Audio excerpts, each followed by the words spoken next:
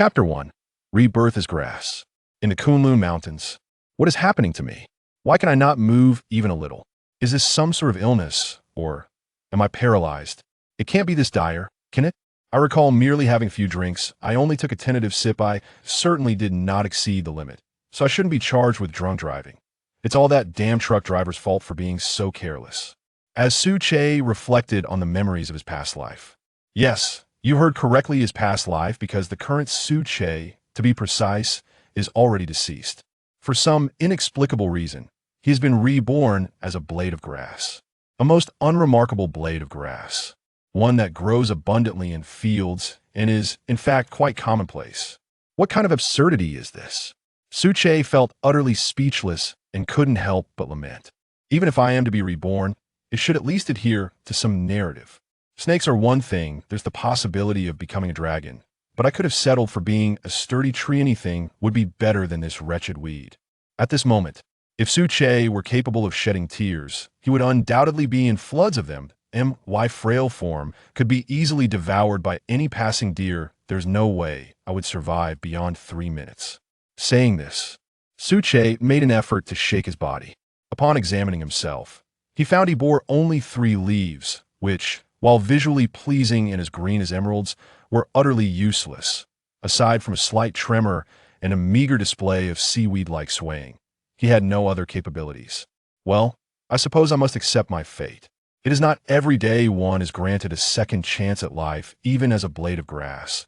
I should strive to live well, lest I disappoint the heavens. He attuned to his surroundings.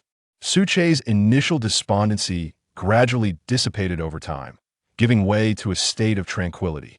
In his previous life, he had been an orphan, free from parental worries, living unencumbered after completing his university education. With his astute mind, he established a technology company, gradually growing it into a formidable enterprise, earning himself a respectable position in society. However, truth be told, Su Che had a girlfriend with whom he was preparing to marry. They had traversed the long marathon of love for 5 years, and just as they reached a pivotal moment, calamity struck. Sigh. I hope Yin can find peace. She is a wonderful girl, far too good for me to keep her waiting. She deserves to marry someone deserving. Given my current state, I can only imagine she is heartbroken.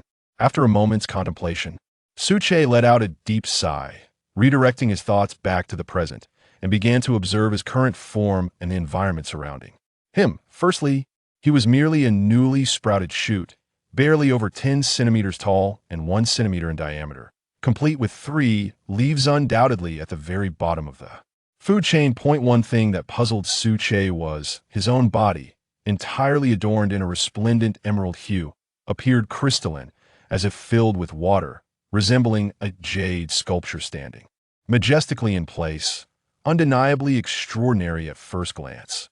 Could it be that I am not merely an ordinary weed, perhaps possessing some lineage or a different variety altogether? Having perused a number of online novels in his previous life, Su Che felt a surge of excitement at this thought. After all, the phenomenon of reincarnation had unequivocally manifested in his existence. Thus, the notion of possessing a unique bloodline did not seem far-fetched. At the very least, it held a semblance of possibility rather than being a mere figment of imagination. Subsequently, Su Che began to observe his surroundings. His form was that of grass. He enjoyed the plant's inherent panoramic view, requiring no effort to open his eyes, for he could see everything with clarity. He was uncertain how he perceived this vision, even more so about the existence of his eyes. Nonetheless, he could inexplicably see. Before him lay a valley, flanked by undulating mountains, where a variety of trees grew in a haphazard manner, striving upwards to bask in the sunlight. At the juncture of the mountains, a narrow cleft had formed, precisely where Su Che found himself. The area was larger than he had anticipated from his current vantage point. It extended beyond the eye's reach. Upon rough estimation, it encompassed no less than 100 acres, perhaps even 1,000. That was indeed substantial, especially considering Su Che's current diminutive stature as a mere blade of grass, a stark contrast akin to a droplet of water in the vast ocean. Utterly negligible, perhaps owing to fortune, this inconspicuous weed was nestled within a sea of underbrush, a circumstance that greatly pleased him. Though the nutrients in the soil might be siphoned away by other grasses, His concealment here afforded him the utmost protection from danger. In comparison to all else, Suche believed that preserving his life was paramount. As long as he lived, there would always be a way. The ancient adage echoed in his mind. While the green mountains remain, one need not fear the absence of firewood. Just as he was lost in these musings, a colossal shadow loomed above the grass. And through his vision, Suche discerned that it was a spotted deer, its long antlers attesting to its maturity. The spotted deer, a medium-sized species, typically measures about 1.2 meters in length, is not known for its gregarious nature, preferring solitude and activity during the early morning and dusk. In a flash, relevant information surged through Suche's mind, but the next moment, he reacted with exclamations of dismay. By the heavens, a spotted deer. This creature is a herbivore should it take an interest in me. A single bite could spell my doom. O divine spirits, may the great lousy grant me protection. I must not fall prey to its jaws, or else. Crunch, crunch. Accompanied by the sound of chewing, the adult male spotted deer began to graze upon the verdant expanse, munching with abandon, relishing its meal. Moreover, it consumed with remarkable speed. In less than 5 minutes, a small patch of grass had been devoured, leaving only the expanse where Suche resided. However, perhaps due to the ample feast, the sicca deer did not approach any further to graze. Instead, it settled comfortably on the ground, basking in the sun, allowing Suche's racing heart to finally find solace.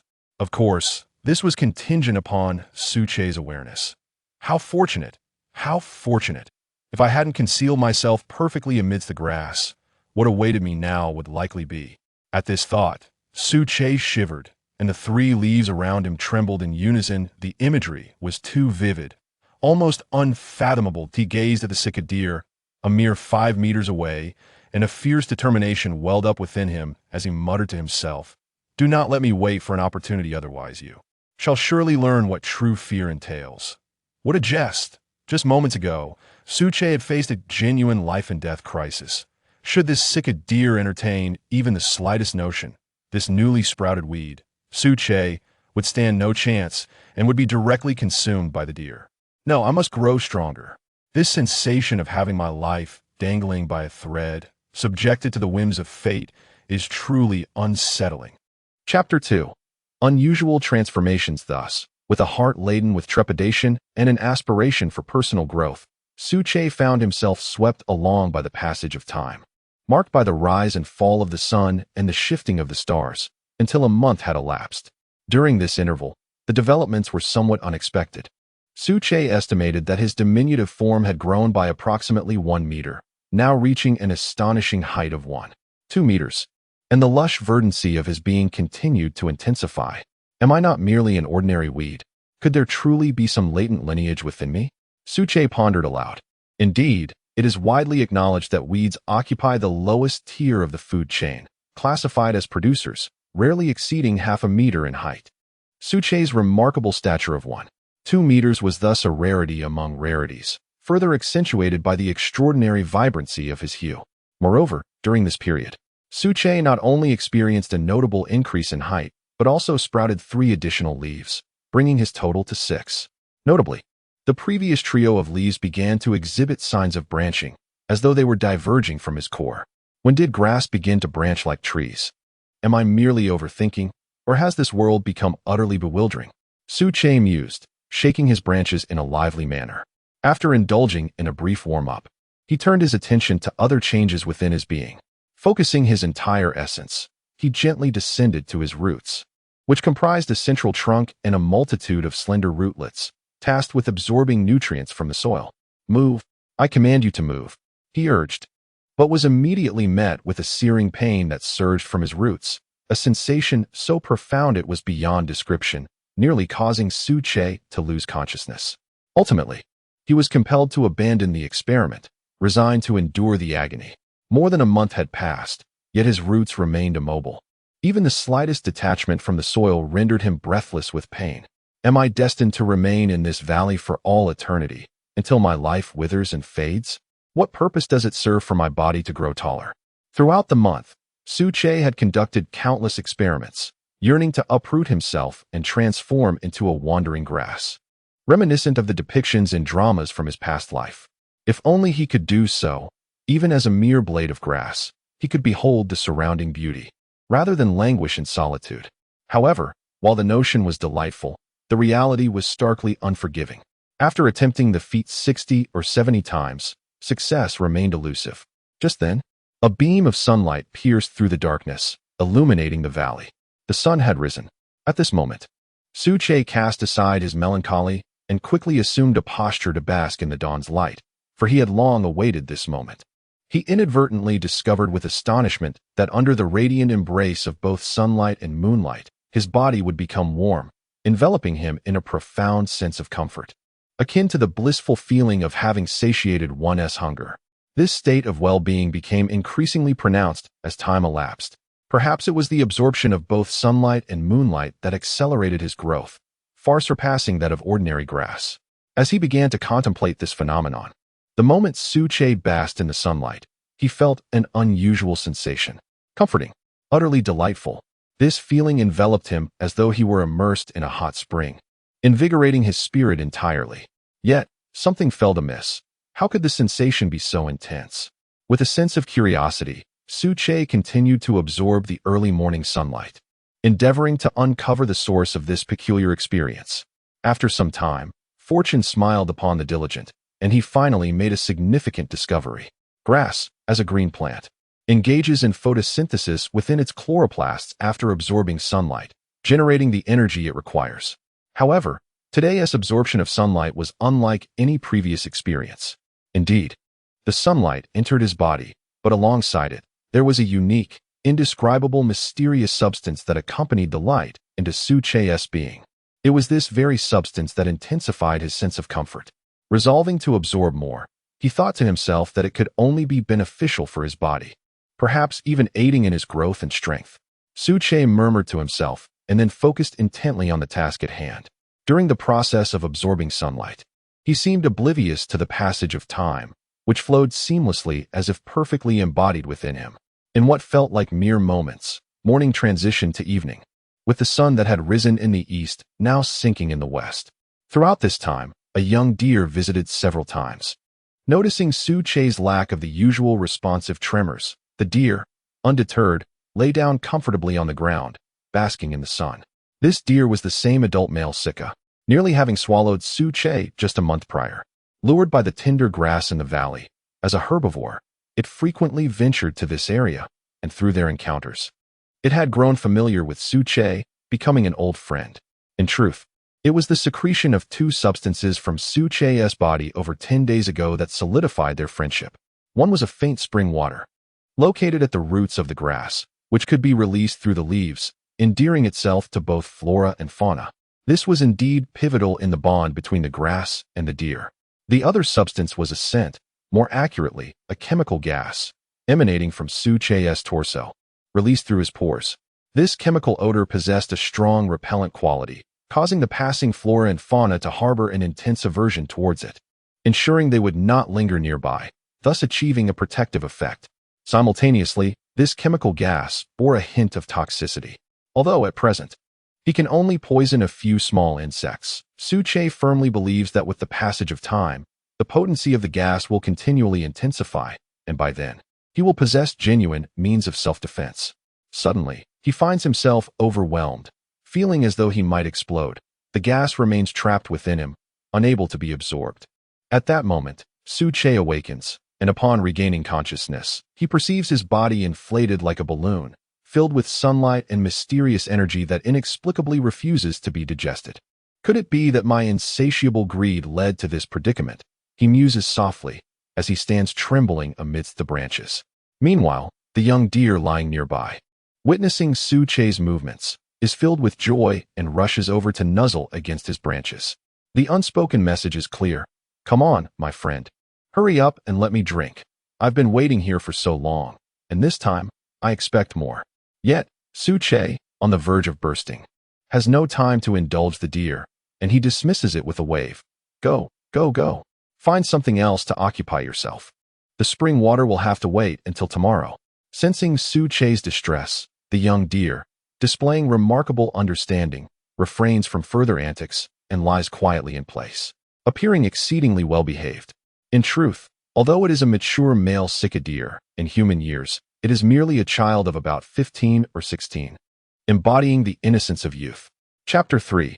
The essence of the sun and moon. Thus, an hour elapsed, and just as Su Che was on the verge of losing control of the tempestuous energies surging within him, the moon ascended quietly, casting its silvery glow upon the earth.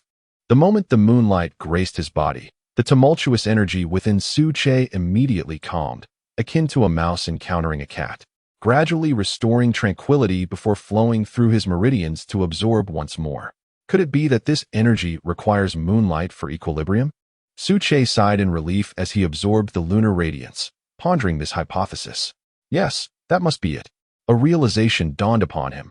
According to myth, sunlight embodies the essence of the sun, brimming with searing energy, while moonlight represents the essence of the moon, exuding boundless coolness. The two are inseparable. Only through the interplay of yin and yang can harmony endure. As for why such a phenomenon had not occurred until today, it might be attributed to the emergence of these mysterious substances. With this understanding, Su Che felt a tremendous weight lift from his heart, allowing him to focus and gradually absorb the moonlight to harmonize the energy within him.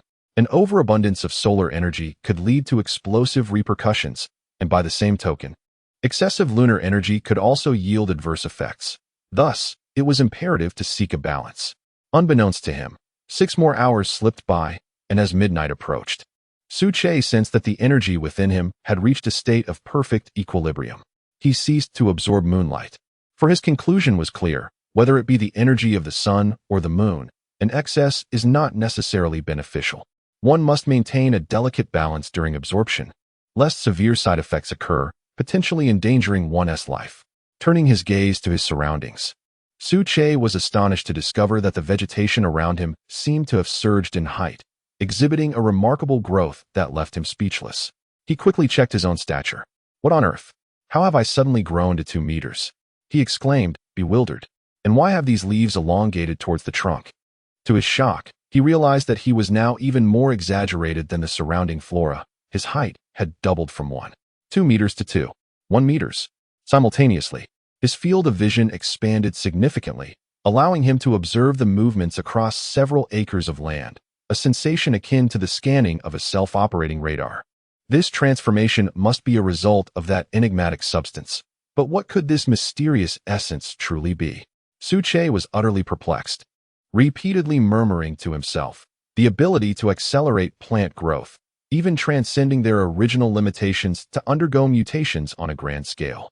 As he pondered, a sudden thought flashed through his mind, and he realized with clarity, goodness, is this not akin to the spiritual energy often depicted in novels? My current situation must be a precursor to the resurgence of spiritual energy. Yes, it must be so. The more he contemplated, the more exhilarated he became.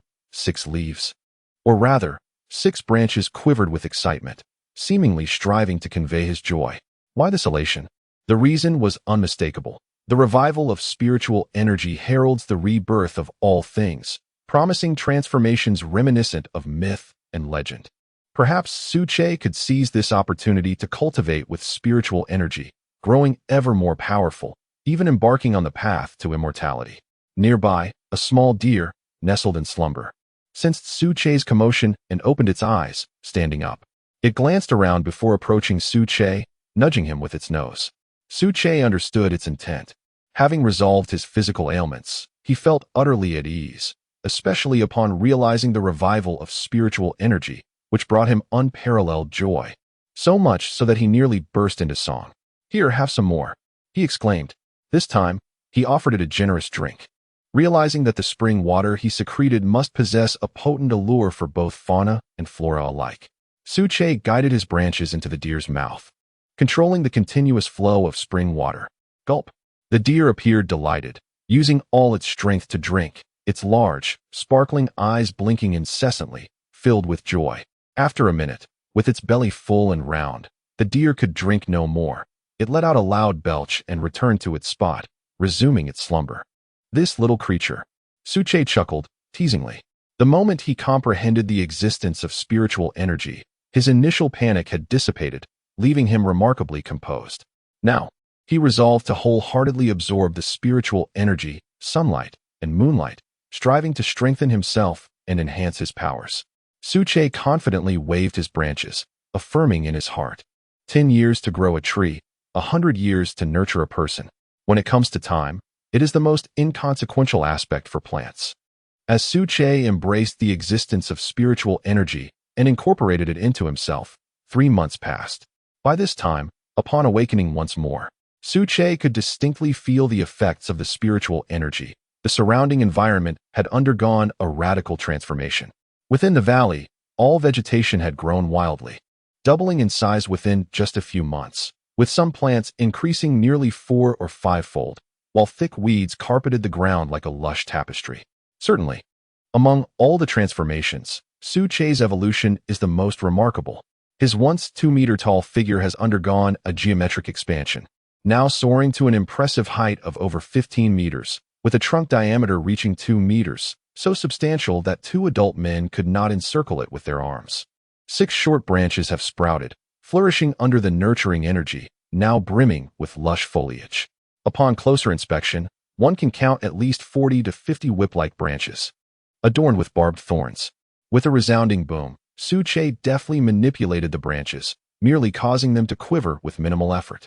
Yet, through the compounded force, they shattered the sound barrier, delivering a terrifying impact. Observing the deep trench carved into the ground, measuring a meter in depth, Suche felt an overwhelming sense of pride and joy, exclaiming, "With such power, I doubt any creature could withstand it." A gentle strike from these branches would surely rend flesh and skin. Over the course of these 3 months, Suche has developed a unique method of cultivating his spiritual energy, significantly enhancing the efficiency of absorbing sunlight and moonlight, which is the primary reason behind such a profound transformation. Chapter 4. The Era of Spiritual Energy Gu. Observing Suche, who had remained utterly motionless for the past 3 months, the innocent little deer, with its simplistic intellect, began to suspect that perhaps Suche had met his demise. However, to its astonishment, today he stirred once more. Thus, beneath the sweet spring water, the little deer hurriedly approached. It glanced at Suche, who had transformed into a towering entity, resembling a colossal tree, and for a moment was rendered speechless. In its bewildered gaze, a dazzling light flickered, seemingly questioning, "Who is this? Which creature is this? Why do I not recognize him at all, yet feel a strange sense of familiarity? What is happening here? Come here, little one. There is spring water. Drink your fill." Suche chuckled softly at the hesitant little deer, then directed his roots to transport the spring water to the branches. Placing it before the deer, standing at a height of several dozen meters, with an abundance of leaves and branches, Suche considered the deer a mere little creature. Even though it too had grown in size, flourishing to 3 meters through the nurturing essence of spiritual energy. Upon recognizing the familiar spring water, the little deer immediately recalled the small blade of grass from its memory and rushed forward to drink eagerly. Yet, its eyes still reflected a hint of astonishment. Was he not once so small? How has he suddenly become so immense? Boom! Suddenly, the sky dimmed ominously. Thick clouds descended upon the valley, accompanied by thunder and lightning, as torrential rain cascaded from the heavens. Suche, through his heightened perception, realized that this deluge was infused with rich spiritual energy. In essence, this downpour was a miniature version of the spring water, immensely beneficial for both flora and fauna. This rare storm of spiritual energy perhaps heralded the advent of a grand era of spiritual vitality. Suche mused to himself while gazing at the darkening clouds.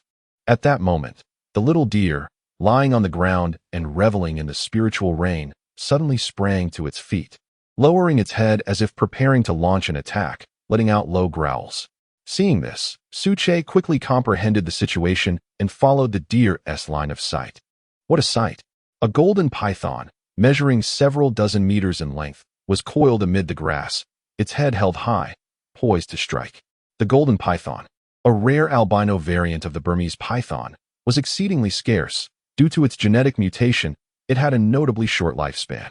According to Suche's knowledge, hardly any reached lengths exceeding 7 meters.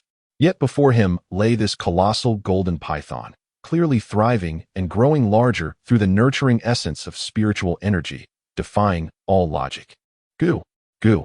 The little deer, feeling a twinge of fear, nestled closer to Su Che, believing that he could fend off the adversaries before them. What audacity! In such vast mountains, how unfortunate to fixate on my pet. Su Che regarded the golden giant python with a hint of exasperation. Suddenly, a branch shot forth with a terrifying sonic boom, striking the python before it could react. Crack! In an instant, a crimson mark marred the golden python's glistening skin, exposing the blood and flesh beneath, which flowed profusely. Hiss! The golden python was momentarily bewildered, unable to discern the origin of the branch. Its massive head swung about in a futile attempt to uncover the source of this attack, but the outcome was predetermined, utterly fruitless. Still lingering? If so, it would serve as a guinea pig for testing the lethal properties of the newly released chemical gas. With that thought, Su Che commanded his body to exhale the noxious gas through his pores. Over the past 3 months, the chemical gas had undergone a remarkable transformation. Beyond its initially pungent and toxic nature, it had acquired the ability to induce hallucinations.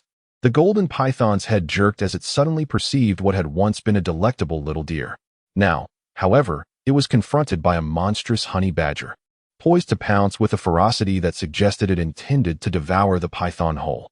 It is well known that the honey badger, a formidable adversary of all serpents, embodies an ancestral pressure that cannot be altered. In an instant, the golden python was gripped by sheer terror, its survival instincts kicking in as it swiftly turned to flee, disappearing in mere seconds. How frightening! How could such a creature exist in this small valley? From that day forth, the golden python was deeply intimidated, its lamentable intellect convincing it that returning was out of the question. The farther away, the better.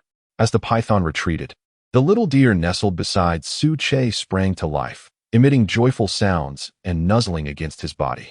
Su Che smiled, feeling an inexplicable sense of satisfaction at the sight of the deer, a joy reminiscent of why people in past lives cherished pets like golden retrievers and huskies. Over the past few months, the little deer had grown increasingly intelligent. By my estimation, it possessed the cognitive abilities of at least an 8-year-old child. In addition to the influence of spiritual energy, I suspect the spring water that had been secreted also played a significant role in promoting the evolution of animals and plants to some extent. The torrential rain continued to pour, as Su Che reveled in the cleansing embrace of the spiritual downpour, his thoughts deepening as he contemplated the changes he had undergone during this period. After a long while, he let out a heavy sigh. The resurgence of spiritual energy signifies the twilight of the old era and the dawn of a new one. Yet, the future of the world remains shrouded in uncertainty. Whether it will unfold positively or negatively is beyond anyone's grasp. One can only hope that the existing society will not endure significant upheaval, for the suffering it could inflict is unimaginable. In his previous life, Su Che encountered both indifference and kindness while establishing a technology company. It was the benevolence of several good-hearted individuals that facilitated the rapid growth of his company within just a few short years. Ultimately, his contemplations were human-centric, naturally aligning with the perspective of humanity. Subsequently, amidst the patter of the torrential rain, Su Che entered a state of cultivation. Should anyone arrive at that moment, they would behold a colossal tree, towering several dozen meters high, its form reminiscent of jade, radiating a luminescent glow. As time passed, it began to sway gracefully, as if engaged in a rhythmic dance of its own. Chapter 5. The arrival of the scientific expedition team the following day, in the early morning. The air after the torrential rain always feels particularly fresh. At this moment, in a nameless village several dozen kilometers from the valley, a group of special visitors arrived. Clad in matching uniforms and armed with various equipment, some individuals even had bulging packs at their waists. After some inquiries from the villagers, it became clear that this group was a national scientific expedition team. Welcome, welcome. Please don't linger outside. Come inside and take a seat. The mountains received heavy rain yesterday, and the dampness is quite chill. We wouldn't want anyone catching a cold, called out the village chief, who appeared at the village entrance, brandishing a sickle as if he were about to head up the mountain to cut grass. Fellow villagers, we won't intrude. We have a task at hand. We merely wish to inquire if anything unusual has occurred in the mountains recently, replied the team leader. A middle-aged man whose scarred face and robust physique hinted that he was no ordinary head of a scientific expedition. Entering the mountains? What strange occurrences are you referring to? The village chief was momentarily taken aback, then visibly excited. He exclaimed, "Expedition comrades, you absolutely must not enter the mountains. It has been quite ominous lately. The elders in the village have warned against it. Not only you, but even we, the native mountain dwellers, dare not venture in recklessly. We only dare to circle around the periphery." Ominous, you say? Why is that? The expedition leader's demeanor turned serious as he pressed further. The village chief, his eyes reflecting despair, continued, "A few days ago, 3 young men from our village went up the mountain in search of medicinal herbs, hoping to make some money by selling them in the city. They were supposed to return the next afternoon, but who would have thought they never came back? Not a single trace was found. Eventually, we sent out search parties, 5 men in each group, a total of 10 groups. Yet in the end, nothing was discovered. We only found some bones by a mountain creek, but we couldn't identify whose they were. Tragically, 2 members of the search party went missing as well. Since that incident, no one in this village, spanning over 10 miles, has dared to venture deep into the mountains for hunting or herb gathering." Listening to this, the expedition leader displayed a contemplative expression, exchanging a glance with the deputy leader beside him. Both nodded, confirming some suspicions in their minds. "I see. We have a task to fulfill and must enter the mountains. It is an assignment from above. By the way, could you kindly share the route those 3 young men took into the mountains? Perhaps we could uncover some clues." The expedition leader declared firmly, then turned to address the armed group. "All personnel, check your weapons and equipment. This operation is exceptionally perilous, and unexpected situations may arise." With a series of mechanical clicks, the village chief turned towards the sound, discovering that the expedition team members, who had previously remained on the outskirts, were now drawing firearms and meticulously cleaning them. The village chief need not panic, for the urgency of the task has prompted the local armed forces to dispatch a small team for our protection. The expedition leader spoke soothingly to the chief and swiftly issued the command, "Let us proceed into the mountains at once." Thus, a group comprising 5 members of the scientific team and 5 armed personnel ventured forth, parting the morning mist as they delved deep into the mountains. After half an hour, the group took a brief respite on a gentle hillside. The leader remarked, "It appears our assessments were indeed correct. There is a significant anomaly of energy emanating from the Kunlun Mountains, undoubtedly stemming from an underlying cause. Otherwise, the mountain dwellers would not be so frightened as to avoid entering these woods." The deputy leader, Fangyu, raised her binoculars for a closer examination, but the thick fog obscured her view. Despite the early hour, the vast mountain range exuded an unsettling silence and a piercing chill. The expedition leader pointed to a nearby plant and said, "Have you noticed how unusually dense the vegetation has been along our path? It feels almost excessively lush, instilling a sense of unease within me. Observe this camphor tree. It is a rather common species, typically standing between 3 to 6 meters tall. Yet, the specimen before us measures at least 20 meters, which is quite extraordinary." The scientific team opened their handheld computers to retrieve data. After a thorough comparison, their expressions grew increasingly grave as they passed the information to Fangyu, who nodded in agreement. Indeed, it is not merely the camphor trees. Even the pines and various other species exhibit unusual characteristics. Moreover, the grasses underfoot are significantly taller than those found outside. What could be the reason for this? Could it truly be due to the massive energy fluctuations? Fangyu pondered aloud, her thoughts racing. The national scientific team had traveled from Kyoto to the Kunlun Mountains specifically to uncover the origins and causes of this anomalous energy. Data indicated that not only the Kunlun Mountains, but also renowned mountains and lakes across the nation displayed signs of accelerated growth in flora and fauna. Tracing the source revealed that all phenomena originated from deep within the Kunlun range. Let us proceed. Time is of the essence. We must strive to avoid spending the night in these mountains. I trust the chief's warnings are not without merit. There may indeed be dangers ahead. With this command, the expedition pressed onward into the heart of the Kunlun Mountains. As they ventured deeper, the scientists were increasingly astonished by their surroundings. Century-old trees towering 30 meters high, resembling 10-story buildings, black spiders the size of grinding wheels, and wild boars measuring 5 meters in length.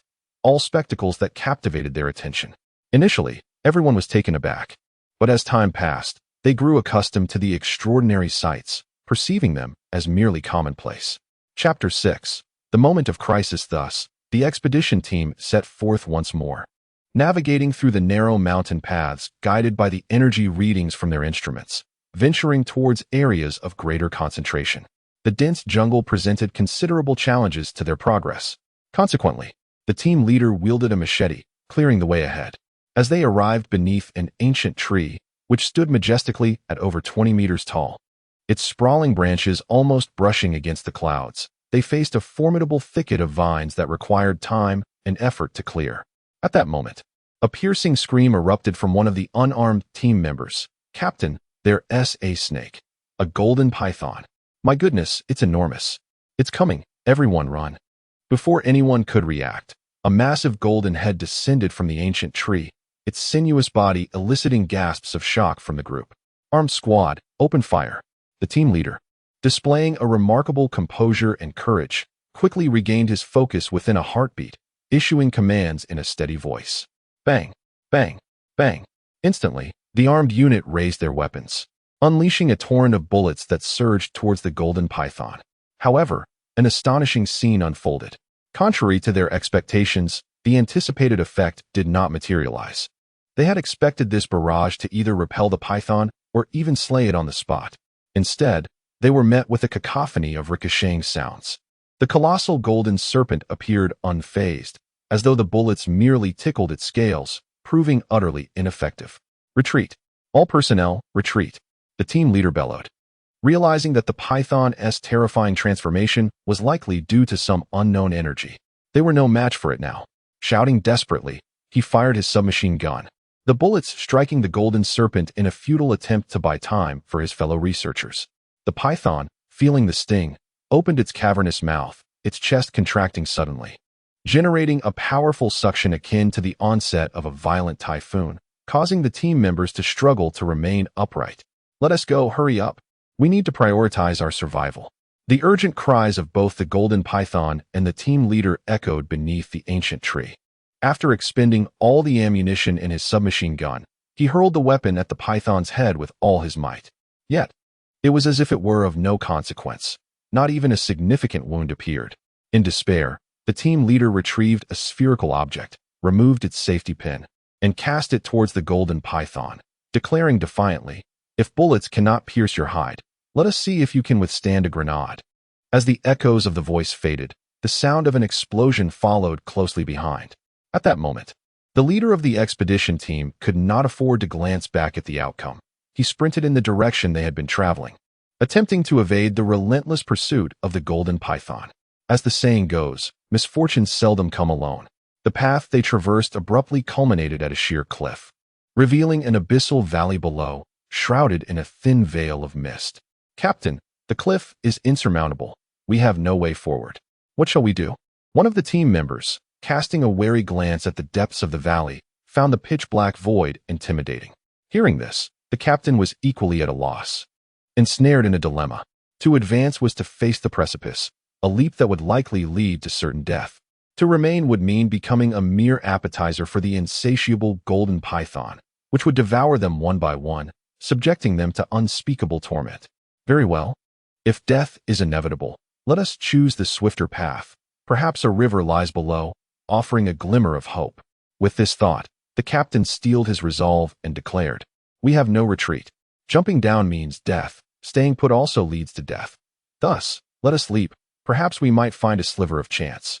Upon hearing his words, the team nodded in agreement, acutely aware of their predicament. It was evident that plunging into the valley was their sole option. "Since it is thus, I shall lead the way." As the captain approached the edge of the cliff, he closed his eyes and took the first leap into the void, followed in succession by his comrades, none hesitating, resembling ducklings diving into water. Roar! Just as the last member jumped, the golden python arrived, furious and intent on continuing its pursuit of these insignificant creatures. However, its limited intellect suddenly recalled a recent memory of the formidable figure of the flat-headed brother, sending a shiver down its spine. Never mind with that creature lurking within. These small insects won't last long anyway. I shall not enter, lest I. The golden python thought to itself, then turned back to seek other prey to satisfy its hunger. Strangely, it had noticed a significant increase in its vitality and appetite during this time. leading it to spend its days in relentless pursuit of food. Meanwhile, on the other side, Su Che, who had been deep in meditation, was roused by the commotion above the valley. This is human. They speak the language of Huagua. It seems I am still within the borders of Huagua. Moments later, one after another, individuals leaped from the cliff. Su Che deftly manipulated the tree roots, breaking through the soil and reaching towards the sky, catching each descending member of the expedition, ensuring their safe landing at the valley's bottom. As for the roots, even during the absorption of spiritual energy, they exhibited slight movements. Now, at this juncture, Su Che has attained complete mastery over his root system, akin to the dexterity of a hand. What is happening? How peculiar. We leaped from such a great height, yet we are unscathed. Indeed, it seems we have encountered not a single mishap. This is exceedingly strange. It feels as though we have stumbled upon something mystical. Otherwise, how could this transformation occur? Here we stand at the valley's base, and it is breathtakingly beautiful, starkly contrasting with the outside world, as if we have entered an entirely different realm. Upon awakening, the research team engaged in conversation. Meanwhile, Feng Yu, responsible for surveying the energy, beheld the nearly overwhelming readings on the device, her jaw dropping in astonishment. "Captain, come quickly. What is it? What has happened? Captain, look. The energy readings on the instrument have reached their maximum, and it is likely that this is not even the original value. The device may be unable to withstand such high intensity." "So high?" The expedition leader's face was a portrait of disbelief as he gazed at the figures displayed on the instrument. Chapter 7. Evolution revisited. The scientific expedition team members engaged in conversation, seemingly affiliated with the military forces of Huagua. Yet, one could not help but wonder about their purpose for venturing into the mountains, especially with an arsenal so extensive. My goodness, automatic rifles are one thing, but grenades? Isn't that a bit excessive? Were they preparing for war? Such thoughts raced through Su Che's mind, but upon reflection, he realized the validity of his concerns. The current era is indeed unlike any before. Under the nurturing influence of spiritual energy, myriad beings have grown in size and even attained sentience. In this light, one could argue that their armament might very well be insufficient. Moreover, the fact that a well-equipped expedition team had felt compelled to leap from a precipice suggested the presence of a formidable threat pursuing them, one so dire that they had no choice but to take such drastic measures. Su Che's understanding deepened. The resurgence of spiritual energy posed a profound impact on the flora and fauna of the world. In fortunate circumstances, it could even give rise to creatures of terrifying capabilities. At the same time, the expedition leader, having confirmed the instruments were functioning correctly, turned to investigate the valley's interior, only to be met with a sight that would astonish him for a lifetime. In the center of the valley stood a towering ancient tree, resplendent and emerald-like, rising majestically from the earth. Its trunk, a flawless green, bore no trace of any other hue, resembling a column of imperial jade, steadfast and silent, a witness to the passage of time. The lofty canopy sparkled with starlight, its brilliance intensified under the shroud of night, resembling a celestial tapestry, a sight of unfathomable beauty. Beneath this venerable tree, a cicadere gracefully rose from the ground, its robust antlers and vibrant crimson coat reminiscent of flames, akin to a mythical Chilan, a symbol of auspiciousness and virtue. Yet, the marvels did not end there. With the renewed influx of spiritual energy, Su Che discovered a newfound ability that morning, an enchanting fragrance. More precisely, the aroma emanating from the roots of the spiritual spring. Its sweetness was irresistible, captivating both animals and plants alike. The expedition leader inhaled deeply, and his mind cleared as if he had consumed dozens of cups of coffee, instantly invigorating his spirit. What is this extraordinary entity? How could such a tree exist? Could it be that the emergence of unknown energies is birthing new species and facilitating the amalgamation of life forms? The expedition leader gazed at Su Che, lost in a reverie, murmuring to himself, "What has become of this world? Is it all due to that enigmatic energy?" Simultaneously, the other members of the expedition began to notice Su Che, their reactions starkly contrasting with that of their leader, eyes wide and mouths agape in sheer astonishment, forming perfect O shapes, as if they could scarcely believe their senses. What on earth is this? Is it a tree spirit? Tree spirit, is such a thing even real? I must say, this tree is extraordinarily beautiful, its verdant hue resembling that of jade, a truly rare sight. It must be captured on film. It will undoubtedly serve as invaluable research material in the future. As the vice captain, Fang Yu promptly activated the necessary equipment, directing it towards Suche's form, capturing a flurry of photographs and subsequently recording a video. Everyone, gather around. Since you are so eager to film, come closer, he urged. In response, numerous roots burst forth from the earth, ensnaring each member of the expedition team around their waists. What is this? Goodness, these seem to be vines. No, they were not vines. The color was all wrong. These were roots, the very roots of the tree before them. Soon, the expedition members began to struggle against their bonds. Yet they found that neither automatic rifles nor daggers could sever the roots encircling their waists.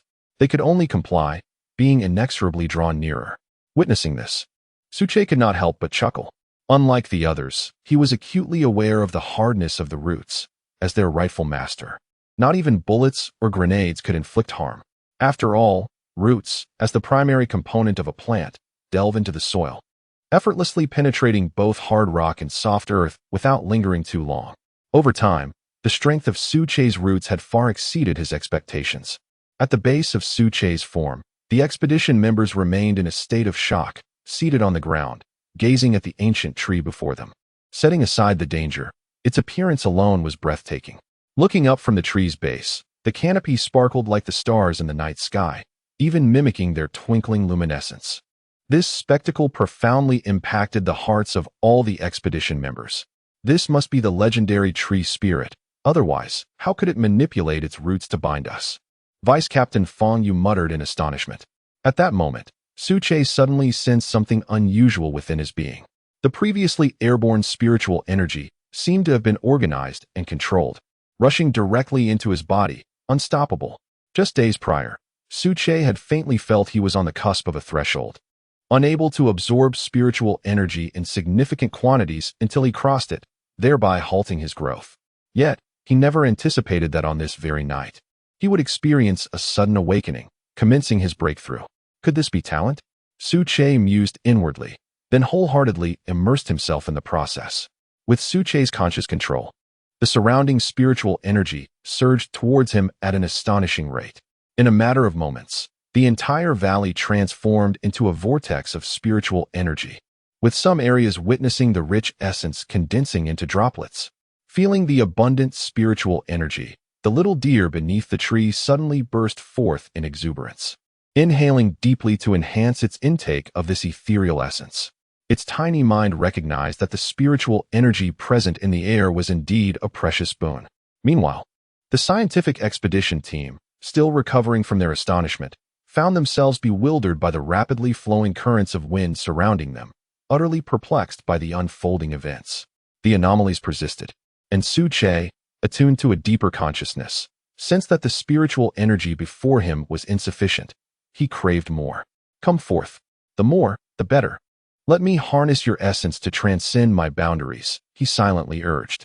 Simultaneously, the starlight above the treetops erupted in brilliance, a resplendent violet radiance soaring into the heavens, illuminating the entire valley and imparting an ethereal dreamlike quality to the surroundings. Outside the valley, drawn by the rich spiritual energy, animals flocked in, compelled by an irresistible longing rooted in their very lineage, traversing various paths to enter the heart of the valley. Chapter 8. Purple thunder. Suddenly, the sky darkened ominously. The members of the expedition team looked up to behold a vast flock of birds rushing towards them with an overwhelming force. They clustered together densely, resembling a wall of dark clouds that obscured the dwindling light. In addition, the team observed several colossal figures weaving through the flock, their outstretched wings spanning 4 to 5 meters, striking fear into the hearts of those who gazed upon them. On the ground, a myriad of insects erupted from the earth, surging towards Suche like a relentless tide. Even the earthworms were not to be outdone, wriggling out from the soil and hopping along. Those must be eagles. And so many insects, earthworms. Why are all these birds out at this hour? Do they not require rest? At this moment, each expedition member was beset by countless questions, bewildered by the unfolding events, yet they could be certain of one thing. It was undeniably linked to Suche. Suche, on the other hand, felt utterly at ease. Enveloped in a sea of spiritual energy, He felt as if he were immersed in a hot spring. With each breath he took, torrents of spiritual energy flooded into his being, gradually transforming him.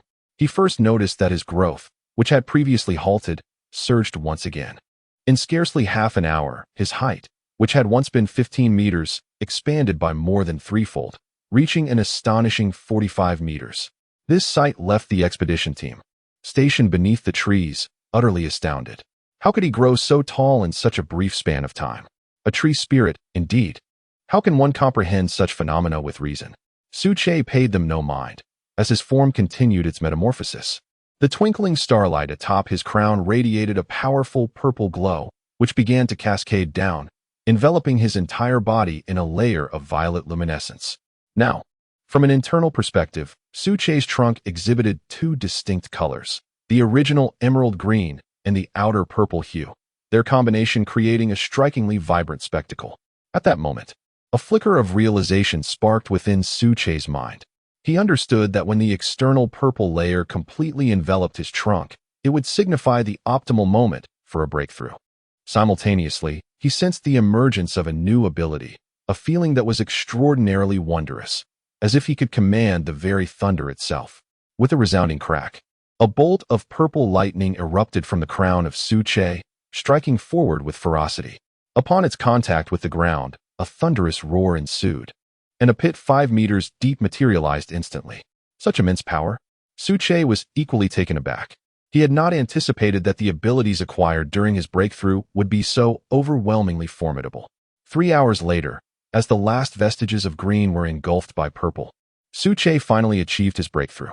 Once adorned from top to bottom in emerald green, he now bore an entirely transformed visage, resembling a pulsating thunderbolt from a distance. The gray roots underwent a complete metamorphosis as well. Throughout this transformation, Suche remained acutely aware of his changes. First, the towering canopy was enveloped in purple, and at the forks of the branches, buds quietly emerged, adorned with splashes of green and purple. The roots expanded wildly, plunging from over 50 meters to more than 100 meters deep into the earth, tearing through the soil and spreading like a coiling dragon throughout the valley. At this moment, one could assert that the entire subterranean realm of the valley belonged to Suche, whose magnificent root system faced no rival. Not even the enriched earthworms stood a chance, as he was a force of nature, vanquishing any divine or spiritual adversary. Boom! At the moment of completion, a thunderclap echoed through the clear sky, resonating in every ear. Immediately thereafter, countless bolts of purple lightning materialized as if it were raining, transforming the valley into an ocean of thunder, crashing upon Suche's form with terrifying force. To outsiders, this scene was utterly shocking, almost beyond belief. Yet for Suche, the purple lightning felt as though it were intentionally replenishing his energy. His previously depleted vitality was restored in an instant, and even continued to expand. Is this a tribulation? Captain, what species is this tree? How can it be so extraordinary? It's overwhelming. My worldview is collapsing. I can hardly fathom it. Everyone, remain calm. Quickly document this with our instruments. It will be an invaluable resource for the future, and we must not overlook any detail. During the hours spent in the valley, the hearts of the scientific team endured tremendous strain as a series of previously unimaginable phenomena unfolded before them, gradually leading them to accept the astonishing reality. Let us leave. This is not a place for you to linger. After the breakthrough, Suche observed the multitude of animals piled like mountains within the valley, emanating an immense aura that sent them fleeing in terror, as if confronted with a formidable foe. Yet, some remained undeterred, greedily absorbing the dissipating spiritual energy, attempting to undergo further transformation. In that case, as the thought trailed off, the roots of the tree surged forth from the earth, resembling enormous tentacles, reaching for the animals still rooted in place. A series of thuds reverberated, and in the next moment, corpses flew, blood splattering. Those greedy creatures ultimately paid the price for their folly. Now, things appear much improved, Suche murmured to himself. And then his mind grew somber as he embarked on a significant undertaking. According to his assessment, the recent breakthrough he had achieved marked a pivotal threshold. Therefore, expressing this in numerical values was the most effective and illustrative means of demonstrating his strength. Name: Suche. Race: nameless grass. Status: growth phase strength, first tier height, 45 meters trunk width, diameter of 5 meters root depth, 150 meters underground abilities, control over thunder, secretion of spiritual springs, emission of toxic gases, and release of fragrant essence from the spiritual springs. Upon completion, all the relevant data transformed into clear numerical values, rendering it remarkably intuitive for Su Che. The resurgence of spiritual energy had been underway for some time, yet he pondered what his first-tier status corresponded to in the realm of humanity outside. If possible, acquiring knowledge of the external circumstances would greatly benefit his subsequent plans. Meanwhile, the unusual phenomena occurring within the Kunlun Mountains at night undoubtedly captured the attention of the villagers in the small hamlet. Chapter 9. The disappearance of the research team at 9 o'clock in the evening. The village head's residence remained brightly lit. Upon entering, one would find a row of 7 or 8 stout men seated, each bearing an expression laden with worry. Waterborn, a villager at the forefront, could no longer contain himself and spoke up. Village head, perhaps we should descend the mountain and inform the government. It is already nightfall, and the national research team has yet to return. They have exceeded their allotted time. I fear that, before he could finish, he was abruptly interrupted by the village head, who scolded him. Waterborn, cease your ramblings. The national research team is resilient and well-equipped. How could they possibly encounter misfortune? Afterward, the village head recalled the unsettling events that had recently transpired in the village, which only deepened his unease. After a prolonged moment of hesitation, he finally replied, "It is unwise to wait idly here in the village. We shall descend tomorrow. Regardless of the circumstances, we must report to the authorities." Upon hearing this, the 7 or 8 men nodded in agreement. Just then, a child with pigtails burst through the door, exclaiming excitedly, "Grandpa, come see outside. There's thunder. And it's purple. It looks terrifying." "What? Purple thunder?" The village head, upon hearing this, could no longer remain seated. He rushed outside and stood at the village entrance, gazing into the mountains. Indeed, from deep within the mountain range came a series of ominous rumblings, and the sky was bathed in an eerie purple hue. One could faintly discern bolts of purple lightning descending, striking deep into the mountains. "What? Village head, what is happening?" "Purple lightning. I have never heard of such a phenomenon in all these years." Simultaneously, the villagers who had rushed out with him were equally astonished, rendered speechless by the sight before them. After a considerable pause, one finally asked, and the village head decisively responded without a trace of hesitation, "Let us go down the mountain immediately. Something must have befallen the national research team, for this is not normal." Thus, at 9 o'clock in the evening, the village head, accompanied by 3 or 4 villagers, hurriedly made their way down the mountain. In Kyoto, within a conference room, a long 10-meter table was filled with attendees on either side. Now that everyone is present, I shall be brief. The situation is urgent, and we must not waste time, as it could hinder our progress. Let us commence the meeting. The elder seated at the head of the table picked up a report and spoke, gesturing for the researchers beside him to begin their presentation. A female researcher in military attire opened her laptop and projected a prepared PowerPoint presentation onto the screen. "First, allow me to share some unsettling news. 10 days ago, all the villagers of a certain mountainous village went missing, leaving behind only pools of blood. 7 days ago, a renowned wealthy individual, suffering from terminal cancer, was miraculously found to be cancer-free during a checkup at his mountain villa. 5 days ago, an avid angler claimed to have encountered a serpent measuring over 10 meters in length while fishing. The images presented did not correspond to any known species.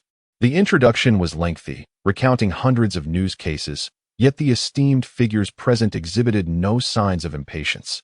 Instead, they listened intently, aware that the forthcoming revelations were of paramount importance. The multitude of cases served to elucidate the background and implications of the situation.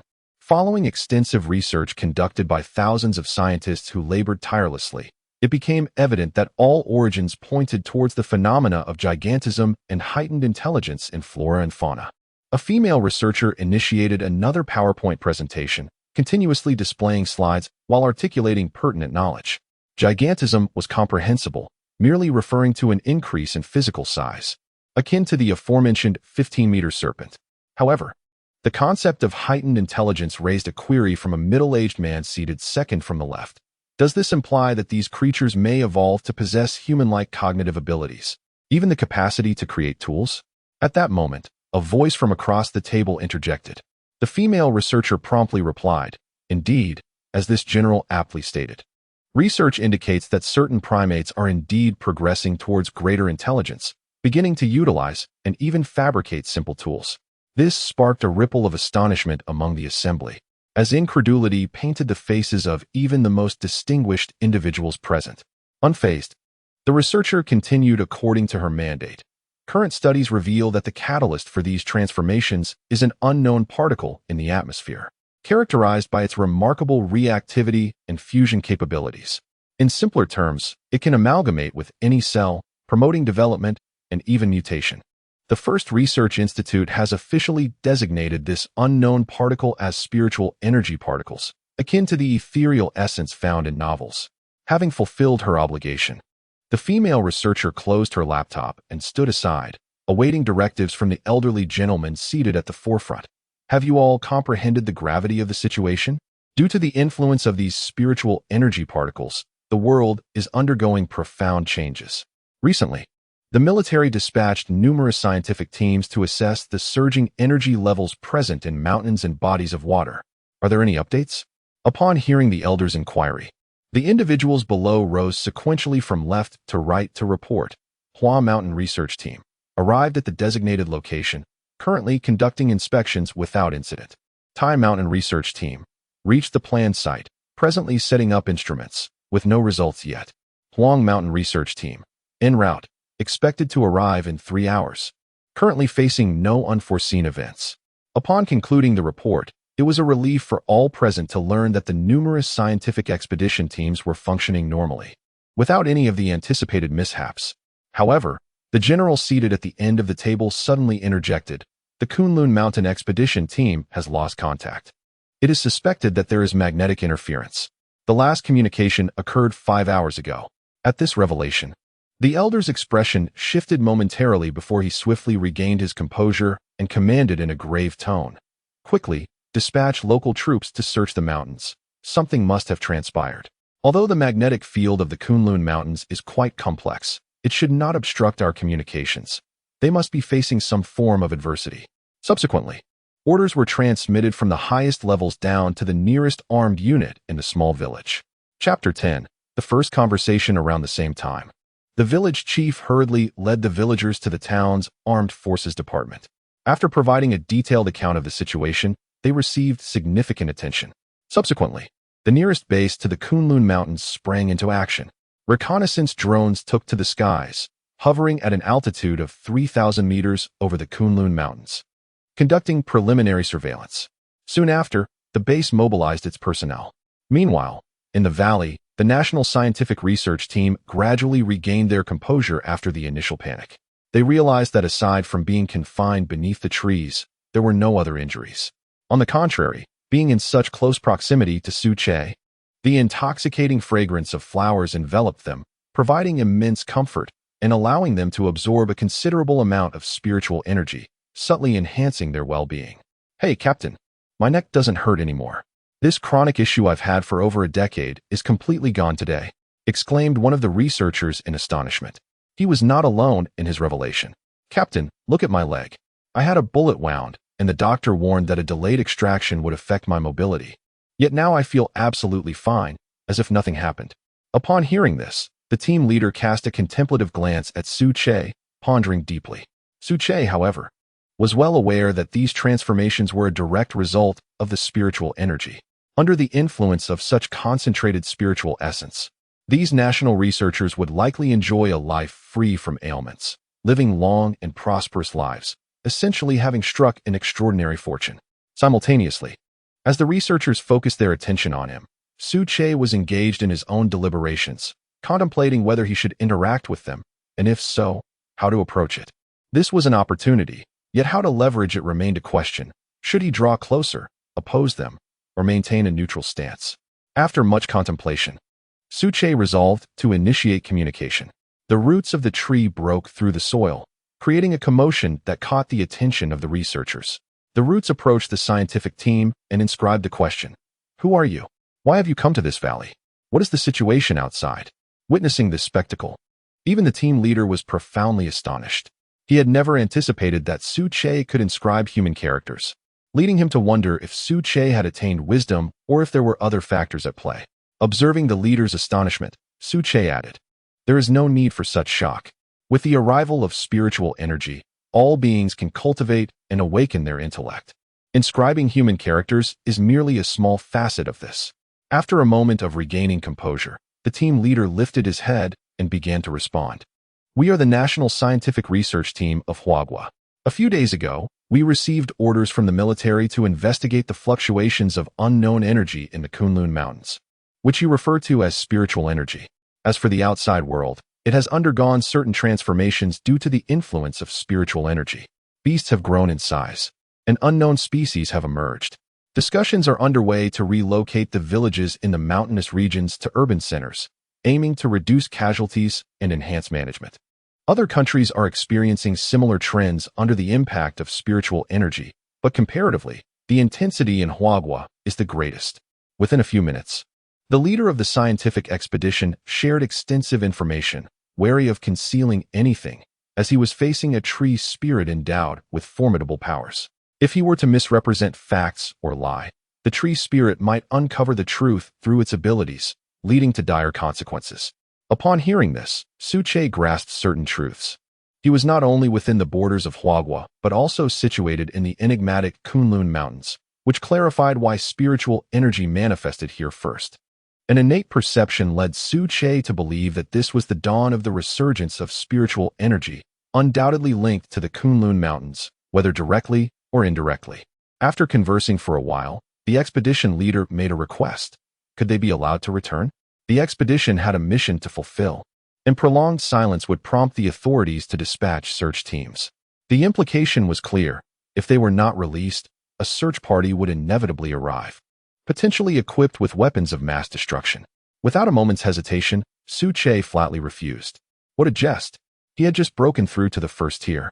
Although he could wield purple lightning, which appeared formidable, he was utterly incapable of resisting humanity's devastating weaponry, especially the sinister forces that lurked behind them. Therefore, until he acquired sufficient power for self-preservation, Su Che would not disclose his location. After all, he was akin to a mere blade of grass. Despite currently resembling a tree, he remained tethered to his roots and could not long survive away from the soil. He would be nothing more than a living target. Otherwise, he would soon perish from a lack of spiritual energy. As for allowing them to leave, that was out of the question. To release the expedition members now would compromise his own safety. If they were to encounter the intelligent Su Che again, who could even manipulate lightning, the researchers would inevitably seek to study him, perhaps subjecting him to horrific experiments and dissection. The mere thought sent a shiver down Su Che's spine, instilling a profound dread. He continued to write, "It is currently impossible for you to return. However, after some time, if you assist me in completing certain tasks, I might consider it." Upon reading this, the expedition leader was filled with excitement and nodded in agreement. For them, it was a matter of survival. Had it not been for Su Che's intervention, they would have perished in the valley. Now, they had no further demands. Hope was all they sought. For the greatest fear lies in the absence of hope. Let it be so. It is getting late. You should rest early. Here are some spiritual springs. You may take them to improve your constitution, which will aid me in my endeavors. Upon completion, Su Che secreted a few drops of spiritual spring from the foliage and presented it to the expedition leader, while he himself settled into a meditative state, continuing his cultivation. As the saying goes, a radish accompanied by a big stick. With the prior display of martial prowess coupled with the benefits of the spiritual spring, this ensured an efficient execution of tasks. As for what he intended for them to do, Su Che had already formulated a plan in his mind to nurture pets and gradually establish his own influence, thereby securing his protection. Although he was formidable, he remained but a mere herb, facing numerous inconveniences in many matters. In contrast, animals were agile and possessed considerable lethality. The nurturing of pets would be prioritized tomorrow. By using the spiritual spring to tame them, and subsequently instructing the expedition members in writing, he would facilitate the conveyance of commands. What creature should he capture? Chapter 11. The Golden Python. The following day, as dawn broke, the valley was shrouded in mist, with a gentle drizzle falling, infused with spiritual essence that gradually seeped into the soil. Suche observed the weather and deduced that such light rain would persist for no less than 2 weeks. After all, the torrential downpour from the previous day had unleashed a wave of spiritual energy, with remnants still brewing, evaporating into the air in this subtle manner. After a night of contemplation, Suche began to formulate a plan for cultivating his pets. Strength was of little consequence, as long as they possessed potential and were obedient. All would be well. He noticed that after breaking through to the first tier, the concentration of spiritual energy in the spiritual spring secreted by his roots had significantly increased. More importantly, it seemed to contain certain substances that could promote the evolution of flora and fauna. It was precisely this that gave Suche the confidence to assure the successful execution of his pet cultivation plan. In the realms of land, sea, and air, at the very least, he envisioned having representation in each domain. Ultimately, he aspired to unify the creatures of the Kunlun Mountains and establish a formidable force, at which point he would truly wield immense power. With this thought, Suche sprang into action. With a soft pop, the lateral roots broke through the earth and leaped over the towering valley, ensnaring a golden python perched precariously on the cliff's edge. Seeing as you are so eager to descend and absorb some spiritual energy, I shall grant you that opportunity, Suche mused inwardly. In the next moment, the golden giant python, still lost in slumber and unaware of what was unfolding, felt itself suddenly lifted into the air, only to plummet straight down into the valley.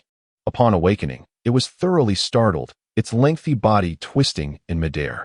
The golden python landed and was promptly pulled beneath a tree by Suche, who allowed it to secrete a small amount of spiritual spring. The moment the python caught a whiff of the scent, it went into a frenzy, raising its massive head high, eager to drink from the spring. At this juncture, Suche interjected once more, conveying a thought. You may drink from the spiritual spring, but you must obey and refrain from causing harm. You are to remain in a designated area. In a dazed comprehension, the golden python nodded, almost humorously. Were it not for the fear instilled by the flat-headed brother, it would have descended long ago. The concentration of spiritual energy here far surpassed that of other locales, greatly benefiting its cultivation. Moreover, with the presence of the spiritual spring, even if it only caught a hint of the aroma, its instincts whispered that it was indeed a valuable treasure. Thus, the golden python chose to linger, and the process unfolded smoothly. So much so that even Suche was taken aback. It appeared he had overestimated the intelligence of these beings, even under the influence of spiritual energy. Their awareness was merely in its infancy. As long as the spiritual spring was at hand, he had no cause for concern regarding his pets. On the other side, the members of the expedition team, recently roused from their slumber by a sudden commotion, gazed in wide-eyed horror at the golden giant python. One exclaimed, "Captain, isn't that the golden python that pursued us yesterday? Why has it come down now? What is the tree spirit planning?" In contrast to the team's evident unease, the expedition leader remained remarkably composed. He instructed, "Do not panic. We likely have tasks ahead of us. Record keeper, please take note of everything. It may prove useful in the future. For now, there is no immediate danger to our lives." As his words settled, a team member approached Suche, summoning the courage to inquire, "You mentioned last night that you needed assistance from me and my team. May I ask what specific tasks are required?" In response, Suche's roots broke through the soil and began to write powerfully on the ground. "There is no rush. You may rest for a few days. Once I have made the necessary arrangements, I will inform you." Subsequently, Suche allowed the golden giant python to rest at a distance, separating it from the expedition team. At that moment, a gentle sound emerged as a little deer awoke. After the spiritual storm of the previous day, it was evident that it had gained significantly. Its fiery crimson fur appeared even more striking, resembling flames flickering in the breeze. It was at the mid-stage of the 0 level. Based on the timeline, it would require another month to reach the first level. Sensing the little deer's aura, Suche made comparisons and deduced that the deer's current cultivation was quite advanced. Similarly, he assessed that the golden giant python's realm was comparable, if not slightly superior. Could it be a matter of bloodline? This suggested that the golden python's lineage bore greater potential than that of the deer. Suche pondered, for the immense size of the golden python indeed resembled the legendary flood dragon. Naturally, with the infusion of spiritual energy, Su Che believed that in the near future, the golden python might undergo a transformation, evolving into a true flood dragon or even a dragon of legend. In terms of dominion over the three realms, land, sea, and sky, land had already been secured. The sea was not a current consideration, leaving the paramount aspect of the sky. As the saying goes, with air supremacy, the entire sky belongs to you. Even now, in this era of spiritual revival, Su Che held firm to this belief.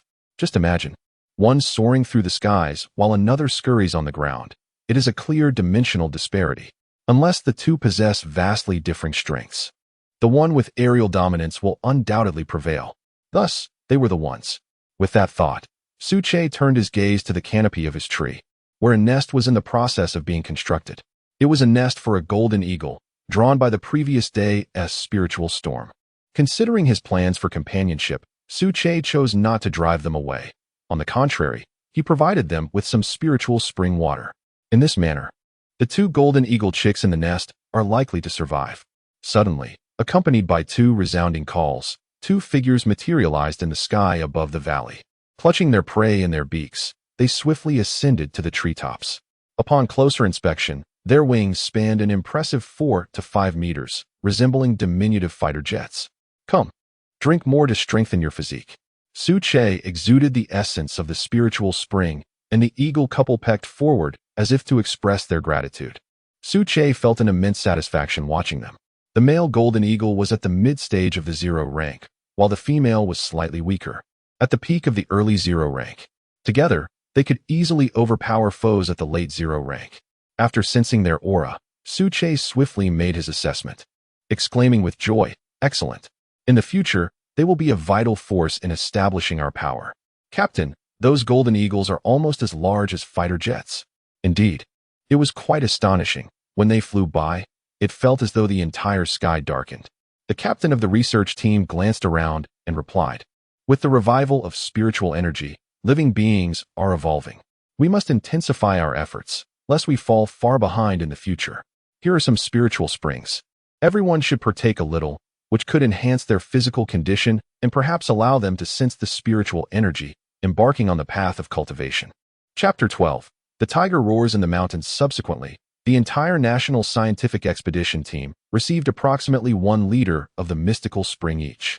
Although the quantity may appear modest, the intrinsic value it embodies transcends mere words. Not only does it have the potential to enhance one's physical constitution, but it also allows individuals to perceive the ethereal energy in the air, thereby facilitating the practice of cultivation and mastery. Should the true efficacy of the mystical spring be revealed, both the affluent and those in high positions would spare no expense to acquire it. Su Che firmly believes that, with the passage of time, his share of the mystical spring will evolve into a treasure of immeasurable worth. Meanwhile, the search party dispatched from the Kunlun base encountered an unforeseen incident less than 2 hours into their advance. "Commander, an urgent message has just arrived from the search team leader. Please review it." At the foot of Kunlun Mountain, a series of military tents had been erected. As Commander Tao pondered how to conduct a large-scale search, his communications officer rushed in with a report. "What's the matter?" Tao immediately stood up and took the message. Reassuring, "Remain calm. With over 1,000 personnel present, there's nothing we cannot handle. Stay composed." The message read, "Commander Tao, the search team has advanced 10 kilometers with no news of the scientific expedition team. However, soldiers stationed on the northern front have suddenly come under attack from wild beasts. Fortunately, due to timely evasion, there were no casualties, yet the beasts have blocked the path forward, preventing further progress." Attached to the message were several photographs documenting the beasts involved. Upon examining the images, Tao's pupils constricted in alarm. The first photograph prominently featured a colossal tiger, its golden fur gleaming. Judging by the size of nearby tree trunks, it measured an astonishing 6 meters in length and stood over 2 meters tall, a true behemoth. Lao Chao, when did tigers appear in the Kunlun Mountains? This frigid climate is clearly inhospitable for tigers, Tao inquired, his face etched with confusion. Lao Chao, whose full name was Chao Jinda, served as Tao's deputy and held the rank of vice commander. Indeed, it's becoming increasingly perplexing these days. The peculiar occurrences of late seem to rival those from years past. I have a foreboding feeling that the scientific expedition team we seek is somehow connected to this. Lao Chao expressed with evident concern. Glancing at the map, he confirmed that the area was indeed obstructed, rendering further advancement impossible. As he turned to the subsequent photographs, Tao's expression darkened with each image he viewed. The reason was clear. The beasts depicted were exclusively tigers, and upon careful counting, he realized there were over 20, each exceeding the typical size, resembling creatures from a fantastical drama. What on earth? Tigers are not social animals. Why are they gathering in such numbers? Gathered together.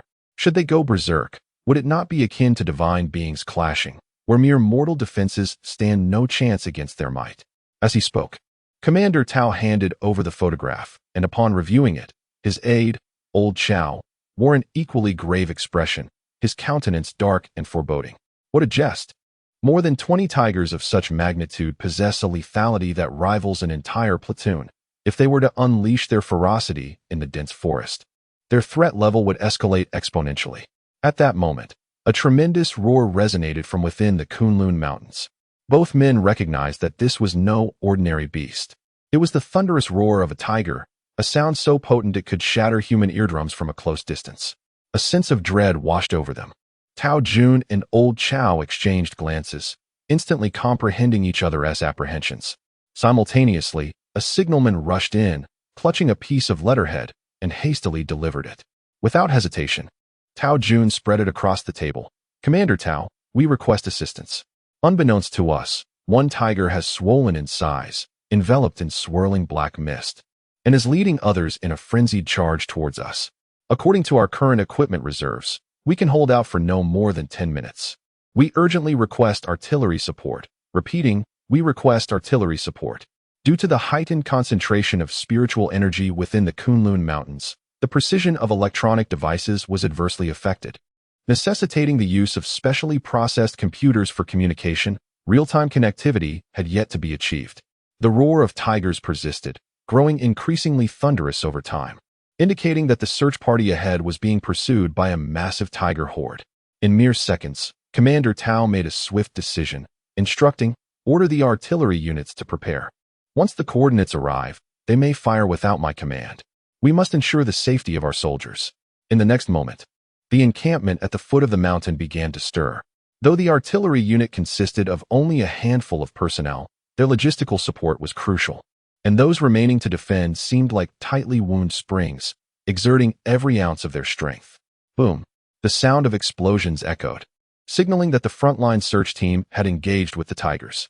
Concurrently, within the Kunlun Mountains, Captain Li Jie of the search party felt perplexed, as he had yet to discern the cause of the turmoil. Initially, all seemed well. As long as they did not intrude upon the tiger's territory, peace was assured. Yet, before long, the lead tiger had inexplicably gone mad, shrouded in dark mist. What has transpired? Brothers, are there any casualties? After Li Jie finished firing a magazine of bullets, he leaned against a rock and inquired, Captain, 5 or 6 brothers have sustained injuries. The situation appears quite dire.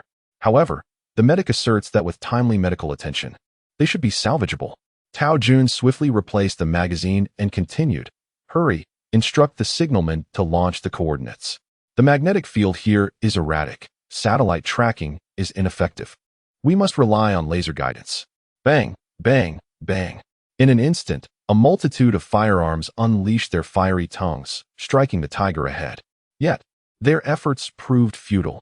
Not only did they fail to inflict wounds, but they could not even penetrate its fur, merely serving as an impediment.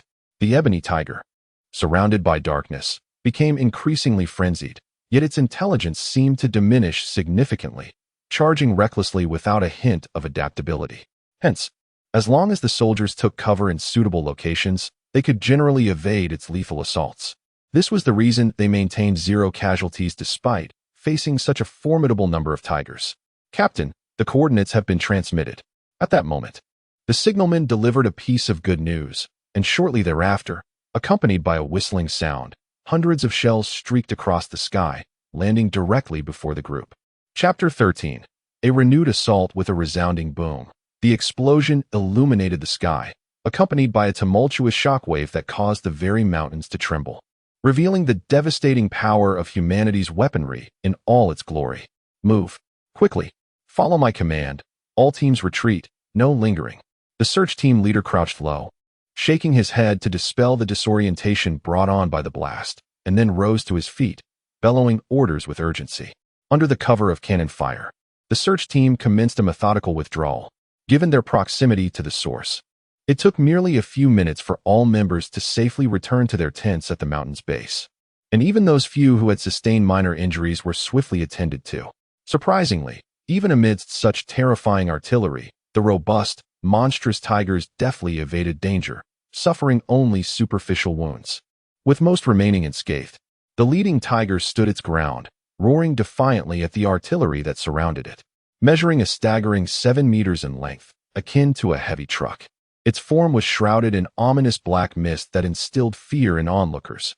Even the emblem atop its head morphed in form. Following the failed assault, the Tiger King's level had plummeted significantly, descending from the pinnacle of the zero stage to a later stage. As time passed, the decline became even more pronounced, and its mind was further eroded by the encroaching darkness. This was the very reason the search team faced immediate hostility despite not encroaching upon its territory. Surveying its surroundings, the Tiger King realized there were no viable escape routes and reluctantly began a gradual retreat, abandoning the pursuit. Meanwhile, within the valley, the sound of booming artillery stirred excitement among the scientific expedition members. "Captain, listen. It seems there is artillery fire. Could the military be searching for us? We've been out of contact for a day, so it stands to reason," Feng Yu exclaimed, joy illuminating her face. "Indeed, I believe I heard it as well. The ground just trembled. It must be the result of the bombardment," another team member remarked, setting down their instrument. "Does that mean we may return soon?" The team member inquired eagerly. At this, even the typically composed expedition leader displayed a glimmer of hope. If they could exit promptly, he believed that the findings he had recorded over the past few days would astonish the world. However, Su Che doused his optimism with a dose of cold reality. Inscribing upon the ground as roots broke through the soil, "The exterior of the valley is saturated with hallucinogenic gas. Without my permission, no one can enter from the outside. Nor will they find the entrance, only wandering in circles. Focus on the task I assigned you, and I shall ensure your safe return, unharmed." Suddenly, the atmosphere in the air became tense as the members of the expedition team exchanged glances, realizing that their efforts had yielded nothing but an empty endeavor. However, the assurance of personal safety was, for them, an unexpected boon, certainly preferable to leaving empty-handed. "Rest assured, we will not have any further issues," the expedition leader said, raising his head to converse with Su Che, wary of provoking his ire. Su Che remained silent, merely nodding with a root to indicate his understanding. Currently in a growth phase, he lacked complete means of self-preservation and thus had to exercise utmost caution. Although he was inclined towards humanity, his power was insufficient, and other concerns could be contemplated later. 20 or more tigers. The leading Tiger King must possess extraordinary lineage. Otherwise, it would be impossible for such a formidable force to emerge in such a short time. My goodness, if I could gather them all and form a tiger guard to protect me, it would constitute an immense power. Su Che mused to himself, overwhelmed with delight.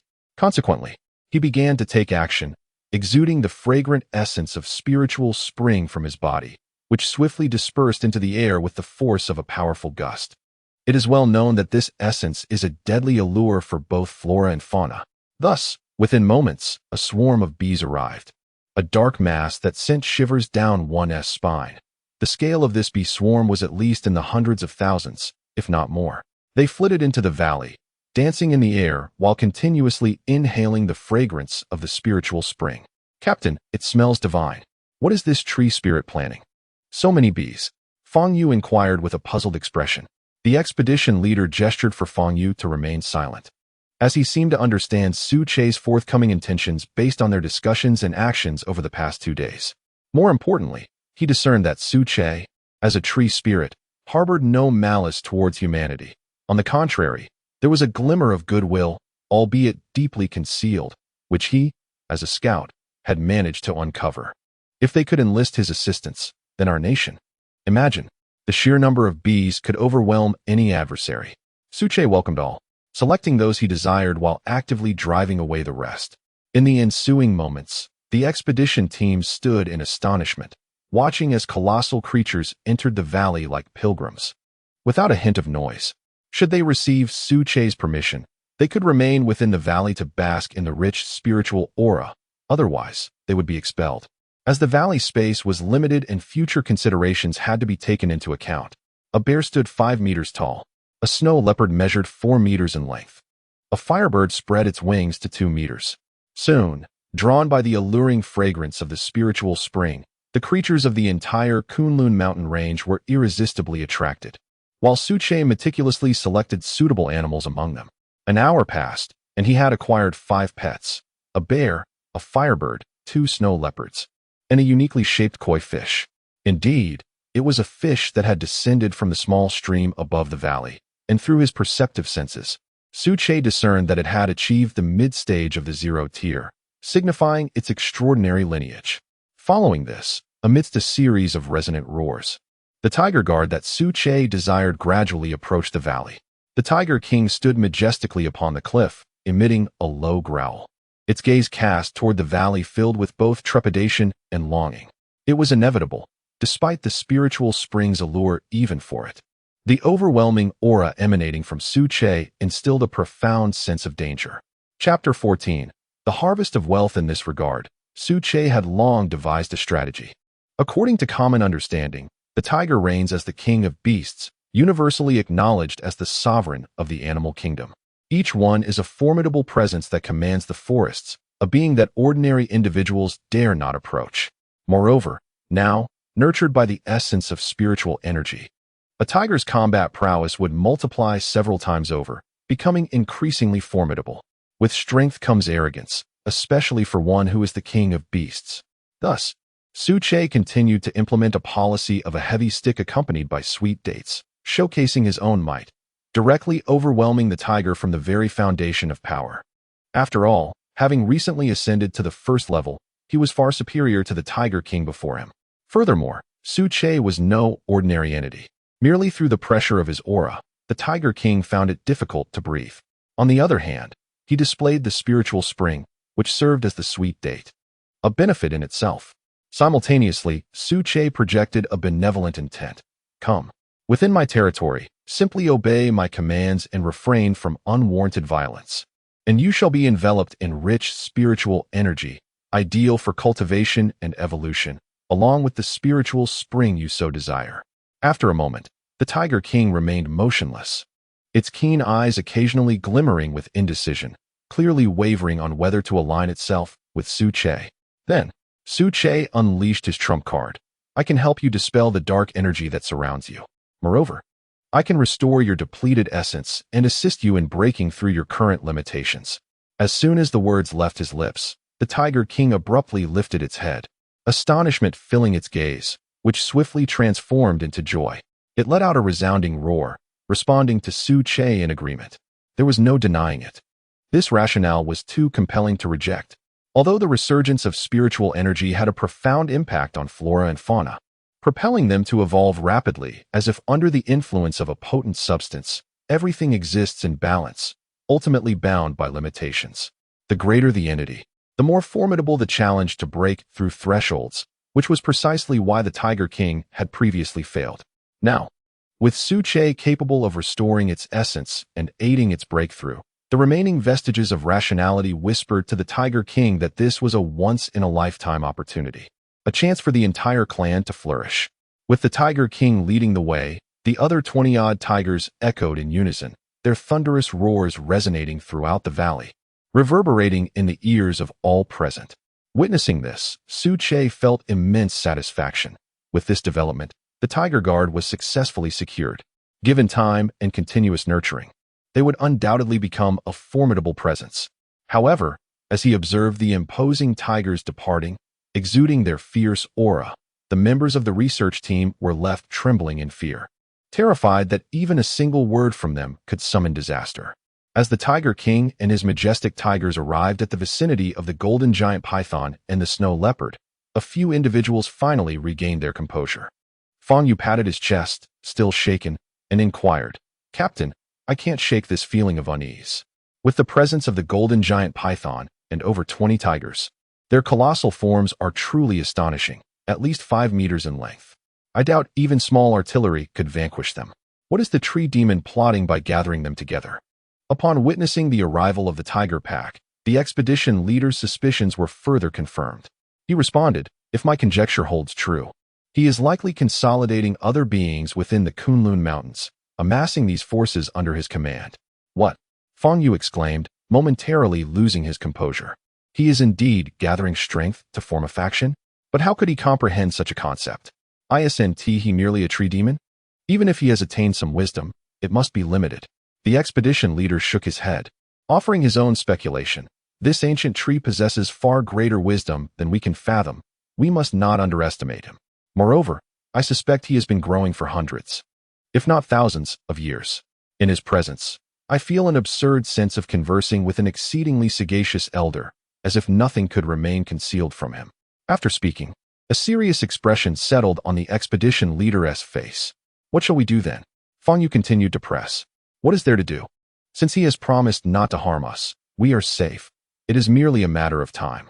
However, the expedition leader added, "Let us remember that our arrival here is not entirely disastrous. There may be hidden opportunities, which we must seize for ourselves." No sooner had he finished speaking than he lapsed into silence, took a sip from the spiritual spring, closed his eyes, and began meditative practice, attempting to attune himself to the vibrant spiritual particles in the air. His words held merit.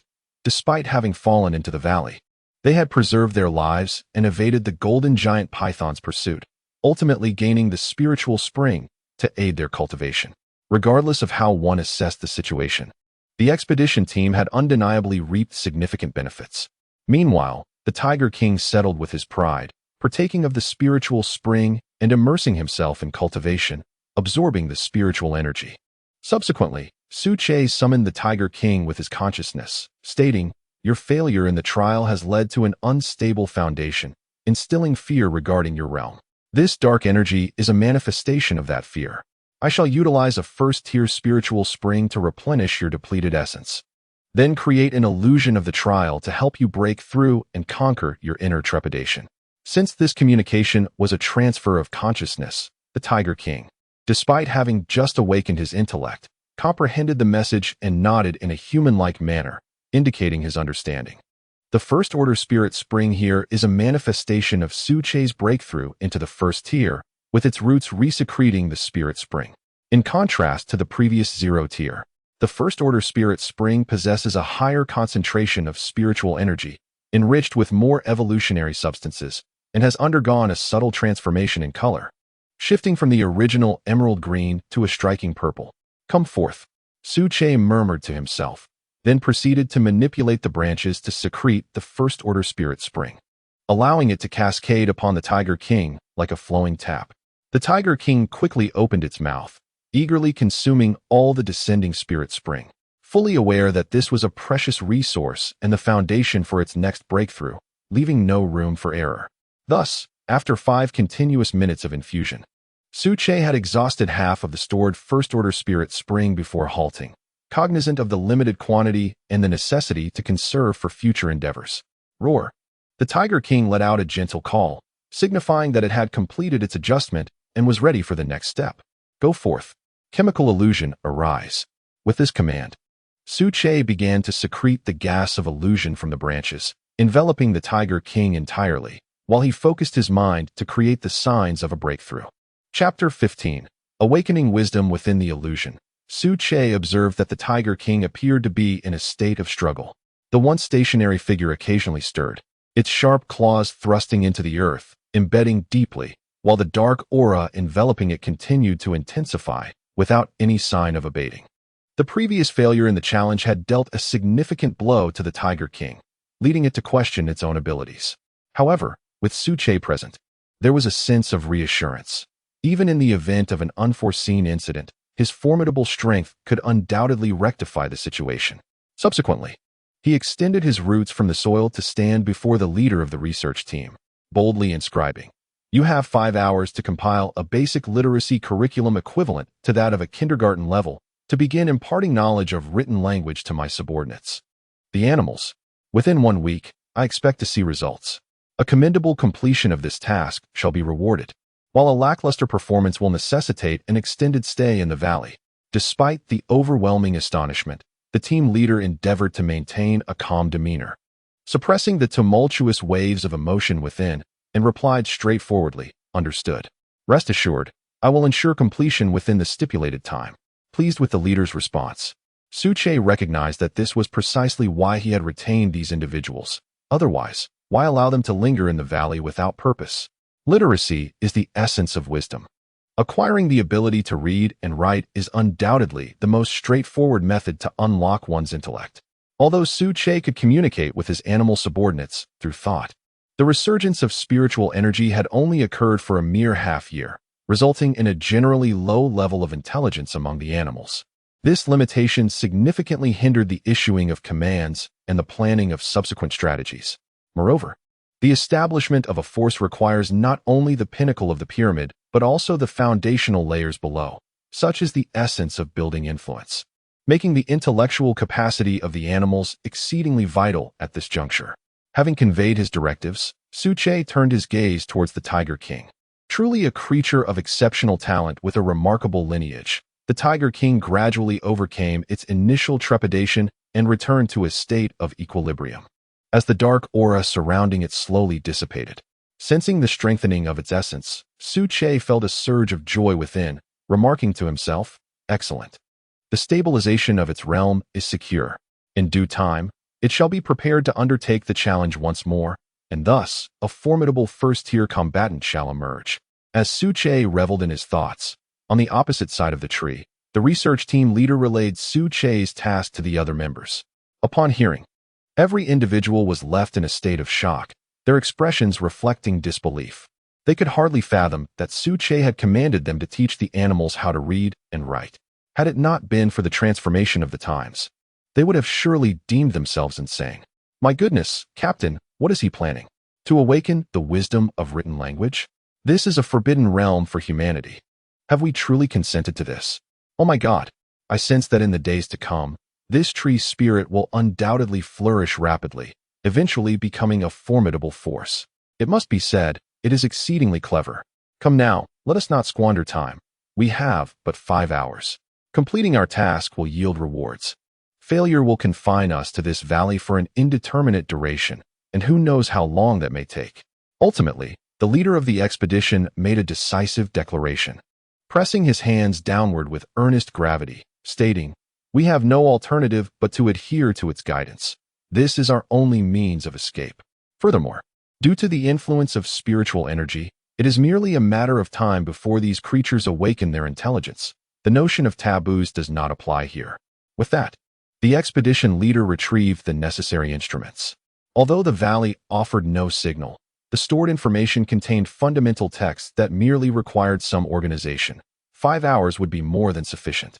Thus, the members of the expedition became engrossed in their tasks, while Suche was diligently conveying essential information to his animal companions, ensuring they understood the forthcoming task of learning to read and that they must remain obedient, refraining from causing harm. Otherwise, they would be expelled from the valley, severing their access to the source of spiritual energy. Upon mentioning the spiritual spring, the animals eagerly nodded in agreement, assuring their compliance and promising to refrain from any indiscriminate violence, their demeanor reflecting a palpable fear of losing the precious supply. Suche could hardly suppress a smile. Though these creatures appeared imposing, their natures were akin to that of children, evoking a paternal instinct within him as he nurtured them from behind the scenes. With such an array of capable animals, they would undoubtedly prove to be a significant asset in the future. Even the role of a father seemed rather appealing. Next, he observed the canopy above, adorned with numerous flower buds, while bees buzzed busily, constructing hive after hive in preparation for the nectar-gathering endeavors below. It was evident that, enriched by spiritual energy, the bees had undergone a remarkable evolution, growing from their original thumb-sized forms to now nearly the size of half a fist. Currently in the early stages of zero-level evolution, if they were to reach the first stage, they would surely attain the size of a small calf, an extensive aerial battalion. In the future, should 2 golden eagles lead a swarm of bees trailing behind them, they would be an unstoppable force, invincible in their pursuits. As Suche contemplated the future construction of power, An urgent meeting convened within the central military tent at the foot of Kunlun Mountain. Tao Jun, serving as the commanding officer, was both the host and initiator of the meeting. Seated at the head of the table, he perused the internal reports with increasing intensity. As time elapsed, his expression grew increasingly grave. The reports detailed, in the Siberian plains, gigantic and enigmatic footprints have recently emerged, prompting the Bear Nation's relevant departments to dispatch a research team, which subsequently vanished without a trace. Chinese scientific institutions have made a groundbreaking discovery in Shenangjia, simultaneously surveying the legendary wild man, whose imposing stature and immense strength are evident in the photographs. Internal reports indicate that mysterious particles have been detected in the atmosphere, possessing evolutionary tendencies that induce mutations in flora and fauna. The national research institutions have officially designated these as spiritual energy particles, abbreviated as spiritual energy. After a brief pause, Tao Jun set down the report and solemnly addressed the assembly. I trust you have all reviewed the reports. Presently, the interior of the Kunlun Mountains is overrun by a multitude of creatures, nourished by the spiritual energy, having undergone a preliminary evolution. Conventional weaponry is rendered ineffective. Without the consideration of large-scale destructive weapons, I fear it is utterly impossible to organize another search party to venture into the mountains, as it would amount to sending our soldiers to their demise. Therefore, I propose that we relay all pertinent information regarding the Kunlun Mountains to our superiors, allowing them to make an informed decision. According to the internal documents, this could very well signify a large-scale evolutionary mutation, a matter of great significance that demands our utmost caution. Chapter 16. Wartime alert status. As the words fell, the deputy attendees seated below exchanged glances, and then, almost in unison, nodded their agreement. Yes, yes, yes. Thus, the specific situation regarding the Kunlun Mountains was reported, while the status of the National Scientific Expedition Team was marked as missing. However, mere minutes later, a response arrived from above. The swiftness of the reply left Tao Jun and his companions in astonishment, even more so than when they had learned of the 7-meter-long tiger in the Kunlun Mountains. According to protocol, such a report typically required discussions and subsequent meetings, a complete process that, even via expedited channels, would usually take several hours. Yet, astonishingly, a response was received in a mere 5 minutes. What did this signify? Was it some sort of jest? In Tao Jun's understanding, this legendary speed could only imply one possibility, a state of wartime alert. Could it be? Suddenly, Tao Jun rose to his feet, his expression darkening, his face ashen. Grasping the report from the communications officer, he read aloud, effective immediately. The Kunlun base is instructed to implement the following measures: initiate a Level 1 wartime alert, coordinate with other base forces, and enforce a comprehensive blockade of the Kunlun Mountains, prohibiting any entry and monitoring all movements within the mountain range. Simultaneously, all nearby villages must be evacuated without exception. It is imperative that everyone is concentrated in the nearest urban safe zone. The relevant weaponry will arrive within 3 standard working days. The local commander of the Kunlun base should be prepared to receive it. As for the search for the National Scientific Expedition Team, you need not continue your mission. Arrangements will be made from Kyoto. Upon the conclusion of his words, the gravity of the situation dawned upon everyone, and without the need for reminders, the relevant personnel had already sounded the alarm, and all staff entered a state of readiness. Commander, it seems your suspicions were indeed correct. The ethereal particles present in the air are significantly impacting flora and fauna, posing a threat to national security, remarked the deputy commander. His countenance troubled as he pointed to the internal system's incoming messages. He too felt caught off guard by the sudden changes. Tao Jun folded the report and stated resolutely, "Let us not dwell on uncertainties. We shall adhere to the directives from above.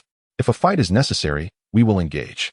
I refuse to believe that the ethereal particles in the air only affect plants and animals. Do we humans not bear any consequence?" As he spoke, he placed a reassuring hand on the shoulder of his aide, confiding earnestly, "I have heard that individuals in higher echelons have already acquired other abilities, though they remain silent about it. Trust in the arrangements from above." Upon hearing this, the vice commander's expression brightened, finally recovering some semblance of composure. Simultaneously, across the vast expanse of Huagua, nearly all mountains and lakes were under strict military lockdown, prohibiting any entry, while nearby villages were swiftly evacuated. Naturally, such significant maneuvers could not elude the watchful eyes of the truly discerning.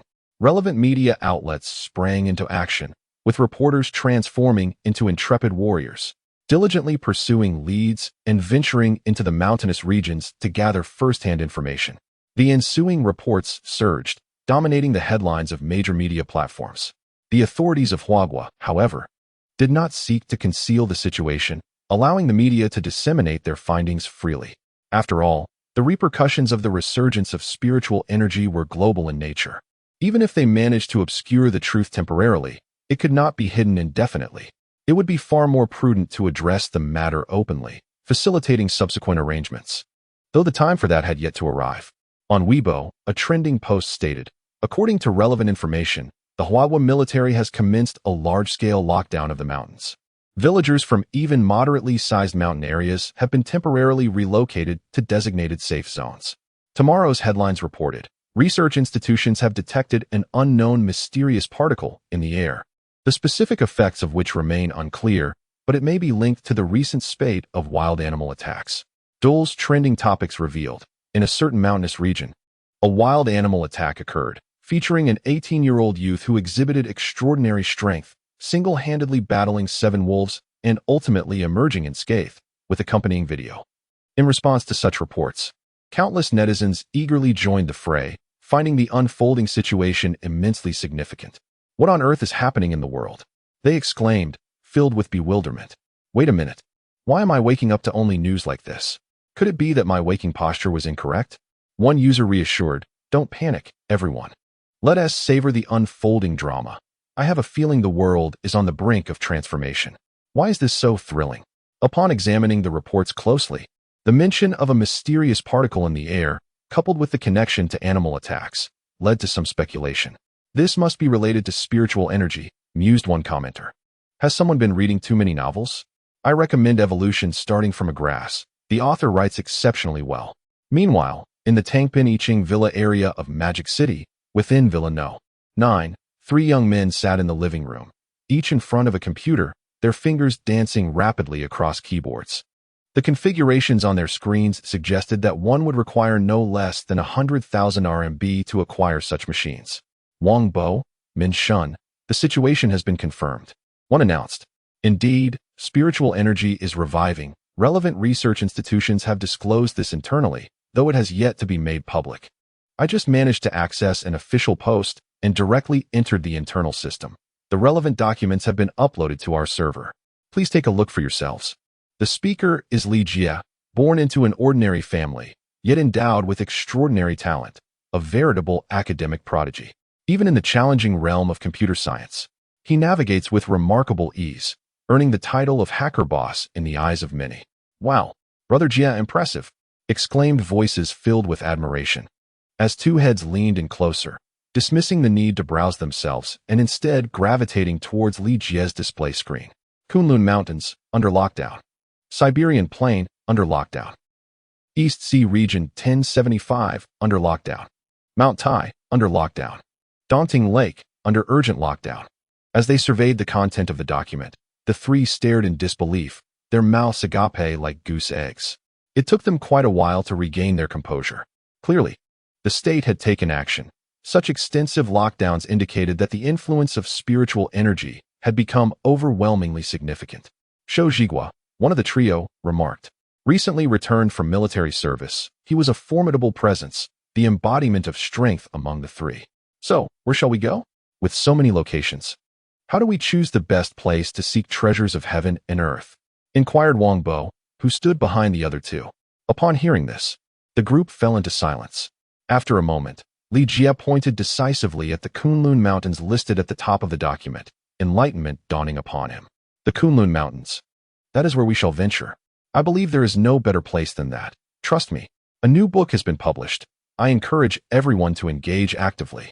Chapter 17. The trios ascend into the mountains. The trio moved swiftly, each devising an excuse of embarking on a leisurely trip to placate their parents before boarding a flight in the bustling metropolis, heading directly to the Kunlun Mountains. After all, the longer they delayed, the more disadvantageous it would become for them. Thus, with monetary means paving their way, They arrived at the foot of the Kunlun mountain range in less than 4 hours.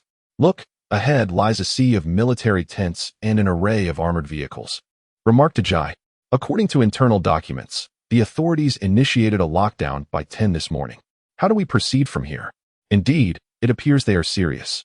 They've even deployed weapons of mass destruction. There must be something extraordinary hidden within the mountains, he replied. At this moment, the trio, clad in outdoor camouflage attire, crouched on a slope, hidden from sight in this area's blind spot. Patience, let me assess the situation, Li Jia interjected. Has it truly only been a few hours? The Kunlun mountain range stretches over 1,000 kilometers. It's improbable that they could have fully sealed it off so quickly. We still have a chance. With that, Li Jia controlled a drone, preparing to utilize its lens to survey the route. From an aerial perspective, the ground conditions were best observed. However, to ensure caution, he maneuvered the drone to retreat over 1,000 meters, avoiding interference from the area before ascending swiftly into the sky. He understood that given the onset of the lockdown, there would be stringent aerial regulations in place. A moment's carelessness could result in their drone being captured, thereby revealing their whereabouts. After a tense 10 minutes, amidst the growing impatience of his companions, Li Jia finally received a breakthrough. Pointing at a green route displayed on his computer screen, he exclaimed with palpable excitement, "Look, there's a pathway here, remarkably concealed, likely unnoticed by the average person. The footage indicates a small village along the way, though it has likely been completely evacuated, which actually works in our favor for entering the mountains. Let us go. The troops are dozens of kilometers away. We must act quickly and reach the mountains before they do, or we will miss our opportunity," he urged. With that, the trio mounted their off-road motorcycles, the engines roaring to life as they sped toward their destination. A half-hour later, they successfully entered the Kunlun mountain range, greeted by the vast expanse of untouched forest. Wang Bo, brimming with excitement, patted Li Jia on the shoulder, praising, "Ajay, you truly are remarkable. Despite the extensive lockdown, we managed to gain entry. Indeed, you must realize he is a prodigy, a talent we cannot hope to match, only admire. The heavens have not only provided him sustenance, but also the means to enjoy it," Xiao Zhigua quipped, as he began to don the weapons and equipment they had brought along. First to catch their eye were 3 crossbows, adorned in green camouflage, each measuring 70 centimeters in length. There was no doubt these were formidable weapons, their exaggerated springs signifying immense power. The modified automatic crossbow can pierce through wild boars within 100 meters. Xiao Zhigua proudly patted the equipment in his hands and handed it over to the 2 individuals. "Hurry up. To locate the items, we must rely on these tools for our survival." Internal documents indicated that the aura in the Kunlun mountain range was nearly double that of other mountain ranges, signifying the extreme danger within. As he spoke, Li Jia prepared the gear, appearing thoroughly armed from head to toe. He donned a military helmet, fortunate that the cold weather prevented overheating. His outerwear consisted of a renowned outdoor jacket, layered thrice to fend off mosquito bites. The boots he wore were military grade, equipped with steel plates, impervious even to common serpents. Additionally, all 3 carried first aid kits to guard against unforeseen incidents. "Let us go. I'll lead the way, while Wang Bo brings up the rear. Stay vigilant. We cannot afford any negligence. By the way, Ajia, keep the drone flying low. I need you to scout ahead to avert unnecessary dangers." Once they entered the mountains, Xiao Zhigua, the only one among them with military experience, became the leader. In the valley, the Tiger King remained motionless, resembling a wooden sculpture. The dark aura that once enveloped it had nearly dissipated, leaving only a trace. "Go. Just a little more, let me assist you," Su Che commanded as he controlled a branch, pouring forth a tear of spiritual spring. Unlike the previous occasion, this time the essence was directly infused into the Tiger King's body, rather than allowing it to absorb it. Concurrently, Su Che's thoughts resonated within the Tiger King's mind. "Stay steady, do not panic. There is no need to absorb the spiritual spring. Control your body to accept it and completely eradicate the dark aura, laying a foundation for future challenges." Upon understanding, the Tiger King let out a low growl, imbued with gratitude towards Su Che. Subsequently, Su Che retracted the branch, estimating that within an hour at most, the Tiger King would recover, regaining its peak state. Tree King. The foundational text has been fully compiled and is ready for your review. If there are any discrepancies, We shall amend them immediately, the expedition leader said. Approaching the tree and directing the instrument's screen towards the canopy, his demeanor somewhat apprehensive. The title Tree King was entirely the brainchild of the research team, as it made for easier address, eliminating awkwardness in communication, and served as a compliment, recognizing the elevated stature of the tree. Suche graciously accepted the title and directed the roots to inscribe on the ground, "No problem. Starting tomorrow, you will be responsible for teaching the animals the written language. Do not worry about any potential harm. This is a task reward, and I trust it will benefit you." Immediately, a leaf drifted down. Adorned with a hint of first-tier spiritual spring, its natural purple hue imbued with an enigmatic charm. "Thank you, Tree King." The expedition leader expressed his gratitude before returning to the other side, preparing for the following day's instruction on animal linguistics. "Captain, wait. Why has the spiritual spring changed color? Wasn't it always green?" Upon his return, the vice captain, Feng Yu, noticed the first-tier spring and felt a pang of confusion. In response, the expedition leader turned, observing Su Che's towering figure now enveloped in purple. A glimmer of realization flickered in his eyes. "Don't ask, it's a gift from the Tree King. Take a bit for yourself. Once you drink it, you will understand." After speaking, the expedition leader distributed the first-tier spiritual spring among the team, then settled down to carefully examine the purple liquid. "I believe this will be beneficial for you all." Thoughts of Su Che's recent writings floated through his mind as he murmured, "I suspect, if I'm not mistaken, this must be a more precious, higher-tier spiritual spring." With that in mind, the expedition leader hesitated no longer and tilted his head back, consuming the entire contents in one go. Chapter 18.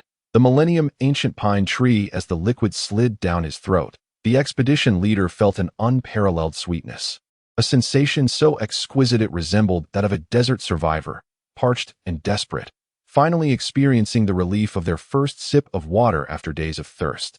Almost immediately, the first-tier spiritual spring dispersed, and within the span of a heartbeat, as the blood coursed through his body, every cell began to inhale deeply, drawing vitality from the spring. Concurrently, a searing sensation surged from the pit of his stomach, gradually enveloping him. Minutes passed, and the leader felt as though he were engulfed in flames, struggling to breathe. With a sudden thud, he collapsed, beads of sweat pouring from his forehead, his garments drenched as if he had just emerged from water. "Captain, what's wrong?" Feng Yu, seated nearby, instantly sensed something amiss, crying out without hesitation and shaking the expedition leader's body. "Deputy leader, what is happening? What's wrong with the captain?" Other team members rushed over, inquiring one after another. "I'm not quite sure. The captain just drank a bit of the spiritual spring and then fainted."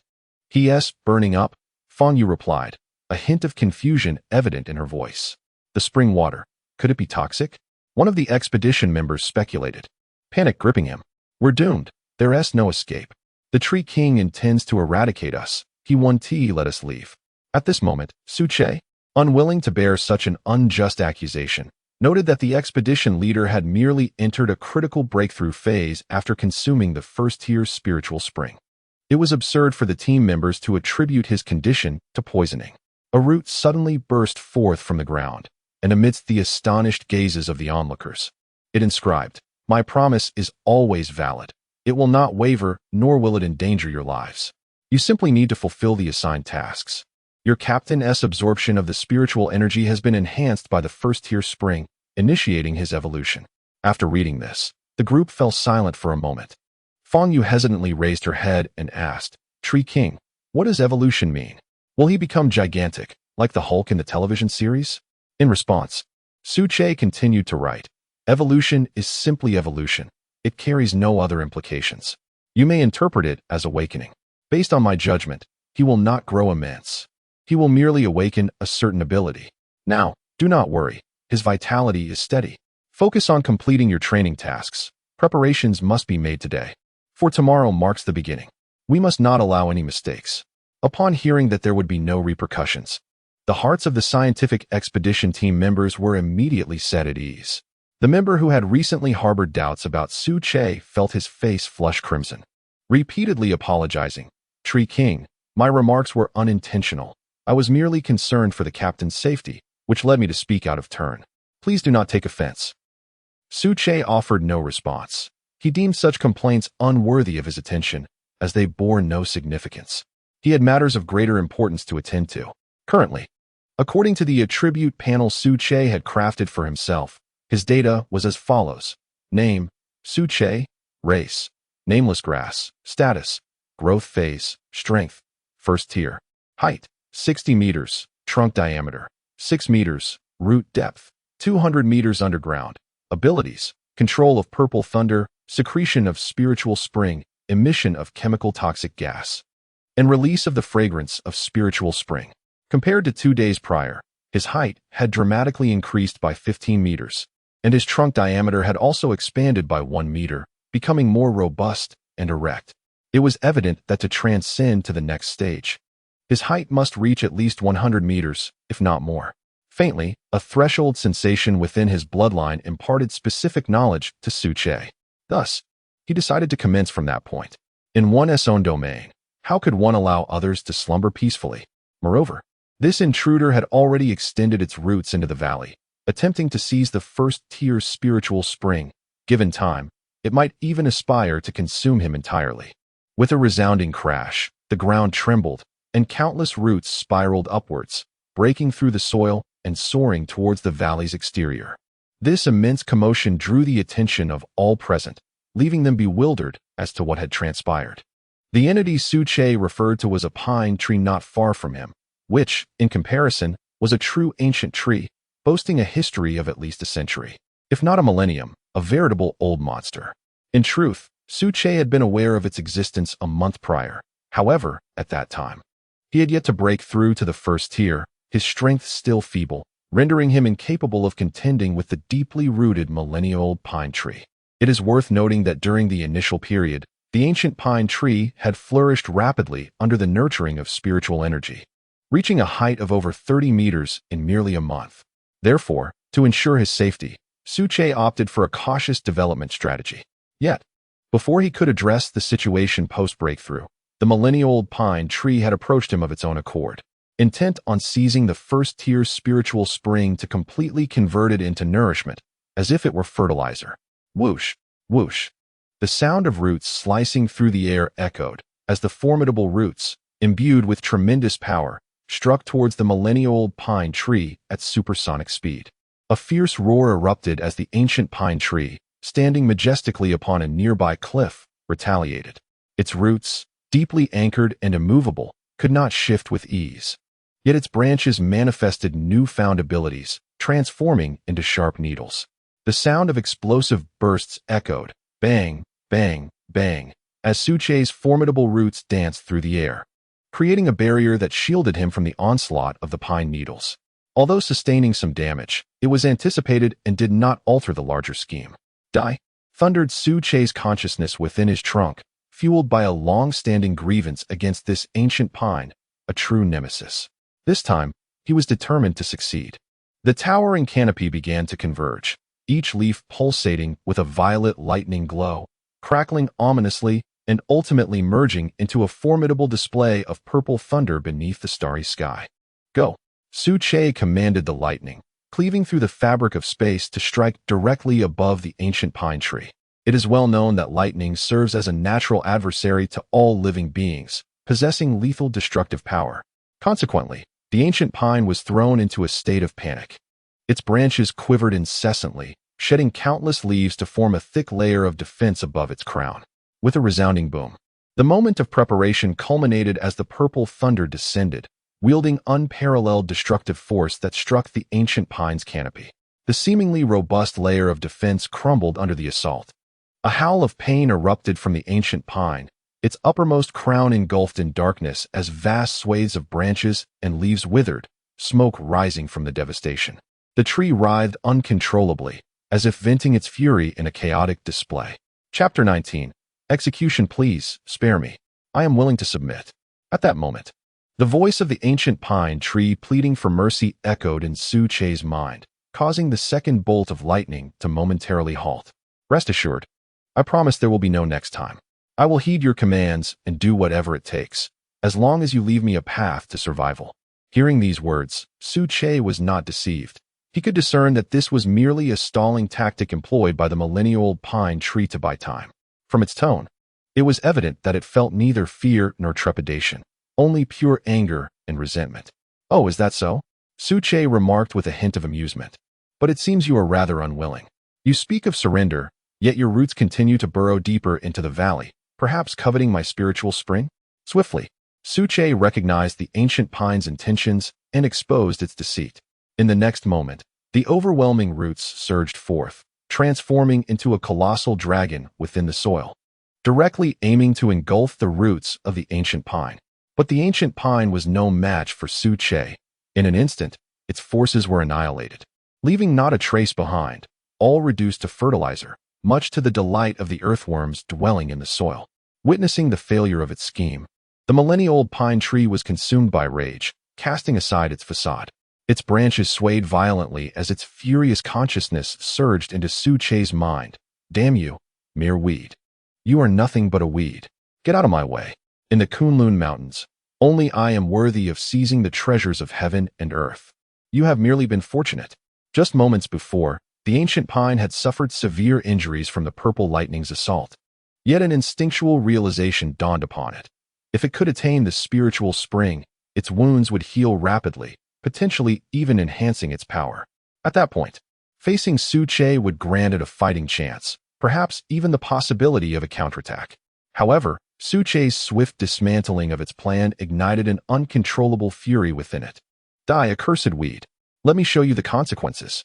In the face of life and death, the millennia-old pine tree shed its pretense and erupted forth.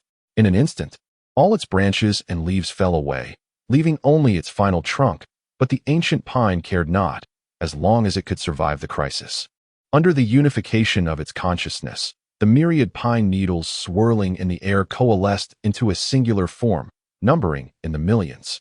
Densely packed as if they were ominous clouds, instilling fear in all who beheld them. With a roar, the swarm of pine needles sliced through the sky, charging directly toward Suche. To face death and still speak defiantly? "Purple lightning, arise." Suche uttered no words, instead commanding the treetop to unleash a torrent of majestic purple lightning, enveloping himself completely, creating a barrier that clashed with the oncoming pine needles upon contact. Instantly, everything turned pitch black and then lost its vitality, plummeting straight down. Meanwhile, violet thunder continued to brew, and a small, dark cloud silently materialized above the ancient pine tree, intermittently revealing flashes of lightning within.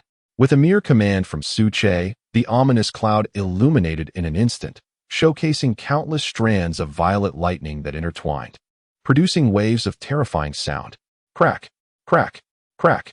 Within 3 seconds, over 1,000 bolts of violet lightning ruthlessly descended, inevitably striking the ancient pine tree into ashes, leaving it charred and lifeless, reduced to mere charcoal.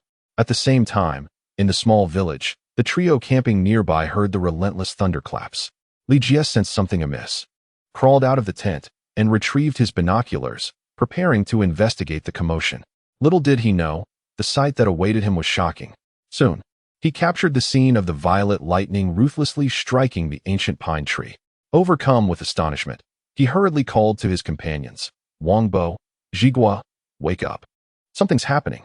As the two roused from their slumber and peered through the binoculars, they were instantly jolted awake, their drowsiness dissipating in an instant. Wang Bo's eyes widened as he exclaimed, "Goodness! That violet lightning is something I've never seen before." "Ajia, what on earth is going on?" Zhao Zhigua interjected, "And look. It seems as if numerous bolts of lightning are converging upon a single object, almost as if someone is controlling it from behind." Upon hearing this, the other two nodded in agreement. Li Jie remarked, "Indeed, the internal documents were not mistaken.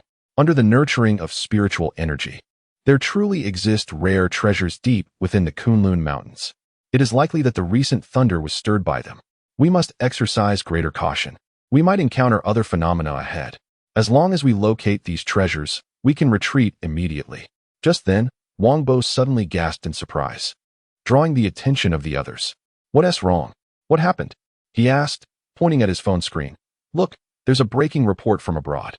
A man in the United States, during an outdoor adventure, accidentally consumed a wild fruit and unexpectedly awakened the ability to control fire. Rare treasures." The trio exclaimed in unison. "Indeed, A fruit capable of awakening fire control abilities is reminiscent of the rare treasures described in novels, further validating our direction. As for the phone, it was a modified version by Li Jie, able to function normally amidst the dense spiritual energy. Enough talk, let us get some sleep. We must continue our journey tomorrow. Since the existence of rare treasures has been confirmed, news will likely reach our homeland swiftly. At that time, even if it were official, a complete blockade would be impossible. We must act preemptively to secure our own share.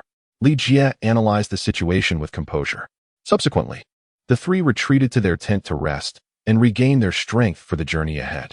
In the Kunlun base's communication observation room, a segment of video was captured on the large screen, featuring the purple thunder and the ancient pine tree. What is the verdict? Has the energy density been detected? To what stage has it progressed?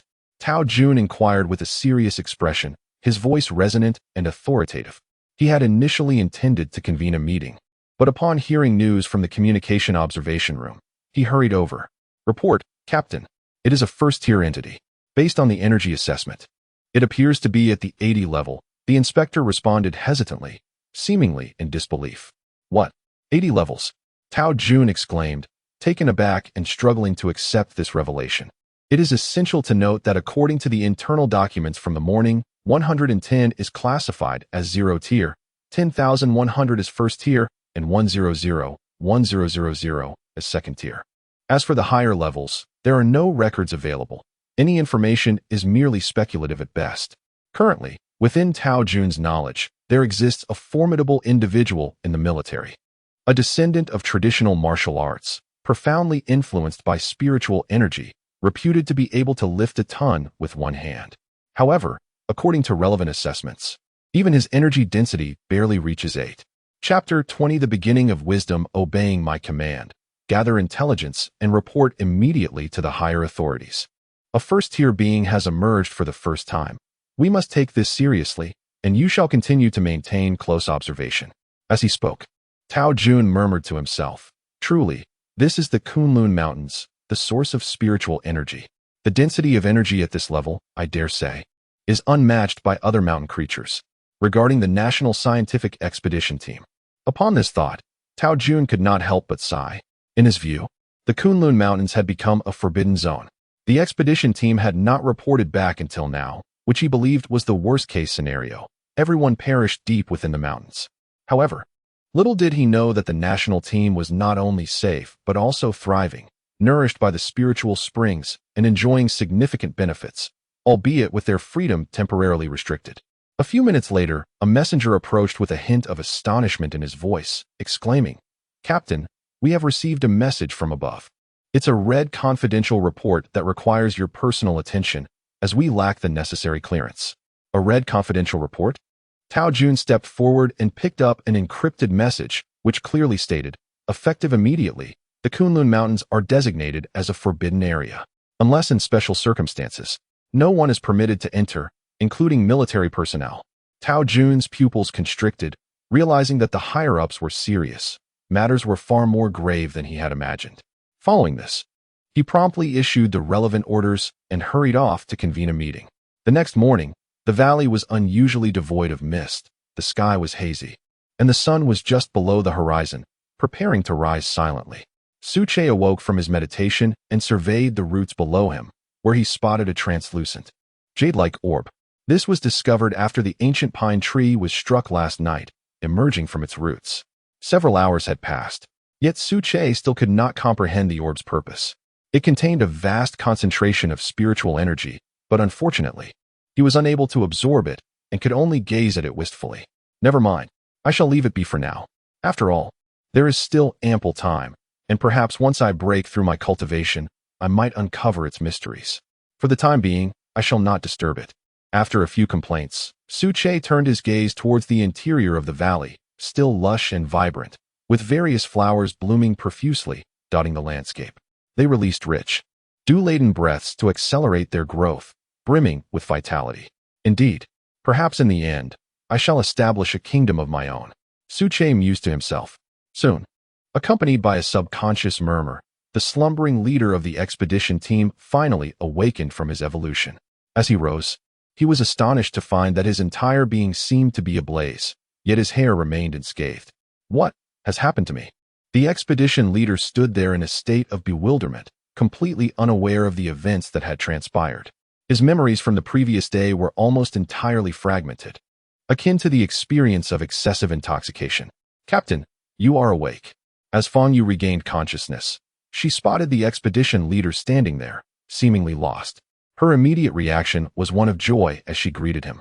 This caught the attention of the other team members. Oh, it's the captain. Indeed, he has awakened. I wonder what abilities he will manifest. It is likely to be quite formidable. Did we not hear the Tree King mention it? That is a first-tier spiritual spring, a remarkably rare entity. Moments later, the expedition leader comprehended everything. He approached Su Che, kneeling partially on the ground in gratitude. Thank you for the Tree King's assistance. Should there be any future needs, do not hesitate to command me. As long as it does not violate, I shall comply. The last two phrases were mumbled. A considerable challenge for him, given his military background and status as the leader of the national expedition team. Such a pledge was indeed a rarity for him. Su Che nodded, feeling a sense of approval in his heart. Acknowledging gratitude, it seems I did not misjudge this individual, and my assistance of the first-tier spiritual spring was not in vain. However, regarding whether to assign him tasks, Su Che was rather hesitant. After all, the expedition leader's position was too sensitive. He required a representative who would be entirely loyal to him, lest he be easily compromised. The roots extricated themselves from the soil and inscribed upon the ground. Do not thank me. This is your own fortune. Even without the assistance of the first-tier spiritual spring, you would likely awaken naturally in due time. Upon reading this, the expedition leader dismissed the sentiment. While the statement held some truth, it was crucial to recognize that the duration of ability awakening during the early stages of spiritual recovery was of paramount importance. He nodded and replied, Thank you for the Tree King's guidance. I shall return to prepare the teaching materials. I am to conduct a class for them today. Su Che wrote, Go ahead. You need not worry about the animals. I have instructed them. In the next moment, the animals were assembled by Su Che. After conveying the relevant information, not a single animal opposed the command. After all, one side offered a spiritual spring while the other threatened punishment. Even the least intelligent among them would not make the wrong choice. Thus, the animals began their lessons. Initially, they believed it would be simple. Yet they soon discovered that it was not only exceedingly difficult, but also remarkably tedious. Before long, some animals grew impatient. Concurrently, under Su Che's orders, the expedition team members transformed into instructors, and the valley echoed with reprimands. Little Jean, behave yourself. This is called a python. You belong to this species, understand? Do not squirm. Be wary of the Tree King's discipline. Hey, Lao Hei, stop gnawing on the corn and come over to listen. This is called a bear. With many strokes, meaning you yourself. Fish, do you understand? This is called fish. Do not mistake it. Xiaojiao, come back to me. Do not flit about in the sky. You have yet to complete your task for today, along with your homework. Witnessing this scene, Su Che felt an indescribable satisfaction in his heart. Given time, as the animal's intelligence continues to evolve, his plan for influence could once again progress, perhaps even leading to the establishment of a kingdom. Meanwhile, in the depths of the forest, a trio was trudging along in disarray. After 2 hours of arduous travel, they found themselves utterly fatigued, their bodies marred by numerous scratches. Despite their meticulous precautions, they were ultimately no match for the evolved flora and bore the marks of their struggle. Ouch, that hurts, Wang Bo exclaimed as he examined his arm. Discovering a bloody scratch on his shoulder, a careless wound inflicted by a vine earlier. Come, apply some medicine.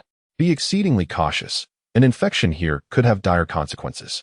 Upon hearing the commotion, Xiao Zhigua swiftly retreated to the back, opened his medical kit, and retrieved some Yunnan spray along with anti-inflammatory and analgesic medications. Zhigua, these plants are incredibly fierce. Their level of evolution has far surpassed that of other species. He continued, by the way, I altered some data ahead. There was an initial error. Please do not take offense. 010 has been changed to 0 level, while 10100 corresponds to the first level, aligning perfectly with Su Che's realm. Chapter 21. Fulfillment. After administering the medication and carefully stowing away the medicine box, a flicker of apprehension crossed Xiao Zhigua's face as he solemnly remarked, Indeed, Wang Bo's observations are astute. The internal ecosystem of the Kunlun Mountains exhibits an extraordinarily high degree of botanical evolution, not only humans, but even certain animals cannot compare. Fortunately, thanks to a GIS drone reconnaissance, we can circumvent potential dangers in advance. Otherwise, we would never have traversed the depths of the Kunlun Mountains unscathed. At this juncture, Xiao Zhiguo recalled an hour prior, when a red-headed wolf spider, as large as a grinding disc, had instilled a lingering sense of dread within him. A chill ran down his spine, reminiscent of an air-conditioned breeze, and he felt an involuntary tremor in his legs. It is noteworthy that at that moment, the spider had been merely several dozen meters away from the trio, capable of reaching them in a mere 3 seconds, if not less. Its vividly striking colors served as a testament to its venomous potency. A mere touch could spell doom for the three of them. Had it not been for the drone's early warning, it was likely that none would have escaped. Even with the forewarning, a drone was sacrificed in their successful evasion. Silence. There's something ahead. Keep your voices down. At that moment, Li Jie's voice pierced through the tension, followed by a discreet hand signal. The two companions, well acquainted with one another's cues, instinctively crouched down, holding their breaths, remaining utterly still. 3 seconds later, accompanied by a rustling sound, the underbrush swayed violently, and even the ground began to tremble slightly. Suddenly, a colossal creature emerged before them, exuding a pungent odor. Goodness, is that a snake? The aura is utterly terrifying. Xiao Zhiguo cast a fleeting glance, and, upon recognizing the enormity of the creature, his eyes widened in disbelief. His expression one of sheer horror and incredulity. It was not a matter of his composure faltering. Rather, the sight before him was an exaggerated spectacle he had only ever witnessed on television. This was no ordinary green snake. In fact, it was accurately identified as a green python, its massive head comparable in size to a coffee table, with a body that, upon rough estimation, stretched at least 20 meters in length. Xiao Zhiguo could faintly discern 2 prominent bulges atop the python's head. Minutes later, as the giant python slithered away, Li Jie deployed the drone for further reconnaissance and urged, "Let us move. We must quicken our pace. If we linger too close, and the python turns back, we'll be in dire straits. We still have 5 kilometers to cover before reaching the site of last night's lightning strike. We ought to arrive before nightfall." With that, the trio resumed their journey. This time, fortune favored them, and they encountered no unforeseen incidents along the way. As darkness enveloped the landscape, they arrived before a millennium-old pine tree. Gazing at the precipice, the ancient pine trees, reduced to charcoal by relentless strikes of purple lightning, left the cliff itself pockmarked and battered, devoid of any pristine surface. The 3 individuals exchanged glances, uncertain of how to articulate their thoughts. Finally, Li Jie broke the silence, urging, "Let us not despair. I will deploy a drone to scout the area and see if anything remains. Even after the onslaught of the violet lightning, there should be remnants." With that, the drone ascended, maneuvering deftly under Li Jie's control, inching closer to the ancient pine. Meanwhile, Xiao Zhiguo and Wang Bo fixated on their mobile screens, searching for clues. The view was predominantly charred, resembling a vast expanse of charcoal embedded in the cliff, making it difficult to discern any details with the naked eye. Just as disappointment began to settle among them, Wang Bo suddenly exclaimed, pointing at his screen with excitement. "Li Jie, look, there's something, green beads. Can you see? Ascend the drone a bit. They're near the tree's roots." As the drone advanced, it indeed revealed a small cluster of green beads, glimmering like jade, a stark contrast to the one in Su Che's possession, which seemed trivial by comparison. "Quick, retrieve them," Wang Bo urged eagerly, his face flushed with enthusiasm. A minute later, the drone successfully brought the beads back, and each of the 3 grasped one, feeling a comforting sensation that invigorated them, akin to having consumed several cups of coffee. "Heavenly materials," Wang Bo declared, though Li Jie and Xiao Zhiguo paid him little heed. They understood that the lore from novels often diverged from reality. Discovering such treasures would mean delivering them to research institutions, ensuring they would be the first to utilize them. Realizing the hour was late, they acknowledged that hastily descending the mountain was impractical. The terrain here was flat, devoid of any obstructions, and thus they decided to establish camp and return the next day. In matters of outdoor expertise, Xiao Zhiguo was the unequivocal leader. After a brief survey of the surroundings, he effortlessly made a judgment. As their conversation concluded, the trio busied themselves, methodically setting up camp according to their designated roles. Meanwhile, within the depths of the valley. Suche had taken note of the three. Upon overhearing their dialogue, he sensed an opportunity. These individuals, representing the Kunlun forces, were perfect for his plans. Suche had long conceived a strategy, awaiting the night to set it in motion. Casting one's gaze elsewhere, after a day of instruction, the creatures within the valley appeared somewhat lethargic. Even the usually lively golden python lay motionless in its nest, resembling a despondent salted fish. The more one learns, the better one can assist me in the future. Suche glanced over, and an inner mirth stirred within his being. He then manipulated the branches to secrete a first-tier spiritual spring, presenting it to the animals. Upon sensing the essence, the creatures sprang to life, akin to the legendary resurrection of the dead. Truly a gluttonous bunch. Come now, indulge a little more. It will surely enhance your memory of the written word. Beneath the trunk, little Jean, the fawn, the fish, and old hay lined up in an orderly fashion, each partaking of their own share of the spiritual spring. However, little Jean, having finished his portion, attempted to covet old hay's share. To his surprise, old hay swiftly discerned the scheme, opened wide, and gulped down the first-tier spiritual spring. It then patted its belly and gestured provocatively at little Jean. Old hay is quite the entertainer, teasing little Jean in such a manner. Not receiving the essence, little Jean would likely find it difficult to sleep that night. Observing this scene, Fan Yu chuckled softly as he sat on the ground. The expedition leader interjected. Indeed, such a ferocious beast would likely terrify an ordinary person. But it seems that only the esteemed Tree King can render them so docile. Chapter 22. The Dream of the Tree King. As nightfall descended, tranquility enveloped the mountains. However, this serenity was merely superficial. Aside from the daytime roars of tigers, howls of wolves, and the growls of bears, the nocturnal sounds had notably diminished. At precisely 7 o'clock, the luminous crescent moon hung high in the sky, casting silvery beams that rendered the mountainous landscape almost as bright as day.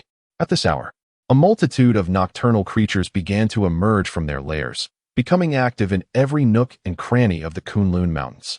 Their primal instincts, deeply rooted in their bloodlines, compelled them to greedily inhale the ethereal energies swirling in the air. On the cliffside, a trio had successfully erected their campsite. They now gathered around a flickering campfire, warming themselves while munching on military ration biscuits. Alas, they too yearned for cooked meals. The tantalizing aroma of roasted chicken was enough to make one salivate. Yet, the current circumstances within the mountains forbade such indulgences. A mere hint of scent could attract nearby animals, potentially leading to a fatal encounter. Wangbo, please scatter some realgar powder around the tent, suggested Xiao Zhigua after finishing his biscuit. I fear that a minimal amount may prove ineffective. After all, the animals have likely evolved, enhancing their resistance. We must remain vigilant. After consuming his ration, Xiao Zhigua gathered some dry twigs and tossed them into the fire. You all eat first. I will set up some traps and alarms. If anything happens during the night, we'll be forewarned. With that, Xiao Zhigua departed, equipped with the necessary tools to secure the perimeter. Meanwhile, Wang Bo swiftly finished his biscuits, retrieving a generous amount of realgar powder from his backpack, pinching his nose as he scattered it around the tent. The pungent realgar, a traditional herb, possessed a formidable repellent quality against snakes and various insects. As for Li Jia, after a brief moment, he entered the tent to control a drone, allowing it to hover 20 meters above the ground. The camera encompassed an area of over 300 meters around the campsite, while he connected a data cable for charging purposes. Done. With this setup, even if something arises tonight, we can escape in advance rather than wait for our doom, Li Jia remarked, a smile spreading across his face as he observed the delineated environmental zones on the screen. A few minutes later, the other two returned to the tent after completing their tasks. Thus, the trio began to drift into slumber. After a day filled with exertion, both physically and mentally, it took only moments for the tent to resonate with the sounds of their deep sleep. Meanwhile, Suche awakened from his meditative state, murmuring to himself, "Let it begin. The plan is set in motion." The representative of the Kunlun forces. Unbeknownst to anyone, a sudden gas permeated the air, enveloping the tent of the trio under Suche's control, encasing the three slumbering individuals and infiltrating their very beings. In an instant, their dreams began to shift, synchronously and remarkably alike, transporting them to a verdant valley nestled among undulating mountains. This enchanting locale was adorned with an abundance of flowers in full bloom, at the center of which stood a towering ancient tree, its crown soaring into the clouds, surrounded by a plethora of flora.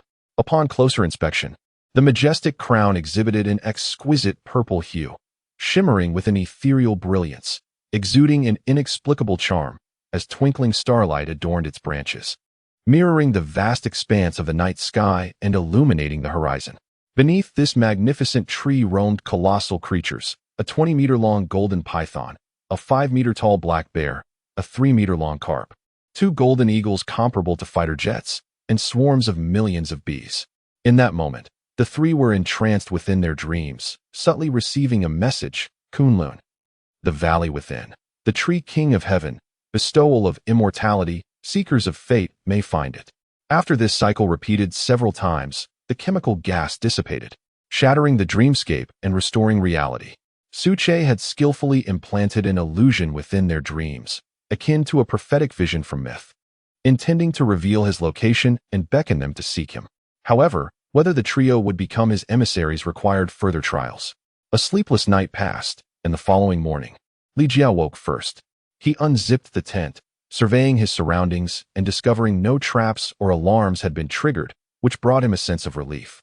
As he walked, the dream from the previous night surged back to his mind, prompting Li Jia to pause and mutter to himself: Kunlun, the valley within, the tree king of heaven, the promise of longevity. What is this? Such chaotic thoughts. Was it the fatigue from yesterday's exertions that led to such a dream? It is well known that dreams fade swiftly, and by the next day, most people forget them, retaining only fleeting fragments, if any at all. Yet, Li Jia found it peculiar. The dream from last night replayed in his mind like an electric current, refusing to fade, leaving him bewildered. Just as he pondered this mystery, Xiao Zhigua and Wang Bo emerged from the tent and approached Li Jia. Noticing the peculiar expression on his face, Wang Bo inquired, "What's wrong, Jia? Did you not sleep well last night? I recall you are not one to struggle with unfamiliar beds. The tent is quite comfortable. What could be the reason?" Li Jia shook his head and remarked, "It's not that I didn't sleep well. I had a strange dream last night that keeps swirling in my mind." "Wow, you had a strange dream too? Hey, both of you had one. It seems I had a dream as well." Suddenly, the three fell silent. Li Jia, recalling something, hurriedly shared the details of his dream, comparing it with the others. Astonishingly, upon comparison, they were all left dumbfounded. The plots were identical in every respect. The celestial tree lingered in their minds as if it were an indelible mark. It appears that if my conjecture holds true, we have encountered a significant opportunity. It is likely that the dream was entrusted to us by an awakened spirit, for it is improbable that we would all dream the same. Li Jia felt a surge of excitement. Even the strategist of their trio could not contain his enthusiasm upon receiving such news. After all, they had ventured into the Kunlun Mountains at great risk, seeking precisely this revelation. Then what are we waiting for? Let us hastily gather our belongings and depart.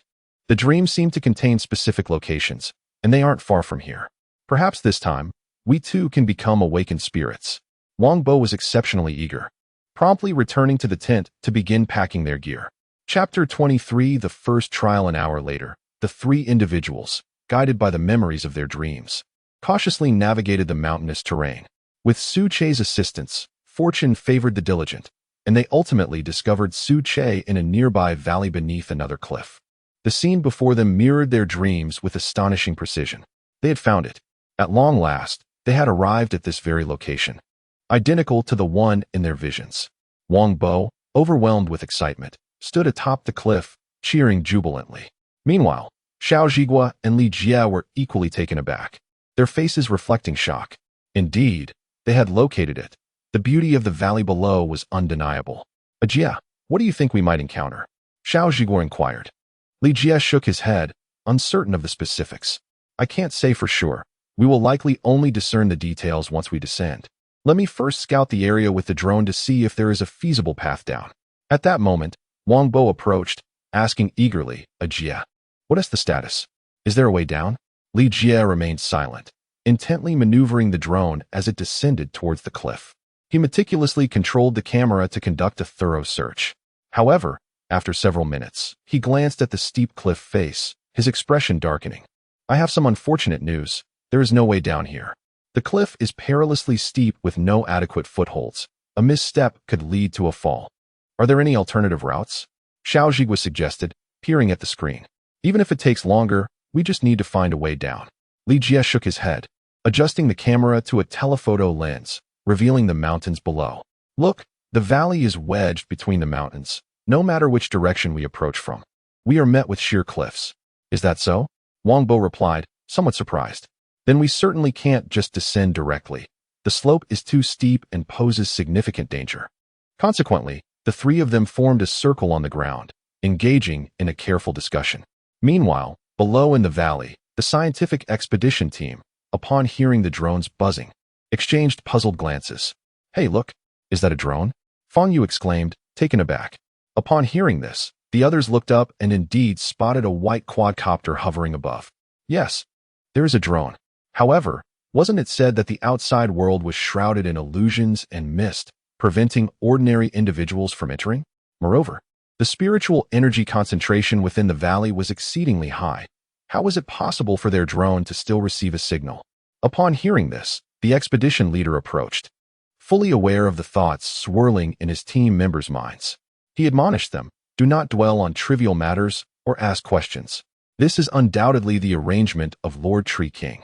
Our sole duty is to complete the task at hand, and when the time comes, we shall return. Since awakening his abilities, the leader had begun to further connect with the spiritual essence surrounding them. He increasingly felt that the valley was indeed a sanctuary for cultivation, with an astonishing concentration of spiritual energy that allowed for rapid progress. Were it not for the circumstances, he would have considered remaining here indefinitely. As Suche observed, a consciousness within him chuckled. The roots then emerged from the soil, inscribing the words before the trio. First trial. Collaboratively descend the valley. Those who succeed may remain. Signed, Kunlun Tree King.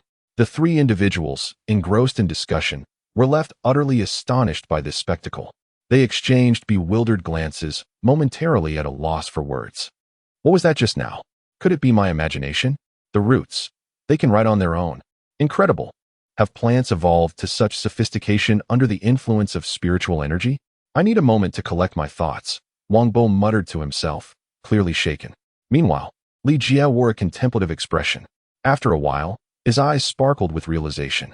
I understand now. The awakened one who visited us in our dreams last night must be this very tree. Pointing towards the valley below, Li Jie continued.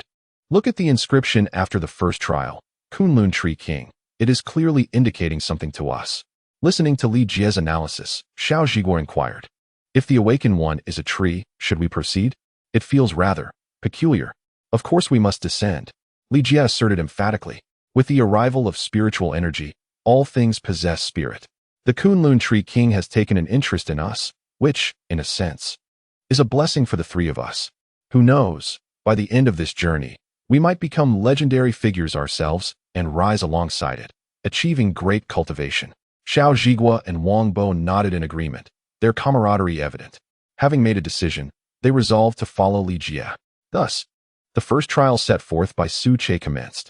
As for the method they would employ, Su Che remained unconcerned, as long as they managed to descend into the valley within the allotted time. Meanwhile, in Kyoto, significant troubles were brewing. In the suburban base, a cadre of high-ranking military officials gathered in a conference room, awaiting an urgent meeting.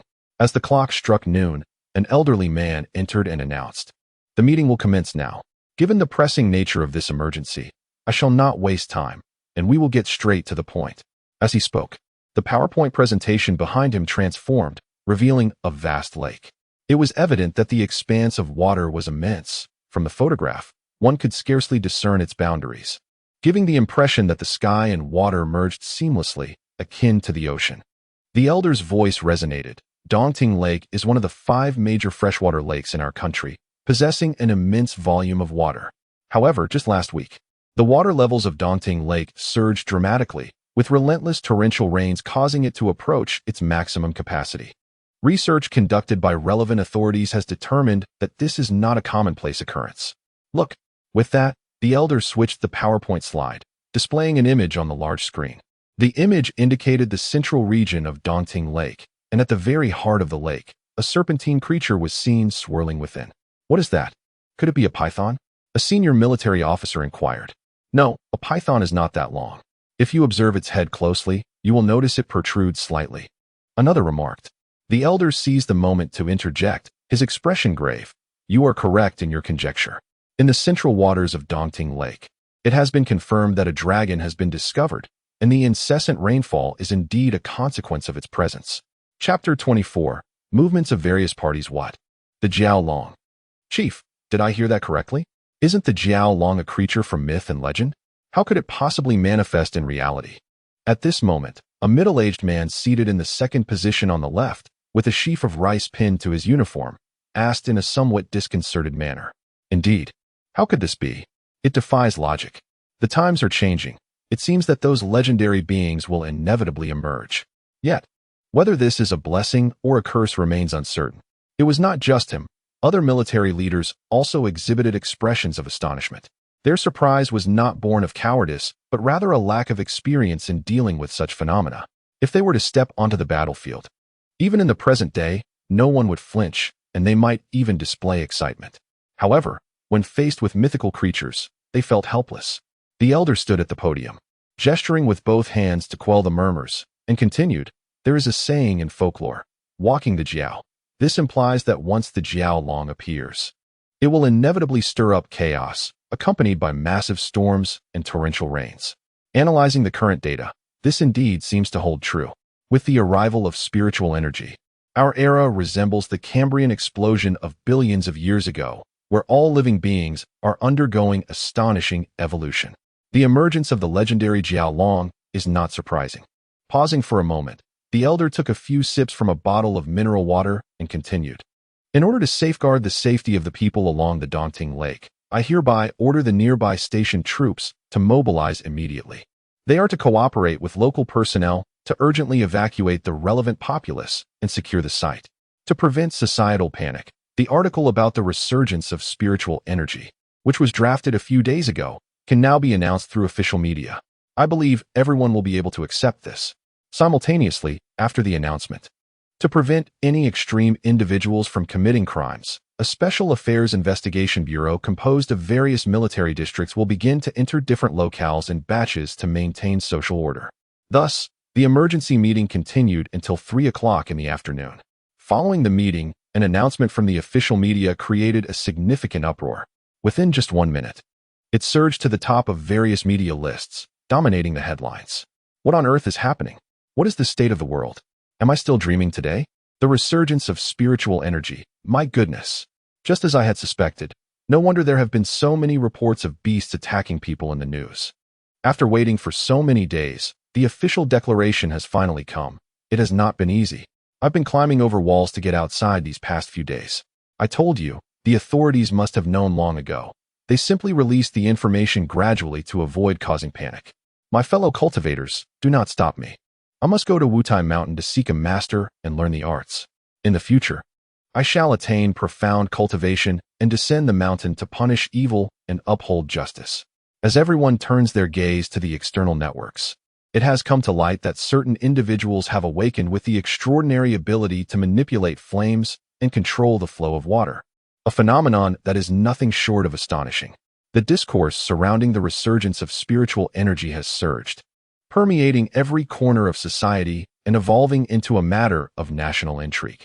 After all, the arrival of this energy is of paramount importance to all, compelling their utmost attention. Amidst the online discussions, the Dongting Lake area has been cordoned off, with nearby military bases swiftly mobilizing various means of transport to reach the site.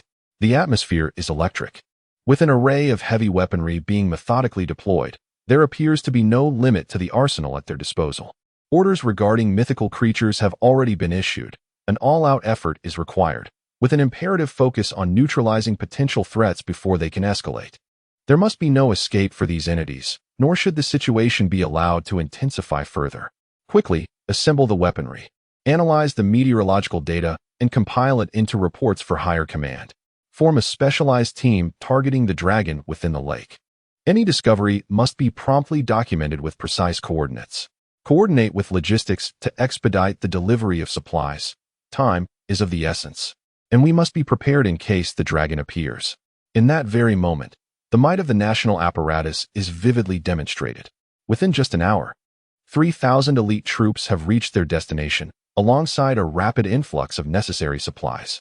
Simultaneously, a trio remains at their original location, having employed various strategies over several hours, all resulting in failure, which has severely dampened their confidence. On one occasion, Wang Bo almost lost his grip on a rock and nearly plummeted. Jia, come look. The official announcement regarding the dawn of the spiritual energy era has just been made, and the internet is ablaze with inquiries about how to awaken these abilities. It seems our foresight in coming to the Kunlun Mountains first was indeed prescient, Wang Bo remarked, a smile of self-satisfaction gracing his face as he perused the news on his phone. However, the realization of their current predicament quickly cast a shadow over his mood. I say, Jia, Jigua, how on earth are we supposed to descend? We can't simply linger here indefinitely. There must be a time constraint, even if the Tree King has not mentioned it. After a moment of contemplation, Li Jie resolved, let us attempt once more. We will each secure ourselves with a rope to prevent any unfortunate falls, akin to rock climbing. If we delay any longer, we risk exceeding the time limit and failing the challenge outright. Come, Jigua. This time, we shall only permit success, not failure. With that, Li Jie retrieved climbing ropes from his backpack, handing them to his companions. They each tied knots around their waists, preparing themselves to descend the cliff. Upon witnessing this scene, Su Che smiled, reflecting on how he had spent the day contemplating clever strategies, only to finally gain insight. The steep, vertical cliffs offered no alternative but to confront them head-on, a true test of courage and resolve. Overall, Su Che was quite pleased with the trio. As for their future success, that ultimately rested upon their own efforts. In that moment, a little deer approached, nuzzling Su Che's branch and producing a charming sound that clearly conveyed its desire for the first-tier spirit spring. Haha, you little glutton, here you go. Su Che controlled the branch to directly exude a stream of purple first-tier spirit spring into the deer's mouth, which immediately began to drink eagerly. Regarding this old friend, Su Che was exceedingly generous, providing an abundant supply of spirit spring without reservation. Even first-tier spirit spring was offered liberally under permissible conditions. Drink up. Judging by your lineage, you must be akin to the mythical Qilin. Once you reach first tier, I suspect you shall unveil your bloodline powers. Su Che mused to himself. By the way, I received a call from home informing me of a potential flood, so I just returned to assist in moving rice. I have been quite busy, which has delayed my updates until now. My apologies, and I hope everyone understands. Chapter 25. The three enter the Grandview Garden. Time slipped away quietly, and before long, it was 4 o'clock in the afternoon. At this moment, if one were to gaze towards the steep cliffs not far from the valley below, they would be astonished to discover 3 figures suspended from above, with ropes tied around their waists, gradually descending. Ajay, Wang Bo, muster your strength. We have less than half the distance left to cover. In about 30 minutes, we should arrive, Xiao Zhiguo encouraged, glancing down before directing his gaze towards the 2 nearly exhausted companions. Understood, Zhiguo. I want to give up. This monumental opportunity is within our grasp. Even if it means plummeting down, I refuse to abandon it. Whoever gives up is a coward, Wang Bo declared resolutely. Zhiguo, don't worry about us. You go ahead and scout the area, that might aid us later. The 2 held their breath, controlling their bodies as they landed on a small outcropping to rest momentarily while replying. All right, be careful. I'll go down to assess the situation first. If you can't make it, I'll set up a shelter below for you to jump down to. You must hold on.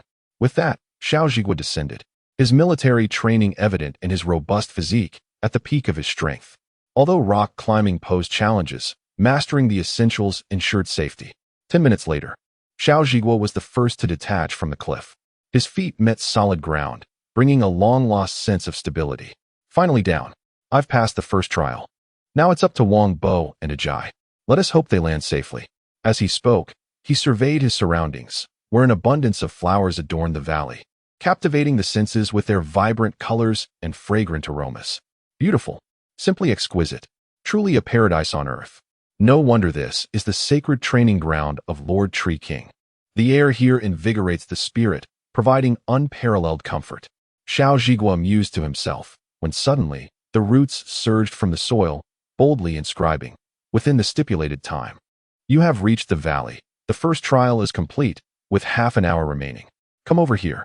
Having witnessed the roots inscribe their message for the second time, Xiao Zhiguo remained noticeably calmer. Though a hint of surprise lingered in his eyes, he quickly subdued it. He then walked towards Su Che, and along the way, he encountered a group of uniformed soldiers instructing a collection of impressively large animals and language. To his astonishment, he even witnessed a middle-aged man reprimanding a colossal golden python. What on earth is happening? The golden python, with a diameter of at least half a meter and an estimated length of 20 meters, was truly an astonishing sight. What on earth is happening here? Besides the three of us, when did others enter this valley?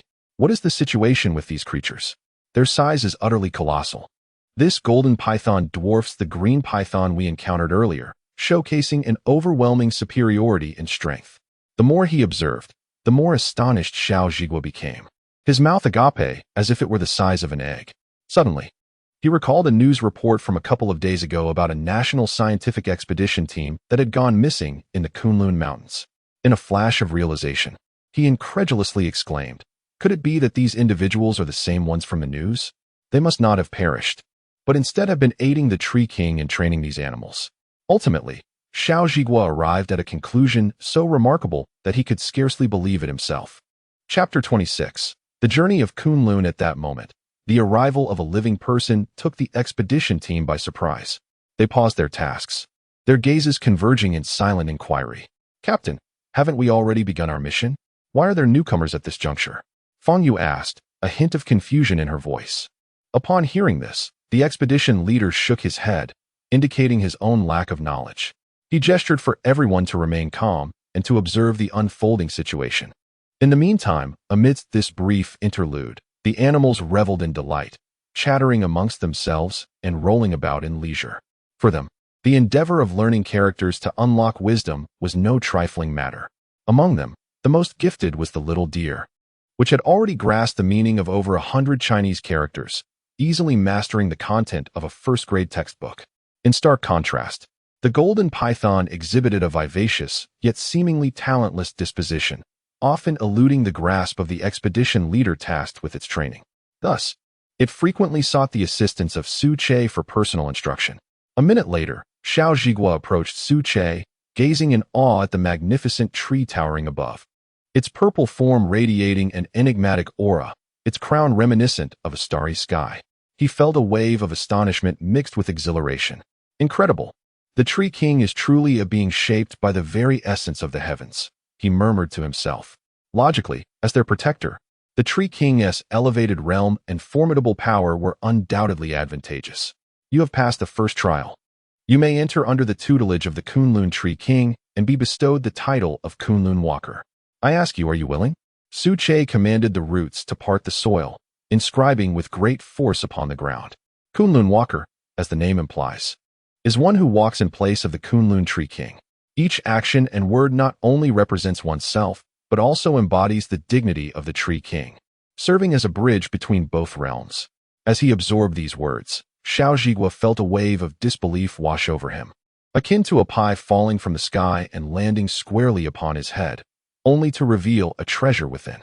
In that moment, joy almost rendered him speechless.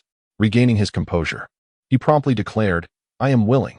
Great Tree King, I wish to become a Kunlun Walker, to act on behalf of the Tree King and bridge the communication between both sides." Su Che nodded, satisfied, and continued inscribing, "Very well, from this day forth, you shall be a Kunlun Walker. Your every action must adhere to reason. Accept this leaf as the emblem of your identity." As he spoke, a cascade of enchanting purple leaves fluttered down from the sky, gracefully landing in Xiao Zhiguo's hands. A gentle hum resonated through the air, causing Xiao Zhiguo to momentarily squint in surprise, only to find that the purple leaves had vanished without a trace, reappearing as an imprint upon his forehead. Subsequently, Su Che continued to write, "The journey comprises 3 trials. You have merely passed one, so do not succumb to arrogance. The remaining 2 will soon arrive." Observing the words on the ground, Xiao Zhiguo nodded, acknowledging his understanding. At that moment, on the cliff, Li Jie and Wang Bo had also reached the valley, their feet firmly planted on the solid earth, overwhelmed with joy. Where's Zhiguo? Why don't I see him?" Wang Bo remarked, glancing around in puzzlement. Li Jie pointed to the writing on the ground and said, "Do you see the text?" Jigua is likely not here, judging by the content. He must have been summoned by the Tree King. Let us go. We shall join him. Chapter 27. Initial setback as night fell. The entire Kunlun mountain range was shrouded in a hazy twilight, intermittently appearing and disappearing, as if cloaked in an enigmatic veil. From a distance, it resembled a colossal dragon soaring into the sky, evoking a sense of longing and aspiration. Within the valleys, the towering canopies of trees sparkled like a starry sky, casting their luminous glow upon every person and creature, imparting a sense of enlightenment. This was the essence of Su Che, the wellspring of his newly awakened abilities. The area beneath the trees was divided into 3 distinct sections. The central region, the largest and most saturated with spiritual energy, served as the prime sanctuary for cultivation. Undoubtedly the resting place of the animal legion led by the doe. To the left lay a secondary area designated for the trio, the current travelers of Kunlun, while the right section was reserved for the scientific expedition team responsible for instructing the animals. After the other 2 had passed their trials, Su Che did not show favoritism. He granted them the identity of Kunlun travelers and bestowed upon them a tier of spiritual spring to enhance their physiques and gradually awaken their powers. Additionally, his most significant acquisition was a modified mobile phone, which, thanks to Li Jia's ingenuity, could connect to the outside world even within the valley. Though the signal was somewhat compromised, it remained functional. At this moment, Su Che could use his phone to glean information about the outside realm. Upon reflection, it had been over 6 months since he had last used a phone following the car accident, yet he found no difficulty in navigating its functions once more. With practiced ease, he opened the news app, and the first headline caught his attention: Mythical creatures re-emerge. A few days prior, relevant military forces, following higher orders, had cordoned off Daunting Lake and evacuated the nearby populace due to the discovery of the legendary creature, the Jiao Dragon. Reports from the previous afternoon indicated that the military had launched their initial assault. However, due to the creature's swift movements, their weapons failed to lock on, resulting in a dismal outcome. A second wave of attack was anticipated in 3 days. Intrigued, Su Che continued to scroll. He was astonished to learn that merely half a year after the arrival of spiritual energy, the mythical creature he had only read about in novels had manifested and was wreaking havoc. He pondered, I wonder how the Jiao Dragon's realm and combat prowess compare to my own. As he mused, a video appeared beneath the news article. He commanded his roots to directly access it. The screen revealed an expansive body of water, unmistakably the central region of Daunting Lake, where torrential rain poured from the skies as if water were being poured from above. Suddenly, the image shook violently, and beneath the surface, a long shadow darted past with astonishing speed, vanishing in an instant, too swift for the naked eye to discern without the aid of technology. At that moment, the commander's orders rang out: fire at will, targeting the decoy area, unleash 300 rounds without pause. As the words echoed, a brilliant flash illuminated the sky as hundreds of shells soared through the air, descending upon their predetermined target. 3 seconds later, a cacophony of thunderous explosions erupted, transforming the surface of the water into a vast inferno.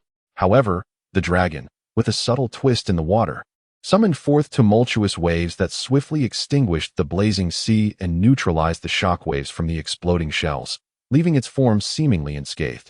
In the next instant, just as the commander on the shore prepared for the subsequent maneuver, the dragon executed a swift maneuver, vanishing beneath the surface, disappearing from sight in mere moments.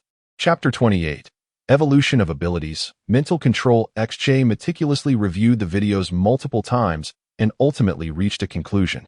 The Jiao Long was not as formidable as it appeared. Its defensive capabilities were not as exaggerated as one might think. It could not simply disregard the simultaneous bombardment of hundreds of artillery shells. Moreover, judging by its physique, it had not yet reached maturity. It is worth noting that even XJ himself would not dare to claim he could withstand such an onslaught. The instantaneous shockwaves generated would be sufficient to obliterate a 2-meter-thick steel plate. If such forces were to descend upon the canopy of his tree, he would likely emerge severely maimed, if not dead. However, the Jiaolong's concealment within the depths of the water afforded it the advantage of natural properties, enabling it to harness the immense forces of its aquatic environment. Water, being the natural enemy of fire, contributed to its formidable display. In a one-on-one encounter, Should the Jiao long be out of its element, XJ believed he could exert overwhelming power. Yet, submerged in water, the odds would likely be evenly matched. Speaking to himself, XJ evaluated the Jiao Long's exhibited prowess against his own capabilities. He then took control of his mobile device to search for information on Haoan technology. Perhaps due to signal issues, the internet speed was sluggish, and it took 10 seconds for the screen to display the headlines and related news about Haoan technology. The founder of Haoan Technology, Mr. XJ, has passed away, leaving behind a fragmented board of directors amidst turmoil. As a rising star in the tech industry, what lies ahead? 3 weeks later, Mr. XJ's fiancée, Yin, took decisive action to purge the board members, exhibiting the commanding presence of a dominant CEO as she unified the remnants of Haoan Technology. Haoan Technology announced, the arrival of spiritual energy marks a new era for humanity. Haoan Technology Group will allocate $1 billion in funds to collaborate with other groups in the research of this new form of spiritual energy, seeking the welfare of all humankind. Media reports revealed that the cause of Mr. XJ's death is yet to be confirmed. Relevant authorities have initiated an investigation. Preliminary assessments suggest foul play, with his fiancée declaring, whoever is responsible will be held accountable. Initially, XJ watched the news with a mix of delight and sorrow. After all, a technology conglomerate comprised of thousands, including outsourced employees, was now solely supported by his fiancée. While one cannot predict the challenges she would face, it was certain she would endure significant hardship. However, upon reaching the details surrounding his death, a multitude of images flashed through his mind, replaying the seconds leading up to the incident in vivid frames. Ultimately, the unusual expression of the driver and the implausible speed confirmed his growing suspicion. The media's assertions were not unfounded. His demise was likely not an accident, but rather a calculated assassination by an adversary. Who could possibly go to such lengths to orchestrate his downfall? The Dynasty Group, the Red Star Group, the Flying Sky Group. Surely, no one anticipated this. Reflecting upon his own demise, Su Che found it impossible to maintain his composure. His consciousness roared within his corporeal form, venting his profound dissatisfaction. It was inevitable. After all, such circumstances would unsettle anyone, and indeed, some might react with even greater intensity than Su Che. After a considerable pause, he muttered softly to himself, regardless of who orchestrated this, I am now the Tree King, a first-tier extraordinary life form. Even if you manage to evade culpability, you cannot escape my ultimate judgment. No sooner had he uttered these words than Su Che felt a remarkable clarity enveloping his thoughts, as if the mysteries of existence had suddenly been unveiled. Following this epiphany, a torrent of immense spiritual energy surged from his roots, coursing through his body toward the canopy, ultimately breaking through to soar into the heavens. As it traversed, the energy underwent a purifying transformation, rendering his form resolute once more, while the purple skin began to show slight signs of fading. Simultaneously, Su Che sensed a shift in his perception. It was replaced by a distributed scanning radar, a manifestation of mental prowess that provided a crystal-clear view from above. The decree of his bloodline illuminated the truth. This was an evolution of his capabilities. The previously existing chemical gases had vanished, supplanted by mental control and its accompanying sensory experiences. In essence, Su Che could now communicate effortlessly with his animal companions, utilizing his mental energy to synchronously translate their utterances, facilitating seamless interaction, even with humans. Concurrently, under the infusion of spiritual energy, Su Che's physique underwent a remarkable expansion, 3 meters, 5 meters, 10 meters, 20 meters, until at last, he reached an imposing height of 80 meters. Based on his estimations, he realized he had seemingly surpassed a threshold, advancing to the mid-stage of the first tier. Name, Su Che species, nameless grass status, growth phase strength, mid-stage first tier height, 80 meters trunk diameter, 7 meters root depth, 220 meters abilities, manipulation of purple thunder, secretion of spiritual spring, emission of spiritual fragrance, mental control, mental perception. Next, Su Che endeavored to utilize his mental perception. Not far away, a golden giant python lay languidly asleep, its form sprawled haphazardly, half nestled in the bushes and half sprawled upon the grass, the occasional snore indicating it had succumbed to deep slumber. Tomorrow, awaken a little later. A bit more indulgence is always welcome. Learning that damned script every day is both intricate and challenging. I simply cannot grasp it. I am not like the dear king. I lack its cleverness. Truly, why must we serpents engage with such matters? It is futile to wait, as one cannot consume it directly. It merely squanders time. Tomorrow, another first-tier spirit spring will be available, but how miserly the tree king is, only offering such a meager amount each time. Listening to the thoughts of the golden giant python, Suche found himself unable to suppress a chuckle, his consciousness laughing within his corporeal form. Truly, it possessed the nature of a child. Despite its imposing size, which instilled fear in others, it had only been in existence for merely 2 or 3 years. In the next moment, his mental energy expanded, seamlessly penetrating the dreamscape of the golden giant python. Suche conjured a colossal swimming pool, 200 meters in length and width, filled to the brim with first-tier spirit spring, its purple hues dancing in waves.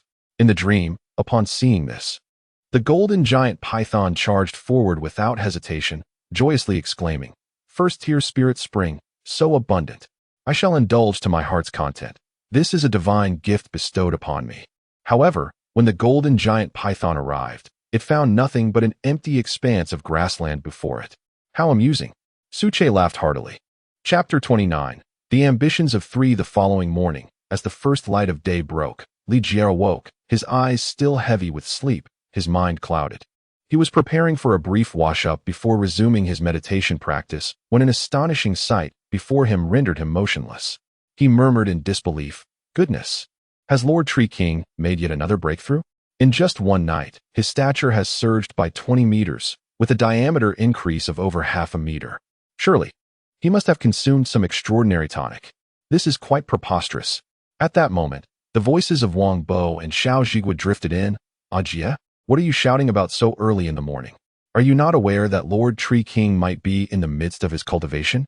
What if you disturb him?" "Indeed, Ajie, lower your voice. You have so ruthlessly interrupted my lovely dream. You owe me for that."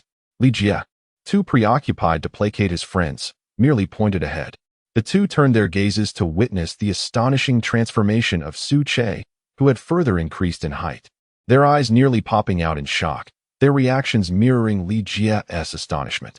Xiao Zhigua remained somewhat composed, but Wang Bo could not contain his surprise, exclaiming, "Good gracious! In just one night, his body has grown over 20 meters. Lord Tree King's breakthrough is truly remarkable. Do not panic. I experienced an epiphany last night. This is merely a minor breakthrough. As you 3 traverse Kunlun, it is essential to maintain your composure, unflinching as Mount Tai crumbles before you." At that moment, a voice, tinged with a sense of antiquity, seemed to penetrate the very fabric of space, resonating directly within the minds of the 3. "Who is speaking? Who just uttered those words?" Wang Bo inquired, scanning the surroundings in search of the speaker. However, upon noticing the smile on Li Jie's face, he felt a flicker of confusion. A glance at Suche suddenly clarified his thoughts, and he muttered to himself, "Could it be Lord Tree King? Has he reached a point where he can converse with us directly?" Indeed, in the future, communication will occur through thought alone. There is no need for alarm. Once you awaken your abilities, you shall accomplish the same. The prospect of awakening abilities held an irresistible allure for the trio. As soon as Suche broached the subject, they perked up, listening intently. "Will we also have the opportunity? Lord Tree King, what sort of abilities do you foresee for us 3? When will they manifest?" Wang Bo boldly inquired. Suche replied in kind, for it was a certainty that, barring unforeseen circumstances, the 3 before him were destined to traverse Kunlun. He was generous with his own, never withholding, as exemplified by the little deer. Awakening abilities is a complex affair, influenced by a myriad of factors, individuals, timing, location, and the varying concentrations of spiritual energy, all contributing to the emergence of distinct powers. The leader of the scientific expedition awakened a fire-based ability a few days prior. For further details, one might seek him out for inquiries. Do not fret, even if you are unable to attain self-awareness. I can still assist the 3 of you by directly bestowing the abilities befitting an awakening. As he spoke, Suche summoned the captain of the scientific expedition. "My Lord Tree King, did you summon me?" The captain inquired, lowering his gaze to the ground in a gesture of respect.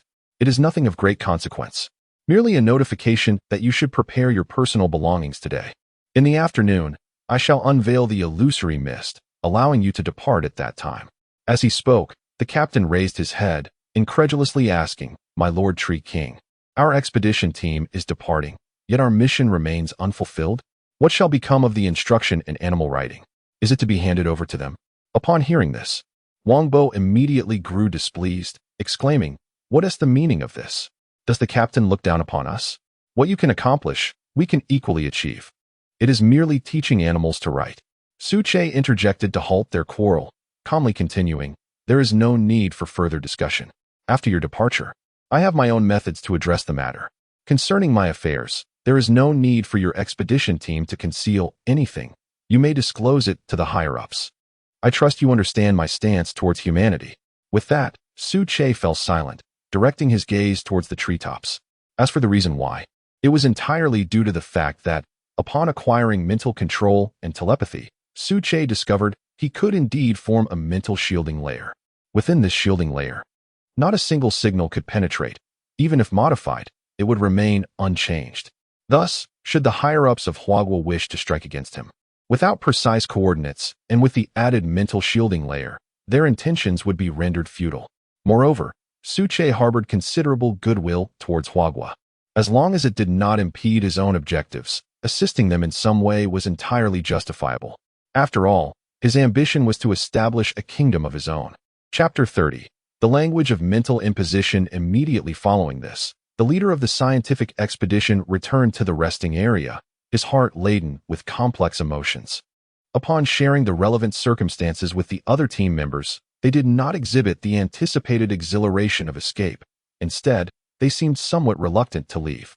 After all, within the valley, the concentration of spiritual energy was remarkably high, with many areas even possessing liquid-like spiritual essence, rendering it an unequivocal sanctuary for cultivation and awakening, far surpassing other regions within the borders of Huagua.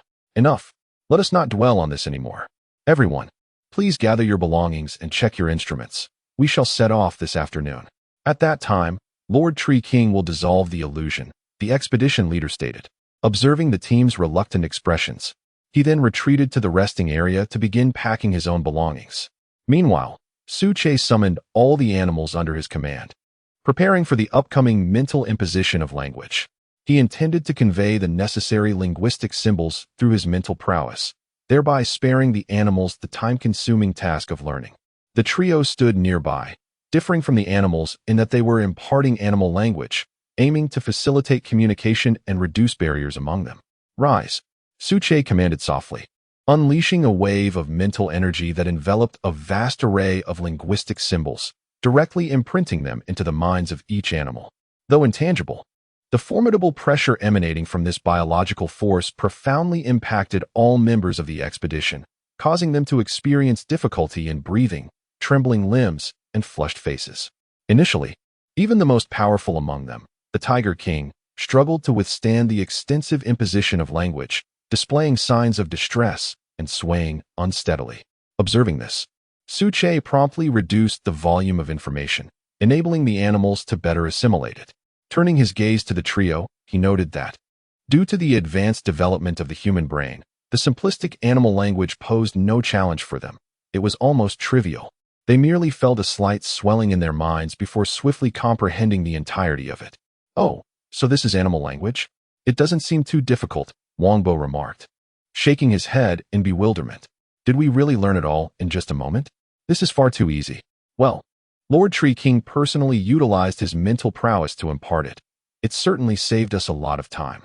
If we couldn't grasp it, we might as well abandon our cultivation altogether, Li Jie retorted, his tone somewhat irritable. He was genuinely curious about the Tree King's method of mental transmission, finding it rather extraordinary, almost akin to a cheat, reminiscent of a glitch in a video game. "I can't quite comprehend it now. Perhaps once my powers awaken, it will all become clear," Li Jie mused to himself, standing in place, lost in contemplation. Half an hour later, the animals had all completed their spiritual indoctrination. As Su Che had anticipated, no unexpected events occurred. Even the most Na'vi golden python endured the process. In that moment, the cleansing power of the written word ignited a spark of wisdom in the animal's eyes. Thank you, Tree King. Thank you, Tree King. Thank you, Tree King. They chanted reverently, prostrating themselves on the ground. Witnessing this, Su Che felt an overwhelming sense of satisfaction as he surveyed his formidable battalion. He issued a commanding decree. From this day forth, the divine palace shall be established. Little deer, little gold, you shall oversee the western region of the Kunlun Mountains. Old black, old fire, you are tasked with the eastern side. Big white and little white, you two shall manage the northern expanse. Little fish, Tiger King, along with your subordinates, you will collectively take charge of the southern territory. As for the Golden Eagle couple, you will conduct aerial reconnaissance, should any unforeseen circumstances arise. Report to me immediately and proceed to provide assistance. Within a week, you shall be responsible for the entire Kunlun mountain range, aiming to enlist the majority of the animals as members of the Divine Palace. Those who resist may be dealt with as you see fit. At last, the moment had arrived. Su Che began to take action across the Kunlun Mountains, for this range was his domain, which he must secure without any dissenting voices. Thus, the initial phase of the Divine Palace's plan commenced, and the embryonic form of the kingdom began to take shape. Yes, Tree King. Yes, Tree King. Yes, Tree King. In an instant, the animals dispersed like a flock of birds, each moving toward their designated sectors with an imposing presence, heading directly toward the valley's exterior. Chapter 31. The Divine Palace takes shape, however. The trio that remained in place did not receive their designated task. After a prolonged silence, Wang Bo stepped forward and inquired, Lord Tree King, what about the three of us? Do we have a specific mission? Surely, we cannot merely linger in the valley, awaiting their return. In the next moment, Su Che responded, delivering a sobering revelation. Indeed, you are correct. Your current task is to remain within the valley and undergo awakening. This is a first-tier spiritual spring, which can significantly enhance your physical condition and trigger the awakening of your inherent abilities. The awakening of the expedition leader's powers was largely due to this spring. Each of you should take a sip, striving for an early awakening. As for external assignments, we shall discuss them once you have made your breakthroughs. Li Jia. Xiao Zhigua. Very well. Lacking strength and having not yet awakened their abilities, they were ineligible to partake in missions. Upon reflection, this reasoning held merit. After all, deep within the Kunlun Mountains, numerous life forms had flourished under the nurturing of spiritual energy, even if they were not necessarily stronger than Su Che. Yet, the trio, devoid of cultivation and unawakened abilities, would undoubtedly be mere fodder if they were to encounter these beings, likely unable to receive even a moment's aid from the animals. Nevertheless, the trio did not succumb to despair. On the contrary, they exhibited remarkable enthusiasm. They promptly retrieved the first-tier spiritual spring, shared it among themselves, and sat beneath the tree, diligently absorbing the spiritual energy in hopes of awakening their powers soon. Indeed, steady and methodical, their eventual awakening would surely be swift as the wind. Su Che mused, observing the trio's retreating figures. Meanwhile, in the rest area of the National Research Team, the researchers noticed the animals had vanished, all racing toward the valley's outskirts, leaving them perplexed. Captain, where have the animals gone? Why was there no continuation of the lessons this morning? Has Lord Tree King abandoned the endeavor, or is there another reason? The speaker was still Feng Yu, known for her incessant inquiries among the National Research Team, her curiosity insatiable. Captain, do you think the animals received orders from the Tree King to venture outside and undertake missions, similar to us? At that moment, a member of the research team began to analyze, prompting the team leader to nod in agreement. It is quite possible, based on my estimations. According to Lord Tree King's plans, he cannot indefinitely remain sheltered within the valley. Expansion outward is inevitable. The collective departure of the animals today, even foregoing the lessons, likely indicates they are preparing for preliminary engagements, aiming to subdue other regions of the Kunlun Mountains. As his words hung in the air, a profound silence enveloped the group. They exchanged glances, unsure of how to respond. At the same time, within just 1 hour, the 4 cardinal directions of the Kunlun Mountains advanced 100 miles.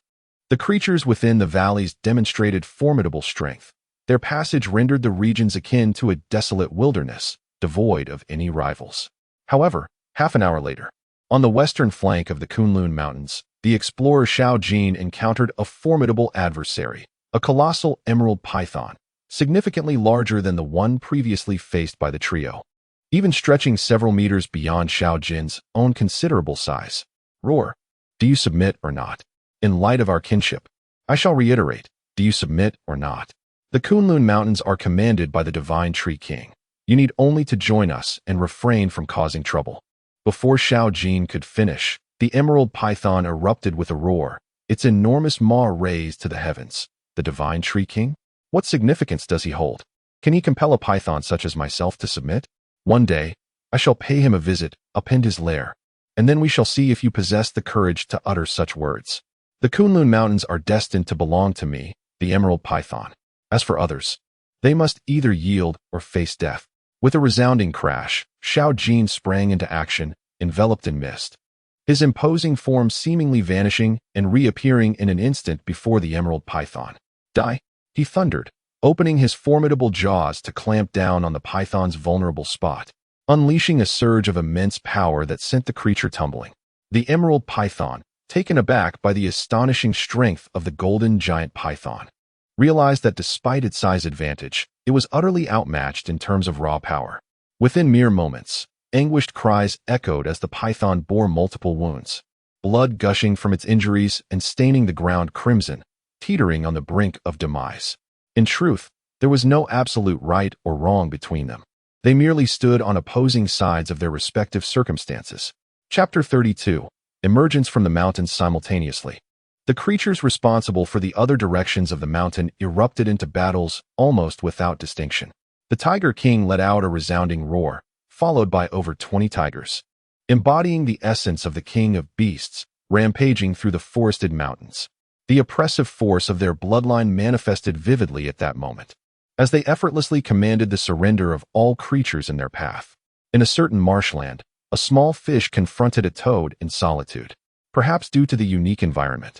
The concentration of spiritual energy in the marsh was exceptionally high, far exceeding the average levels found in the mountains.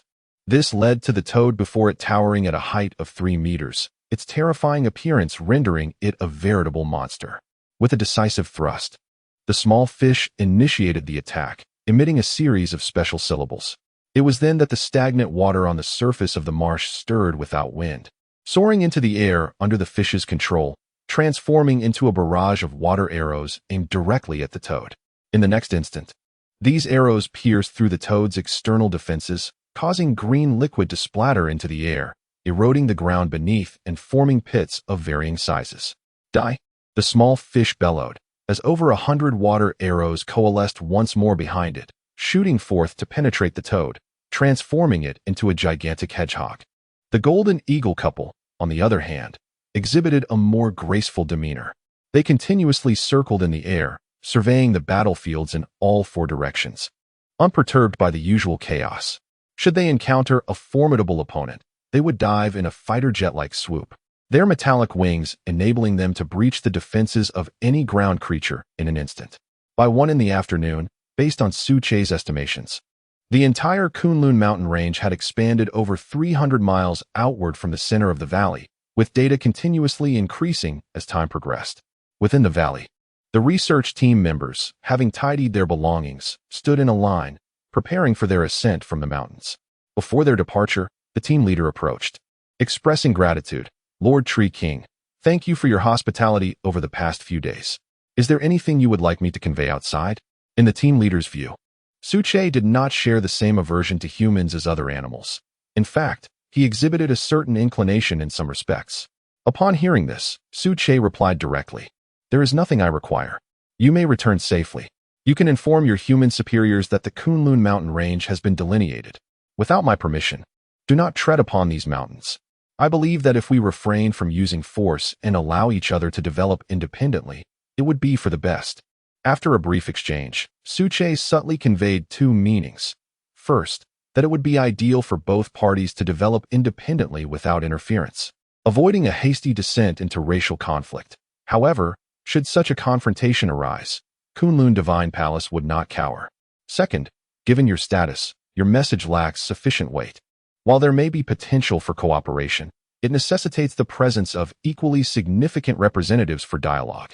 In the next moment, the leader of the research team grasped the underlying implications, honed by years of navigating the political landscape. With a nod, he affirmed, "Understood, Lord Tree King.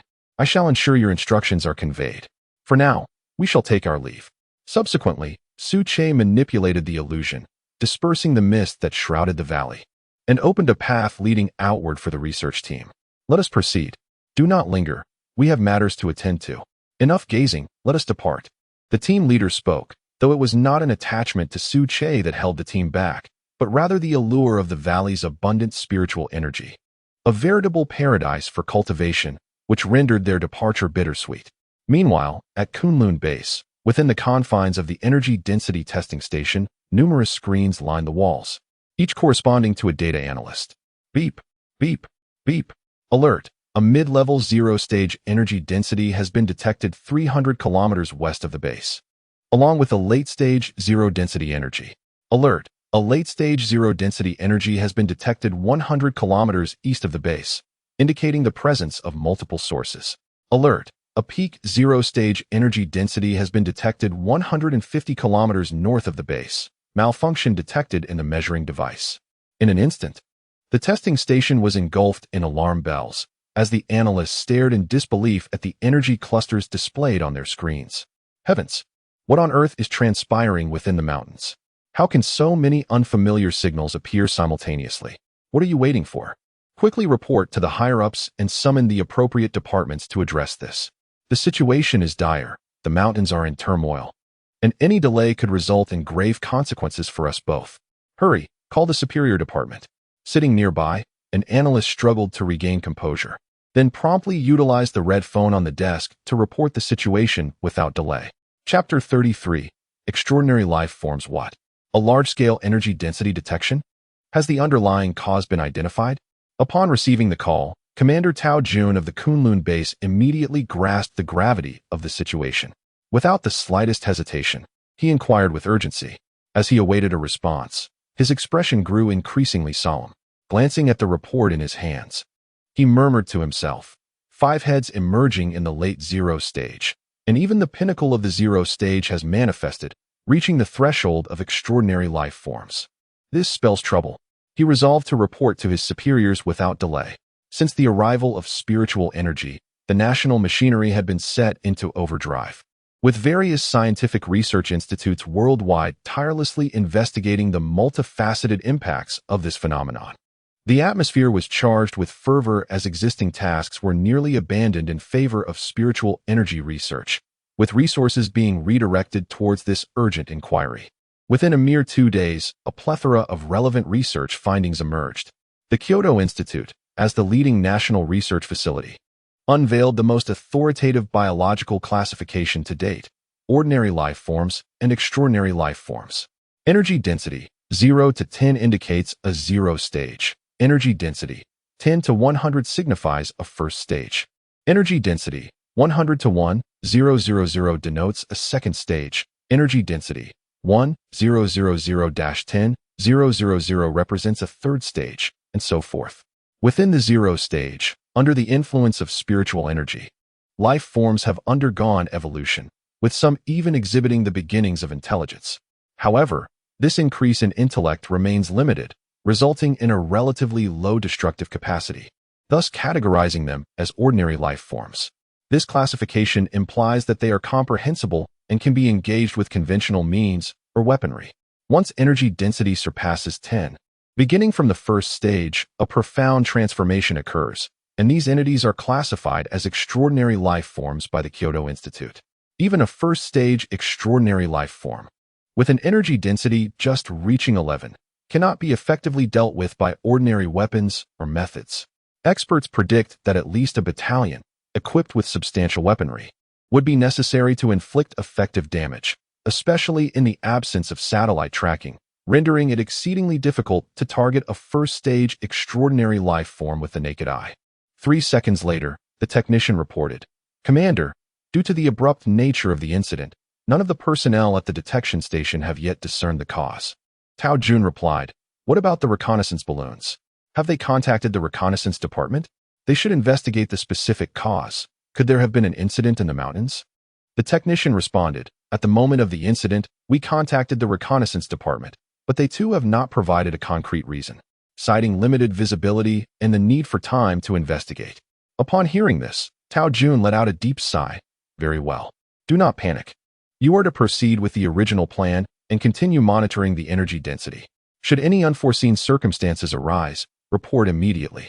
The Special Investigation Bureau stationed at the base is already en route. They are elite personnel selected from the best of the best and will be able to manage the situation temporarily. After concluding the call, Tao Jun promptly drafted a written report to submit to higher authorities. As for the Special Investigation Bureau, its members have been meticulously chosen from the military. And under the influence of the energy stimuli at the Research Institute, most have awakened abilities. However, due to the nature of their awakening, there are certain deficiencies, predominantly. The abilities manifested are enhancements to physical attributes rather than elemental awakenings. These include increased strength, enhanced agility, improved vision, and accelerated central nervous system responses. Some have even developed abilities that can be considered rather feeble, relying heavily on conventional weaponry for daily combat. At Kunlun Base, as the personnel were overwhelmed by the collective assault of the local fauna within the valley, after 2 arduous hours, the National Scientific Research Team finally emerged.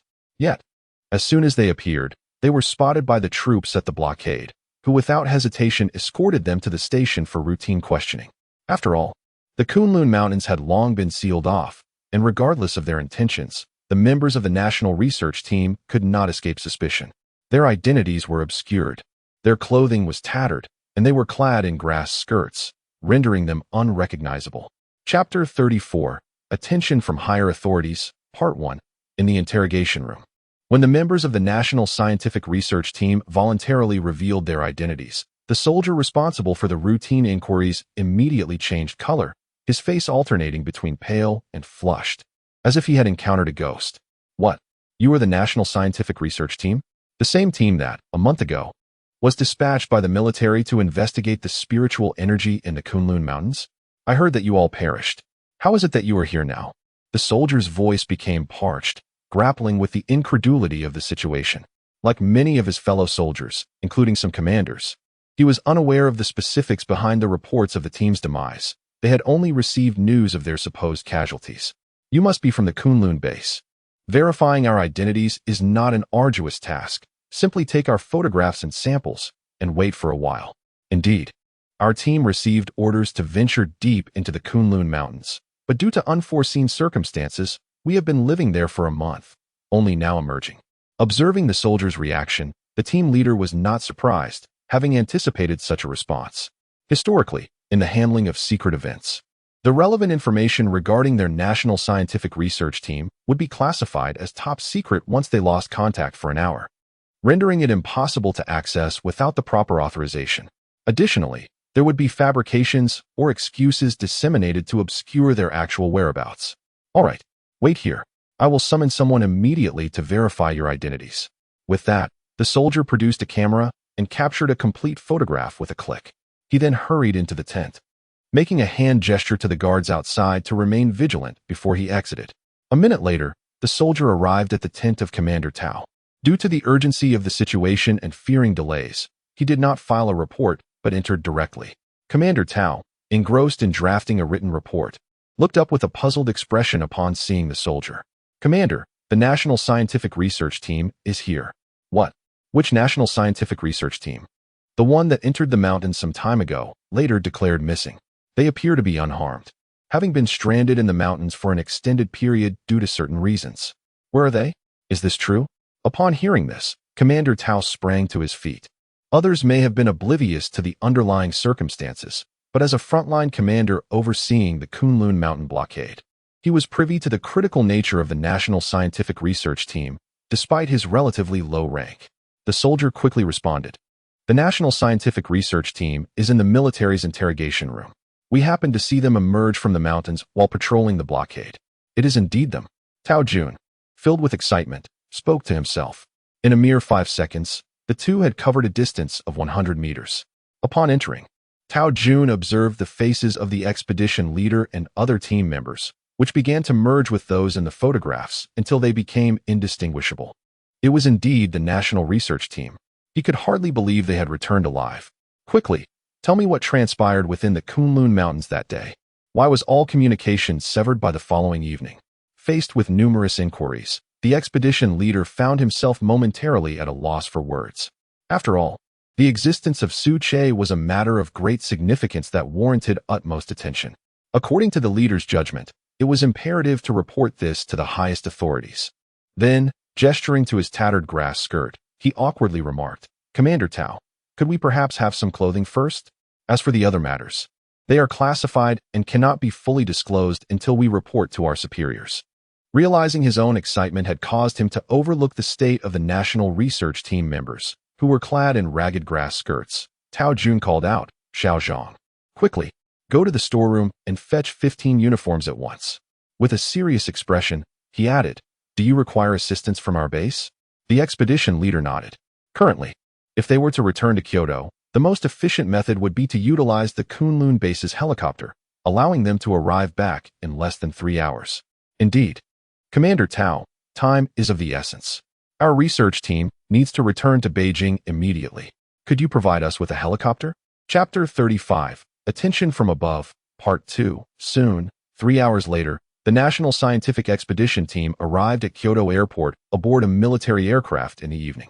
Upon disembarking, without exception, all members of the expedition were promptly taken to the headquarters of the Special Investigation Bureau in the suburbs of Kyoto for further questioning. After all, the entire expedition team had inexplicably vanished for nearly a month, which necessitated an explanation. In the interrogation room, the expedition leader met with the director of the Special Investigation Bureau, who eagerly listened as the leader recounted the entire sequence of events. "What? Could you repeat that?" The leader spoke of a sentient tree king, comparable to an ordinary adult, and in some respects, surpassing typical humanity, commanding a formidable animal army that was significantly expanding its territory. If that were the case, was the energy density recently detected at the Kunlun base attributable to this tree king's dominion? After absorbing all the information, Director Li Xiang unconsciously tapped his fingers on the table, musing to himself, what could the tree king possibly be planning with such a large-scale operation? Is he aiming to unify the Kunlun mountain region? Indeed, the expedition leader nodded, affirming the timeline's accuracy.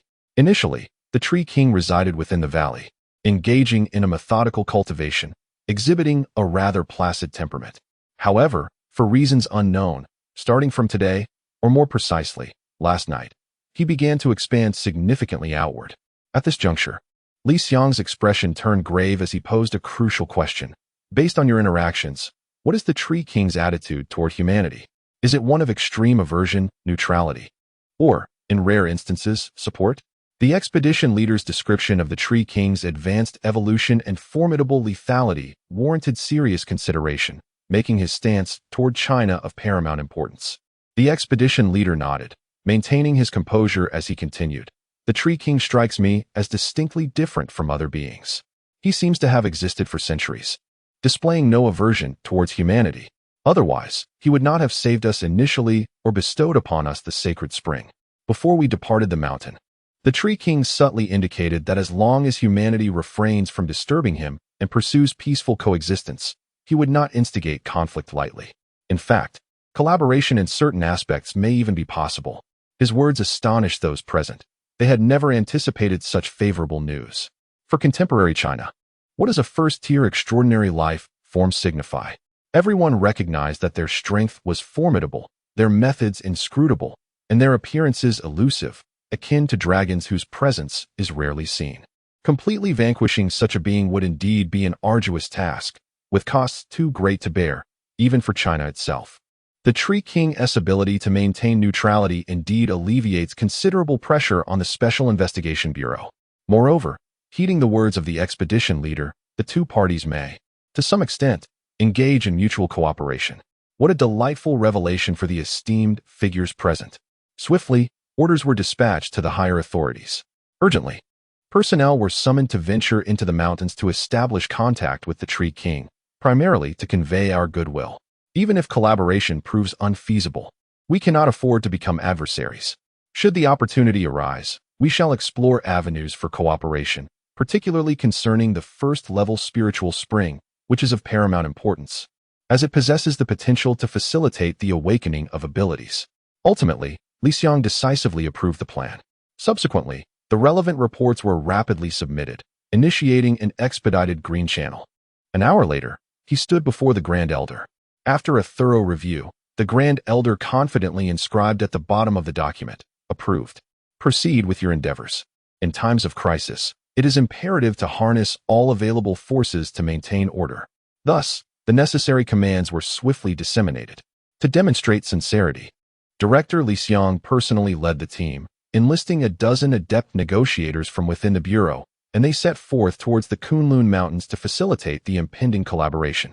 Meanwhile, a significant transformation heralded by the influx of spiritual energy was on the cusp of unfolding. Chapter 36. Dao Palace Academy at 6 o'clock in the evening. While the majority of the populace in Huagua was preparing to indulge in their evening meals and retreat to the comforts of home, the official media made an astonishing announcement that eclipsed all other topics, swiftly ascending to the forefront of various media platforms and igniting fervent discussions. Official announcement: as of today, the Dao Palace Academy has been established with an initial plan for 3 campuses and the possibility of further expansions. It will accept individuals with relevant awakenings and provide training to develop their abilities. The academy is divided into 2 sections: the Dao Department, which caters to elemental awakeners, and the Martial Department, which accepts physical awakeners. Attachment: all awakeners are invited to register at the Dao Palace Academy in Kyoto, Magic City, and Jinling within 3 days of this announcement. Registration phone, registration address. The moment the news broke, the entire internet erupted in excitement, with countless netizens flocking to discuss the development. Some individuals even revisited the announcement multiple times, reveling in the thrill of this transformative change. They celebrated the arrival of a new era. However, objectively speaking, the majority of these individuals were mere spectators, as the initial awakening rate was rather low due to the insufficient concentration of spiritual energy. It would take thousands to produce a single awakener. Wow, there is now a dedicated academy for awakeners. What are we supposed to do? Not sure why, but I feel a twinge of envy. Bro, don't panic. Just enjoy the sourness. Goodness, it's only been a few days, and the academy is already established. That was incredibly swift. I genuinely envy those who are awakening. I wish I could possess such abilities. Haha, finally, my time has come. I awakened my fire control ability the day before yesterday. I'm off to buy a ticket. I must register. Whoa, bro, that's impressive. You've awakened a rare elemental ability. According to the Research Institute's data, it takes over 100 awakeners to find just one. As time passed, night fell, and discussions of the Dao Palace Academy continued to pervade every corner of society. Whether in the workplace, on the streets, or while dining in restaurants, conversations about the academy were ubiquitous. Even at home, families gathered on the sofa, earnestly deliberating the matter. Hey, have you heard the news? What news? The Dao Palace Academy. Such a monumental event, and you're completely oblivious? What have you been doing? That's the Academy for Awakeners. Wow, when did this happen? An Academy for Awakeners. I just took a long nap and missed something so significant. I need to check online right away. Hurry up. Conversations of this nature flowed incessantly among friends. Within an hour of the announcement, all transportation means to the 3 designated locations, be it airborne, terrestrial, or aquatic, were completely sold out. Even additional tickets, hastily issued, vanished in the blink of an eye. Although the awakening rate was low, the sheer population of the vast nation was overwhelming, with billions of inhabitants. Even a minuscule percentage translates to at least 1 million awakened individuals. Such a tidal wave of humanity surged into the 3 cities, rendering the situation undeniably congested. Moreover, aside from the awakened, there existed a multitude of hopefuls seeking fortune, perhaps a chance to enter the academy or leverage connections for clandestine entry. Their numbers surpassed those of the awakened. Quickly, inform the higher-ups. We can hardly manage. Tens of thousands of tickets sold out in mere seconds, and online chaos has erupted. We must alleviate the traffic situation. Good heavens, the crowd is overwhelming. The servers are deeply overloaded. Hurry and bolster our infrastructure. An emergency report was filed. A temporary increase in routes, reallocating resources from other cities to cope with the immediate demand, prioritizing the night's operations through expedited channels. Throughout the night, the traffic command centers in the 3 cities operated tirelessly, as the massive influx of people left them scrambling to respond. The rapid dissemination of information and the limited time frame created insurmountable challenges. In the depths of the valley, Su Che, utilizing the modified phone of Li Jie, observed the unfolding events. He mused to himself, fascinating, audacious. The arrival of spiritual energy heralds a new era. Should we fail to hasten our pace, we shall inevitably be left behind. Chapter 37.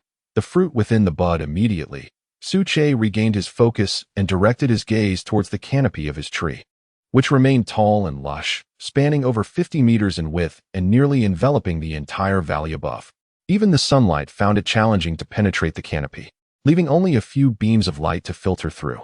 The blossoms adorning the branches had long since closed, having entered their growth phase following the last infusion of spiritual energy, forming buds the size of a fist. These buds bore a deep purple hue, surrounded by a jade-like green. Upon closer inspection, an inexplicable charm emanated from within the buds, compelling the onlooker to gaze upon them incessantly. Is this the power of purple lightning? Could it be that the fruits nurtured within these flowers contain the essence of purple lightning, akin to what one might witness in a television drama, where consuming such a fruit could awaken corresponding abilities? To Su Che's astonishment, as he peered with his spiritual awareness, he discovered that the interior of the bud harbored an immensely potent and pure thunderous energy, which was continually contracting in accordance with some intrinsic pattern, destined to culminate in fruit. A mere blade of grass, under the nurturing embrace of spiritual energy, it had not only grown into a towering tree with a magnificent stature, but was now also bearing fruits of purple lightning. One could scarcely believe such a claim. Su Che mused to himself. Though taken aback, he swiftly accepted this reality and began devising plans for the future. What a marvel! Fruits that could directly unlock abilities, particularly those infused with the singularly formidable purple lightning, would undoubtedly wield tremendous influence. With a modicum of planning, Su Che envisioned a transformative era for his divine palace, perhaps even the early establishment of a kingdom. He pondered thoughtfully. There were a total of 36 fruits, half imbued with purple lightning and the other half rich in vital life essence, likely a unique attribute of plants. The dilemma arose. How should they be distributed? Meanwhile, beneath the tree, a trio leaned against the trunk, each partaking of a first-tier spiritual spring, meticulously attuning themselves to the spiritual particles in the air. For an ordinary person to awaken their potential, it typically involved several steps. First, they must perceive the spiritual particles on a mental level, which constitutes the initial step of awakening and poses a formidable obstacle for many. After all, this phenomenon is contingent upon innate talent derived from one's affinity for spiritual energy. In simpler terms, it reflects the individual's aptitude for cultivation and awakening. Those with high talent need only the presence of spiritual energy to awaken directly, while those with lesser talent require a locale with a high concentration of spiritual energy, such as within the valley itself. Subsequently, one must capture these spiritual particles and assimilate them into their being to awaken their bloodline and indirectly trigger corresponding abilities. Under the coverage of his mental prowess, Su Che discerned the internal conditions of the trio, leaving no detail concealed. Within mere seconds, he had grasped the entirety of the situation. Li Jie truly deserves the title of a prodigy. In the realm of cultivation, he has made swifter and steadier progress than the other two. Within just 2 days, he successfully captured spiritual energy particles and began to assimilate them into his being, awakening his latent abilities. Xiao Zhigua follows closely behind. He has begun to faintly sense the presence of spiritual energy particles, yet still requires some time to capture them. As for Wang Bo, his situation is not much different, standing on the same level as Xiao Zhigua. However, his approach is rather unconventional, seemingly derived from his own exploration, which piqued Su Che's interest. 3 individuals, 3 distinct states of awakening in their cultivation journey. Li Jie remains far ahead. Is this the essence of a prodigy's strength? Su Che mused, soon realizing why Li Jie's awakening was remarkably rapid, far surpassing that of the other two. The root of it lay in the intensity of his mental prowess. It dawned on him that he had been blinded by his own circumstances, nearly overlooking this crucial factor. Indeed, Li Jie's status as a prodigy, possessing extraordinary learning abilities, is undeniably linked to his intelligence and mental strength. His mental acuity is unparalleled, enabling him to perceive spiritual energy particles with an unimaginable swiftness. If others traverse a winding path, Li Jie travels a 6-lane highway at high speed. With this understanding, Su Che resumed his cultivation, allowing the roots of his main tree to extend downward, absorbing pure energy.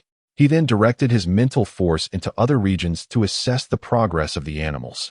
In the northern part of Kunlun, the advance was 500 miles, in the east, 600 miles, in the west, 700 miles, and in the south, 400 miles.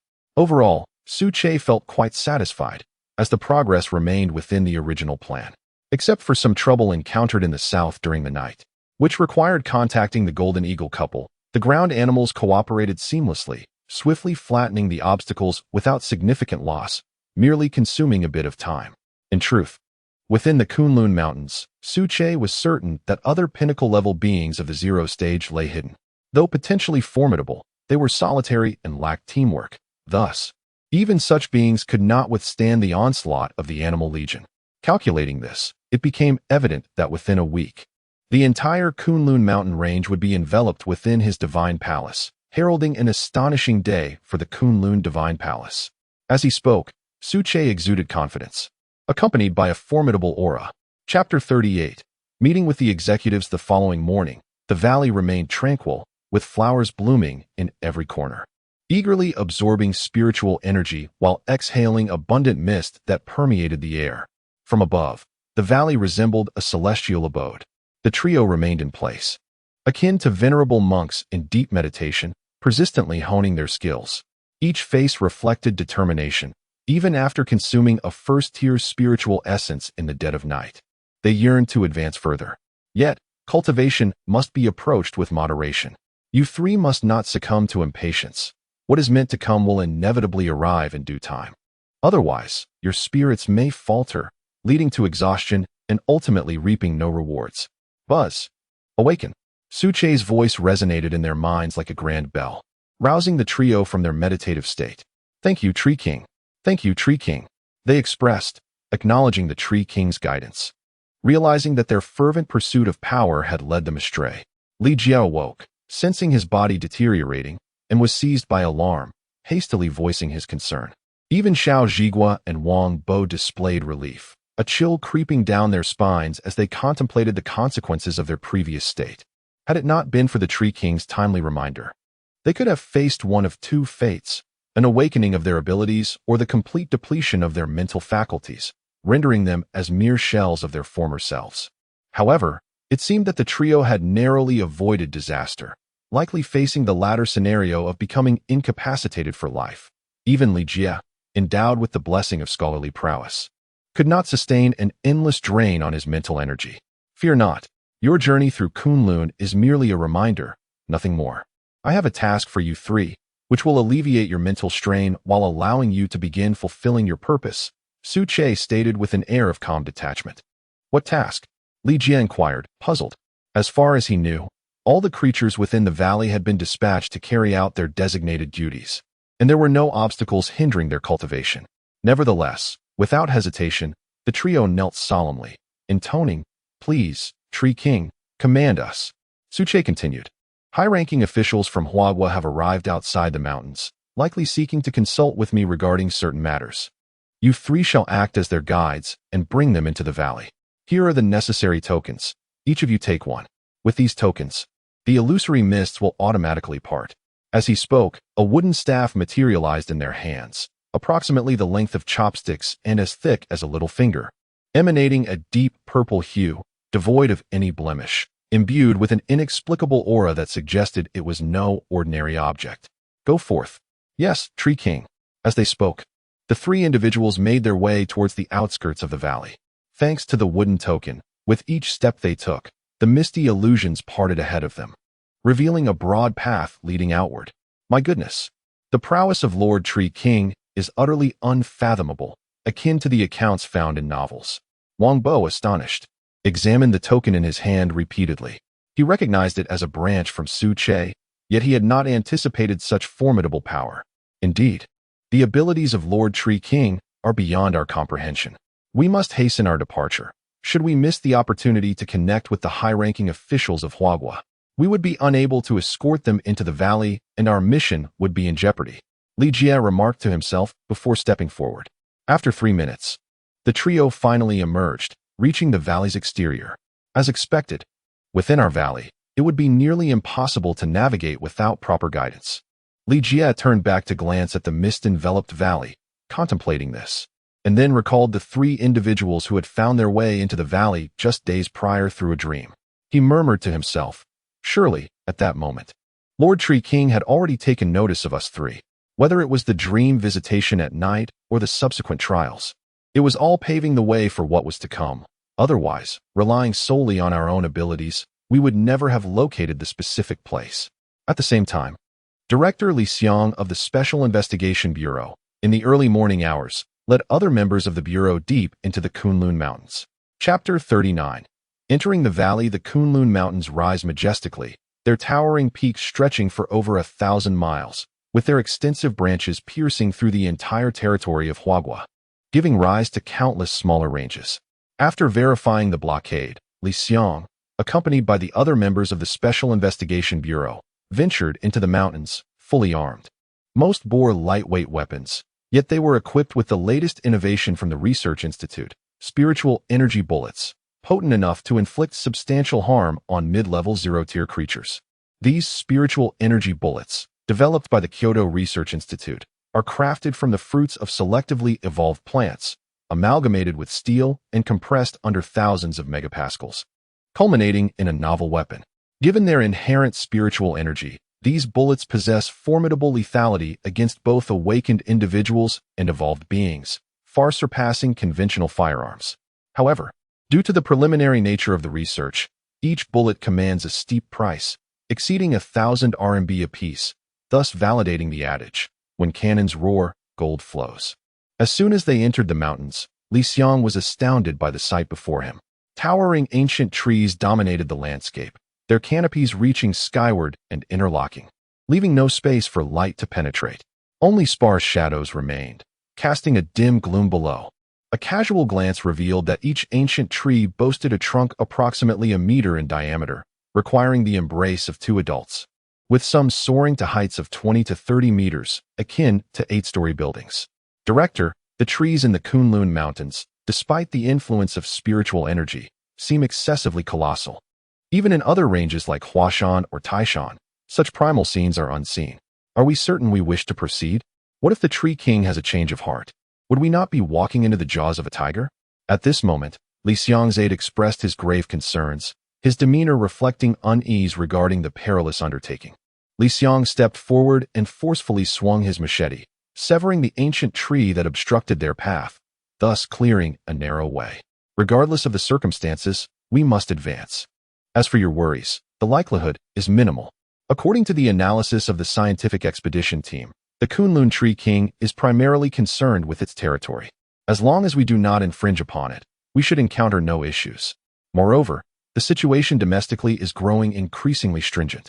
The dragon in Dongting Lake has turned the area into a vast ocean due to relentless rains. We require the spiritual spring in the possession of the Tree King, perhaps even a first-tier spring. After speaking, Li Xiang turned and continued onward, navigating through the dense foliage. The path they once traversed had long been obscured by the rampant growth of vegetation, as the effects of spiritual energy rendered the interior of the Kunlun Mountains ever-changing. Almost daily, an hour later, the entire team had traversed 5 kilometers. Although the distance may appear modest, the endeavor was exceptionally arduous, for it took place within the depths of a primeval forest, far removed from the convenience of ordinary roads. The path had to be meticulously carved out, leaving no room for haste. Is it just me, or is there an utter absence of sound around us? One of the team members paused, casting a cautious glance at the surroundings and speaking in hushed tones. Indeed, not only now, but throughout our journey, there has been an eerie silence. Where are the creatures that inhabit these mountains? Another chimed in, recalling tales of a formidable animal legion beneath the Tree King, as recounted by the scientific expedition members. How could there be not a whisper of their presence? Upon hearing this, Li Xiang, the director of the Special Investigation Bureau, also halted his advance, leaning against an ancient tree. While resting, he pondered the peculiarity of the situation. Something is amiss. It is inconceivable for the mountains to be this quiet. As the director, He had traversed numerous mountain ranges across Huagua within a week, and not a single one had exhibited such profound stillness. At the very least, there should have been the roars of beasts or the sounds of fierce competition over natural treasures. Yet now, all was silent, creating an unsettling atmosphere among the group, as if the mountains concealed vast secrets. Little did they know that within the valley, the animals, while reclaiming their territory, had instinctively suppressed their presence. Avoiding any display of vitality, they had learned to conceal their auras, remaining hidden until the area was fully secured before daring to roam freely. For now, they remained nestled in their lairs, engrossed in their meditative practices. At that moment, 3 individuals emerged ahead, clad in modern attire yet adorned with distinctive purple leaf insignias upon their foreheads, shimmering subtly in the faint light. As Li Xiang marveled at the unexpected presence of others within the Kunlun Mountains, Li Jie halted and spoke first. "Are you high-ranking officials of Huagua? If so, please follow us. Lord Tree King has summoned you, and we have been instructed to guide you into the valley." Chapter 40. Negotiating cooperation. Upon hearing the words, Li Xiang nodded affirmatively, responding, "Indeed, we are the senior officials of Huagua." He proceeded to provide a brief introduction. The Special Affairs Investigation Bureau, abbreviated as the SAIB, is fully responsible for various matters arising from the arrival of spiritual energy in Huagua. I am the current director, Li Xiang. The individuals standing beside me are members of the Bureau, so there is no need to worry about any potential leaks regarding the Tree King. We are a special department of Huagua, bound by our own regulations. After confirming their identities, Li Jie reiterated, "Since you are indeed high-ranking officials of Huagua, there is no mistake. Follow closely behind us, and whatever you encounter, do not be astonished. Simply remain composed." As his words resonated, a sharp whistle pierced the air, and in the next moment, accompanied by a powerful gust, a colossal black eagle, measuring 5 meters in length, descended from the sky. Its golden talons embedded themselves into the soil as it landed before the group, subsequently unfurling its wings. "Let us proceed. Do not waste time.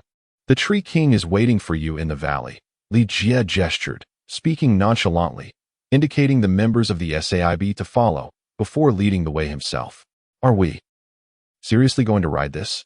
Li Xiang's aide inquired incredulously, his expression one of sheer astonishment, as though he had encountered a ghost. According to the instruments, the energy density of the eagle before them had reached 7, categorizing it as mid-stage 0 tier, and, in fact, it leaned slightly towards the later stages. Such a creature, in other mountain ranges, would reign supreme, governing vast territories. Yet here, in the Kunlun Mountains, it had become a mere mount, which was truly beyond his imagination. The Tree King's resources, the ability to command mid-stage, late-stage, or even peak 0-tier beings. Is this the legendary display of power? Indeed, as the scientific expedition team had described, their strength was formidable, their methods extraordinary, and their cultivation levels unfathomably deep. In a matter of seconds, Li Xiang grasped the implications. A wry smile crossed his face, his expression growing grave. He had now witnessed the Tree King's capabilities firsthand, drawing perilously close to the mythical beings of legend. Given time, the Tree King, but he dismissed the thought. There was plenty of time ahead. The SAIB would undoubtedly lead Huagua into a new era of brilliance. At that moment, Wang Bo, exhibiting a hint of impatience, interjected, "Let us move. Why are you still standing there? Time is of the essence. As members of Huagua's special department, are you unaware of the value of time? Everyone mount up. The giant eagle has been specially dispatched by the Tree King." Despite facing the SAB, Wang Bo maintained an unperturbed demeanor, treating them as though they were ordinary individuals, exhibiting no trace of fear. The other two mirrored this indifference, remaining equally composed. Ultimately, they had entered the gates of the Tree King, embodying the essence of Kunlun, representing the visage of the Tree King and wielding his authority. With the towering mountains at their backs, they naturally felt no fear. Moreover, their every action should exude sufficient gravitas. Otherwise, not only would they suffer disgrace, but even the Tree King behind them would be left utterly humiliated. I beg your pardon, I momentarily lost my focus." Li Xiang swiftly regained his composure and, accompanied by the other members, advanced directly forward. As he stepped onto the expansive wings of the colossal eagle, he could sense the immense vitality contained within.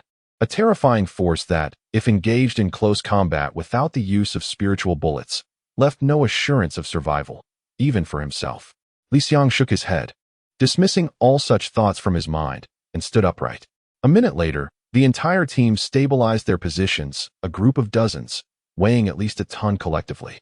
The giant eagle, with a mere flap, akin to a fighter jet, soared into the sky, weaving through the sea of clouds. In less than 20 minutes, they arrived at the valley's entrance. Li Jie was the first to leap down, kneeling respectfully and calling out, "O great tree king, the senior officials from Huagua have arrived. A total of 12 individuals. Are you prepared to receive them?" After a brief pause, a voice resonated from within the valley, "Do not linger outside. Come in. All of you." As the words fell, the ethereal illusions in the air dissipated, revealing a valley. At its center stood a colossal tree, soaring majestically, its entire form enveloped in a mysterious violet hue, exuding an inexplicable aura. The towering canopy obscured half of the sky, blocking the sunlight. Merging seamlessly with the clouds above, one half below, the other above, a vibrant rainbow shimmering in harmony. Li Xiang gazed in astonishment at the scene before him, murmuring to himself, "The Tree King, the legendary Tree King. The third update is presented. The author shall take a respite. Kindly extend a 5-star review, encourage prompt updates, and share your thoughts. Mutual interaction is of utmost importance. You may join the group for further discussions. The group number is provided in the earlier chapters." Chapter 41, Attitude toward Humanity following the initial encounter. As Li Xiang felt the imposing stature and overwhelming aura of Su Che, his astonishment deepened. Approaching Su Che, he spoke with a tone of reverence. "Tree King, I am Li Xiang, the current director of the Special Investigation Bureau of Huagua. Accompanying me are other members of the Bureau, fully authorized to collaborate with you on behalf of our government." "Oh, the Special Investigation Bureau of Huagua? An institution established specifically for the arrival of spiritual energy?" Su Che inquired. He had gleaned only vague information through various media on his phone, and the Bureau remained largely obscured from public scrutiny. Nevertheless, he could surmise a few details. In response, Li Xiang nodded and replied, "You are correct. The full name of our bureau is the Special Affairs Investigation Bureau, a recently formed department that has assembled the elite from various divisions, tasked with overseeing the myriad evolutionary events stemming from the arrival of spiritual energy." Upon hearing this, Su Che began to comprehend the situation and continued in a calm manner. "Since you represent the upper echelons of Huagua, let us be forthright. Please articulate the purpose of your visit. I trust that the National Scientific Expedition Team, particularly their leader, has shared considerable information with you." Li Xiang felt a shiver run down his spine as he recalled the expedition leader's frequent remark, "In the presence of this being, I feel as though I am not facing an ancient tree, but a wise elder well into his years." Suppressing his astonishment, he exchanged glances with the negotiation expert beside him, prompting the expert to step forward. "Tree King, let us be candid to avoid wasting both our time, which I am sure you would prefer not to squander. The objectives of the Special Investigation Bureau's incursion into the heart of Kunlun are twofold.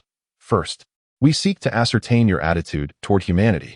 After all, the entire Kunlun mountain range lies within the borders of Huagua, with its numerous deep branches. As a first-tier extraordinary life form, you possess unimaginable destructive potential. Moreover, having established the Kunlun Divine Palace and amassed animal legions, should you choose to unleash chaos upon the surrounding cities, I believe no nation would withstand such an onslaught.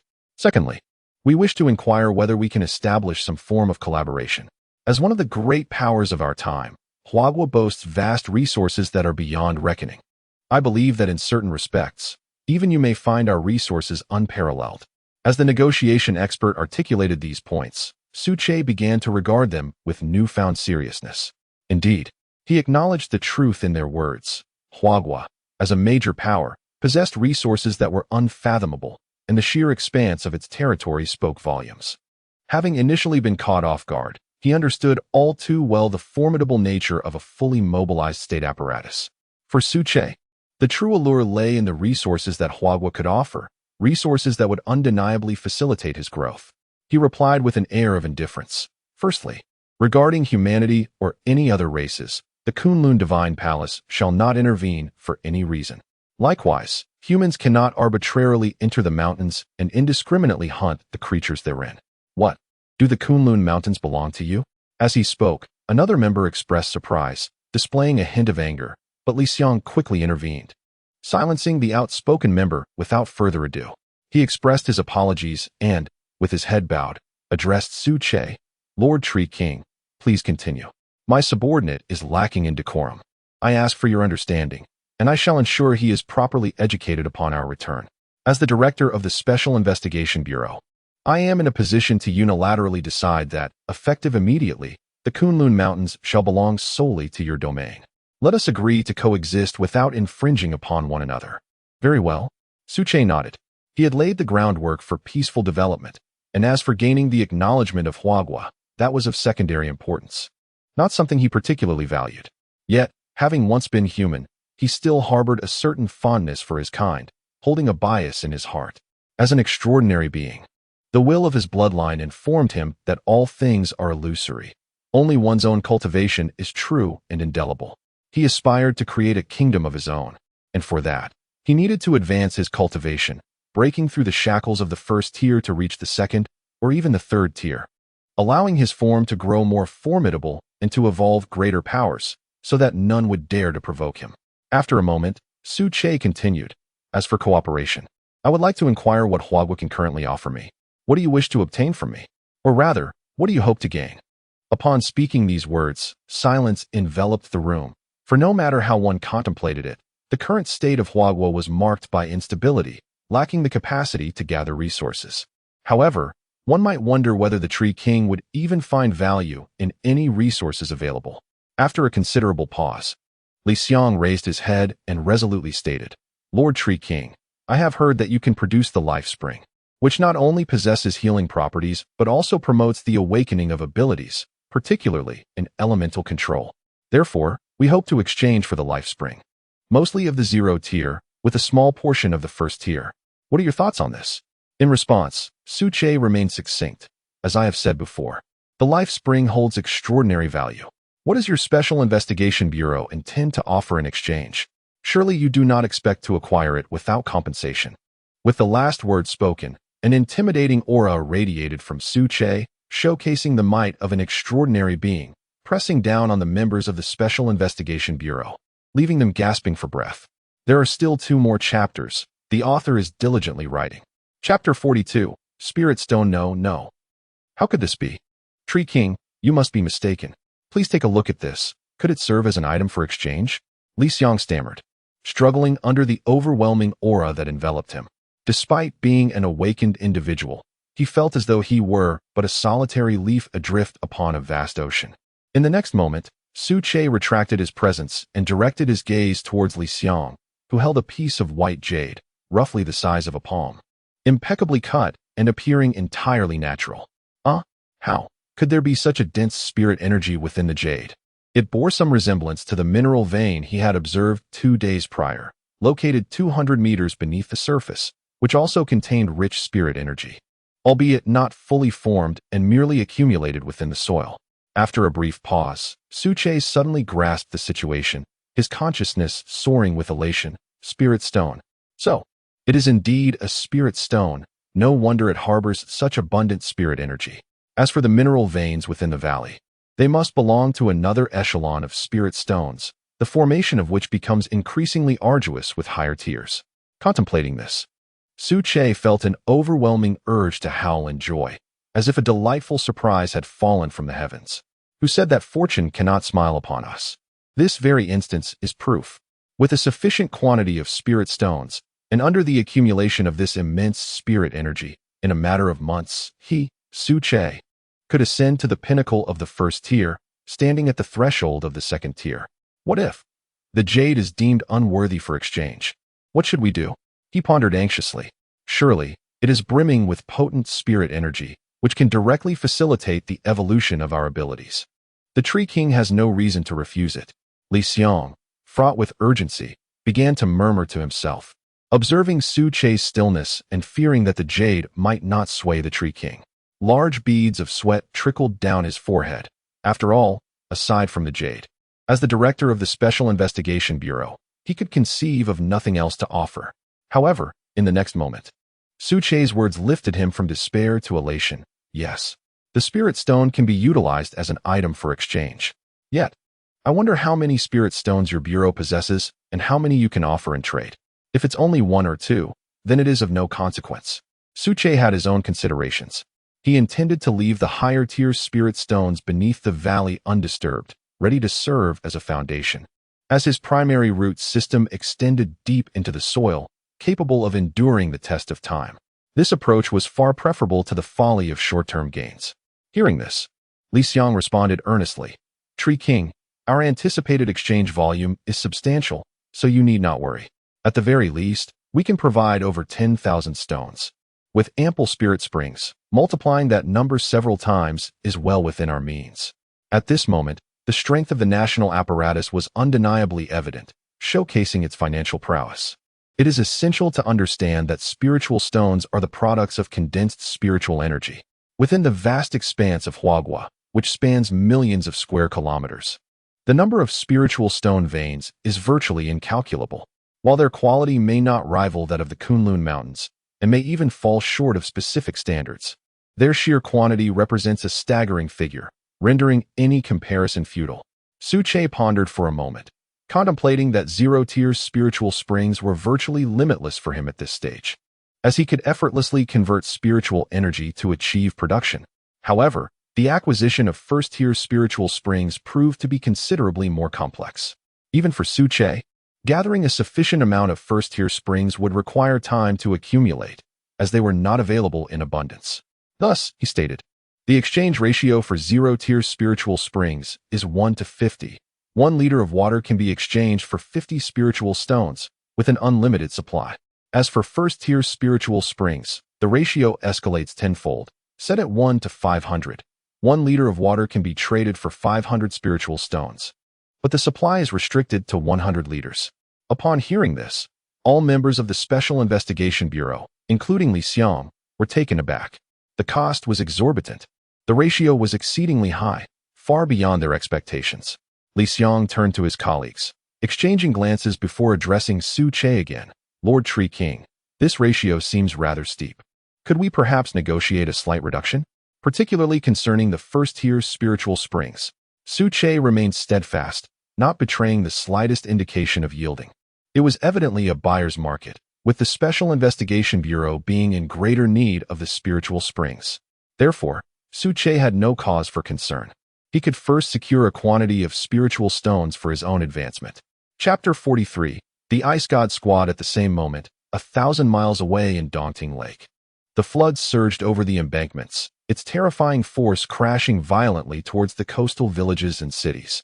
As far as the eye could see, the area within 100 kilometers had transformed into an endless sea, with no horizon in sight. Captain, this is untenable. A soldier clad in military attire hurriedly rushed to the command post, his youthful face betraying a sense of urgency. The relentless downpour has rendered our coastal artillery ineffective. They have all become mere silent sentinels, with water saturating the gunpowder in various regions. At that moment, on the coastal blockade line, the soldier shouted, "What? Contact the meteorological department and request localized intervention. Deploy the inducing artillery to temporarily disperse the dark clouds. Inform them. It need not take long. Just a 5-minute assessment will suffice. Once the radar locks onto the target, that dragon will be doomed."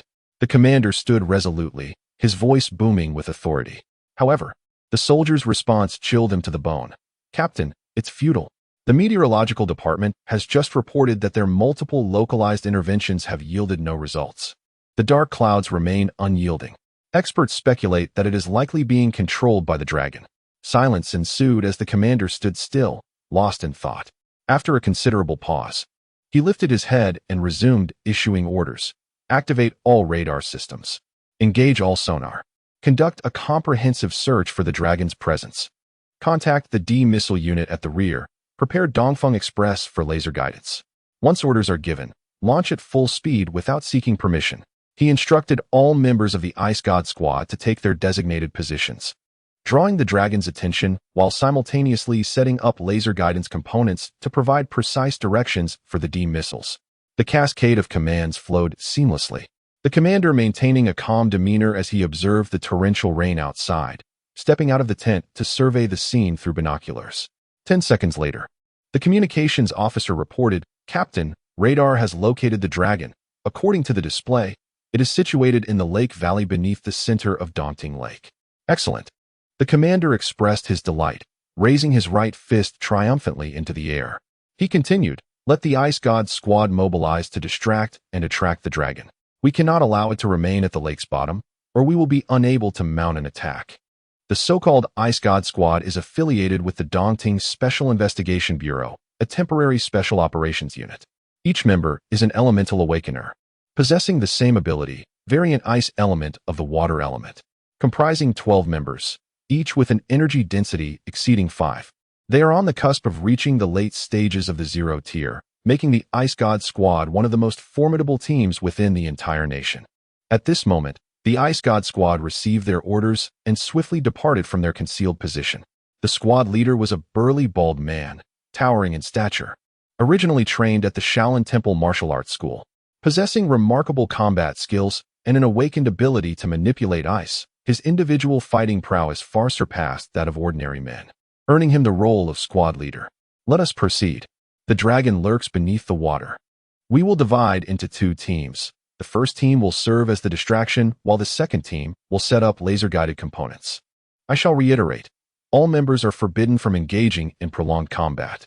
We shall retreat once our objective is achieved. We are not a match for that dragon, and we must minimize unnecessary casualties. Upon finishing his instructions, the bald leader charged towards their destination. Upon reaching the shore, he let out a low shout, drawing a half circle in the air with his right hand, and then aimed at the lake's surface. To the naked eye, a white beam shot directly into the water. Ice, arise, freeze for me. In the next moment, centered around the bald leader, the surface of the lake instantly ceased its motion, enveloped in a layer of frost that gradually spread outward. Come on, everyone, lend a hand. Create a greater commotion to alert the beast beneath the lake. This was the 3rd update. We shall reconvene tomorrow. I kindly ask everyone to show their support by leaving a 5-star review and sharing your suggestions. Chapter 44. Unbearable blow. In the wake of the other team members joining, the ice layer visibly expanded and the temperature in the air plummeted. The unique fluctuations belonging to energy wielders shimmered like phosphorescence in the darkness, captured by the lurking dragon beneath the lake. Suddenly, a shadow darted across the lake's depths, accompanied by a low growl. In the next instant, the ice shattered violently, sending fragments flying at astonishing speed, crashing to the ground and creating numerous craters, before plunging into the water and stirring up tumultuous waves. Emerging partially from the depths, the dragon was an imposing figure, towering dozens of meters high. Its entire form cloaked in darkness, with lantern-sized eyes fixed intently on the Ice God Squad. The aura of this extraordinary being surged forward, unabashedly overwhelming them. In that fleeting moment, every member of the Ice God Squad felt as though they had been struck by a powerful force to their chests. Those with lesser stamina nearly succumbed to unconsciousness. Quick, set up laser guidance. Everyone follow me. Charge forward. The bald captain commanded, exerting his strength to leap onto the ice, conjuring an ice sword in his right hand and thrusting it fiercely at the dragon. Meanwhile, the other team members formed a line, channeling their energy and intertwining it with the lake's water to craft numerous ice ropes, which gradually wove together to form a net. Their plan was clear: to ensnare the dragon with the ice net, temporarily restraining its movements to buy time for the D-artillery team behind them. However, the dragon regarded their efforts with disdain, its human-like pupils gleaming with mockery. Die, you wretched beast. The captain's attack culminated in a 5-meter-long ice sword, which he raised with all his might, aiming to pierce the dragon's head with devastating intent. Yet, the dragon remained unmoved. Its extraordinary defenses rendered it impervious to the assault. It opened its massive jaws and unleashed a plume of mist imbued with a lethal, frigid blue temperature, freezing both the captain and his sword mid-air, before they plummeted to the ground, lifeless. Captain! Captain! The team members, witnessing their leader's demise, felt their hearts ignite with rage.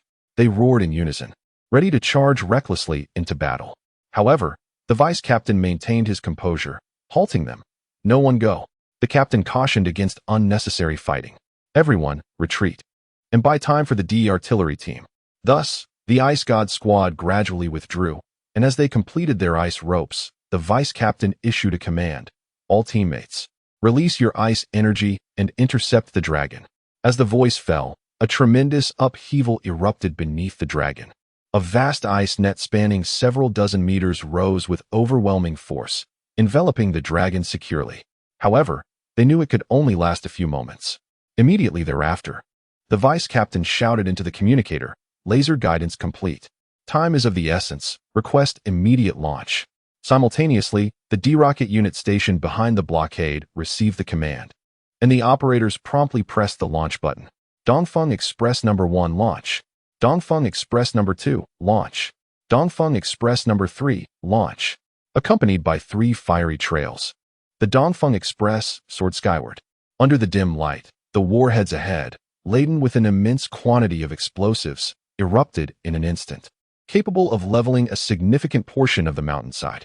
In the blink of an eye, within merely 5 seconds, the 3 Dongfeng Express missiles had ascended into the air, directly targeting the dragon bound by the ice ropes. At that moment, the extraordinary creature sensed an ominous presence, its body swaying in preparation to tear free from the icy restraints. However, it was already too late. The 3 Dongfeng Express missiles magnified in the dragon's pupils. Accompanied by a deafening roar, they exploded overhead, unleashing a cataclysmic inferno.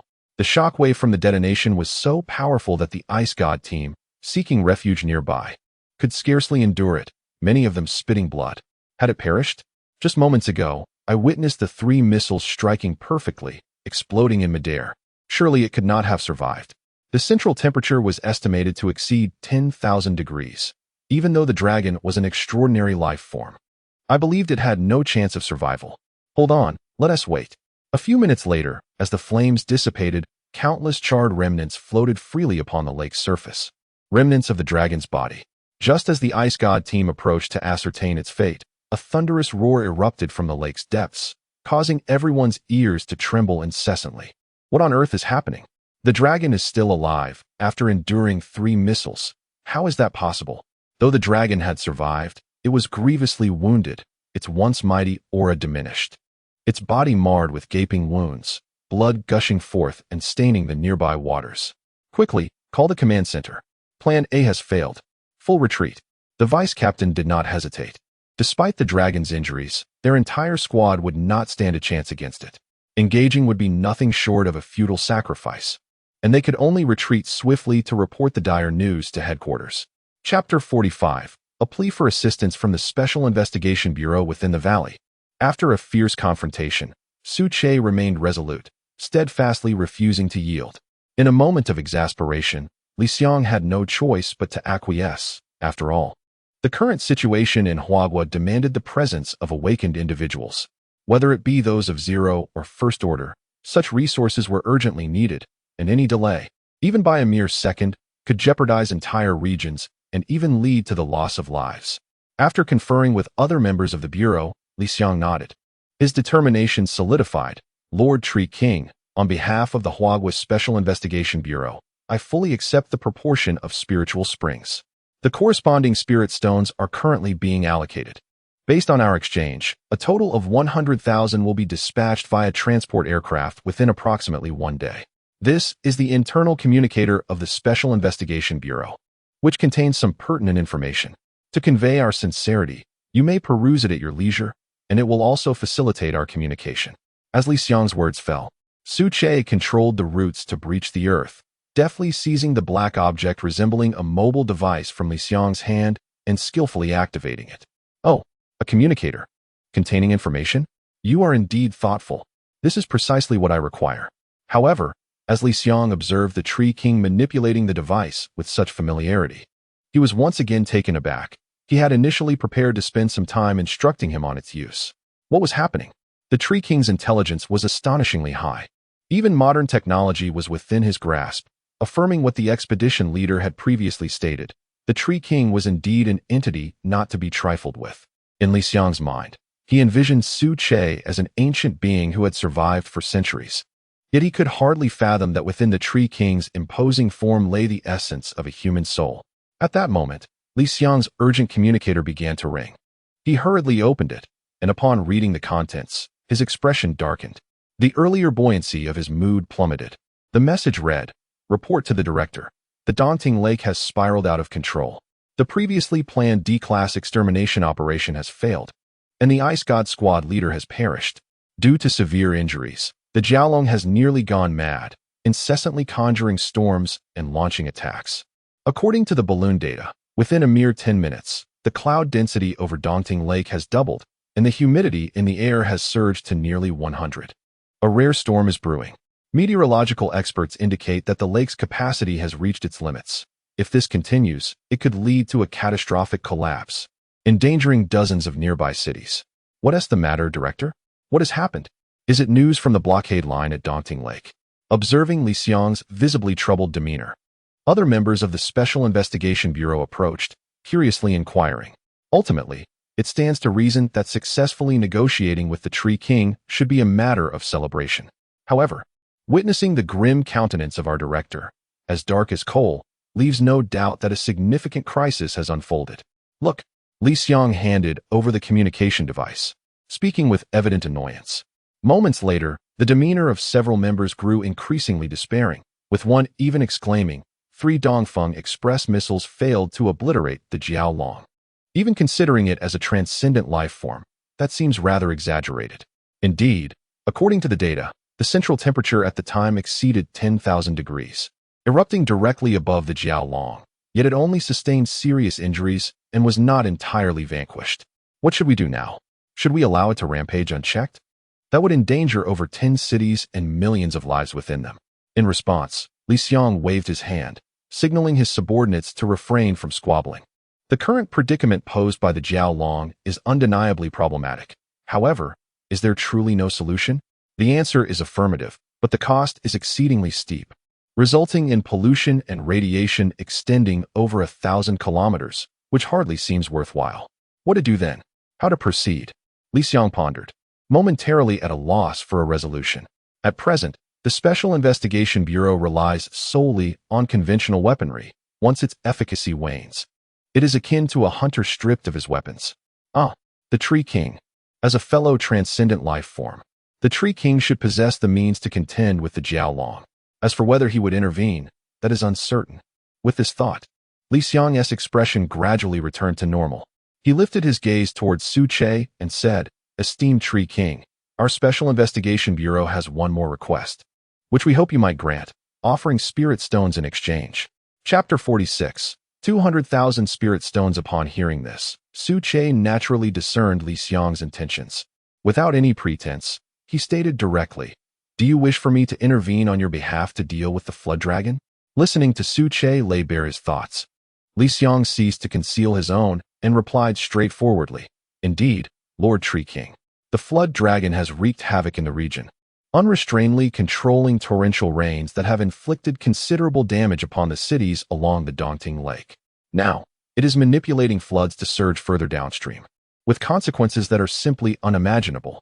We beseech you to assist us. If you can subdue it, the Special Investigation Bureau, representing Huagua, is prepared to offer 100,000 spirit stones." 100,000 spirit stones. This was indeed a significant sum. After all, when considering the exchange value between Su Che and the Special Investigation Bureau of Huagua, it had reached this figure. Despite the numerous constraints, it was not to be underestimated. Double it. 200,000 spirit stones. Su Che continued, "In that case, I might consider intervening on your behalf. You must understand that this is an extraordinary life form. Anything less than this amount, and you will have to manage it yourselves."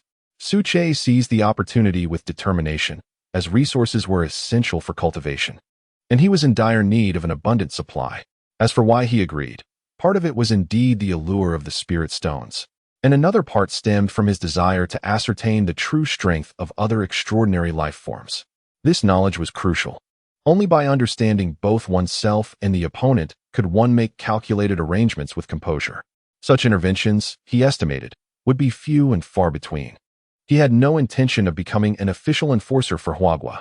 His true interest lay in probing the depths of the Flood Dragon's capabilities. 200,000. Li Xiang's mouth fell agape, his expression reflecting astonishment and bewilderment. He had initially believed that his offer of 100,000 was already formidable enough to sway Su Che. Yet the Tree King had escalated the demand to double that amount, leaving him with no room for refusal. Thus far, the exploration team had only confirmed the collection of 5 spirit stone veins. However, due to the exceptional hardness of the spirit stones, large machinery could not be deployed, necessitating reliance on smaller devices, which yielded minimal daily output.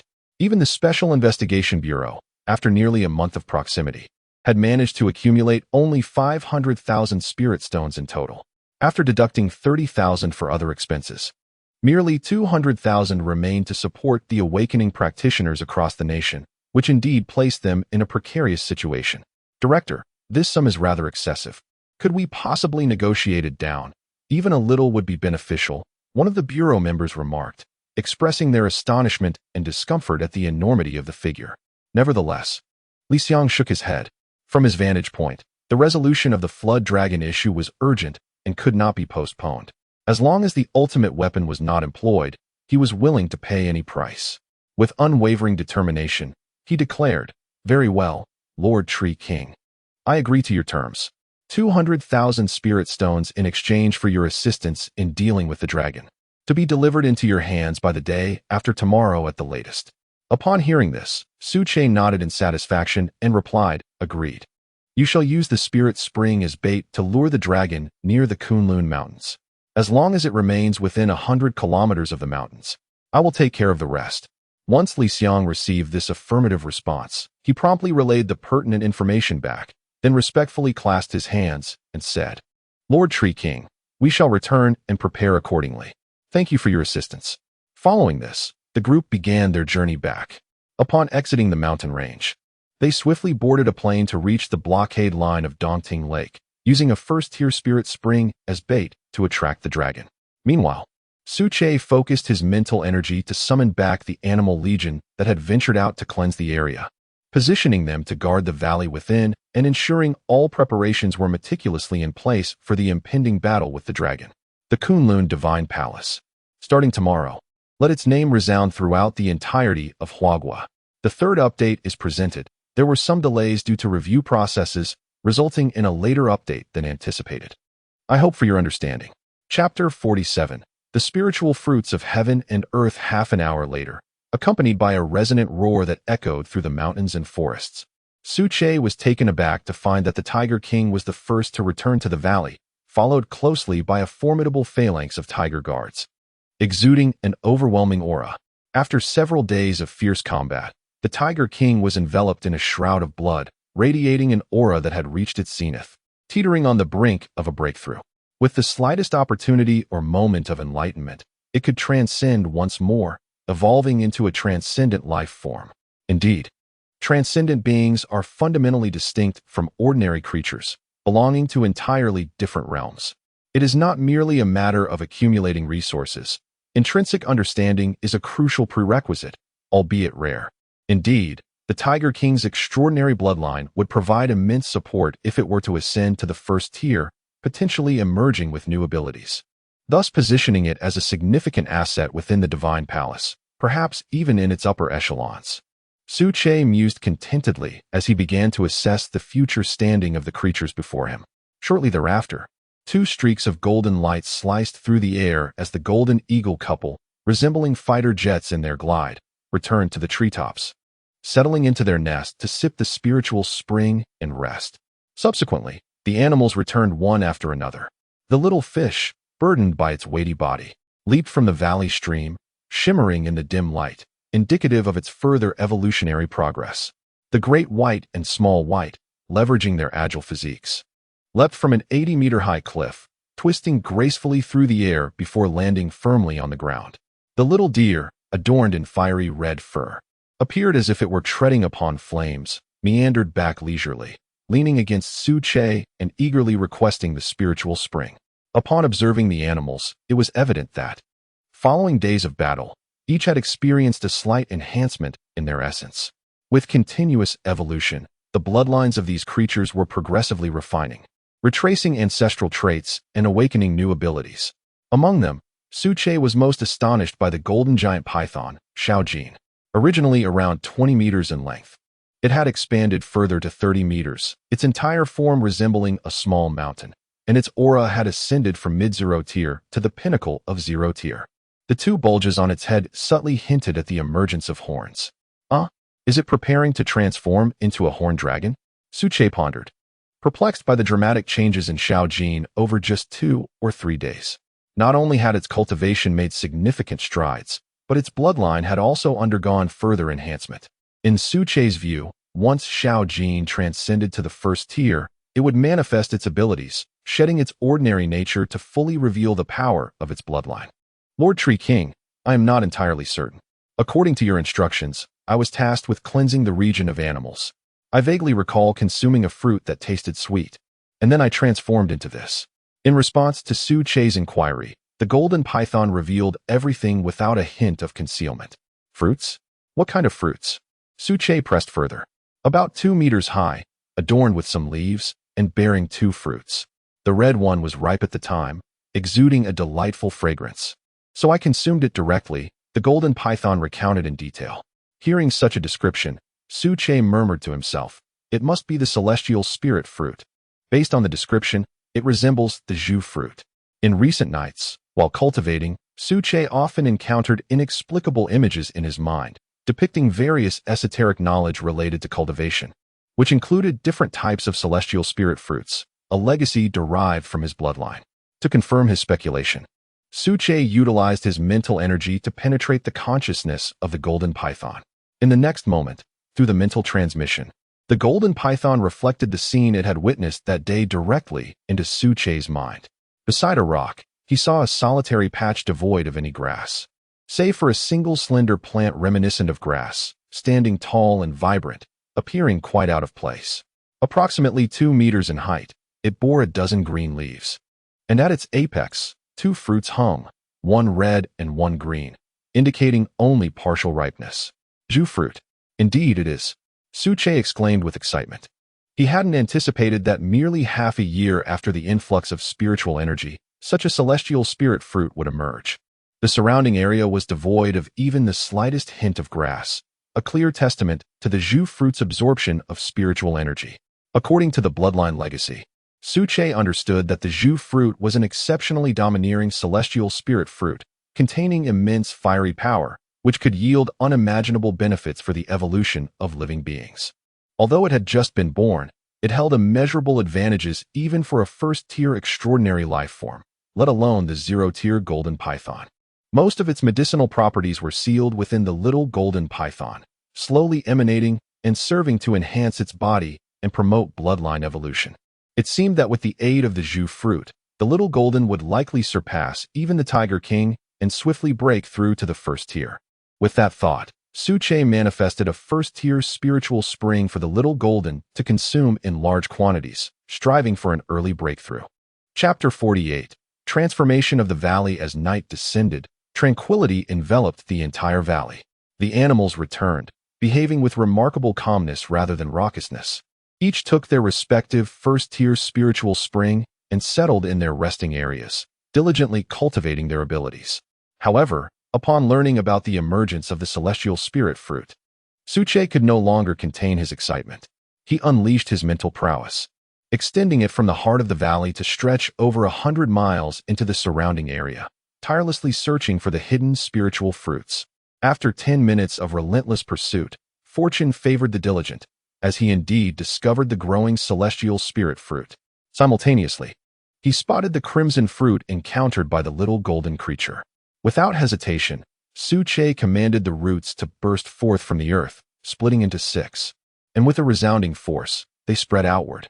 His targets were the 6 celestial spirit fruits, all in their immature state, still in the growth phase, with some barely breaking the surface, unnoticed by the surrounding guardian animals. Among them, the most precious was the crimson fruit, which possessed remarkable effects on both first-tier and even second-tier extraordinary life forms, making it a rare spiritual treasure. The other 5 were identical, known as the 6-leaf fruit. Once matured, it would bear green fruits adorned with 6 leaves, reminiscent of lotus seeds, capable of dispelling illusions and enhancing mental acuity, effective against zero-tier beings. Though scarce, once one advanced to the first tier. With a swift motion, Accompanied by a sound of slicing air, the 6 roots reached out and retrieved the fruits. Each root now cradling one celestial spirit fruit. Having something was better than nothing. At present, most appeared to be of ordinary variety. The influence of spiritual energy was not yet sufficient to induce ancestral evolution in the majority of the plants. Or perhaps, given the existing environment, it was inadequate for higher-tier spiritual entities to emerge or even survive. For now, he would nurture them. Suche contemplated for a moment before deciding to commence the transformation of the valley. On one hand, he aimed to create space for the celestial spiritual entities by establishing a dedicated spiritual garden. On the other, he sought to enhance the living conditions. As for the celestial spirit fruits, through his bloodline inheritance, Suche understood that a significant portion originated from the ancestral evolution of existing plants. In simpler terms, they were akin to animals, possessing various spiritual fruit bloodlines within them, gradually manifesting under the influence of spiritual energy, ultimately evolving into celestial spirit fruits. With a resounding thud, the main root system broke through the soil, extending towards the area Suche had previously designated. These roots intertwined like giant serpents, burrowing deep into the valley, close to the cliff's edge. This is the spot, a dedicated spiritual garden for nurturing various celestial spiritual entities. Suche murmured to himself, commanding the roots to incessantly pound the earth. Some roots acted like electric drills, breaking apart the surface soil, while others intertwined to form a vast net, transporting clumps of earth and casting them out of the valley. As I gazed upon the scene, countless roots writhed incessantly, and anyone observing from above would surely be struck dumb, mistaking them for colossal serpents entwined in a mesmerizing dance. Similarly, the trio engaged in their cultivation stood in astonishment, bewildered by the commotion before them. What could this possibly signify? Wang Bo regained his composure, his gaze fixed upon the serpentine roots that relentlessly disrupted the soil, only to compact it once more. It was unclear. Perhaps the great tree king was initiating some new endeavor. Xiao Zhigua, equally perplexed, began to mutter to himself. Only Li Jie, observing the 6 ethereal seedlings and the continuous flow of the spiritual spring nourishing the earth, pondered thoughtfully. These are treasures of heaven and earth. If the great tree king wishes to preserve them, he must inevitably establish a sanctuary for their existence. Indeed, the great tree king is creating a medicinal field. At this, the other 2 exchanged glances and nodded in agreement. The transformation continued unabated, and after a few minutes, the previously barren expanse had blossomed into a substantial medicinal plot, approximately 10 acres in size. Under the cascading waters of the first-tier spiritual spring, the area quickly became suffused with spiritual energy. Suche commanded the roots to plant the 6 celestial fruit-bearing plants within the spiritual field, cautioning the valley's creatures. No entry into the medicinal field without permission, otherwise, all benefits will be revoked, and they shall be expelled from the valley. With the planting plot established, the small fish, often nestled in the stream, were not a hindrance. It was the perfect opportunity to carve out a circular lake. Without hesitation, the magnificent roots surged forth, centering around Suche, creating a circular lake measuring 50 meters wide and extending over 1,000 meters in length. The outer rim of the lake could be adorned with various plants and flowers for decoration. Boom, bang, crash. Over the course of an hour, the roots of Suche worked tirelessly, culminating in the preliminary transformation of the valley by around 8 o'clock in the evening. The lake was formed. Now, all that remained was to fill it with water. With that thought, Suche focused his mental energy, reaching out to the nearby stream, commanding the waters to flow effortlessly into the circular lake. Chapter 49. The Breakthrough of Xiao Jin. Suddenly, a tumultuous sound of cascading water echoed, drawing one's gaze upwards to behold a waterfall cascading down from the heavens.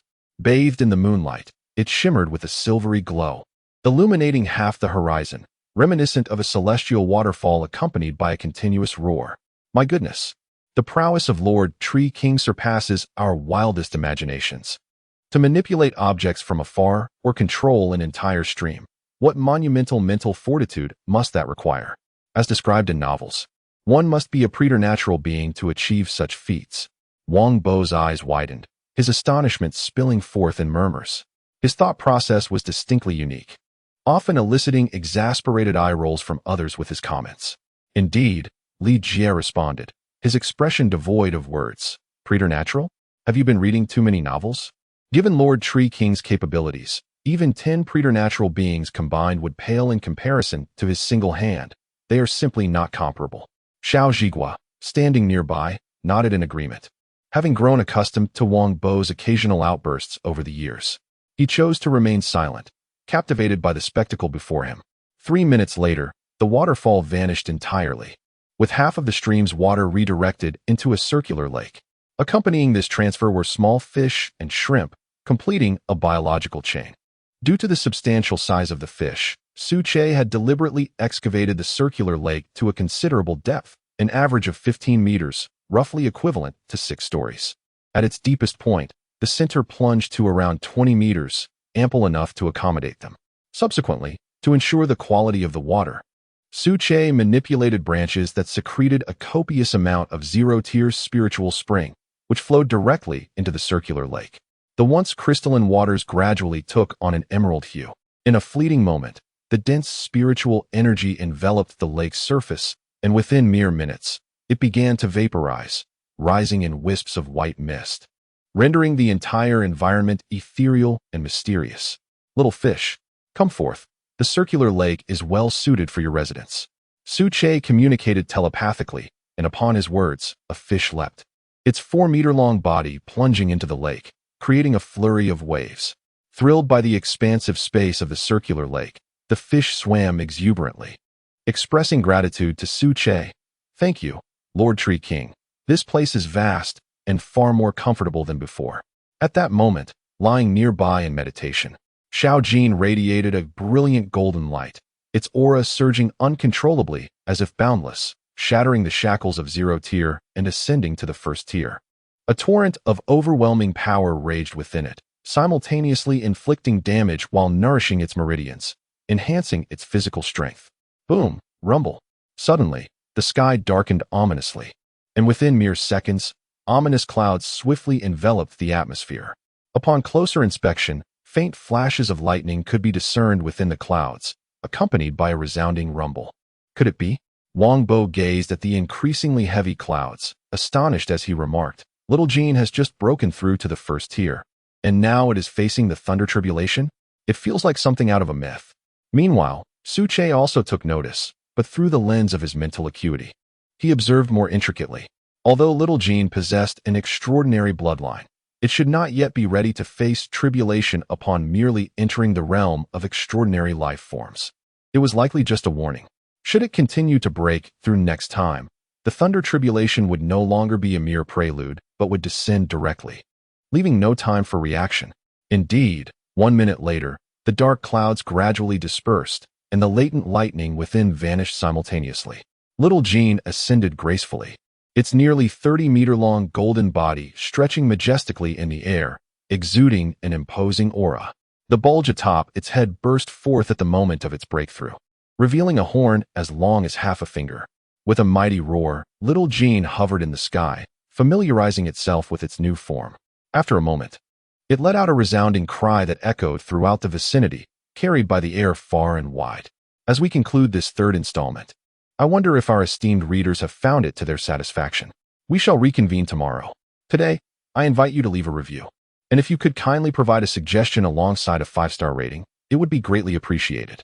Whether we can reach 100 reviews today depends on your support. Chapter 50, Preparations for Action at the Same Moment. Within the energy monitoring station of Kunlun Base, a piercing red alarm suddenly blared, and the incessant sounds of reports filled the air as all personnel sprang into action. Alarm, energy density 15. Alarm, energy density 17. Alarm, energy density 19. Alarm, an unidentified organism has been detected within the Kunlun Mountains. Preliminary results indicate it is an extraordinary life form, with energy density continuously escalating. Instructions are required. The staff reacted swiftly. Having learned from previous experiences, the chief monitor promptly initiated action, utilizing a balloon-mounted camera for reconnaissance, and soon spotted the colossal figure of Little Jean soaring through the night sky. Despite the darkness, the night vision capabilities of the camera effectively filtered the ambient light, and given the substantial size of Little Jean, it was still discernible. Good heavens! This is indeed a dragon. It appears to have just transformed. What on earth has transpired within the Kunlun Mountains? Why is there such unrest, with incidents occurring so frequently? One of the staff muttered an expletive, suppressing his astonishment as he continued to inform his colleague. Notify the higher authorities. A dragon has appeared within the Kunlun Mountains, measuring approximately 30 meters in length, with a golden hue. Preliminary assessments suggest it may be a golden giant python. It is crucial to note that its power is formidable, and its energy density is on the rise, anticipated to reach the threshold of 25, though higher levels cannot be discounted. Finally, the staff member remained vigilant, adding this cautionary note. Meanwhile, relevant information was escalated up the chain of command, eventually reaching Li Xiang, stationed at the Daunting Lake blockade. Director, it is a dragon. According to the assessments, it is likely the golden python under the Tree King's command, and energy readings indicate it has ascended to the first tier, becoming an extraordinary life form. This development further enhances the Tree King's power. What should we do? The aide inquired anxiously. However, to his surprise, Li Xiang merely raised an eyebrow and replied nonchalantly, there is no need for concern. As it stands, the Tree King's augmentation of strength is advantageous for us, as it will enable the control of this rampaging dragon, alleviating our immediate crisis. Regarding future developments, I am aware that the Tree King possesses his own wisdom and will not act recklessly. After all, maintaining peace is in everyone's best interest, which is immensely beneficial for us in the early stages, allowing for stability.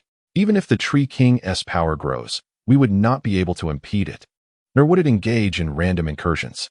This is a grand era, with the arrival of spiritual energy presenting opportunities not only for humanity, but for all beings. Besides the Tree King, there may also be the Dragon King, the Tiger King. Li Xiang placed a reassuring hand on his aide's shoulder, speaking with a gravity that underscored his words. His current task is to entice the dragon with the spiritual spring, subsequently facilitating its capture, and then to delay the timeline slightly. As the director of the Special Investigation Bureau, his primary responsibility is to uphold domestic stability. Beyond that, his intentions are often thwarted by the constraints of reality. He issued a directive. Instruct the headquarters to expedite the shipment of the 300,000 spiritual stones promised to the Tree King, emphasizing that there must be no delays, as it pertains to the interests of both parties. Before departing, Li Xiang paused, deliberately turning his head to convey a brief remark.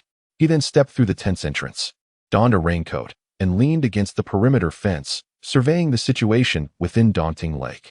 The towering dam, reaching a height of 10 meters, constructed from reinforced concrete and various alloys, stands as the final barrier against the impending flood. Yet, even so, murky droplets seeped through the dam's crevices, trickling down ominously. Li Xiang recognized this as a sign of piping, an ominous portent of the dam's imminent failure. It is crucial to note that behind the dam lie dozens of cities, with a permanent population exceeding 10 million. Should the torrent cascade down, the consequences would be catastrophic. After observing for a moment, he seized the intercom and solemnly commanded, all personnel, attention, initiating the spiritual spring induction plan A now. Upon the issuance of this command, 5 military aircraft from the rear airfield ascended into the sky, while at their center, a single helicopter hovered leisurely, beneath which dangled a water bag. A glance revealed that the bag was filled with a vibrant purple substance, unmistakably a first-tier spiritual spring. Chapter 51. The Dragon Bites. According to the operational plan devised by the Strategy Department, a first-level spiritual spring is used as bait within the water bag beneath the helicopter, luring the dragon lurking at the lake's bottom. Accompanying this endeavor are 5 fully armed fighter jets. This arrangement serves a dual purpose. On one hand, to provide escort and prevent the dragon's extermination, and on the other, to test the feasibility of a direct strike. The base is situated not far from Daunting Lake, and given the speed of the aircraft, it takes merely a minute for 6 dark silhouettes to materialize in the sky, enlarging in Li Xiang's gaze. The helicopter buzzes low, accompanied by the thunderous sound of its rotor blades. Observing Li Xiang and several prominent figures by his side, the pilot turns his head to offer a salute. May success be upon us. Li Xiang muses thoughtfully. The operation commences. We have arrived at the designated overhead area. Bait is being deployed. The helicopter pilot adjusts the altitude, releasing a portion of the first-level spiritual spring. The moment it touches the lake water, A brilliant violet hue mingles within, dispersing a rich aura of spiritual energy. The escort formation acknowledges. We have locked onto your designated area. Should the target appear, we will open fire first. You are to maintain autonomous maneuverability. The pilots of the 5 escort jets respond through their communications devices. As time passes, the first-level spiritual spring gradually seeps into the lake's depths. Below the surface lies a narrow lake valley, spanning approximately 100 meters in length and 10 meters in depth, as if the flat ground had been cleaved by an unseen force. Their target, the dragon, reclines within, tirelessly cultivating its recovery. The direct impact of 3 D-class projectiles has inflicted significant damage upon it, and even as a being of extraordinary vitality, it requires time to recuperate.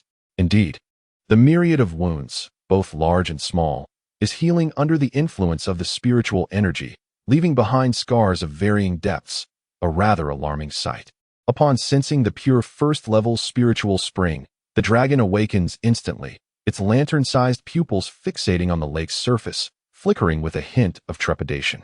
It perceives that the source of this exquisite spiritual energy lies above. To go, or not to go? This dilemma confronts it, but soon, the desire for evolution triumphs over reason. Beyond the pure spiritual energy, it detects a mysterious substance within. An instinct whispers to it that this substance may enhance its evolution, even propelling it further. Roar. Unable to resist, the dragon first opens its massive maw, drawing in all the first-level spiritual spring that has permeated the water. Then, with a swift undulation, it lunges toward the lake's surface. Above, the helicopter is already prepared, equipped with various sonar detection instruments that blanket the entire lake. The instant the dragon stirs, the pilot pulls the helicopter upward, unleashing unrestrained power. Boom! The dragon breaches the water's surface, exuding an imposing aura as it lunges directly toward the water bag. Fire! Fire! Fire!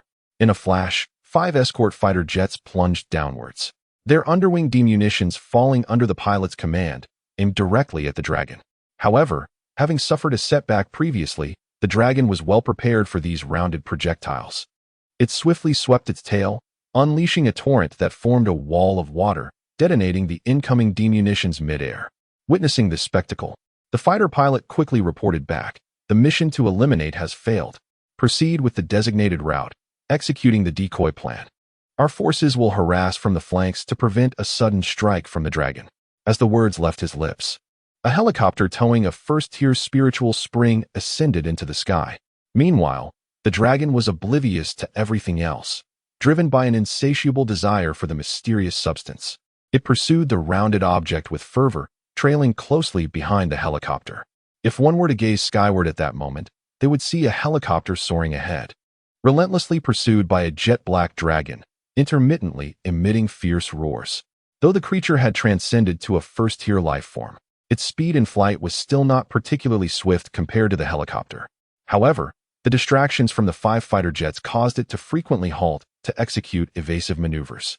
Thus, the journey unfolded unexpectedly smoothly, adhering to the prearranged plan, gradually leading towards the Kunlun Mountains. Even Li Xiang did not anticipate the dragon's profound thirst for the first-tier spiritual spring. Roaring in anger, the dragon's lantern-sized eyes fixated on the fighter jets darting through the clouds, exuding intense hatred. Had it not been for their interference, it would have caught up with them over 10 minutes ago. Maintain the plan. Do not let the distance widen too much. Keep it steady. In 10 more minutes, the mission will be accomplished, a fighter pilot declared. Chapter 52. The fermentation of events. Undoubtedly, such a significant commotion cannot be concealed. It is impossible to remain hidden. Those who are observant will undoubtedly notice clues in the sky, or may even witness the unfolding struggle directly. At this critical juncture, the helicopter symbolizes heightened activity, indicative of the Special Investigation Bureau's operations. Coupled with the mythical creature, the dragon, this situation escalates in intensity, transitioning from a quantitative leap to a qualitative breakthrough.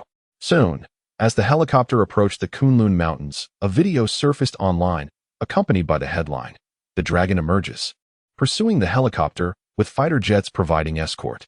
It is said to have been captured inadvertently by a social media influencer, thanks to professional equipment. The video quality is exceptionally clear, and within 5 minutes, This footage and its related discussions exploded across the internet, dominating major media headlines. My goodness, it is astonishing. Upon viewing this video, I became utterly convinced, for its clarity far surpassed previous amateur recordings. The dragon indeed appears familiar.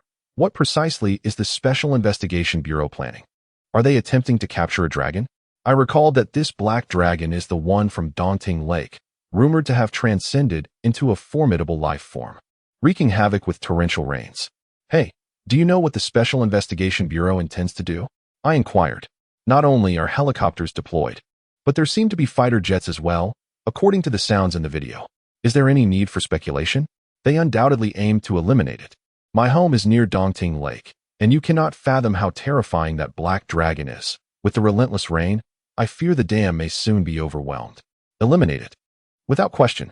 It has been wreaking havoc within the city. It must not be allowed to remain, lest it incite greater calamity. Thus, regarding the dragon, the majority of onlookers firmly supported its eradication, leaving no room for future troubles. Seeing the positive public response, the Special Investigation Bureau wasted no time in releasing a tweet stating, "The Black Dragon of Daunting has caused malevolent storms, resulting in severe flooding disasters. In accordance with higher directives, we will carry out a targeted elimination, ensuring no future threats remain." As the news spread, netizens flocked to the post, and within a minute, the replies surged into the tens of thousands, and as time passed, the data exploded exponentially.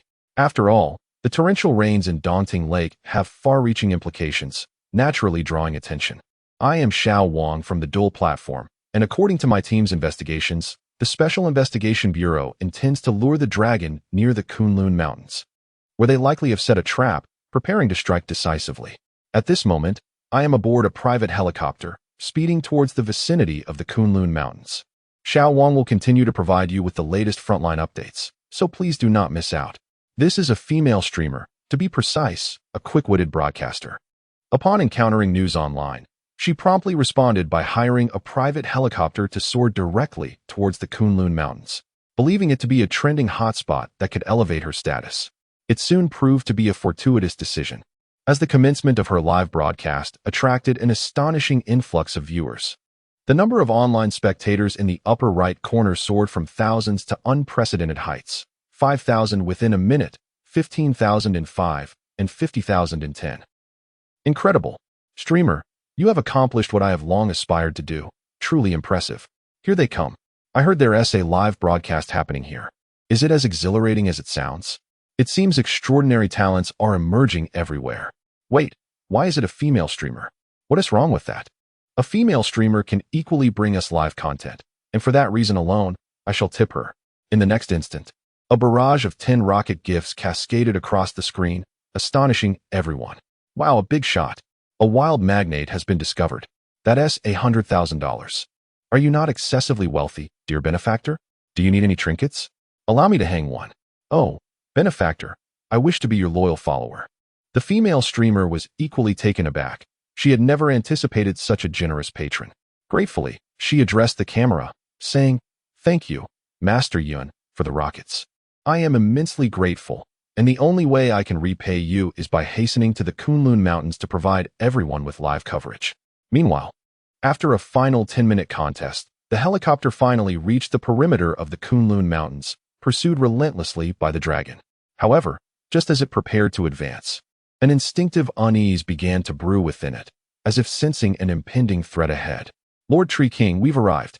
We can make our move now." Li Xiang sent a brief message, commanding the helicopter and fighter jets to withdraw swiftly. Boom! A thunderous surge erupted, as Su Che unleashed his power without reservation, engulfing the entire forest. Chapter 53, Divine Powers. In the following moment, the pursuing dragon, sensing an overwhelming aura, turned abruptly without a hint of hesitation, demonstrating remarkable decisiveness as it prepared to flee, abandoning the first tier's spiritual spring. For within that aura, it had already perceived the scent of death. No matter how significant the first tier's spiritual spring might be, it paled in comparison to its own life. Especially since it was grievously injured and had only recently begun to recover, its combat abilities diminished from their former strength. Attempting to escape. Did you consult me? Is it not a tad late to realize this now? Return to me.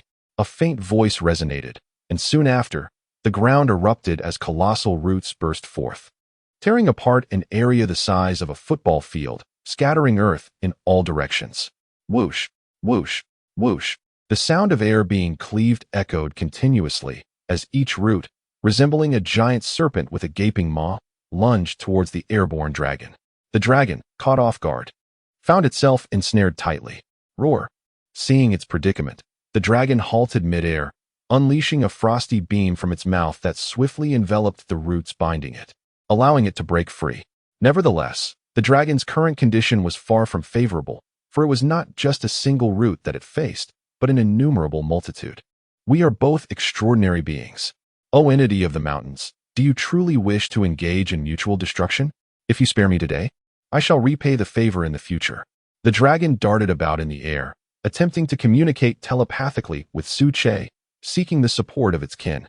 However, it was mistaken. No response came, and the formidable roots continued their relentless assault. Cursed be this fate. I refuse to believe that I cannot contend with a mere plant today. The dragon roared in fury, its entire being radiating a brilliant blue light, intertwining with the previous darkness, creating an otherworldly aura. Puff, hiss. Under the sunlight, the dragon's claws gleamed with a chilling brilliance, enveloped in rich spiritual energy. Upon contact with the roots, no additional force was necessary. The claws would sever them effortlessly. Yet, the sheer number was overwhelming, blocking all avenues of escape, leaving the dragon with no recourse. Oh, is this all the strength you possess? How does it fall so short of my expectations? Could it be that the injuries from those 3D bombs a while back have yet to heal? In the valley, Su Che mulled to himself, multitasking as he orchestrated the unyielding assault of the roots while continually assessing the dragon's strength. A minute passed, and the air crackled with intensity. The number of roots showed no signs of diminishing, maintaining a steady rhythm of assault. This was Su Che's method of gauging the dragon's capabilities. Certainly, the dragon is not foolish. After a series of exchanges, it swiftly comprehended Su Che's intentions and was immediately struck with terror, abandoning any thoughts of continuing the battle and instead yearning solely for escape. With a thunderous roar, the dragon ceased to hold back, unleashing its full might, its form visibly expanding to an impressive 50 meters. At this length, even the naked eye could discern the situation in the air. The overwhelming presence of this extraordinary life form pressed down like relentless waves, crashing upon the onlookers in layers. Director, someone inquired, clutching their chest, which felt tight. Patience, Li Xiang interjected, suppressing the words that lingered on the lips of the crowd. He mused aloud. Although the dragon is not in its home territory, the Tree King's strength is formidable. We have grossly underestimated it before. Now this resembles something worthy of recognition, an extraordinary being of the first tier. Observing the dragon's surge of power, Su Che nodded with intrigue, beginning to acknowledge its potential. Typically, when ordinary creatures break through to the first tier and ascend to extraordinary life forms, they awaken their unique abilities, or in other words, their innate powers. The scene unfolding before him, with the dragon's aura intensifying and its body expanding, clearly indicated that it was preparing to employ its innate abilities, gearing up for a final, desperate counterattack. Come forth. Let me witness your capabilities as a fellow extraordinary being. Su Che did not intervene, allowing the dragon to unleash its potential, eager to observe. The initiative rested firmly in his grasp. Unless the dragon could achieve yet another breakthrough, the outcome was undoubtedly predetermined.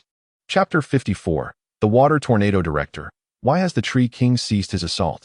I recall from the data that he appears capable of wielding thunder, not to mention possessing other formidable abilities. The dragon, now cornered like a beast at bay, could be decisively struck down, even if it were to survive. It would be gravely injured. Why prolong this struggle? It is evident he is biding his time for a grand maneuver. Observing the aerial confrontation, the members of the Special Investigation Division below felt a sense of bewilderment and urgently inquired. In response, Li Xiang raised an eyebrow and articulated his thoughts. The Tree King is undoubtedly confident. The dragon has no chance of escape and is destined for demise today. My intuition suggests that he is deliberately delaying, seeking to further gauge the dragon's depths, essentially to discern the nature of his meticulously prepared technique. Upon hearing this, the group was astounded. They had not anticipated the Tree King's formidable prowess, displaying such composure in combat while awaiting his opponent's ultimate strike. Director, it seems we must elevate the threat level posed by the Tree King upon our return and conduct another assessment, one member remarked, suppressing the astonishment within.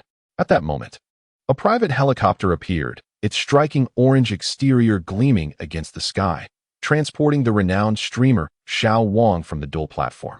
Hello everyone. After a 10-minute flight, we are now hovering over the Kunlun Mountains.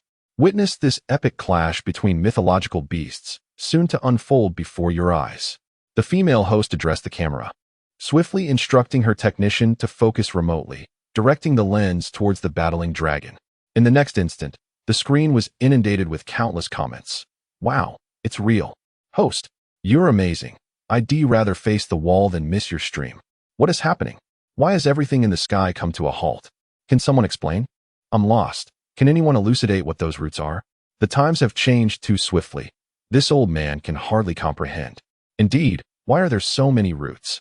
They seem to be attacking the dragon, yet now they have merely surrounded it. What is the situation with that helicopter? The area is secured. How did it gain entry? Li Xiang, awaiting further developments, suddenly spotted the helicopter and questioned his aide. Soon, within mere seconds, the aide provided an update. Director, according to the helicopter's registration, it belongs to a local travel agency, rented by a dual streamer. They are broadcasting the dragon's battle live. Should we proceed to expel them? As the words fell, Li Xiang pondered for a moment, then waved his hand, saying, No need. Let us seize this opportunity to introduce the extraordinary life form, paving the way for what lies ahead, and issuing a warning to keep their distance. The advisor nodded in agreement and swiftly dispatched the orders. Meanwhile, after a 30-second build-up, the flood dragon finally unveiled its powers. Thunder rumbled across the clear sky. As the atmosphere darkened, turbulent clouds began to coalesce, resembling an impending storm. With flashes of lightning illuminating the gloom, as if doomsday had arrived, yet confined to the realm surrounding the flood dragon.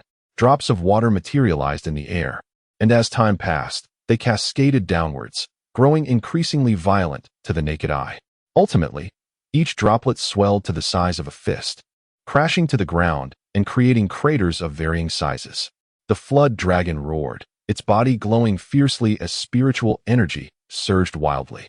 The cascading droplets began to coalesce, and in the blink of an eye, a lake materialized in the air, filled with the remnants of the recent downpour. Mountain dweller, come forth. If you wish to keep me here, be prepared to pay the price. The flood dragon conveyed its thoughts, appearing ferocious and as though it were fighting for its life. Yet its true intention was to clear the obstacles before it with its divine powers and then swiftly retreat. As for confronting Su Che, it lacked the audacity. Soon, the aerial lake began to swirl, drawing a curve from above, at the center of which was an ice crystal the size of a house, radiating an excruciatingly low temperature. Before the astonished gazes of the onlookers, a majestic waterspout emerged, shimmering with a brilliant blue hue. As it took shape, the roots of the surrounding trees were instantly obliterated, and the temperature plummeted drastically in its wake. Chapter 55. Overwhelming force. Upon witnessing this scene, the female broadcaster Xiao Wang could no longer maintain her composure. She covered her mouth with her hand, striving to calm her racing heart. However, the live stream erupted into chaos, with viewers exclaiming in disbelief. A cacophony of astonished remarks filling the air. What is this phenomenon? How has a water vortex manifested, a legendary power, akin to the abilities of a dragon? My goodness, it resembles a battle of gods and demons from a novel. The roots stood no chance against the water vortex. In a single encounter, the majority were obliterated. Who could foresee what lay ahead? Allow me to elucidate.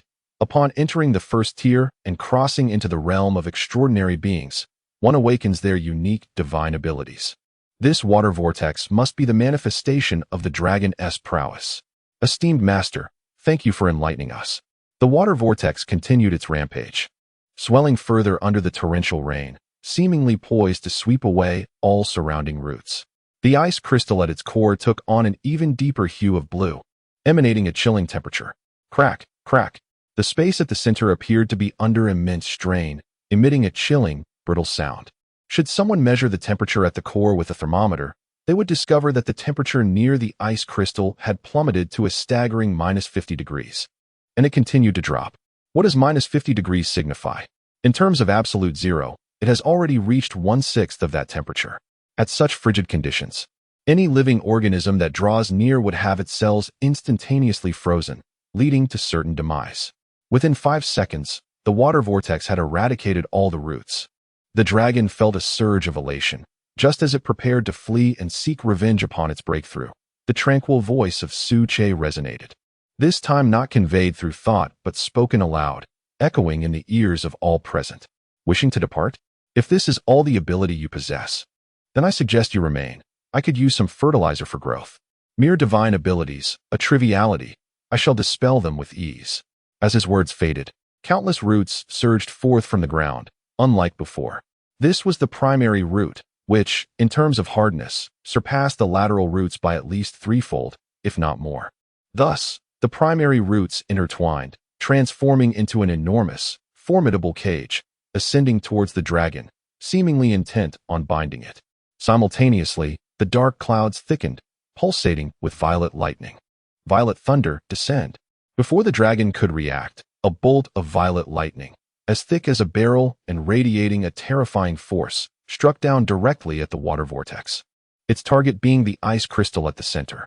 Through the veil of spiritual power, Su Che discerned that the ice crystal at the heart of the water vortex served as the control center and the source of its deadly energy. If he could shatter it, the seemingly formidable water vortex would inevitably disperse. What is happening? Why does my cloud unleash purple lightning? The dragon was engulfed in confusion, unaware that it was Su Che's supernatural ability exploiting its own dark clouds, thus eliminating the need for preparation time, resulting in an unexpected turn of events, a case of shooting oneself in the foot. Bang! Crack! The air resonated with the sound of shattering. As anticipated, the moment the lightning struck the ice crystal, the overwhelming force of thunder obliterated it from within, causing a violent explosion that scattered shards across the sky. Simultaneously, the destruction of the ice crystal exacerbated the injuries within the dragon, as the two were interconnected. The wounds, which had been healing, suddenly ruptured with a thunderous sound, releasing torrents of fresh blood that cascaded down like rain.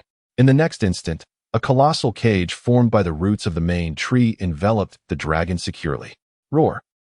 The ensnared dragon was overwhelmed by a sense of impending doom, a primal instinct for survival driving it to struggle frantically, its tail incessantly striking against the confines of the cage. Yet, all efforts proved futile. Breaking one layer only revealed two more beyond, and the roots continued to surge forth, further reinforcing the prison to prevent the dragon's escape. Heaven knows how many roots Su Che possessed. He himself was quickly losing count.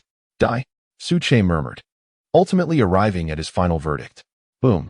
A brilliant flash of lightning erupted once more, engulfed in the fierce power of thunder, transforming into a pillar of light that surged toward the dragon confined within the cage. From a distance, one could see a light column, a meter in diameter, piercing through the heavens and the earth, at its center coiling a black dragon. Roar! The dragon, in agony, began to howl aimlessly. Under the onslaught of the lightning, its consciousness momentarily dissipated, as a great hole was torn through its body. Its organs disintegrated on the spot, and soon after, its flesh began to crumble, scattering into the air, ultimately cascading down to the ground. Chapter 56: The Subsequent Impact, Part 1. In the aftermath, roots entwined and formed a colossal tray, swiftly catching the fallen flesh and blood of the dragon, transporting it expeditiously to the medicinal fields nestled within the valley. After all, the black dragon was a first-tier extraordinary being, endowed with a remarkable lineage. The spiritual essence contained within its flesh was beyond the comprehension of ordinary individuals. In fact, it was more potent than some inferior spirit stones, making it ideal for cultivating spiritual fields, a resource that Su Che would not squander. The dragon had been vanquished. 300,000 spirit stones were promptly dispatched to the Kunlun Mountains. At this moment, Li Xiang, still in shock, received a voice transmission from Su Che. Upon hearing those words, he nodded affirmatively and replied, "Rest assured, Tree King. Resources are being mobilized with utmost urgency. Everything will arrive by tonight. You have my word." Our Special Investigation Bureau shall not renege on our promise. He was aware that, given Su Che's cultivation, he could still perceive even while speaking from afar. He certainly would not dare to deceive him. Su Che replied with a hint of indifference, confident in his formidable strength. Subsequently, countless roots withdrew from the air, burrowing back into the earth, leaving only traces of the fierce battle and a scene of disarray. Although Su Che had collected the majority of the flesh, some remnants inevitably remained. Li Xiang quickly gestured to the other members to commence the cleanup of the battlefield, gathering the dragon's meat. This flesh, whether for nurturing plants or for research purposes, held immeasurable value for the Special Investigation Bureau, potentially allowing them to delve deeper into the secrets of extraordinary life forms. Alas, is this all that remains? The larger portions have all been taken by the Tree King. This is a first-tier extraordinary life form, and without sufficient samples, we cannot proceed. Enough of that. The dragon was slain by the Tree King, and logically, all the meat belongs to him as spoils of war. We should consider ourselves fortunate to have salvaged anything at all. Let us get to work. As they collected the meat, members of the Special Investigation Bureau engaged in conversation. Meanwhile, within the valley, the trio maintained a distant observation, their astonishment lingering in their eyes. According to Li Jie's calculations, the entire battle lasted no more than 2 minutes, a portion of which was spent with the Tree King waiting. In other words, the dragon was utterly defenseless before the Tree King, managing to endure only a minute. Wow, the Tree King is truly formidable, Wang Bo murmured. Though both are first-tier extraordinary beings, the disparity between them is staggering. One is celestial, while the other is terrestrial. They are simply incomparable. Zhao Zhiguan nodded in agreement. Adding to the discourse, even though the dragon was not in its home territory, its first-tier divine ability should have been water manipulation, likely on a grand scale. Yet, based on what we witnessed, even with the advantage of a water source, the Tree King would still have dominated. 3 individuals engaged in conversation. A task assigned by Su Che to observe the combat of extraordinary life forms in advance. This endeavor would prove beneficial for future breakthroughs and the development of combat awareness. Beneath the tree, the small golden creature, Jean, retracted its head slightly. Witnessing the gruesome demise of its kin filled it with trepidation. It had previously believed it had surpassed the first tier, evolving into an extraordinary being. At the very least, it thought it could match the Tree King in a contest of strength. Even if it could not prevail, it felt confident in its ability to escape. However, it had no intention of engaging in such thoughts, merely estimating its prowess. The swift and brutal death of the Black Flood Dragon made it painfully aware that it was utterly incomparable to the Tree King, or rather, they existed on entirely different planes of existence. Thus, it concluded, silence is wisdom. It would be prudent to focus on diligent cultivation. As a favored subordinate of the Tree King, it was imperative to uphold its extraordinary status. After all, it was the first to achieve a breakthrough, and it could not allow the Tiger King to catch up. Upon the conclusion of the battle, Su Che too remained taciturn, swiftly replaying the encounter in his mind to further assess the strengths of extraordinary life forms. One thing became abundantly clear to him. Among first-tier extraordinary beings, there existed a vast disparity in strength. They were not to be compared lightly. The powerful could effortlessly annihilate the weak, and even awakened abilities varied significantly. In the medicinal fields, the flesh of the flood dragon rapidly disintegrated, transforming into pure spiritual energy that permeated the soil. Yet, unlike others, the area where the flesh had been absorbed exhibited a gradual change in hue, shifting from its original pitch black to a deep crimson. Simultaneously, news of the flood dragon's demise spread like wildfire through live broadcasts and various social media platforms, igniting fervent discussions among the masses. Chapter 57. The Subsequent Impact, Part 2. In an instant, the curious netizens were engulfed by an overwhelming desire to uncover the identity of the master of the root. Each individual yearned to know who he was.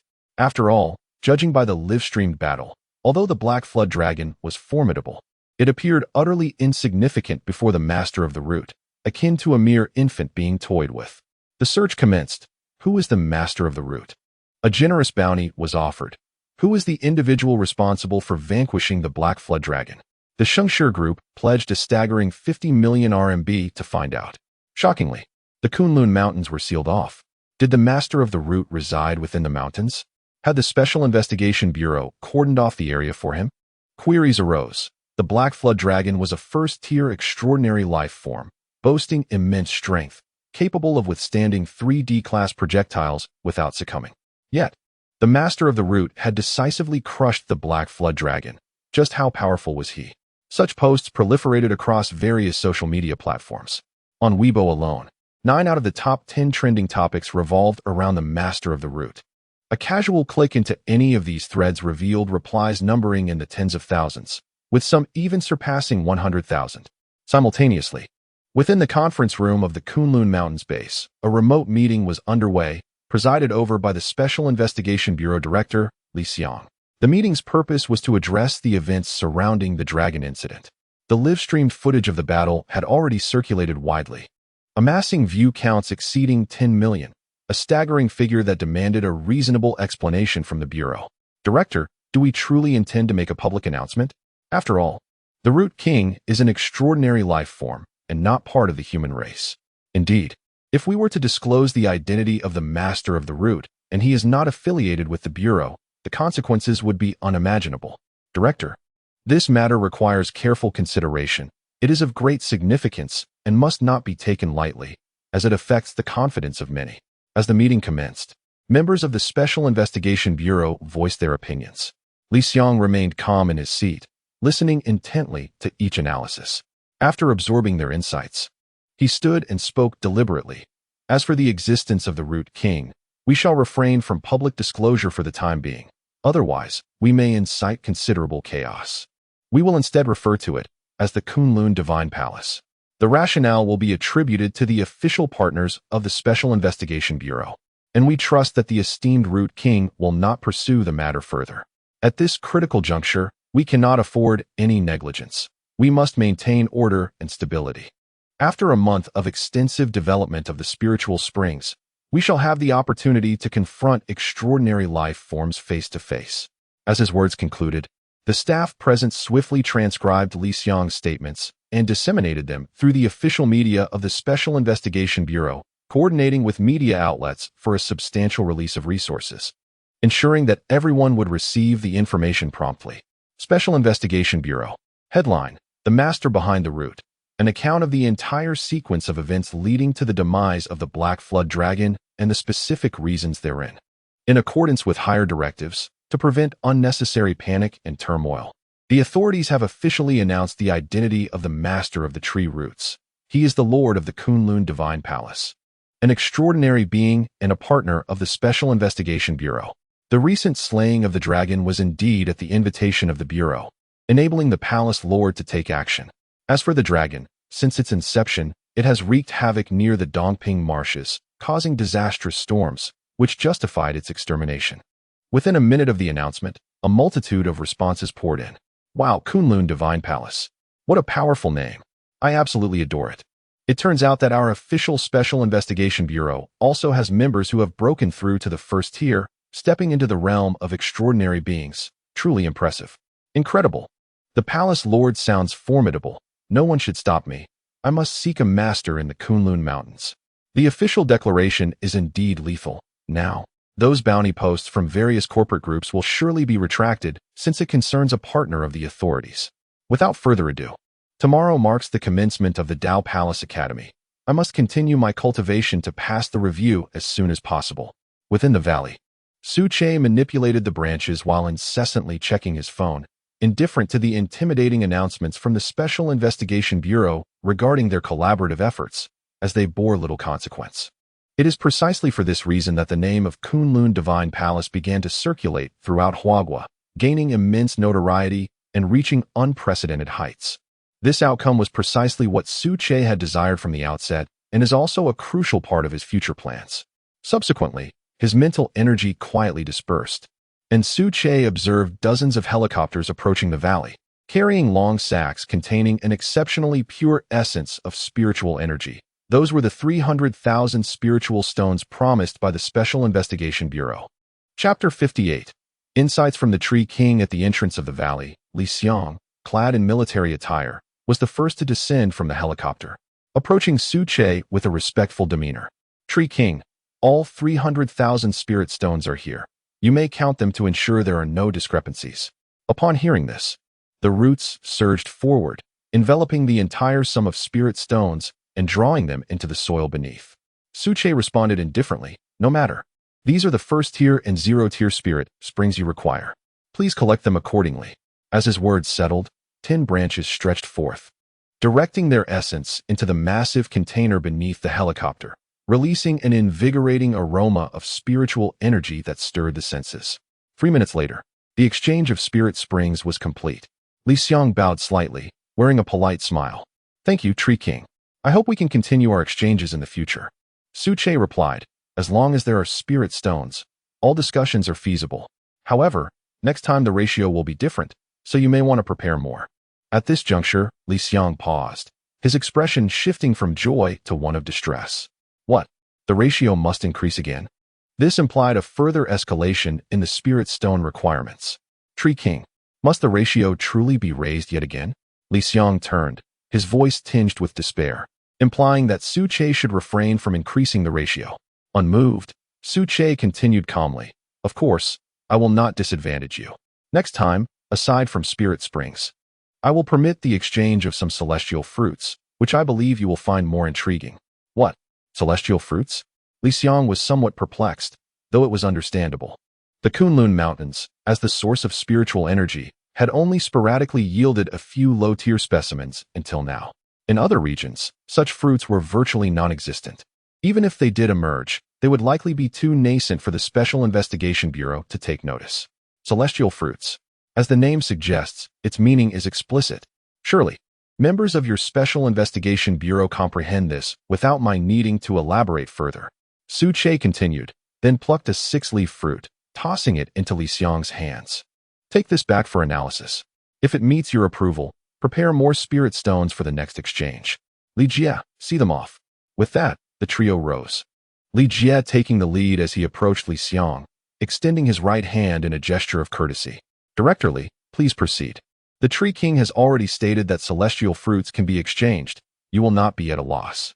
Thus, burdened with a multitude of questions, Li Xiang swiftly boarded a military aircraft to the Kyoto Research Institute after departing from the Kunlun Mountains, where he entrusted the 6-leaf fruit to specialists for examination. To ensure no errors occur, he specifically instructed before departing. The celestial spirit fruit, reputed for its remarkable efficacy, should be used sparingly. There is but one fruit, and all its effects must be fully extracted. Within the valley, Li Jie observed Suche in silence, standing there with an expression filled with confusion, struggling to comprehend Suche's act of exchanging the celestial spirit fruit. Who is Suche? Under the coverage of mental energy, Li Jie, as an ordinary individual, found his thoughts laid bare, exposed without concealment. A gentle voice resonated. The 6-leaf fruit, while a celestial spirit fruit, possesses limited efficacy for animals. It can even be deemed somewhat superfluous. Once one ascends to the first tier, it bears no effect whatsoever. Only for humans does it exhibit advantages in certain aspects. Utilizing such a seemingly superfluous item to exchange for a quantity of spirit stones is presently the most effective course of action.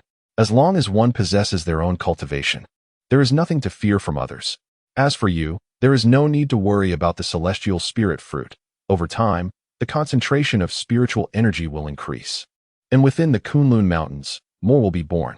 With this revelation, Li Jie suddenly understood, bowing respectfully and expressing, "Thank you, Lord Tree King, for your guidance. I comprehend now." After this brief interlude, Suche calmed his mind and summoned countless roots, plunging directly into the 300,000 spirit stones, beginning to absorb them with all his might. Through the days of accumulation, his comprehension had already surpassed the second tier. He merely lacked the accumulation of spiritual energy. In an instant, a tremendous explosion erupted from the 300,000 spirit stones, releasing an exceptionally pure spiritual energy that flowed through the root system towards the treetop, simultaneously strengthening the body while a small portion was absorbed by the flower buds. Indeed, the sheer volume of spiritual energy released from such a quantity of spirit stones was terrifying.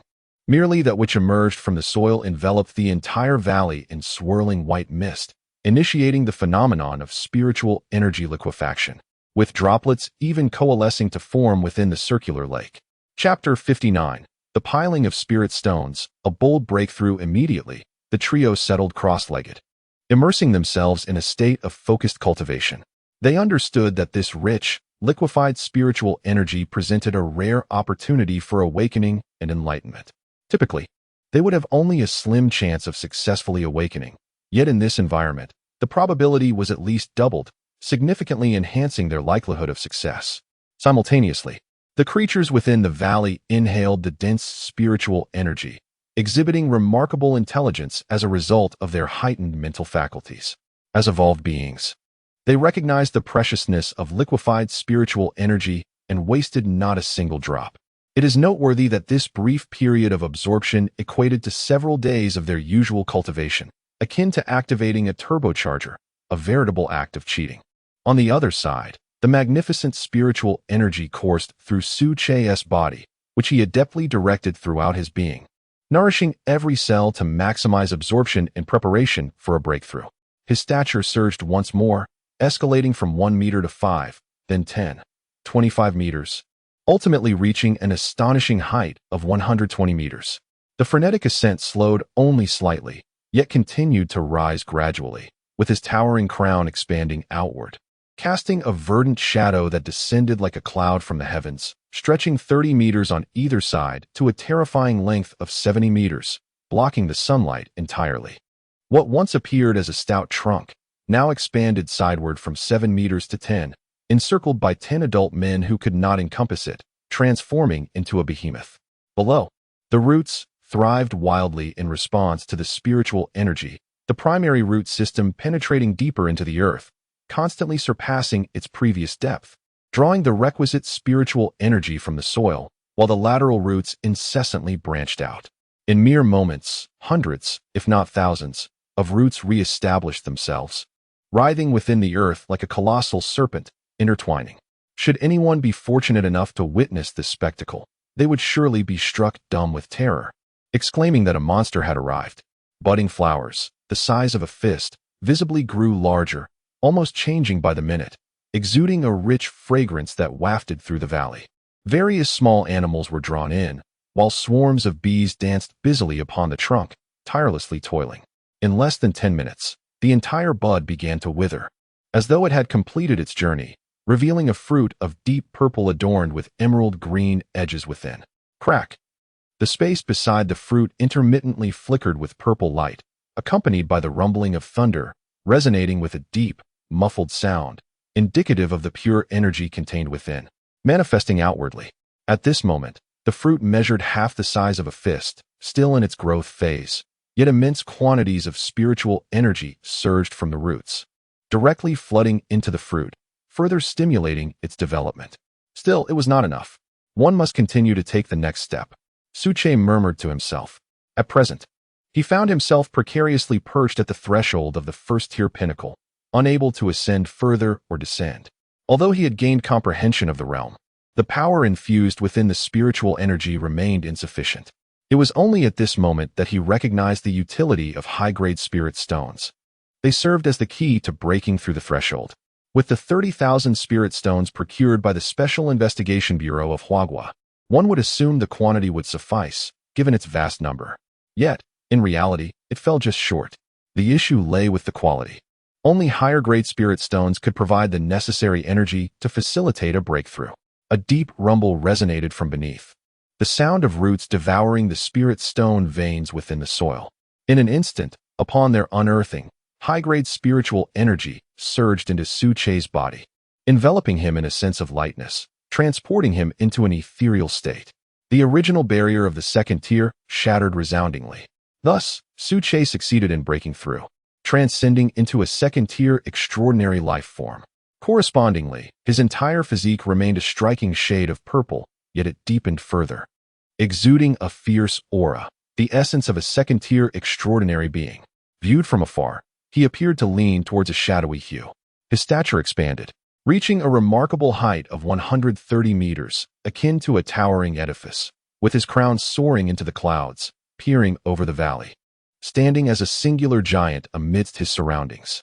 Simultaneously, as he ascended to the second tier, the thunder fruit, as if invigorated by a growth hormone, transcended its developmental stage, maturing into two fist-sized orbs, each adorned in vibrant purple. Bees that ventured too close were struck by the purple lightning emanating from the fruit, plummeting to the ground. At last, I have broken through, Su Che proclaimed with satisfaction, feeling the immense spiritual energy coursing within him, as though he possessed boundless strength. With a mere wave of his hand, he could whip the void into a frenzy, producing echoes of shattering space. The distinction between the first and second tiers was vividly illustrated at that moment.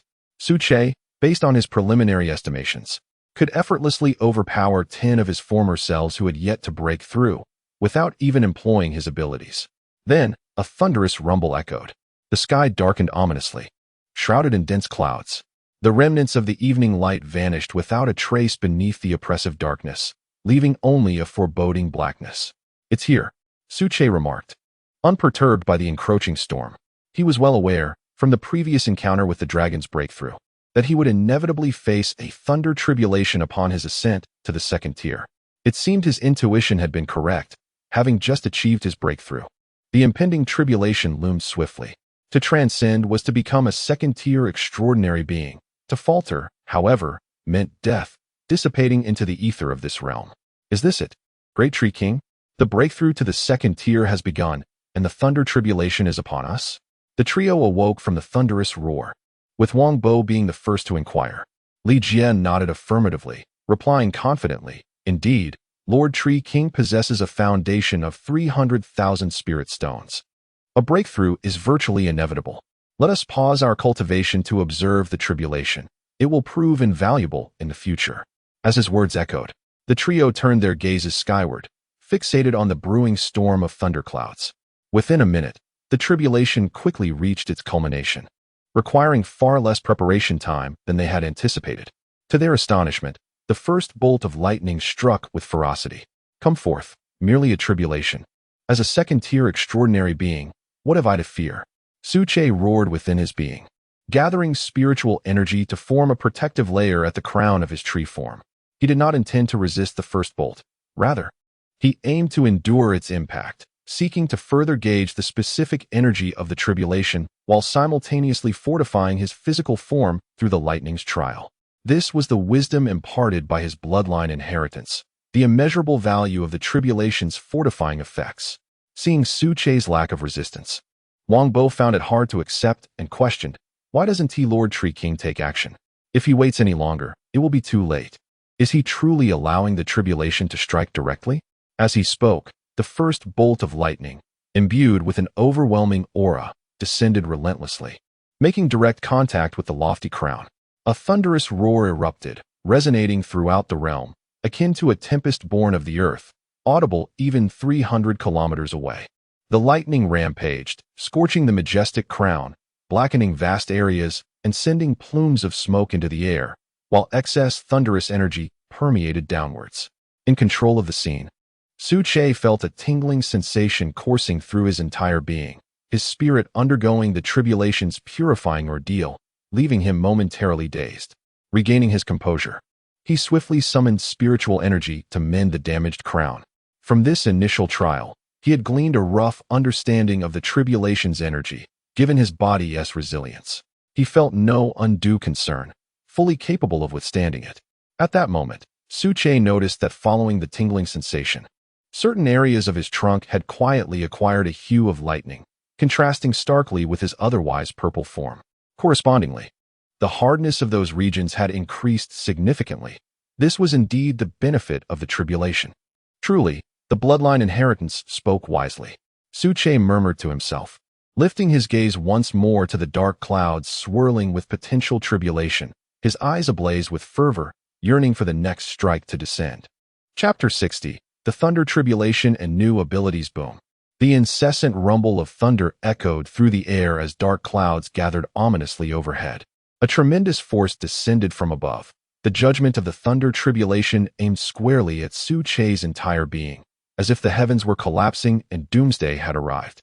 Upon stepping into the second tier, Su Che experienced a profound metamorphosis. His capabilities advanced dramatically, rendering previous comparisons obsolete.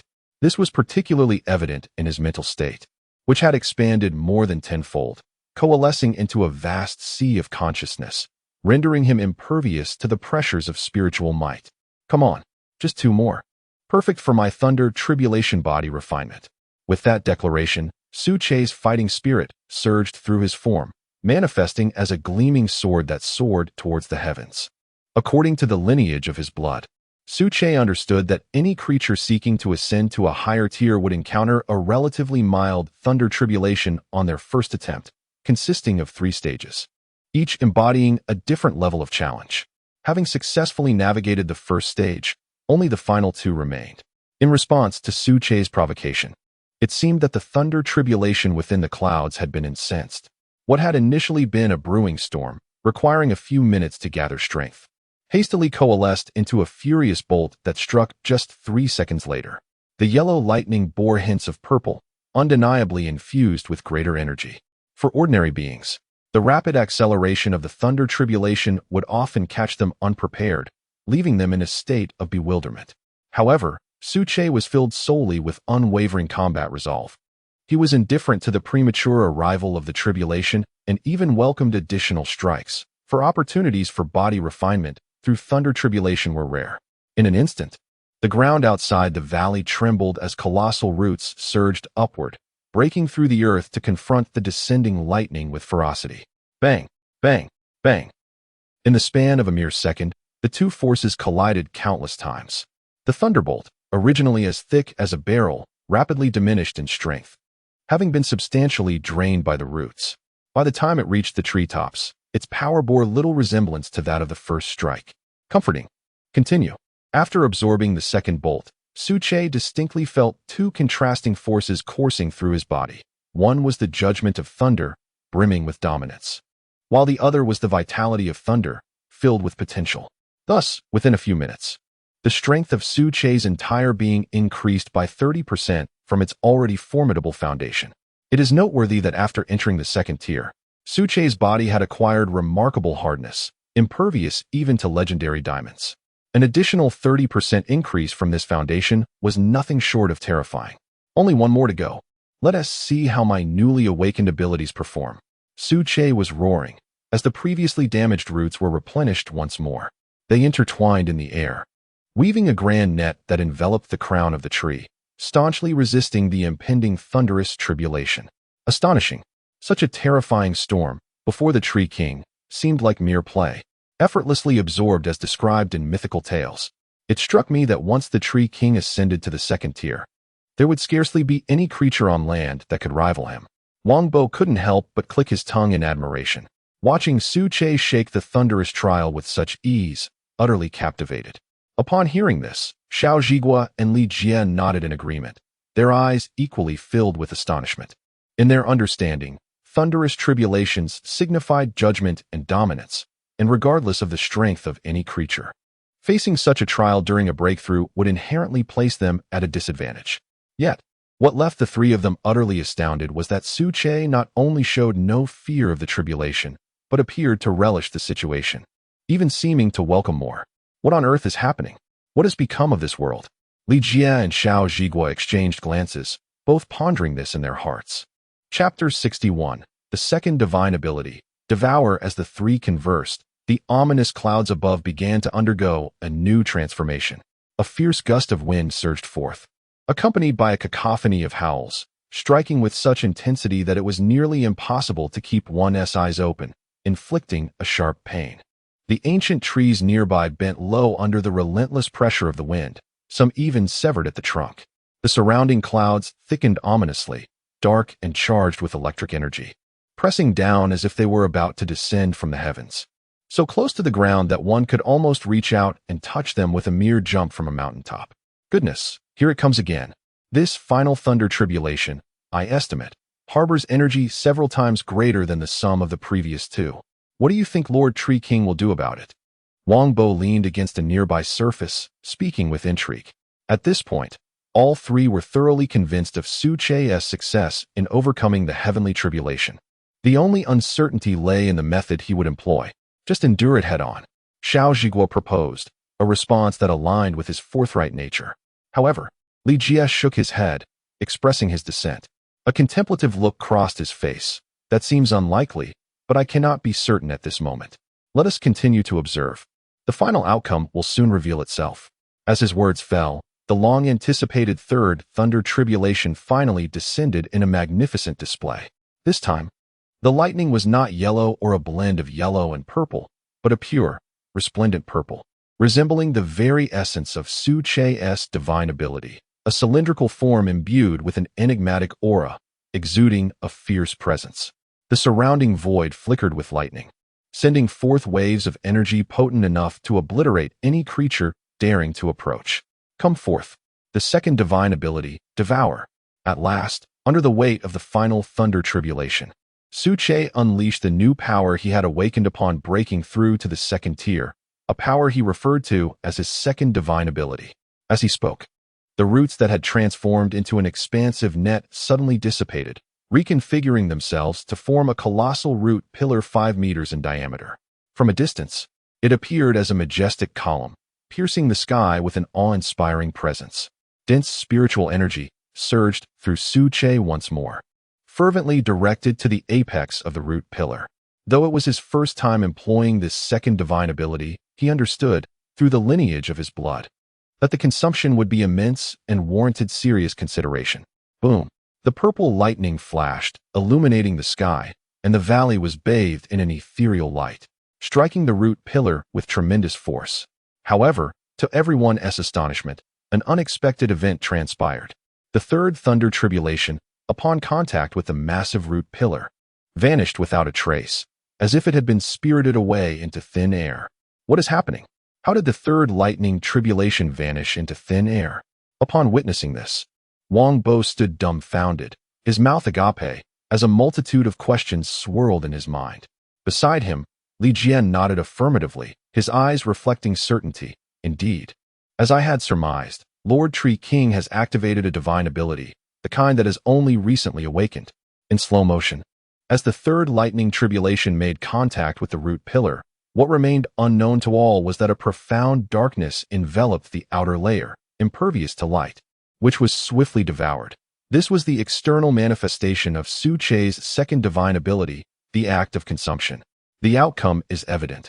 In an instant, under the frenzied influence of spiritual energy, the third lightning tribulation was rapidly consumed, transforming into nourishment that replenished Su Che's physical form. Subsequently, following the 3 lightning tribulations, the ominous clouds in the sky began to dissipate slowly, restoring their former appearance, while Su Che officially transcended, stepping into the second tier of the extraordinary realm. The update concludes for today. Kindly leave a 5-star review, encourage further updates, and share suggestions in the comment section.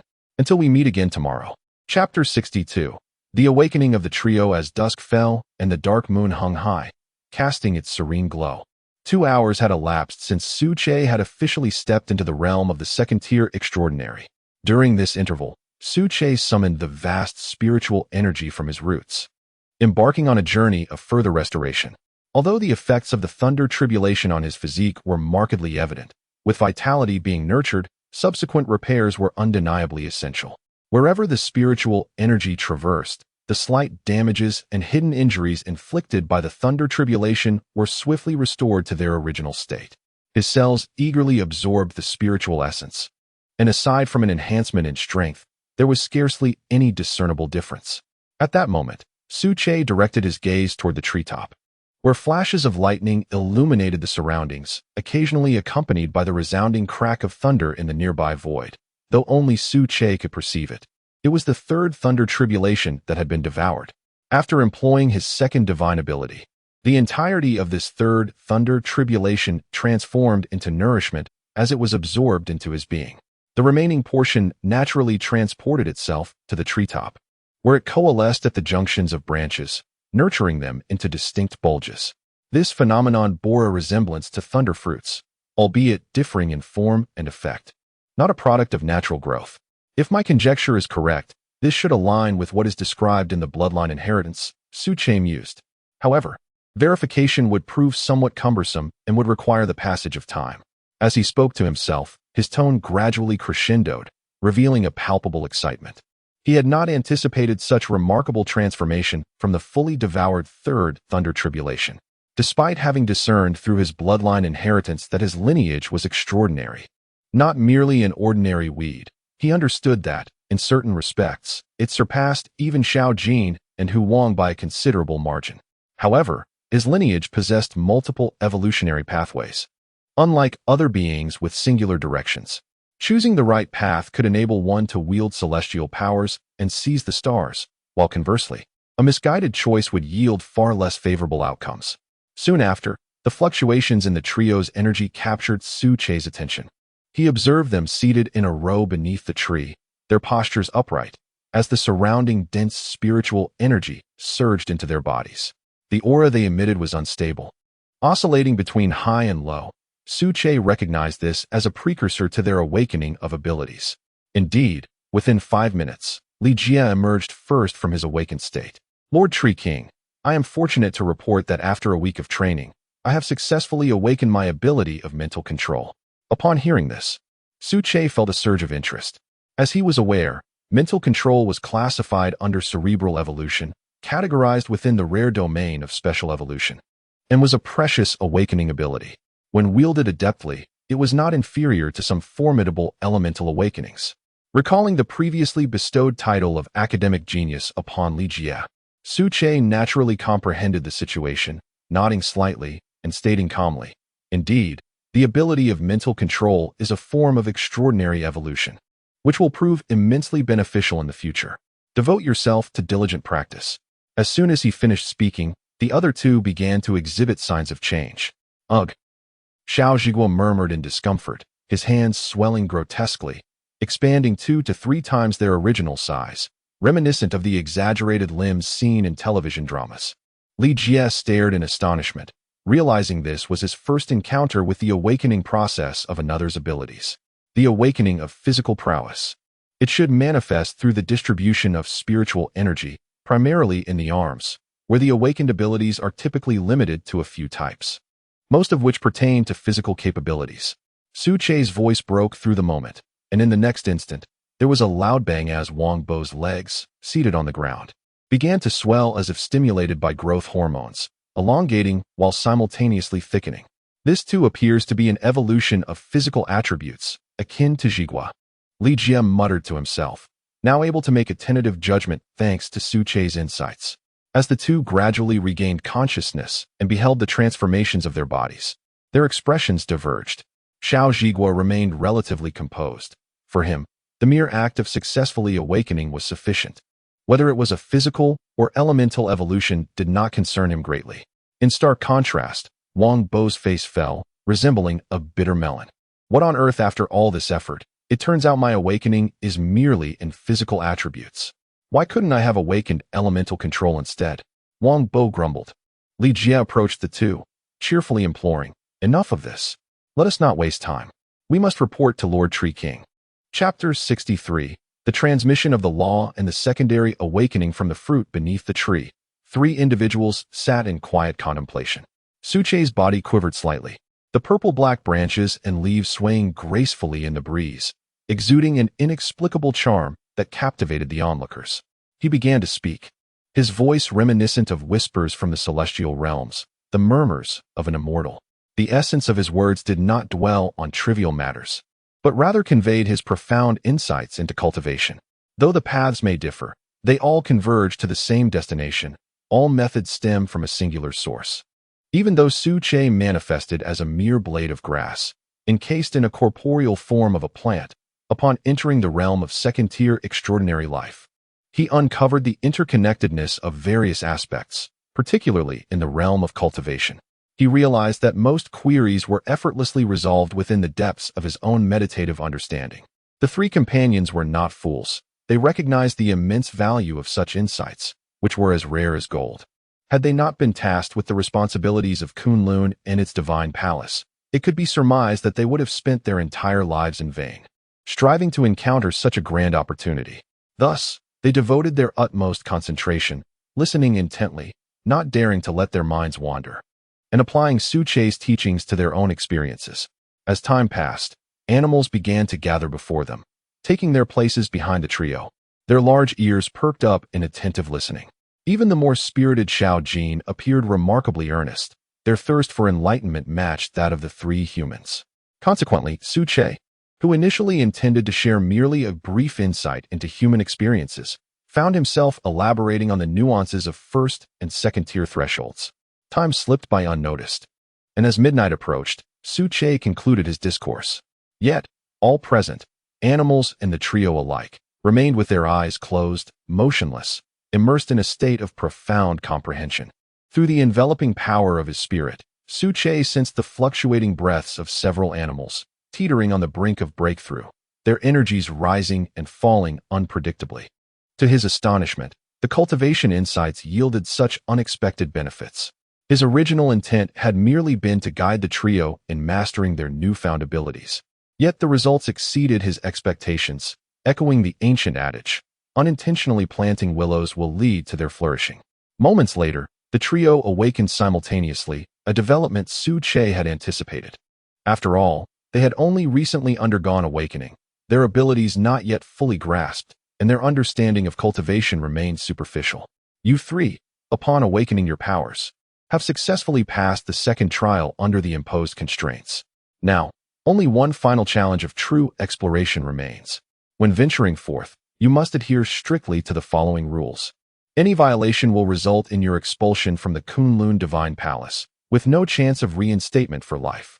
Su Che's calm voice resonated, prompting the three to step forward and nod their heads in agreement like a group of eager students.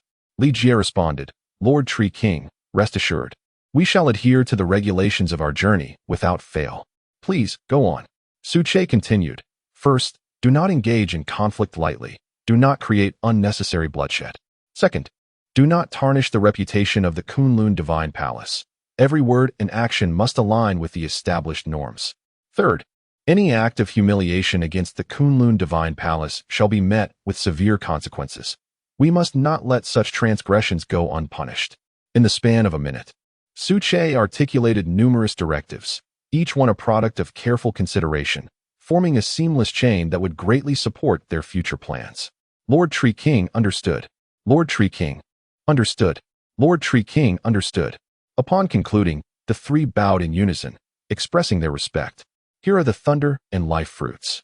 Each of you may select one from the two provided. As representatives of Kunlun, your current strength is insufficient to uphold the palace's reputation. You must consume them tonight for a secondary awakening.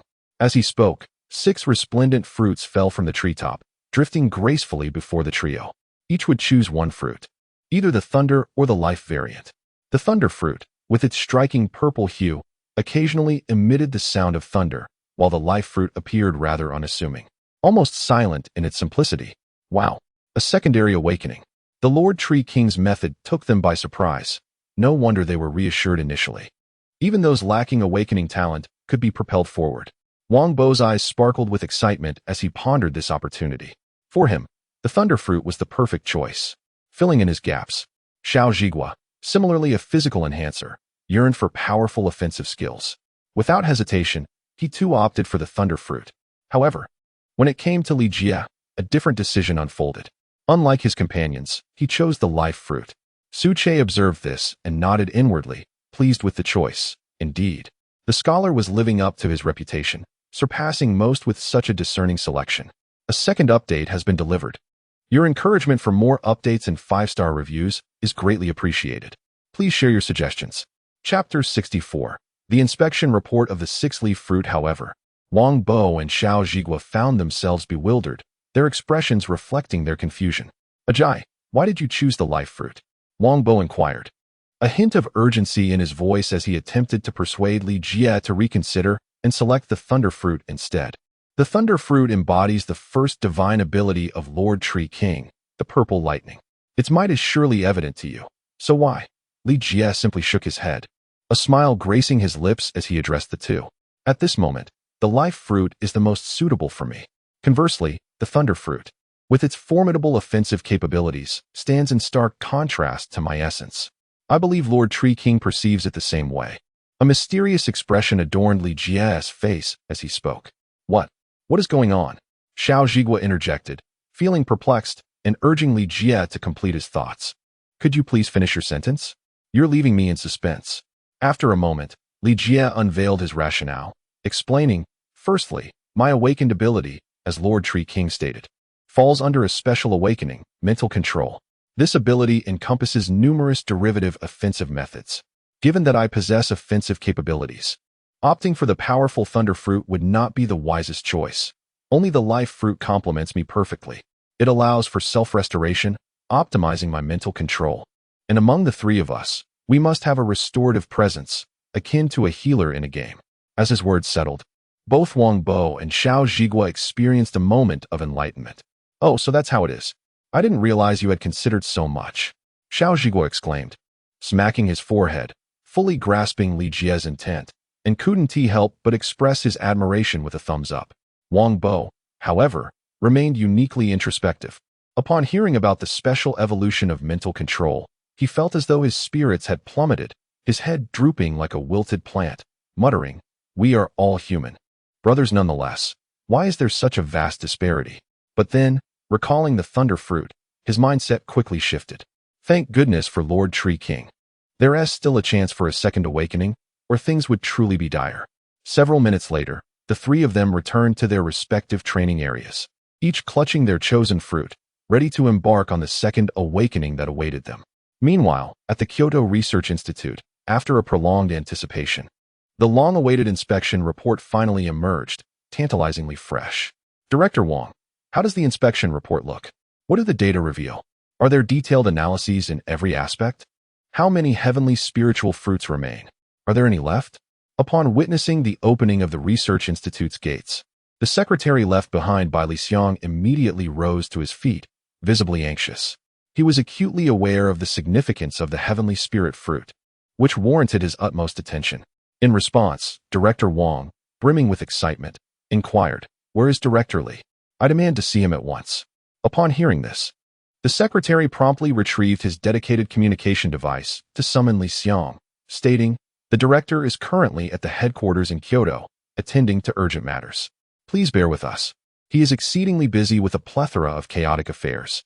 10 minutes later, Li Xiang arrived, looking weary from his travels. As soon as he stepped inside, he asked, "How are things progressing?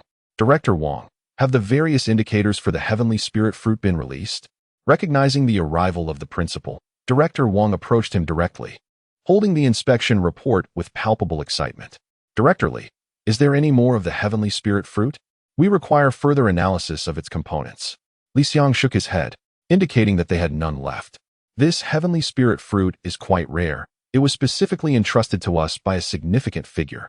Upon hearing this, Director Wang's expression momentarily faltered, but he quickly regained his composure, exclaiming, "If there are none left, so be it.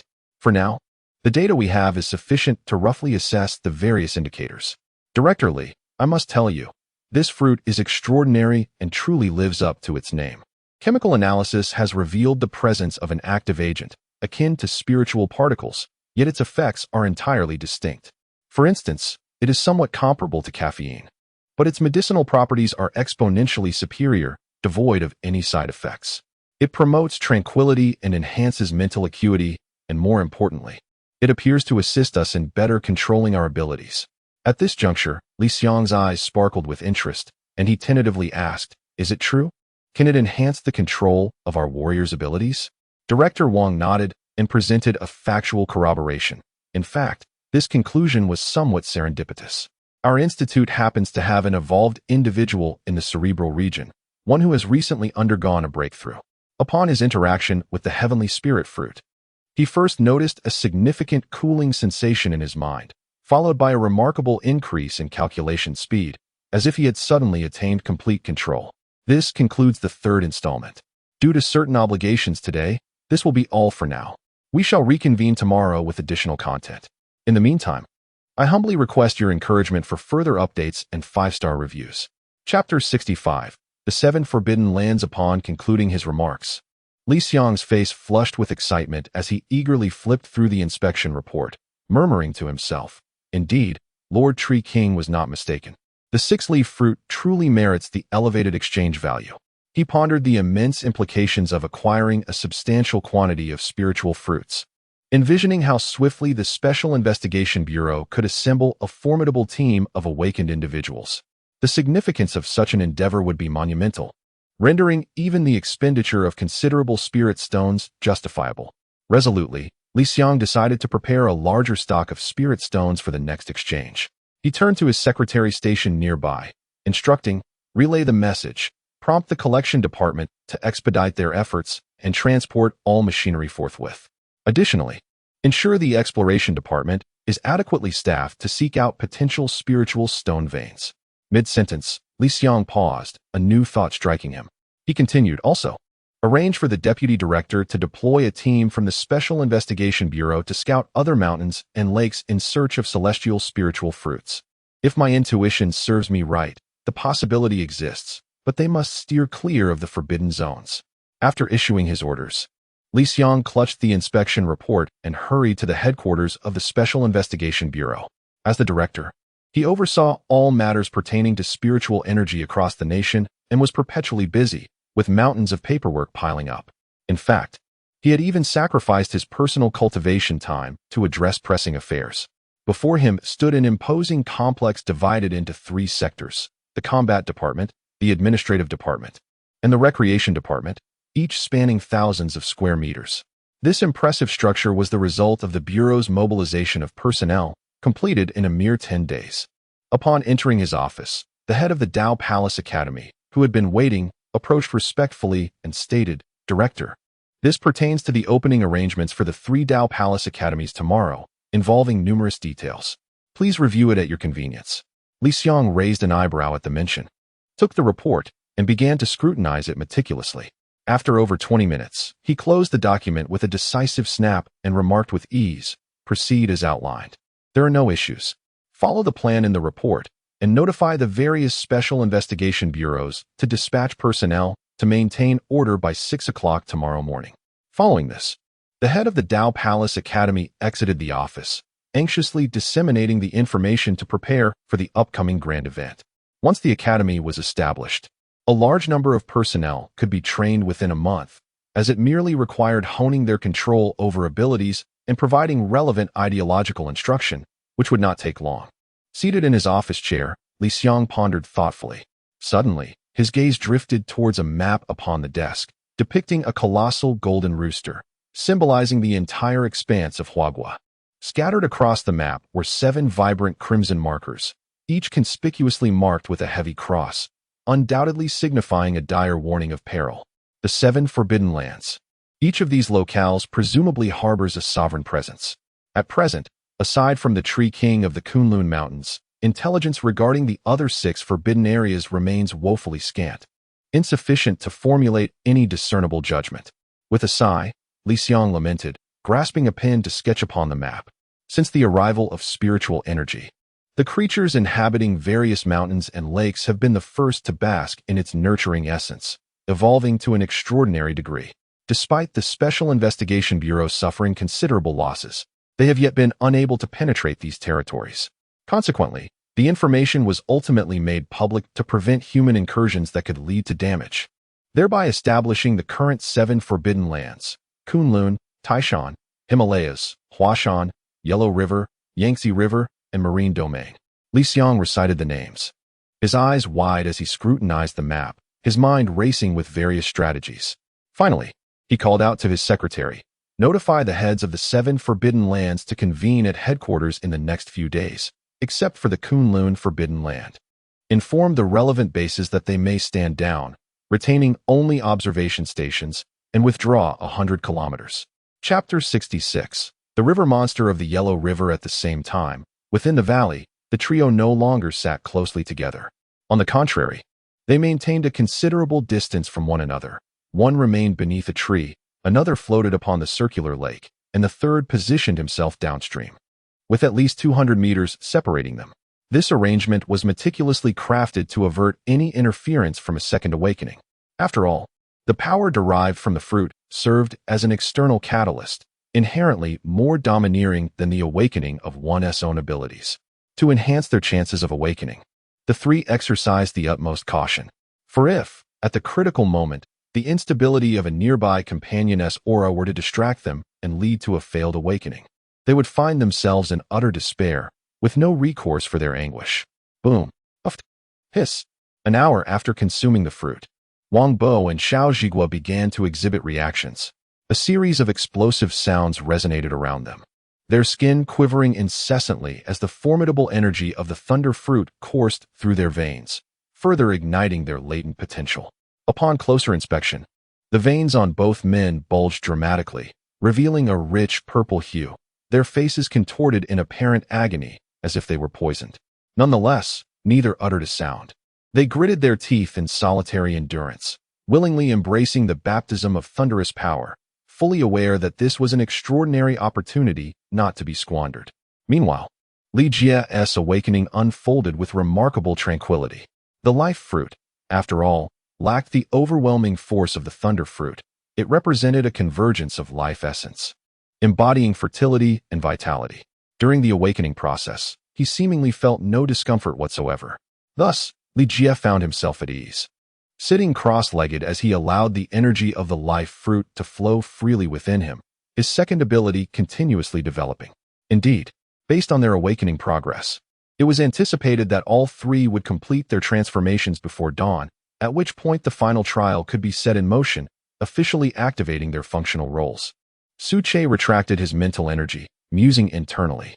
According to his plan, once the trio completed their initial task, it would be time to distribute responsibilities within the Kunlun Divine Palace, consolidating power in his own hands as he stepped onto the grand stage of the world. In this splendid era, truly a time of prodigious talent and brilliance. As these thoughts coursed through his mind, Su Che felt a surge of exhilaration.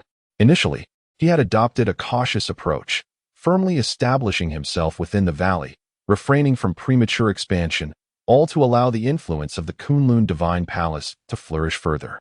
At the very least, he needed to bolster the strength of his animal legion so that when confronted with external threats, he could stand invincible, or even mount a formidable counterattack. And now, with the opportune moment approaching, how could he possibly contain his excitement?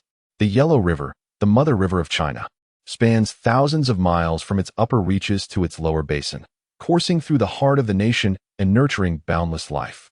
As the origin of Chinese civilization, it boasts a magnificent and ancient history.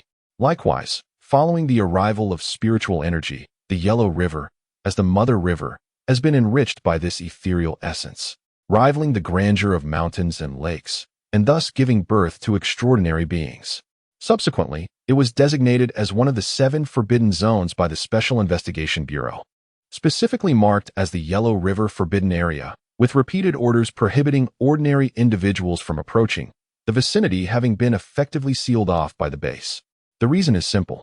During the initial period, the residents living along its banks, particularly the elders, wore expressions of shock, often sitting at the village entrance, gazing at the river mouth, frequently uttering phrases such as, "There are water monsters in the river. Do not approach. Everyone should keep their distance and throw livestock into the water." They described a creature as large as a hill, with a mouth comparable to a doorway, capable of devouring an entire cow, unaware of how much livestock it might consume in a single day. "We must flee." Yet, they felt compelled to remain, declaring, "This is the water deity of the Yellow River. We must have offended the water god, and now the heavens have descended to punish us. We must atone." Consequently, the Special Investigation Bureau dispatched personnel equipped with heavy weaponry, embarking from the upper reaches, traversing downstream along the Yellow River in search of the water monster spoken of by the elders. To their astonishment, within a day of setting sail, all contact was lost. Despite subsequent reinforcements, no trace was ever found.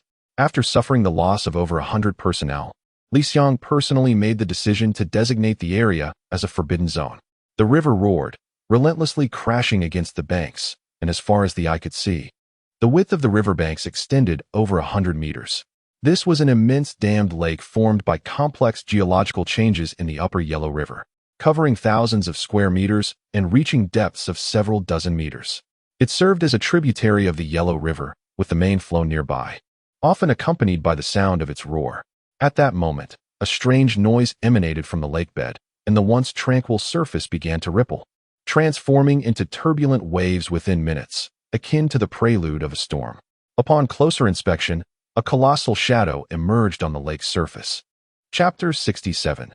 The walking mission, a colossal head resembling a lantern, loomed in the darkness, its eyes gleaming like stars, exuding an overwhelming presence that pressed upon the surrounding air. Its serpent-like neck, adorned with minute scales as delicate as gossamer, exhibited remarkable agility, yet its defensive capabilities were formidable. Conventional firearms proved utterly ineffective against it, merely serving as a gentle tickle against its mountainous form, which floated serenely on the water's surface like a small island. Should one attempt to measure it, they would be astounded to discover that the shadow before them spanned an astonishing 80 meters in length, undeniably a behemoth to behold. Its appearance bore a striking resemblance to the legendary Jianmu from mythological lore. In the Kunlun Mountains, the ancestral peaks stood tall, though it remained a mystery which entity now claimed dominion over this territory, having ascended to the second tier of the extraordinary. Alas, time was running short. Urgent cultivation was imperative. Without progressing to the second tier, one would lack any significant voice in the unfolding events, missing out on the grand feast chronicled in the legacy. At that moment, a voice, imbued with profound antiquity, rose from the lake's depths. Unknown to all, it was the giant tortoise that spoke. As transcendent beings found human language easy to learn, merely a matter of time. As the words echoed, a great splash ensued, sending waves cascading, and the giant tortoise gradually descended, its form vanishing beneath the placid lake surface. From above, one could observe a massive shadow moving swiftly along the bottom of the dammed lake, shifting positions in mere seconds, ultimately directing itself toward the entrance of the Yellow River, intent on utilizing it for its migration. The following morning, as ethereal mist enveloped the valley, 3 figures emerged, each mounted upon an extraordinarily robust tiger, their presence exuding strength indicative of the late stages of the initial tier. These were the elite of the Tiger King, having swiftly received the 3rd walking trial from Su Che following their awakening of a second ability, as they qualified for the Kunlun journey. With resources from the Divine Palace available for slight allocation, the tigers before them were specifically designated resources by Su Che. Observing the trio, one could discern that after their second awakening, their auras had significantly coalesced, now resonating with a richer, more robust quality, a testament to their growing mastery of abilities. Indeed, as the saying goes, stillness breeds nothing, yet movement astounds. Wang Bo and Xiao Zhigua, owing to the singularly potent nature of the thunder fruit, occasionally exhibited flashes of violet in their gazes, their entire beings suffused with a ferocious, explosive power. Haha, the first divine ability of Lord Tree King surpasses all expectations. It is akin to having the god of thunder walking among us. Wang Bo smiled, and with a graceful flick of his wrist, purple lightning danced around his palm. With a resounding crack, a beam of violet light surged forth, striking a nearby ancient tree. As anticipated, the point of impact revealed a massive crater, 1/2 meter in diameter, consuming a significant portion of the tree, its surface charred and emanating the acrid scent of burnt wood. Truly terrifying. It was merely a fraction of his strength, and yet. Wang Bo nodded, surveying his recent creation, murmuring to himself in astonishment. Enough of this. We must hasten our pace. The final trial must be completed within a week. The sooner we finish, the higher our evaluation from Lord Tree King will be. I trust you understand the gravity of this matter. Li Jie spoke with a serious expression, enunciating each word carefully. At this juncture, Xiao Zhigua interjected, inquiring, by the way, Jie, why does the 3rd task from Lord Tree King seem so peculiar? What is the true nature of the vast group that warrants such attention from him? In response, Li Jie shook his head, his eyes reflecting confusion, indicating his lack of insight. I am not entirely certain, but I do know this. Our task is undoubtedly linked to the planning that follows the Divine Palace. According to the wisdom of Lord Tree King, everything is intricately connected. At this moment, Wang Bo suddenly spoke, infused with a hint of speculation. Do you think there could be an ancient entity behind the vast group? Much like Lord Tree King, perhaps they are merely figureheads. Highly unlikely. Why is that not plausible? There are ample reasons. Primarily due to the Special Investigation Bureau. As an official institution, they would never permit such a thing to occur, Li Jie remarked, then promptly urged his tiger forward, swiftly traversing the forest. Wherever they roamed, no creature dared to approach under the weight of their presence. Meanwhile, the other 2 tigers pursued rapidly, the aura of the king of beasts unfurling unabashedly around them. The 3rd update is delivered. The fourth may be delayed, likely arriving after 10 o'clock, at the latest by 10:30. Soon, I shall dine and bathe, which will consume considerable time. I seek encouragement for updates, 5-star reviews, and suggestions. Chapter 68. Unprecedented spectacle outside the blockade. As the commander of Kunlun Base, Tao Jun received orders from the headquarters of the Special Investigation Bureau last night during his rest, a complete withdrawal of 100 kilometers. Although Tao Jun felt perplexed by this command, the soldier's duty is to obey without question. Thus, as dawn broke, he promptly issued orders for the entire base to commence an orderly retreat. The exodus of over 10,000 personnel was undoubtedly a monumental undertaking involving various departments, rendering the operation quite intricate. The mere movement of the soldiers stirred up enough dust to incite a considerable sandstorm. What is that? A soldier, amidst the withdrawal, suddenly spotted 3 yellow figures emerging from deep within the Kunlun Mountains and exclaimed in astonishment. Could it be a trick of the eye? It had been reported that a formidable creature resided within the mountains, purportedly in an alliance with them, and was not to be provoked lightly, as its beasts generally remained under its command and did not venture out. Without hesitation, another soldier responded, but as he turned his gaze toward the scene, he was momentarily taken aback. Goodness, is that an evolved creature, perhaps a tiger? Could it be from the batch we encountered earlier? It seems there are 3 individuals atop it. Quickly, report this immediately. Something significant must have transpired. The soldier reacted swiftly, locating his superior, and after several layers of reporting, the information finally reached the highest commander, Tao Jun. Upon viewing the photographs captured by the surveillance cameras, Tao Jun waved his hand and stated, "Let them be. Do not provoke them. They are not enemies, but rather partners. Everyone, continue with the planned retreat." As the supreme commander of the Kunlun blockade, Tao Jun recognized the 3 figures not only by sight but also by their backgrounds, having thoroughly researched their connections, particularly with the Tree King, whose interests they were currently serving. He could not afford to overlook this matter. Meanwhile, the 3 who had just emerged observed the gradual withdrawal of the blockade. Xiao Zhigua furrowed his brow and inquired with confusion. Given this situation, it seems the base forces are preparing to retreat. Are they no longer maintaining the blockade? Having once served in the military, he could discern the operational dynamics at the foot of the mountain. Li Jie and Wang Bo merely shook their heads, lacking familiarity with the situation. As outsiders, they could only perceive it as a hazy enigma, as long as it did not interfere with their current mission. They deemed it unnecessary to concern themselves further. The trio came to a halt, and Li Jie spoke. "Let us part ways here, with a stipulated return time of 1 day, as permitted by Lord Tree King. We shall reconvene at Wang Bo's residence in Magic City at this time tomorrow to undertake our mission." "Agreed. No problem." With those words, the 3 swiftly separated, racing in their respective directions. It is worth noting that after entering the late stage of the 0 rank, a tiger's running speed has nearly quadrupled from its previous capabilities. In the blink of an eye, they swiftly broke through the blockade, each arriving at the nearest city. Meanwhile, the long-anticipated Dao Palace Academy officially commenced its opening today after 3 days of information circulation, fully enrolling and examining all awakened individuals. In an instant, whether online or offline, the discussions among the populace were invariably centered around the 3 Dao Palace Academies, which had achieved nationwide fame. The fervor of admiration surrounding it was reminiscent of the pre-spiritual energy influx days at Yin University and Qing University, and in certain respects, it even surpassed them. Chapter 69. The Dao Palace of Modu Modu, the economic heart of Huagua, stands as an undeniable titan of commerce, renowned internationally as a financial epicenter.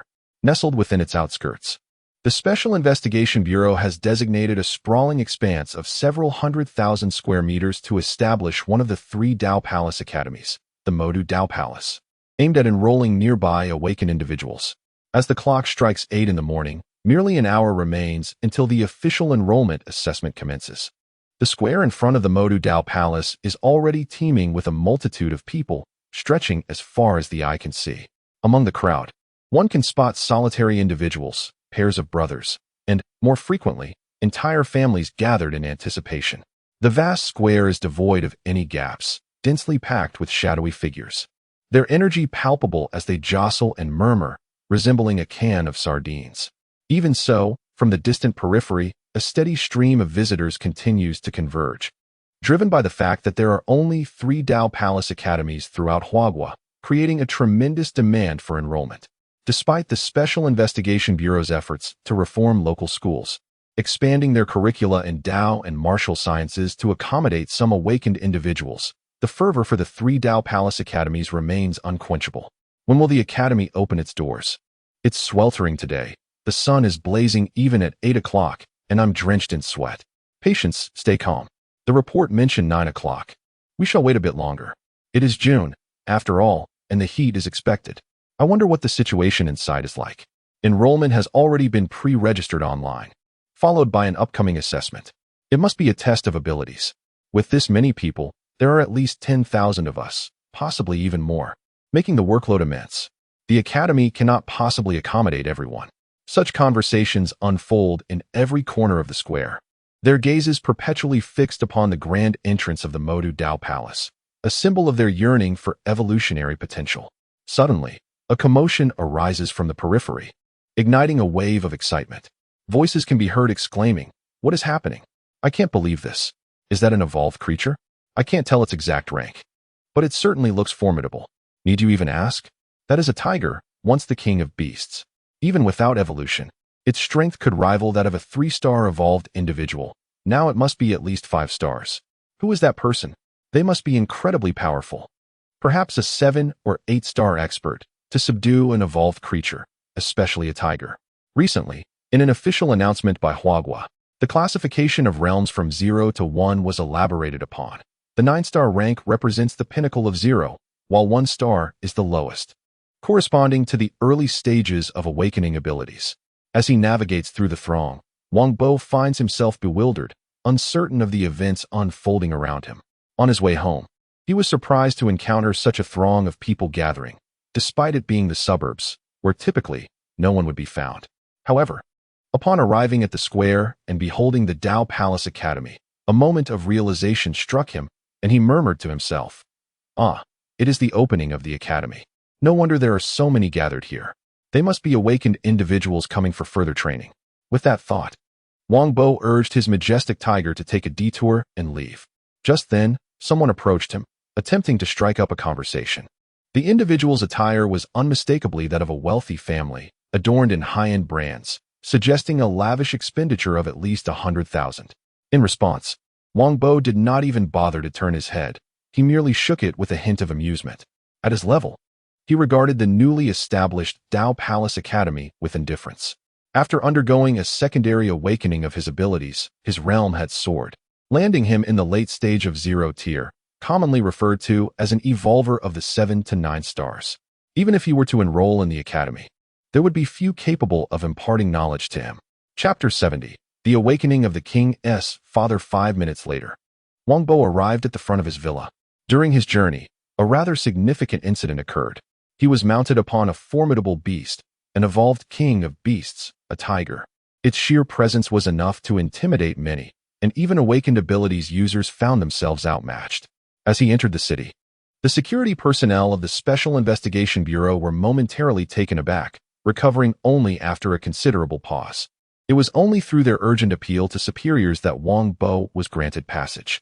Consequently, the legend of the man and his tiger began to circulate within the Special Investigation Bureau of Magic City, spinning tales of a prodigious youth, a scion of a prestigious family, who had ventured forth to hone his skills, growing increasingly exaggerated until it transcended into the upper echelons of society. Upon entering, Wang Bo immediately spotted his father, who maintained his characteristic stern demeanor, hands clasped behind his back, pacing anxiously in the living room. He muttered incessantly, "That little rascal. He has grown so much yet remains utterly thoughtless, and now he is still not back. It infuriates me. I've sent so many messages urging him not to dawdle and to return promptly for the Daogong Academy's assessment, yet he hasn't responded to a single one. Now look at this. The time is drawing near, and once the assessment closes, no matter how much influence I wield, there's nothing I can do. After all, it's a national event." Upon hearing this, Wang Bo's expression darkened. Standing at the doorway, he strode in and greeted, "Dad, what are you going on about? I'm back now, aren't I?" Hearing his voice, Wang's father momentarily froze before turning around. Upon seeing Wang Bo, his initial ire swiftly dissipated. You have the nerve to return? Hurry, pack your things and head to the suburbs for the assessment. The car is ready for you. The Daogong Academy in Magic City is enrolling students today. To his surprise, Wang Bo sat down on the sofa without hesitation and retorted, I'm not going. What is the point of going to Daogong Academy?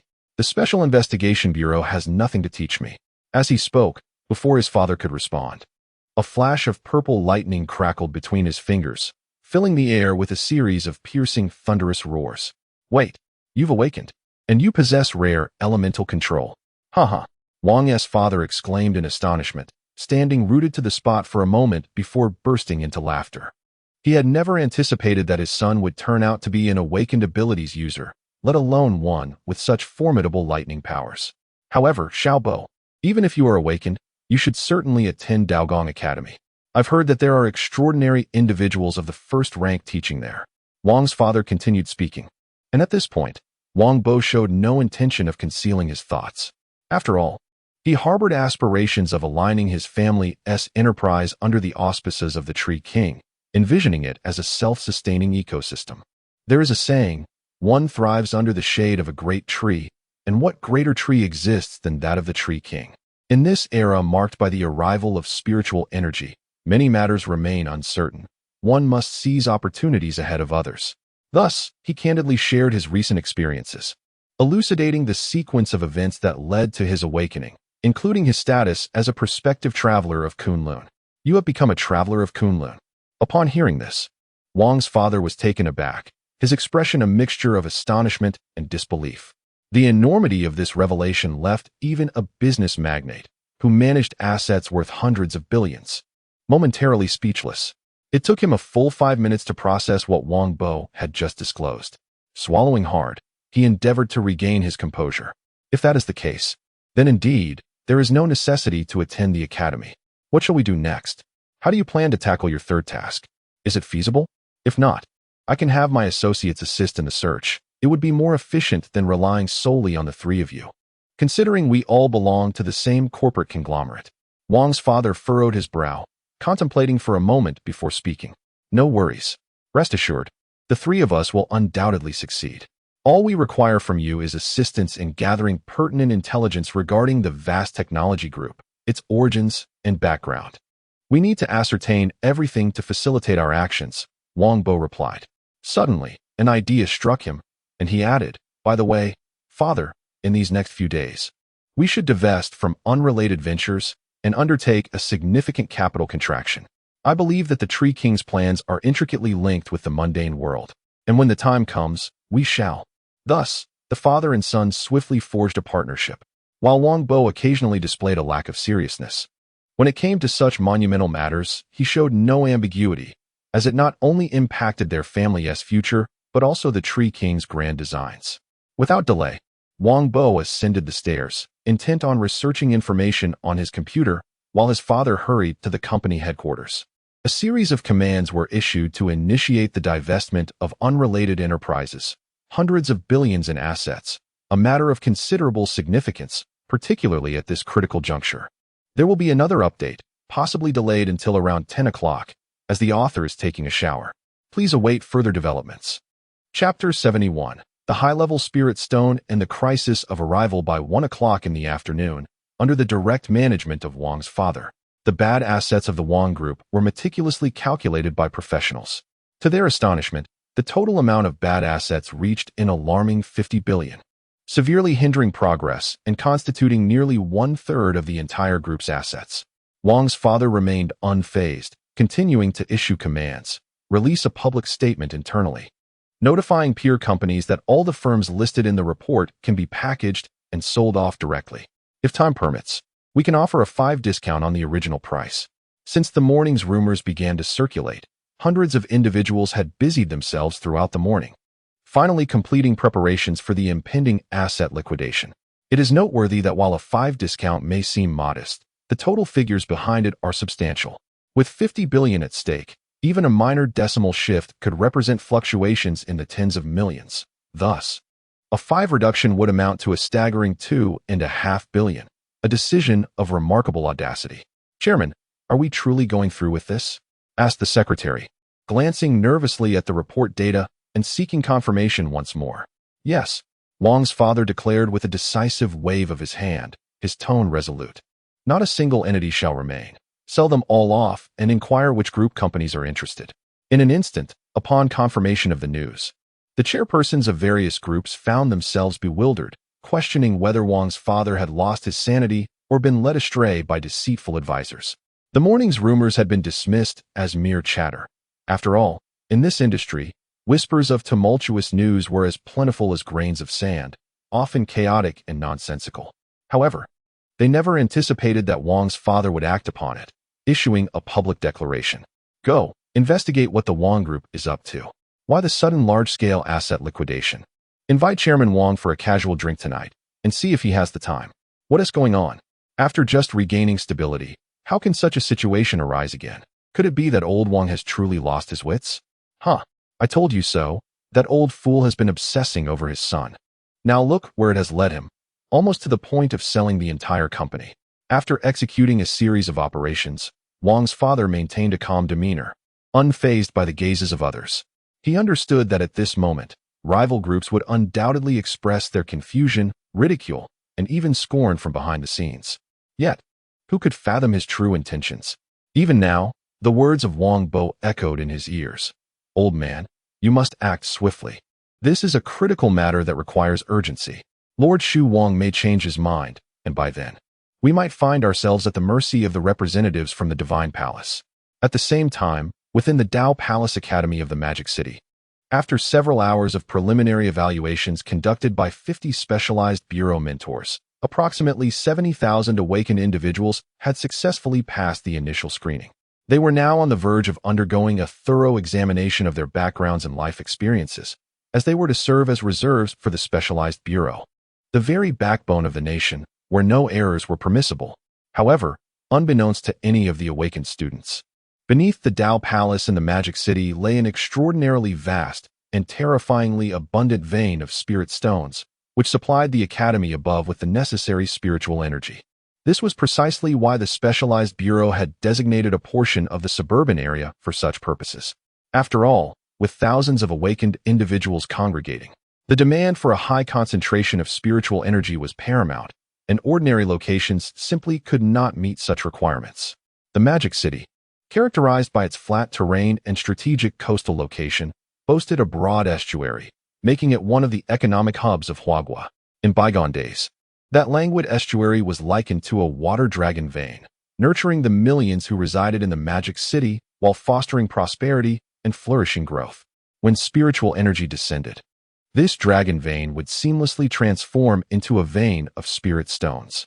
Every minute, numerous mining teams operated tirelessly, relentlessly extracting resources to maximize their yield, working in 3 shifts to maintain a 20-hour operation without respite. Bang! At the 9th mining tunnel, a worker, while operating machinery, suddenly heard an uncommonly familiar sound emanating from within, a sensation akin to striking a hard object, the two colliding and producing a sharp noise. What could it be? Ignoring it, the worker continued to maneuver the machine forward, the sharp drill bit carving through layers of earth. Bang, bang, bang. In the next moment, it seemed as though the machine had breached something ahead, producing a series of explosive sounds, followed by a torrent of rich spiritual energy that surged throughout the entire tunnel. This is spirit stone, and the high-grade kind that the captain spoke of. The worker's eyes widened in excitement as he illuminated the area ahead with his flashlight. Scrutinizing with fervor, his face flushed with exhilaration. Simultaneously, the high-grade spiritual energy rapidly coalesced into a mass, erupting from the depths and rushing upward through the layers of soil. Boom! Here at the estuary of the Magic City, the moment the high-grade spirit stone was unearthed, the previously serene surface of the sea was shattered, unleashing a tempestuous upheaval, stirring the waves into a furious frenzy. Chapter 72. The companion fruit in the enchanting city of magic within the confines of the Dao Palace Academy. An unexpected alarm suddenly reverberated through the air, with crimson warning lights incessantly flashing, spreading a sense of urgency throughout the institution.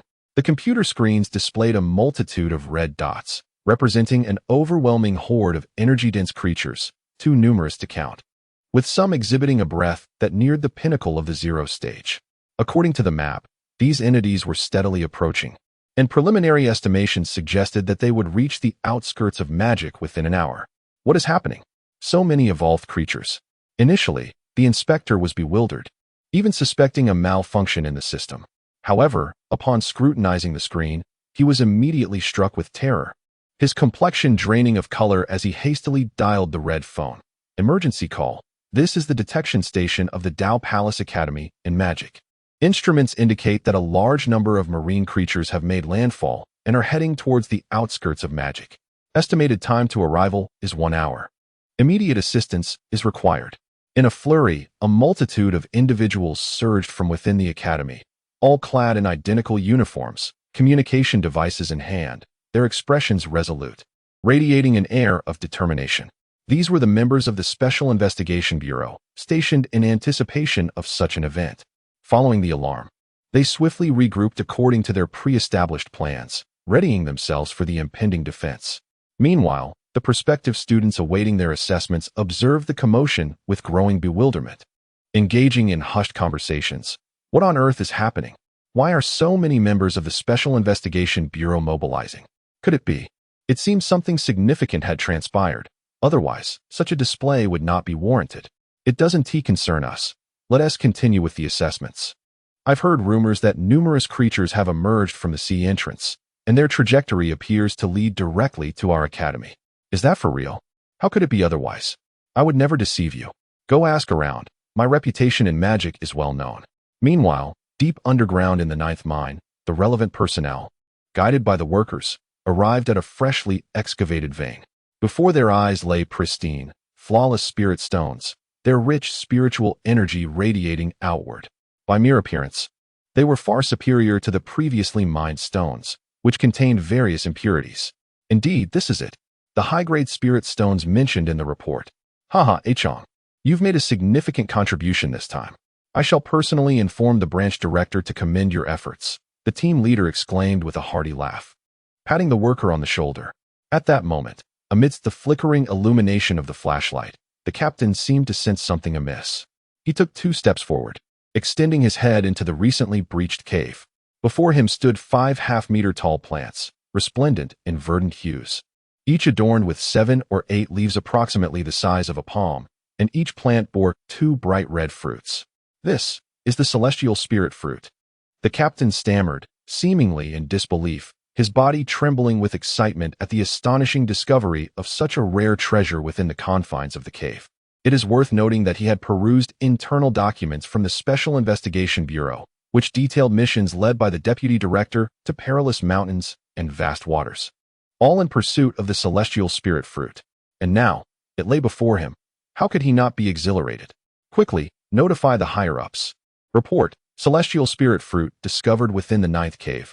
Please send professionals for collection and documentation. Just as the captain was reveling in his triumph, he suddenly received a message on his communicator. Seconds later, his expression shifted dramatically as he hastily issued orders.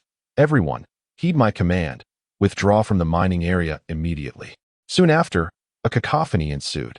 Little did he know, the accompanying fruits of such high-grade spirit stones were favored by extraordinary life forms, as their effects were milder compared to others, making them ideal for breaking through thresholds, akin to the crimson fruit collected by Su Che some time ago, albeit less domineering. Chapter 73. The specific reason. At the same time, after completing the review of the Kyoto Daogong Academy, Li Xiang, as the director of the Special Investigation Bureau, arrived at the next destination, the Magic City Daogong, to prepare for the preliminary assessments. However, to his astonishment, as soon as he disembarked from the plane, he was met with an urgent notification from the local authorities. Thus, while en route, Li Xiang gathered information and swiftly mobilized the Special Investigation Bureau for a large-scale troop deployment. The orders were clear. Aside from the essential personnel required to maintain public order, all members of the Magic City Special Investigation Bureau were to move out and establish a defensive line 3 kilometers from the Daogong Academy. Furthermore, the entire Magic City base was instructed to prepare for immediate departure, equipped with heavy weaponry, to set up a defensive perimeter 5 kilometers from the estuary. In critical situations, they were authorized to engage without awaiting further commands. A comprehensive announcement was made. The Magic City was to enter a temporary state of control. requiring all citizens to remain indoors and forbidding any unauthorized outings, with noncompliance resulting in temporary detention. Following the issuance of these commands, the entire Magic City base, the Special Investigation Bureau, and even the instructors from Daogong Academy sprang into action, functioning like cogs in a well-oiled machine, all contributing to the frontline defense. With a whoosh, the sound of slicing air resonated as dozens of large drones, expertly maneuvered by soldiers, soared across the sky, providing real-time surveillance and enhancing situational awareness at the front lines. Everyone, heed my command. Sound the alarm. Level 1 combat readiness. Quickly, retrieve your weapons. The situation is urgent. You have 5 minutes to swiftly deploy the D-missile defense system and simultaneously establish the firepower network. Move, move, move. Do not hesitate. Everyone, get moving. Such frantic shouts echoed across various bases, each racing against time. In the vehicle, Li Xiang casually flipped through a report and inquired, "Now, what exactly is going on?" The report indicated a threat of invasive entities from a restricted maritime zone. However, nothing had transpired in recent days. What has changed today? The accountability from superiors caused the director of the Magic City Special Investigation Sub-Bureau to break into a cold sweat. Any misstep in his response could cost him his position. He hastily replied, "Director, we are not entirely clear on the specifics either. It's not that we are incapable. Rather, the occurrence was too sudden for us to investigate thoroughly. However, I did uncover one issue. High-grade spiritual stones were discovered within the mineral deposits beneath the Daogong Academy. Upon learning of this, there was a significant increase in activity at the estuary of the restricted maritime zone, leading to a large-scale emergence of evolved organisms." Upon hearing this, Li Xiang raised an eyebrow, sensing something amiss, though he could not quite articulate what it was. "Indeed, our workers have discovered 5 celestial spirit fruits within the high-grade spirit stones. It is said that the moment they were uncovered, an overwhelming aura of spiritual energy enveloped the surroundings. As this realization dawned upon Li Xiang, it struck him like a thunderbolt, and he murmured to himself, "Celestial spirit fruits, rooted in high-grade spirit stones. This must be it. If my conjectures are correct, the Forbidden Sea domain is after the celestial spirit fruits. The timing could not be mere coincidence." Li Xiang continued, "Convey my orders. Inform the Research Institute to proceed with the harvest of the spirit fruits from within the mines, ensuring strict confidentiality. No one is to approach without my express permission." With a concrete reason at hand, Li Xiang regained his composure, his expression remaining as inscrutable as a tranquil pond, leaving others unable to fathom his depths. The bureau chief hesitated several times before finally mustering the courage to inquire, "Director, given our newfound knowledge, shall we engage in battle?" "What if?" Before the chief could finish, Li Xiang interjected decisively, "Yes. Why would we not? Understand this. To the aquatic tribes of the Forbidden Sea domain, we are inherently enemies, making peaceful coexistence exceedingly difficult. As long as we maintain a semblance of stability, we can each pursue our own development. Now that the celestial spirit fruits have materialized, they can no longer contain their eagerness to strike preemptively. Had we not acted promptly, the City of Magic would have likely faced devastating consequences. Under these circumstances, we must engage fiercely, asserting our might and demonstrating to other forbidden domains that we are not to be trifled with." With that, Li Xiang fell silent, leaning against the back of the vehicle, allowing himself a brief moment of rest. After this short interlude, what awaited him would be several hours of intense conflict, perhaps even longer. In the depths of the valley, Su Che gradually awakened. Through days of contemplation, he had begun to clarify his path in cultivating the second tier and solidifying his own realm. At that moment, within his spiritual awareness, he sensed a surge of rich spiritual energy rising from the east, intermingled with the unique aura of the celestial spirit fruits. This was high-grade spirit stones, complemented by high-grade celestial spirit fruits, their quality comparable to that of the Zhu fruit, with little distinction between them. Indeed, such rare treasures had attracted the covetous gaze of the aquatic tribes. Within mere moments, Su Che comprehended the unfolding events. At his level of cultivation, many insights came through instinctual awareness. Under the veil of his spiritual power, nothing could remain hidden. However, this development meant that the original plan could proceed as intended, perhaps even more smoothly than anticipated. Su Che's murmurs gradually faded into the wind, echoing in the ears of every creature around him. Chapter 74. The trio's scheme at 2 o'clock in the afternoon. Evolved creatures began to emerge at the estuary, initially appearing as just a couple of individuals, unnoticed by the populace. However, as time progressed, their numbers swelled into a dense mass. In response to this urgent situation, fishermen swiftly retreated according to their prearranged plans. The Special Investigation Bureau assessed that a large-scale invasion of evolved beings would reach Daogong Academy within the next half hour.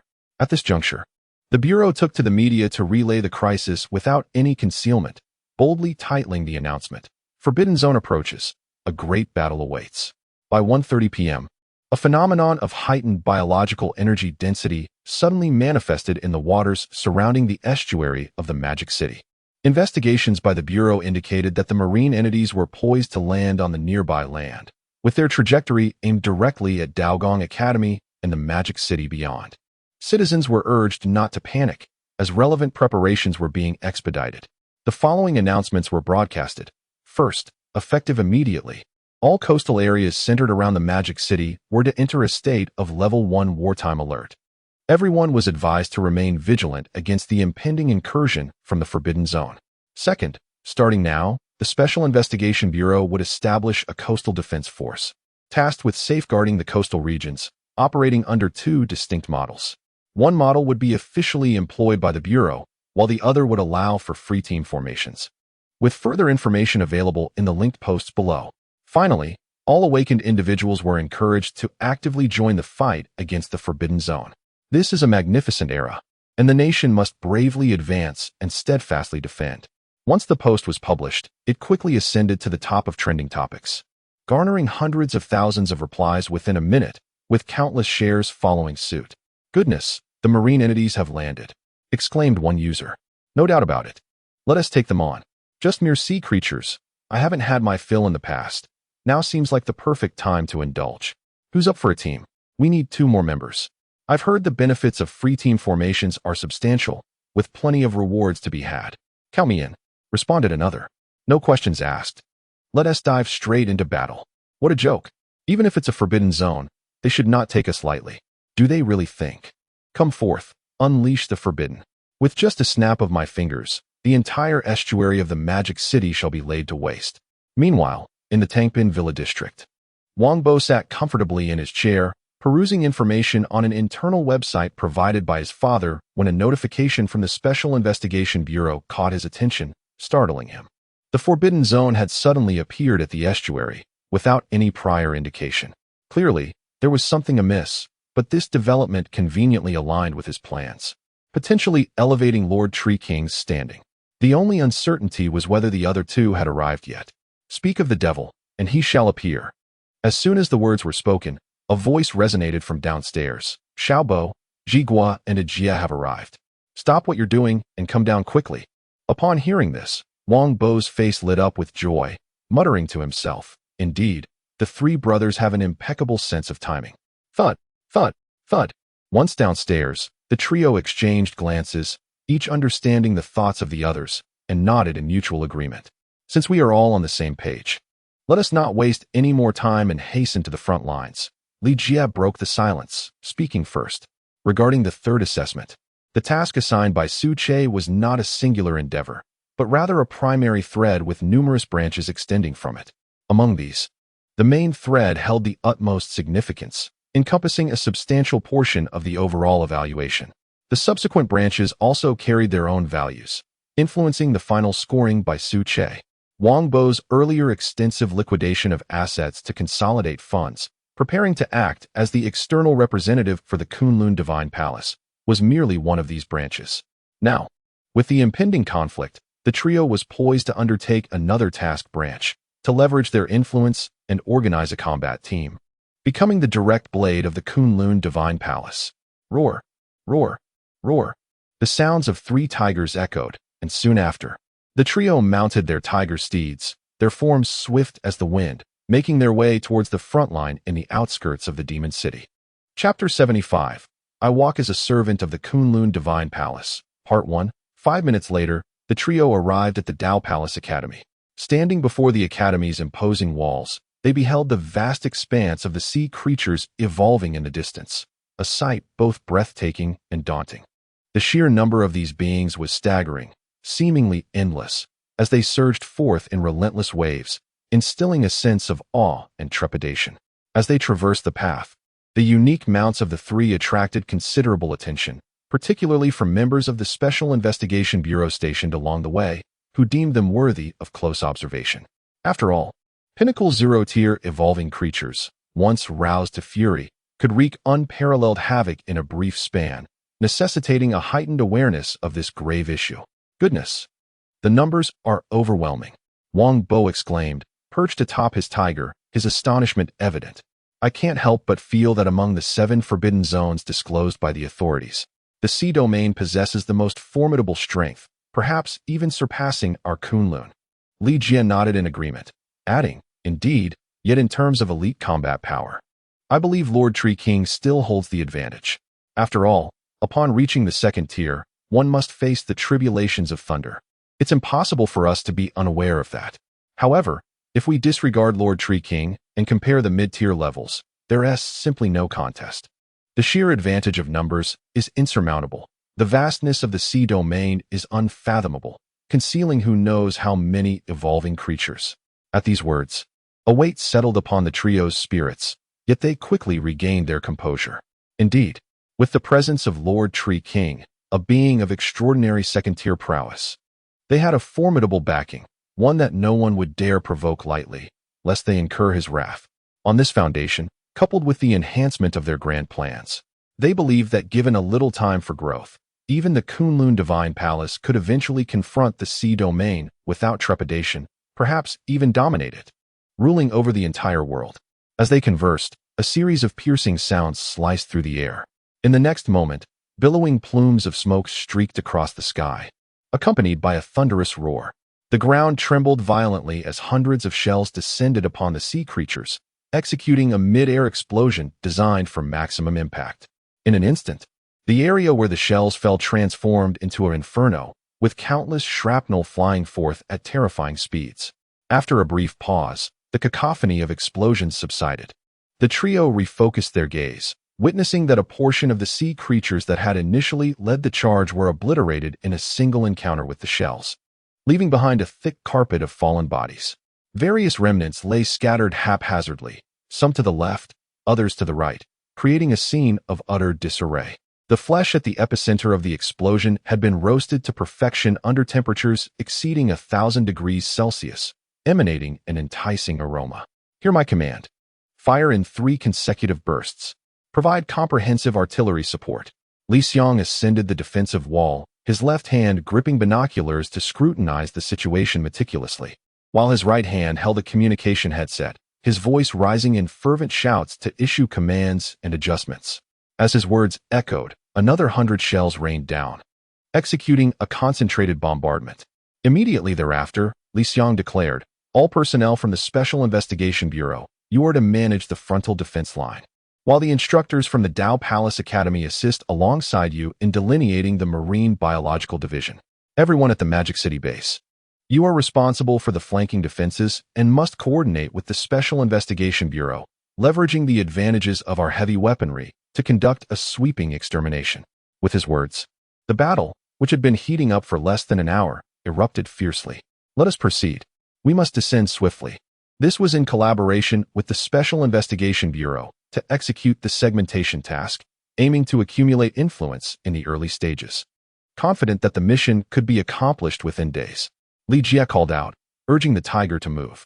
It leapt with grace, descending directly from the 6-meter-high fortification, simultaneously saving time and instilling awe in the nearby awakened evolvers. Chapter 76. I Walk, affiliated with the Kunlun Divine Palace, Part 2, before my eyes. An overwhelming multitude of marine creatures surged forth under the command of their unseen ruler. Their collective presence resembled a towering column of air, ascending toward the heavens. Externally, they bore a striking resemblance to the legendary soldiers of the Dragon Palace, for their forms were largely indistinguishable, primarily comprising aquatic beings. Even in their evolution, one could surmise their original species. A sea cucumber, towering at a person's height, trembled as it leapt. Bullets failed to penetrate its robust defenses, repelled by its thick skin. A colossal clam, the size of half a room, opened and closed, releasing torrents of water that generated immense force. Even more formidable was a 10-meter-long sea serpent, thrashing wildly on land and incessantly spewing venom, leaving behind a dark trail, evidence of its lethal potency. A path that could only bring death or injury to those who crossed it. The air was filled with the sound of explosions, sparks igniting from near to far in a series of detonations. This was the fire support unit, executing powerful preemptive strikes based on the latest movements displayed by aerial drones. Ajay, stand behind me, and Wang Bo, ensure you maintain a triangular formation. The command was reiterated. Do not rush forward. Ajay, focus on enhancing our trio with buffs and some mental support for now. We shall assess the situation as it unfolds. In the heat of battle, Xiao Zhigua took charge, swiftly devising the most advantageous formation based on the current terrain. With a resounding bang and crack, energy surged within the two individuals, flowing along the path of their awakened abilities. Purple lightning, pulsating with ferocity, danced between their fingers, and with a casual gesture, a vast expanse of lightning struck before them. Meanwhile, Li Jie, adhering to Xiao Zhigua's instructions, positioned himself behind the two. He conjured green orbs of light in his hands, ever ready to provide pure vitality akin to a life-giving spring, prepared for their immediate restoration. A 2-meter-tall sea shrimp, at the mid-level of the 0 tier, approached. Clad in fiery red armor, it rendered rifles and even large-caliber sniper bullets ineffective. After dispatching 2 members of the Special Investigation Bureau, it caught sight of the oddly positioned trio, its razor-sharp pincers glinting menacingly as it advanced toward Xiao Zhigua, clearly intent on slaughter. Zhigua, there's trouble behind, Li Jie called out, to which Xiao Zhigua replied without turning, understood. No need to worry. Watch your positioning. With a swift motion, he unleashed a bolt of purple lightning from his hand, instantly terminating the 0-tier sea shrimp. Thus, the trio commenced their relentless advance, effortlessly overcoming the myriad of marine creatures that dared to confront them, drawing the attention of onlookers. Incredible. The thunderous prowess of Lord Tree King is simply overwhelming. When confronting the denizens of the ocean, a mere brush against them proves to be a perfect counter. Ajia, I believe your statement is misguided. Given such innate attributes, it is my conviction that it won't be long before the Forbidden Waters are no match for our Kunlun Divine Palace. Wang Bo's voice resonated as he sat astride a tiger, surrounded by a violet aura pulsating with crackling lightning, embodying an immense power. It is widely acknowledged that marine creatures are born from the depths of the ocean, and the thunder derived from the judgment attribute symbolizes destruction and dominance, naturally possessing a restraining force against these beings, thus inherently diminishing their strength by a tenth.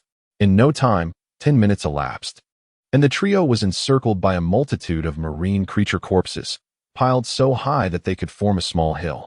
Goodness, who is this formidable figure? Not only is the awakening of such abilities rare, but their profound cultivation level is astonishing. These evolved marine beings fall like so many vegetables before them. Observing the trio's positioning, it is evident they are seasoned experts. Since when has such a team emerged in our magic city? Nearby, a free agent, witnessing the trio's spectacular display, couldn't help but exclaim in awe while vigorously hacking away at his own adversaries. Brothers, where do you hail from? May I inquire your names? I, Old Zhang, have always respected those who surpass me. When time permits, let us compare our skills. After eliminating the surrounding threats, the free agent swiftly approached the trio and inquired loudly. We are the Wanderers, affiliated with the Kunlun Divine Palace. In response, the trio continued their actions, simultaneously declaring in unison. Thus, the title of Kunlun Wanderer began to resonate in the vicinity. Concurrently, a segment of the branch task progressed methodically under the influence of this title. Chapter 77, The Extraordinary Behind-the-Scenes Kunlun Divine Palace? What faction is this? I have never heard of it. Old John pondered, somewhat perplexed. As a 6-star evolver, he considered himself a moderately skilled individual, with a broad array of channels for information. While simultaneously launching an attack, he contemplated various faction names. After several minutes of reflection, he found the name Kunlun Divine Palace vaguely familiar, yet elusive, as if a piece of the puzzle were missing. Uncle Zhang, have you forgotten? Kunlun Divine Palace was recently announced as a partner of the Special Investigation Bureau headquarters. A younger member of Old Zhang's team interjected. That's the one with the countless roots in the video. It is said to possess formidable strength and belongs to an extraordinary life form, having dispatched the black flood dragon of Daunting Lake. Yes, now I remember. It is indeed that Kunlun Divine Palace. Goodness, so it originates from that faction. No wonder this trio is so powerful. They are practically gods in battle. Old Zhang began to understand. After all, their extraordinary lineage endowed them with ample resources, far surpassing his own struggles, wherein he relied solely on his awakened abilities without a grasp of precise control. Damn it, if only I could join them. Even learning just one skill would be far better than my current state. Perhaps I could advance further, reaching the pinnacle of 9-star evolution, or even become a first-tier extraordinary being. After a moment of murmuring, Old Zhang's expression returned to calmness. He proceeded with the original plan, methodically assisting the Special Investigation Bureau in the area's purging and division work. Meanwhile, 50 meters away, the trio exchanged glances upon overhearing Old Zhang's musings, nodding in silent agreement, their faces breaking into knowing smiles. Excellent. Let us continue our efforts. We shall persist throughout the day, and by then, our influence will be sufficient to execute the branching plan, Li Jie stated, noting that their actions had indeed begun to yield results. The trio charged down, engaging in a large-scale slaughter of the sea creatures, akin to deities descending from the heavens, rescuing many. This not only curtailed the rampant destruction, but also amplified their influence, laying the groundwork for future recruitment. At the same time, on the defensive wall, Li Xiang observed the battlefield closely when he received a prompt. Director, the energy density instrument has detected signs of a first-tier extraordinary life form in the shallow bay at the estuary. It is preliminarily estimated to be the mastermind behind this large-scale incursion of sea creatures. Deploy the drones. Conduct low-altitude reconnaissance. Do not concern yourself with machineware. This is an opportunity. If we eliminate the mastermind behind the scenes, I believe the large-scale invasion of the aquatic species will dissipate, thus resolving the current crisis. Li Xiang decisively issued relevant commands without the slightest hesitation. Whoosh, whoosh, whoosh. As his words fell, 3 state-of-the-art drones took off from the rear base, equipped with the most precise lenses, initiating a comprehensive search. 20 seconds later, the drones reached the target's airspace. As the lenses extended, the onboard sonar activated simultaneously. This was the latest achievement from the Research Institute, utilizing the mutual vibrations of spiritual energy frequencies to detect evolved organisms. Through the large screen, Li Xiang observed a shallow bay, a backflow area at the river's mouth, where the water flowed slowly, almost at a standstill, presenting a deep blue expanse, exceptionally conducive to biological survival. Beneath the surface, sonar frequency displays revealed the lurking presence of dozens of large-scale energy density signals. One of them even triggered a red alert on the instruments, incessantly sounding alarms, an extraordinary life form of the first tier. Lock on the target, he commanded. Notify the rear. 3 Dongfeng D missiles will serve as the vanguard, accompanied by 20 conventional-powered missiles, to execute a wave of firepower coverage. Time was of the essence. The opportunity could vanish in an instant. After locking onto the target, Li Xiang promptly seized the prepared trump card, launching a large-scale fire assault, while simultaneously testing the extraordinary life form once again. He wished to ascertain whether the current firepower of the D missiles could annihilate a first-tier extraordinary being, or if, like the Dongting Black Flood Dragon, it would merely inflict damage without achieving a fatal blow. Boom, rumble, boom, rumble, boom, rumble. The power of the 3 Dongfeng D missiles was far beyond that of ordinary shells. Even upon detonating on the water's surface, the shockwave generated from the explosive conflagration instantaneously surged forth, creating a mini tsunami rising 3 to 4 meters high. The area beneath the shallow bay was directly hollowed out, forming a deep pit. Subsequently, the conventional missiles descended, continuing to stoke the flames. For a full minute, the target area of the shallow bay was engulfed in a sea of explosive fire. In that moment of contact, all evolved organisms below the mid-zero tier were obliterated in the intense heat. Chapter 78. A thorn in the eye, a splinter in the flesh. What transpired? Why unleash artillery in the shallows?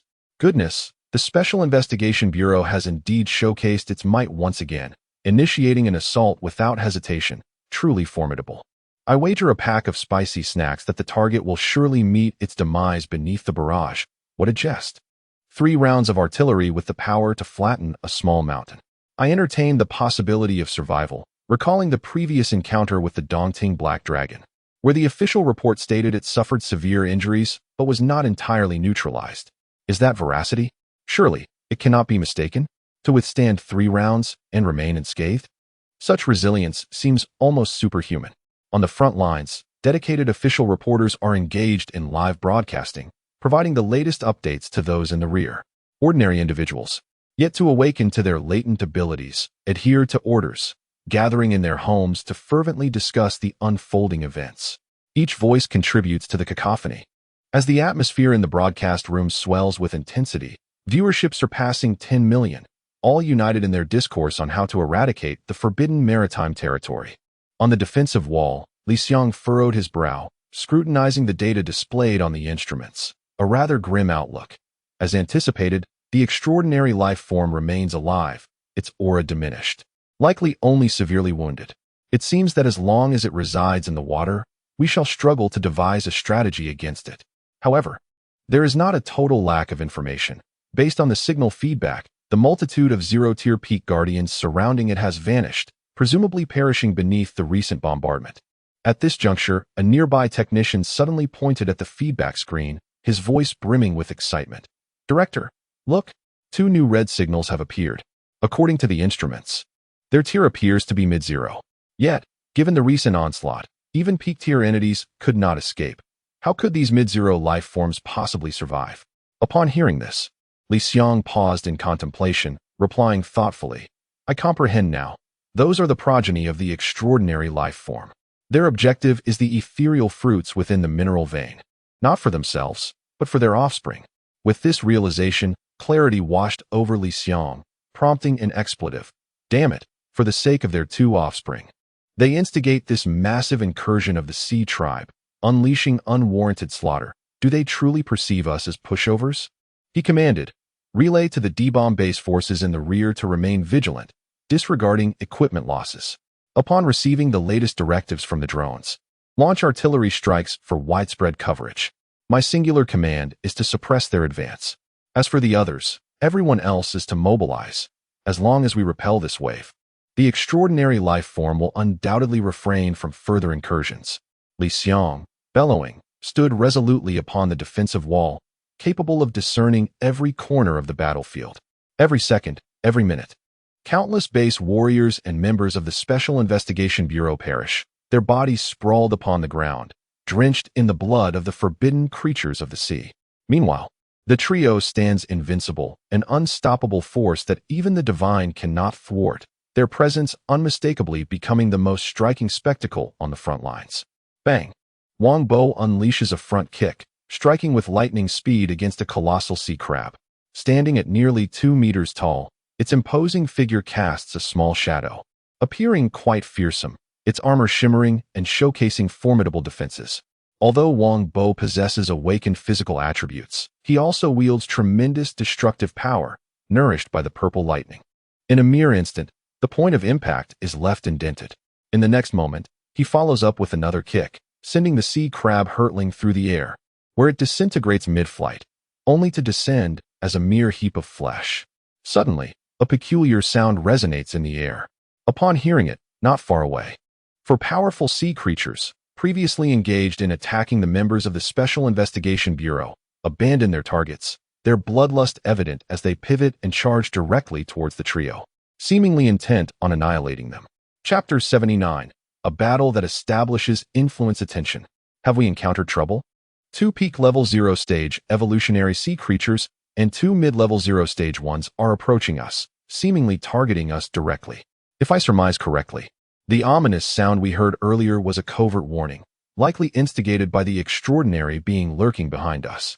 As the most astute and intelligent among the trio, Li Jian naturally assumes the role of battlefield observer. Should any peril arise, his mental evolution abilities enable him to detect dangers sooner than the others, allowing him to respond swiftly and even alter the course of events through subtle mental influence. They are coming. Li Jian reiterated his warning. As his voice faded, the 4 sea creatures were now less than 20 meters away from the trio, capable of closing the distance in the blink of an eye. At that moment, The surrounding free agents began to realize that formidable beings had been encroaching upon them, enveloped by a terrifying aura. In a sudden panic, some faltered, unsure of how to react, leading to their movements lagging, resulting in a chilling encounter with the advancing sea creatures. Flee this place. All of you must retreat immediately. They are coming for us. Those lacking sufficient strength should leave at once. Do not sacrifice yourselves needlessly here, Li Jie urged, prompting the awakened individuals to hastily vacate the area. 3 seconds later, the 4 formidable entities arrived before the trio. The first to catch their eye was a sea serpent, its body stretching several dozen meters. Adorned with black and white patterns, as thick as a barrel, exuding an aura of peak zero stage power. Any ordinary person would be terrified into inaction merely by its presence. Next were 2 sea crabs, one at peak zero stage and the other at mid-zero stage, with their crimson pincers, half a meter long, glinting ominously in the dim light, capable of piercing through even a steel plate an inch thick with ease. Finally, there was a massive bluefin tuna, its arrow-like form instantly signaling danger. One could only wonder how, under the influence of spiritual energy, it had evolved respiratory organs suitable for land. Unfortunately for them, they had unwittingly encountered an ironclad barrier, one over a meter thick. The trio had only recently awakened, yet they had undergone a secondary awakening through the fruit, rendering their strength incomparable to that of ordinary evolutionaries. Do 4 overpower 3. If you think so, you are gravely mistaken. Wang Bo scoffed, his expression calm as he dismounted from the tiger, unconcerned, standing resolutely in place. Subsequently, Zhao Zhigua and Li Jie descended as well, aligning themselves according to their original positions, forming a stable triangular offensive formation. With this arrangement, the trio combined with 3 tigers amounted to a formidable 6 against 4. Moreover, under the tutelage of the Tiger King, the tigers were all peak level 0 stage evolved beings, their essence being the sovereign of beasts prior to the descent of spiritual energy, exhibiting extraordinary combat prowess. Come forth. One can only ponder the intentions of your masters behind you. In such haste to send you here, are they merely delivering you to your demise? Could it be they wish for the 3 of us to relish seafood? With such meager strength, how dare you flaunt your audacity? Confronted by the 4 oceanic creatures, Wang Bo remained as acerbic as ever, guarding against attacks while simultaneously unleashing his innate skills to provoke his adversaries further. Roar. Upon hearing this, the extraordinary beings behind them grew enraged. The 4 oceanic evolved creatures let out a collective roar, their bodies emanating a menacing aura, and with a piercing howl. They charged forth. In response, Zhao Zhigua was the first to strike. Lightning flickered incessantly from his right hand, producing crackling sounds as it gradually coalesced into a small sphere, imbued with potent purple lightning energy. Lightning palm. Fall. With the command uttered, the purple lightning sphere collided with a mid-stage 0-level sea crab. Puffed. A scent of charred flesh arose. Upon closer inspection, a bluefin tuna, caught off guard, had its pointed head pierced by the searing lightning, creating a half-meter deep crater, the scorched wound staunching its blood, while the surface continued to twitch uncontrollably. Roar. Immediately after, the tiger behind Zhao Zhigua leaped forward, swinging its fan-like claws with terrifying force, striking the bluefin tuna's head. Bang! A crisp sound echoed, as in an instant, flesh was mangled, and the head, the size of a lantern, was reduced to mere pulp, with the upper half of its body deeply embedded in the soil. Apologies for the delay. There's more to come. Chapter 80. Overwhelming Conquest. The Retreat of the Sea Tribe. What on earth is happening? Am I blind? How much time has passed? Perhaps not even 10 seconds? How could the creatures from the opposing sea region have suffered the loss of one of their own? Could it be that they are merely ornamental, lacking any real strength? Nearby, the members of the free team, who had already retreated to a safe zone, gazed in astonishment at the scene before them, their eyes wide with disbelief. In their original expectations, they had thought that even if the trio could manage to defeat their opponent, it would take considerable effort. Yet here they were, having dispatched a fierce creature in mere moments, with such ease and swiftness. Following this battle with the marine life, it is likely that the 3 members of their team would gain significant notoriety within the confines of the magical metropolis, making future endeavors far more manageable. One member of the Special Investigation Bureau contemplated this. Meanwhile, the battle raged on, undeterred by the spectators' murmurs. With the demise of the bluefin tuna, the threat posed by the remaining 3 creatures significantly diminished. The trio pressed forward fearlessly, maintaining their triangular formation. Simultaneously, 3 peak-tier tigers launched themselves at the 2 most formidable marine evolutionary beings, engaging in a fierce melee. With equal ranks and a 3-2 advantage on land, the outcome was virtually assured, requiring no further deliberation. In just a minute, the 3 tigers retreated unscathed, not a single hair out of place, leaving behind only the lifeless sea serpent and sea crab on the ground. The crab's carapace bore countless scars, with a faint trickle of seawater mingled with blood oozing from its wounds inflicted by the tiger's lethal claws. A mere touch resulted in gaping wounds that revealed bone.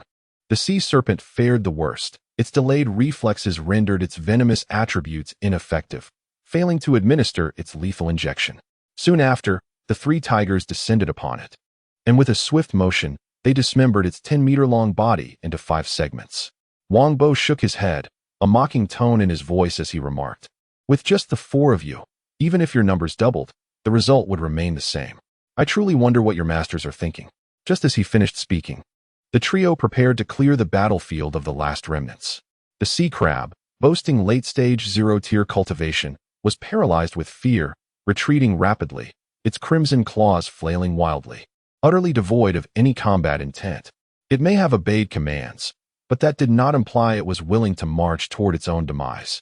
Evolved to such an extent, most creatures have awakened their intellect, with the only distinction lying in the varying degrees of wisdom and simplicity. After a brief moment, the sea crab vanished without a trace, seemingly employing its swiftest speed. What the? Wasn't it agreed to continue fighting? Why did it abandon its opponent without uttering a word? Wang Bo found himself taken aback, standing in place, muttering in astonishment. "Look, a new development," Li Jia interjected, patting Wang Bo on the shoulder to redirect his focus. "What happened? What is going on?" Wang Bo inquired, raising his gaze to behold a multitude of marine evolutionary beings retreating in an orderly fashion, their numbers visibly dwindling. Most astonishing was that, during their withdrawal, the sea creatures were dragging their deceased kin back into the depths as if determined to leave nothing behind for humanity. Could it be that the extraordinary beings have ceased their combat? Is this truly the turn of events?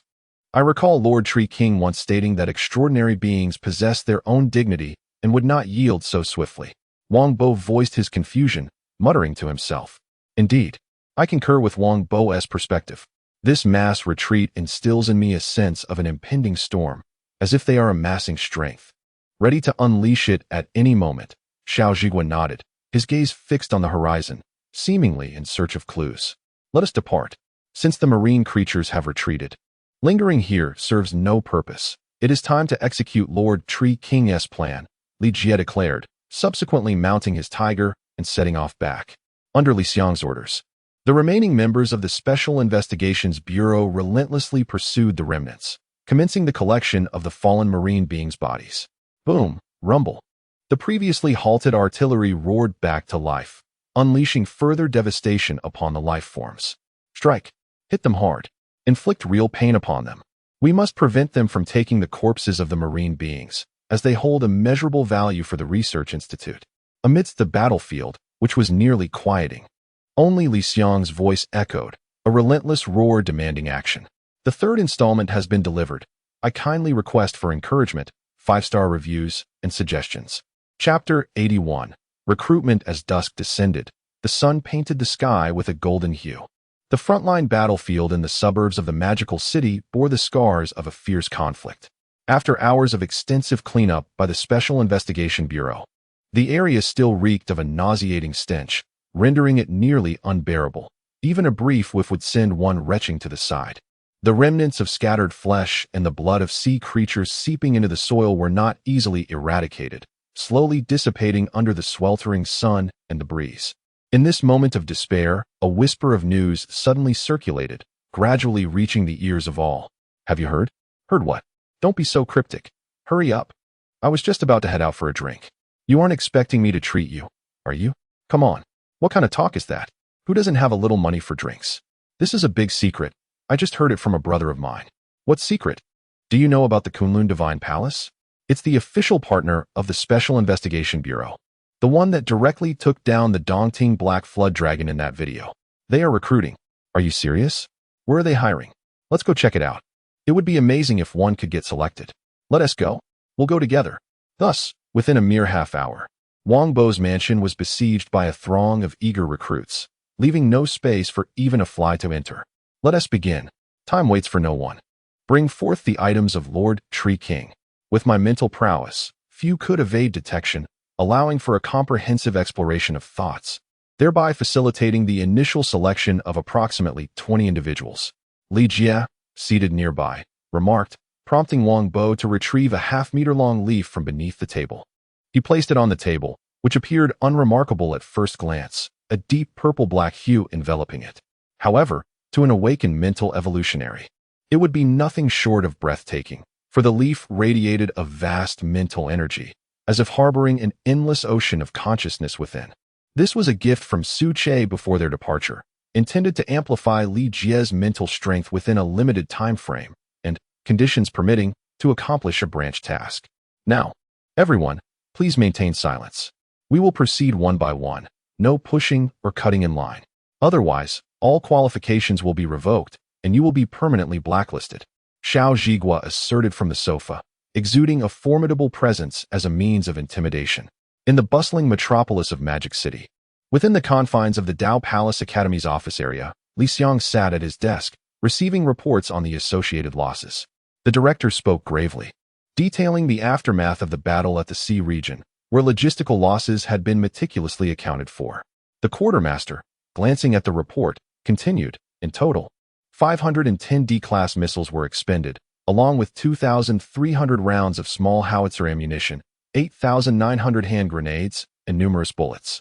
Furthermore, the local Special Investigation Bureau of Magic City suffered the tragic loss of 300 5-star revolvers, 106 star revolvers, 57 star revolvers, 8 8-star revolvers, and 1 9-star revolver. Additionally, the soldiers at the Magic City base reported a casualty count of 1,100, with several unidentified corpses, estimated to be around 300 to 400. As these staggering figures hung in the air, the office fell into a profound silence. Each number represented a valiant warrior, lost in merely 4 hours of conflict. Damn that Forbidden Sea area. One day, I shall fill it in completely, and that extraordinary creature must pay in blood for its transgressions. At this moment, the supreme commander of the Magic City base was consumed by rage, his eyes aflame like a bull, yearning for another confrontation. Enough. There will certainly be further developments. We must focus on the present and enhance our strength, Li Xiang said, regaining his composure after a moment of reflection on the overwhelming data. At that juncture, a secretary entered, whispering into Li Xiang's ear. After a few moments of contemplation, Li Xiang waved his hand dismissively. Let them be. Times are evolving. Such a day was destined to come. Moreover, Lord Tree King has been immensely beneficial to our Special Investigation Bureau in various respects. Even if he possesses a somewhat nefarious disposition, we must remain objective. Upon hearing this, the secretary nodded and swiftly exited the office, presumably to continue executing the assigned tasks. Chapter 82. All is ready. Only the east wind is missing as the trio in the bustling city of magic began their grand recruitment, deep within the valley. Su Che set forth on a new endeavor. Through the power of mental transmission, he once again issued directives to the Animal Legion. All units, in accordance with our strategy, continue the cleansing operations in the Kunlun mountain range, focusing on a radius of 1,000 miles centered around the valley. As for other mountainous regions, they shall be designated as the periphery of the Kunlun Divine Palace. We cannot afford to stagnate. There will undoubtedly be areas for interaction with other races in the future. Upon the conclusion of his words, the valley erupted with fervor. The roar of tigers echoed through the woods, leaves rustled in response. Just days prior, as Su Che ascended to the second tier, the Tiger King, benefiting from the overwhelming high-level spiritual energy, broke through to the realm of extraordinary life. Indeed, it was not just the Tiger King. Nearly half of the valley's inhabitants had achieved the first tier of extraordinary status. The remaining creatures were on the cusp of breakthrough, their realms hovering at the peak of the 0 tier, awaiting but a single opportunity to surge forth. The Kunlun Divine Palace was gradually spreading its wings, growing ever more formidable. Indeed, all was in place. Only the east wind awaited. Once the three young men completed their mission and returned, they could directly establish the territory and declare the Kunlun Divine Palace. Su Che observed the multitude of animals with a paternal smile, for after months of companionship, he had considered their needs in every aspect. Were he to prioritize humanity now, he would inevitably see his hairline recede, a prelude to balding. Shifting his gaze within the valley, he noted the initial success of the medicinal fields that had been cultivated recently. The soil had darkened, sunlight unable to penetrate its depths, a true black soil, rich in high-grade spiritual energy. Nourished by the remains of the dragon, the vital essence continually generated, fostering growth. The six-leaf fruit swayed in the breeze, approaching ripeness. Beside it, the jus fruit glimmered with a red hue tinged with green. Despite the abundant spiritual energy, its high quality meant it was yet to fully mature. Su Che estimated it would require at least another week. Suddenly, through his mental acuity, Su Che sensed an unusual aura emanating from the stream downstream in the valley, prompting him to mutter to himself, "What is this? A large sea shrimp. An extraordinary life form. Could it be the one from the estuary of Magic City?" Moments later, Su Che uncovered its details, astonished. He never imagined that this extraordinary being would be so misguided, or rather, it was audacious. Having previously suffered a defeat at the estuary, yet daring to encroach upon the Kunlun mountain range, aiming for his medicinal fields and spiritual fruits. Could it be that it believes it has transcended to the second tier? Or perhaps, it thinks it can engage in tiered combat, boldly seizing the ethereal fruits of nature right beneath his very eyes? Boom!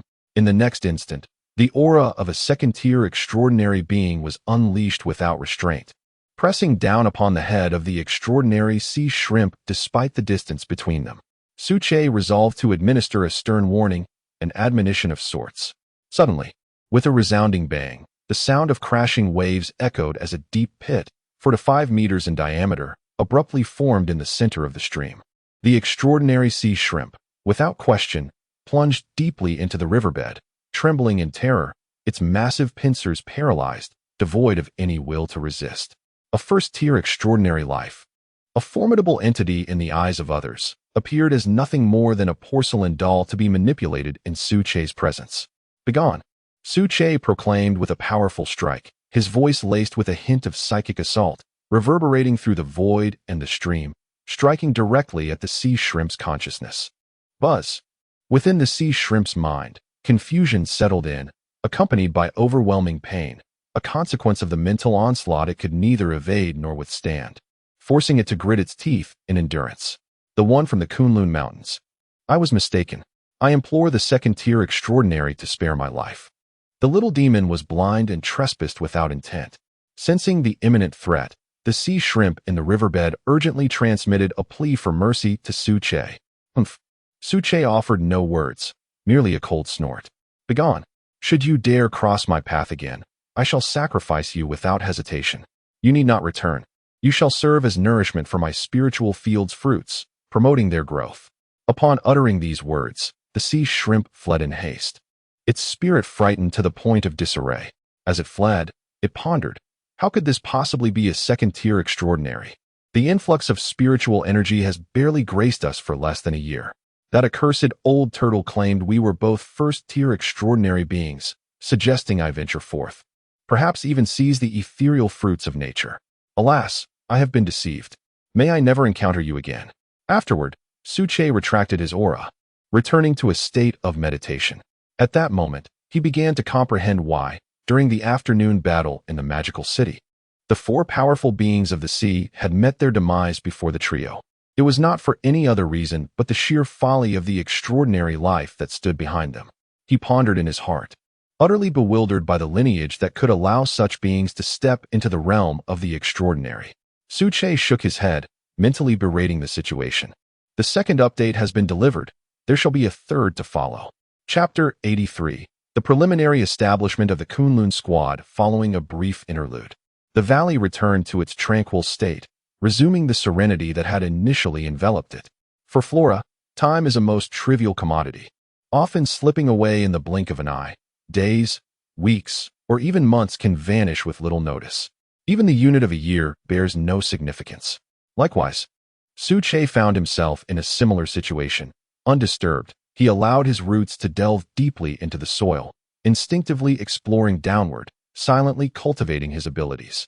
While consolidating his realm, he incessantly absorbed the myriad of knowledge embedded within his bloodline heritage. As dusk descended and the mystical moon ascended, casting its ethereal glow, the city of Mo was particularly vibrant, more so than usual. On one hand, the aftermath of a recent battle left the inhabitants in a state of jubilant celebration, reveling in their victory against the denizens of the ocean realm. On the other hand, the trio had ignited excitement with the announcement of the selection list for the Kunlun Divine Palace squad.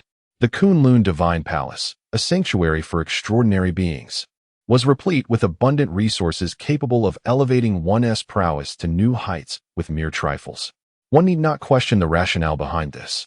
The trio served as exemplars, youthful and uninitiated into the Dao Palace Academy, yet awakening formidable skills that rendered their battles against sea creatures as effortless as mundane tasks. Moreover, they possessed a peak zero-tier tiger as their steed. Who among the masses could not envy such fortune? Who would not yearn for such power? "Excuse me, esteemed gentlemen, has the official selection list been released?" inquired an individual peering into the villa's entrance. "Indeed, it has been half an hour already. Where's the list? Could the three esteemed gentlemen expedite the process? I am in a rush to attend to a matter across another district of Mo immediately." Others chimed in, expressing their eagerness. Meanwhile, the trio sat on the sofa, finalizing their statistical analysis. It became evident that those who exhibited loyalty, bravery, reliability, and complete devotion constituted the overwhelming majority of applicants, a result that surpassed their initial expectations. Later, Li Jia pondered and concluded that they had underestimated the limitations imposed by this grand era. To put it simply, the arrival of spiritual energy had ignited a fervent desire among many for resources and enhancements to their abilities. "Goodness, there are far too many people," Wang Bo remarked incredulously, observing the data compiled. "In just a few hours, we have a total of 1,200 individuals who passed through 3 layers of illusionary trials, with at least over 100 qualifying. If we were to select one, it would amount to 700 or 800 individuals. However, it seems that Lord Tree King has granted us a mere 30 slots, intended for the control of the leaves, which are equally limited to 30. Now, what shall we do?" Wang Bo inquired, deliberately refraining from shifting his gaze towards Li Jia, seeking the opinion of this academic prodigy. Upon hearing this, Li Jia decisively responded, "Then we shall maximize the selection to 30. As for the names, let us arrange them in descending order based on their cultivation levels. And in cases of parity, favor the younger individual." As his words concluded, Xiao Zhigua beside him swiftly took up a brush pen, industriously marking the names on the list. 10 seconds later, he set down the pen, gazing at the now formed list with satisfaction, exclaiming, "It's done. Wang Bo, you may now proceed to announce the selections." With that, he handed over a sheet of A4 paper adorned with 30 names. "All right, I shall notify them at once," Wang Bo declared, then made his way outside the villa area, affixing the selected names directly to the announcement board on the outer wall. He then advised, "All selected individuals, you have the entire evening to prepare. Consider whether you wish to proceed or not. Starting tomorrow morning, you will accompany us 3, which essentially means you will initially belong to the Kunlun Divine Palace." As he spoke, a throng of eager individuals surged forward, all vying to glimpse the specific list. "Whoa, who the hell stepped on my foot? Can't you wait a moment? I can't see a thing from the back here. How about just calling out the names so we don't have to check one by one?" "Yes, that's a splendid idea. Could the brothers in front please announce the names?" Thus, names began to be called out one after another. Those whose names were announced remained rooted to the spot, elated as if fortune had suddenly bestowed upon them. Conversely, those whose names were not called exhibited profound disappointment, their expressions starkly contrasting as they bowed their heads and quietly withdrew without uttering a word. In a corner, old Zhang and his team members listened intently. Indeed, it was the old Zhang who had crossed paths with the trio on the battlefield. "Uncle Zhang, do you think we stand a chance of being selected?" inquired a physique evolver, turning to him. Old Zhang shook his head, expressing uncertainty. "It seems rather unlikely. With over 1,000 individuals present, the competition is fierce. To be honest." "Oh, I see. If even a 6-star evolver cannot be certain, then I believe my chances are slim." Just then, a voice announced from the front, "Zhang Jingrui selected." Zhang Jingrui, of course, was old Zhang's own name. Here is the third update, delivered a bit earlier than usual. The author has gone for a bath. We shall reconvene tomorrow. Your encouragement for faster updates, 5-star reviews, and suggestions are greatly appreciated. Chapter 84. The Taoist descends the mountain. Ancient martial arts emerges. Part 1. What? Did you hear that clearly? Who exactly was called on the list just now? Is it just my illusion? Why do I feel as if they were calling my name? Old Zhang was somewhat bewildered, despite hearing the name Zhang Jingrui. His cautious disposition prevented him from believing it entirely. He remained skeptical, convinced that fortune would not fall upon him. Meanwhile, a young man beside him laughed and urged, "Uncle Zhang, don't just stand there in a daze. You were the one called on the list. Hurry up and report to the front. Don't miss this opportunity." "Oh, all right, I'll go now." Upon hearing this, old Zhang finally came to his senses, somewhat dazed as he responded, then proceeded forward. However, the young man who remained behind wore a face full of envy, wishing he could be in old Zhang's position, his brows furrowed in a mixture of emotions, expressing an indescribable sourness. Around him, an unexpected wave of acidity filled the air. How enviable! If only I could be chosen, the young man muttered to himself, adding with a hint of self-awareness, "Of course, I know there's no chance for me. After all, I'm merely an evolved physical adept. How could I possibly be?" Mid-sentence, he suddenly froze, his expression shifting dramatically in just a second, from blessing and envy to dejection, and finally to joy and even excitement. His face flushed a deep crimson. Number 30, Feng Zheng. The announcement of the list concluded, and the final name belonged to the young man, which simultaneously meant he had also been selected by the Kunlun Divine Palace. Oh my goodness. I've been chosen. Haha. I can't believe I've been selected by the Kunlun Divine Palace. I'm about to strike it rich. The realm of extraordinary life. Here I come. The young man laughed uncontrollably, maneuvering through the crowd to stand before the villa. At that moment, Xiao Zhigua announced with authority, "The list for the Kunlun Divine Palace team has been fully disclosed. Please gather at the villa entrance for preliminary statistics. As for the other candidates, you may now disperse." With those words, the previously congested villa area cleared in the blink of an eye, as the crowd instinctively parted. Some walked away while glancing back, their eyes filled with envy towards the 30 individuals who remained. Sigh. Not being selected means an opportunity has slipped away. The 30 chosen ones will undoubtedly be entirely different the next time we meet. By then, their realms will have soared, and extraordinary life will be well within their grasp. A heavy sigh of lament echoed through the crowd. At the same time, in an obscure Taoist temple spanning approximately 4 to 5 acres, nestled deep within a dense forest, various weeds thrived, and evolved insects were omnipresent. A colossal camphor tree even pierced through the roof of the temple. "Director, are you certain there is no mistake? Is this truly the residence of Master Yusu? It seems rather shabby, does it not?" A group of individuals, clad in the uniforms of the Special Investigation Bureau, exuded an intimidating aura as they wound their way up the mountain path, arriving directly before the temple. In response, Li Xiang nodded affirmatively, stating, "Indeed, according to the intelligence, this is the correct location. You must understand, some renowned enlightened masters possess personalities that diverge from the norm. They typically do not concern themselves with their living conditions, viewing them as mere illusions. Master Yusu is likely not present in the temple at this hour, having gone out to practice his skills, as is his routine. Let us wait here. If necessary, we can set up a tent and make do for the night." Li Xiang's resolute words echoed as he clutched a report detailing the latest findings from the Kyoto Research Institute. After a month of surveillance, the team led by researcher Lin had discovered that traditional Chinese martial arts were more conducive to cultivating spiritual energy. In other words, mastering traditional martial arts would enable one to better harness and unleash the full power of this energy. Thus, the Kyoto Research Institute recommended that the Special Investigation Bureau intensify its efforts in the study of traditional martial arts and skills training, which could significantly enhance individual combat efficacy. It was this report that compelled Li Xiang, as the director of the Special Investigation Bureau, to hastily depart for this remote location, accompanied by his secretary and bureau members. After addressing the aftermath of the recent battle in the coastal waters of the Magic City, in pursuit of the legendary Master Yusu. Master Yusu, a leading figure in the Taoist community, currently held unrivaled authority in the realm of cultivation in China. Having been frail since childhood, he spent his days immersed in medicinal concoctions.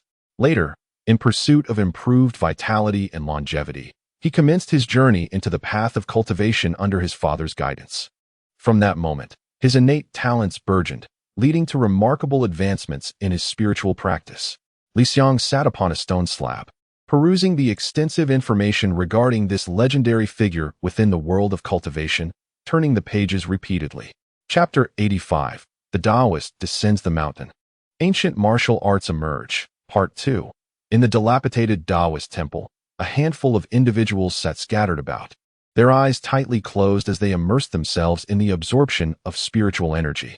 Clad in pure black uniforms, they exuded an aura of solemnity, while the crimson insignia hinted at an underlying scent of blood.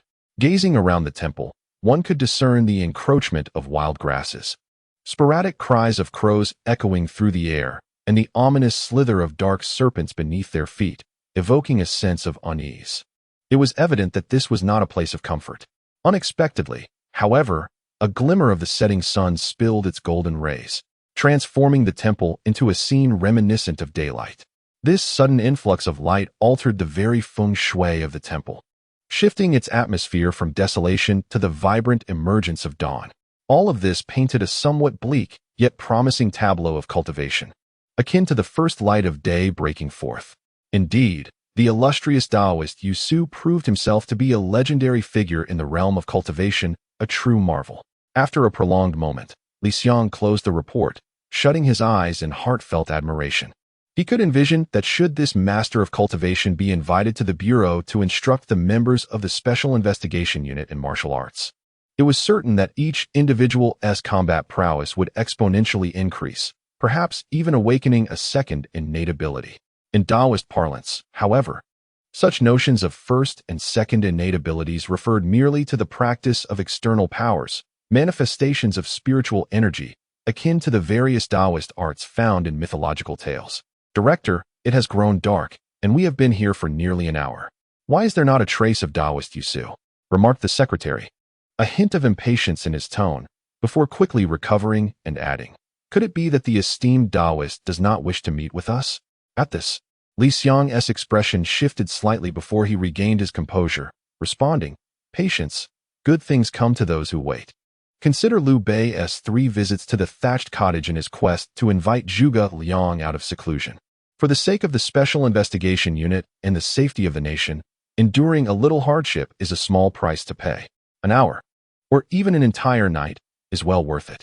As his words settled, the others fell silent, adhering strictly to Li Xiang's directive, quietly accompanying him in anticipation. Drip, drip, drip.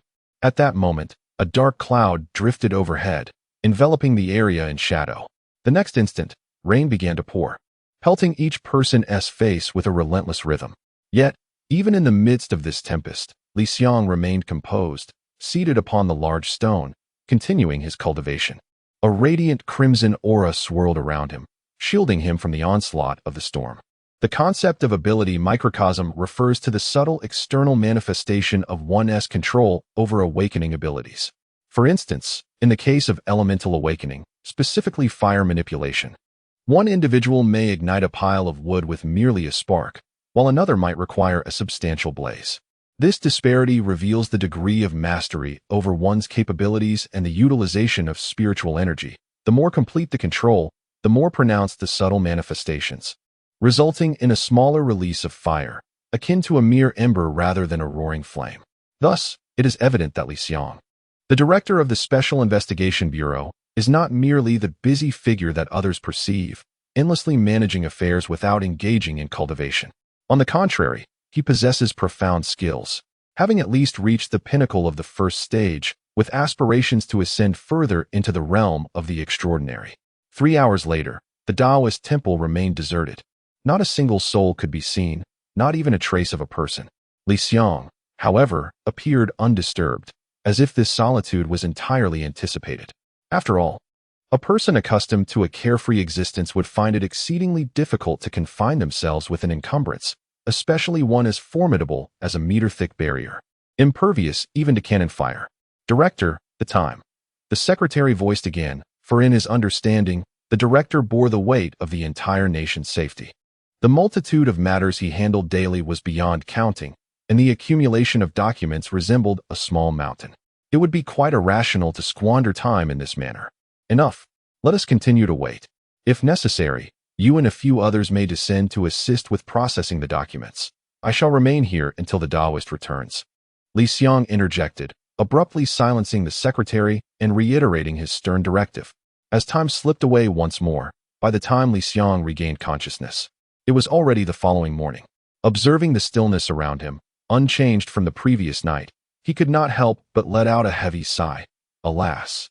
It seems ultimately unfeasible. Our Special Investigation Bureau is indeed too diminutive to attract the attention of such a transcendent practitioner. Let us gather our things and return.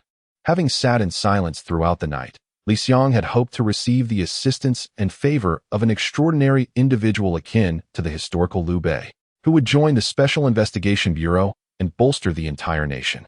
However, he realized he had erred in his expectations.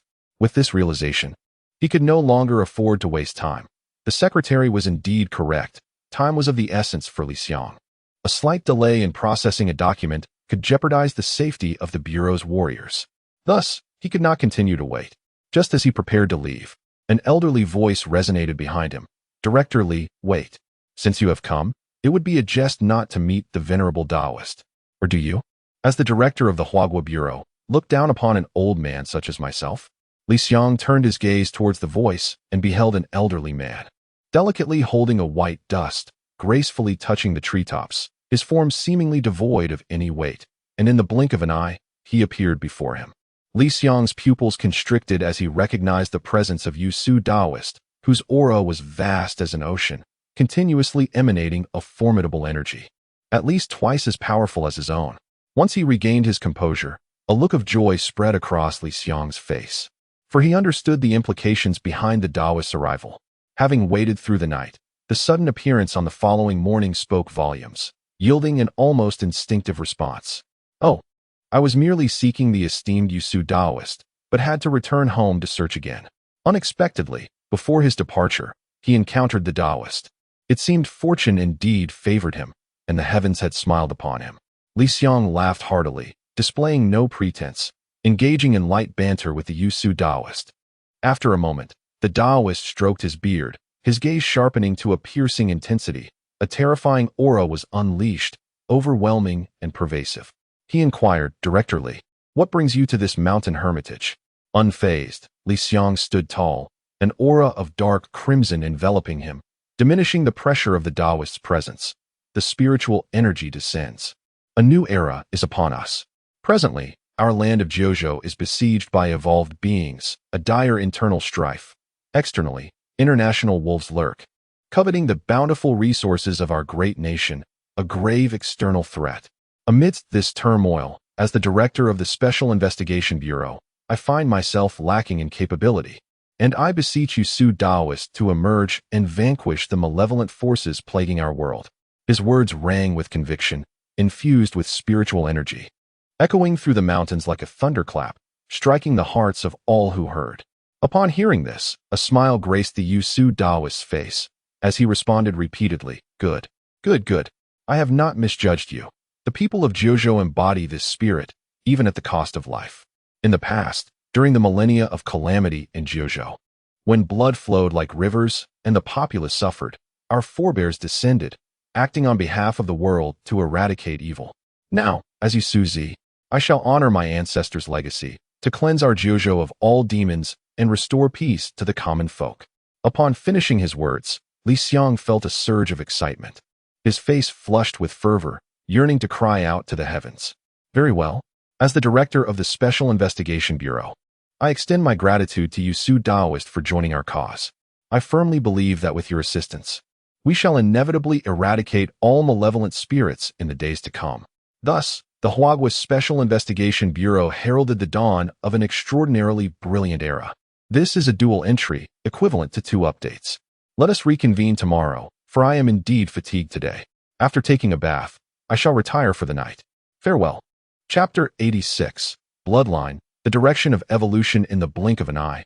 A month has elapsed. Throughout the vast expanse of Huagua, No significant upheaval has transpired during this period. The three prestigious academies have been methodically nurturing a new generation of talent, maintaining their tranquil demeanor while diligently advancing their endeavors.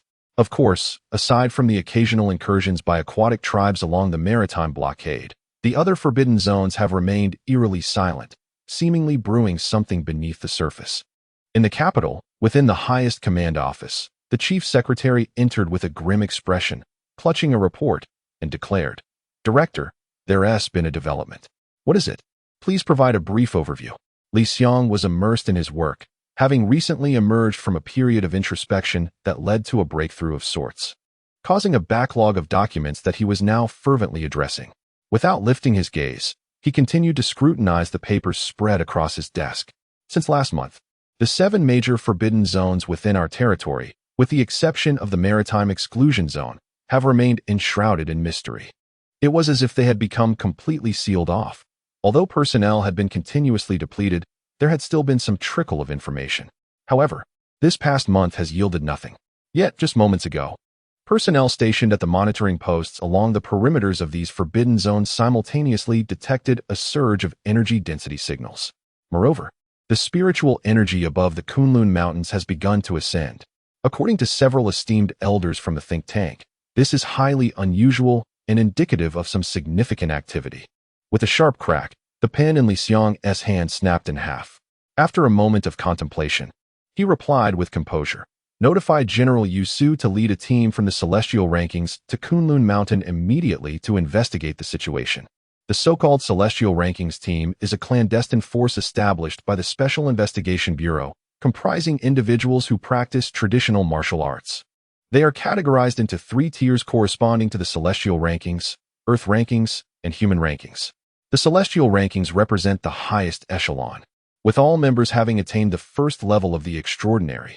However, their numbers are exceedingly few, merely a handful. Yet they are the nation's treasure and the foundation of the Bureau. The Earth Rankings, while slightly lesser, consist of 75 members, many times more than those in the Celestial Rankings. Their cultivation levels are at the pinnacle of the 0 tier, mere steps away from transcending into the extraordinary. The Human Rankings, being the most basic tier, feature members with varying degrees of proficiency, predominantly at the later stages of the 0 tier, equivalent to 7 or 8-star evolutionaries. In times of urban unrest, it is usually the Human Rankings team that is dispatched to restore order in the most severe situations. The higher-ranking Earth and Celestial teams typically refrain from intervening, preferring to remain in the shadows, silently safeguarding the nation from the corners of Huagua. Since the arrival of Master Yu Su, the Special Investigation Bureau seems to have unearthed a radiant gem of human potential. The personnel, having delved into traditional martial arts, have witnessed a remarkable surge in their individual combat prowess, with incomplete statistics suggesting an increase of at least 1-fold. And even a few gifted individuals have awakened a second divine ability, manifesting as external Taoist arts. Concurrently, within the valley, Su Che, who had long been in a state of dormancy, stirs from his bloodline inheritance. In a moment of reverie, he recalls a breathtaking scene, a small blade of grass, over 3 feet tall, its entire form of vibrant green, exuding a formidable aura that shatters all clarity and deters any approach, concealed amidst the cosmos. At the tip of its leaves rests an azure planet, bearing the weight of countless beings from a myriad of worlds, its very essence pulsating with the profound rhythms of the Tao. This grass is of Su Che's kin, evolving in a direction strikingly akin to his own. Indeed, as I had initially surmised, the path of evolution aligns with the mastery of a world's essence. As described in myth, it should be akin to the sacred tree. It seems the journey ahead remains long. Su Che mused to himself, then directed his gaze toward the interior of the valley. The trio had already returned, but, sensing Su Che's meditative state, they shared a silent understanding and refrained from interruption, merely instructing the Kunlun team to wait outside the valley while continuing to absorb spiritual energy in meditation. The relevant reports lay before him, symbolizing the fruits of their missions. Indeed, these 3 youngsters possess remarkable talent, exceeding even my prior expectations. With a mere flicker of his mental energy, Su Che swiftly perused the reports. The incident from earlier was indeed the result of malevolent interference, The adjudicating trio showed no mercy, executing delayed justice upon uncovering the true cause, thus settling the score. As for his fiancée, Su-che chose not to intrude further, allowing the trio to observe quietly before they all retreated back to the valley. It was not that their bond was lacking. Rather, he felt that the time was not yet ripe for action. Patience and observation were all that was required for now. The first installment has been delivered, with 2 more to follow. There is no need for haste, as the climax is approaching. Chapter 87. The 3 of you. Step forward to receive your titles outside the valley. The trio leaned against the cliff, continuously breathing in the ethereal energy. During this period, they had refrained from cultivating within the valley. After all, they still had a 30-member Kunlun team to manage, and without the Tree King's permission. Even they, who were almost immutably Kunlun's emissaries, had no authority to bring anyone in. Indeed, this place is a paradise, truly deserving of its reputation as the abode of extraordinary beings. The concentration of spiritual energy is astonishing, old Zhang exclaimed, his eyes widening, as a surge of power coursed through him, enhancing his aura by over 30%. He had successfully crossed the threshold into the next stage, an 8-star evolver. By classification, I would be regarded as a late-stage 0 class. With 1 foot firmly planted at the pinnacle of 0 class, old Zhang mused to himself, a smile of elation gracing his features. In the mere span of a month, without any external assistance, his cultivation had skyrocketed as if he had consumed a powerful tonic, achieving 2 consecutive breakthroughs to reach his current level. Of course, this remarkable transformation was not unique to him. Nearly everyone in the 30-member Kunlun team had experienced at least 1 breakthrough, with a select few exceptionally gifted individuals achieving 2 or even 3. Notably, the young man who had undergone physical evolution had astonishingly advanced from a 4-star to a 7-star evolver, leaping 3 levels in a single bound, directly paralleling old Zhang's own progress. Impressive. Indeed, talent plays a crucial role. Under identical conditions, the disparity is truly significant, old Zhang reflected, feeling a swell of pride for the young man even as he silently pondered. Just then, a voice echoed in each person's ear, "Step inside." Upon hearing this, the trio abruptly exited their meditative state and sprang to their feet. Xiao Zhigua strode forward, his voice grave. "All personnel, form ranks. Maintain silence and avoid commotion. The Tree King is summoning us into the valley. Should we encounter anything, it is imperative to remain composed." As his words fell, the trio led the way, and the mist that had enveloped the valley began to part before them, revealing a path 5 meters wide. Could the surrounding mist be controlled? The more I look, the more it resembles the formations of myth and legend, the young man murmured under his breath, off filling his eyes. As an ordinary person, witnessing this spectacle was nothing short of exhilarating. 10 seconds later, parting the clouds, the Kunlun team finally glimpsed the legendary Kunlun Divine Palace, along with its master, adorned with countless roots. My goodness, it is truly magnificent. The extraordinary life forms are indeed remarkable, evoking unimaginable wonders. Old Zhang's eyes widened. Even though the trio had previously divulged certain matters, including the true identity of the Tree King, hearing about it was one thing, yet witnessing it was altogether another. Majestic, grand, awe-inspiring. In an instant, a multitude of thoughts raced through old Zhang's mind, but no word could adequately encapsulate the Tree King before him, as if he were a natural part of the universe, resonating with the heavens and earth. Goodness, truly my heavens. Is this the master of the Kunlun Divine Palace? An extraordinary life form of the botanical kind. This is my first encounter. Enough said. This will be our pillar of support in the days to come. Despite the shock, let us lower our voices. Matters may unfold shortly. The other team members were similarly engaged in discussion.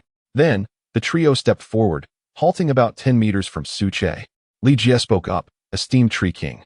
The walking tasks you assigned were completed 25 days ago. All relevant data has been documented in the report." With that, the trio bowed their heads, bracing themselves for the final judgment of fate. Though they had largely fulfilled their duties, they were ultimately the recipients of the task, and the specific outcomes, regardless of their personal feelings, were to be assessed by the Tree King. In the next moment, Su-che replied, "Well done. I have reviewed the report, and it exceeds expectations. 85 points. From this day forth, you 3 have successfully passed the 3-fold walking trial, and are officially welcomed into the walls of my Kunlun Divine Palace, bearing the title of Walkers. You three, step forward to receive your accolades. Go." As he spoke, a cascade of green silk descended directly from the treetop. The insignias on the foreheads of the trio took on an inexplicable elegance under the influence of the silk, embodying a tremendous vitality, an essence of Su Che himself, symbolizing their belonging to the Kunlun Divine Palace. Additionally, the trio gained other advantages. First and foremost, their mental fortitude was fortified, increasing significantly from its previously weak foundation.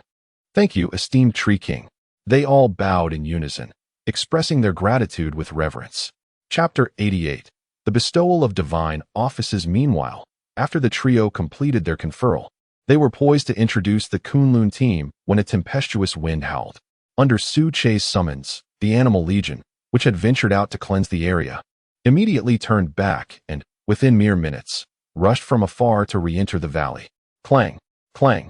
The Golden Eagle couple was the first to return, transforming into two streaks of golden lightning.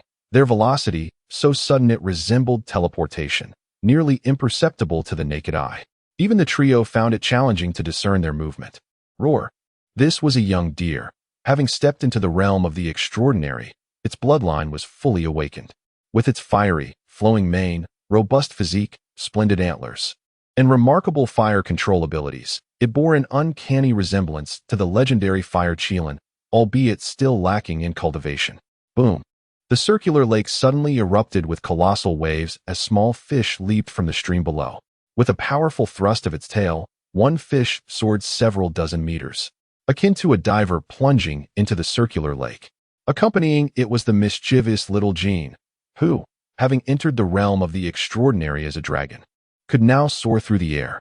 Yet, for reasons unknown, it preferred to frolic with the small fish, taking root within the depths of the lake.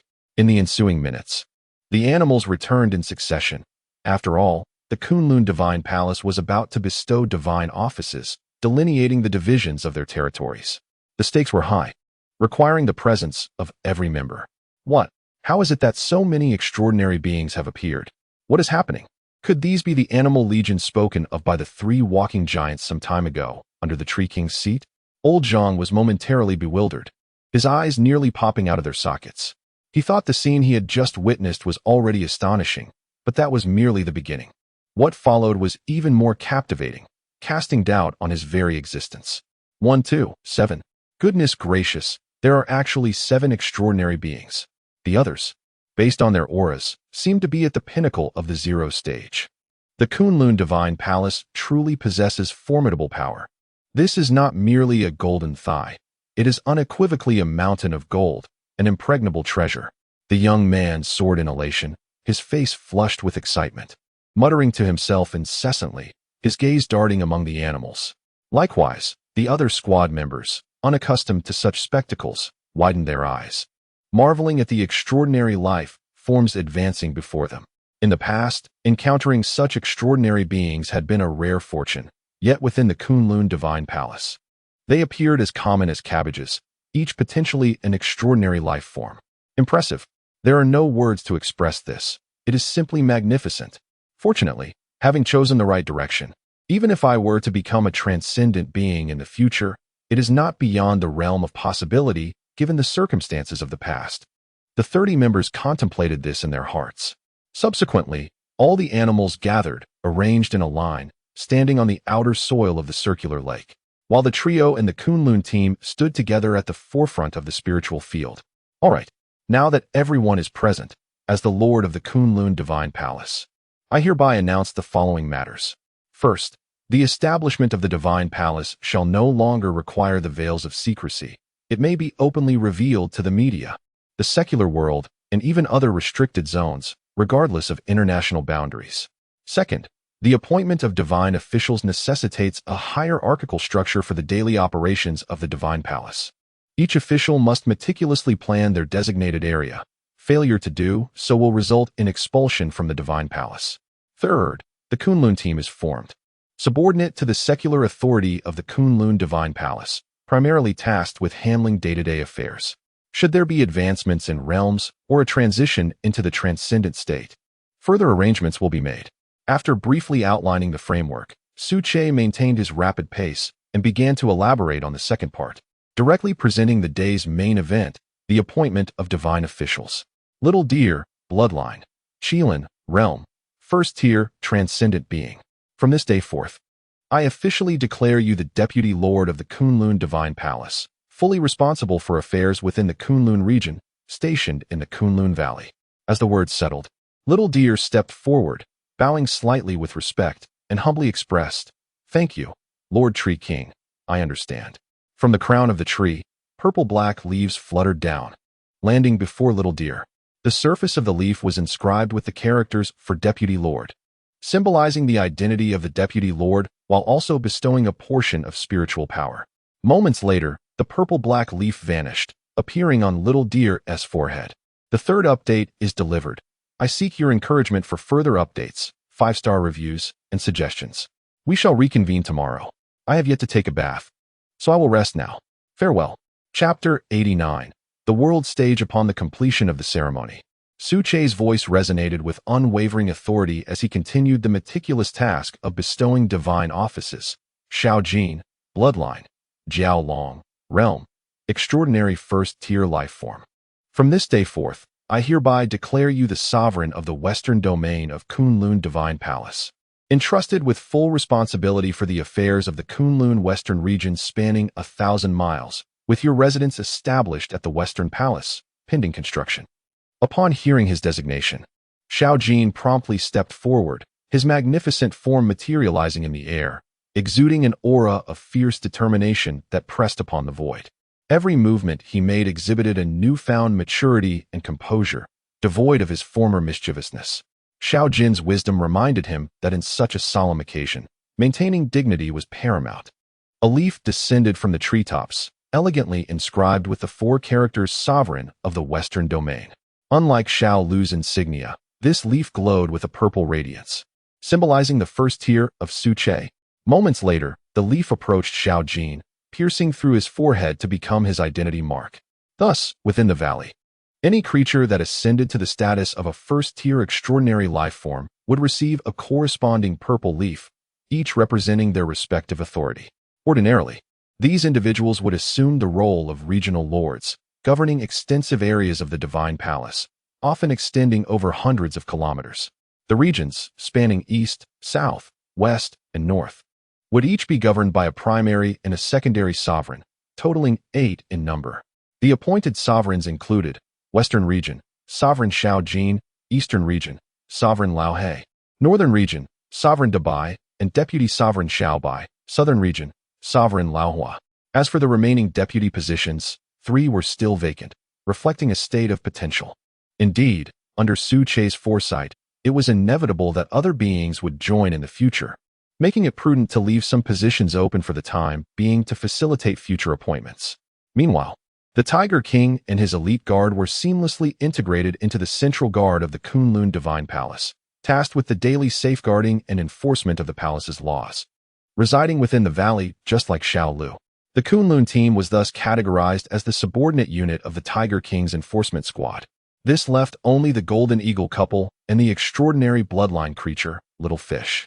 For Little Fish, Suche had devised significant plans, envisioning a future as the aquatic general of the Kunlun Divine Palace. However, the timing was not yet ripe, leading to a temporary placement at the center of the circular lake. At last, due to the Golden Eagle couple, who belonged to the extraordinary aerial beings, Suche directly appointed them as the reconnaissance envoy for the Kunlun Divine Palace's aerial domain. The positions of both the chief and deputy correspond directly to the Golden Eagle couple, overseeing a vast area of 1,000 miles. Endowed with the authority of the purple leaves, their status is equivalent to that of domain lords, and in certain respects, they may even hold a higher standing. Half an hour later, the distribution of divine roles was completed, and Suche proclaimed, "The distribution of divine positions is complete. From this moment forth, all personnel are to arrive at their designated areas within a day, assuming their respective authorities and responsibilities. The palaces of the domain lords in all 4 directions will be fully constructed by sunset tomorrow. In the future, every 7 days, the lords of each region must report the specific conditions of their territories. Should any emergencies arise, they must promptly inform the divine palace above. As his words echoed through the air, the animals responded in unison, their collective essence transforming into a brilliant column of light that soared into the heavens. Thank you, Lord Tree King. We shall proceed to our designated territories. After this proclamation, the trio standing in place remained exhilarated, their bodies trembling with excitement. The distribution of divine roles had commenced. They would finalize their respective territories, further refining the structure of the divine palace. It was as if a colossal machine, akin to a screw, had begun to operate on a grand scale. What lay ahead? It required no conjecture. Even the most simple-minded could discern that it would undoubtedly involve stepping onto the world stage, appearing before the eyes of the populace, exposed to the media and great powers, while simultaneously challenging those extraordinary forbidden lands. At this moment, Li Jie stepped forward and inquired, Lord Tree King, what of the Kunlun team? Before he could finish his question, Su Che interjected, no need. The training program for the team can commence immediately, with resources allocated at 1 liter of 0-tier spiritual spring per person per day, and half a liter of 1st-tier spiritual spring. I hereby appoint the 3 of you as the chief instructors. Within a month, I expect to see all personnel reach the pinnacle of 0-tier. By the way, inform the Special Investigation Bureau that there is no need to continue concealing the matters concerning the Kunlun Mountains. On the contrary, we can leverage the power of relevant media to further publicize the Kunlun Divine Palace. With that, Su Che fell silent, his aura subsiding as he returned to his cultivation. Li Jie nodded, committing the instructions to memory, before turning to a nearby open space to begin attending to the tasks at hand. Chapter 90. A Shocking Revelation. Kyoto. Headquarters of the Special Investigation Bureau. At the same time, the Central Information Room received a message from Li Jie. Upon reading it, the Chief Secretary's expression turned somewhat abnormal, and for several minutes, he found himself utterly bewildered. He could not fathom why such a message would be sent. After much contemplation, he decided to take the message and knocked on Li Xiang's office door. Although, as the Chief Secretary, he could handle certain matters independently, when it came to the 7 forbidden lands, even seemingly trivial issues warranted direct consultation with the director for the sake of caution. Come in. Li Xiang's voice resonated. Director, there is new information from the Kunlun Forbidden Land, sent personally by Li Jie. The content strikes me as rather peculiar, so I thought it best for you to review it yourself, the secretary explained, handing over the message. Oh, the Kunlun Forbidden Land?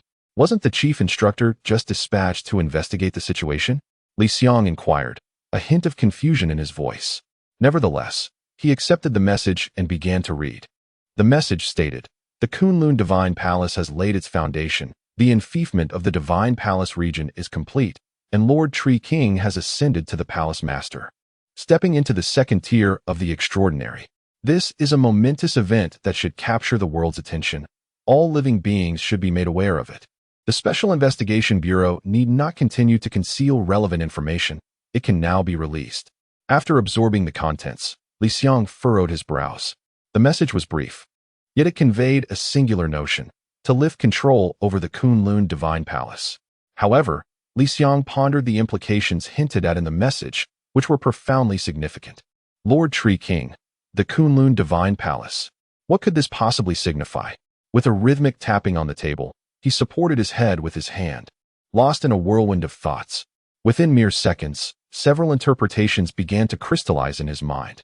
First, the emergence of the Kunlun Divine Palace marks its official debut on the world stage, necessitating high visibility rather than information suppression, potentially heralding some grand scheme.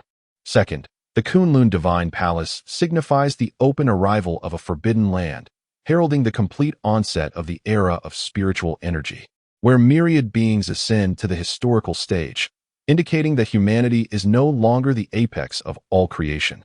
This is a landmark event. Third, the emergence of the Kunlun Divine Palace might suggest that the major forbidden lands are beginning to intervene in the secular realm. However, the specific methods and means of this interference remain unclear. Are they striving to maintain stability in their domain, to forge their own kingdom, or something else entirely? After a moment of contemplation, Li Xiang made a resolute decision and commanded, proceed. Relay the relevant reports immediately. As the words left his lips, Li Xiang continued to reflect inwardly, muttering to himself. At this juncture, Lord Tree King represents the Kunlun Forbidden Land and exhibits no overtly aggressive tendencies. He merely seeks to establish his presence. At the very least, through several exchanges of resources. It has been made evident to us at the Special Investigation Bureau that we harbor goodwill and do not wish to become adversaries. Therefore, from any perspective, we must not jeopardize the camaraderie between the two parties. Consider it a favor to the Tree King. Shortly thereafter, at 11:30, the Special Investigation Bureau issued an official announcement, which clearly delineated the Kunlun Divine Palace, briefly chronicling various events and providing an introduction. As anticipated, this announcement sparked a considerable uproar, igniting like dry tinder meeting a raging fire, further fueled by gasoline. Within mere seconds, it blazed forth with fervor.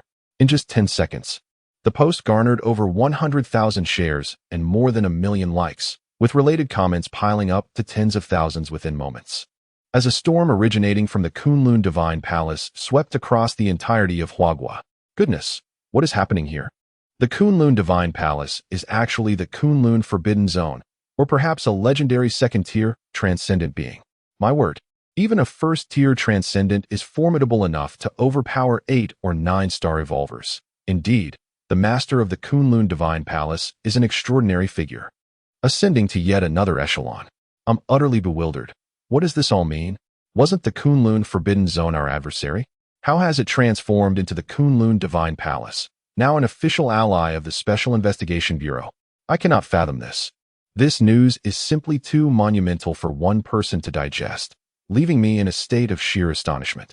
Throughout the afternoon, virtually the entire populace of Huagua was engrossed in discussions about the Kunlun Divine Palace. Some expressed hostility, asserting, "Those who are not of our kind will surely harbor different intentions."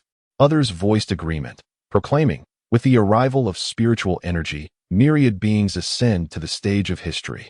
This is the trajectory of history and the essence of our times." There were also neutral perspectives, advocating for a dialectical view, suggesting that if the nature is gentle and lacks aggressive tendencies, coexistence is entirely permissible. In this era of historical advancement, it is impossible for there to be only one race. Harmonious development is indeed assured. Chapter 91, Lunar Tide Soon. As the Kunlun Divine Palace became the center of fervent discussion at the headquarters of the Special Investigation Bureau in Kyoto, Li Xiang deliberated thoroughly before opting to convene an emergency meeting. The subject of the meeting required no extensive speculation. Any astute observer would discern that it revolved around the newly established factions akin to the Kunlun Divine Palace, comprised of extraordinary life forms. Recent intelligence revealed that aside from the Kunlun Forbidden Zone, the activities in the other 6 forbidden zones continued unabated, with energy density signals persistently on the rise.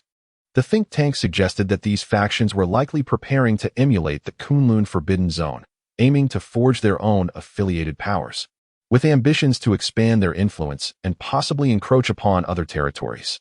Dressed in military attire, Li Xiang stood at the forefront of the conference room, articulating his thoughts with resolute clarity. At that moment, a colossal map of the Golden Rooster was projected on the screen, prominently marked with 6 crimson crosses, while the emblem of the Kunlun Forbidden Zone had been removed, indicating a status of cautious observation. Li Xiang surveyed the room and continued, "I invite everyone to share their insights regarding the extraordinary life forms, particularly the factions they have formed. How should we, as representatives of our nation, respond? What strategies should we employ? Currently, the international approach to handling these extraordinary life factions is largely uniform, predominantly characterized by a relentless extermination method, which, while yielding some anticipated outcomes, has resulted in severe casualties." As soon as he finished speaking, the deputy stood up, articulating his assessment. "First and foremost, we must ascertain their intentions. The Tree King of the Kunlun Forbidden Zone merely seeks to establish a realm free from disturbance. If their motives are similar, I believe we need not overcomplicate matters. Conversely, if they harbor malicious intent and plan to instigate large-scale conflict, then I contend we should not hesitate to engage in direct confrontation. After all, times have changed. Our Special Investigation Bureau possesses a degree of confidence now, and we need not retreat like timid tortoises as we once did." As he spoke, the members of the Special Investigation Bureau present nodded in agreement, signaling their endorsement of the proposed strategy. As night fell, the meeting persisted, the conference room ablaze with light. It is worth noting that such significant discussions could not be hastily concluded in less than 5 or 6 hours. Every member must engage in thorough contemplation. At this juncture, within the valley, Su Che, engrossed in his cultivation, suddenly felt a stirring deep within his heart. Consequently, he unleashed a torrent of spiritual energy, enveloping the entire Kunlun Divine Palace region. Strange. Why is there nothing amiss? It's completely silent. Nothing seems to be happening. However, as Su Che pondered this perplexity, the night sky transformed unexpectedly. Firstly, what catches the eye is the moon, visibly enlarging, almost increasing by more than 10% every few seconds. As the date approaches the 15th, the night sky is illuminated by the moon's brilliance. So much so that an ordinary person would hardly notice such a detail. However, Su Che, possessing a profound spiritual depth, cannot be deceived with the passage of time. The moon continues to expand, evoking the sensation of a giant inflating the very essence of the moon, reminiscent of the inflation and deflation of a balloon. A thunderous roar emanates from within the circular lake, waves rising unbidden, creating a tumult of frothy crests, some reaching heights of several dozen meters. Crashing violently against the shore with a thunderous sound, the small fish, bewildered, darted from the depths of the lake, perplexed by the phenomenon that unfolded without any apparent exertion of control over the waters. Upon witnessing this, Su Che comprehended the cause. It stemmed from the tidal influence of the moon. As the two celestial bodies drew nearer, their gravitational pull intensified, causing the waters upon the surface to rise and surge outward. If his speculation is correct, this must be the scenario mentioned in the bloodline inheritance. Su Che murmured to himself, continually affirming the sudden transformation of the moon in his mind. Simultaneously, at a broad estuary in the middle reaches of the Yellow River, a shadow appeared upon the lake's surface, gradually manifesting like an island, suffused with an aura of extraordinary life. Has it finally arrived? But why has the timing shifted? Ultimately, I have yet to step into the second tier. Nevertheless, it seems I must venture forth regardless. Chapter 92. The ongoing anomaly and movements from all sides. Half an hour later, as the clock struck 8 in the evening, the moon had astonishingly expanded to more than thrice its original size, resembling a vast grinding wheel. With the passage of time, it continued to grow even larger. The brilliant and luminous moonlight fell unobstructed upon the earth, illuminating the ground as if it were daylight, transforming the night into an illusion of brightness. A potent aura, seemingly emerging from nowhere, surged forth and enveloped the surroundings. Soon, other beings also sensed the moon's transformation. In the Kunlun Mountains, within the non-core areas of the Kunlun Divine Palace, creatures in their lairs seemed to receive an inexplicable unified signal. Sparse sounds echoed as they hurriedly emerged, their diverse auras mingling together, evoking a sense of awe. They remained on the ground, their heads held high, breathing toward the moon as if engaged in a mysterious ritual of homage. In the magical city, at the Dao Palace Academy, awakened evolvers strolled in small groups, deliberating on the awakening of their abilities and the mastery of elemental control. Suddenly, they began to converse. Hey, what's happening with the aura? Look at the moon in the sky. It seems much brighter than before, and its size has changed. No way, is this real? Yes, it's true. Come quickly and see. Goodness, this is no longer the moon. It distinctly resembles a colossal grinding wheel. With this size, it has indeed expanded threefold. What on earth is happening? Could something else have occurred? Let us go ask the mentor. He is a member of the Special Investigation Bureau in the Magical City and should know some of the insider information. The scene unfolding before them was mirrored in various corners of the world, as the moon's influence was indiscriminate, affecting not just Huagua. In Bear Country, the latest announcement was issued. All personnel are on alert. Maintain vigilance. All citizens must remain indoors and maintain absolute calm until further instructions are provided. The military is fully mobilized. Any unusual occurrences should be reported immediately without prior notification. The military, as the name implies, was equivalent to Huagua's Special Investigation Bureau, responsible for overseeing the specific incidents of spiritual energy manifestation within their territory, endowed with supreme authority. Within the valley, through bloodline inheritance, Su Che had already sensed the situation ahead of time. Utilizing the authority of the Leaf of Power, he cautioned the respective domain lords.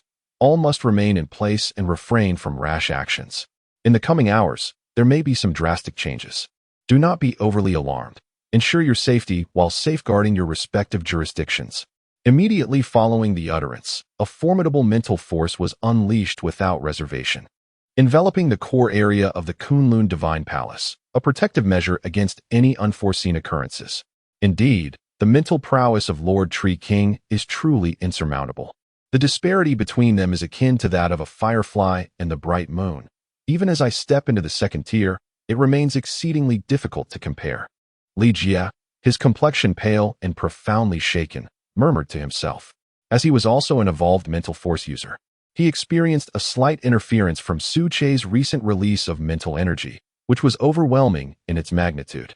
Even the slightest trace of it posed a challenge for Li Jie, causing blood to trickle from the corner of his mouth. Had it not been for his exceptional talent, he likely would have fainted, losing consciousness entirely. What is happening? What has occurred to the moon? Why has it grown so vast? Furthermore, it seems that Lord Tree King possesses foreknowledge of certain matters. Wang Bo turned to Xiao Zhiguo beside him, noting that the three of them also wielded the leaf authority, embodying the essence of verdancy, which represented the initial tier of Su Che.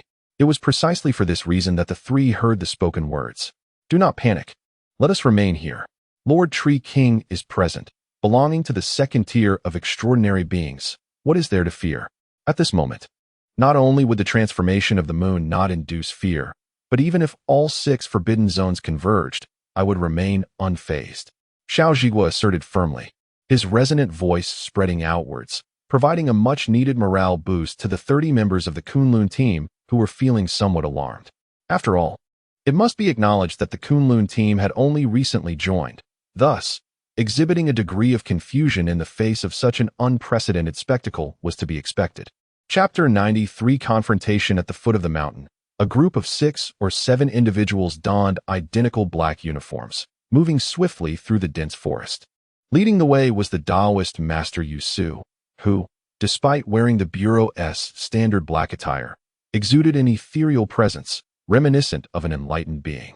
Trailing behind him were 6 members, their eyes gleaming with a fierce intensity, resembling predatory beasts.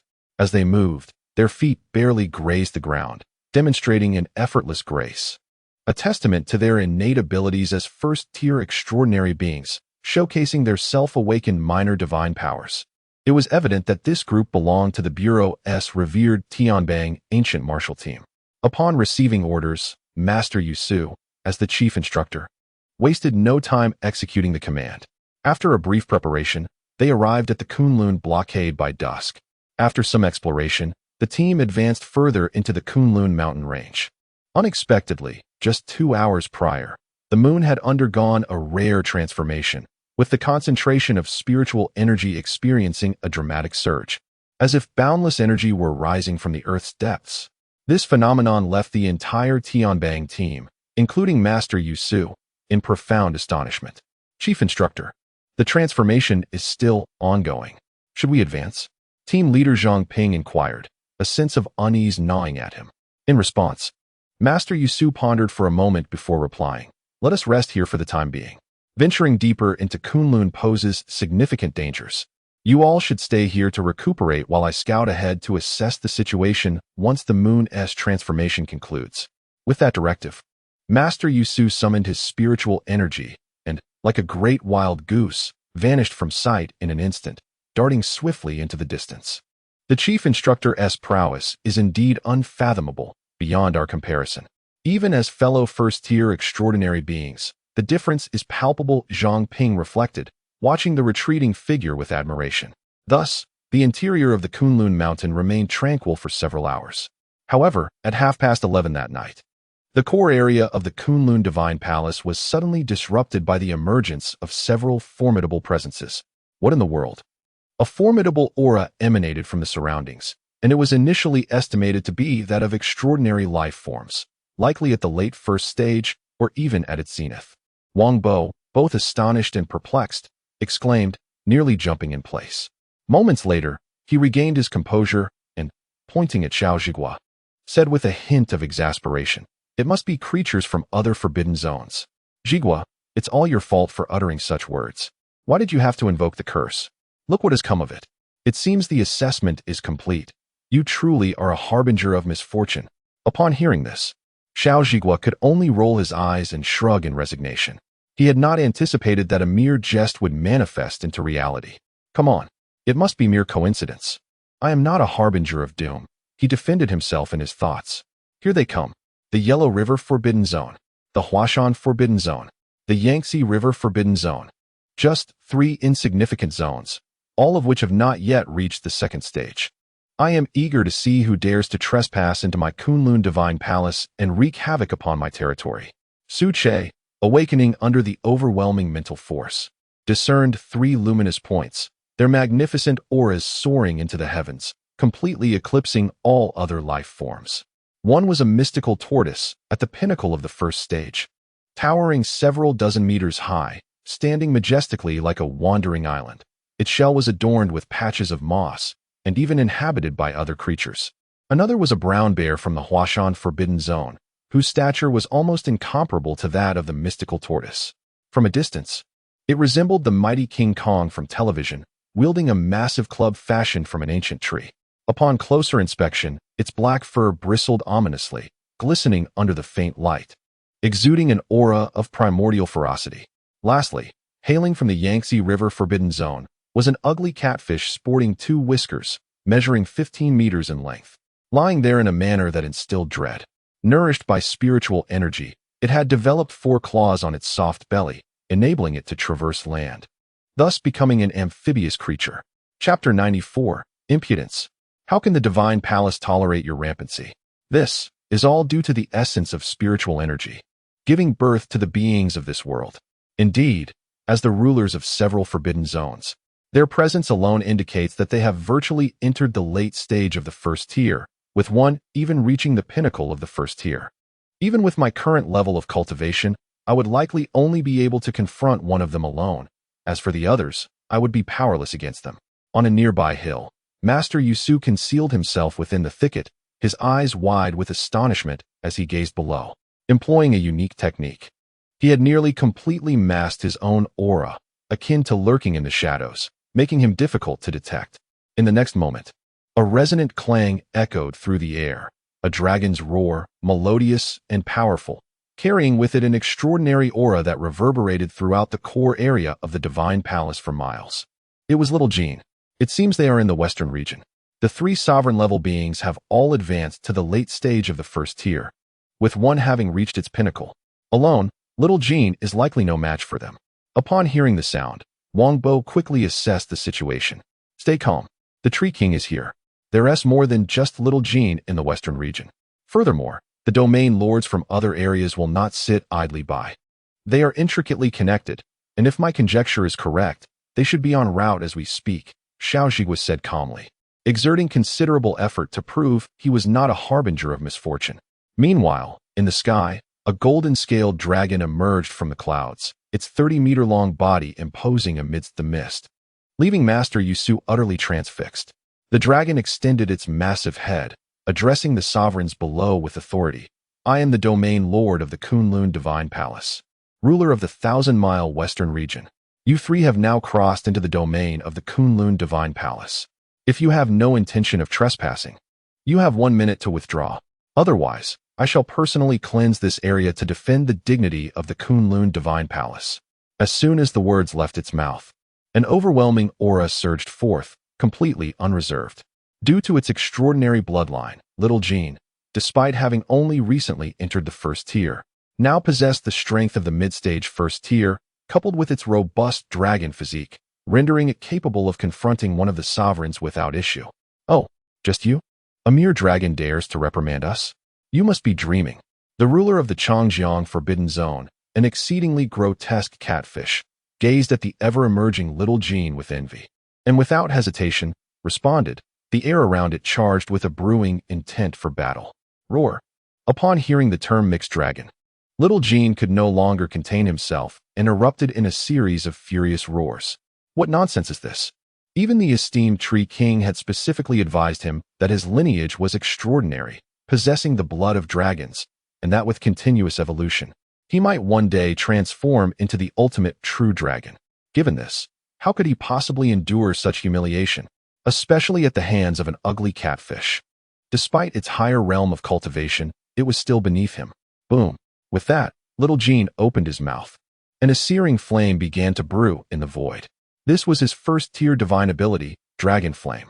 In the blink of an eye, the dragon flame erupted from the air, surging forth with intense heat. Mixed dragon, how dare you? Do not be so audacious. The catfish, both startled and enraged, hurriedly sought to evade, for it could sense that even a direct hit would not bode well for it. In its usual capacity as the sovereign of the Yangtze River's forbidden zone, it held great prestige and commanded an army of hundreds of thousands of aquatic beings. Having established its dominion long before, it had forgotten what it felt like to be attacked months ago. Bang! The strike missed, crashing into the ground, transforming the once flat area within a 50-meter radius into a wasteland of crushed flora, leaving a 10-meter deep crater filled with remnants of vegetation. The residual temperature reached over 1,000 degrees Celsius. A mere touch would be enough to melt anything. Realizing the gravity of the situation, the ruler of the Forbidden Zone let out a furious roar, its aura surging, its grotesque black back brimming with water orbs infused with immense power. Die, accursed mixed dragon. I shall make you understand the consequences of provoking a sovereign. At that moment, other domain lords arrived, each exuding an extraordinary presence, standing resolutely behind little Jean, their combined might pressing forward in a formidable wave. Insolence. From whence comes this mixed fish? The Kunlun Divine Palace, the sacred domain of the Tree King, shall not tolerate your rampant behavior. Several extraordinary beings spoke in unison, their voices filled with righteous indignation. Chapter 95. A hasty retreat, a resounding roar echoed through the air, as several extraordinary presences intertwined, forming a convergence of immense force that transcended the mere sum of its parts. This was a gathering of exceptional quality that shattered previous boundaries. Witnessing this, the sovereign of the Forbidden Lands fell silent, retracting his imposing aura, while tumultuous waves surged within his mind. What on earth is happening? These are all extraordinary life forms. How much time has passed? When did extraordinary beings become so commonplace, as easy to catch as cabbages? Nonetheless, despite these thoughts, the sovereign quickly composed himself, opting for a conciliatory tone. Esteemed lords of the Kunlun Divine Palace, I believe there may have been a misunderstanding. Truly, it was merely a misunderstanding. I shall take my leave at once. Upon hearing this, little Jean was unrelenting, blocking the skies with its majestic form, undulating with formidable presence. It coldly retorted, "Oh, what is this? Are you afraid now? Just a moment ago, you were so arrogant, believing yourself a sovereign capable of recklessly intruding into the realm of the Kunlun Divine Palace. Let me tell you, it's too late now." As these words fell, the Golden Eagle couple launched their assault first. As aerial extraordinary beings, they possessed unparalleled speed, diving with a breathtaking force that sent shockwaves through the atmosphere. Clang, clang. Two brilliant flashes erupted in the sky, manifesting as dual blades of wind, infused with rich spiritual energy and exuding a terrifying aura. The sweeping attack across a 10-meter radius seemed utterly unavoidable, aimed directly to cleave the sovereign of the Forbidden Lands in two. Simultaneously, the other domain lords joined the fray, each unleashing their potent energies that surged forth like a tidal wave. Roar! Little Jean unleashed a torrent of dragon fire once more. This time the temperature soared dramatically, shifting from a vibrant red to tinged with black, infused with energies reaching tens of thousands of degrees Celsius. Boom! In the air, the dragon fire roared forth, accompanied by piercing howls, a cacophony born of friction between energy and air. In a mere span of 1 minute, the sovereign of the Forbidden Lands sustained grievous injuries. Had he not fled swiftly, leveraging his physical advantages, he would likely have succumbed, lying lifeless on the ground. After all, despite his status, he had yet to ascend to the second tier, lacking the overwhelming strength to face multiple foes. Now, however, he confronted 4 domain lords of the Kunlun Divine Palace, along with 2 aerial scouts. The numerical advantage swiftly bridged the gap in their realms. Following this brief interlude, little Jean turned its gaze towards the other 2 sovereigns of the Forbidden Lands, coldly stating, "You too, please, do make your exit as well. Immediately withdraw from the sacred palace area, lest you bear witness to the consequences that await." Upon uttering these words, the long-silent Xian Gui spoke, reminiscent of a weathered elder. Esteemed master of the sacred palace, Kunlun is the progenitor of all mountains, a convergence of myriad dragon veins. In the time to come, there will be significant upheaval, and we, lacking in talent, seek to encounter a modicum of fortune. We humbly request your benevolence. At this, the Huashan warden, standing nearby, echoed similar sentiments, maintaining a tone of utmost respect, hoping to remain and promising not to engage in any other endeavors. Despite his formidable appearance as a colossal black bear, he possessed a remarkable intellect, devoid of the foolishness often associated with his kind. As the words lingered in the air, Xiao Jin was poised to deliver another reprimand when the voice of Su Che resonated in his mind, urging him to relent. Very well. Let us designate a specific area for these two sovereigns to remain. As long as they refrain from taking any rash actions, they shall be closely monitored. As for that catfish, ignore it. Within the valley, under the veil of mental prowess, Su Che observed the unfolding events. Upon noticing the Xiangui from the Yellow River's forbidden land, a flicker of contemplation ignited within him. For whether his plans would ultimately materialize rested solely upon the execution of these designs. Thus, as Xiangui began to speak, he transmitted directives directly to Xiao Jin. After all, conceding merely an area bore no substantial benefit.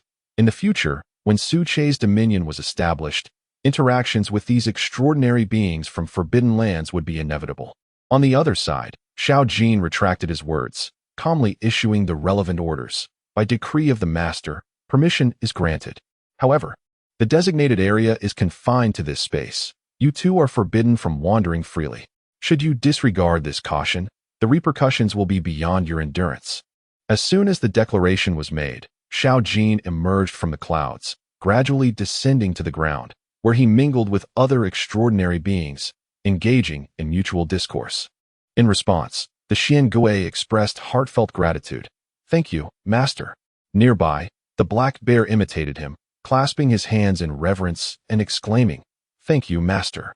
Your profound wisdom is deeply appreciated. We are eternally grateful. Their words rang out with the familiar cadence of the martial world, leaving an unsettling sense of dissonance in the ears of those who listened. Chapter 96. The earth trembles as time gradually passed. The hidden Taoist Master Yusu, nestled atop the hills, perceived a temporary calm and swiftly utilized his mystical arts to return to the original campsite of his small team. Commander, what is the situation? Inquired Captain Zhang Ping, his voice tinged with anxiety. There was a sudden surge of extraordinary life energy within the mountains, and based on my preliminary assessment, there are no fewer than 8 entities. What could possibly be happening? Upon hearing this, Yusu shook his head, his expression turning grave. There is a significant disturbance. It appears that tranquility has been shattered. Just moments ago, the sovereign-level beings from the 3 forbidden areas have all arrived, and a minor skirmish has ensued. It is likely that other entities are still observing the situation. Inform the higher-ups. The Kunlun blockade must be temporarily advanced, ensuring at least 10,000 personnel are on standby. Activate the weaponry logistics alarm. The unfolding events will undoubtedly be consequential. We should attempt to contact the sovereign of Kunlun Divine Palace to seek counsel on these matters. With narrowed eyes, Master Yusu stood solemnly, articulating his thoughts. In the next moment, the relevant communications personnel promptly activated a specialized messaging device to dispatch the necessary reports. The moon is undergoing a transformation. The spiritual energy is surging dramatically. Sovereign beings from the Forbidden Grounds have converged upon Kunlun Mountain. What could be the cause? Or is there an underlying reason at play? Master Yusu leaned against an ancient tree, his gaze distant as he pondered aloud. As midnight struck, the clock chimed 12.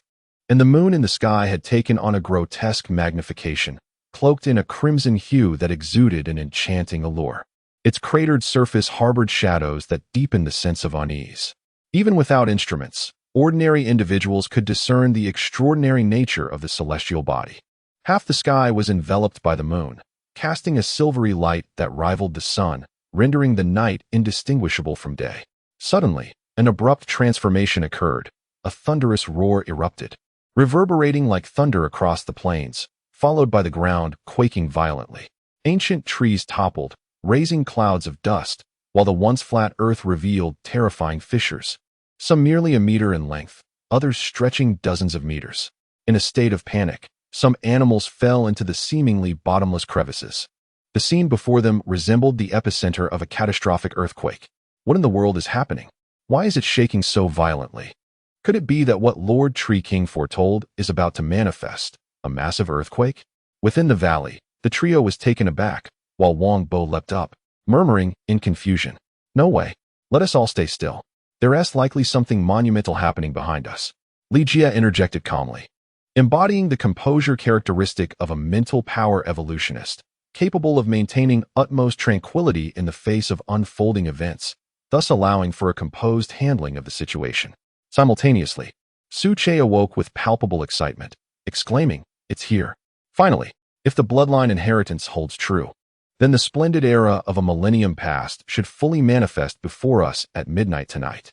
As they spoke, the rumbling continued unabated. Before the astonished eyes of the trio, the mountains on either side began to ascend, not only rising but also extending outward as if they were regrowing. Indeed, you heard correctly, the peaks were growing taller. Not just the mountains, the ground itself commenced an extensive stretching, the gaps in between widening with a series of cracking sounds. What was once a 1,000-acre valley had multiplied tenfold, reaching a staggering expanse of over 10,000 acres, while the circular lake transformed into a vast freshwater body. Simultaneously, the core region of Kunlun Divine Palace appeared utterly transformed, expanding from thousands of kilometers to tens of thousands, and continuing to grow with the passage of time. The divine craftsmanship of nature was vividly on display at this moment. Indeed, this is how it should be. This is the original Earth. Su Che murmured softly. Even he found himself astonished by the breathtaking scene before him. Hearing about it was one thing, but witnessing it firsthand was an entirely different experience. Meanwhile, Li Jie seemed to discern something, maintaining his balance. The territory is continually expanding. In just this brief moment, it has already reached 10 times its original size, perhaps even more. It appears this is the grand action spoken of by the Tree King. Chapter 97. The true Earth. The territory continued to expand, and in just a few minutes, the vast expanse of the Kunlun Mountains, which traverses the borders of Huagua, underwent a remarkable transformation. Viewed from the sky, the Kunlun Mountains appeared to possess an overwhelming vitality, as if animated by a life force, extending outward in a rhythmic undulation. Rocks accumulated, soil turned over, and the mountains continued to expand. Simultaneously, an immense surge of dense spiritual energy flowed forth from the depths of the earth. This energy, encapsulated within the soil, had been synthesized under immense pressure into a high-grade spiritual essence. It is noteworthy that spiritual energy possesses various grades, primarily categorized into 3 stages. At this moment, within the same volume, the spiritual energy present in the air was at the 3rd stage, corresponding to the levels found within the valley, and, to some extent, even surpassed it.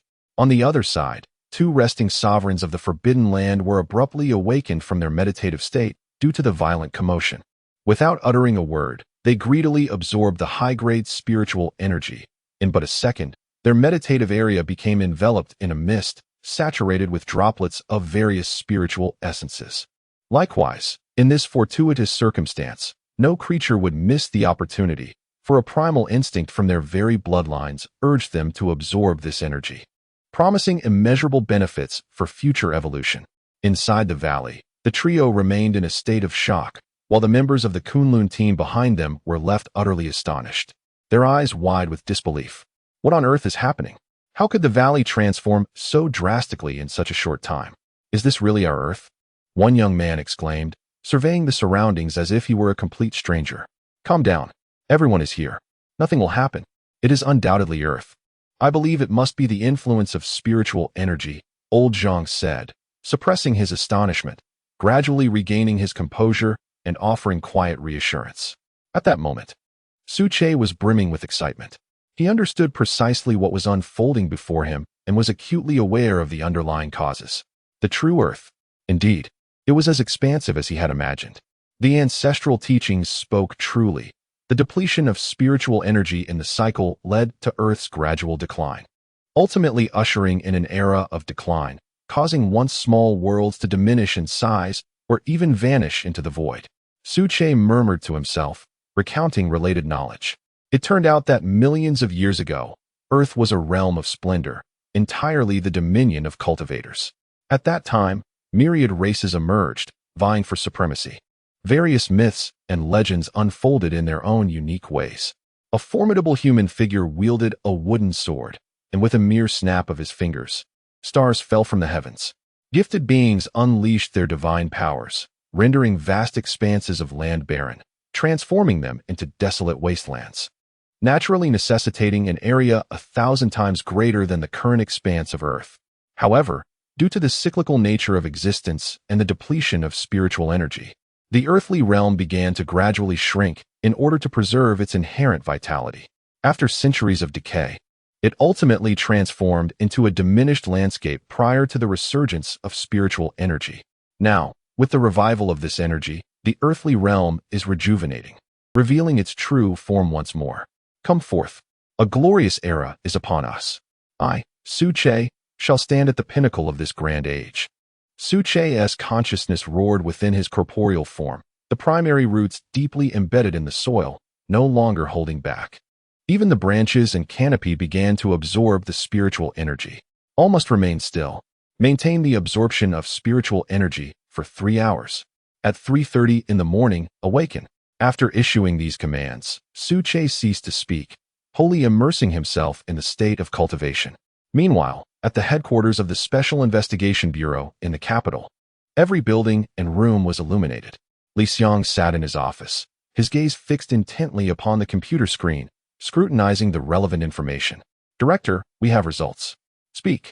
Based on the data, the Kunlun mountain range has increased by a staggering 12.5 times from its original size and continues to expand. Simultaneously, the entire territory of Huagua has enlarged tenfold, resulting in significant degradation of the roads connecting cities, rendering them nearly impassable. Due to time constraints, further data is still under exploration. The secretary succinctly delivered the information and then stood silently, awaiting the next command. In truth, Li Xiang, as the director of the Special Investigation Bureau, found it difficult to process the information. After all, he was not Su-Che, lacking the knowledge bestowed by ancestral lineage, and remained unaware of the true cause behind the dramatic changes unfolding before him. Chapter 98. The Global Temporary Regime. After much contemplation, and based on the existing data, Li Xiang made an initial assessment. His expression was grave, and after mutual discussion, he finally issued a relevant command to the highest command district. Disseminate the pertinent data. Inform all citizens to remain in place, particularly to avoid wandering about.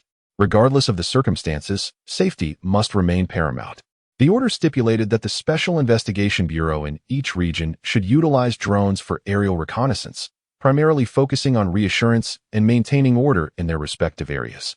Soon after, an official response emerged, followed by a deluge of media coverage. However, the results did not align with expectations. At that moment, despite the late hour, few were able to rest. Indeed, under such tumultuous circumstances, slumber was nearly impossible. They continued to monitor the ongoing situations in their vicinity, showing little regard for the official explanations released, as the authorities had failed to specify the underlying reasons, offering only a vague assurance of stability. Consequently, forums, Weibo, headlines, and Douyin. In an instant, various chat groups sprang up like mushrooms after rain. Undoubtedly, the top 20 trending topics on Weibo were dominated by the recent upheaval, and as time progressed, the fervor surrounding these topics escalated dramatically. The scene was nothing short of fervent. Some individuals even disregarded their games, fervently typing away at their keyboards, transforming into keyboard warriors, perpetually sending related messages. In the Awakening Deities chat group, the previous calm was abruptly shattered as discussions ignited. The humble evolver. Holy cow. Something has happened here. Element controller. What is the matter, old Wong? You're usually the veteran. Why the sudden alarm? What is the situation on your end? The humble evolver. Just now, several highways around us have been blocked. The entire city is gridlocked, and almost all overpasses have collapsed. Element controller. Stay calm. Everyone is in the same boat. The higher-ups are likely overwhelmed, as the scale is far too vast and indiscriminate. I am extraordinary life. What is the big deal? You wouldn't believe it, but my 10 acres of vegetable garden has inexplicably expanded to over 100 acres, and I'm still in shock. Moreover, there is a single vegetable plant that seems to have undergone ancestral evolution, sprouting a new green root crown, and the aura is simply overwhelming. Element controller, wow. I'm envious. It must be a celestial fruit. You've hit the jackpot. Quickly informed the Special Investigation Bureau. At precisely 1 o'clock in the morning, after a full hour, the entire Earth experienced a phenomenal expansion, swelling to 15 times its original size, with its surface area continuously extending in all directions. In various nations, the majority of foundational structures have suffered a devastating blow, leaving behind mere remnants resembling a wasteland. In Kyoto, at the headquarters of the Special Investigation Bureau, the secretary entered, stating, "Director, we have just received a brief message from Bear Country and Eagle Country, inviting you, as a representative of the Huawei Special Investigation Bureau, to participate in a global emergency conference." Upon hearing this, Li Xiang raised an eyebrow, perplexed, and inquired, "Global emergency conference? What is that? What time is it now? What are those people thinking?" The situation across all nations was nearly identical, a scene of utter devastation. Transportation in various regions was on the brink of paralysis, requiring immediate restoration. Where was the time to attend this so-called global emergency conference? As he spoke, a video invitation suddenly resonated from the large screen before him, displaying 5 black squares, each representing a different nation, 4 of which were illuminated. "This, Director, please look," the secretary asked, clearly unaware of the specifics. Li Xiang waved his hand, signaling to connect the video. From his position, some matters were not worth guessing. A little thought would reveal the obvious. Now that the video call had come through, it was simply unavoidable. Ding! The video commenced, and the first to speak was the War God Bureau of Country M. "Esteemed directors, I shall refrain from unnecessary preamble. As I trust you are all aware of the situation, I will not waste time elaborating further. The purpose of this meeting is to facilitate the establishment of a global emergency system. In this era of spiritual energy, the circumstances of our respective nations are exceedingly perilous, especially tonight."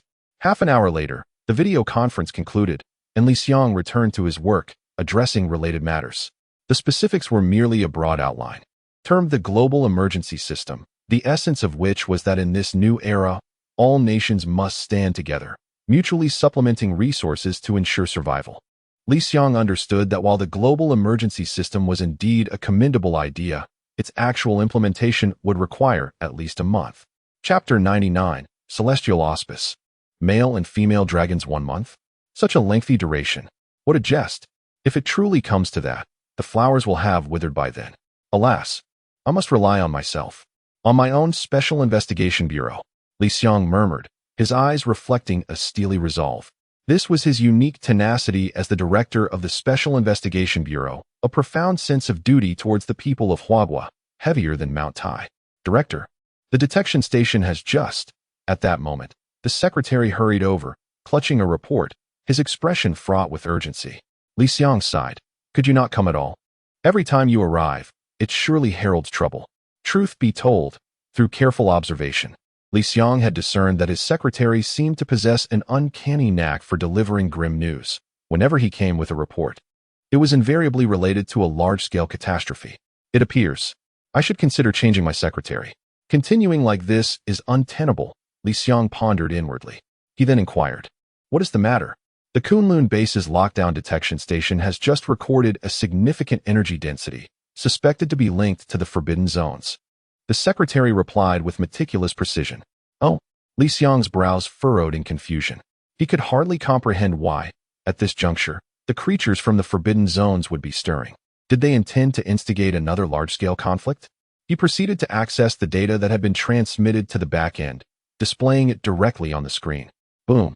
At first glance, upon witnessing the intricate web of red dots indicating the energy density, Li Xiang's mind erupted, akin to thunder striking a tranquil plain, leaving him in a state of bewilderment.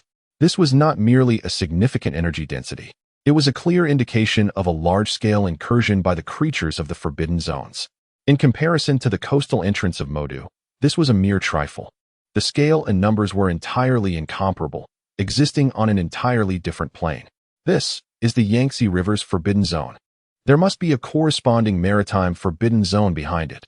Otherwise, such a magnitude could not be conceived. As Li Xiang scrutinized the map, he made a rudimentary assessment based on the distribution of energy density. Indeed, He was absolutely correct. The congregation of creatures from the Forbidden Zones originated from both the Yangtze Rivers and the maritime Forbidden Zones. As the sovereign of the Forbidden Zones, having narrowly escaped death at the hands of the Kunlun Palace's domain lord in another area, the catfish was understandably resentful, seeking retribution in the maritime Forbidden Zone. The two entities were thus perfectly aligned in their objectives, each fulfilling their respective plans. Of course, the maritime Forbidden Zone referred not to Modu's coastal entrance, but rather to the expansive area at the mouth of the Yangtze River, where another sovereign presided over thousands of square kilometers of waters. At 3:30 in the morning, within the valley, a sudden, resplendent golden light flickered, emanating a sense of awe that pierced through the heavens and the earth. In the next moment, the anomalous moon regained its normalcy, and the ocean tides in various regions returned to their original states.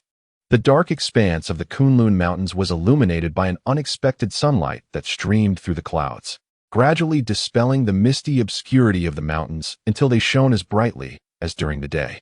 In the sky, clouds gathered, adorned with a purple glow, as a magnificent aura flowed above, forming a cascading waterfall of ethereal energy that resembled liquefied, high-grade spiritual essence. On the ground, flowers bloomed in a vibrant display, as if welcoming the arrival of spring. In the center of a circular lake, a flash of red appeared, seemingly conjured from thin air, as a crimson lotus emerged, boasting 12 petals poised to unfurl, encasing a lotus seed within. It radiated an enigmatic charm, resting gracefully upon the water's surface. Before the medicinal fields, an unusually shaped tree, exhibiting an extraordinary form, broke through the earth, visibly growing before the eyes, reaching a height of 5 meters within mere moments, and still continuing to rise. Upon closer inspection, it was bare of any bark, a striking green hue enveloping its entirety, devoid of leaves, standing there like a winter fruit tree. Simultaneously, after the emergence of these peculiar plants, the entire Kunlun mountain range witnessed the appearance of similar wonders in various corners. Some stood alone, proud against the biting wind, while others flourished in clusters, exuding the aura of celestial treasures. Dragon fruit. So it was these entities. The two plants that first appeared were birthed in the region of the most concentrated spiritual energy, embodying the legendary male and female dragon fruits. Representing the duality of yin and yang, the essence of this transformation. Su Che gazed intently, speaking to himself with fervor, his excitement palpable.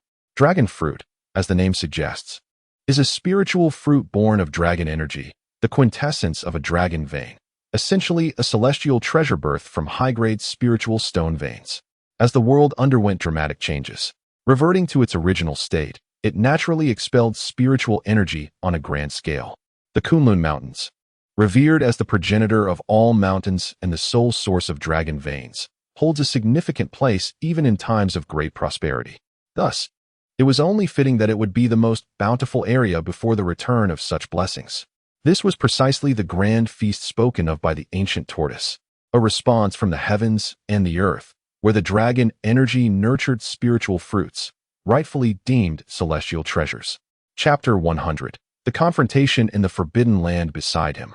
Wang Bo stood in sheer astonishment, his eyes wide with disbelief as he gazed fixedly at the male and female dragon fruits not far away. Feeling as though he had encountered a specter, he began to question the very essence of existence. What in the world is happening? Is this automatic growth, transmutation, or perhaps some divine sorcery? This is utterly preposterous. Xiao Zhiguan nodded in agreement, equally overwhelmed. The sight of the male and female dragon fruits growing spontaneously in the void was something he would have never believed had he not witnessed it with his own eyes. Anyone else would have dismissed it as mere illusion. Yet, the fragrant aroma wafting through the air and the inexplicable charm surrounding it were undeniable truths. It seemed that the three sovereigns of the Forbidden Land had concurrently descended upon our Kunlun divine palace, likely drawn here by the allure of these spiritual fruits. At that moment, Li Jie suddenly experienced an epiphany, grasping the underlying reasons. In the next instant, information regarding the dragon fruits was directly transmitted into the minds of the three men by Su Che. After a brief pause, Li Jie stood there, momentarily stunned, before exclaiming in disbelief, "The essence of the dragon vein. It can aid in breaking through to the second tier of the extraordinary realm, perhaps even the third tier.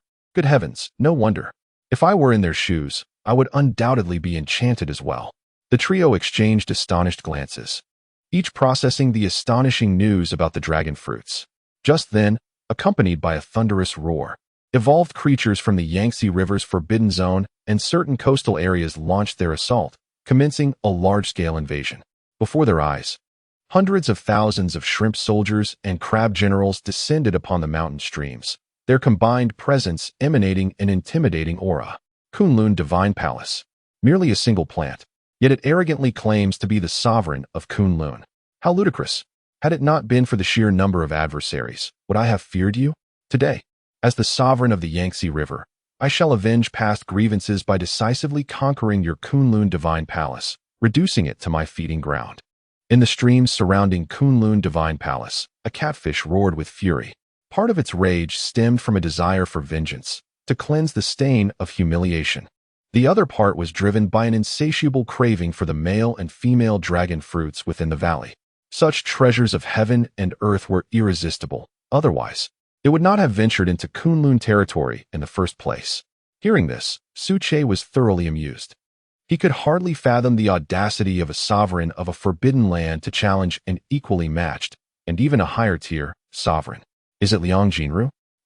Last time, out of goodwill, I let you go so easily. I never expected you to return and cause havoc. It seems that you have indeed found comfort. This time, even the mightiest deity would be utterly incapable of saving you. As the words fell, an aura emanating from the second-tier extraordinary was unleashed without reservation, crushing in a singular, overwhelming force. In the next moment, a bolt of lightning struck the clear sky, a purple lightning of the girth of a water barrel, accompanied by the judgmental power, thundered down, directly targeting the injured head of the catfish. Boom! Due to the pressure of the aura, the ruler of the Yangtze could not evade in time. With a single glance, he was violently struck upon the forehead.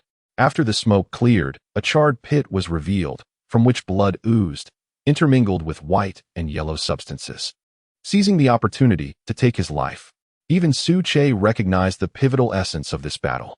Boom! The soil upheaved as hundreds of main roots surged from the ground, revealing at their tips concealed black areas, the manifestation of Su Che's second divine ability, Devour. With a whoosh in the blink of an eye, the multitude of roots, akin to suction cups, clung tightly to the surface of the ruler, imbued with a terrifying consuming force. Roar! What is this? What monstrous thing is this soon? The ruler, feeling pain, realized that the energy within him was rapidly depleting, inducing an unusual panic. As he roared frantically, his spirit energy surging, droplets of water scattering, creating deep pits around him. Yet, it was too late. The outcome had already been sealed. 10 seconds later, the roars diminished and ultimately ceased, leaving behind only a skeletal remnant, as the flesh and blood energy was transmitted through the roots into Suche's body. This is the power of Devour. Indeed, it is utterly tyrannical. On the hill, Taoist Yusu remained concealed as usual, evaluating the situation after a comparative observation. In truth, under the cover of spiritual power, he was utterly exposed. Suche had long seen Taoist Yusu, but he posed no hindrance, and in some respects, even served a slight purpose. Hence he was not disposed of. Subsequently, the death of the ruler triggered an explosion throughout the Kunlun battlefield. The third update is presented. We shall meet again tomorrow. I am off to bathe and rest, feeling quite sticky. Chapter 101. The Master takes action in an instant, from the forbidden lands of the Yangtze River. 100,000 evolved creatures surged forth like a swarm, appearing as countless tiny black dots from the mountaintop, densely packed and jostling against one another, sending shivers down one's spine. Their eyes glowed with a crimson hue, devoid of reason, as if they had all succumbed to madness, showing no regard for whatever lay before them, embodying a state of fierce aggression. It is the manifestation of mind control. No wonder, as a sovereign of the forbidden land, his combat prowess is surprisingly inadequate. Not only would he falter before the king of Kunlun, but even against several domain lords. He would remain helpless. It seems his dominion relies entirely on mental manipulation. Who is Taoist Yusu? He stands at the pinnacle of human enlightenment. With keen insight akin to a blazing eye, he instantly connected the dots upon noticing the abnormal behavior of the creatures from the forbidden land. At that very moment, the sovereign of the maritime forbidden land, accompanied by a roar, similarly commanded 100,000 marine beings to launch a large-scale assault. Despite harboring trepidation toward the second-tier transcendence, he firmly believed in his own strength, confident that even if he could not win, he could ultimately escape unscathed. After all, his rule had been established through sheer power. Yet, the most crucial element was the male and female dragon fruit. As the saying goes, men die for wealth, birds perish for food. Should he acquire it? The essence of dragon energy contained within the male and female dragon fruit in the valley would enable him, as a sovereign of the forbidden land, to ascend to the second tier once more, even laying the groundwork for a potential advancement to the third tier. In such a case, he might very well venture into the depths of the ocean. All units advance. Without my command for retreat, none are permitted to fall back. At the mountainside, the sovereign of the forbidden land issued the assault order, his gaze fervently fixed on the valley, brimming with avarice, wishing fervently to seize the male and female dragon fruit at that very moment. Following closely, Shao Jin and the domain lords commenced their counterattack. Count numbers? What a jest! This is the Kunlun mountain range, under the jurisdiction of the Kunlun Divine Palace. How could we possibly lack evolved creatures? At the very least, there are assuredly 100,000, perhaps even more. Kunlun's western domain. All units, engage. Kunlun's northern domain. All units, engage. Kunlun's eastern domain. All units, engage. Kunlun's southern domain. All units, engage. The four lords of the Divine Palace simultaneously issued their commands. In an instant, the creatures within the caverns emerged. On the ground, snow leopards, tigers, brown bears, and wolves. In the sky, flocks of birds converged to form an aerial combat team. In the waters, the various river systems within the mountains erupted into battle without hesitation, requiring no congregation. Indeed, it seems to encompass everything. Under the commands of their respective domain lords, they first congregated into a mass before dispersing in four directions, resolutely mounting a defense. A roar echoed as a snow leopard perched atop the mountain, its formidable form towering high, claws raised, glistening with a chilling light that proclaimed its might. With a ferocious strike, it brought its claws down upon a sea shrimp that stood before it. In an instant, blood and flesh erupted. The 1-meter-high shrimp was mercilessly driven into the ground, as if it were a plant upturned, leaving a deep pit behind, filled with blood and remnants of flesh. In a swift motion, shadows flitted through the air as a multitude of birds, relying on their speed, dashed about in the sky, their wings as unyielding as steel. In a breath, they were stained with crimson, and a multitude of sea creatures fell lifeless to the ground. Within mere minutes, the entire Kunlun mountain range had transformed into a battlefield soaked in blood and gore. Every second witnessed the demise of no less than several hundred evolved beings. The air was thick with the scent of blood, coalescing into columns that soared towards the heavens, exuding an enchanting yet sinister aura. Within the valley, Suche, having made his move, was almost devoid of worry. You three, heed my command. Set forth immediately. Bring the entirety of the Kunlun squad to assist the 2 aerial scouts and Xiao Yu in executing a large-scale rescue operation in the Forbidden Marine territory. Upon hearing this, the trio nodded, kneeling on one knee in unison, responding, "We shall obey the Tree King's decree." With that, they departed, leading 30 members of the Kunlun squad outward, fully aware that this was both a trial and a test, particularly for the Kunlun squad. How do you fare, you two? Under the influence of his mental prowess, Suche was capable of facilitating communication with the creatures inhabiting any region of Kunlun Mountain. The 2 domain lords engaged in a mental exchange. Upon hearing the words, the Xian turtle, which had been feasting on dragon fruit, paused and respectfully replied, "I am grateful for the Tree King's concern. I have recently encountered some fortuitous opportunities. As domain lords, we shall not be ungrateful." Beside him, the brown bear lord echoed, "Fear not, Tree King. These 2 mere forbidden lands, one of which is but a diminished version, require no undue concern. Old Bear will take action at once." With that, the 2 domain lords turned and began to gather their energies. The cause and effect were clear. Suche had provided a cause, and now the 2 lords would return the favor. Chapter 102. Overwhelming domination. 3 seconds later, the 2 sovereign beings, the Forbidden Land lords, completed the brewing of their halted essence, their entire forms emanating an aura reminiscent of roaring, surging ocean waves, layering upon one another, seemingly boundless, unleashing the primal ferocity of their bloodlines. The ancient turtle raised its head, its colossal body akin to an island, began to move. With each step, it left behind 3-meter-deep craters, causing the surrounding area within a mile to tremble incessantly, a duality of black and white auras swirling around it. Subsequently, the ancient turtle glanced around, displaying a profound disdain, and directly stepped into the battlefield most densely populated with evolutionary creatures. No other actions were taken. It merely charged forth, crushing everything in its path. Such simplicity echoed the ancient adage, one force shatters myriad laws. In a single encounter, the contact resulted in the complete obliteration of hundreds of evolutionary beings. Undoubtedly, they were reduced to mere pulp, leaving behind a ground soaked in blood, exuding an unbearable stench of carnage. The earth continued to tremble as layers of soil were upheaved. The shell of the island-like turtle absorbed the onslaught of hundreds of evolutionary creatures' attacks. In an instant, a cacophony of dull thuds resounded as various assaults bombarded its shell. However, as the smoke cleared, the shell remained virtually unscathed, appearing as pristine as ever, as though the recent attacks had never occurred. "Run! We must flee!" cried a commander of the sea tribes, realizing the unfathomable depth of the ancient turtle, his voice tinged with terror, desperate to retreat from the battlefield. Yet, as a forbidden landlord, the ancient turtle had no intention of letting its foes escape. With a mighty exhale, a torrent of blue water surged forth from its mouth, imbued with immense momentum and infused with its own spiritual energy, carrying with it a lethal intent that swept across the entire region. In the span of half a breath, it obliterated tens of thousands of evolutionary creatures. The extraordinary power of the sovereign beings, particularly the Forbidden Land lords, was vividly demonstrated at this moment, far surpassing that of the catfish. Simultaneously, on another front, the brown bear sovereign leaned against a mountain peak, its towering form exceeding 10 meters, an imposing sight.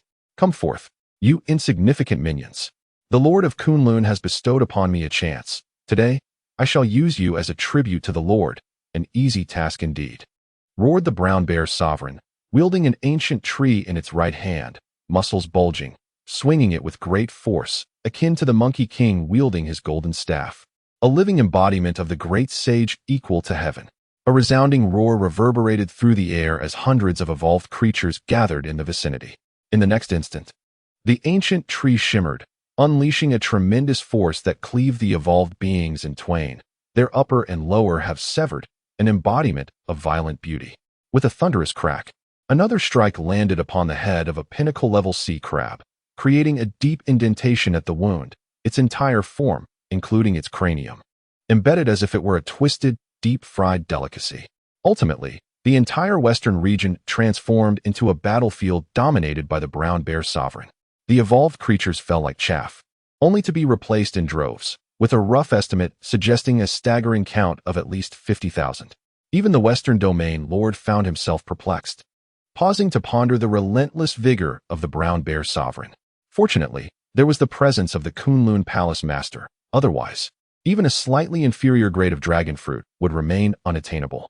As for the female dragon fruit, I dared not dwell on that thought, for it was undoubtedly a treasure of the Kunlun Palace, and I had no desire to engage the Kunlun Palace Master in battle. It would be a pursuit of self-torment. After a brief interlude, the western region fell silent, with the brown bear sovereign seated upon engaging in soliloquy. Beneath its seemingly rugged exterior lay a glimmer of wisdom. Chapter 103. Contemporary myths. In the wake of a cataclysmic transformation, the Kunlun Mountains experienced an infusion of an extraordinary abundance of dragon energy. This ethereal essence gave rise to 2 dragon fruits, one male and one female. In addition, lesser tiers manifested as 3 distinct varieties of dragon fruits, dispersed throughout the various corners of the Kunlun range. The dominators, the brown bear and the black turtle, having arrived ahead of time, partook of a portion of the highest tier dragon fruits among the 3 varieties, which were but a hair's breadth inferior to the male and female dragon fruits nestled within the valley. Consequently, the 2 dominators opted to take matters into their own hands to eliminate the obstacles before them. Indeed, their lineage is extraordinary. There lies hope for further evolution in the future. Observing the brown bear dominator, Su Che expressed his satisfaction from behind, feeling an odd sense of familiarity. As if reminiscent of the legendary Sun Wukong, the Monkey King, particularly in the way he commanded the ancient trees to attack, strikingly similar in nature. Perhaps, Su Che mused, the characters from mythological tales were not entirely fabricated. They may have genuinely existed, albeit in a different form. At that moment, within the valley, the two dragon fruits, embodying the duality of yin and yang, thrived robustly, their surroundings saturated with potent high-grade spiritual energy, which continually coalesced above them, providing the most complete nourishment. Half an hour. That should suffice. Through his mental probing, Su Che discerned the specific conditions of the dragon fruits. Simultaneously, due to the influence of the dragon energy, other heavenly spiritual fruits had nearly reached full maturity, with the crimson fruits in the medicinal field gaining over a century's worth of growth. After a while, the western and eastern sectors were nearly completed, prompting the two domain lords to issue orders to commence the cleanup of the battlefield. However, in the northern and southern areas, where tributary mouths persisted, battles continued unabated, hindered by the relentless onslaught of evolved marine creatures landing ashore, rendering significant extermination a daunting task. This is too slow. It is a sheer waste of time. Su Che, somewhat dissatisfied with the protracted combat anticipated to last 2 hours, decided to intervene personally and seize a wave of nourishment. With his declaration, spiritual energy surged, merging into the void, followed by a gathering of ominous clouds and the rumble of thunder. Bang! A brilliant flash of purple lightning illuminated the scene, unleashing a torrential rain of thunder upon the tributary mouths in the north and south, infused with an energy of sovereign judgment that roamed freely. In but a second, the evolved creatures within the waters were rendered paralyzed, rendered immobile, their mouths emitting only instinctive roars. Then, the second divine ability devoured, causing the main root to rise into the air, weaving a vast net beneath the soil that firmly enveloped all living beings within. Upon contact, the devouring force activated, and the immobilized sea tribe's evolutionary beings were reduced to mere flesh, helplessly succumbing to the handling of Su Che under the influence of the thunderous power, witnessing their gradual descent into death. Oh my! Wang Bo touched his face, astonished as he gazed upon the sea creatures, now mere skin and bones. He murmured, the interplay of the first and second divine abilities yields such tremendous power. It is indeed formidable. In his line of sight, 100,000 sea tribe evolutionary beings had utterly lost their vitality, standing motionless like wooden sculptures, devoid of flesh, weight, or breath, as if a gust of wind could sweep them away. Indeed, it is overwhelmingly powerful. Frankly, I believe that even without our assistance, Lord Tree King could resolve this directly. Even if the numbers doubled, it would pose no challenge at all, Xiao Zhiguo remarked similarly. Absolutely. Lord Tree King. He is truly a contemporary legend, Li Jie added, unable to suppress his admiration. Beneath the mountains, at the station of the ancient martial team of the heavenly ranking, Taoist Yu Su returned and promptly instructed, let us depart. The battle is over. We must leave this place. What were the specific gains? Did you encounter any high-grade items? In response, Captain Zhang Ping produced a package containing dragon fruits of varying grades, stating, in accordance with the instructor's inquiry, we found a total of 31 dragon fruits, 3 of the highest grade, 8 of the second grade, and the remainder third grade. That is sufficient. Were it not for the battle, we likely would have obtained nothing. We are fortunate indeed. The truly valuable items are primarily located within the valley's core area of the Kunlun Divine Palace, where the dragon aura is dense. With that, Taoist Yu Su rose and departed. Chapter 104. The three armies within the heart of the valley. In the central area, Su Che stood resolute, an overwhelming primal aura emanating from the depths of his bloodline. His imposing figure, even in stillness, instilled a profound sense of oppression in other beings, as if the specter of death had descended, rendering them unable to lift their heads in fear. Just moments ago, thousands of creatures had perished, their lifeblood suffusing the atmosphere with a deep crimson hue, as the energy coursed within, gradually digesting and assimilating. At this juncture, the 4 regional lords, dispatched to oversee their territories, converged within the valley to report on their respective situations. Reporting to the palace master, The eastern domain of the Kunlun Divine Palace had witnessed the demise of 610 beings, while over 12,000 foes had been vanquished.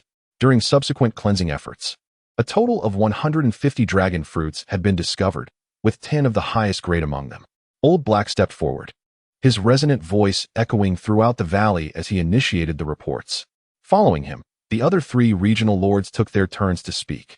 After half an hour, the trio concluded their data compilation, culminating in the final statement delivered by Li Jia, reporting to the Palace Master.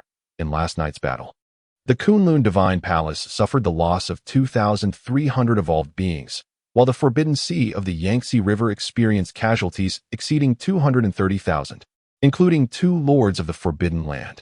A total of 565 dragon fruits of varying grades were found, with the highest grade numbering 60, the second grade 130, and the remainder classified as third grade, all of which have been transferred directly to the Divine Palace treasury.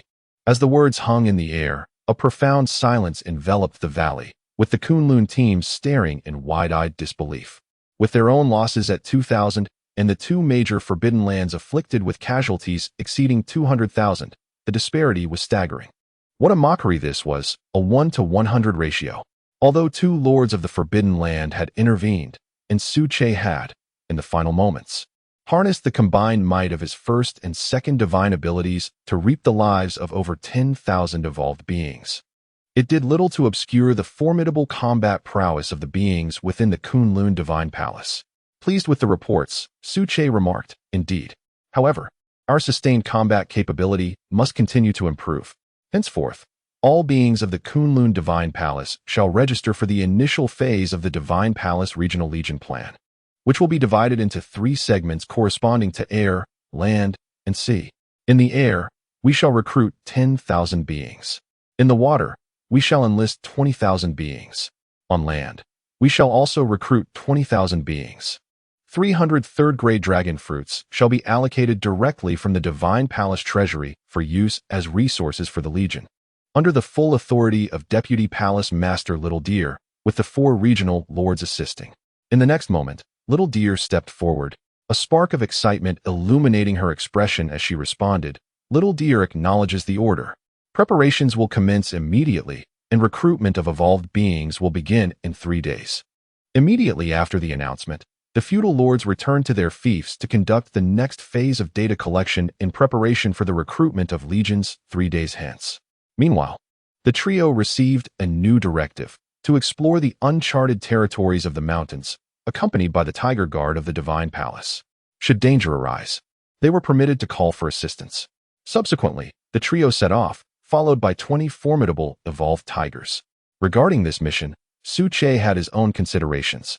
Due to the cataclysmic changes in the world, the valleys experienced significant stretching, leading to the emergence of various unknown areas, all of which shared a common trait, a mist-like barrier of spiritual energy. Even Su Che, having ascended to the second tier of the extraordinary, found it exceedingly difficult to penetrate completely. Thus, he dispatched the trio for this task. After all, one cannot allow others to slumber soundly in their own domain. As the Lord of the Divine Palace, Su Che must first ensure the independence and unassailable dominance of the Kunlun Mountains. What substance could so effectively obscure spiritual energy? Xiao Wang, a photographer, awakened to new abilities following the arrival of spiritual energy, specifically enhancing his visual acuity. Rather than feeling disheartened, he was elated. After all, an improved vision could significantly aid his photography. Presently, he was in his room, fervently editing a video, brimming with excitement. He murmured to himself, "Kunlun Divine Palace. Indeed, it is the mightiest." Confronted with 2 formidable forbidden zones, he continued to assert complete dominance. Determined to let the people of Huaguo recognize the strength of the Kunlun Divine Palace. Click. The sound of the mouse echoed as a 5-minute video was uploaded to the cloud. Okay, mission accomplished.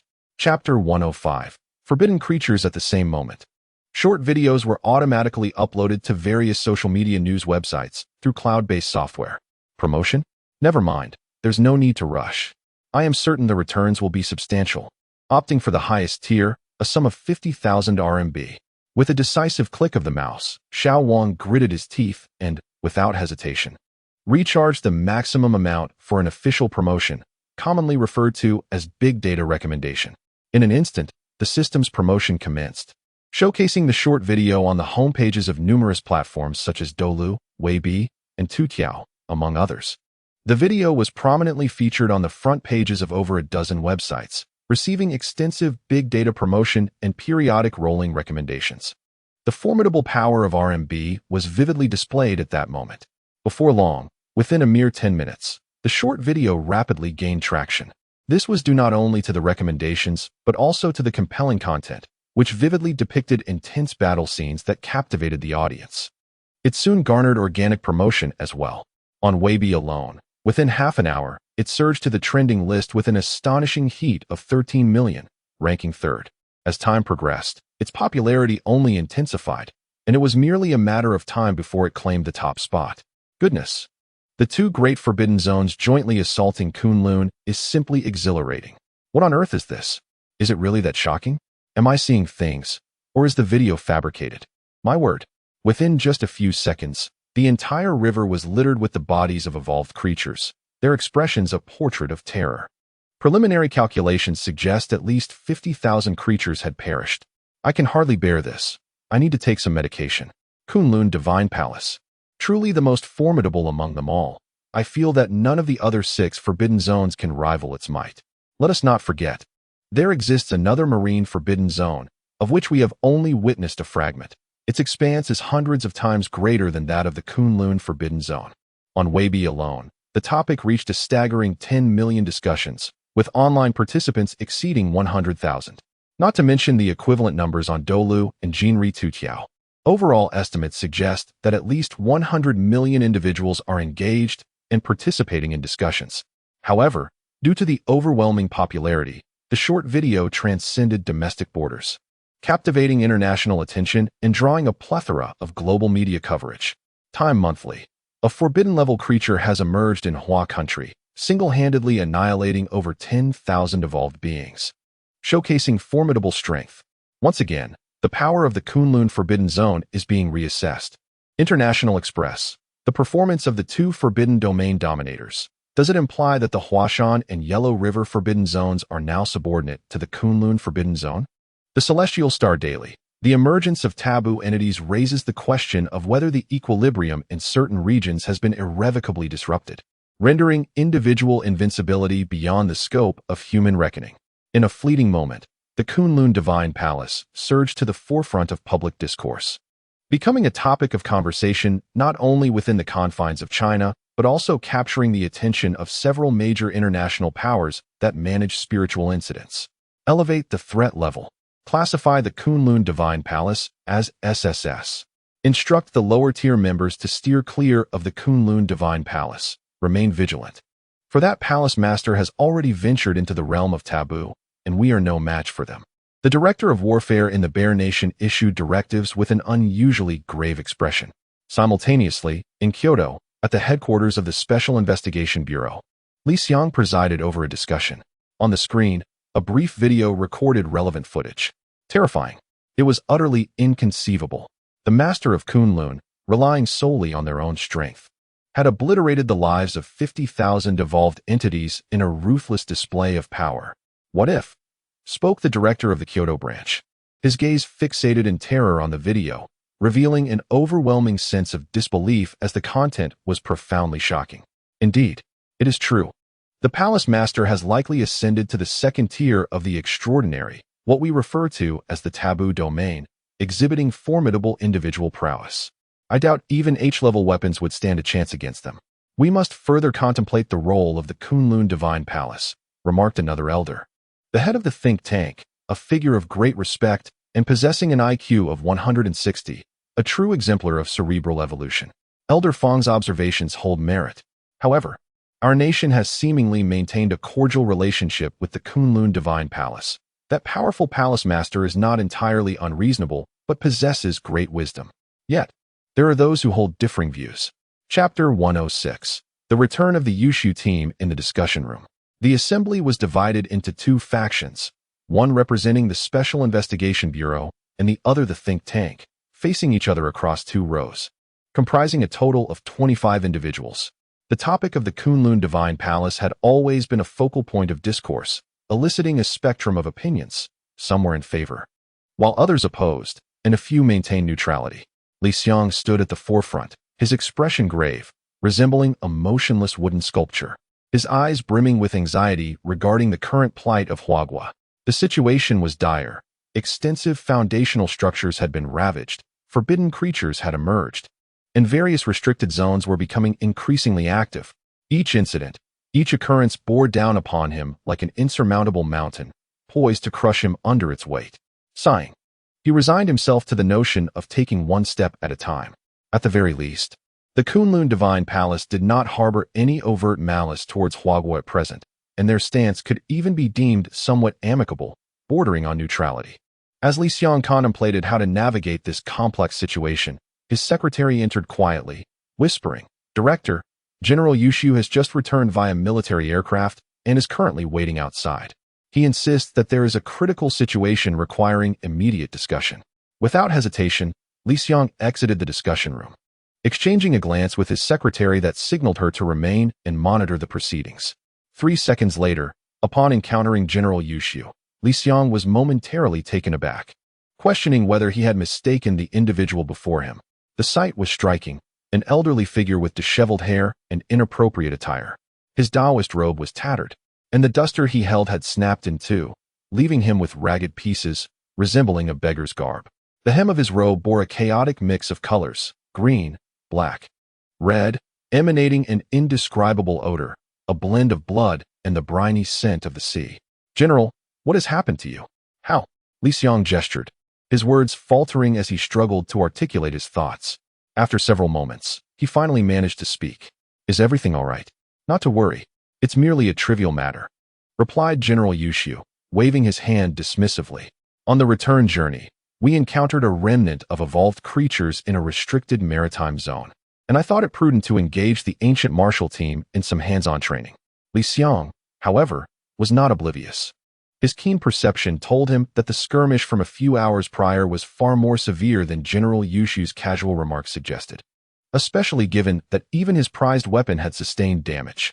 The ferocity of the encounter was evident. "Do not fret. There were no fatalities. Just 2 with severe injuries and 1 with a minor wound," General Yushu reassured him. As he gazed at Li Xiang, General Yushu seemed to perceive his thoughts and continued to speak. "I see. It is fortunate that there were no casualties." Li Xiang nodded, his initial concerns dissipating, and he felt a sense of ease wash over him.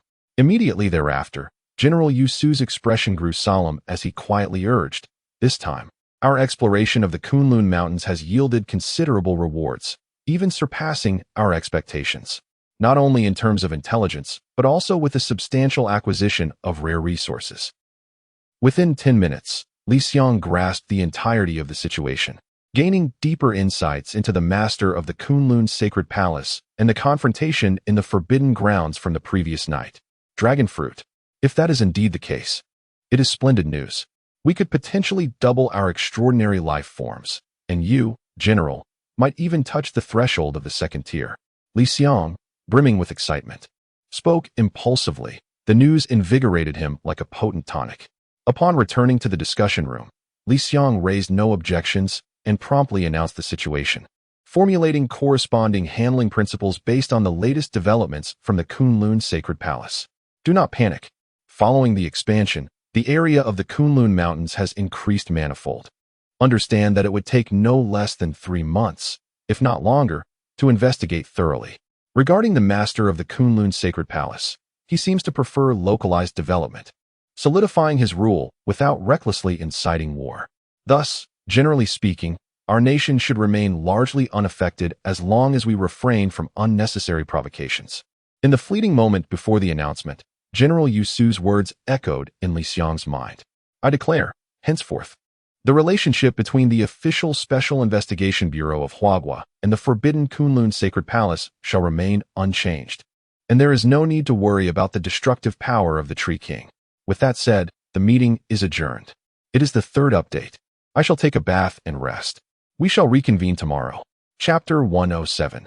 The Era of Grand Infrastructure. Once the specific directives were established, the entirety of Huagua sprang into action. The energy emanating from the mobilization of the national machinery was truly suffocating. Within the span of a minute, the pertinent red orders were directly implemented by the headquarters, cascading down layer by layer. The Kunlun Bureau, formerly known as the Kunlun Blockade Base, boasted over 10,000 base warriors. However, due to the strategic significance of the Kunlun region, it was subsequently disbanded and restructured. Li Xiang incorporated it under the direct jurisdiction of the Special Investigation Bureau, designating it as the principal bureau of the Kunlun Mountains. Tao Jun, the former supreme commander of the Kunlun base, rightfully assumed the role of the Kunlun Bureau chief. At 3 o'clock in the afternoon, after completing an inspection of the Kunlun Bureau, he received a red message from the higher headquarters. Upon opening it, he discovered the specific handling directives decided during the noon discussion. The overarching theme could be encapsulated in a single word: stability. Stability in self-improvement, in regional expansion, in foreign policy, and in perspective. In addition to the specific directives, there were 2 new orders included.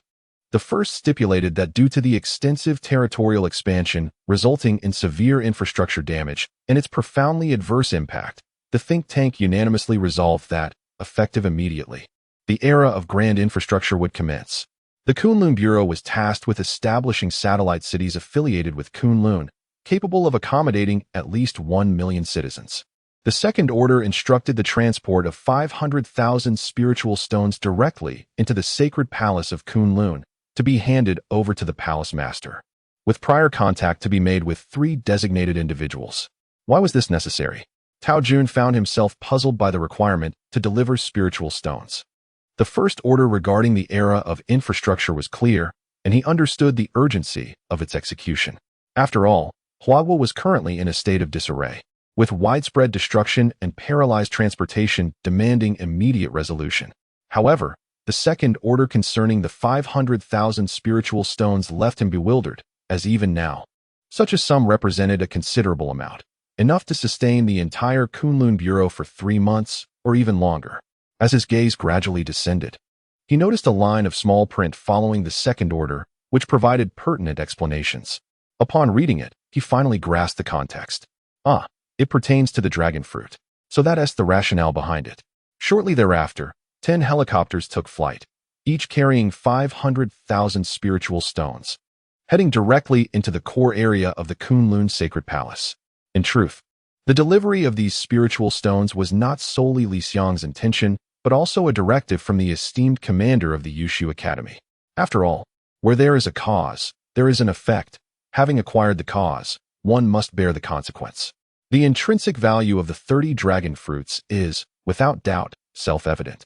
Be it for personal use or for research purposes, they are indeed a precious boon from nature. The celestial-ranking ancient martial team, including Yusu himself, although situated on the periphery of the Kunlun Mountains, have not ventured into the core area of the Divine Palace. Yet, it must be acknowledged, the 30 dragon fruits were indeed taken from the Kunlun Divine Palace, and the absence of interference from others signifies a clear cause. Now, the 500,000 spirit stones stand as the consequence to be borne. Simultaneously, the Special Investigation Bureau officially announced, title, The Era of Grand Infrastructure. Due to a sudden geographical expansion, the total area of Huagua has increased more than tenfold from its original size, now exceeding 10,000 square kilometers. Effective immediately, to ensure seamless communication across regions, the Special Investigation Bureau has initiated a grand infrastructure plan. Within a month, 9 major cities and 9 satellite cities must be established to accommodate a population of 14 billion. Following the announcement, it resonated like a thunderclap, leaving everyone astounded and disoriented. Goodness, there is no need for questions. The magnitude is simply astonishing. Apart from these 2 words, I find myself at a loss for any language to adequately express my excitement. The Special Investigation Bureau is truly formidable. The moment we have awaited has finally arrived. I had just wagered with a friend about whether action would be taken. Considering the current state of near paralysis, I did not expect such a swift announcement. Indeed, it is impressive. In just 1 month, the establishment of 18 cities, including 9 major cities, is a remarkable undertaking. I must inquire, is 1 month not a rather short time frame? Given the immense scale of the project, I find it hard to believe it can be completed. How could this be possible? One must consider the era we are in. As long as those with awakened abilities take action, it will undoubtedly become a reality with ease. Chapter 108. The Mysterious Unknown Region, Part 1. Immediately thereafter, within a mere span of 3 seconds, a second announcement was made. The preceding notice included detailed information, which was concurrently uploaded to the official Weibo account and prominently pinned to the top of the page, in the most conspicuous position. It stated, effective immediately. The Special Investigation Bureau is recruiting element-controlling evolvers in 3 categories: earth control, metal control, and water control, for temporary city construction tasks. The 9 major cities, symbolizing the 9 provinces of China, include Magic City, Capital City, Sheep City, Golden Capital, Shu River, and Xian Prefecture. Alongside, there are 9 satellite cities: Kunlun Satellite City, Huashan, Yangtze River, Yellow River, Maritime Region, and the Himalayan Satellite City. Salary and benefits range from 1 star to 9 stars, corresponding to daily compensation of 1 spiritual stone for a 1-star evolver, escalating to 9 stones for a 9-star evolver. As for the extraordinary evolvers, they will receive a monthly compensation of 1,000 stones along with 3 spiritual fruits. The impact of this announcement captivated the citizens of Huagua, leaving them spellbound and utterly engrossed. Ultimately, they became so absorbed in the online discussions that they neglected their daily responsibilities in pursuit of the latest updates. In no time, within just a few minutes, corporate groups began to respond. The first to act was the Howhan Group, which announced on Weibo, Howhan Group, our company possesses 25 element awakened evolvers, with the highest rank being 8 stars and the lowest 5 stars, responding to the nation's call by temporarily transferring them to the Special Investigation Bureau.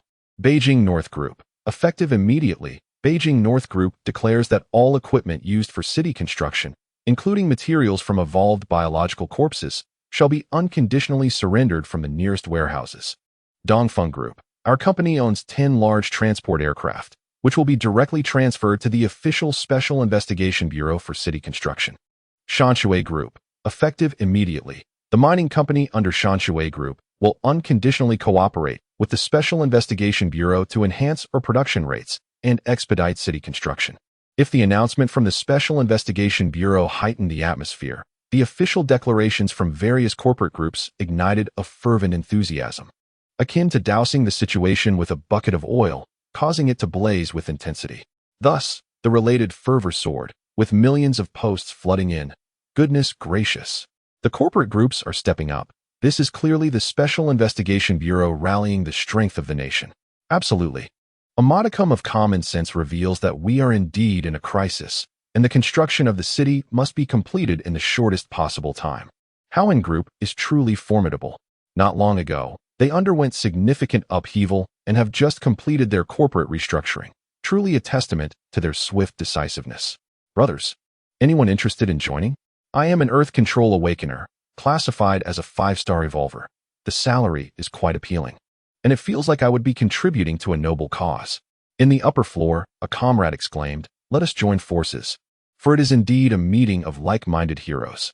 Not only do we receive substantial salaries and spiritual stones, but we can also contribute to a greater cause." Thus, the entire populace became engaged, and in less than half a day, various regional special investigation bureaus recruited over 100 elemental awakened evolvers in a single afternoon. Ultimately, according to incomplete statistics, more than 10,000 elemental awakened evolvers joined the ranks of city construction, with a steady influx of various resources pouring in. Excellent. Disseminate the order. We commence immediately. No individual shall hinder the progress of the project. I have but one command: execute everything according to plan. In the capital, at the headquarters of the Special Investigation Bureau, Li Xiang reviewed the pertinent reports, his heart filled with emotion as he expressed his thoughts, confidence radiating from his words. With their assistance, it is likely that we shall require less than a month. Unexpectedly, he had not anticipated such a swift response from these corporate entities. Indeed, very well. We shall offer some compensation in the future. As for the rest, it matters little. The paramount concern remains the 9 grand cities. Simultaneously, in the Kunlun Mountains, within the vast western region, a trio, accompanied by the Tiger Guard, followed the task directives and arrived at the largest unknown area in the Western Territory. What is this? An air of obscurity envelopes it. A Jia, Sensing the atmosphere, asked, "How do you feel?" Utilize your mental energy to scout the area, should any anomalies arise. We can prepare ourselves in advance.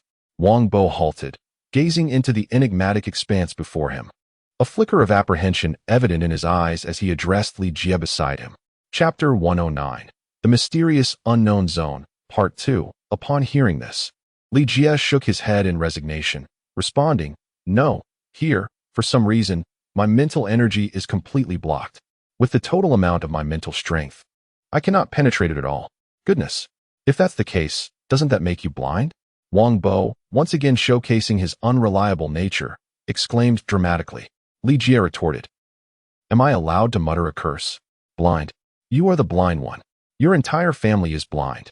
In that moment, Li Jie felt as though a herd of wild horses was galloping through his mind. Indeed, it seemed that their 5 senses, including mobility, were somehow restricted, plummeting to a disheartening low. It was likely that the sect leader had dispatched the 3 of them to investigate precisely due to this mental energy blockage. Otherwise, beneath the vast expanse of mental power, there would be no need for their presence at all. At that juncture, Xiaozhi would join the group, speaking up. After a brief pause, the 3 of them scrutinized the enigmatic zone before them, curiosity evident in their expressions. What first caught their eye was a hazy black mist, swirling and undulating, carried by the wind, evoking an aura of mystery. It enveloped their surroundings, resembling a thick veil, effectively obstructing not only their vision but their mental energies as well. This is truly bizarre. What on earth happened here? How did we stumble upon such a phenomenon? Wang Bo remarked, somewhat speechless, his gaze fixed on the menacing unknown zone that loomed so close yet filled him with trepidation. "Let us not linger outside. We should investigate the situation within," Li Jie suggested, leading the way into the unknown territory, with the other 2 following closely behind, forming a triangular battle formation.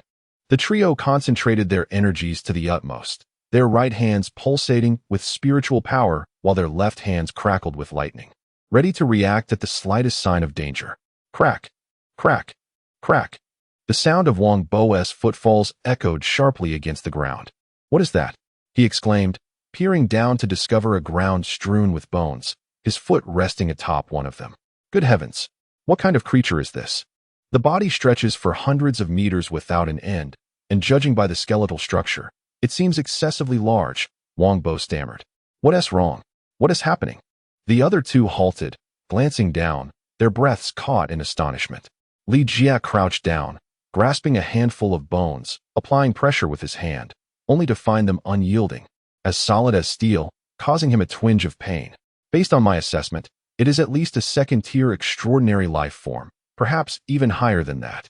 Over the years, the bones have yet to fully differentiate, remaining remarkably solid, indicative of its elevated rank." Beside me, Xiao Zhiguan nodded in agreement, stating, "Indeed.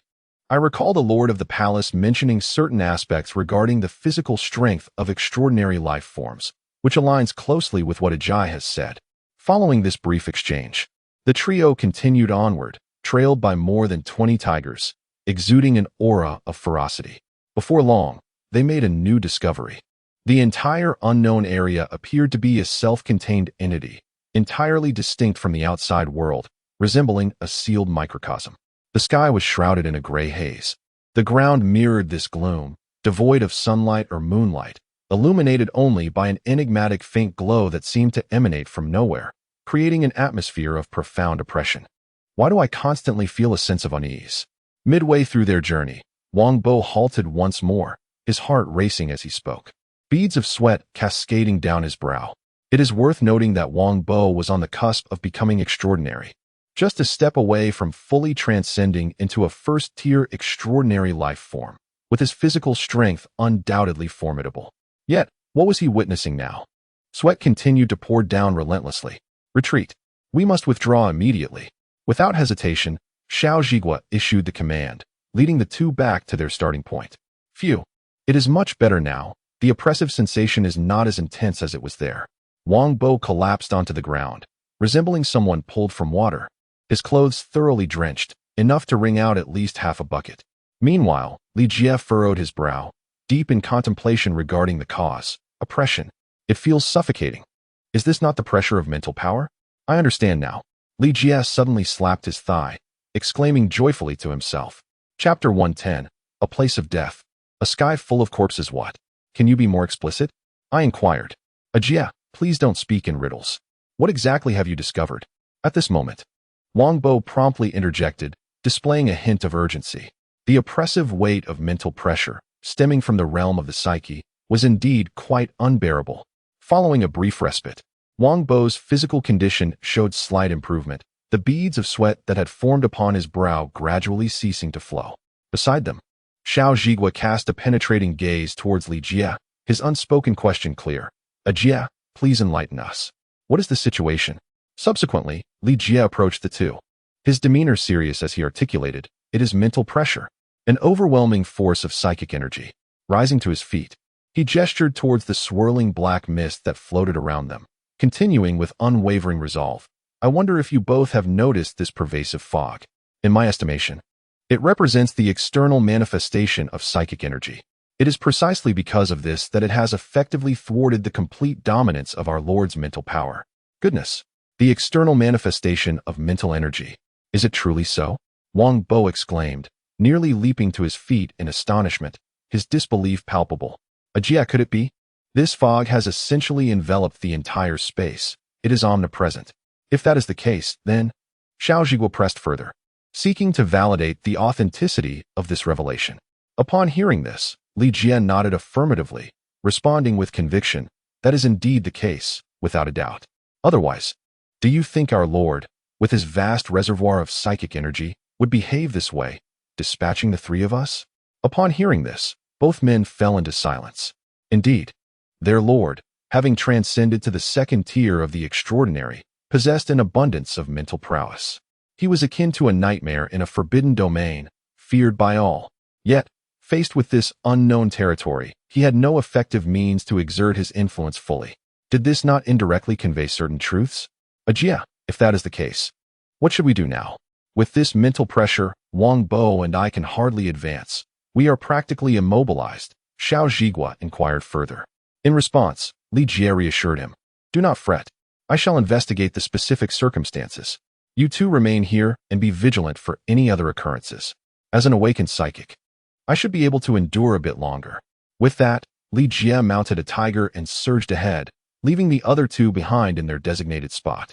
To speak candidly, if something were truly to occur, even doubling the numbers would likely be futile, unless faced with a second-order extraordinary being. Otherwise, such numbers hold little significance.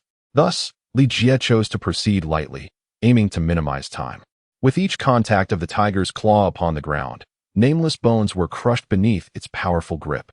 5 minutes later, having ventured 30 kilometers deep, the oppressive mental pressure bore down like a colossal mountain, even as a mental evolver. Having undergone the second awakening of his abilities, he found it insufferable. Enough is enough. It is time to return. Yet, why does this place feel like a desolate graveyard, devoid of life? Had something catastrophic transpired here? Seated upon the tiger, Li Jie gazed into the distance, only to behold an expanse of dense black fog, thick with an unyielding aura of death that enveloped the horizon. Along his journey, he encountered countless animal remains, some towering to a height of 1,000 meters, standing silently and exuding a fierce presence that made it nearly impossible to look upon without trepidation. Others bore peculiar forms, with massive skulls adorned by 5 protruding horns, still emitting a faint glow even after centuries had passed. Even Li Jie, well-read as he was, could not ascertain the nature of the creatures before him. His preliminary assessment suggested a high likelihood that they did not belong to the Earth of today. What on earth? What is this? What sound is that? My goodness, could there still be life within this space? At that moment, a chilling howl reached his ears, draining the color from his face. Without a moment's hesitation, he turned back. Continuing forward was out of the question. The only course of action was to return to the starting point and report the situation to the palace lord regarding the unknown territory. Chapter 111. An explanation from the sect leader within the valley. The trio hastily returned, their hearts still trembling with trepidation from the mental pressure encountered in the unknown region. They remained vividly haunted by their experiences. After a brief respite, they commenced a detailed report on their mission. Oh, a sky filled with skeletal remains. A desolate space devoid of life, withering into oblivion. Black mist pervaded the entirety of the area, intangible yet laden with a formidable mental oppression. This must be an external manifestation of mental energy. After a prolonged silence, having absorbed the pertinent reports, Suche began to form an understanding. He was no longer in the dark. At the very least, he had gleaned insights into the environment of the unknown region, which in turn confirmed certain suspicions he harbored. It appeared to be merely a small world, Suche speculated. However, due to the cyclical mechanisms at play, the spiritual energy had been continuously depleting, leaving the beings within this miniature realm to confront the looming specter of death. As for the myriad of skeletal remains, they likely belonged to the original evolved creatures of this small world. Regarding the mental oppression, according to the accounts preserved in the Bloodline legacy, it was at least the residual aura of fifth-tier extraordinary evolved beings, if not something of an even higher echelon. Otherwise, it would not have been capable of enveloping a span of over 1,000 kilometers. Suche pondered, unraveling the specific reasons behind each phenomenon. At that moment, Li Jie, standing nearby, stepped forward and spoke suddenly.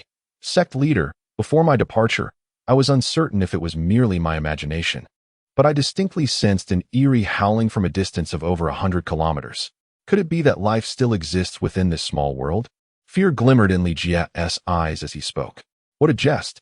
For life to remain preserved and unthreatened after such a long passage of time.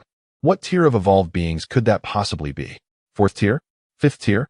Or even higher? At that level, a mere sneeze could easily spell his demise, he mused. In response, Suche contemplated for a moment before replying calmly, "Do not be alarmed. After a millennium of spiritual energy depletion, it is virtually impossible for life to endure within this small world.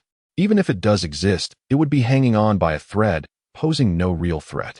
As he spoke, Suche seemed to recall something and continued, "I shall grant you one more day to further explore some of the smaller unknown areas. Complete this before nightfall. The specific locations have already been dispatched. Tomorrow, the 3 legions will convene under the leadership of Xiao Lu, with the 3 of you assisting. The Kunlun squad will join in maintaining order, ensuring that the legion's requisitions proceed without error." As the words fell, the 3 individuals became animated, responding in unison with fervent declarations. "Master of the palace, we comprehend.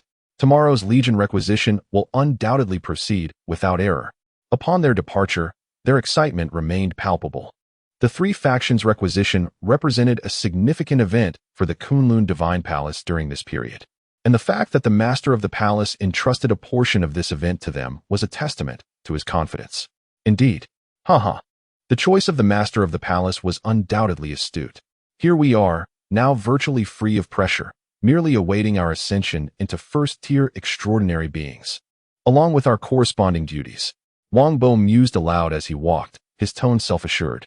Meanwhile, Suche watched the retreating figures of the 3, feeling a sense of satisfaction as he murmured to himself, "What was once a mere casual move has unexpectedly yielded such significant results. Truly remarkable." As he spoke, his gaze shifted downward, landing on the 2 dragon fruits. The time was ripe.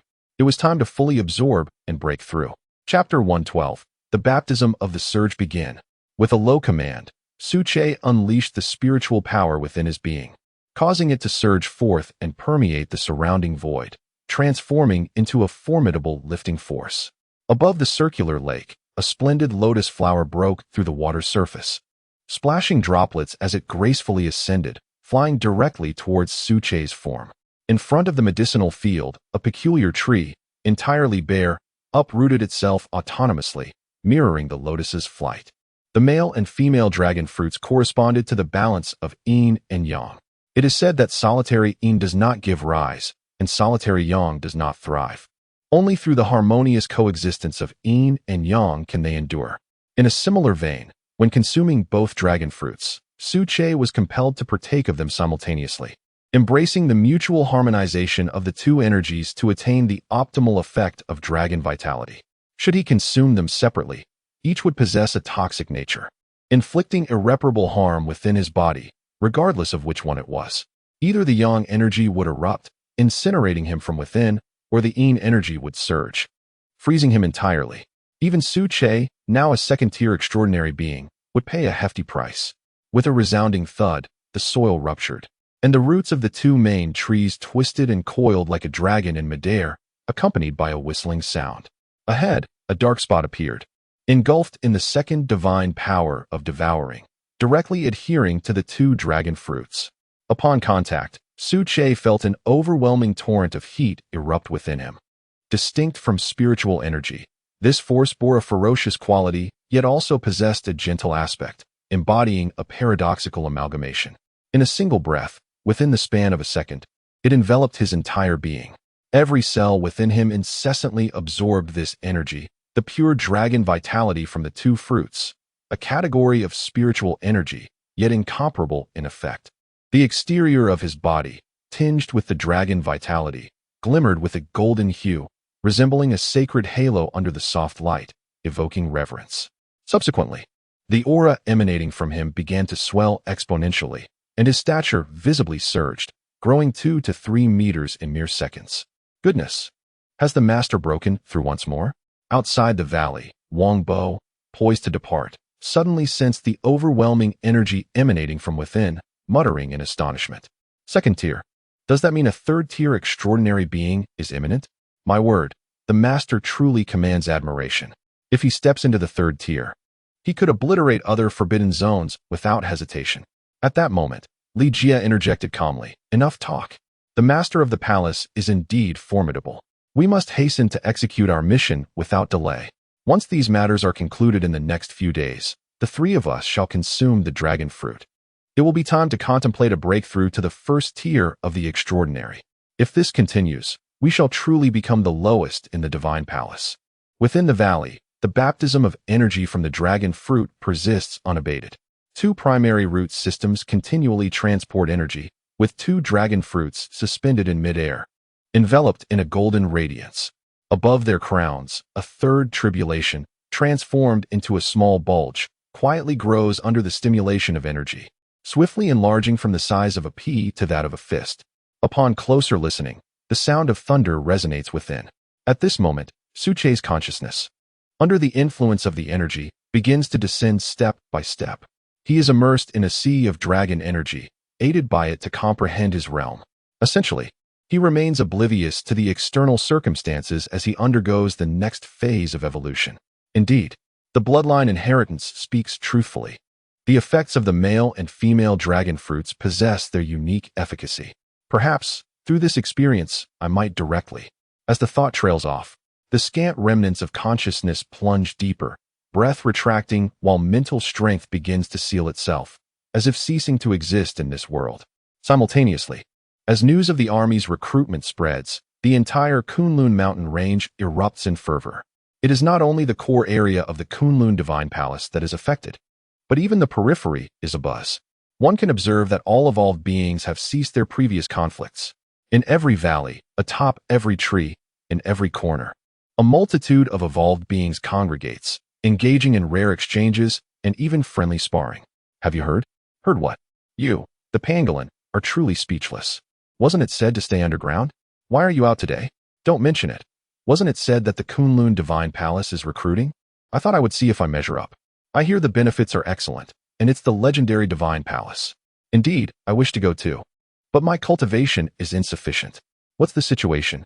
I had no idea there were cultivation restrictions. Mid-tier 0 stage. You didn't know that? The army's recruitment isn't for just anyone. I've heard from certain adults that at least mid-tier 0 stage, if not higher, is required. All right then, I am at the late 0 stage. I barely meet the criteria. Chapter 113. A new ability. As dusk fell, the trio returned once more. This time, the mental pressure permeating the unknown area was not as formidable as anticipated, likely due to its relatively small expanse. In certain localized regions, the aura was even rather faint. Within 2 hours, they conducted a cursory exploration, yet uncovered nothing novel, only a multitude of skeletons and the stench of decay. The entire unknown area exuded an eerie silence, thick with an unshakable aura of death, devoid of even the slightest hint of life. Indeed, as the palace master had stated, the dearth of spiritual energy had resulted in the demise of all living beings within, leaving behind countless bones. Well, let us return to report, one of them suggested. Then we shall prepare for the commencement of the Tri-Army collection tomorrow. This is a significant matter that must not be mishandled by the palace master, otherwise. Wang Bo dismounted from the tiger's back, executing a nimble roll to land firmly on the ground, his excitement evident in his eyes as he murmured to himself. All right, you two stay here and wait for Deputy Palace Master Xiao Lu to return. We shall confer together then. I will go ahead and report the specifics. With that, Li Jie ventured into the depths of the valley. The next moment, a loud bang echoed, leaving Li Jie momentarily stunned. A sharp pain surged through him. He was unaware of what he had collided with, as he was abruptly repelled several meters backward. What just happened? He exclaimed, looking up in astonishment to discover a thin yellow membrane enveloping the entrance to the valley, devoid of any discernible aura, casting a mysterious ambience over the entire area. What is this? Could it be something the palace master just conjured? Standing still, Li Jie pondered for a moment, ultimately concluding that the unique essence emanating from the shimmering circle reminded him of the aura he had sensed from the 2 dragon fruits. Hey, what is going on?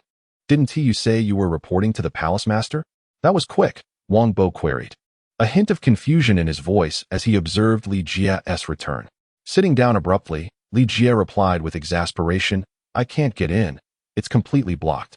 The palace master must have awakened a new ability. The entire interior of the valley is shrouded in a luminous circle. Look, this bump on my head is from crashing into it just now. Honestly, it does hurt a bit. As he spoke, Li Jie rubbed his forehead, and the life energy from the fruit surged forth from his fingertips, transforming into a cool sensation that swiftly alleviated the swelling. Ah well, the palace master's new ability. It's nothing extraordinary, really. Even if the palace master claims he can traverse the heavens and the earth, I remain steadfastly convinced, devoid of any doubt. Wang Bo continued with the next sentence, exhibiting an air of tranquility. In the city of Magic Capital, the Dao Palace Academy is under intense construction, with merely one construction site spanning an area equivalent to 4 magic capitals, extending across the original 7 urban districts. The total area reaches a staggering 700,000 square kilometers, truly deserving of the title of a magnificent metropolis. In the initial blueprint, the colossal city of Magic Capital was delineated into 4 regions, each corresponding to one of the legendary divine beasts, symbolizing auspicious protection. The overarching framework was directly established by the Special Investigation Bureau, while the respective areas were contracted out to various corporate groups within Magic Capital, each responsible for their designated segments to expedite construction. Quickly, speed up the operations. Over here, 50 excavators to Section 8 of the Azure Dragon District. Laziness is not permitted. We must remember that the city of Magic Capital will be our future dwelling, and we cannot afford even the slightest error. Now, inform the higher-ups to send 20 Earth Element Awakened Evolvers to Section 9 of the Black Tortoise District. The soil here is exceedingly hard, and the machinery cannot be operated. In a single day, under the directive of the Special Investigation Bureau, 9 colossal cities and 9 satellite towns simultaneously broke ground. Chapter 114. The Second Order Extraordinary. As the Second Order Extraordinary individuals flocked to Kyoto, at the headquarters of the Special Investigation Bureau, Li Xiang stood before an unusual edifice, his hands clasped behind his back. The structure, predominantly black, resembled a diminutive black hole, absorbing light and exuding an aura of somberness. From a distance, it appeared akin to a colossal goose egg, embodying a standard elliptical form, constructed entirely from the refined qi-infused iron of the Research Institute. In terms of strength, it could withstand not only ordinary D-class projectiles, but also endure the impact of 1 or 2 Dongfeng D-class missiles without faltering. Behind Li Xiang, a cadre of high-ranking officials stood, clad in military attire, their postures erect. Among them were the Vice President of Kyoto Daogong Academy, the Deputy Director of the Special Investigation Bureau, the Commander of the Kyoto Base, and the Deputy Commander of the Kyoto Base. As Li Xiang walked, he murmured anxiously to himself, "What time is it?" The seclusion was scheduled for noon, and now, at 7 o'clock, 7 hours have elapsed. Surely, nothing has gone awry. The chief instructor must be unharmed. As the saying goes, worry breeds chaos. Typically, Li Xiang was remarkably composed. As the director of the Special Investigation Bureau, he adeptly managed matters related to qi. However, when it came to the chief instructor Yusu's breakthrough, his impatience surged, disrupting his calm. There was little he could do to quell his anxiety. After all, Chief Instructor Yusu was a pivotal figure within the Special Investigation Bureau of Huagua, tantamount to a stabilizing anchor. Under ordinary circumstances, one would not anticipate any mishaps. Yet, should unforeseen complications arise due to the threshold of the Second Order Extraordinary, the repercussions could be profound. If news of such an event were to leak, it would strike a severe blow to the morale of the Bureau, potentially leading to social unrest. Director, fret not. Let us wait a bit longer. Given the Chief Instructor's level of cultivation, it is highly unlikely that anything has gone awry, suggested the Deputy Director with a hint of resignation while holding a document in hand. Director, since you cannot settle your nerves, perhaps you should peruse this document. It was just delivered by the Secretary. It pertains to the global temporary regulations. At these words, Li Xiang's spirits lifted, swiftly shifting into a professional demeanor. Oh, what does it entail? I recall we had just convened via video conference a couple of days ago. Has the process accelerated so swiftly? As he spoke, Li Xiang opened the report and began to skim through it. The document was concise, spanning merely 3 pages, outlining a rough framework that detailed the intentions of the other 4 nations involved. The Deputy Director continued, a smile playing upon his lips. Haha, they are indeed impatient. Our nation, vast in territory, faces threats from 7 forbidden zones. However, aside from certain coastal areas, most of these zones are currently in a state of recuperation, exhibiting no overt aggression. In stark contrast, however, lies the situation in Bear Nation. Just last night, in a small mountainous forbidden zone, for reasons unknown, the dominator of the zone unleashed a tide of beasts, a relentless wave of over 10,000 evolved creatures that swept through dozens of villages. According to relevant statistics, in a single night, over 1,000 D-bombs were deployed merely to quell the chaos. As he pondered this, Li Xiang weighed the pros and cons in his mind.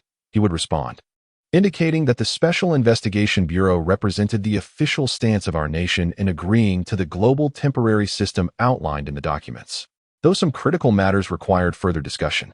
Excellent. I shall attend to it immediately.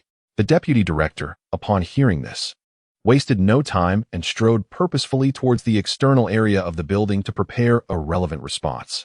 After all, the global temporary system was of utmost significance. Procrastination was simply not an option.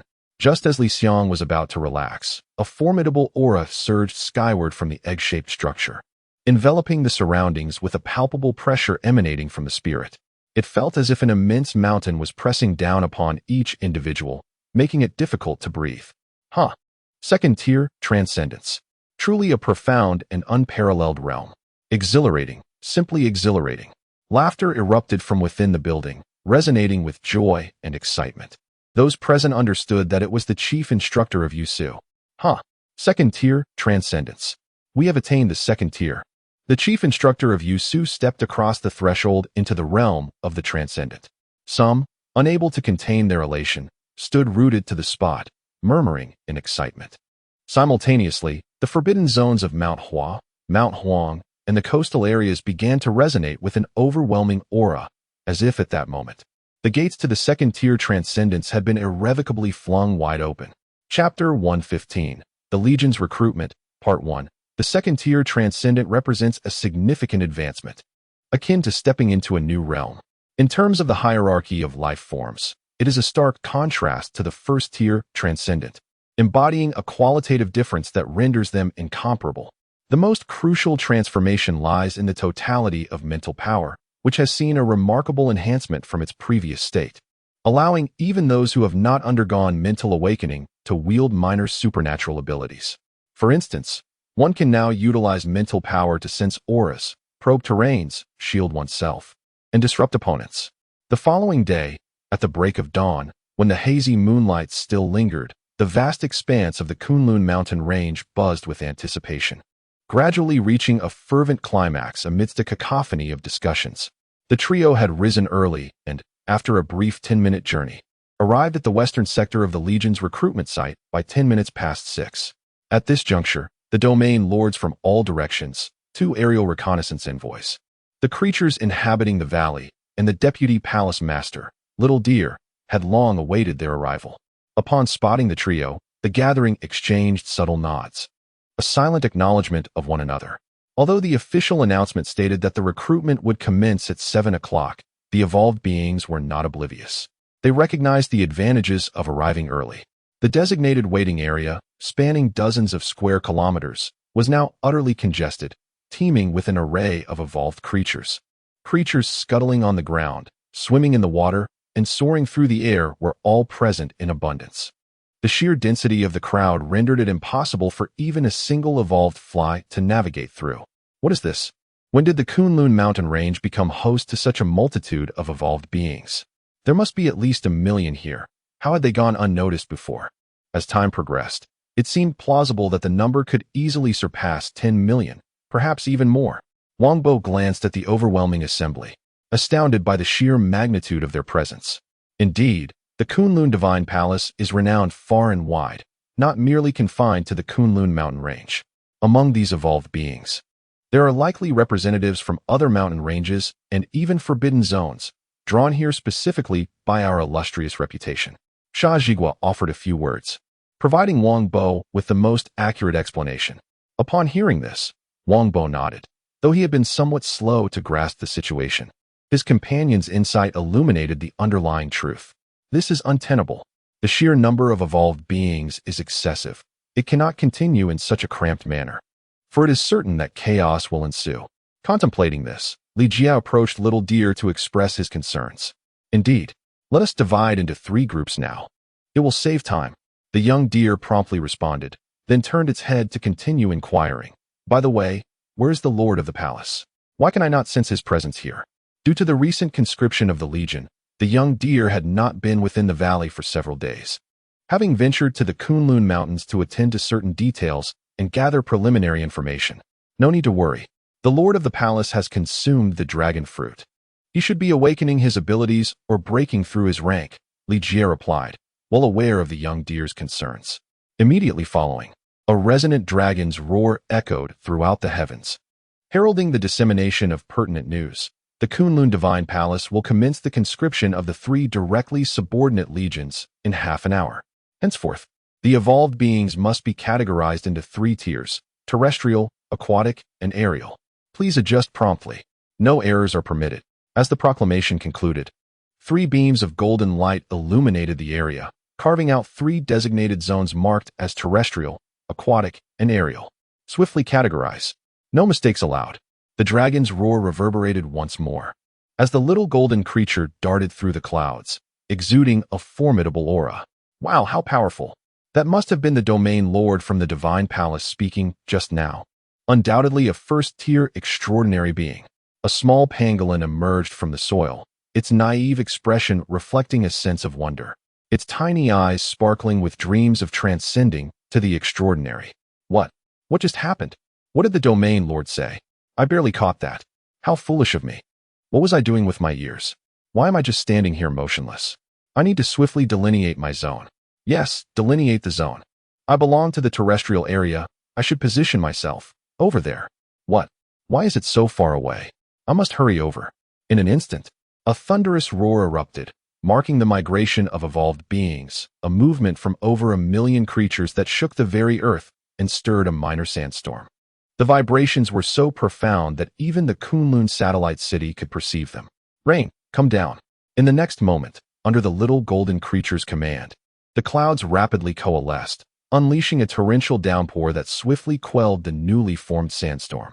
Chapter 116, The Legion's Collection, Part 2, at 6:50 in the morning. Only 10 minutes remained until the official commencement of the Legion's collection. In the tri-regional area, as time passed, the expanse, covering hundreds of thousands of square meters, became densely populated with evolved beings from various regions, packed tightly together as if they were in a colossal sardine can. In the aerial domain, thick dark clouds loomed overhead, casting a somber twilight below, resembling the onset of evening. This was the result of flocks of avian evolved beings gathering together, obscuring the sunlight. An unsuspecting visitor, arriving here unexpectedly, might very well be overwhelmed with fright. A rough estimation revealed that there were at least tens of millions of evolved beings within the tri-regional area. They stood still, exhibiting an unusual tranquility, not even producing the slightest sound, fearful of being expelled by the enforcers of the Kunlun Divine Palace. Merely awaiting the impending Legion review. Where are the aerial reconnaissance envoys? Inquired Deputy Palace Master Xiao Lu, her flowing hair resembling flames that seemed to flicker with authority. Present, replied the Golden Eagle couple. Upon review, you two are fully responsible for the Legion's examination in the aerial domain. The specific quotas must adhere strictly to the original plan. Without error, Deputy Palace Master Xiao Lu asserted with unwavering resolve. As she spoke, the intense flames surrounding her began to flicker and exude tremendous heat. Understood, aerial reconnaissance envoys. The Golden Eagle couple responded in unison, receiving the instruments necessary for the examination. It was a small wooden twig, approximately 4 inches long, with a purplish-black exterior that appeared as if it had been carelessly picked up from the ground or a tree, seemingly inconspicuous. However, one must be aware that beneath its unpretentious exterior lay immense power. Kunlun Divine Palace, where is the Western Domain Lord? Deputy Palace Master Xiao Lu continued, issuing directives for the next area. Here came the response, as the clouds above descended straight towards the ground, followed by a flash of majestic golden light, revealing the formidable 30-meter-long figure of Xiao Jin, who had initially controlled the domain. Upon review, you, the Western Domain Lord, are fully responsible for the examination of the Ground Legion. The specific quotas must strictly follow the original plan, without error, Xiao Lu reiterated with unyielding patience. As time swiftly approached 7 o'clock, a resounding boom echoed through the air as 3 examination instruments simultaneously floated aloft, radiating an overwhelming aura of primordial might. Furthermore, under the infusion of spiritual energy from the respective Legion examiners, the 3 instruments emanated a powerful mental force. Emerging from Suche's aura, it descended with the gravity of a great mountain. What in the world is happening? I feel as though I am on the brink of being crushed. I share your sentiments. The slight pressure from the Palace Master is utterly terrifying. We must persevere, or else. Do not speak, endure. I cannot hold on any longer. My cultivation is insufficient, and it seems I am destined to be estranged from the Legion. In a mere 3 seconds, over 1 million evolved beings were summarily eliminated from the examination zone of the Legion, aided by 3 groups of 5. At this juncture, the Vice Master, Xiao Lu, declared with authority, the Legion examination is divided into 3 stages. The first stage, cultivation level. The 3 factions of the Legion are the core forces of the Kunlun Divine Palace, requiring all evolved beings within the Legion to attain the mid-level of the 0 tier. The second stage, mental pressure. Those who can withstand a wisp of the Palace Master's aura for over 3 minutes shall pass this stage. As for the third stage, Xiao Lu hesitated momentarily, preparing to wait a while longer. After all, to simplify, the first and second stages serve as the collective assessment of the Legion. While testing the cultivation levels, it concurrently evaluates the corresponding mental strength. This approach maximizes the prevention of certain evolved beings concealing their true levels in an attempt to reap benefits in the chaos. 1 minute later, in the zones of the 3 factions, over half of the participants fell, with the original count of tens of millions dwindling to around 4 million. Goodness, so many? Are they trying to exhaust us? I need to rest for a moment and recover my spiritual energy. Wang Bo sat down abruptly, wiping the sweat from his forehead. Tens of millions. We certainly have our work cut out for us. Inform Vice Master Xiao Lu to quickly summon all the guarding forces from outside the valley. Our 1,000-strong contingent is woefully inadequate.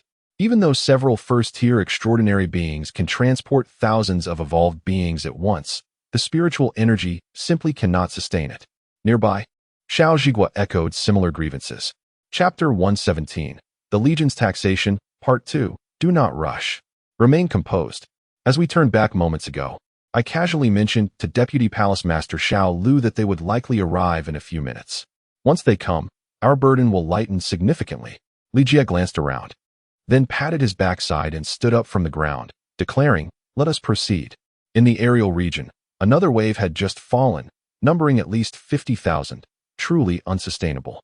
Relying solely on the 2 aerial scouts and the regional defense team would undoubtedly be insufficient. We should not linger here, but hasten to assist. With those words, the trio, accompanied by the Kunlun squad, set off towards the aerial region without further ado, their urgency palpable. Under the Palace Master's instructions, their sole mission was clear: to clear away the evolutionary beings that had failed the assessment and been eliminated, thereby preventing any disruption to the forthcoming Legion evaluation. At this moment, the timer read 1 minute and 30 seconds. Casting their gaze outward, the once dense clusters of evolutionary beings in the three regions, resembling sardines in a can, had dwindled to a mere fraction, leaving only around 100,000, scattered and sparse. They were few and far between across the vast expanse of several 100,000 square meters. Under the influence of mental energy, the extraordinary beings responsible for the assessment could perceive that each remaining evolutionary being was primarily at mid-zero stage or above, with a significant number reaching late stages. Even nearing their pinnacle, there remains half the time, with just over 100,000 left and only 40,000 slots allocated by the Palace Master. Divided among the three regions, even with the reinforcement from the reorganized defense team, we could expect around 100,000 at most. What shall we do, Deputy Palace Master? Could it be? Old Hay, with a booming voice, inquired uncertainly, his imposing figure standing like a small black mountain, instilling an instinctive fear. Fear not. Remain calm. We still have half the duration of mental pressure remaining. It is essential to remember that the three major assessment artifacts were left by the Palace Master, and as time progresses, they will further amplify the mental pressure until it reaches its maximum state, Xiao Lu replied, appearing remarkably tranquil as she gazed down from the platform. Lost in her thoughts. Boom. With a rumble, the protective force surrounding the valley, under Xiao Lu's direction, swiftly arrived at the assessment area to alleviate the pressure. The trio breathed a sigh of relief, with Wang Bo collapsing onto the ground, utterly exhausted, resembling a legendary salted fish. Within 30 seconds, as the timer ticked to precisely 2 minutes, the number of evolutionary beings had indeed mirrored Xiao Lu's earlier prediction, experiencing another significant reduction as the mental pressure intensified. On the original foundation, half has been abruptly severed, leaving only 500,000. What has transpired? How is it that the intensity of mental pressure has significantly escalated? Indeed, it is fortunate that my mental capacity is slightly stronger. Otherwise, following this wave, I could essentially declare defeat. It is exceedingly challenging. The assessment is truly arduous. My goodness.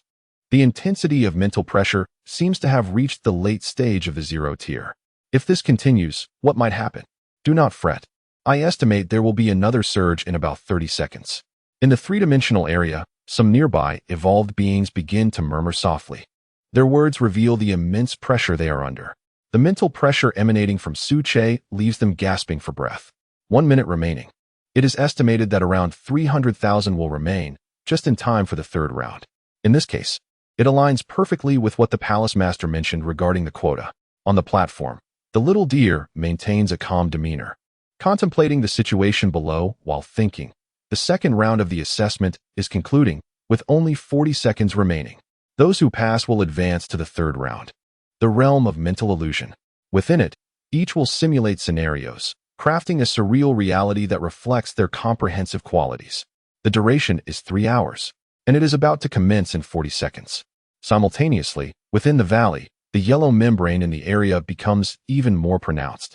Now, it appears almost condensed into substance.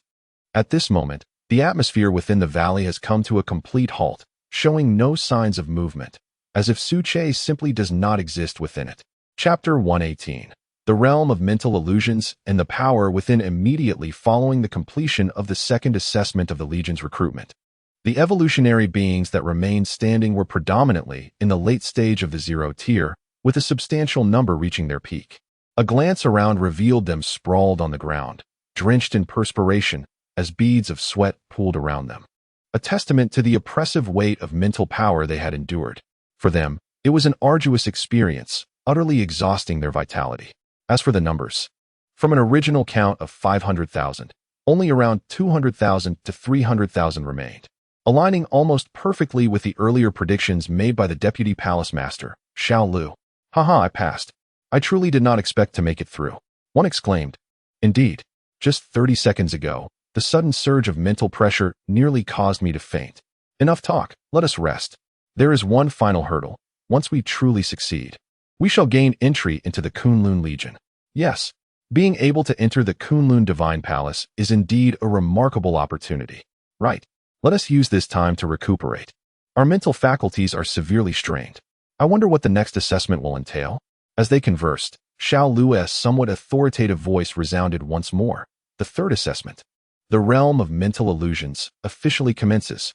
With those words, accompanied by 3 resonant hums, 3 hovering evaluative devices unleashed a torrent of spiritual energy. Suddenly, a brilliant purplish-black light erupted, enveloping the area in layers upon layers of mental power.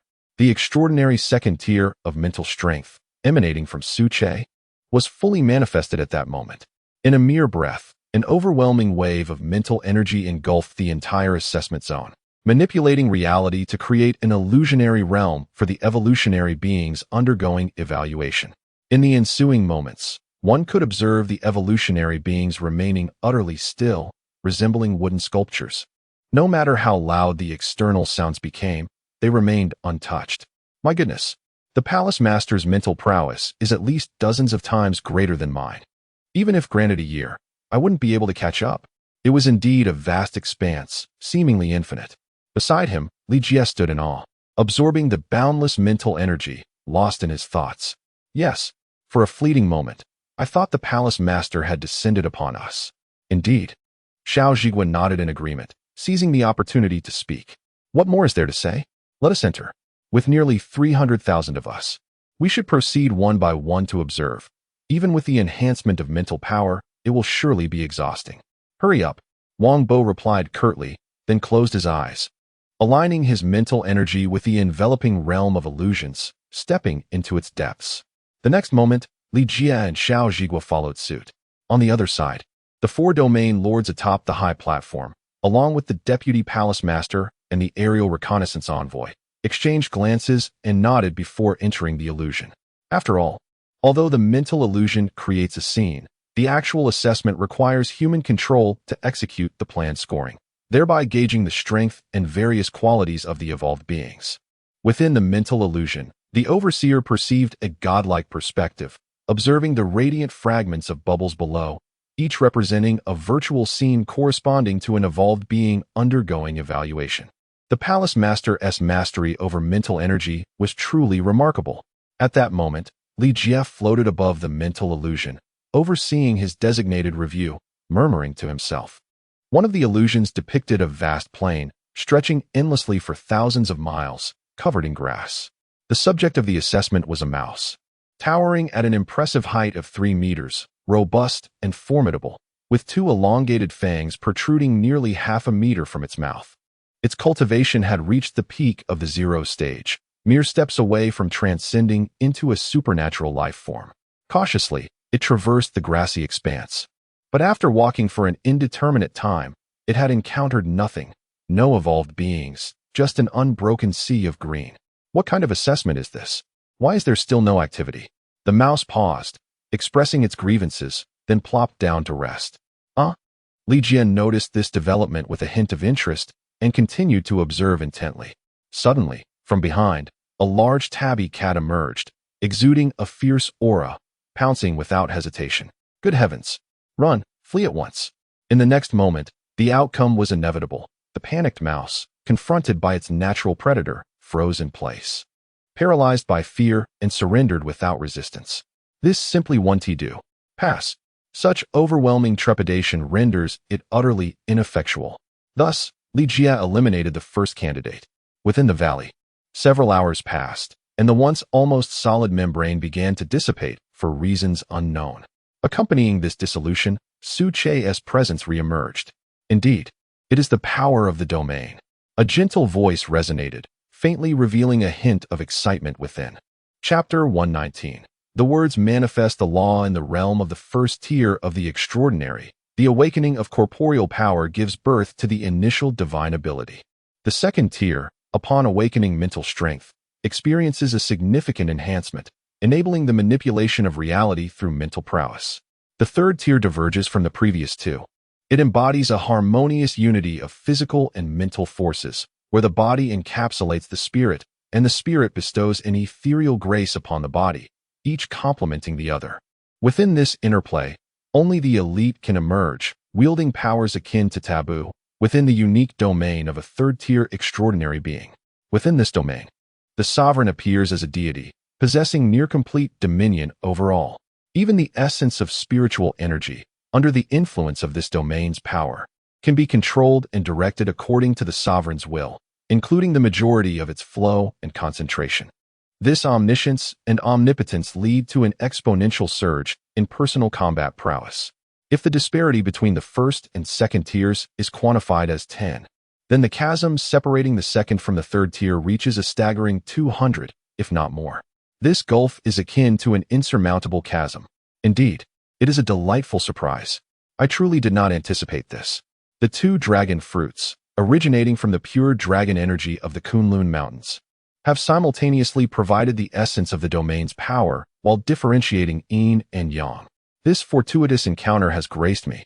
After 2 days of silence, Suche now awakens serenely, his consciousness engaging in an internal dialogue within his body. Subsequently, a magnificent mental force radiates from his being, enveloping the area and beginning to probe the specifics of his awakened domain. 10 miles, 100 miles, 500 miles, 1,000 miles. Within 3 seconds of preliminary exploration, the scope of his domain is approximately established at around 1,000 miles, perfectly mirroring the core range of the Divine Palace prior to its regional expansion. 1,000 miles. The bloodline heritage records that an ordinary third-tier extraordinary being typically awakens a domain of about 10 miles, with rare instances reaching 20 miles. Later, they may stabilize within the vicinity of 100 miles. However, why is mine?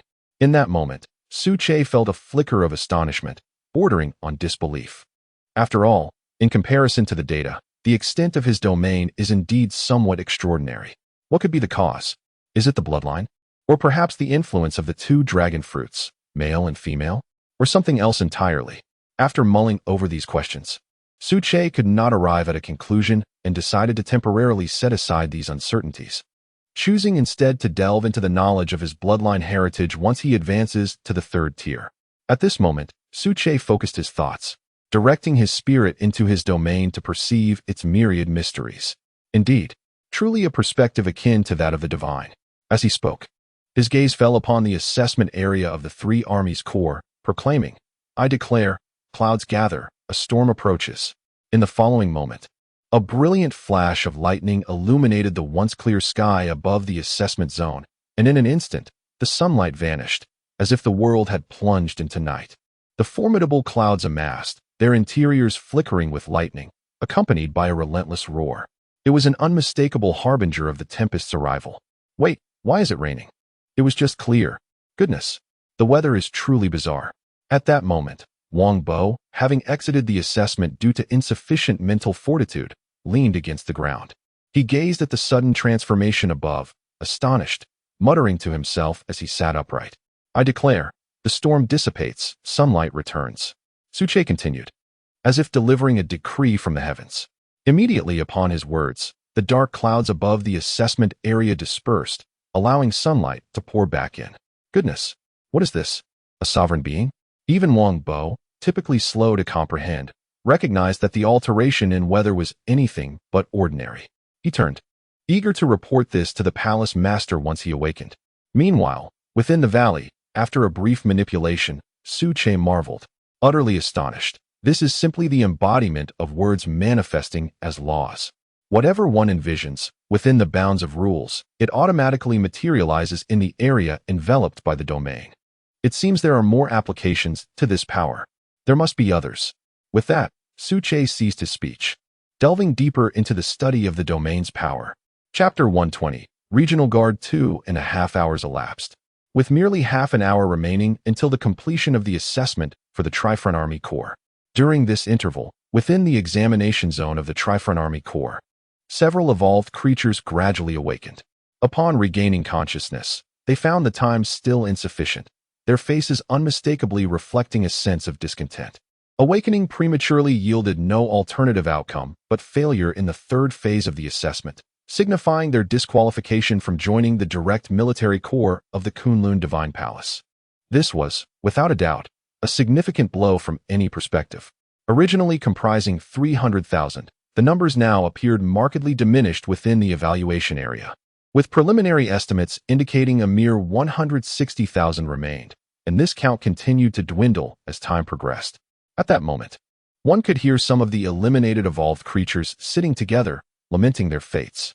Alas, It's truly my fault for being so short-sighted. The medicinal herb was right on the cliff, yet I was distracted by other spiritual fruits and ended up being eliminated. My friend, you are fortunate compared to me. Do you know my situation? My task was to eliminate a serpent, but it concealed itself among a horde of at least 1,000 others. What on earth? In the mental illusion, I stumbled upon a village, and feeling a bit peckish, I merely supplemented my nutrition a little, and guess what? I was immediately disqualified. To this day, I remain clueless as to why. The last speaker was a crocodile, its lantern-sized eyes glimmering as it slithered through the mud. With a 9-meter-long body and a deep black exoskeleton, it exuded an intimidating aura. Upon hearing this, 3 other evolved creatures exchanged glances, nodding in unison, and spoke in unison. Unwarranted slaughter. Underestimating the task. According to the rules of the Kunlun Divine Palace, directly violating the 3rd and 5th articles incurs dual penalties. How could one not be eliminated? This is not mere misfortune, it is well-deserved. On the terrace, the Deputy Palace Master, Xiao Lu, awakened, alongside the 4 regional domain masters. Naturally, the trio could not be absent. In fact, they had all exited an hour earlier, including Li Jia, as none of them had yet reached the first tier of extraordinary life forms. Even Li Jia, an evolved being of mental domain, had limited mental capacity and could not sustain prolonged exertion. The Deputy Palace Master, with 150,000 remaining, corresponds precisely to 20 minutes. I believe we will ultimately retain around 100,000. Setting aside the top 40,000, let the rest be allocated to our 4 regional areas, just as we are short of the regional guard. What do you think? Xiao Jin approached, his eyes reflecting a hint of ingratiation as he spoke. It was evident to any discerning observer that he had an ulterior motive. Oh, the 4 Corners Regional Guard? The specific plans will depend on the Palace Master's detailed directives. Regarding the military corps, I am only authorized to make decisions concerning 3 directly subordinate legions. As for the others, the Palace Master has not granted me the authority to intervene. Xiao Lu replied nonchalantly, fully aware of Xiao Jin's intentions, which were merely to preemptively allocate some formidable evolved beings to his own regional guard. However, it was clear that he had miscalculated. Undeterred, Xiao Jin channeled a youthful enthusiasm reminiscent of months past, and continued, Xiao Lu, just a brief moment of your time. Who is it really for? After all, we are all part of the Kunlun Divine Palace, wouldn't you agree? Once the Palace Master's direct legions are complete, let the Western region be first, shall we? If that doesn't work, consider it, as if I never spoke. No sooner had he finished speaking than the other 3 regional lords stepped forward in unison, forming a line and regarding the somewhat scheming Xiao Jin with unwavering gazes. The implication was clear: we shall compete fairly among the 4 corners, awaiting the Palace Master's decision. No underhanded tactics or backdoor dealings will be tolerated, even though the Palace Master encourages competition among us. Ahem. In fact, I was just discussing matters concerning the 3 legions with the Vice Palace Master. Please, do not overthink it. Trust me, Xiao Jin quickly interjected, a slight smile gracing his face as he sought to extricate himself from the situation. Old Hey. Big Bai. Old Hua. Trust you? That would be preposterous. Chapter 121. The Triad Core has been established today, marking the inception of the Quadrant region, the very core of the Kunlun Divine Palace, whose significance is beyond question. The combined area spans an astonishing expanse of over 10,000 miles. Within this vast territory lies a myriad of mountains, lakes, spiritual stone veins, celestial fruits, and enigmatic unknown regions, each attesting to the wealth of cultivation resources contained therein. Consequently, the arrangements regarding location, personnel, and even the decade-long planning have been meticulously considered by Su Che from the outset. Every decision remains firmly aligned with the original blueprint. The Quadrant Domain Lords, emerging from the valleys, share a remarkably amicable rapport, to put it simply, akin to being inseparable companions. Most importantly, within Su Che's vision, the Quadrant region, inclusive of the Domain Lords, must not only maintain close connections while developing their respective regional strengths, but also engage in systematic competition across various fronts. After all, it is through competition that progress is achieved, enabling the Kunlun Divine Palace to advance further. As for Xiao Jin, among the Animal Legion, he has always been the most vivacious and mischievous one. Even after stepping into the first tier of extraordinary beings, his temperament has steadied somewhat. Yet, He occasionally displays a hint of unpredictability, reminiscent of Wang Bo from the trio. Following this brief interlude, calmness returned to the terrace. Their gazes were predominantly directed toward the assessment area below, keenly observing to discern which among the millions of evolved beings would ultimately remain, or rather, how many would endure. Only 5 minutes remained. In the aerial domain, there were currently 30,000. On the ground, there were 40,000. And on the water's surface, 30,000.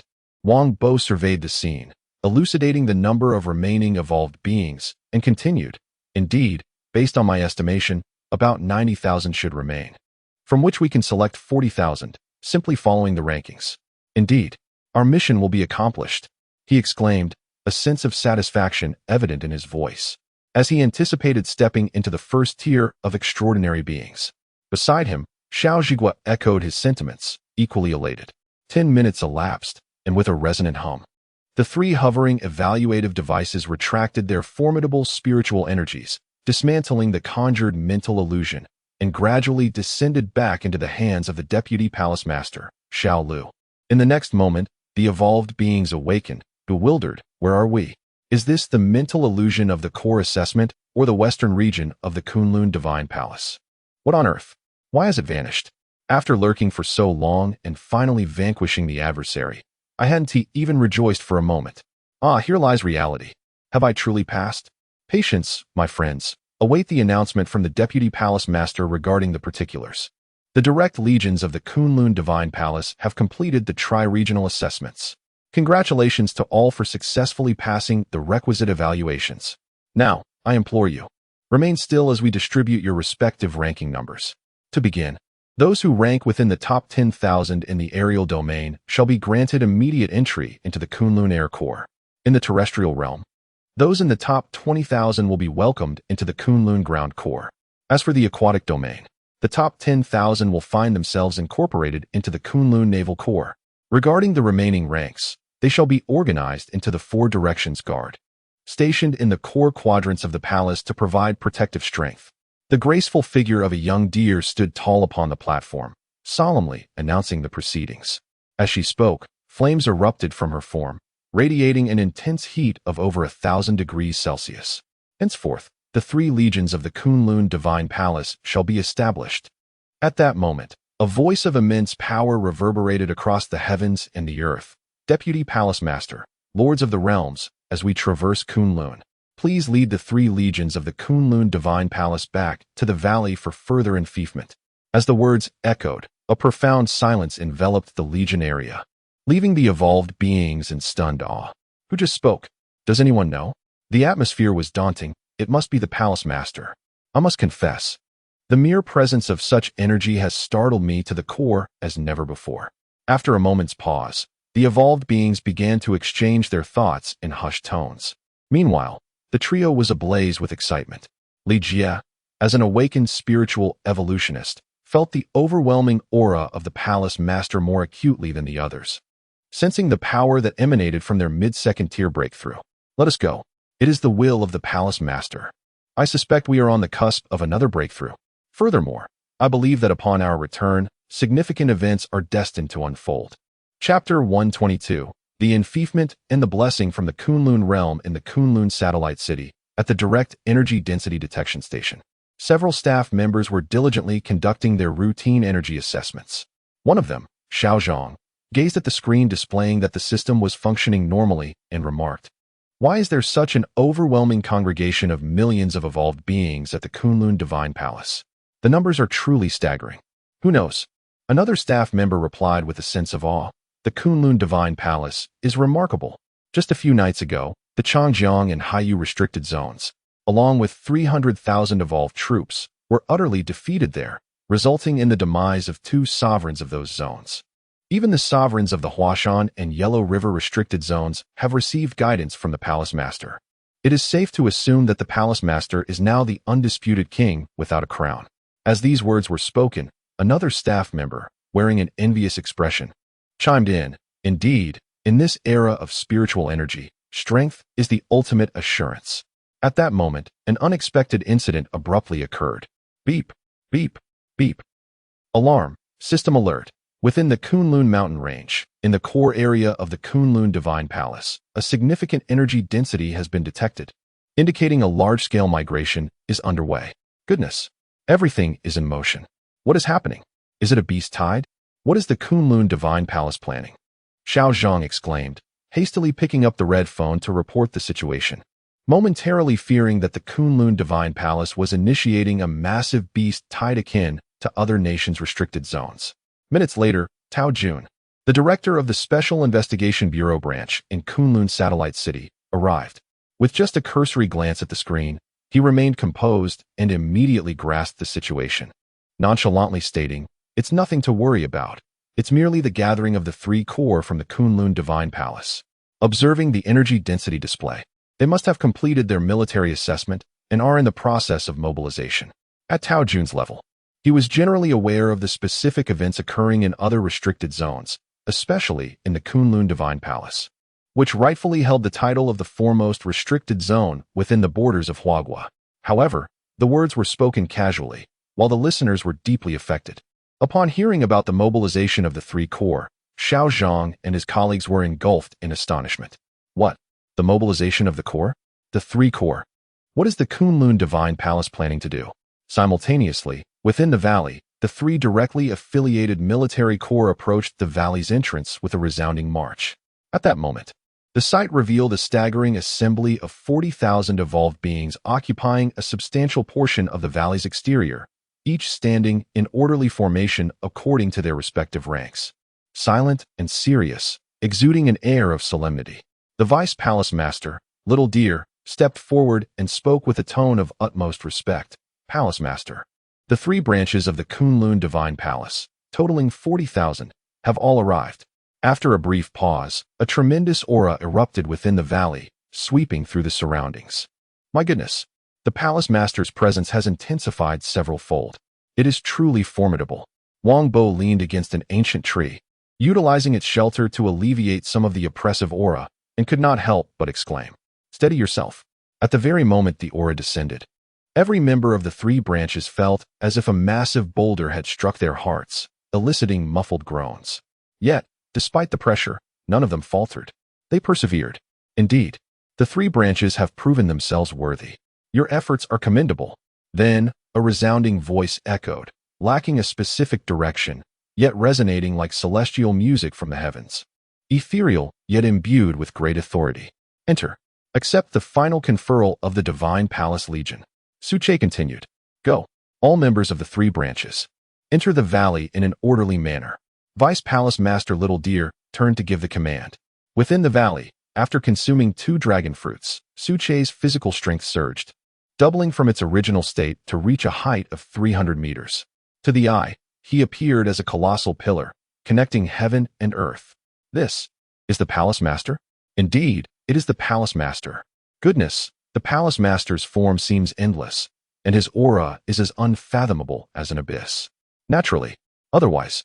Do you think the Kunlun Divine Palace is recognized as the foremost forbidden zone? As the three branches entered the valley, they began to murmur softly among themselves. From this day forth, the three branches of the Kunlun Divine Palace are officially registered. Suche's voice resonated once more. In the air, green leaves drifted down, infused with a hint of domain power, directly entering the foreheads of each evolved being. The green leaf emblem not only represented their identity, but also contained a fragment of domain power, granting them access to the core regions of the Kunlun Divine Palace. Of course you too, Suche remarked, his gaze shifting towards the Vice Palace Master and the trio.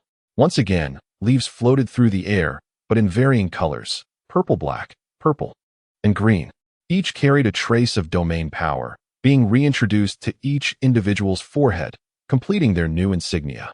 Chapter 123, Forbidden Grounds, Conquest.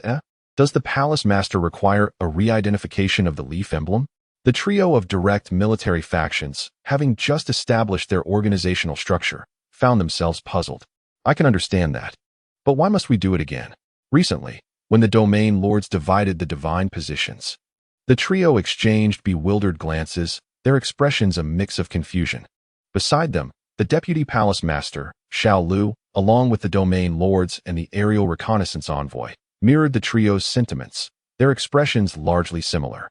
Noticing their perplexity, Su Che promptly elucidated, the renewed Divine Palace emblem symbolizes more than mere identity. It can harness the internal powers of the Kunlun Divine Palace to a certain extent. You may begin to sense it. I refer to it as the domain. As his words settled, the trio promptly shut their eyes, diligently seeking the newfound power of the emblem. What power? Why can't I perceive it? Wang Bo stood rooted, muttering to himself, gesticulating anxiously. The domain. A different manifestation of mental energy.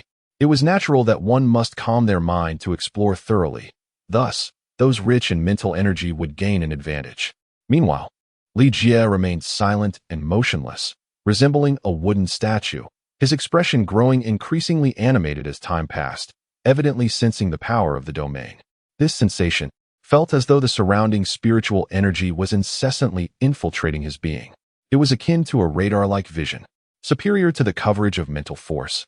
It was almost like a three-dimensional model, rendering all hidden elements visible. The totality of his mental energy surged by half, spurred on by an elevation in his realm. As he spoke, Li Jie's voice quivered, overwhelmed by the profound impact of the domain's power. Goodness! So this is the power of the domain. Truly remarkable. The Palace Master is magnificent. Wang Bo, a fervent admirer of the Palace Master, could not contain his excitement and blurted out a curse, muttering under his breath.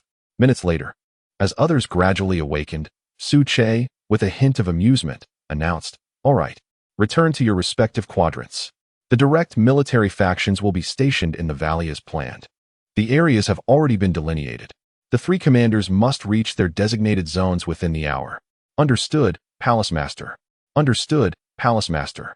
Understood, Palace Master." Afterward, Su Che succumbed to slumber once more, intent on grasping the application of the domain, striving to achieve seamless utilization in the shortest possible time.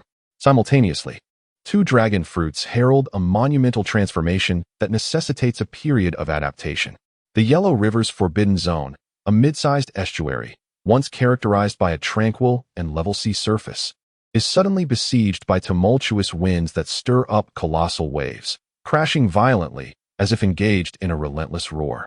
Following this, a breath emerges, revealing an array of evolved marine creatures. Having transitioned from the depths of the ocean to the shallows, their menacing demeanor unmistakably intent on devouring the Yellow River's forbidden realm.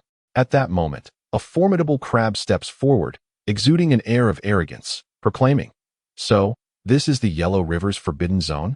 Return and inform your sovereign of this domain that the maritime forbidden zone has decreed. The Yellow River's forbidden zone falls under the jurisdiction of the Black Domain." Thus, the previously tranquil forbidden zone unveils its fangs, commencing a fierce conflict among its inhabitants. Chapter 124. From this day forth, all preparations for war commence. The term Forbidden Marine Region serves as a collective nomenclature, embodying a conceptual domain rather than merely designating a specific area like other forbidden zones in Huagua. Broadly, the Forbidden Marine Region is divided into two segments. Firstly, the Shallow Water Zone, which encompasses the area within 300 miles of the coastline. This territory is governed by two sovereigns, one of whom orchestrated the siege at the mouth of the Devil City, while the other is linked to the death in the periphery of the Kunlun Forbidden Zone. Secondly, the Deep Water Zone refers to all waters beyond 300 miles from the coastline, an expanse so vast it seems infinite, rendering its precise area unfathomable. Especially after substantial expansion, the Black Domain constitutes the nearest forbidden zone within the deep water area. Ruled by a black dragon recently ascended to the second tier of the extraordinary realm. This dragon was once a silver-ringed sea serpent that, upon consuming a mystical fruit, embarked on a transformative evolution. Moreover, the Yellow River Forbidden Zone, imbued with the dragon energy of Huagua's water veins, conceals beneath it a magnificent vein of spiritual stones, rich in resources which the Black Domain sorely lacks. Caught in a precarious middle ground, the Black Domain finds itself devoid of resources, neither belonging to the deep nor the shallow waters, seemingly cursed with misfortune. However, due to its expansive area, the evolutionary beings under the Black Domain's banner number astonishingly over 1 million, far surpassing the Yellow River Forbidden Zone, with a count twice as great. This numerical superiority fuels the confidence of the Black Dragon King to launch an assault. Simultaneously, the warriors of the Yellow River Forbidden Zone, stationed at a small mid-range inlet, upon hearing this declaration, retorted without hesitation, "What audacity! This is the Yellow River Forbidden Zone, ruled by the Xian Turtle. Who dares to wreak havoc here? I advise you to reconsider. The Forbidden Marine region, you say? Not long ago, our sovereign aided the Kunlun Temple Master in vanquishing more than one marine ruler. Where does your courage stem from?" As the words echoed, the atmosphere thickened with tension. In an instant, the evolutionary beings from both factions unleashed their auras unabashedly, converging into formidable forces that clashed violently. The competition of energies unfolded dramatically in that moment. Boom! A resounding thud erupted, akin to thunder, as the sea's surface ruptured, creating a deep pit from which water gushed in all directions. Under the pressure of the auras, countless marine creatures were obliterated, sinking deeply into the oceanic mud. Dare you challenge? If you refuse to comply, then let us obliterate you outright. Behold the formidable strength of our black domain, Forbidden Land. The commanding creature, with a voice as dark as the abyss, continued with an air of arrogance. As it gestured menacingly, thousands of evolved beings behind it surged forward, infused with a chilling intent to kill, targeting the patrol team of the Yellow River Forbidden Land. Despite being outnumbered, with only 100 members, the patrol team showed no fear, valiantly fighting to uphold the dignity of the Yellow River Forbidden Land. In a mere 10 seconds, they were utterly annihilated. Hundreds of bodies, mingled with blood, floated upon the waters at the river's estuary. Some were cleaved in half, others ground to dust, and some even reduced to nothingness. What is this? Do they think these creatures can contend with the might of the Black Domain? Surely, they must be dreaming. The commander of the Black Domain Vanguard stood upon the water, spitting out a mouthful, and erupted into a boisterous laugh. Let us proceed. Split into 2 factions. Return and report to the Black Dragon King that the Yellow River Forbidden Land is nothing but a treasure trove, unguarded and ripe for the taking. As for the rest, let us continue our sweeping conquest. Unbeknownst to the commander, the pertinent news had already traversed through various channels, arriving before the ruler of the Forbidden Lands. The Black Domain Forbidden Land? Huh, such audacity. If that is the case, let us engage in direct combat. I am eager to see what capabilities you possess. The Xian Gui, in a fit of rage, caused the waters within a 10-mile radius to stir violently, surging without a breeze. What is happening, Xian Gui ruler? Can you enlighten us? Inquired the Huashan ruler, who was visiting at the time. Due to their previous collaboration, the two rulers shared a commendable rapport, frequently exchanging visits to each other's domains. The Sea Domain Forbidden Land.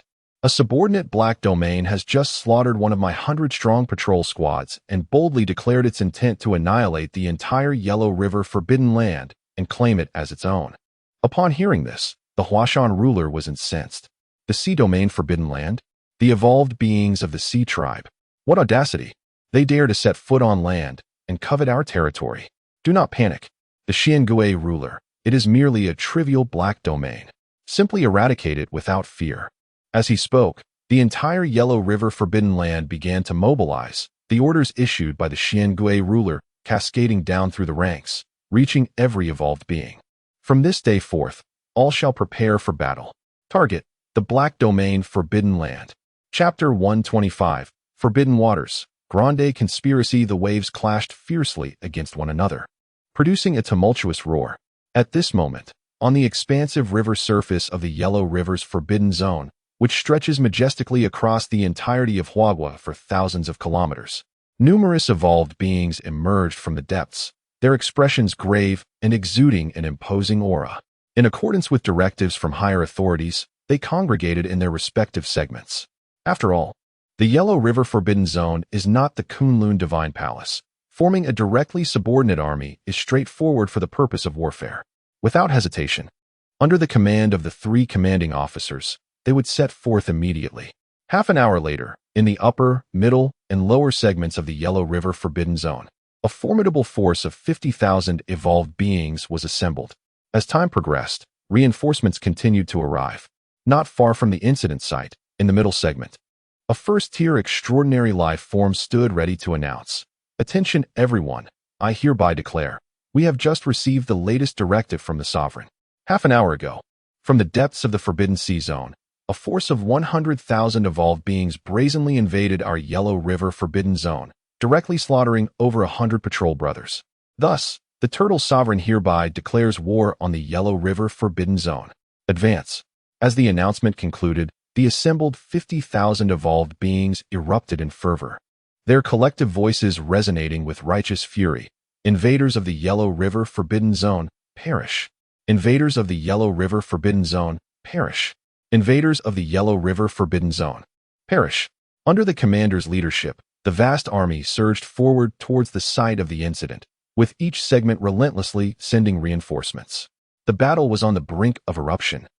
In Kyoto, at the headquarters of the Dao Palace Academy's Special Investigation Bureau, Li Xiang sat amidst a sea of the latest intelligence reports. Visibly overwhelmed and caught off guard, he had been in seclusion, and to his surprise, he was summoned urgently after just one day. What is happening? In just one day? Please explain what precisely has transpired, Li Xiang inquired, rubbing his temples, his expression impassive. Beside him, a secretary picked up a report and stated, half an hour ago, a region under the Forbidden Sea Zone, with 100,000 evolved beings, brazenly invaded the Yellow River Forbidden Zone. It is now estimated that war has been declared between the two parties.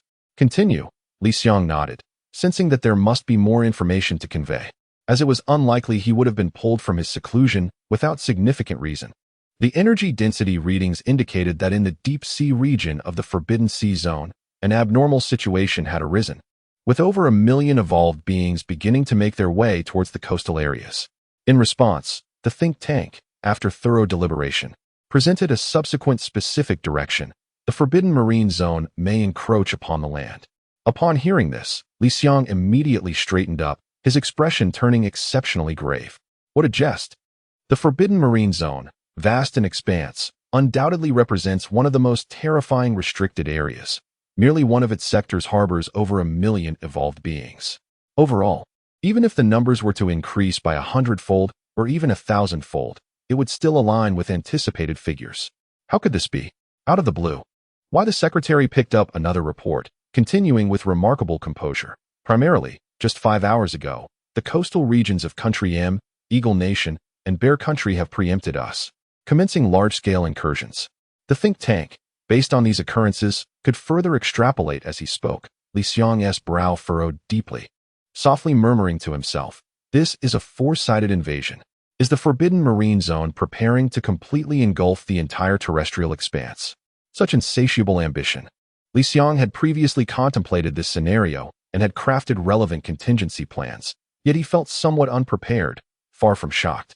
However, he did not anticipate that the onset of this invasion would be initiated by the Forbidden Marine Zone itself, challenging the entire world with the might of a restricted area, which, indeed, possesses such strength at present. After a moment of reflection, Li Xiang issued commands. Inform all parties to convene the 9 city lords for an urgent video conference regarding the restricted area. Simultaneously, keep a close watch on the battlefield situations of other nations. We require intelligence to further analyze the specific capabilities of the Forbidden Marine Zone. With that, Li Xiang exited his office, making his way towards the strategic department. Chapter 126. A blood-soaked storm. At the very moment when Li Xiang was preparing to convene an urgent meeting at the headquarters of the Special Investigation Bureau, chaos reigned in the mid-zone of the Yellow River Forbidden Area. A staggering multitude of evolutionary beings, numbering in the hundreds of thousands, had transformed the estuary into a colossal battlefield spanning over 10,000 square meters. The cacophony of roars, agonizing cries, the clash of armor, and the sound of bones plunging into the water created an unending symphony of violence. In an instant, this locale had devolved into a monstrous meat grinder, mercilessly harvesting lives. As the saying goes, when enemies meet, their eyes blaze with hatred. The deaths of over 100 patrol guards served as the final straw, igniting the flames of war for the evolutionary beings of the Yellow River Forbidden Area. This was not merely a loss of life. It was a profound slap in the face of their dignity. Thus, in the absence of orders, the evolutionary beings unleashed their battle philosophy of taking advantage of the enemy's weakness, plunging into a frenzied state of bloodlust. From a lofty vantage point, one could see the once azure waters of the estuary now transformed into a true sea of blood, saturated in crimson hue. As a gentle breeze swept through, 10-meter-high waves of blood surged forward, evoking a sense of dread. Countless fish and shrimp, deprived of the essential nutrients for survival, succumbed to the blood-tainted waters, floating lifelessly on the surface, mingling with the stench of carnage to create an unbearable odor. Scanning the scene, one would observe bodies strewn haphazardly, sinking and rising in the water, a shocking tapestry of devastation.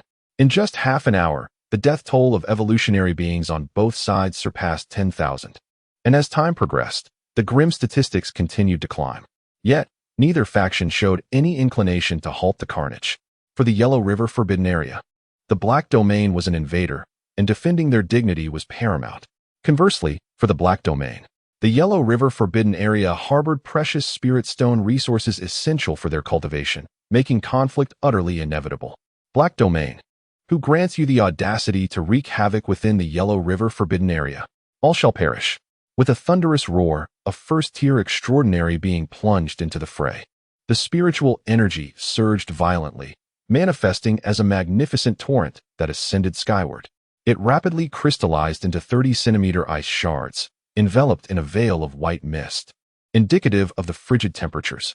In the next moment, a howling sound erupted as the ice shards descended like a torrential downpour, enveloping the battlefield in their chilling embrace. At this moment, in the upper region and the lower region, a formidable force of 100,000 evolved beings arrived on the battlefield at a critical juncture. Facing 150,000, the Yellow River Forbidden Zone, initially at a numerical disadvantage, swiftly transformed its defensive stance into an aggressive offensive. Kill everyone, surround them, commanded the Sovereign.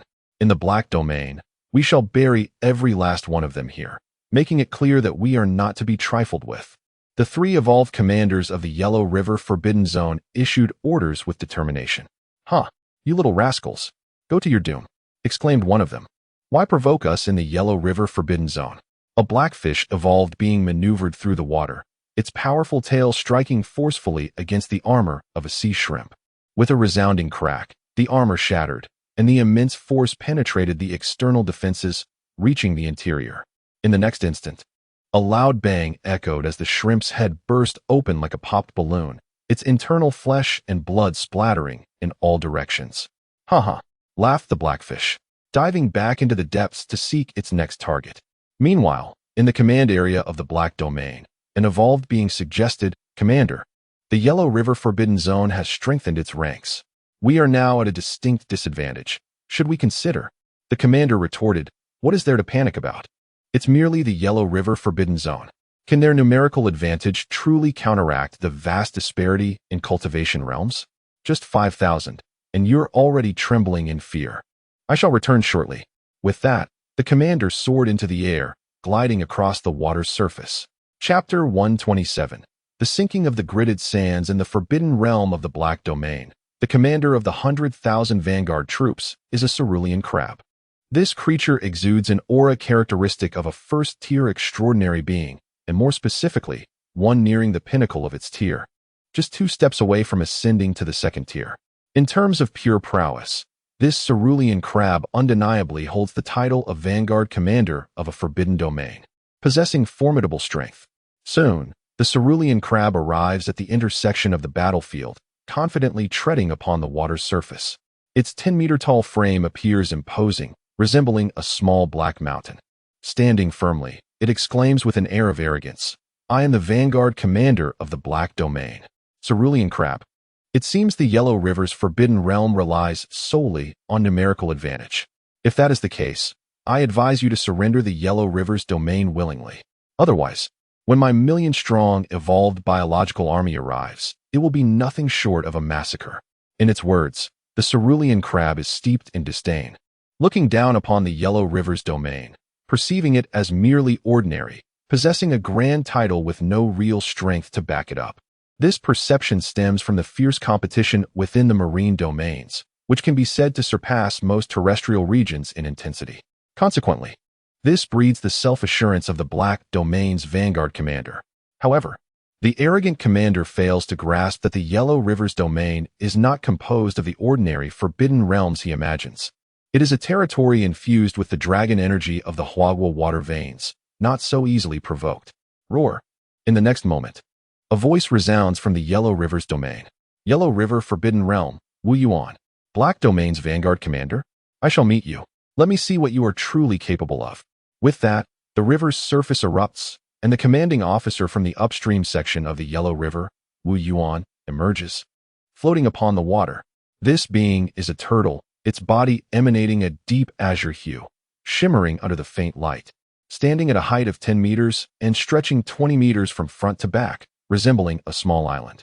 In fact, it bears a striking resemblance to the sovereign of the Yellow River's domain.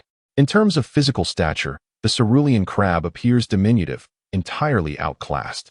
Come on. Merely a fade with no substance. With a swift lateral movement, the 10-meter-high figure of the cerulean crab charges toward Wu Yuan, testing the waters with a collision of their bodies. Observing this, Wu Yuan remains stationary, seemingly paralyzed by fear. Yet, unnoticed by all, a surge of spiritual energy begins to flood into the surface of the azure turtle shell, illuminating it with a mystical glow. What is this? Just like a fool. It is evident that the Yellow River's forbidden zone is indeed ineffective. Such a character. What kind of commander could he possibly be in the upstream segment? It is truly laughable. Even if 2 more were to come, I would feel no pressure at all, Qingjie thought to himself. In the next moment, a thunderous bang echoed through the air. Wu Yuan remained utterly motionless, yet Qingjie's expression shifted dramatically. He felt an immense force surging through the point of contact, flooding relentlessly into his body. His entire form was thrust backward a distance of 5 meters. How could this be? How is it possible? According to the strength of my physique, how could I possibly be weaker than him? Qingjie, momentarily distracted, began to murmur to himself, grappling with disbelief. For a seemingly feeble opponent had suddenly surpassed him in strength to an alarming degree. It certainly required time to recuperate. Just then, Wu Yuan sprang into action. Despite his seemingly cumbersome physique, his movements were astonishingly swift.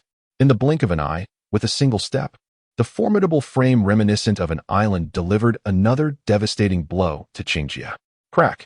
A crisp sound resonated as Qingjie was sent hurtling through the air by the monumental force. All the power within him erupted like a thunderclap. In midair, fragments of armor fell away, accompanied by flecks of blood and small pieces of flesh. Thud! Thud! Thud! Seizing the opportunity, Wu Yuan relentlessly pursued. Qingjie had just landed, entirely caught in a state where his previous strength had dissipated and new strength had yet to arise. Leaving him utterly defenseless, Wu Yuan showed no mercy. His spiritual energy surged violently throughout his being, the once solid shell of armor elevating to new heights, crashing down with ferocity. Crack! Boom! This time, Qingjie endured a brutal impact, blood gushing from his mouth, and the exterior armor shattered, revealing the flesh beneath. One misstep leads to another.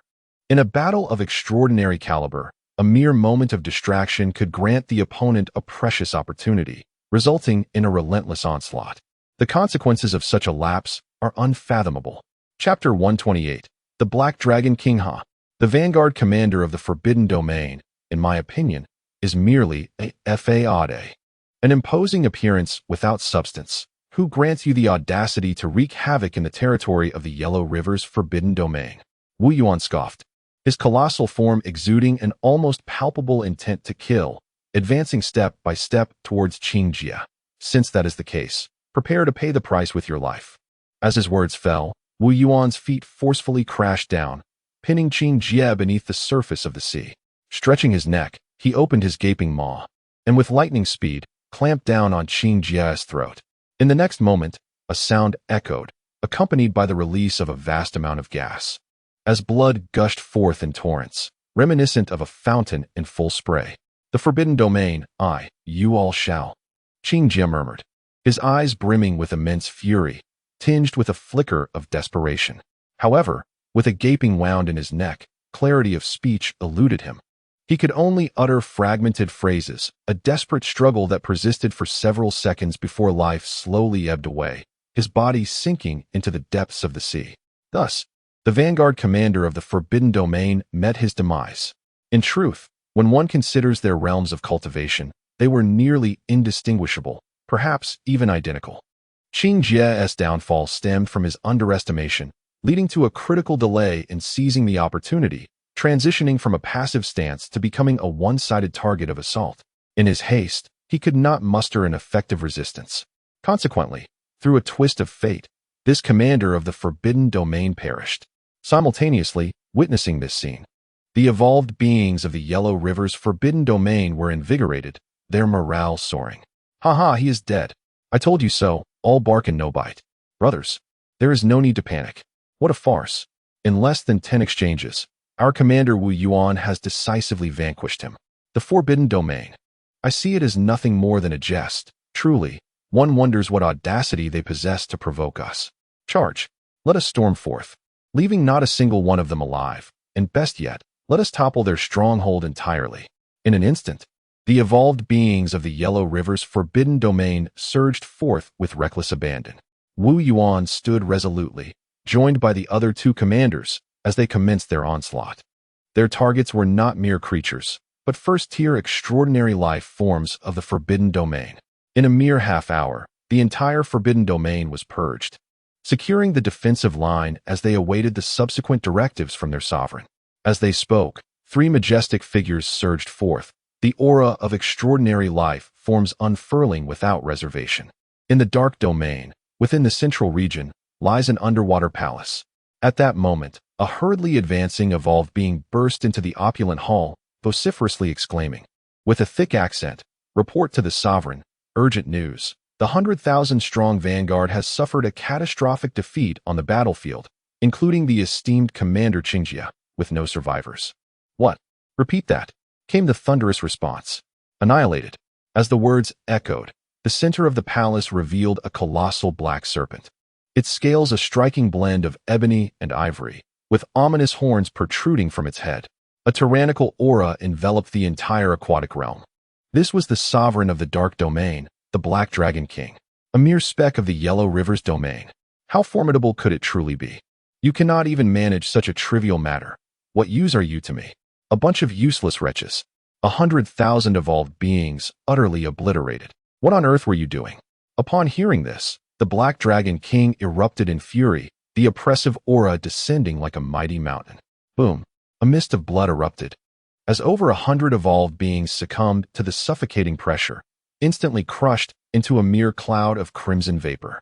The palace fell into a profound silence. All present subdued beneath the Black Dragon King's tyrannical presence, none daring to stir. Then, as a member of the vanguard, what face do you have to stand before me? Begone! An undercurrent surged forth, infused with unparalleled power, crashing down upon the evolved being who had just delivered the report. In an instant, the overwhelming force transformed him into a mere puddle of flesh. The Black Dragon King's brutality was vividly manifested in that moment. "Convey this. Summon the 4 domain lords to my presence. There are matters of great importance to discuss," the Black Dragon King stated, his expression impassive, his tone one of condescension. Chapter 129. The Grand Mobilization in merely half an hour, upon receiving the news of the total annihilation of their vanguard in the Forbidden Territory. The 4 regional lords of the Black Domain hastily abandoned their affairs and hastened towards the palace. After all, the tyranny of the Black Dragon King was well acknowledged. It must be noted that just a few months prior, when the Forbidden Domain was newly established and its foundations yet unsteady, a nearby minor region, for reasons unknown, had provoked the newly ascended Black Dragon King. Within a single day, he single-handedly wrought havoc, resulting in the slaughter of over 1 million, thereby earning an unparalleled infamy. The regional lords understood that in such critical moments, caution and prudence were paramount. Any misstep could provoke the Black Dragon King's wrath.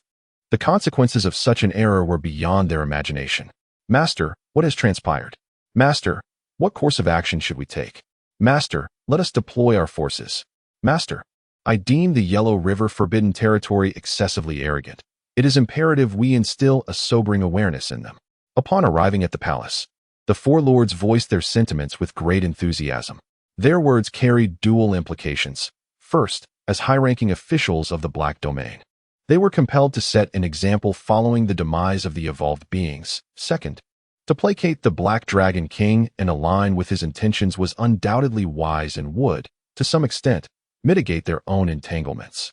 In response, The Black Dragon King lay there, his eyelids unflinching, directly inquiring, "I trust you are already aware of the news. What are your thoughts regarding the Yellow River Forbidden Territory?" His tone was unremarkable, even somewhat amiable, yet the regional lords who were familiar with him trembled, nearly collapsing to the ground. They recognized that such a demeanor heralded true fury. This calm was akin to the stillness before a tempest, seemingly tranquil, yet concealing formidable turbulence. It was as if he were a powder keg, ready to explode at the slightest provocation. At this moment, the Western Lord stepped forward boldly, asserting, "Master, in my opinion, we should launch a direct assault. The Yellow River Forbidden Territory is indeed exceedingly arrogant, and we must not allow them to tarnish our dignity. Indeed, Master, let us proceed. We shall mobilize our forces, with over 1,000,000 troops at the ready. I cannot believe the Yellow River Forbidden Territory possesses the strength to resist. The abundant deposits of spirit stones will be ours for the taking." The other lords echoed their agreement. After a moment of deliberation, the Black Dragon King made his decision, stating languidly, "Very well. In that case, each of you shall lead 300,000 evolved troops. Deploy at once. If the objective cannot be achieved, there is no need for further words. Return with your head in hand. In my forbidden realm, I do not nurture the inept." The final statement was articulated almost syllable by syllable, as the Black Dragon King coiled his massive form, resembling a deity surveying the 4 domain lords, emanating an aura akin to that of a mountain, pressing down upon them. The 4 domain lords felt a constriction in their hearts, under this overwhelming presence. They seemed to glimpse the specter of bloodshed and endless carnage. "Rest assured, Master. Rest assured, Master. Rest assured, Master." Immediately, over 1,000,000 evolved beings sprang into action. Concurrently, at the Yellow River's forbidden zone, near the mid-sea entrance, 200,000 evolved beings had gathered. 3 commanders remained in their designated areas, awaiting the next course of action. After all, none among them were fools. Having reached this juncture, it was a matter of life and death, and one of the 2 forbidden realms must ultimately fall. In the distance, 5,000 meters away, accompanied by the sound of water, the Tortoise Sovereign and the Huashan Sovereign made their appearance together. With the complete annihilation of 100,000 evolved beings in the Black Domain, the Domain Sovereign would undoubtedly seek retribution, currently likely plotting the next phase of action. "Should I mobilize troops?" the Huashan Sovereign inquired after a brief glance. "No need. There is no urgency at this moment. If it truly comes to that, even if we combine our realms, it is unlikely we could withstand it. Let us depart. There is still time." The gaze of the Tortoise Sovereign sparkled with wisdom as he spoke, submerging his form back into the water. Within the Kunlun Divine Palace, in the heart of the valley, the 3 directly subordinate legions commenced rigorous training the day after their formal appointment. Boom! The ground forces, comprising 20,000 evolved beings, shook the very earth with each step, causing the ground to tremble in response. Airborne Legion, separate. Ground Legion, separate. Aquatic Legion, separate. Chapter 130. Preparations for the Kunlun Divine Palace. As soon as the words were spoken, the 3 military factions, gathered in unison, swiftly executed their respective separations within mere seconds. The Aerial Legion took flight, accompanied by the thunderous sound of flapping wings, quickly claiming the skies above.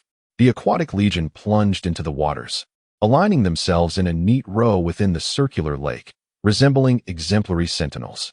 The ground forces remained stationary, stretching their intervals from the original 10 meters to a current 30 meters apart. This distance proved optimal, providing the best angle for mutual support during combat. "All units, at ease. 1 hour, sit down," commanded Deputy Palace Master Xiao Lu, conveying the orders from the Palace Master with precision and overseeing the process. Bang! The ground trembled as the 2,000 evolved beings of the Ground Legion settled into a meditative position.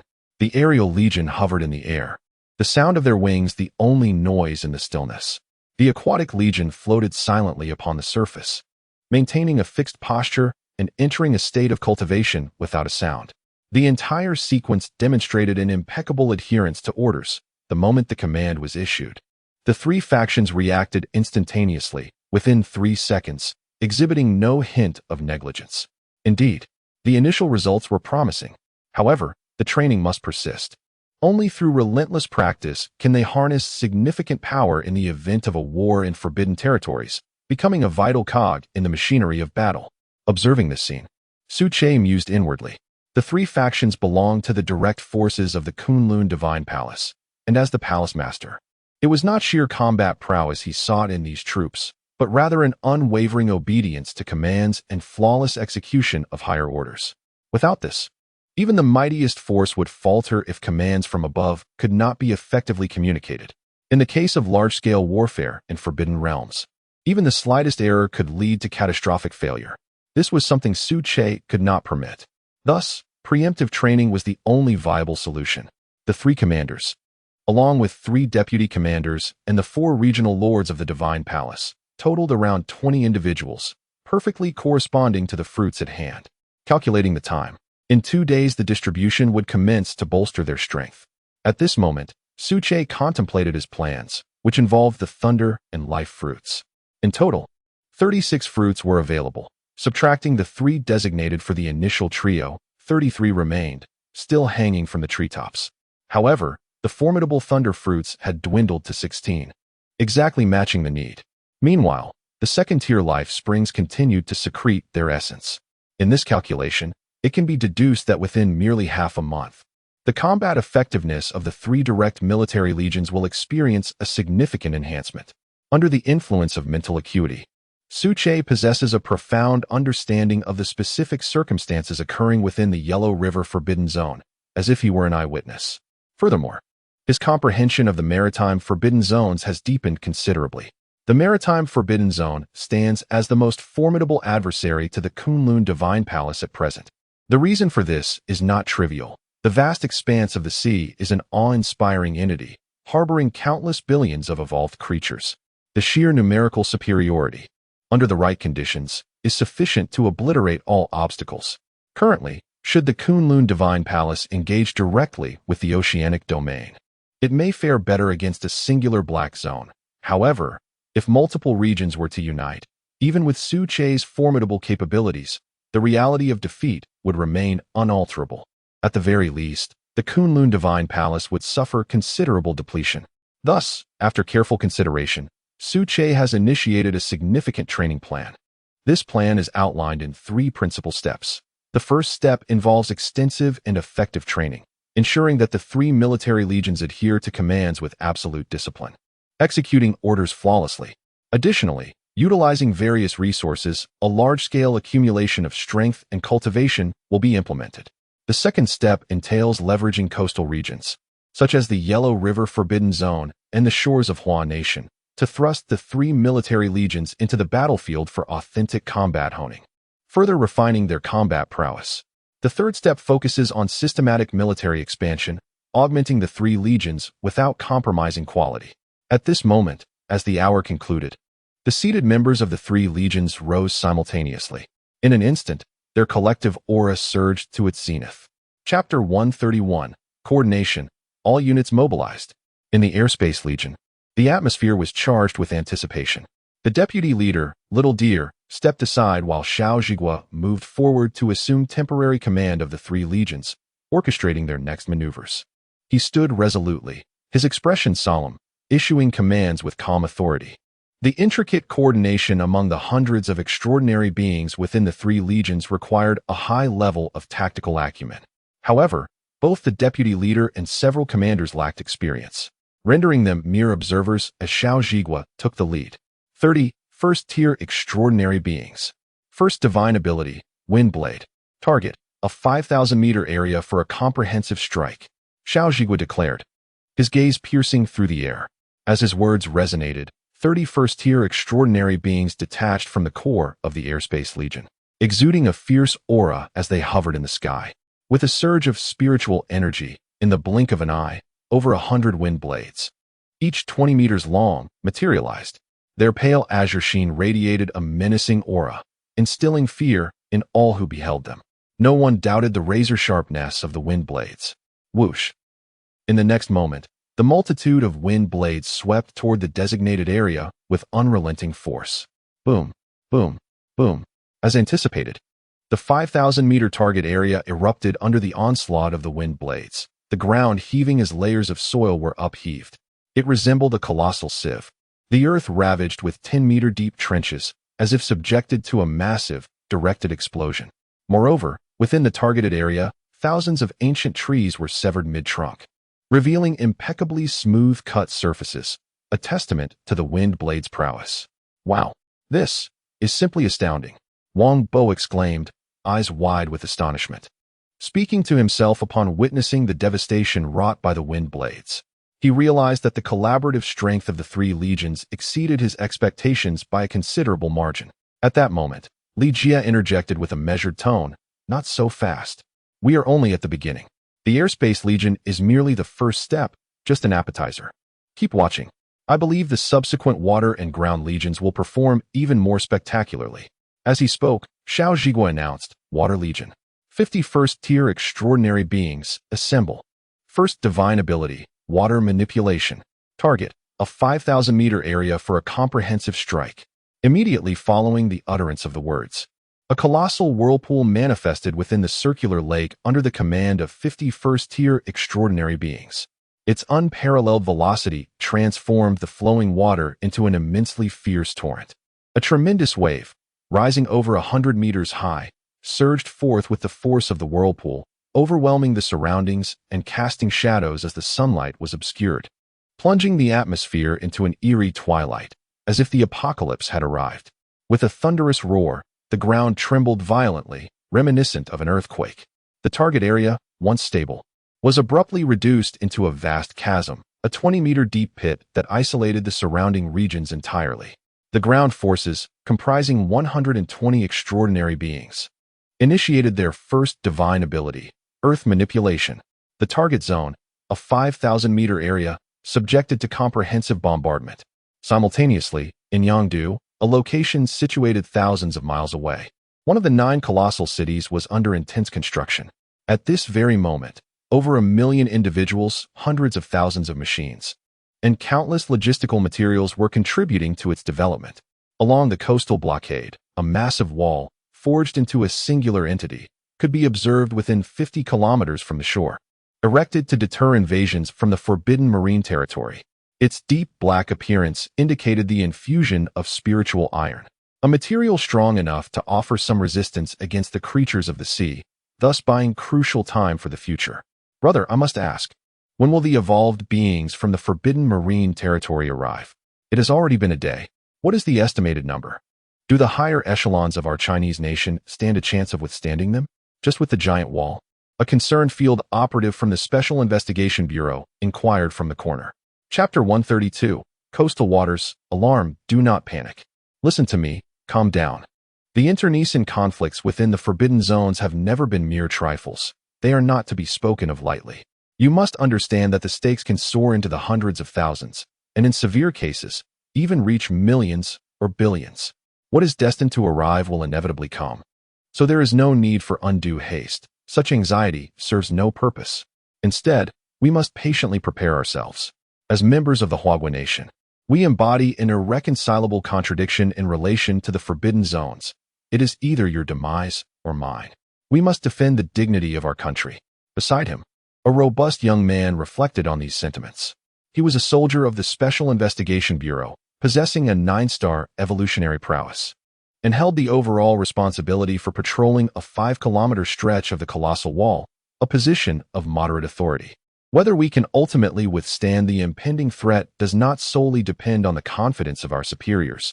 It requires each of us to genuinely devote our lives, to defend with our very flesh and blood. As his words fell, a heavy silence enveloped the corner, as if it had succumbed to deathly stillness. The truth is harsh, so much so that the two were left at a loss for words. Indeed, the current state of Huagua is fraught with both internal strife and external threats, rendering the situation exceedingly dire. Not only do we contend with the forbidden zones within our borders, but our extensive coastline directly interfaces with maritime forbidden zones, undeniably heightening the peril. Let us proceed. It is time for us to inspect the Great Wall and avert any unforeseen incidents. Reports have surfaced indicating that a subordinate region of the Yellow River Forbidden Zone has clashed with that of the Maritime Forbidden Zone for reasons unknown, resulting in an estimated casualty count of over 100,000 evolved beings thus far. After a moment, the young man gently patted his brother's shoulder, his tone turning serious. The Great Wall, towering at 50 meters, with a thickness of 10 meters and a total length of over 100 kilometers. Appears from above like a sinuous black dragon, magnificent and awe-inspiring. Were it not for the advantages conferred by awakened evolvers, such a monumental undertaking could never have been realized in a day. Prior to the advent of the spiritual energy era, it would have taken at least a decade to complete. The Great Wall serves as a barrier, for the landing sites of the maritime forbidden zones are limited. By securing these locations, we can achieve our defensive objectives. Upon ascending the Great Wall, the young man was greeted by a contingent of soldiers from the Special Investigation Bureau, clad in black uniforms, numbering over 100. They moved slowly, scanning their surroundings as if inspecting something of great importance. "Brother, what is the situation? Why has the combat unit arrived? Has the upper echelons received news concerning the maritime forbidden zone?" His brother inquired, a flicker of confusion in his eyes. In response, the young man shook his head, replying, "I am not entirely sure. I have not received any notifications from above. They must have other arrangements in place. It does not concern us. Let us proceed with our patrol." As the two brothers prepared to step out, someone inquired directly, "Is this the land district?" "We are from the Special Investigation Bureau of Yangdu. We have just received orders from above to inspect the construction of the Great Wall and assess the danger level of the restricted maritime area. Have there been any new developments in recent days?" At this moment, the young man halted, responding, "Yes, I am Lu Changkong. The Great Wall is in good condition, having undergone a comprehensive inspection. As for the restricted maritime area, a red alert was issued a few days ago, but so far, we have observed no unusual activity." Lu Changkong was fully aware of the pertinent details and spoke them without hesitation. "Well, in that case, if there are no issues, please continue your patrol in the land district. We shall not intrude further." Subsequently, the two groups parted ways, and Lu Changkong proceeded with his regular patrol as planned. 5 kilometers, a distance neither long nor short, took only a few minutes to traverse. However, when they reached the end of the area, the younger brother suddenly pointed towards the sea. Expressing his confusion, "Brother, look, why are there gigantic waves on the surface? There is not a breath of wind. Could it be waves without wind?" Upon hearing this, Lu Changkong turned back, casting a casual glance. Yet, what he saw sent a chill down his spine. Those were not mere waves. They were clearly millions of evolved creatures, appearing somewhat wave-like due to their distance. It was the restricted area, the maritime forbidden zone, an entire army of evolved beings. "Quick, sound the alarm. All personnel, enter a state of emergency," Lu Changkong bellowed, rushing to the emergency response device and pressing the red button. Chapter 133, A Collective Response Buzz. In an instant, a piercing alarm echoed throughout the massive walls, while brilliant red emergency lights illuminated every intersection, internal structure, and corridor. Witnessing this, Lu Changkong did not hesitate. He promptly dialed the emergency hotline to report the situation. "This is the giant wall at Yangdu's second end. We have an urgent situation. The Forbidden Sea Zone is under attack, with an estimated presence of over 1 million evolved creatures. I repeat, the Forbidden Sea Zone is approaching. Please prepare for emergency protocols." Received. This is the Special Investigation Bureau headquarters. Please maintain the necessary order. We have dispatched a portion of our combat forces. Prepare for the relevant reception, came the response. Lu Changkong glanced at the sea, his mind racing with calculations. 30 kilometers. Approximately 5 minutes remain. We must act quickly. As he spoke, he leaned against the colossal wall and retrieved the emergency communicator from his waist, displaying a calm demeanor as he issued commands. "We have 5 minutes. The Forbidden Sea Zone, with over 1 million evolved beings, is advancing. I hereby declare, effective immediately, all personnel within the 30-mile radius of the giant wall on leave must cease all activities and return immediately. We are entering Level 1 control." In just a few seconds, the entire giant wall began to shift. Buzz. Boom. The mechanical sounds resonated. It was the latest developed spiritual energy cannons, harnessing an immense power of spiritual energy. Their ammunition composed of the remains of first-tier extraordinary life forms, boasting unparalleled penetration capability. "This is the artillery unit. I declare, the spiritual energy cannons are all in position. A total of 120 cannons have arrived at their designated locations, with 1,000 rounds of ammunition and a warehouse reserve of 10,000 rounds. Furthermore, the logistics department reported, A full contingent of 100 personnel has been deployed for logistical support. Report. The spiritual energy cannon ammunition is in position. The total of 10,000 rounds can be delivered to the giant wall within a minute. Report. The D-class ammunition has been deployed, totaling 5,000 rounds, with quantities of 500,000, 1 million, and 2 million in 3 segments. Report. Logistics confirmation received. Supplies from Yangdu's giant city will arrive swiftly in half an hour. Simultaneously, the rear of Yangdu's giant city also activated the emergency red alert. Buzz. Attention, all citizens. The Forbidden Sea Zone is approaching. Please remain in stable areas and refrain from venturing outside. All operations are to follow this notification. We are now entering temporary control. The resounding loudspeakers relentlessly conveyed the message, leaving no room for ambiguity. Oh no, the Forbidden Sea Zone is indeed real. What shall we do? It is said that over 1 million evolved creatures are approaching, while our great city has only just begun its construction. What do we have to defend ourselves? Don't ask. The only answer is that we will fight with our lives. Let me make it clear. We have no retreat. There is nowhere to flee. We can only remain and engage in a decisive battle, for otherwise, total annihilation is the only outcome. In that moment, all citizens united in a shared rage, their spirits converging into a singular force. Meanwhile, within the makeshift command center, the Supreme Commander was issuing orders. Relay the message. The 30 drones at the base must take off immediately, conducting preliminary reconnaissance while executing localized interference. The Air Force Department. Prepare for immediate takeoff and execute the designated bombing missions as soon as the moment is right. The Special Investigation Bureau's Combat Division. Retain essential defensive forces and dispatch the rest to the front line of the Great Wall. It is imperative to hold our ground.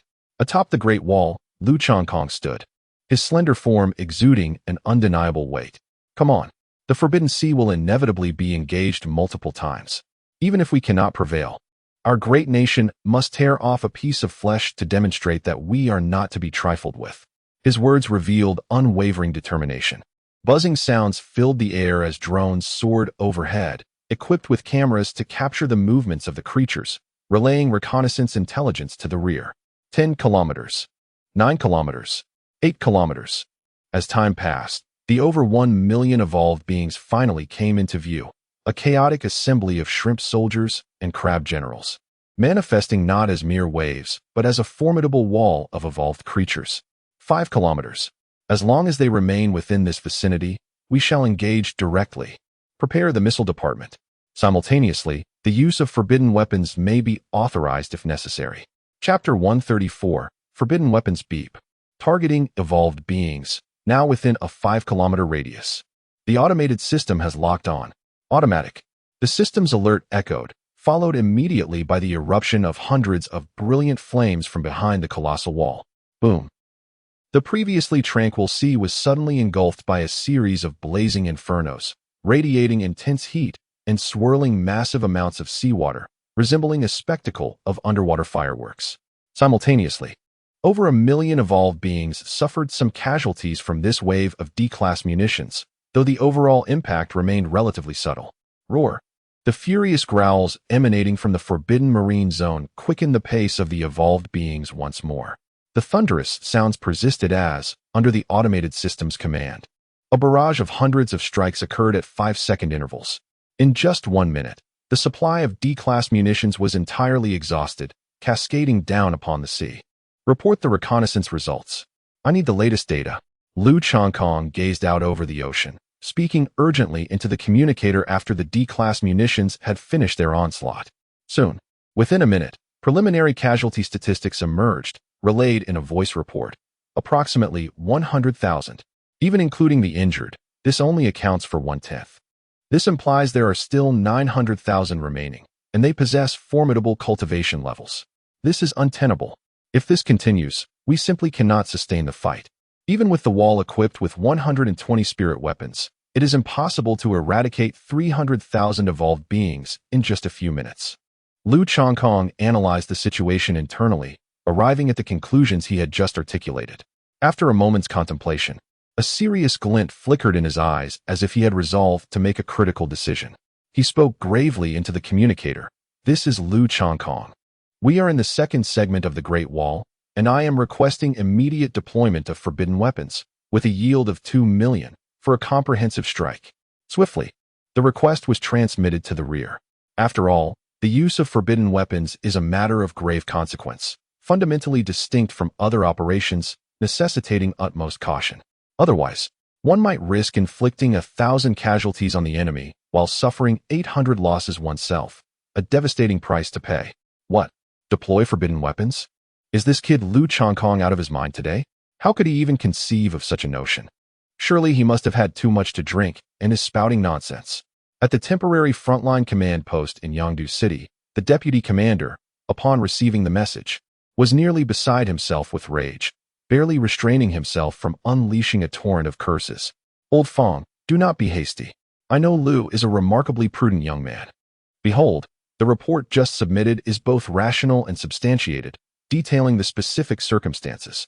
There remain 900,000 evolved beings, and should we refrain from employing the forbidden weapons, this place may very well transform into a protracted slaughterhouse. I believe he is correct. At this moment, the commander rose, casting a glance at the map distribution and the real-time data of the forbidden maritime zones displayed on the screen, expressing a sense of helplessness. The implication of his words was unmistakably to stand resolutely behind Lu Chongkong. Upon hearing this, the deputy commander grew anxious and exclaimed, "Commander, one must understand that these are forbidden weapons. Should an explosion occur, even the slightest miscalculation could render an area not just within dozens, but even hundreds of miles into a desolate wasteland, devoid of life."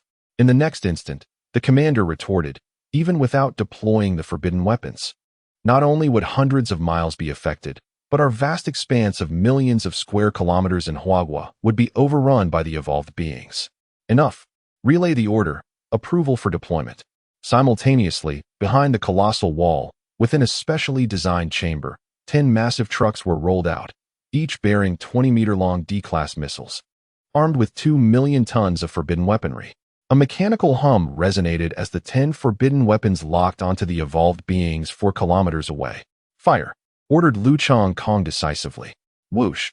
The ground trembled slightly as the sound of piercing air erupted. The 10 forbidden weapons, hurtling at a terrifying speed of 3 Mach, breached the atmosphere in the blink of an eye, plummeting from the sky. Boom! The sea surface erupted, with intense heat causing localized areas to reach a state of complete boiling, the cacophony instilling dread in all who witnessed it. In the sky, massive mushroom clouds erupted, filled with boiling seawater, as if transcending the very heavens and earth. Within the valley, at the moment the forbidden weapons detonated, Su Che immediately sensed the event, overwhelmed with astonishment. It is the forbidden weapons. Huagua has directly resorted to their use. It seems that a full-scale war is imminent. Clearly, if we only wait a little longer, the timing will be right. We must hasten to bolster the strength of the 3 legions. Shortly thereafter, the trio was summoned into the valley.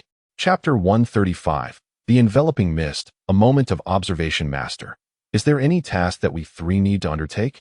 The 3 armies had just concluded their collaborative practice of mystical techniques, yielding remarkably positive results. Preliminary evaluations indicated that they had harnessed an impressive 14-fold power of their usual capabilities.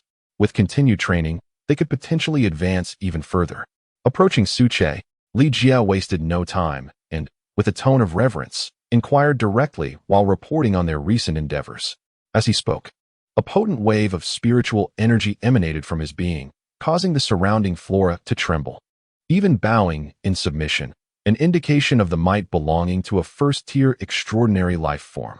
Just moments ago, after consuming the dragon fruit, the trio had successfully achieved breakthroughs and ascended to the realm of first-tier extraordinary beings. Indeed, the reason I summoned you 3 is that I have directives to impart. Proceed. As he spoke, dark specks began descending from the towering treetops, and Su Che continued. The remaining 33 fruits are to be utilized in batches as previously discussed. I trust you are aware of the specific allocations. Here are 5 tons of second-tier spiritual spring, significantly superior to the first tier. Distribute it according to the established quotas, with each person receiving 5 liters per day. Within 3 days, I expect to witness the complete secondary awakening of the fruits.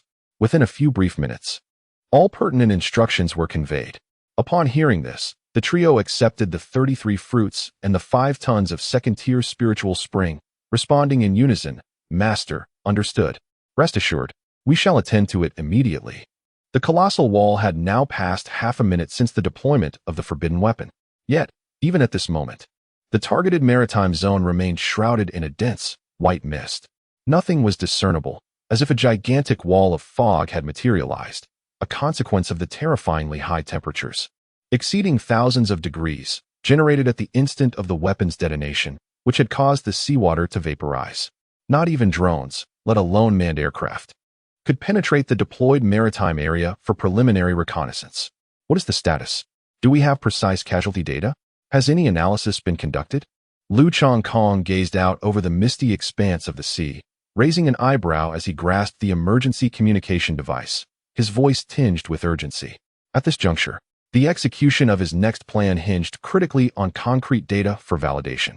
Any misstep could lead to catastrophic failure, a risk he could not afford. Before long, the emergency communication device buzzed to life. District Lu, due to the high radiation levels, the internal area is experiencing tumultuous fluctuations in spiritual energy. Drones are incapable of conducting aerial reconnaissance, and the specific data remains unclear. Preliminary estimates suggest that further time is required. Upon hearing this, Lu Chongkong clenched his fists, gazing helplessly at the sea. Within its depths echoed the anguished roars of the injured evolved beings, continuously howling as they steadily approached the towering wall with the passage of time. After a moment, he composedly issued a notification, "Attention everyone. Heighten vigilance. Should any evolved being appear within range, the weaponry department must be alert. The spiritual weapons can autonomously lock on and fire at will." Simultaneously, 10 colossal mushroom clouds erupted, creating a tremendous commotion. 50 kilometers away, the grand city of Yangdu was still visible. What on earth was that just now? Can someone explain? The ground trembled incessantly. What explanation? Did you see it? That was a gigantic mushroom cloud. Do you know what a mushroom cloud signifies? It denotes the use of forbidden weapons. The wall ahead has now deployed such armaments. Is it truly that dire? Have we already reached this stage? Goodness. What shall we do? Can we still remain here? What is there to fear? It was deployed over the sea, and there is a massive wall shielding us. As long as we are not near the epicenter, we should be fine. After all, we are awakened evolved beings, no longer as fragile as before. Within the temporary command center, several commanders sat in silence, their expressions solemn. They remained fixated on the computer screens before them, their eyes unwavering. A cacophony of static erupted in the drone's channel, a piercing turbulence resonating through the air. Chapter 136. Full-scale assault. After a brief moment, the commander could no longer contain his impatience. He abruptly rose to his feet, causing his chair to tumble with a resounding crash. He turned to his side and erupted in fury. What is happening? What on earth is the technical department doing? A full minute has elapsed, and there has been no response from the command center. What are the hundreds of personnel in the drone technology division engaged in? With his words still hanging in the air, the commander continued, seemingly with much more to convey, his voice rising. This is an urgent situation. Any delay, however slight, could lead to consequences beyond our imagination, potentially altering the course of this war. There is no denying the truth in his proclamation. At such a critical juncture, the casualty figures pertaining to the forbidden weapon are of paramount importance to our nation. Indeed, they are indispensable, as they can dictate the trajectory of the entire conflict. For instance, should the casualty figures from the forbidden weapon be alarmingly high, even a modicum of resistance could thwart this wave of assault. Conversely, if the figures are low, adjustments must be made through other avenues. Yet, the foundation of all this hinges upon the casualty data of the forbidden weapon. At that moment, the screen abruptly transformed. The previously static white noise began to dissipate, revealing a vivid azure expanse, the site of the forbidden weapon's detonation. "Commander, we have visuals," the deputy commander exclaimed, his face flushed with excitement. "Indeed. Data analysis team, expedite your efforts." Upon finishing his command, the general's gaze sharpened, fixating on the unfolding scene. What met his eyes was a gruesome panorama, carcasses of mutated creatures strewn across the landscape, tossed about by the relentless waves, presenting a harrowing sight. Yet, in stark contrast to earlier visuals, the cerulean waters were devoid of any copious blood, only displaying a subtle variation in hue. This was attributable to the intense heat at the epicenter of the forbidden weapon, which vaporized the blood of the evolved creatures, thereby isolating it from the seawater. This is Drone 1. Calling the command center, data has returned to normal and is currently being transmitted. Please prepare to receive.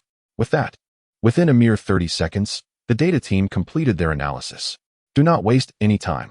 Send the specific casualty estimates directly to the front lines, and inform Lu Changkong that during this initial engagement, he must assert our dominance. Failure is not an option, or I shall have his skin. Meanwhile, upon the immense wall, Lu Changkong promptly received the data. A fleeting glance at the figure of 200,000 imbued him with an overwhelming confidence. With this revelation, the annihilation of 300,000 had already been achieved before any direct engagement, and the prospect of deploying forbidden weaponry once more loomed enticingly. Indeed, with over 1 million evolved beings arriving, it was only fitting that they all be retained. Lu Changkong mused to himself, exuding an air of self-assurance, his eyes glinting with a chilling intent to kill. Forbidden weaponry. 500,000, 1 million, 2 million. Launch them all without reservation. The target zone spans a 4-kilometer expanse over the sea, to be subjected to a comprehensive 3-tiered assault. Boom, rumble. The roar echoed once more as the forbidden weaponry initiated its long-range bombardment. As soon as they encroach upon the 3-kilometer mark, the spirit energy weapons will engage directly, focusing particularly on first-tier extraordinary life forms. Everyone, follow my lead. As he spoke, Lu Changkong descended to the base of the massive wall, where a vast indentation lay. Before him was a formidable barrier of spirit energy-infused iron, offering superior defensive capabilities while allowing those concealed within to mount various counterattacks. Here, the true melee battlefield awaited. They, the guardians of the Great Wall, would soon confront the overwhelming tide of marine evolved beings in close combat, engaging in fierce hand-to-hand clashes. Likewise, this would be the most brutal of battlefields. Chapter 137. The terrifying spirit weapon along the massive wall. We are soon to confront a staggering number of at least 300,000 evolved creatures. What is the current extent of our defensive capabilities at the Great Wall? Lu Changkong, clad in military attire, stood resolutely at the exit. In his left hand, he wielded a black spear with a 5-meter shaft, its tip forged from heavy, refined iron, emanating a fierce aura under the sun's rays. Beside him, a voice responded, "Commander Lu, the Great Wall currently boasts a defensive force of 500,000, which includes a legion of 100,000 evolved warriors and a standing army of 400,000. In the directions of Kyoto and Yangdu, there exists a total of 1 million emergency mobilization forces. Due to the stretching of territory, some foundational structures have suffered damage. The Yangdu sector can be restored in 1 hour, while the Kyoto sector will require over 5 hours. However, accompanying us are Commander Yusu and his elite squad from the heavenly rankings, comprising about 30 members." Upon hearing this, Lu Changkong felt a sense of steadiness. The mention of Commander Yusu brought a smile to his face. Commander Yusu, he is indeed the steadfast anchor of the seas, a second-tier extraordinary being. I estimate that just his presence alone would transform the surrounding area into a no-man's land, unless the ruling landlord himself were to descend. This is reassuring. I did not anticipate that Commander Yusu would personally arrive at the Yangdu front. It seems the higher authorities take this matter very seriously. With the tri-layered coverage strike of the forbidden weapons, combined with spirit weapons, out of over 1 million evolved creatures, only around 300,000 should reach the Great Wall. In this case, with our standing defensive force of 500,000, we can certainly withstand, or rather, easily repel, the assault. Having spoken thus, Lu Changkong fell silent, gazing intently at the ocean. A dark mass loomed ahead, densely packed and revealing its true form.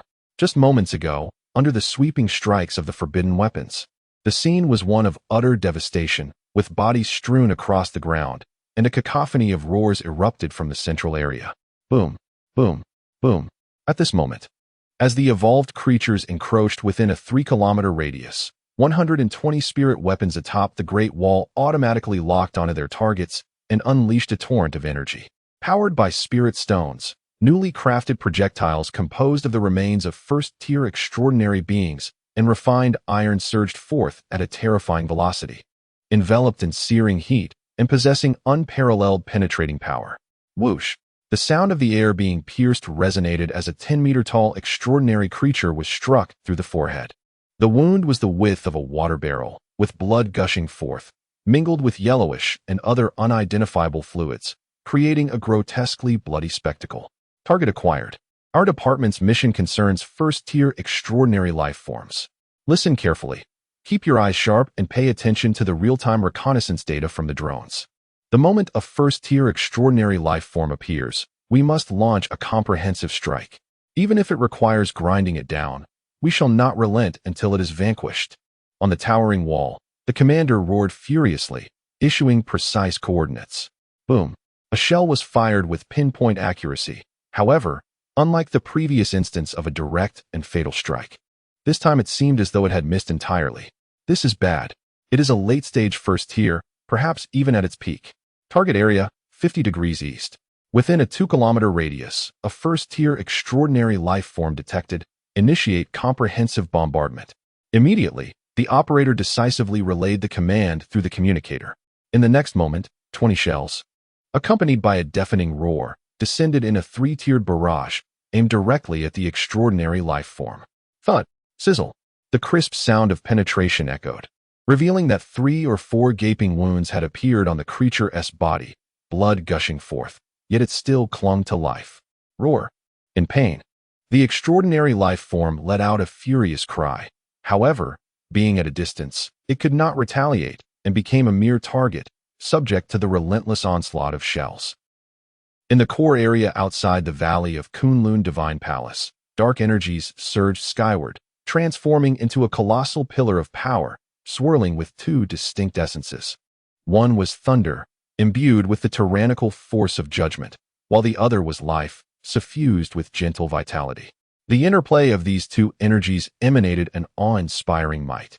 Chapter 138, Clash of Arms. Heroic valor in the region of the Colossal Wall, following an onslaught of ethereal weaponry.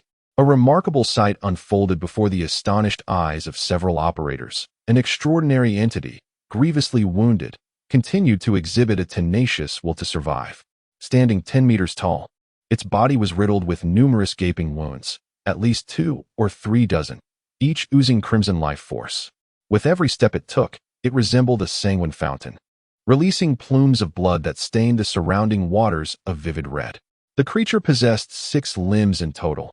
However, under the relentless barrage of artillery, they had been rendered nearly unrecognizable, crushed into a state of ruin. The sensation was akin to pulverization. With only the slightest semblance of integrity remaining, any gentle touch could send them tumbling away.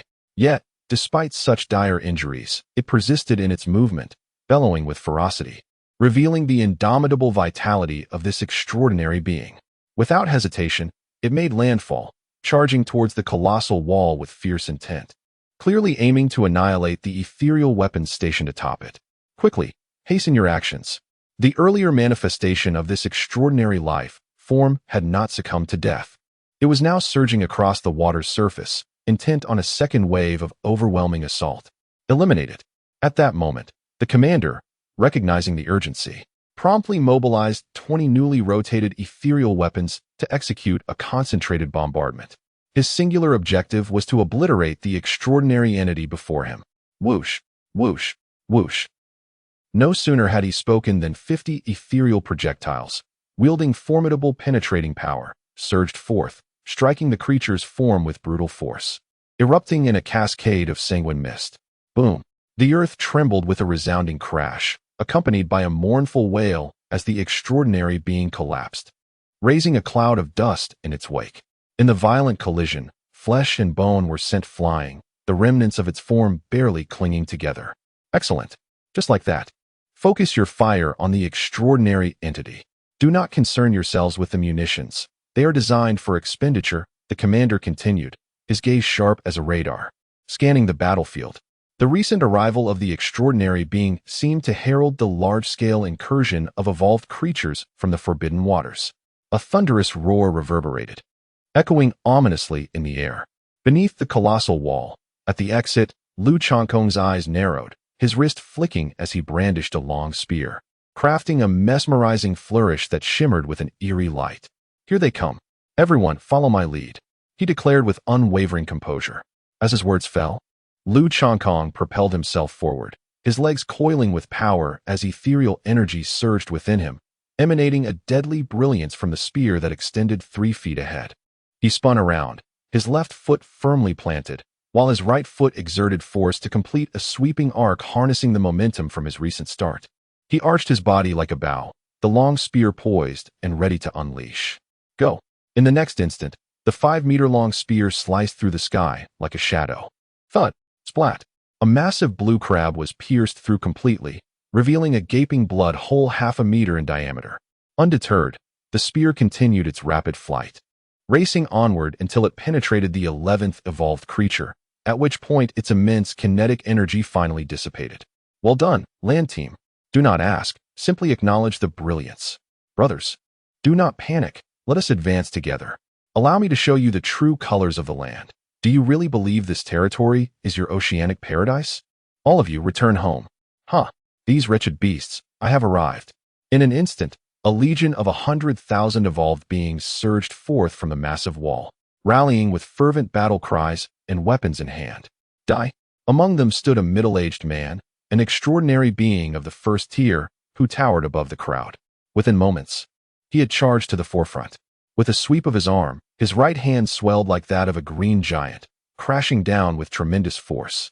Immediately, a colossal sea serpent was seized by its head and slammed into the ground, creating a deep pit, its elongated body thrashing wildly. Die! The force erupted once more, and with a sickening splatter, the serpent's head burst forth in a shower of blood, transforming into a rich, meaty paste. Huh, you damned beasts. You deserve this day. The middle-aged man pressed on, charging ahead like a yak. Be careful, brother, behind you. On the battlefield, a young man gasped in horror as he witnessed his brother being impaled by a mid-tier 0-level tuna. Its sharp beak lifted the entire body, blood gushing forth. And no, do not mind me. Kill, exterminate these damned beasts. He gasped. I shall take my leave now. With a feeble voice, his brother spoke. But the tuna, with a thrust of its beak, sent him soaring through the air, blood raining down before crashing heavily to the ground. Brother, the young man roared, his spirit surging, as he grasped a long spear and charged forward. The two engaged in a fierce struggle, blood and flesh flying in all directions. Yet the young man refused to retreat, his crimson gaze making it nearly impossible to meet his eyes. In a mere 5 minutes, the area before the towering wall was engulfed in a miasma of blood and carnage. The 100,000 Evolution Legion, despite possessing a portion of first-tier extraordinary beings, is relentlessly reaping the evolutionary creatures. However, more often than not, they meet a grim fate, much like what befell the elder brother, caught off guard and mercilessly slain. The entire battlefield is shrouded in an inexplicable sense of tragic grandeur. Chapter 139, Global Battlefield. At the same moment, the specific situation in the Great Wall area was being broadcast live on the official website of the Special Investigation Bureau. According to Li Xiang, the director of the Special Investigation Bureau of Huagua, during a recent emergency meeting, he declared, "Indeed, it is a live broadcast.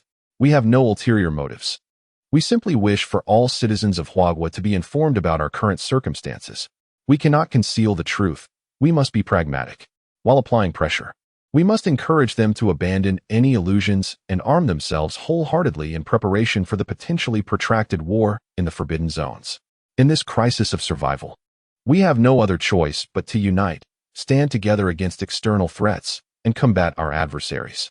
As soon as the broadcast began, a tremendous wave of viewers surged in, escalating from 0 to over 1 million in just 1 minute, surpassing 10 million within 3 minutes, and reaching the threshold of 100 million by the 9th minute. Were it not for the dedicated servers, the official website of the Special Investigation Bureau would likely have collapsed under the overwhelming demand, succumbing to a black screen of inactivity. Ah, the bombings are exquisite. If only there were more, a clustered saturation strike to drive those wretched creatures back into the depths of the sea. Indeed, it is a joy to behold. I am utterly elated. The forbidden weapons truly live up to their name. The epicenter of destruction is a vaporized expanse of life, likely beyond the endurance of even first-tier extraordinary beings. Initially, we witnessed a comprehensive strike from the forbidden weaponry, But as time progressed, we entered the close-quarters combat phase. The scenes are gruesome, tightening my heart with dread. My goodness. Upon closer inspection, I realize the numbers are staggering, certainly around 300,000. Oh dear. Now I truly comprehend the meaning behind my father's words from the other day. The wars of conquest in the Forbidden Zones are far from mere rhetoric or trivial games. Who is that figure in black? Armed with a long spear, he appears unstoppable, dispatching foes with alarming efficiency. In just this brief moment, he has already taken down dozens. I wonder if he has reached the first tier of extraordinary prowess? I know. That is a pinnacle evolutionary being from the Sheep's Great Wall region. A 9-star peak evolutionist. It is said he hails from an ancient martial arts family, and in full eruption, he is equivalent to a half-step extraordinary. Meanwhile, in Kyoto, at the headquarters of the Special Investigation Bureau, Li Xiang sat solemnly before the screen, meticulously reviewing the data, over 1 million in numbers. The consumption of long-range weaponry has resulted in approximately 300,000 evolved beings landing ashore. Following this trend, given the defensive capabilities of the Great Wall itself, it can not only withstand the onslaught, but also launch a counteroffensive. However, as he spoke, Li Xiang's words faltered, and another pressing question emerged. What of the other evolved creatures? In such vast and forbidden seas, how could there possibly be merely a few million? Even if one were to multiply that base figure by 10, 100, or even 1,000, it would still be a modest estimate. Contemplating this, Li Xiang continued. Have the biological data from the reconnaissance aircraft been returned? Apart from these millions of evolved creatures, are there any other activities in the forbidden waters? Upon hearing this, a staff member nearby immediately responded, "Report to the director. The data has not yet returned. We have 1 hour and 10 minutes remaining to complete the scheduled patrol." Very well. Li Xiang sighed softly, feeling as though a great weight pressed down upon his shoulders. On the screen, a world map was displayed, cluttered with various annotations. But the most conspicuous were the red regions. Red. It was clear that these areas were associated with incursions into the Forbidden Zones. At that moment, the globe's extensive coastline was uniformly marked in crimson, with some areas nearly reaching a purplish hue. Suddenly, a shift occurred on the map. The red zone in Australia rapidly expanded within mere heartbeats, the color deepening ominously, almost approaching black. What is happening? Li Xiang pondered, bewildered by the unfolding events. Chapter 140. The first step to ruin. After a moment of contemplation, Li Xiang was abruptly interrupted by another secretary who rushed in, his expression a mixture of shock and disarray. "Director," he stammered, "we have just received notification from Australia.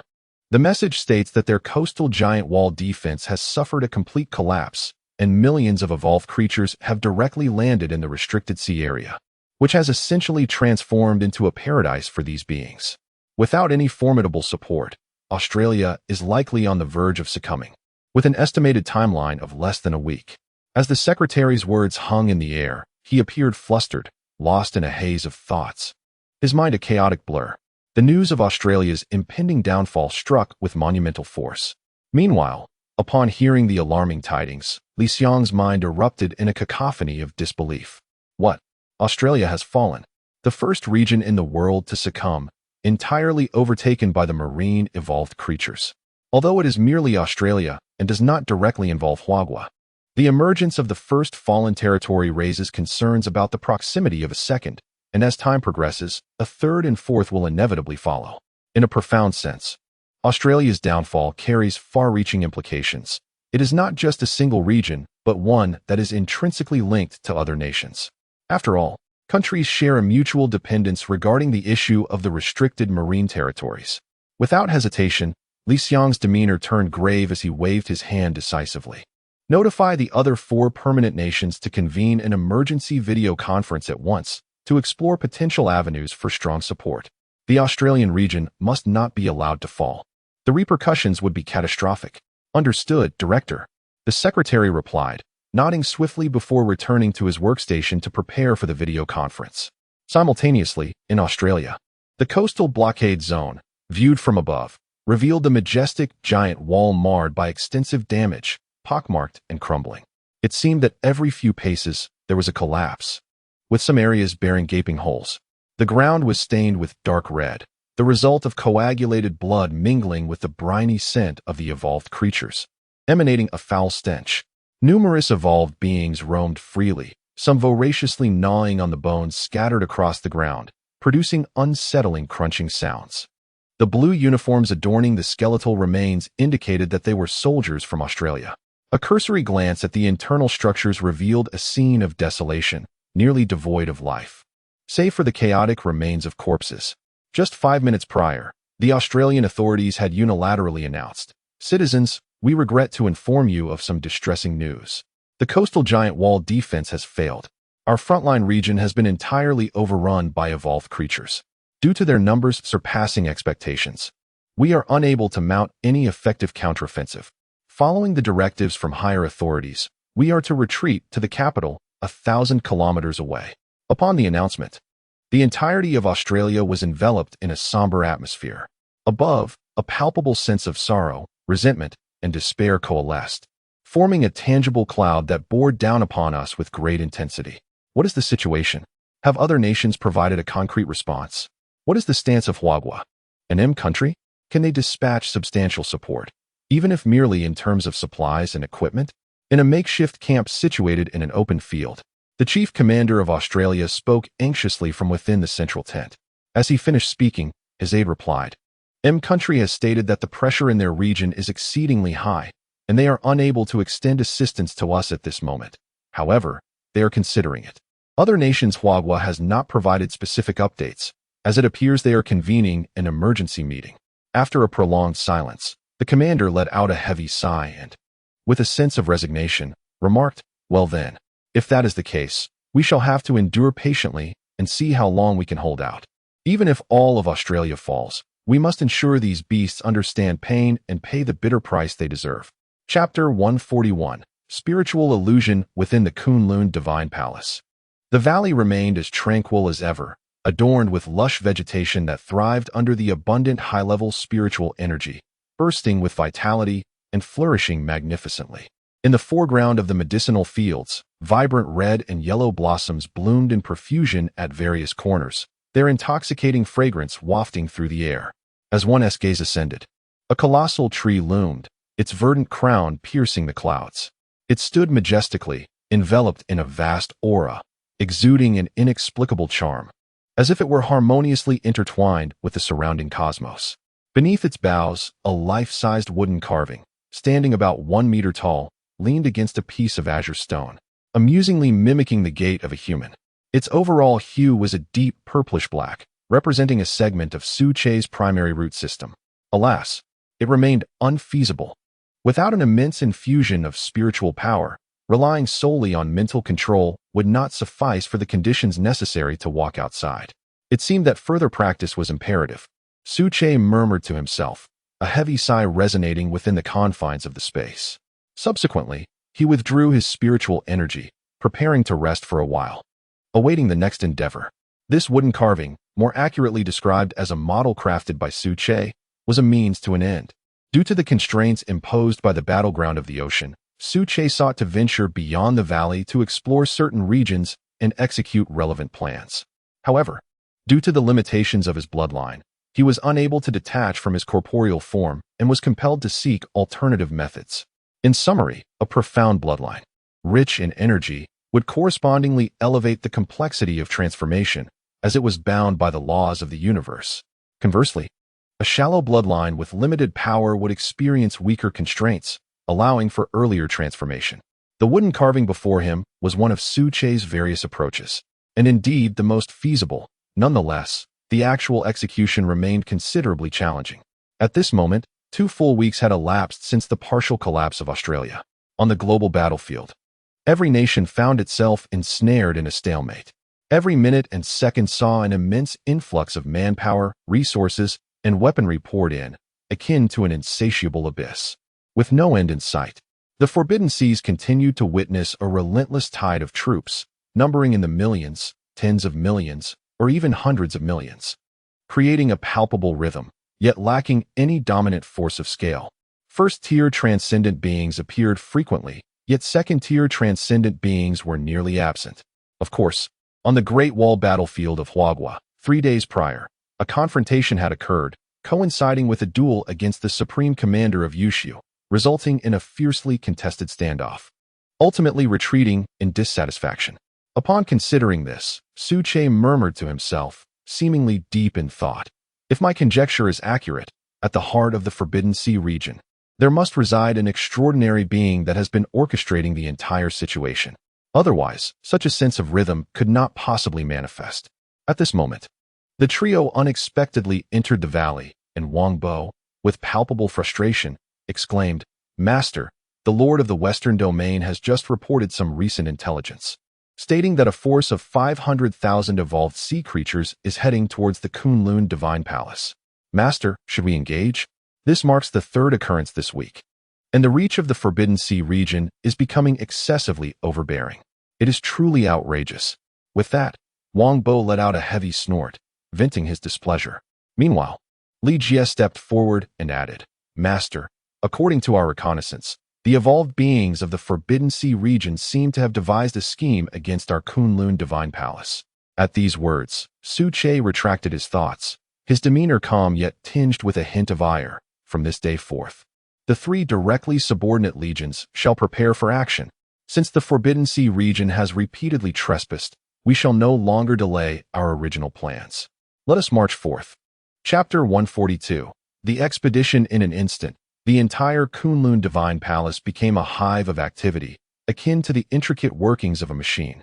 Each component diligently engaged in the preparations for war.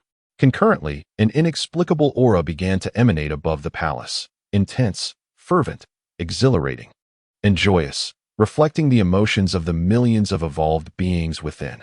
Boom, boom, boom. Outside the valley, amidst the violent tremors of the ground, the terrestrial legions surged forth from their former positions, exuding a fierce and solemn atmosphere. "Master of the palace, the ground forces report for duty. We await your command." The ground commander knelt, his voice resonating with excitement. To the commanders of the three legions, the impending campaign into the forbidden zones appeared devoid of terror. Rather, it stirred a sense of anticipation. They belonged to the elite core of the three legions, enjoying the highest privileges within the Kunlun Divine Palace. Thus, they understood that mere sustenance without contribution would not suffice. To maintain their status and earn respect, they must demonstrate their valor and prove their capability to defend the palace. Any forbidden zone daring to infringe upon the Kunlun Divine Palace would face but one outcome against the three legions: annihilation. "Master of the palace, the aquatic forces report for duty. We await your command." "Master of the palace, the aerial forces report for duty. We await your command." Following the assembly of the ground forces, the aquatic and aerial legions simultaneously completed their preparations, ready for action and enveloped in a chilling aura, poised to receive the next directive from their master. Indeed, one could stand against 100, yet 1,000,000 soldiers could be mustered. With a mere glance, Su Che discerned that his elite core possessed both remarkable quality and formidable strength, capable of overcoming numerical disadvantages. A mere sea forbidden zone. With the emergence of the Kunlun Divine Palace's legions, I, Wang, am eager to witness what capabilities you, mere fish of the sea, possess when stripped of your numerical advantage. Come forth." Beside him, Wang Bo, filled with fervor, muttered to himself. Before them stood 100,000 evolved beings, having undergone rigorous training to achieve exemplary discipline. At the sound of a command, they would respond without hesitation, within mere seconds. Even their cultivation levels had seen a substantial enhancement, bolstered by an abundance of second-tier spiritual springs and celestial fruits, with many having stepped into the first tier of the extraordinary, leaving only a small fraction at the pinnacle of the zero tier. In an instant, a myriad of first-tier extraordinary beings unleashed a formidable aura that converged, resembling a colossal sword piercing the heavens. Under the weight of this oppressive presence, the trio felt as though the apocalypse was upon them. Such is the foundational strength of the Kunlun Divine Palace, entirely derived from its own formidable prowess. Indeed, with the emergence of our Kunlun Divine Palace, tens of thousands of first-tier extraordinary beings coordinate their divine abilities in close concert. Which realm of confinement could possibly resist? It seems the shadowy puppeteer behind the scenes is poised to make an appearance. Li Jie, taking the cue, expressed his excitement. 5 minutes later, Su Che's commands resonated once more. The Forbidden Sea domain has repeatedly encroached upon our Kunlun Divine Palace in recent days. Henceforth, we shall defend the Kunlun Divine Palace. 3 legions shall embark. First, the Ground Legion will set forth from the western region, annihilating 500,000 evolved beings of the Forbidden Sea domain before proceeding to the designated location as planned. Second, the Aquatic Legion will depart from the eastern region, addressing the crisis of the Yellow River's Forbidden Domain before hastening to the predetermined site. Third, the Aerial Legion will conduct preliminary reconnaissance, and after thoroughly surveying the area, will return to the designated location. As the words were uttered, the 3 legions sprang into action, propelled by an immense aura, embarking in a grand procession. Thus, the Kunlun Divine Palace officially entered the global conflict of forbidden domains. Simultaneously, in the Kunlun satellite city, at the energy detection station, the screen displayed an alarming density of energy, indicating that tens of thousands of extraordinary beings were rapidly mobilizing outward. The Kunlun Divine Palace. It is the evolved beings of the Kunlun Divine Palace. This must be reported to the director immediately. This is significant news. Without hesitation, the staff promptly activated the messaging device before them to report the recent energy density situation. Chapter 143. The Palace Master Emerges. Part 1. What? Could you repeat that? The report indicated that over 10,000 first-tier extraordinary beings had suddenly appeared at Kunlun Divine Palace. Are you certain? Surely, your eyes must not be deceiving you. Please, take a closer look. 10,000, you say? This cannot be a jest, can it? All first-tier extraordinary beings? Upon receiving the news, Tao Jun felt as though he might succumb to shock right then and there. His expression resembled that of one who had encountered a specter, overwhelmed with disbelief.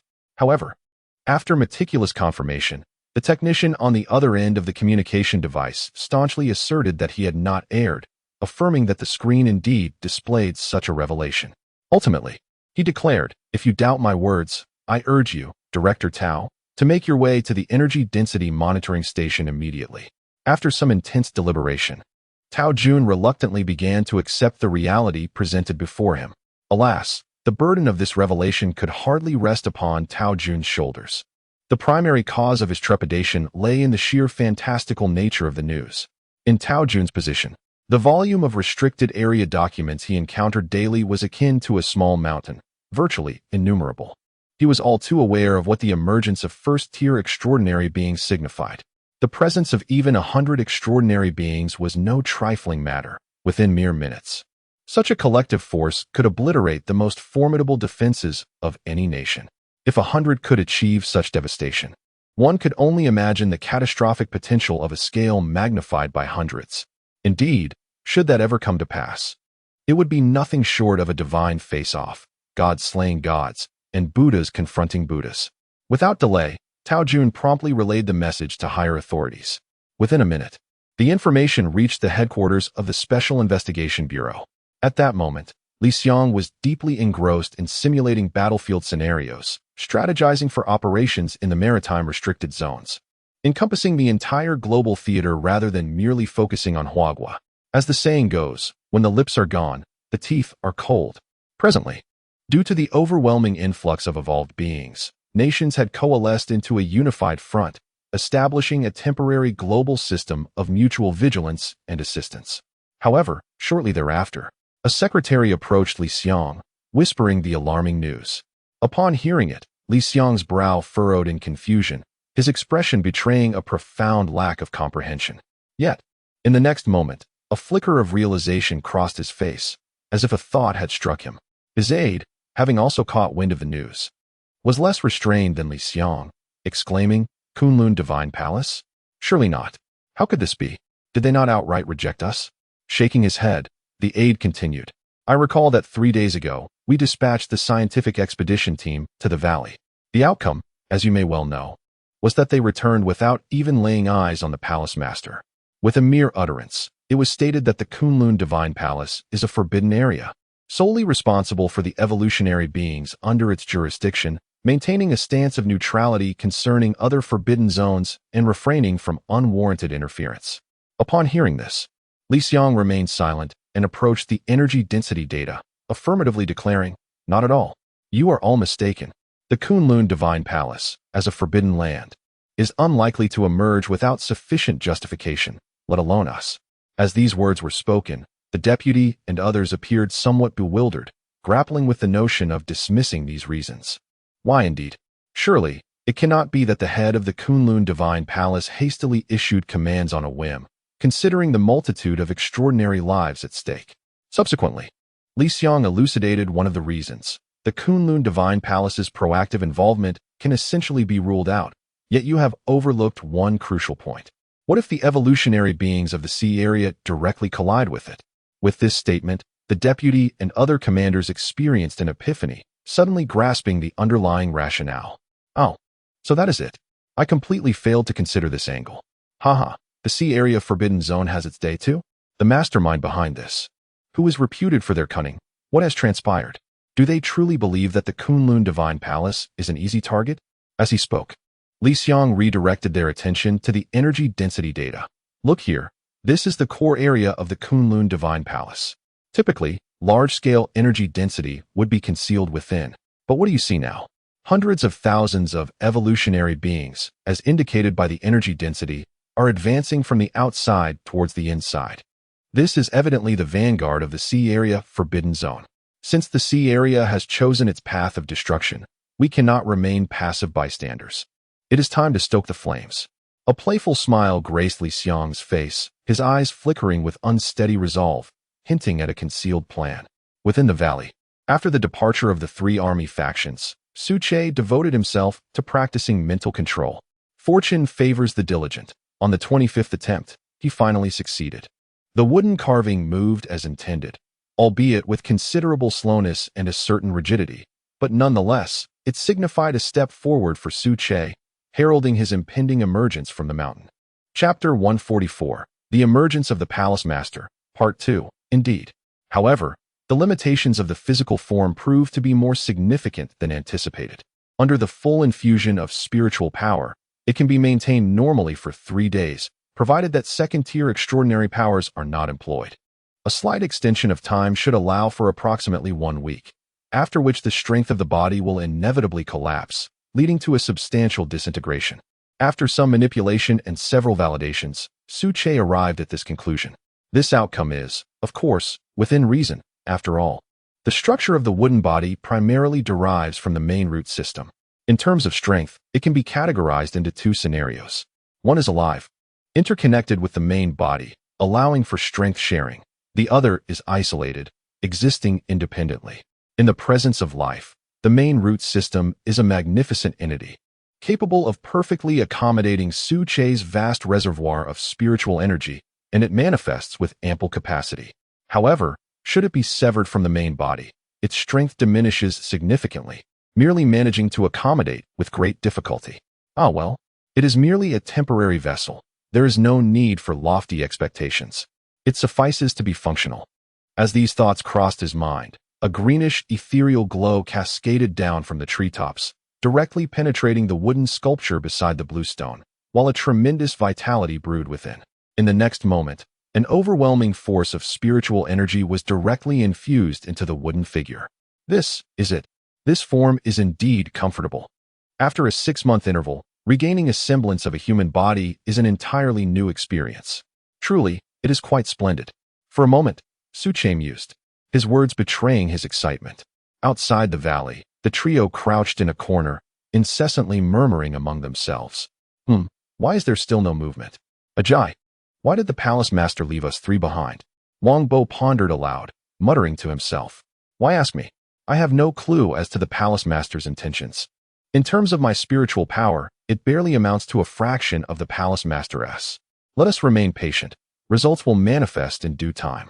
Li Jie remarked with a smirk, seated there with an air of amusement. At that moment, the trio heard the summons of the palace master. You 3, come in. Upon hearing this, they promptly entered. Wang Bo could no longer contain himself, speaking to himself in excitement. The time has finally come to unveil the mystery. I wonder what task the palace master has in store for us. I only hope it leads me directly to the battlefield of the Forbidden Grounds. After all, based on previous procedures, tasks should be assigned next. However, in this instance, the trio was utterly unprepared. Come, bring along 30 members from the Kunlun Direct Guard and accompany me for an excursion. It will be quite the experience. Suddenly, the wooden carving before the trio turned around, its mouth moving incessantly, uttering the words just spoken, yet appearing exceedingly bizarre. What on earth is this? Upon witnessing this scene, Wang Bo was utterly horrified, his body trembling in terror, every hair on his body standing on end, as if he might ascend to the heavens at any moment. This voice resembles that of the sect master. Could it truly be? Li Jie expressed his astonishment while managing to retain a semblance of composure. I believe it is. Who else could possibly be within this valley? It cannot be anyone else, echoed Xiao Zhigua in agreement. Haha. Observing the trio's reactions, Su Che found himself both amused and exasperated. He then infused the carving with spiritual energy, effecting subtle alterations, until the wooden figure completely transformed into a human form, revealing a strikingly handsome young man. Goodness, it truly is the sect master, Wang Bo exclaimed in astonishment. I must say, the sect master is rather exceptionally handsome. Chapter 145, The Battlefield of the Yellow River. Let us proceed. Do not squander any more time. What you perceive is merely a transient manifestation of the spirit, a mere byproduct of mental prowess. In due course, as your realms ascend, you will undoubtedly attain similar faculties. There is no cause for such astonishment. It merely lasts for a few days.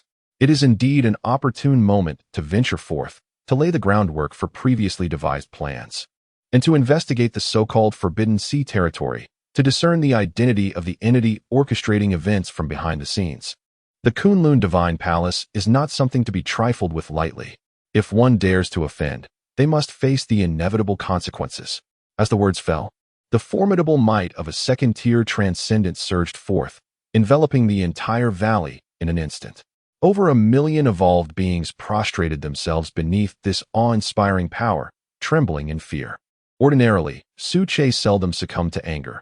However, the incessant transgressions of the Forbidden Sea territory, crossing boundaries, had unequivocally breached his threshold, striking at his reverse scale. As the saying goes, a dragon has a reverse scale. Touch it, and you shall perish. Thus, the involvement of the Kunlun Divine Palace signified the impending doom of the Forbidden Sea territory. In the next moment, Su Che, controlling the wooden sculpture, stepped forth toward the valley's exterior. He soon realized that, with the continuous infusion of mental energy, his mastery over the wooden figure's movements had become increasingly adept, rendering his actions effortless. Oh, very well, Palace Master. Grant me a minute, and I shall promptly assemble the direct Kunlun team. Upon hearing this, Xiao Zhigua responded immediately, as he was the commander among the three. 30 seconds later, the Kunlun direct team was fully assembled, led by the veteran Zhang, the awakened evolutionist of the Seven Stars. However, he was no longer the same man he once was. Through the accumulation of vast resources, he had been the first to step into the first tier of transcendence 2 weeks prior, and now he had advanced further to the mid-tier of the first tier, becoming the foremost among the Kunlun team. Moreover, just last night, the last member of the 30-strong direct Kunlun team had also entered the realm of transcendence, marking the entirety of the team as transcendent beings. Casting a glance, under the shroud of mental energy, nothing could escape detection. The aura of the 30 individuals before him was remarkably stable, indicative of steady progress rather than mere resource accumulation. Indeed, steady and deliberate. You three have performed commendably in this regard. Su Che expressed his satisfaction. Upon hearing this, the trio was overwhelmed with joy, their faces alight with knowing smiles. Their steadfast efforts were driven by the desire for affirmation from above, from the Palace Master. After all, their Palace Master was a third-tier transcendent, among the first batch globally. With unparalleled personal combat prowess, a single word of praise from him carried immense weight. Palace Master, shall we proceed directly to the designated battlefield? At this moment, Li Jie inquired, to which Su Che shook his head, responding as he walked, we must first proceed to the Yellow River Forbidden Zone. The sovereign of the Yellow River has sought assistance from the Divine Palace on numerous occasions, and it is imperative that we address his dilemma when the time comes. If all goes according to plan, it is likely that our Kunlun Divine Palace will gain a formidable general, perhaps even two. As for the previous delays, they stem from our own limitations as well as the groundwork laid behind the scenes. After all, transcendent sovereigns are inherently proud and reluctant to submit to others. Without experiencing certain trials, such as confronting the perilous coastal regions, it would be nearly impossible to smoothly recruit them into the Kunlun Divine Palace. Presently, we find ourselves at the most opportune moment. Simultaneously, in the Yellow River Forbidden Zone, 3 estuaries were engulfed in a miasma of blood, transforming into a vast sea of crimson, where countless corpses floated, exhaling an abundance of lost lives. Even the very air above the estuaries shimmered with a faint red hue, reflecting the sanguine tide below. At this juncture, it had been a full 2 weeks since the incursion of the Black Domain. During this period, 4 domain lords had met their demise, and over 1 million evolutionary biological troops had perished at the estuaries of the Yellow River Forbidden Zone. In response, the sovereign of the Black Domain was filled with fury. Disregarding the monopolization of the spiritual stone veins within the Yellow River Forbidden Zone, he disseminated the news, drawing in the other 3 forbidden zones. Thus, under the siege of 4 forbidden zones, the Yellow River Forbidden Zone could only adopt a defensive stance. Even the illustrious and bloodline-imbued Xiangui sovereign was struggling to hold the line, utterly overwhelmed and unable to mobilize additional evolutionary beings for a counteroffensive. Chapter 146. The onset of crisis. At this moment, at the mid-level estuary, the evolutionary biological forces from the 4 forbidden zones, having momentarily paused, surged forth again under the command of their superior rulers, their numbers remaining unchanged, still amounting to 1 million as usual. The 4 rulers of the oceanic domains were not united in their efforts. Rather, their temporary alliance was merely a consequence of their shared interest in the mineral veins. Naturally, complete cooperation was impossible, as each harbored their own ulterior motives, seeking only to secure their own stability. To speak candidly, the realm of the Yellow River's ruler was as clear to the hearts of the 4 oceanic sovereigns as a mirror. In a one-on-one confrontation, any one of them would have no confidence of victory. Even in a 2-on-1 scenario, the ruler of the Yellow River, relying on his formidable defensive prowess, could endure for an extended period, even launching counterattacks, if matters escalated to a point of open conflict. Should the Yellow River's ruler fight with reckless abandon against 1 or 2 of the Forbidden Land's sovereigns, it would be a task easily accomplished for him. Consequently, the 4 sovereigns of the Forbidden Zones dared not take unnecessary risks. Their collective thought was simple: to prolong the confrontation. They engaged in a war of attrition, employing a rotating strategy supplemented by their numerical advantage to gradually wear down their opponent, akin to a dull knife slicing through flesh. Come forth, ruler of the Yellow River. Why hesitate? There is no need to hold on to the forbidden land of the Yellow River. There is no reason for you to continue this futile struggle. The might of the oceanic forbidden zones far surpasses what you can comprehend, 100-fold or even 1,000-fold beyond what you currently perceive. Surrendering the forbidden land now could spare your evolutionary beings from certain death. Otherwise, their demise will be on your conscience as the ruler of the Yellow River. The Black Dragon Sovereign, coiling above the ocean's surface, moved with a deliberate grace while exuding a tone of arrogance, embodying a sense of superiority. Since you refuse to relinquish the forbidden land of the Yellow River, why cower within? Are you truly a turtle retreating into its shell? If you possess the courage, step out and engage in a fair battle. If you emerge victorious, we shall withdraw our forces without a second thought. At that moment, another sovereign of the Forbidden Zones proclaimed with even greater bravado. His form resembled that of a colossal toad, standing on one leg above the sea, with 2 legs tucked beneath him, adorned with a shimmering golden sheen under the sunlight. This appearance was reminiscent of the mythical 3-legged golden toad, and the pulsating golden bubbles in his throat created a rather unsettling impression from afar. The golden toad sovereign belonged to the swampy Forbidden Zone, a peculiar region where the water's density was 4 to 5 times greater than that of other areas, rendering it exceedingly viscous. Without a first-tier extraordinary cultivation, survival was nearly impossible, hence the designation of the swampy Forbidden Land. Shortly thereafter, the other 2 sovereigns joined in a chorus of ferocious roars. However, there was no sign of movement thereafter. At the estuary, the evolutionary beings from both sides were fiercely engaged in battle, undeterred by the roars of the sovereign. Every minute, every second, thousands of evolutionary creatures perished, sinking directly into the depths of the sea. The brutality of war was particularly evident at this moment. Meanwhile, in the Yellow River's Forbidden Zone, in the area designated for recuperation, the Yellow River Sovereign lay upon the surface of the sea. emitting muffled groans as he harnessed immense spiritual energy for temporary healing. Upon closer inspection, his body was covered with wounds, numbering no less than 30 or 40, with blood gushing forth from them. Some areas had already turned completely black, exuding a putrid odor. Are they beginning again? A mid-level commander inquired. No need to rush. Let the evolutionary beings engage in a war of attrition for now. As for the four sovereigns, they lack the courage to enter. They are rife with mutual suspicion, unwilling to meet a futile demise. The Kunlun Divine Palace had just responded, promising support for our forbidden zone, and a portion of their forces is already en route. If we can hold out for a few more hours, everything will be manageable. Upon hearing this, the Yellow River Sovereign's voice, filled with both relief and resignation, echoed. Let's proceed. Prepare the entire area alongside the other two commanders. We must seize the opportunity to buy time at the least possible cost.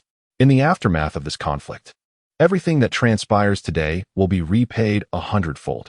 It should be noted that the protagonist is at the second tier, specifically at the mid-level, having not yet ascended to the third tier. This is solely due to the unique nature of the male and female dragon fruits, which has allowed for the early manifestation of domain power. Detailed explanations can be found in the preceding chapters for those who wish to revisit them. Chapter 147, The Divine Palace of Kunlun. Arrival. As the words fell, the sovereign of the Yellow River ceased to speak, his body submerging directly into the water. Immersed in the overwhelming spiritual energy, he took the opportunity to recuperate and further mend his physical wounds. After all, despite the impending reinforcements, he foresaw the arduous battle that lay ahead in the coming hours, which would directly impact the ownership and trajectory of the Yellow River's forbidden land. I am the sovereign of the Yellow River. Even in death, I shall not relinquish the Yellow River's domain in vain. I must defend the dignity of the Yellow River's sacred ground. With the last ripple of water, the sovereign of the Yellow River contemplated thus, a resolute aura rising within him, gathering strength and surging skyward. At the same time, on the battlefield, the four sovereigns of the Forbidden Land stood silently, emanating a terrifying might that deterred any evolved creature from approaching. They observed the sovereign of the Yellow River, who, under the recent mockery, displayed no signs of action and ceased his roaring. Black Dragon, what is the situation? Why does the sovereign of the Yellow River cower in the rear, refusing to emerge? What shall we do? This delay cannot continue. What if we allow others to? Perhaps you should go in and take a look? Gather some intelligence for us. At this moment, the sovereign of the Golden Toad suggested malevolently, his three legs bouncing restlessly, a vicious glint in his eyes. Upon hearing this, the other two sovereigns chimed in. Indeed, Black Dragon, the Golden Toad's suggestion is sound. Why not proceed to investigate? If anything seems amiss, return immediately. Exactly. I recall from our last encounter that the sovereign of the Yellow River was severely wounded. His combat strength must have significantly diminished. Any one of us could handle him easily. What is there to fear? Listening to such remarks, the Black Dragon felt a surge of anger, but found himself at a loss for words. He was acutely aware of the scheming intentions of the other three sovereigns. Yet the battle at hand had been initiated by him, and by all accounts, it was his responsibility to face it. Thus, he could only respond, "Very well. I shall take a look shortly. If there are any specific developments, you three must support me immediately. The spiritual stone veins are exceedingly rich. We can never exhaust them. Let us not allow trivial schemes to grant the Yellow River's domain a chance at revival." Before departing, in anticipation of unforeseen events, the Black Dragon specifically addressed one of the parties involved. The next moment, with a mighty roar, the Black Dragon plunged into the water, churning the waves with brute force as he charged towards the rear, his presence erupting with such intensity that no evolved creature could contend with him. Simultaneously, the entry of a sovereign from the Forbidden Lands captured the attention of the Yellow River faction. After all, that was a second-tier transcendent being, starkly different from the first tier. "Commander, the sovereign has arrived. It is the Black Dragon sovereign. What shall we do? How did the Forbidden Sovereign manage to enter? Where is our sovereign? We can barely hold them back. If this continues, our evolved beings will perish." An evolved being, visibly anxious, hurriedly approached the mid-level commander and expressed his concerns. Indeed, his words could not be more accurate. The entry of the Forbidden Sovereign is unequivocally catastrophic. In mere seconds, The temporary blockade formed by the evolved beings of the Yellow River was shattered by a single strike from the Black Dragon. Instantly, 5,000 evolved beings met their demise. Do not panic. I shall confront him. With that, the mid-level commander summoned 2 other commanders and charged forward, intent on executing a delaying interception. However, the harsh reality was evident. The disparity in realms was nearly insurmountable. Haha, you 3 think you can thwart my advance? You might as well wait another 2 years. Begone! The Black Dragon roared derisively, and as his words fell, a tremendous force erupted in the sea, sending ripples crashing upon the 3 commanders. In a mere encounter, the commanders from the Yellow River spewed forth torrents of blood, gravely injured by the overwhelming assault, their bodies rendered weak and powerless. Humph! Allow me to meet your sovereign. When I return, I shall deal with the 3 of you. With that proclamation, the Black Dragon continued his roaring advance. Upon reaching the recovery area, he beheld the gravely wounded Yellow River Sovereign and laughed heartily. Ha ha ha! Yellow River Sovereign, I never anticipated your injuries had escalated to this extent, yet you persist. Indeed, you shall perish today. With that, the Black Dragon, enveloped in terrifying power, surged forward. However, the Yellow River Sovereign, immersed in healing, was momentarily incapable of a full response, forced to endure yet another devastating blow. Just then, a mocking voice rang out. Oh? A mere black loach dares to boast within the confines of the Yellow River? Chapter 148. The One-Handed Overlord. Just as the Black Dragon Sovereign was deep in thought, a sudden thunderclap reverberated through the clear sky as dark clouds gathered ominously. A bolt of lightning crashed down with tremendous force, enveloped in the power of judgment. Crackling with violet thunder. In the next moment, the lightning flashed fiercely, striking down upon the Black Dragon Sovereign. In an instant, the area around the wound turned charred and blackened, thwarting the Black Dragon's recent assault. Simultaneously, the descent of the violet thunder bought precious moments, allowing the Yellow River Sovereign to escape, emerging onto the surface of the water and swiftly distancing himself towards the land. Black Dragon, how dare you? A resonant voice echoed. It was the Yellow River Sovereign's soliloquy, tinged with confusion and accompanied by a surge of wrath. Indeed, he had never anticipated the audacious intrusion of a Forbidden Land sovereign. Yet, at that moment, the Black Dragon paid no heed to the Yellow River Sovereign's furious outburst, bellowing, Who dares to thwart my endeavors? I see you wish for death. He was so close, just a few more seconds, and according to the Black Dragon's calculations, the Yellow River Sovereign would have been on the brink of demise, perhaps even lifeless. But now, everything had crumbled into disarray. How could the Black Dragon not be enraged? Teetering on the edge of a furious rampage? At that moment, his gaze fell upon Su Che and his trio approaching from the land, accompanied by the elite team from Kunlun. Who are you? I am the Lord of Kunlun Divine Palace, a mere black loach, who grants you the audacity to rampage on land, trampling upon the lives of others. In a breath, Su Che stepped forward, standing before the Black Dragon. Kunlun Divine Palace? The Palace Lord? The Black Dragon Sovereign's pupils constricted, a look of fear dawning upon his visage. No, it is the Palace Lord. I must leave at once. As a solitary sovereign, I stand no chance.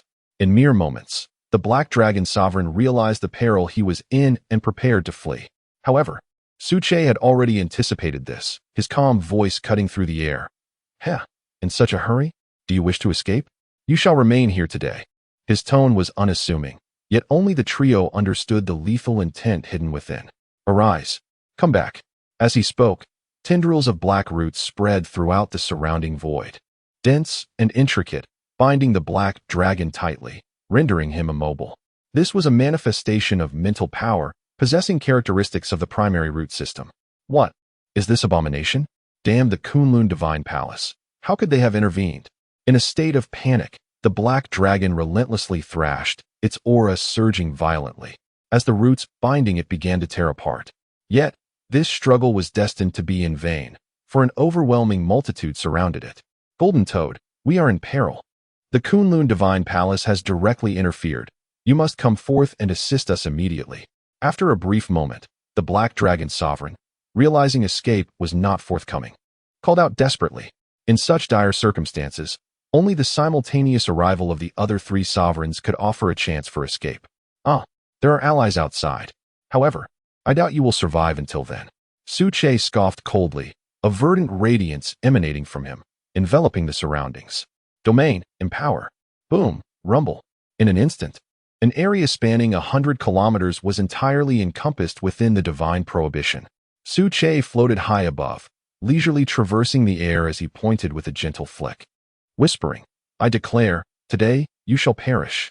No sooner had the words left his mouth than a torrent of spiritual energy surged forth, and the very region occupied by the black dragon was drawn into a vacuum, devoid of any aura, while flickering black light surrounded it.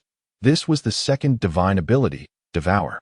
The black dragon sought to flee, yet it found itself utterly ensnared by the dominion of Su Che's power, rendered immobile. It could only watch helplessly as the black light approached step by step. What is this? Why is my body behaving thus? The contact with the black light caused portions of its being to vanish from this realm, akin to snow dissolving upon contact with salt, without any semblance of reason.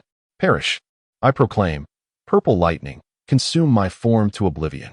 Soon, amidst the gathering storm clouds, over 100 bolts of purple lightning descended fiercely upon the black dragon sovereign's form. Under this dual assault, the second-tier transcendent black dragon met its untimely demise. Chapter 149. The arrival in the world as the trio came to a halt. They were confronted with an astonishing spectacle. What on earth is happening? Exclaimed Wang Bo, his eyes wide with disbelief. Before them lay a second-tier extraordinary creature, one that belonged to the sovereign echelon of evolved beings, seemingly having perished so abruptly. It felt somewhat surreal, didn't it? Indeed, not only you, but also Jigua and I share this sentiment. In less than 3 minutes of combat, the palace master effortlessly dispatched a second-tier extraordinary being. I can only surmise that currently, he is the sole individual capable of such a feat in this world, Li Jie chimed in, equally awestruck. Meanwhile, the black dragon sovereign sank heavily into the river, his demise unceremonious. On the other side, Su Che exhibited no interest in casting even a fleeting glance at the fallen creature. His gaze carried an air of indifference, tinged with disdain. He remained poised above the water's surface, awaiting the arrival of the 3 taboo sovereigns. In truth, the bloodline of the black dragon sovereign was rather ordinary, even inferior. His ascension to the second-tier extraordinary was solely attributable to a fortuitous encounter with a rare treasure during the early days of the Spirit Chi era. Shortly thereafter, the Yellow River sovereign approached, his voice resonating with a profound gravitas. Words cannot express my gratitude. The palace master's recent intervention spared this old man from peril, allowing me to narrowly escape a calamity. Should there be any need for my assistance in the future, do not hesitate to ask. In response, Su Che maintained a calm demeanor, replying with poise. In the realm of forbidden lands, there is no need for excessive words. We are here to support one another. The large-scale incursion from the sea into the forbidden lands, intent on occupying territory on land, including our Kunlun Divine Palace, will undoubtedly incur the rightful consequences. At this juncture, the Yellow River Sovereign grasped the implication and continued, Palace Master, there are 4 forbidden regions in total, and 3 other sovereigns remain outside. Shall we not strike forth and confront them? There is a substantial hope for victory. Upon hearing this, Su Che broke into a smile, responding with a lightness in his tone, merely 3 taboo sovereigns. We shall wait for them here. In due time, they will come. This place will serve as their future memorial site. His words exuded a potent confidence. Was it even conceivable for the palace master of the Kunlun Divine Palace to require the collaboration of other sovereigns? Absolutely not. Under the shadow of formidable forces, it is not merely a matter of 3 second-tier transcendent beings. Even if there were double that number, he could effortlessly overcome them, rendering them insignificant. As for waiting, it was entirely for the aquatic legion of the Divine Palace. Speak of the devil, and he shall appear. At that moment, from not too far away, an imposing multitude of evolved creatures descended upon the waters, moving with an order that resembled a truly disciplined army. Go forth, you 3. Lead the aquatic legion and eliminate all the evolved creatures before us.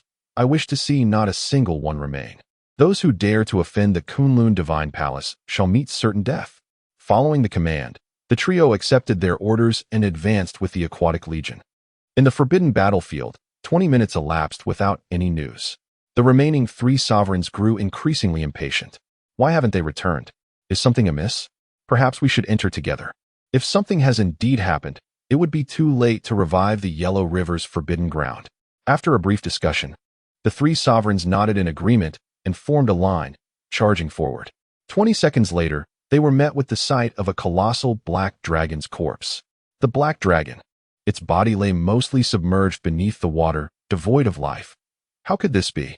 Had the sovereign of the Yellow River truly delivered the fatal blow? At first glance, the sovereign Jin Chan let out a horrified exclamation. We must leave. That is not the aura of the sovereign of the Yellow River.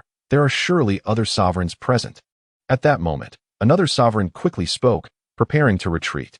However, with the proclamation, the lives of the three sovereigns were inscribed upon the death ledger, awaiting their ultimate obliteration. Attempting to depart? It seems rather too late for that. You have entered my domain. Shouldn't you first notify me, the master? As he spoke, Su Che dispelled his mental concealment, revealing himself before the three sovereigns. Chapter 150. The three sovereigns, falling together now that the three of you have arrived. It is best to remain here. The black dragon has already descended. It is fitting that you, the three sovereign of the forbidden land, accompany him and lay to rest here. In the future, any rites of remembrance will be more convenient. Su Che uttered a low command, and with his words, the divine forbidden zone re-emerged, the power of the domain rapidly expanding. A force of overwhelming might emanated from Su Che's central area, forming an arc that enveloped the surroundings. In an instant, the three sovereigns were seized with terror as they realized that the void around them was filled with a dreadful, viscous power that rendered them immobile, leaving them stranded in place. The spiritual energy that surged forth dissipated entirely, leaving only the self-circulation within their bodies. What is happening? Why can't I move? It feels as if I am trapped in a quagmire. The spiritual energy is also absent. What about you? The sovereign of the golden toad spoke in a frantic tone, struggling with all his might. It is you. The aura that enveloped the black dragon's corpse was indeed yours. Who are you?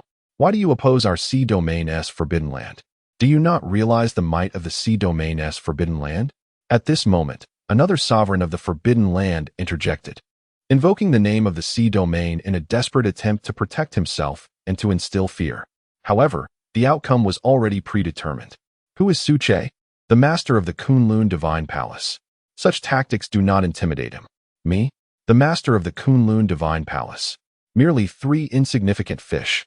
There is no need to invoke the name of the sea domain. Other forbidden lands may tremble before you.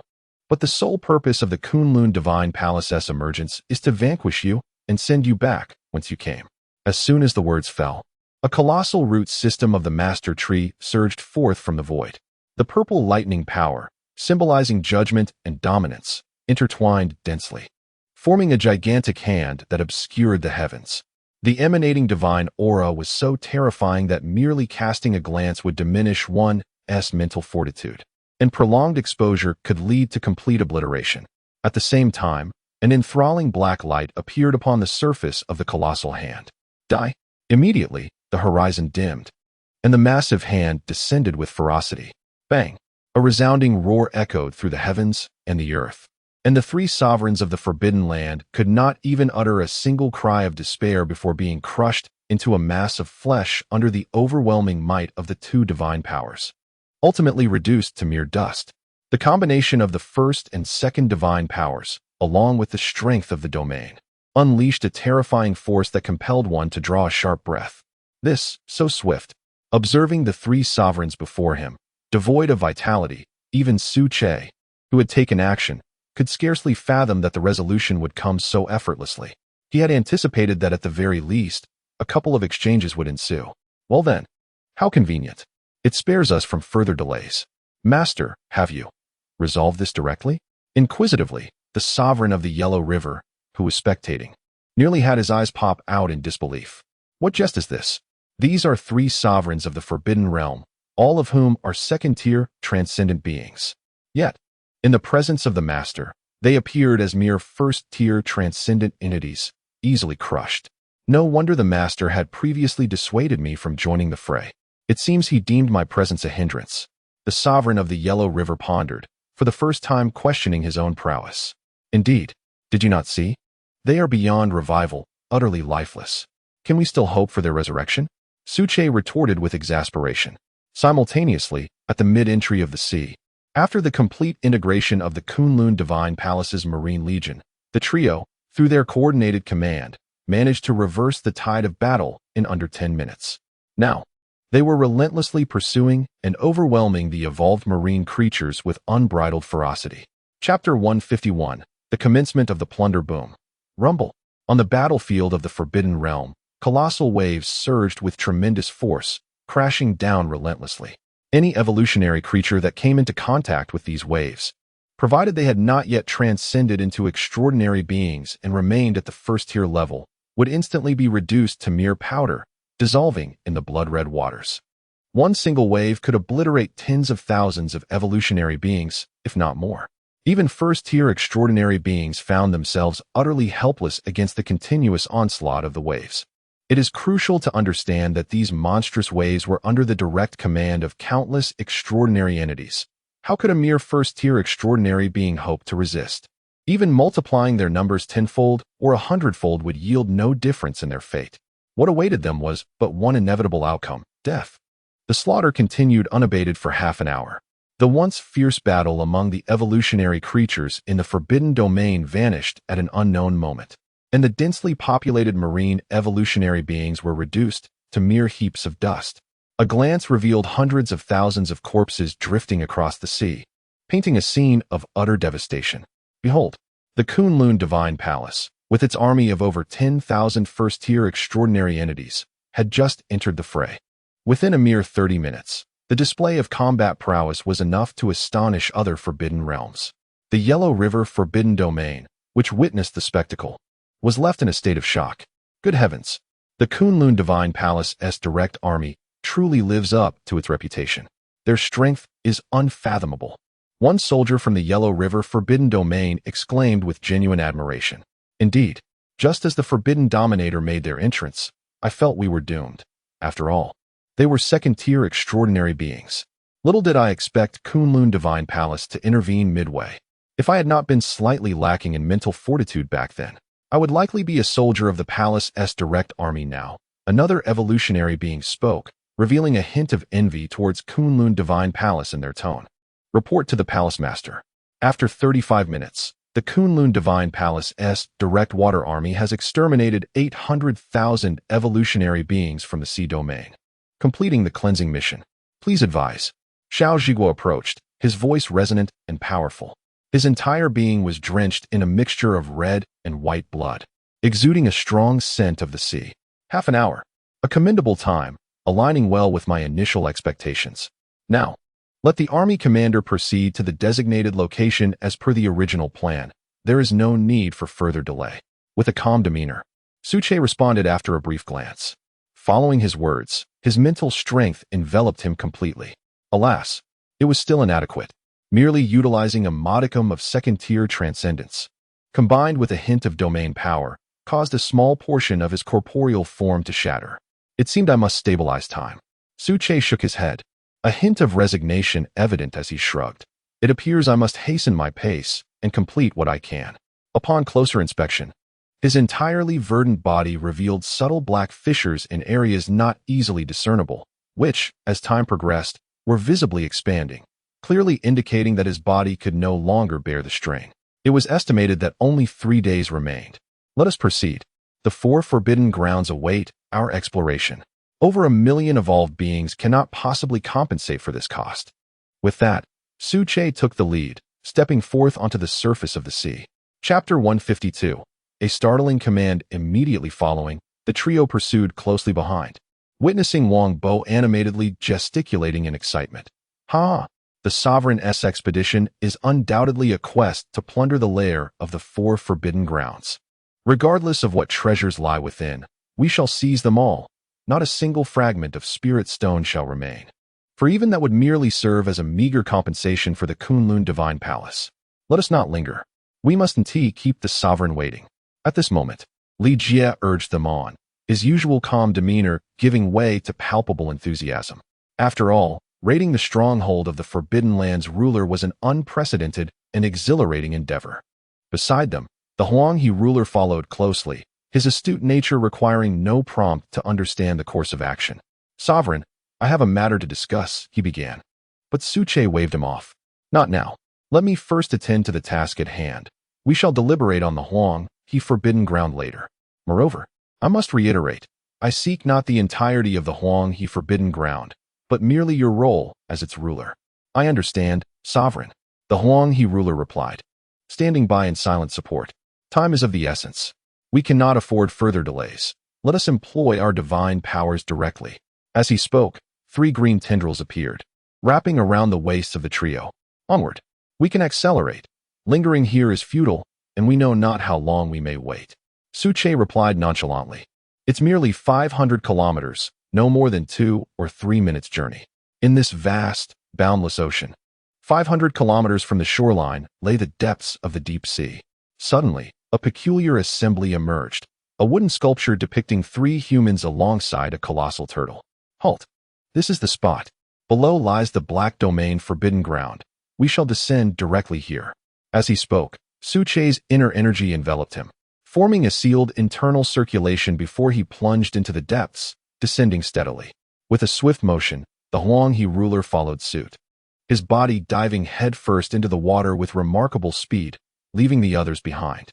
"Come, we must not miss the splendid spectacle that the sovereign has orchestrated." The trio, unwilling to fall behind, surrounded themselves with spiritual energy and began their descent. Upon entering the water, one is immediately struck by a dazzling array of evolved corals, red, green, black, yellow, and white, each more vibrant than the last. Under the nurturing embrace of spiritual energy, these corals have transcended their foundational concepts. They possess not only the ability to move, but also formidable destructive power. Suddenly, a green coral before Suche unleashed a torrent of water, rendering a nearby fish unconscious before voraciously consuming it in a writhing motion. The arrival of spiritual energy heralds a magnificent era for living beings. With this thought echoing in his mind, Suche continued his forward journey, the recent spectacle merely a microcosm of a grand epic. Within 5 minutes, the group arrived at the entrance of a palace. As the trio prepared to step inside, a menacing patrol squad lunged forward, demanding, "Who goes there?"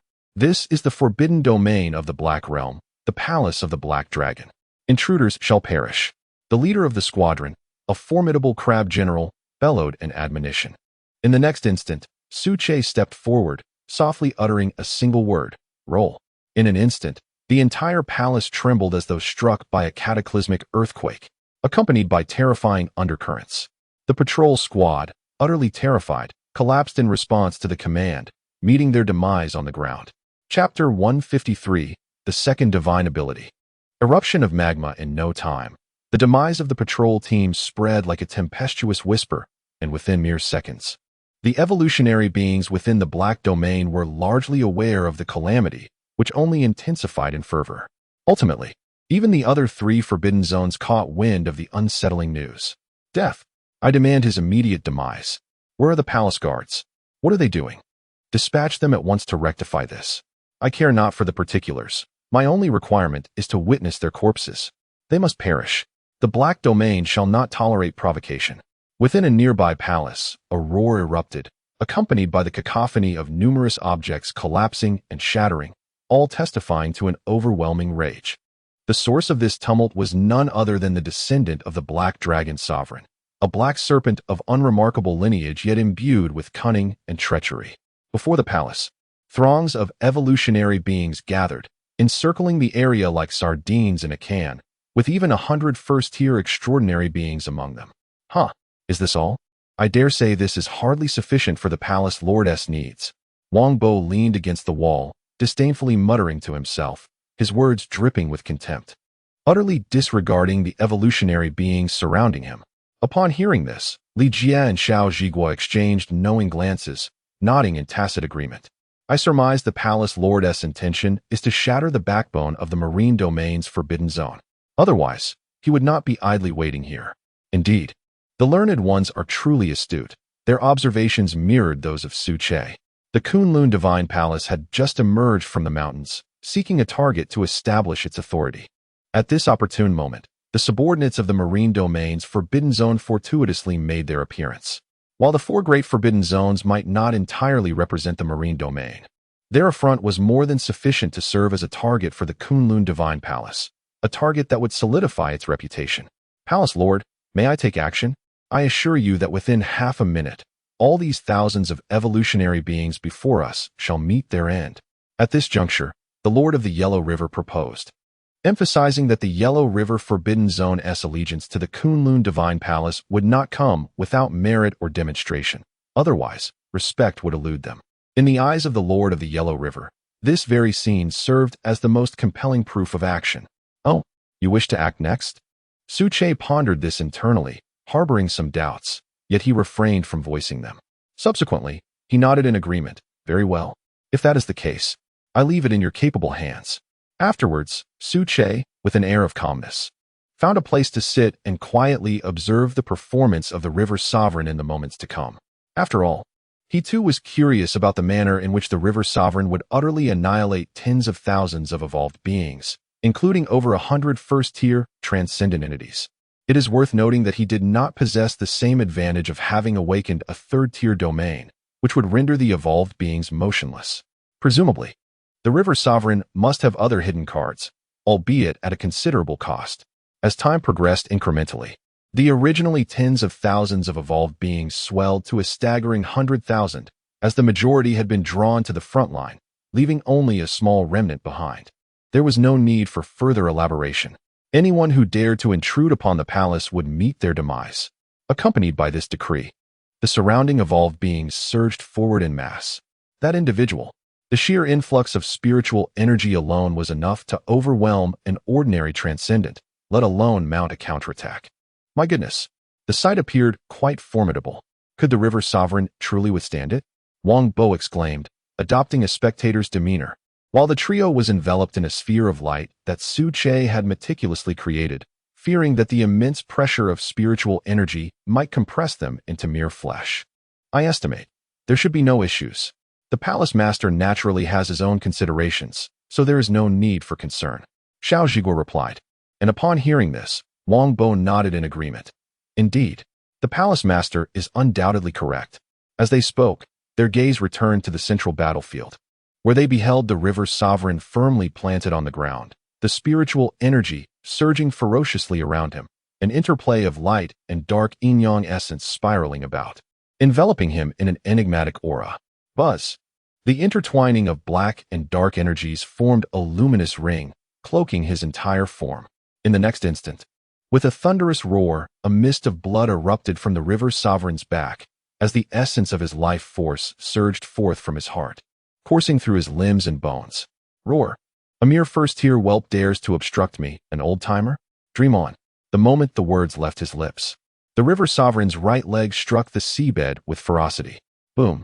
In a single confrontation, the eruption of colossal power fractured the ocean floor, revealing immense fissures, while simultaneously, a terrifying force erupted from the crevices, releasing torrents of molten magma.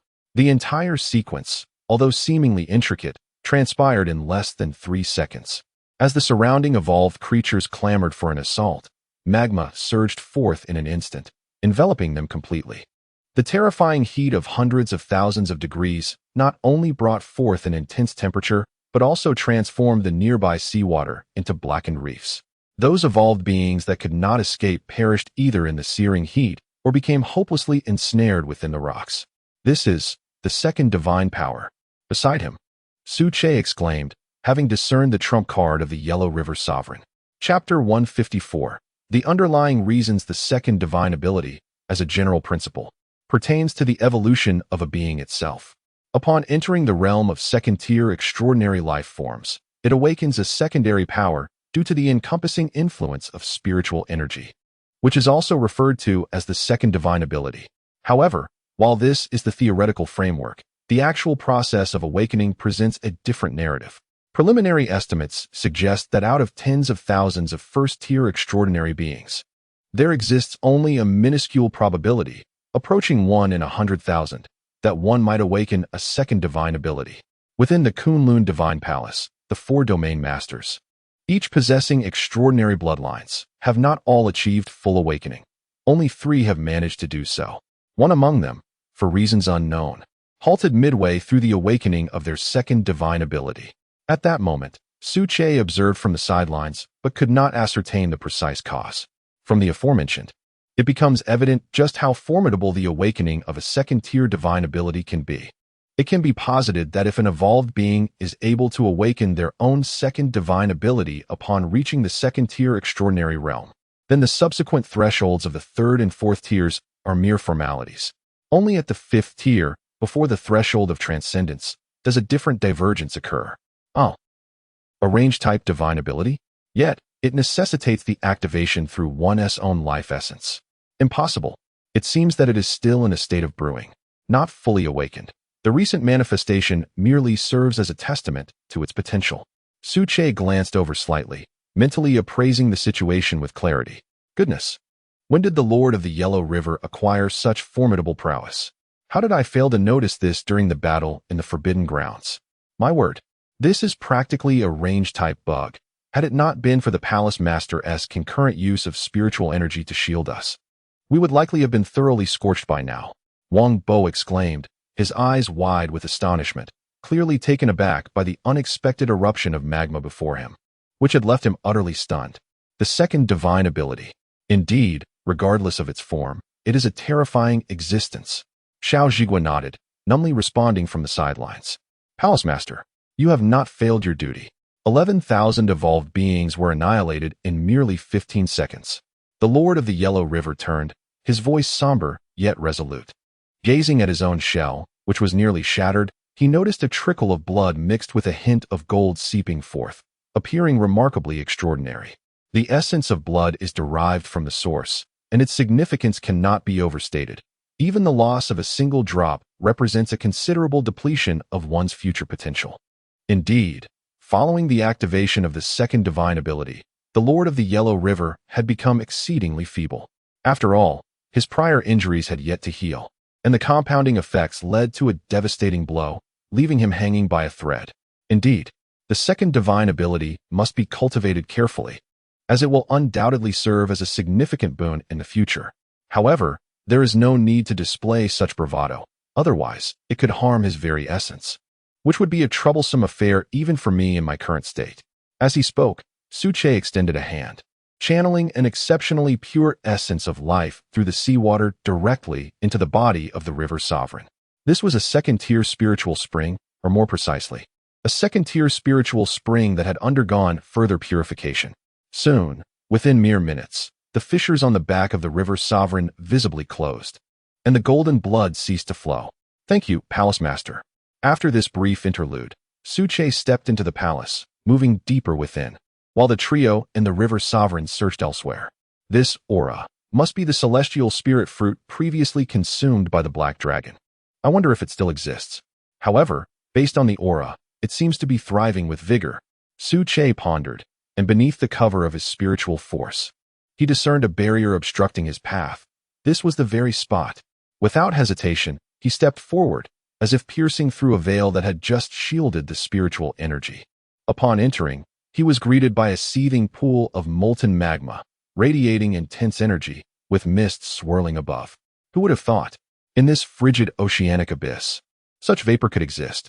As he shifted his gaze upward, he beheld a fiery red lotus perched atop the magma, exuding an ethereal presence. Its crystalline roots penetrated deep into the molten rock, drawing forth immense energy.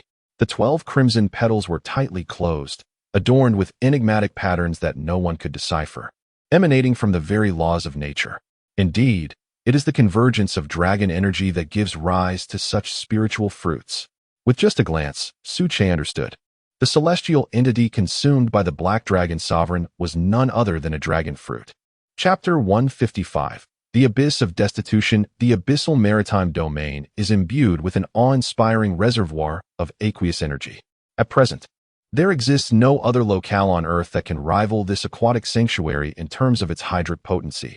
It occupies an entirely different echelon, rendering all others mere trifles in comparison. Through a series of intricate transformations, it is highly probable that this formidable water energy may further evolve into a water dragon vein. However, the current aquatic dragon vein diverges significantly from its terrestrial counterparts. the Yellow River's forbidden zone, the Kunlun Divine Palace, and the maritime entrance of the Magic City. It belongs to a wild category, essentially unanchored and devoid of allegiance. After all, the era of spiritual energy has only recently dawned, spanning merely half a year. Even though the sovereign of this forbidden domain wields great power over millions of square kilometers, it is a dominion devoid of a self-generated civilization. Consequently, the absence of life from the region considerably diminishes its inherent strength. Nevertheless, it must be noted that even an unanchored dragon vein possesses considerable significance. Otherwise, the latent energy within could not possibly catalyze a creature of ordinary lineage, such as a lowly sea serpent, into a second-tier extraordinary being capable of ruling over a forbidden territory. In this context, the lotus dragon fruit before us plays a pivotal role, as it continues to thrive and develop. Indeed, it serves to enhance the aesthetics of the medicinal field, lest the solitary crimson fruit appear rather monotonous. With a decisive gesture, Su Che summoned the primary root system, shrouded in an ominous black glow, which silently anchored itself amidst the magma, weaving a formidable net that enveloped the area, exuding a chilling aura of menace. Let you grow for a while longer. Once you have fully matured, I shall return to claim you, he declared, imprinting a mental signature from his second-tier extraordinary prowess. This was intended to thwart any potential intrusions from other beings. Should anyone attempt to probe with mental energy at this moment, they would be astonished to discover that the magma before them was entirely non-existent, let alone the dragon fruit within. One dragon fruit. This journey has not been in vain, and there remain 3 more forbidden zones to be explored. The Kunlun Divine Palace shall not be dishonored. Lost in thought, Su Che was abruptly interrupted by a cacophony from behind. What on earth is going on in the abyssal domain? It seems rather impoverished. We have practically scoured the entire treasury, yet have found less than 100,000 spirit stones. Is this some sort of jest? Is this all that a mere forbidden domain can offer? Listening to the voice, infused with a tone of indignation, it was evident without a hint of doubt that it was Wang Bo, for among the trio, he was undoubtedly the most unstable. Indeed, it was utterly unreasonable. How could this occur? Beside him, Li Jia also felt perplexed, as if his intellect was insufficient for the first time. In their understanding, a certain forbidden black domain governed over millions of evolved beings, and even if the spiritual stones were not abundant, there should at least be 100,000, right? However, the actual outcome left them utterly astonished. Do not be surprised. Otherwise, why do you think they have set their sights on the Yellow River Forbidden Area? The massive proliferation of life forms, coupled with the terrifying expansion of forces, rendered these 4 forbidden domains unable to cultivate resources for practice, leading to this inextricable situation. Naturally, their aspirations then shifted to the land, for after extensive expansion, its area was not insignificant. At this moment, a voice of explanation resonated, and Su Che appeared before the crowd with an expression of tranquility. Let us proceed. There remains but a trifling amount of resources. Everything else has long been exhausted. Onward to the next forbidden domain. Chapter 156. The siege of over 1 million evolved beings simultaneously, 300 kilometers away, within a mysterious azure palace. 3 formidable auras pervaded the air. Judging by the intensity of their presences, each individual before me stood at the threshold of first-tier transcendence, merely a step away from ascending to the realm of second-tier extraordinary life forms. These were the current overseers of the 3 forbidden zones, recently appointed by the sovereign of the Dominion. At this moment, they convened within the Azure Palace to deliberate their forthcoming actions. After all, the recent cataclysmic upheaval in the Black Domain's forbidden zone could not elude their notice as the administrators. Within less than a minute, they were all informed. Upon their initial greeting, one of the overseers inquired, "Pray tell, did the Black Domain's forbidden zone truly meet its complete annihilation? What transpired?" That is 100,000 evolved beings were discussing. There exists a saying, "Hearing is but illusion, seeing is believing." Given the gravity of the matter, even the overseers of the forbidden zones approached the situation regarding the Black Domain with utmost caution, refraining from any ambiguity in their inquiries. Indeed, my own personnel witnessed it firsthand. There can be no deception, another declared. At that moment, the entire Black Domain Palace resonated with a thunderous crash as the magma beneath surged forth instantaneously. In the blink of an eye, enveloped by searing heat, thousands of evolved beings were transformed into mere rocks. The overseer of the swamp forbidden zone expressed his trepidation. In light of this, our trio's information must be accurate. But what of the sovereign? Has he returned? One of the overseers suddenly posed the question, a hint of hope lacing his tone. However, the other two shook their heads in unison. There is no news. He has not yet returned. How can it be that the sovereign has yet to return in such dire circumstances? The conversation trailed off, as the three overseers collectively recognized the sensitivity of the topic at hand. What shall we do now? Are we to idly stand by as the Kunlun Divine Palace continues its unchecked rampage? Surely, it will soon be our turn. The overseer of the Swamp Forbidden Zone expressed his unease. What is there to fear? The Black Domain is insignificant in strength compared to us. I propose that even in the absence of our sovereign, we three factions should unite our forces and launch a siege with over 1 million evolved beings.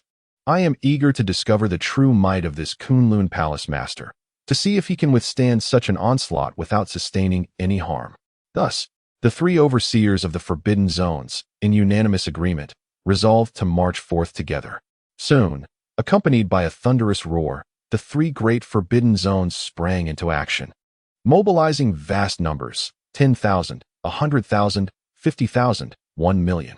In a matter of mere minutes, over 1 million evolved beings encircled the Black Domain. Their intent focused on the central area where Su Che and his companions stood. 5 minutes later, as Su Che stepped out of the palace doors, he sensed the presence of the millions of evolved creatures approaching through his mental probing. Over 1 million evolved beings? Such a formidable display, yet is it truly effective? Su Che scoffed, remaining motionless in his stance. Perfect. You all gather around at once, so I need not waste time dealing with you one by one. How considerate of you. At that moment, 3 administrators appeared together. Without hesitation, the administrator of the Swamp Forbidden Zone roared, Kunlun Palace Master? Merely a forbidden zone on land. Do you truly consider yourself significant? Who gave you the audacity to trespass into the marine forbidden zone? You shall perish. As he spoke, the administrator lunged forward, his entire being enveloped in a corrosive green liquid that hissed ominously upon contact with the ground, creating deep pits. And you? What are you worth? Get lost. Before the words fully escaped his lips, Su Che raised his right hand, striking the administrator with what appeared to be a gentle touch. In an instant, a surge of second-tier extraordinary energy erupted, penetrating through his palm. Bang! The administrator was instantly reduced to a mere puddle of flesh, not even a whimper escaping his lips. Is that all there is? Still boasting in my presence? Su Che withdrew his hand, casually remarking without a care. After all, his purpose for coming here was to deal with the 4 great forbidden zones, and he held no reservations. Any who dared to provoke him would be swiftly dealt with. If 1 strike would not suffice, 2 would follow. Blue Toad, Kunlun Palace Master you. The other administrator appeared both astonished and enraged, howling in place, yet hesitating to advance, fearing the same fate. Bring it on. All of you, come forth. So, you are the Kunlun Palace Master? A second-tier extraordinary being. Is it? I refuse to believe you can survive amidst this sea of over 1 million evolved creatures. How can you remain so arrogant? The administrator, not a fool, promptly opted for a full-scale assault. Chapter 157. Infamous reputation in an instant. A formidable aura enveloped the front of the palace. Within, a cacophony of strength coalesced, embodying the might of over 1 million evolved beings. Under this overwhelming presence, the trio nearby felt as though they had plunged into an icy abyss. Their entire bodies chilled and breath stolen away. Even the dominator of the Yellow River, faced with this oppressive force, exhibited signs of discomfort, as his injuries had only just begun to mend. Amongst the multitude of evolved beings, there lay at least 1,000 first-tier, transcendent entities. In a fleeting second, as spiritual energy surged, a torrential assault descended upon them. Crack, crack, crack. A dark aura emanated from the southeast, expanding regionally, visibly forming ice pillars, an unmistakable manifestation of first-tier, transcendent powers, converging from all directions. Meanwhile, the ocean's undercurrents, under various commands, surged with formidable strength, intent on delivering a dimensional strike that sought to eliminate the entire entourage of Kunlun Divine Palace in a single move. Rising, with this command, Su Che raised his hands upward, his countenance remarkably serene amidst the surrounding chaos. exhibiting not a trace of panic. Swish, the main root system spread forth, coalescing into a verdant orb of light that enveloped a 5-meter radius, momentarily establishing a protective barrier. Bang, boom, rumble, crack, crack, crack. Simultaneously, hundreds of first-tier transcendent powers collided forcefully against the shield. Just as the two overseers of the forbidden ground reveled in their solitude, an unexpected spectacle unfolded before them, leaving them utterly astonished. As the powers clashed, a black luminescence emerged, swiftly consuming the onslaught. The protective barrier remained unscathed, as though the prior attack had never transpired. How is this possible? One of the overseers stammered, incredulity etched upon his face. How could hundreds of transcendent abilities be so easily thwarted? This is utterly impossible. Do not cease. Everyone, continue without fear. We're down the Kunlun Divine Palace. With that, the overseer bellowed. At this moment, a foreboding sense settled within the two overseers.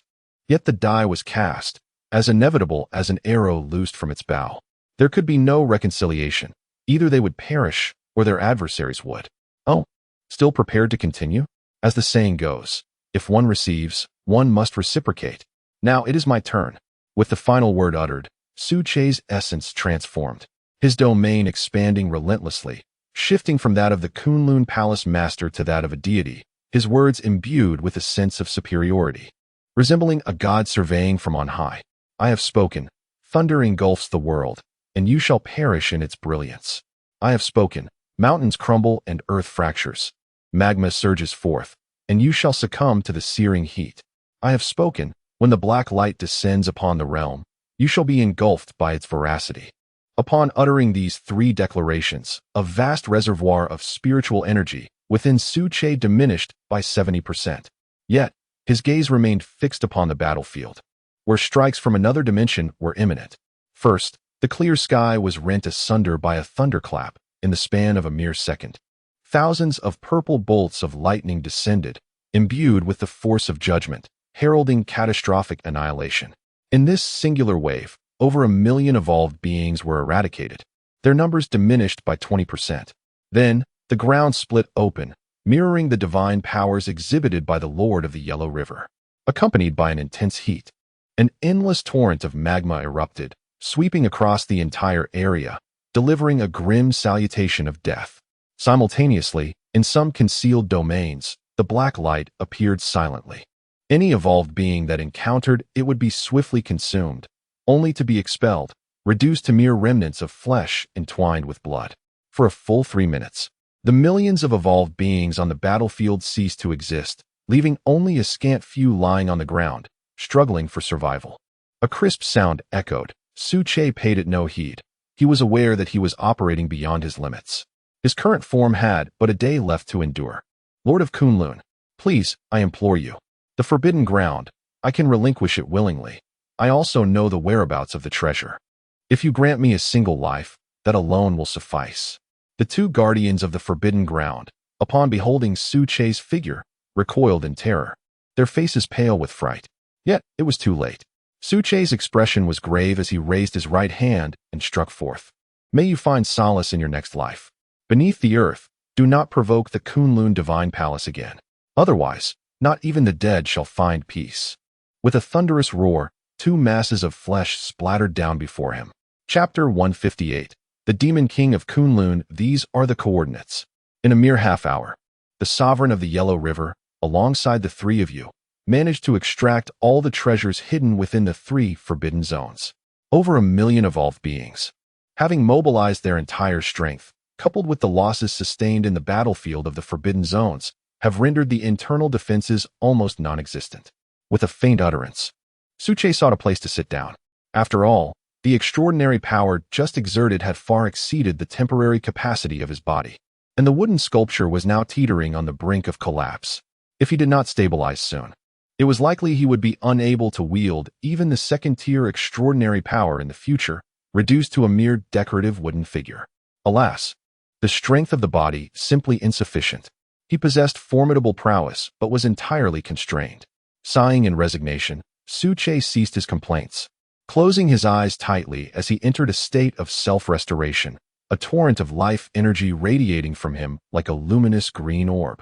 Simultaneously, the demise of over 1 million evolved beings erupted like a comet, a fierce explosion reverberating throughout the entire marine forbidden zone. Have you heard? What's the news? Hurry up, I need to head to the forbidden zone to collect clams shortly, so don't waste my time. Goodness, you don't know? The Kunlun Divine Palace has entered our marine forbidden zone. Is that so? Isn't the Kunlun Divine Palace a forbidden zone on land? Entering our waters. Doesn't that mean they'll be dealt with in no time? Come on, did you hear the latest news? The Black Domain Forbidden Zone, the Swamp Forbidden Zone, and 4 other forbidden zones have all been annihilated. Over 1 million evolved beings wiped out. Really? Is the Kunlun Divine Palace truly that formidable? Indeed. Moreover, it was the palace master of the Kunlun Divine Palace who personally intervened, and in just a few minutes, it was all over. Such a commotion? I reckon this time the Central District's forbidden zones will be alarmed. After all, we are nominally under their jurisdiction. Who knows? We're merely spectators. Just cannon fodder in this affair. Such conversations echoed incessantly within the forbidden zone at that moment. There was no avoiding it. The uproar was simply too overwhelming. After all, these were 4 forbidden zones, each governing over 1 million evolved beings, ruling vast territories, not merely 4 cabbages. Word spread quickly. 1 person told 10, 10 told 100, 100 told 1,000. Within the span of an hour, the name of the Kunlun Divine Palace had thoroughly circulated throughout the forbidden zone. As for the palace master, some fortunate evolved beings embellished the tale, bestowing upon him the moniker of the Demon King of Kunlun. The Demon King of Kunlun? Quite fitting indeed. A mere marine forbidden zone provoking the Kunlun Divine Palace would surely have to pay the price. After temporarily stabilizing, Su Che rose once more, casually glancing around as he awaited the return of the trio and the sovereign of the Yellow River. The Forbidden Sea Domain, the central area, serves as the epicenter of power within this restricted zone, ostensibly governing all marine territories and revered as a sanctuary for all evolved beings of the seas. Within the kingdom of the Central Forbidden Zone lies an epic legend, the Kunlun Divine Palace. In a mere 5 minutes, the master of the palace had obliterated over 1 million evolved beings, indicating that he had awakened his domain power. The speaker was a whale, adorned in a subtle golden hue, speckled with darker spots, exuding an extraordinary presence, its body an astonishing 500 meters in length. Before it, the sovereign of the Yellow River appeared diminutive, a mere novice in comparison. Flanking its massive form were slight protrusions that, from a distance, resembled nascent wings, harboring immense vitality within. What? Awakened domain power? According to intelligence, the palace master is merely a second-tier extraordinary being. How could this be? At that moment, another voice emerged, youthful and robust. Indeed, however, the master of Kunlun is no ordinary creature. The awakening of a second-tier extraordinary being is indeed a rarity throughout history, but it does not preclude the possibility of such an awakening. The whale continued its discourse, maintaining an unwavering tone. So how shall we proceed? Do we need to deploy forces? Upon hearing this, there was a brief pause before the response came. No need, it is merely 4 forbidden zones. Inconsequential in the grand scheme. Let them go, as long as the ultimate plan succeeds. What is a mere Kunlun Divine Palace? Even if it awakens its domain, I too shall possess the strength to contend when the time comes. Chapter 159. The latest actions. The sovereign remarked that the other 3 forbidden zones had been nearly excavated. Indeed, as you indicated, the Black Domain is the most impoverished of them all. In contrast, even the least prosperous of the other 3 forbidden zones harbors a treasure trove containing 1.5 million spirit stones, not to mention other resources, vastly surpassing the Black Domain. Our Kunlun Divine Palace stands to gain at least an additional month, perhaps even 2, of energy supply, allowing the spirit stone mines of the palace to continue their accumulation. At that moment, Wang Bo spoke incessantly, his words imbued with enthusiasm. His background as a merchant had cultivated within him an insatiable thirst for spirit stone resources. After all, these stones are essential for evolved beings and represent an unparalleled currency. In earlier times, they could be likened to M-gold, akin to a stack of green bills. The trio appeared at ease. But the unfortunate one was the sovereign of the Yellow River, who bore a heavy load on his back, laden with spirit stones, spirit fruits, and spirit herbs, all freshly plundered resources from the forbidden zones, precariously piled upon him. Excellent work. I believe such tasks should henceforth be entrusted to the three of you, remarked Su Che, nodding affirmatively. You three, along with the sovereign of the Yellow River, should return to reorganize the recently concluded battle in the Yellow River Forbidden Zone. Bring the resources back to the Divine Palace for rest and store them in the valley. Once everything is properly arranged, proceed to the designated location. As his words fell, Su Che's figure vanished, racing towards the predetermined site, the estuary of the Kunlun Mountains. Simultaneously, in the Huan Nation, at the Yindu Giant Wall along the coastal battlefield, the entire area was strewn with lifeless bodies due to the protracted conflict, despite the presence of dedicated cleanup crews. Yet, the air remained thick with the stench of blood and decay.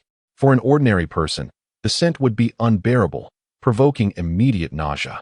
To simplify, it bore a resemblance to the odor of dead fish, but intensified tenfold, if not 100-fold. On the giant wall, Li Xiang gazed across the sea, witnessing a dense mass of evolved beings. Initial estimates suggested a minimum of 500,000, but more critically, a seemingly endless stream of reinforcements flowed in. It resembled the harvesting of chives. After one batch was cut, another would emerge, appearing inexhaustible. News had just arrived that Australia had completely fallen, its official forces shattered, leaving only a few thousand scattered in the mountains, desperately fleeing. Li Xiang displayed an expression of anticipated resignation, unchanged, merely exhaling slowly.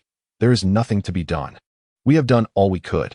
Even the forbidden weapons, with a yield of 2 million, have seen 500 units transported. However, his geographical location is indeed unfavorable, surrounded by the sea on all sides, rendering it vulnerable to attacks from virtually any direction, unlike us who have the support of land resources, merely possessing a unilateral coastline. Never mind, we shall make an announcement at the appropriate time. There is no need to continue concealing it, lest we incite greater panic. After pondering for a moment, Li Xiang inquired further, how is the Kunlun Divine Palace faring? It has already been 4 hours, according to the temperament of the palace master. The situation beneath the water should have been tumultuous by now, yet there is no sign of activity. As he spoke, the secretary picked up another report.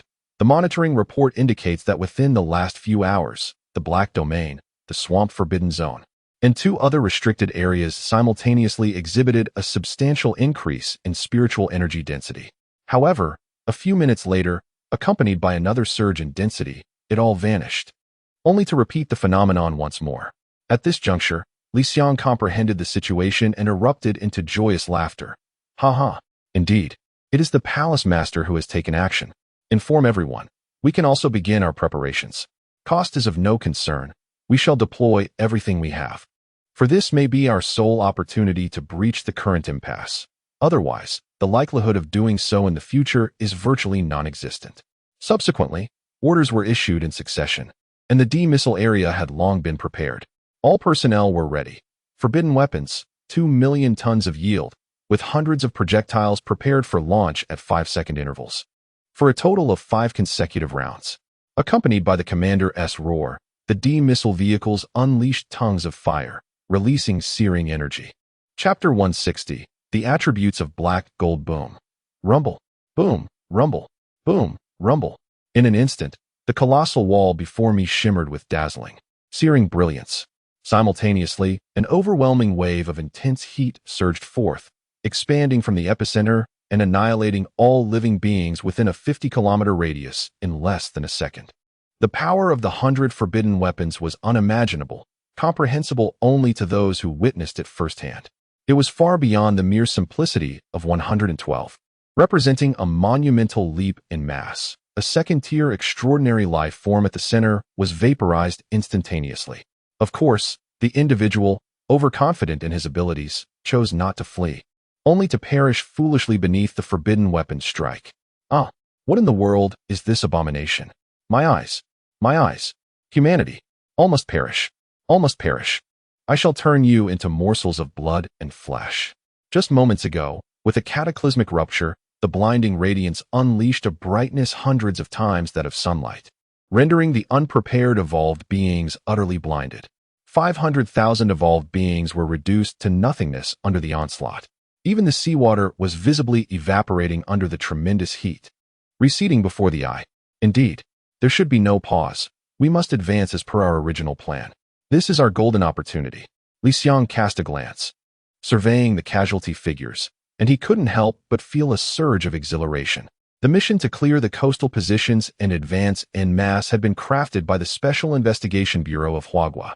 Recently, during a fortuitous encounter, the Kyoto Research Institute discovered the existence of black gold. Upon detecting its specific attributes, they were astounded. Black gold proved ineffective against evolved beings, but possessed an extraordinary capacity to bear spiritual energy, coupled with formidable penetrative and lethality properties. At the same level, it surpassed spiritual energy weapons by several degrees and could, to some extent, disregard defenses. Before us, in the area of the colossal wall battlefield, lay an abundant reservoir of black gold, an invaluable treasure for the Kyoto Research Institute, worth any cost. After all, when combined with spiritual energy weapons, black gold becomes a formidable ally. It could be said that with ample black gold, the challenges ahead would be swiftly overcome. Of course, the absence of large-scale attacks was solely due to the continuous influx of reinforcements. This time, the attention of the reinforcements was entirely drawn to the obstructions at Kunlun Shrine. Thus, we found ourselves with this splendid opportunity. Quick, quick, quick. All units mobilize, without concern for any losses. As long as the collection team can return, we shall immediately turn the tide in our favor. Brothers, strike fiercely, and send these wretched beasts back where they belong. At this moment, on the battlefield of the Great Wall, every combat division stood united against a common foe. The significance of black gold was beyond question, a value that could be measured in lives. Amidst the fervor of battle, four exploration teams emerged simultaneously from the 4 exits of the Great Wall, each led by a team from the prestigious Tianbang, dedicated to their task in a 10-to-1 ratio of protection. Accompanying them was a peculiar black instrument, radiating an unusual luminescence. This was a specialized black gold collector, capable of gathering half a ton to a ton of the precious resource in a mere minute. 1 ton of black gold could yield munitions with an effective strike capacity exceeding 1 million, while not the pinnacle of combat prowess. It ensured that Huagua would harbor no further anxieties, at least at the mid-tier level. At the central exit, the esteemed Commander Yusu took charge, tasked with the most daunting mission. Everyone, accelerate your pace. This is an unparalleled opportunity. Remember, we have only 10 minutes. Once that window closes, the evolved creatures will surge forth instantaneously. With the preceding few minutes accounted for, our actual operational time is merely 5 minutes. I have but one command. Even at the cost of our lives, we must secure sufficient black gold. As his words echoed, 50 members of the collection teams responded in unison with unwavering resolve. Rest assured, Commander, we will accomplish our mission. Their voices faded into silence, leaving only the sound of shuffling footsteps. 2 minutes later, the communication device crackled to life. This is Team 1. We have reached the designated location. Machine operations have commenced. Projected yield 8 tons. This is Team 2. We have arrived. Machine operations are underway. Projected yield 5 tons. This is Team 3. We encountered an unexpected situation and will reach the designated location in 1 minute. Machine operations will begin with a projected yield of 2 tons. This is Team 4. We have arrived. Machine operations have commenced. Projected yield 6 tons. Upon hearing this, Li Xiang replied directly, "Excellent. Very well. Maintain vigilance regarding your surroundings. According to the detector, over 1 million evolved creatures will arrive on the battlefield in 8 minutes. Prioritize your safety. Do not let minor issues lead to significant losses." After issuing his orders, Li Xiang seemed to breathe a sigh of relief. Continuing, prepare the D-class munitions. Exhaust our stockpile to create a barrier at a distance, maximizing the time we can secure for our teams. Our hopes rest entirely upon this endeavor. Simultaneously, in the Bear Nation's War God Bureau, within a concealed laboratory, hundreds of screens displayed real-time conditions at the front lines of the Great Wall, including the recent detonation of 500 forbidden weapons. Director, why has the Huagua Special Investigation Bureau launched such a large-scale offensive? The recent use of forbidden weapons has surpassed 500, has it not? According to intelligence reports, their storage capacity hovers around 600. Does this not imply? Beside him, the secretary inquired with a hint of confusion. Listening to this, the director of the War God Bureau remained silent, his gaze fixated on the screen, scrutinizing each passing second, as if his expansive pupils could unveil the truth lurking beneath. He too felt a tinge of bewilderment. Subsequently, the imagery on the screen replayed no less than 10 times, as the director paced restlessly within the conference room. All units, engage. Release 500 forbidden weapons without hesitation. There must be a compelling reason behind this. Moreover, it is undoubtedly linked to the imminent crisis at hand. After a prolonged moment, a sudden clarity illuminated the director's mind, and he slapped his thigh in realization, exclaiming, "I have it. There must be something within that could positively influence the current battlefield dynamics, perhaps even alter the course of events. Quick, establish contact with Huagua immediately. I require the latest updates, and remember, we are willing to pay any price." Understood, I will handle it at once. Thus, the message reached Huagua, and upon receiving the news, Li Xiang could not help but chuckle, muttering to himself, "Heh, this great black bear is quite quick to react. It has barely been half an hour, and they've already responded. Director, should we inform them?" The secretary inquired. Inform them? Not just yet. At the very least, we must compel the great black bear to surrender their latest technology under the pretense of a global temporary regime, while they secretly plot amongst themselves. We shall seize this opportunity to firmly cement Huagua's commanding role and further expand and refine the global temporary regime. Chapter 161. The global temporary system was initially proposed by M country, aiming for resource complementarity to address the crisis of restricted maritime zones. Through technological sharing, it was anticipated that they could not only fend off threats, but also achieve a degree of counteroffensive. Subsequently, numerous nations, including Bear Country, Eagle Country, and Hua Country, among hundreds of others, joined this initiative. In essence, within this global temporary system, certain decision-makers wield significant power, capable of directly mobilizing the resources of participating nations. However, Hua Country has found itself in a subordinate position, akin to being the third in command, struggling to grasp the specifics of the system and facing considerable challenges in implementing any technological disclosures. Consequently, many pivotal technologies remain closely guarded by their respective nations. This reluctance to share stems not from the global framework itself, but from a deeply ingrained instinct for self-preservation. Nations are often reluctant to divulge their secrets unless reciprocated with equivalent value. They assert that while they are willing to share details about recent developments and objectives, Bear Country's critical technologies must be fully disclosed, and there must be support for Hua Country's ascendance during meetings. If they can agree to this, then negotiations may proceed. Otherwise, such thoughts are futile. Li Xiang responded with interest. Meanwhile, after a brief delay, the director of the War God Bureau received the news. Hua Country wishes for us to relinquish our newly developed technology? Are they out of their minds? That technology belongs solely to Bear Country. What right does Hua Country have to demand this? Beside him, the secretary expressed indignation, while the director remained silent, weighing his options internally. After a moment, he exhaled a deep breath. Reply to Hua Country.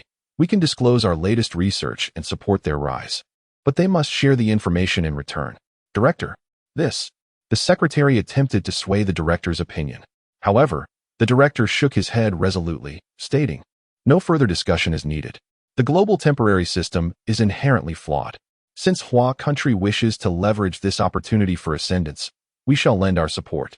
If we can dismantle the maritime restrictions, it will be worth it. What is a mere piece of technology in the grand scheme?" Soon, a message titled "The Technology of Special Spiritual Energy Metal Mecha Fusion" appeared in the internal communication channels of the global temporary system. Bear Country announced the recent development of new technology, sharing it with the collective, claiming it would greatly alleviate pressures faced by all. In M Country, 50 meters underground in the central district, astonished voices echoed, "Oh my God! How could this wretched black bear suddenly show such benevolence? This is a newly developed technology. Yet how did it suddenly? What about the intelligence personnel? What is truly happening within? Could it be a hacker intrusion?" Shortly thereafter, an official request from Country M arrived through internal channels. However, Country Bear responded directly. "Do not worry. The information indeed originates from the War God Bureau. All related technology is authentic and entirely worthy of research." Upon receiving such a response, the special department of Country M was left bewildered. What is happening? What is the situation? Has the Great Bear undergone a sudden transformation? Moreover, other nations swiftly became aware of the news, echoing the incredulity of Country M. Has Country Bear recently changed its leadership? How could this be? Is the technology genuine? What? The technology is real? How could that be? It involves a mech hybrid, akin to external armor, with a terrifying enhancement in strength and defense. How could it?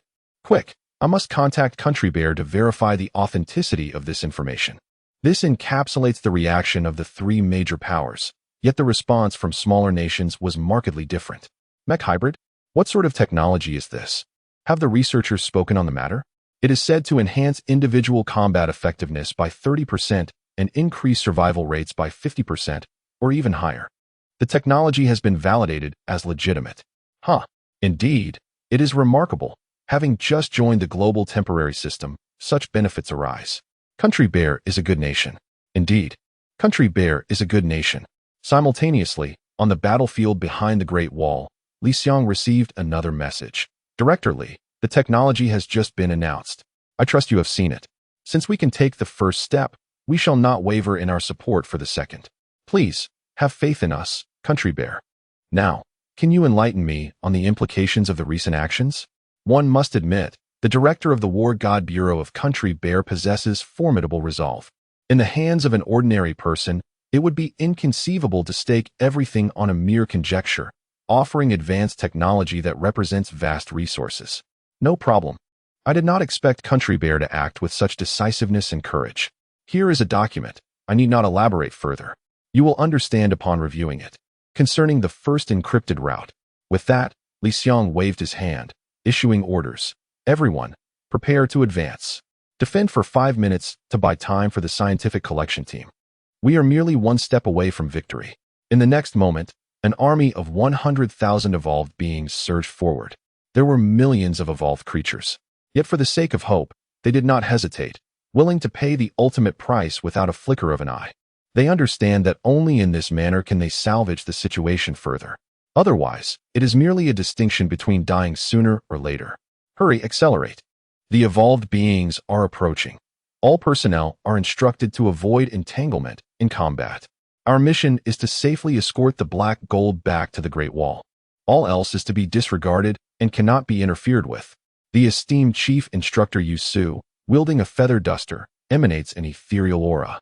As he speaks, he leaps forth, traversing dozens of meters in an instant, and within mere seconds, he appears several kilometers away, in the concealed laboratory of Bear Nation. The director of the War God Bureau is intently scrutinizing the documents, which were just transmitted by Li Xiang. Black gold. It possesses a high purity of spiritual energy and remarkable penetrative capabilities. After meticulous refinement, it can disregard 10 of first-tier extraordinary defenses and 1 of second-tier extraordinary defenses. And through dense amalgamation, its efficacy can be further enhanced. Chapter 162. The arrival of the Palace Master within the brief message. Black Gold's information consisted of a mere 300 words. However, the director of the War God Bureau, positioned nearby, devoted half an hour to its perusal, and even now, he continued to leaf through it incessantly. Once, twice, thrice. His eyes brimmed with astonishment, intermingled with intense excitement. This was a monumental discovery. It held the potential to entirely reshape the current landscape of extraordinary evolutionary beings. An invaluable treasure. Black gold. This metal, when amalgamated with our mechs, would be akin to adding wings to a tiger, perfectly tailored as if custom-made. It was truly. At this moment, I comprehend the intent behind Huagua's recent deployment of 500 forbidden weapons. As he spoke, accompanied by the sound of footsteps, the director approached the map, promptly activating the detailed layout of Huagua's Great Wall battlefield, gesturing towards the maritime region. Here, it must harbor vast reserves of black gold. This singular possibility could justify Huagua's extravagant mobilization. Quickly, we must convene a meeting, fulfill Huagua's demands, and then collaboratively exploit the black gold, ensuring that we decisively repel these wretched beasts back to where they came from. At the Kunlun Sea entrance, the 3 army corps directly under the Kunlun Divine Palace had now all arrived. Over 10,000 first-tier extraordinary beings stood resolutely, emanating an overwhelming aura that instilled fear, rendering any approach utterly daunting. Palace Master, is there something amiss? The Marine Corps has already arrived. What shall we do next? Old Black's resounding voice inquired, approaching Little Gold with a look of concern. The Forbidden Sea territory has encroached upon our doorstep. We must counterattack swiftly, lest we lose face for the Kunlun Divine Palace. In response, Little Gold descended from the air, reassuring, "Do not fret. The Palace Master is likely delayed by unforeseen circumstances. I expect their arrival shortly. It is merely a Forbidden Sea territory. Our palace's direct military unit has no cause for concern, as we can crush them effortlessly." Just as he spoke, a streak of purplish-black light traversed the horizon, and then a figure reappeared. It was none other than the Palace Master of the Kunlun Divine Palace. Palace Master. Palace Master. Upon their reunion, the two paused their discourse to exchange greetings. Suche nodded, walking forward while inquiring, "How many evolutionary beings are stationed here?" In response to the Palace Master's query, he stated, "In the entrance to the sea region, there are a total of 3 million evolutionary beings stationed. We recently engaged in a skirmish. However, as it was merely a probing encounter, neither side gained the upper hand. The leader across from us is a second-tier transcendent dominator, likely in the mid-stage of the second tier, with 3 commanders under his command, all of whom are also second-tier transcendent beings, but in their early stages." In a matter of minutes, Suche quickly comprehended the relevant situation. Then his mental force expanded like an immense radar, sharp and precise. After a while, he withdrew his mental energy and calmly instructed, "Summon the 4 domain lords and the 3 commanders. I have matters to discuss." Simultaneously, in the central region of 3 million evolved beings, a resonant voice suddenly echoed, the aura of a second-tier transcendent. It seems that he is indeed the legendary master of the Kunlun Divine Palace. However, while you may bask in glory within the Black Domain's forbidden lands, here, your fate remains uncertain. As the words fell, a chilling laughter erupted, sending shivers down the spine of all who heard it. Chapter 163. Preliminary plans at the Kunlun Divine Palace. The temporary command center at the coastal entry point is characterized by a flat expanse. The surface is composed of a smooth, black impact rock, and the altitude here is remarkably high, standing as one of the highest points within dozens of kilometers, allowing a sweeping view of the distant surroundings. "Let us discuss," Suche remarked calmly. As the Palace Master, he possessed the authority to make any decision. Yet his inquiry stemmed from a desire to cultivate the command and various capabilities of his subordinates, whom he likened to animals. After all, the opportunities for warfare in the future would be abundant and perhaps incalculable. Ultimately, engaging in battle with other extraterrestrial races was not out of the question. Therefore, the qualities of a Legion commander would hold unparalleled significance. A slight misstep could jeopardize millions of lives. Firstly, Xiao Jin spoke up, "Master, in my opinion, they are merely 3 million evolved beings. Our 3 directly subordinate legions, with the synergy of first-tier divine powers, can easily annihilate them. We should advance boldly and push forward." Following this declaration, a moment of silence enveloped the room as everyone pondered the implications. Should they proceed, or should they refrain? These were considerations for all present. In essence, Xiao Jin's stance was succinct, resolute. Regardless of the circumstances, they should push straight ahead. At this moment, Dabai countered, "Master, I believe a direct advance is unnecessary. If we do so, the Divine Palace may incur casualties, which could be somewhat challenging to bear. I propose we first execute a decapitation plan, targeting the 4 second-tier transcendent beings. Once they are eliminated, the million evolved beings will become a headless dragon, destined for imminent collapse. At that point, their morale will shatter, and our task will merely be to pursue and eliminate." After the 2 regional lords voiced their opinions, a lively discussion ensued, with voices rising in fervor. 10 minutes later, Suche distilled the deliberations into 2 primary perspectives. Firstly, the hardliners led by Xiao Jin advocated for a direct advance, leveraging sheer power to solidify the Kunlun Divine Palace's standing.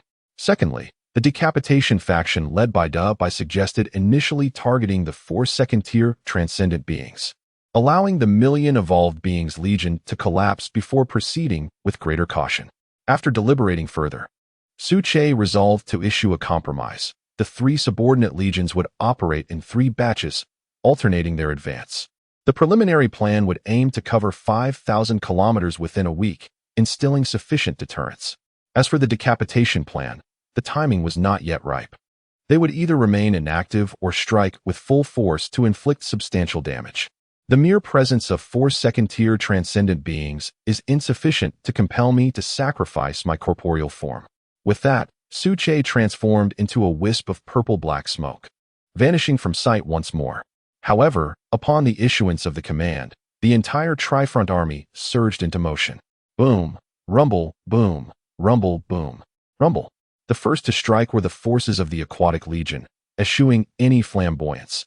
Instead, they unleashed colossal waves imbued with terrifying power, launching an assault before the opposition even had a moment to react. As articulated by the commander of the Aquatic Legion, if we engage, we must do so unexpectedly, leaving them no time to prepare, thereby minimizing casualties. Chapter 164, The Truth of Black Gold, Part 1, henceforth, accompanied by a thunderous roar. The 3 subordinate legions of the Kunlun Divine Palace revealed their sharp aura, akin to a colossal sword fully unsheathed, advancing with an unstoppable momentum. Water Legion, Mighty Waves Technique. Maintain formation and continue. Air Legion, Wind Blade Technique. Ensure our dominance. Keep them submerged. Ground Legion, Trample Technique. Follow my command. Charge in formation. Disrupt their ranks. And execute a divide-and-conquer strategy to inflict greater damage. The 3 Legion commanders were vociferously issuing orders, their voices echoing with authority. Simultaneously, 3 million evolved beings, after a brief pause, finally sprang into action. Go. Everyone advance. A mere 10,000 is nothing. Even if they are first-tier transcendent beings, what of it? Can they truly turn the tide? Strike. Strike fiercely. Damn the Kunlun Divine Palace. I shall not coexist with you. In the central district, a cacophony of roars soon erupted, infused with overwhelming rage. He had not anticipated that the Kunlun Divine Palace would act so unpredictably, launching an assault without warning. In the blink of an eye, he had lost 50,000 evolved beings, a blow that stung like a resounding slap across his face, relentless and unforgiving. Meanwhile, moments later, Su Che arrived at the battlefield of the towering wall.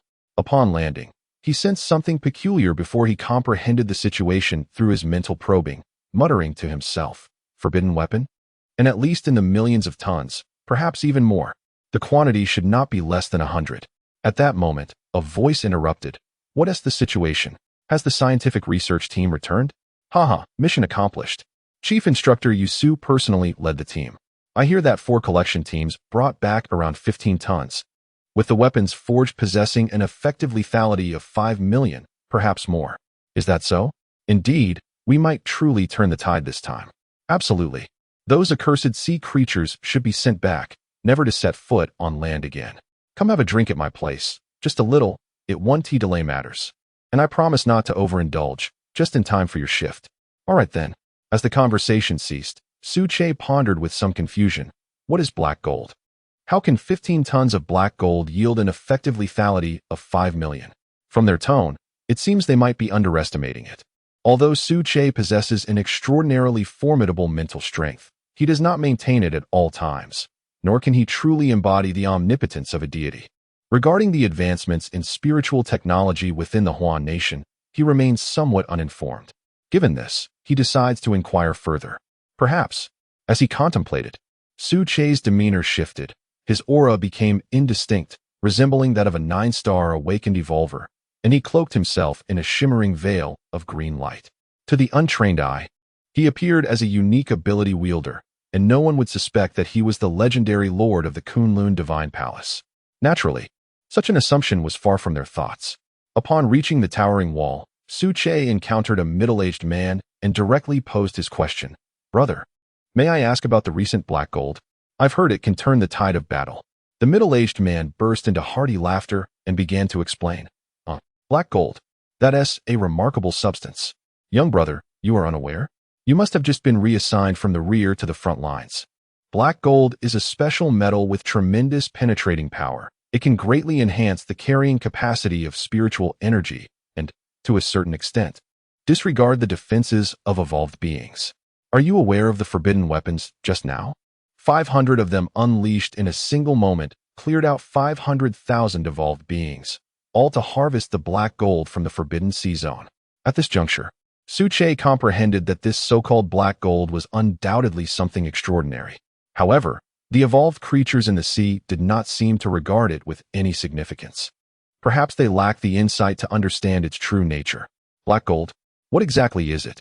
According to the records of his bloodline memory, there were only a few such substances, but the resurgence of spiritual energy had only just commenced. It could not possibly have manifested in this realm, at least not for another 3 to 5 years. Thus, Su Che, harboring his questions, proceeded towards the black gold harvesting site while simultaneously adhering to his original plan. Hey, young brother, you cannot advance any further. Ahead lies the Forbidden Sea Zone. Although we have just entered a ceasefire, the likelihood of renewed conflict is high. For your safety, it would be prudent to keep your distance to avoid any danger. Where are your guardians? Why are they not with you? As Su Che walked ahead, his smaller wooden figure led to him being mistaken for a youth. Consequently, several awakened evolvers hurriedly offered their warnings. Some even approached the authorities to inquire about Su Che's specifics. Nevertheless, Su Che paid them no heed and continued on his path. What a jest! Should he truly fear those inconsequential evolved beings? Just then, a wailing siren echoed, signaling the imminent onset of battle. Good heavens! The Forbidden Zone has commenced, and preparations for battle are underway. Quickly, return to your posts without delay. Move, move. Haste is essential. In an instant, everyone in front of the towering wall is in a flurry of activity. The individual who had just alerted Su Che suddenly recalls something. Oh no, that child is still up ahead. I must return at once. Just as he turns around, ready to sprint forward, he witnesses a scene that will be etched in his memory for a lifetime. 500 meters ahead, a frail green figure is completely engulfed by evolved creatures. A myriad of beings from the mid-tier to the pinnacle of zero tier, not to mention the presence of over 1,000 first-tier extraordinary beings. In the next moment, an explosive surge of energy erupts, and green luminescence dances in the vicinity. Bang, bang, bang. The sounds of shattering resonate, yet the green figure remains unscathed, as if untouched by the chaos, leaving only a ground strewn with flesh and a sky drenched in blood. Witnessing this, the middle-aged man covers his mouth, his eyes betraying an uncontrollable astonishment, and he involuntarily exclaims, "Incredible!" Chapter 165, The Truth of Black Gold, Part 2, What on Earth? It is the aura of a second-tier extraordinary being. How can he appear so youthful? From which illustrious family does he hail? The Zhang family, the Wang family, the Su family, or perhaps the Fong family? As far as I know, even among the various families, it is highly improbable. Our nation, Huagua, possesses only 2 second-tier extraordinary beings. Nearby, several individuals muttered to themselves, while a middle-aged man interjected decisively, "Do not concern yourselves with such trivialities.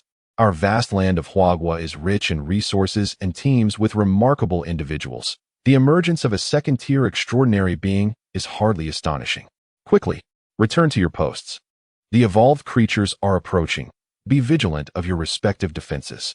At this moment, atop the giant wall, the commanding officer Li Xiang also harbored some doubts. He was well aware of the composition of his own extraordinary forces. Yet, when had a second-tier extraordinary being emerged? Beside him, Lu Chongkong echoed his confusion, "Director. Although the city of Yangdu is home to some remarkable figures, the majority are first-tier extraordinary beings. I can assert with certainty that a second-tier extraordinary being is impossible." Thus, a conundrum arose. While stroking his beard and contemplating the firm texture, Li Xiang pondered for a moment before stating uncertainly, "For now, let us observe. We shall address this matter later. First, we must repel the current wave and ensure the safe transport of the black gold to the rear. If we can endure for just a couple more days, we should be in the clear." As he spoke, Su Che continued to stride forward, an aura of extraordinary power enveloping him, transforming into formidable waves of energy that surged forth, exuding an ominous intent to kill. Wherever he passed, even first-tier extraordinary beings were instantly torn to shreds. Having stepped into the realm of second-tier extraordinary beings and comprehended the domain, Su Che, even when utilizing first-tier strength, was not comparable to ordinary extraordinary beings. With a flick of his wrist, Su Che effortlessly conjured a colossal green spear from the air, imbued with immense spiritual energy. As if it were suppressing the void, adorned with intricate golden patterns. Accompanied by a whoosh, it surged forth, creating towering waves that reached over 10 meters, carrying an unstoppable momentum. Bang! Bang! Bang! The sound of shattering echoed, revealing an expanse of blood and flesh raining down in a cacophony of noise. The scene was profoundly shocking, as if an entire space had transformed into a crimson abyss.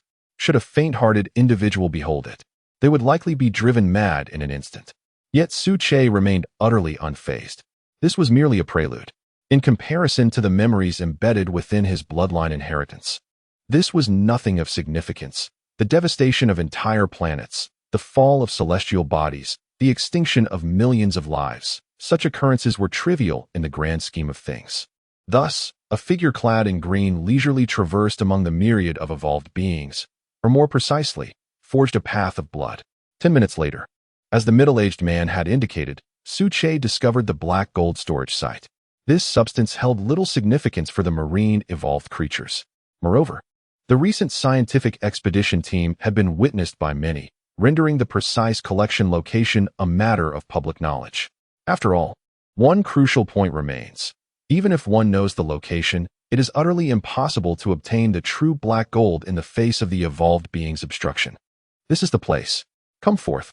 Let me unveil your true nature. Su Che murmured softly, his eyes gleaming with enigmatic curiosity. Chapter 166. The Truth of Black Gold, Part 2. In an instant, a vast expanse of mental power erupted forth, enveloping the ocean below in a comprehensive scan. However, the next moment, Su Che's expression changed dramatically as he muttered in surprise.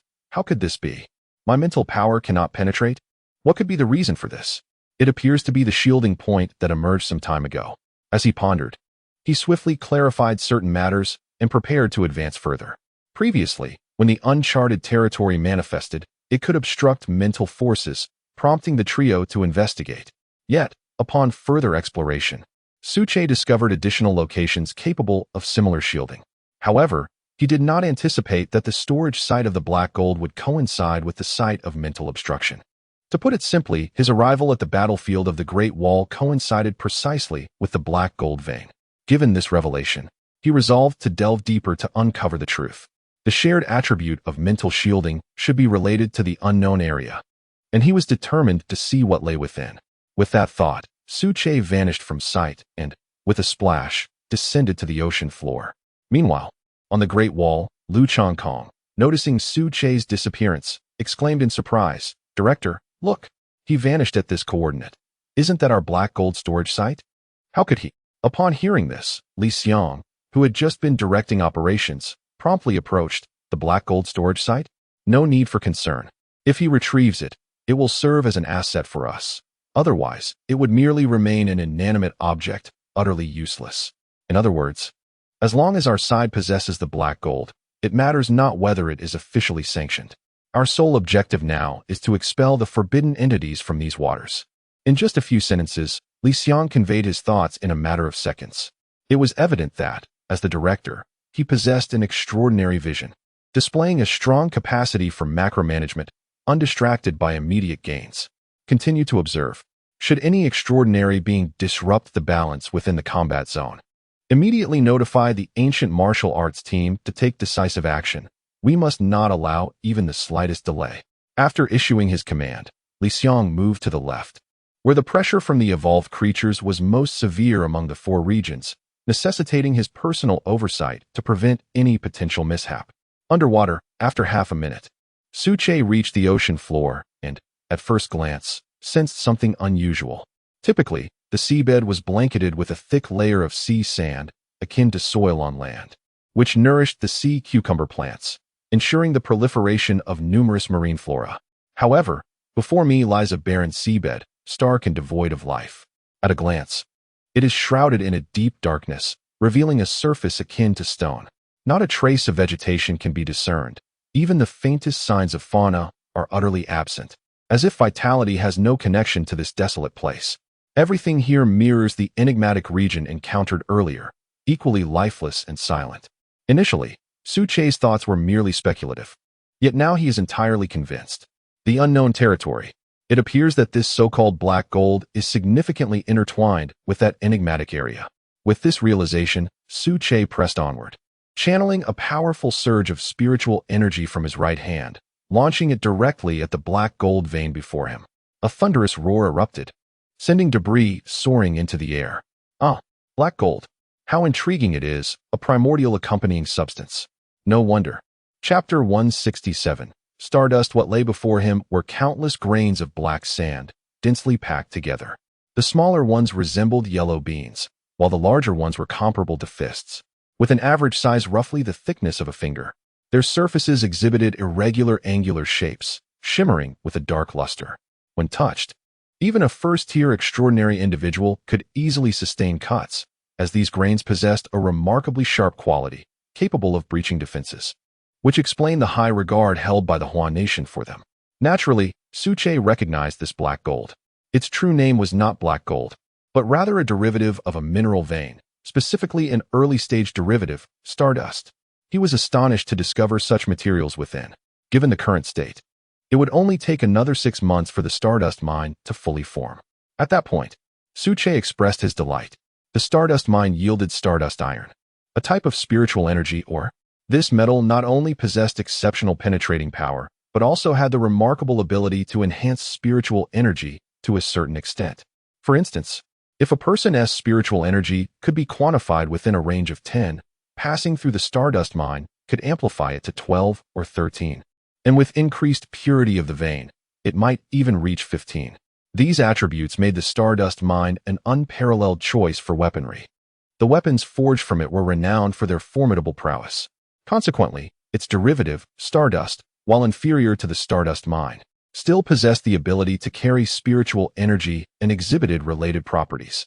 Su Che then proceeded along the stardust vein, and after half an hour, he discovered an immensely grand mineral vein that extended over 1,000 kilometers, coiling beneath the sea like a colossal dragon.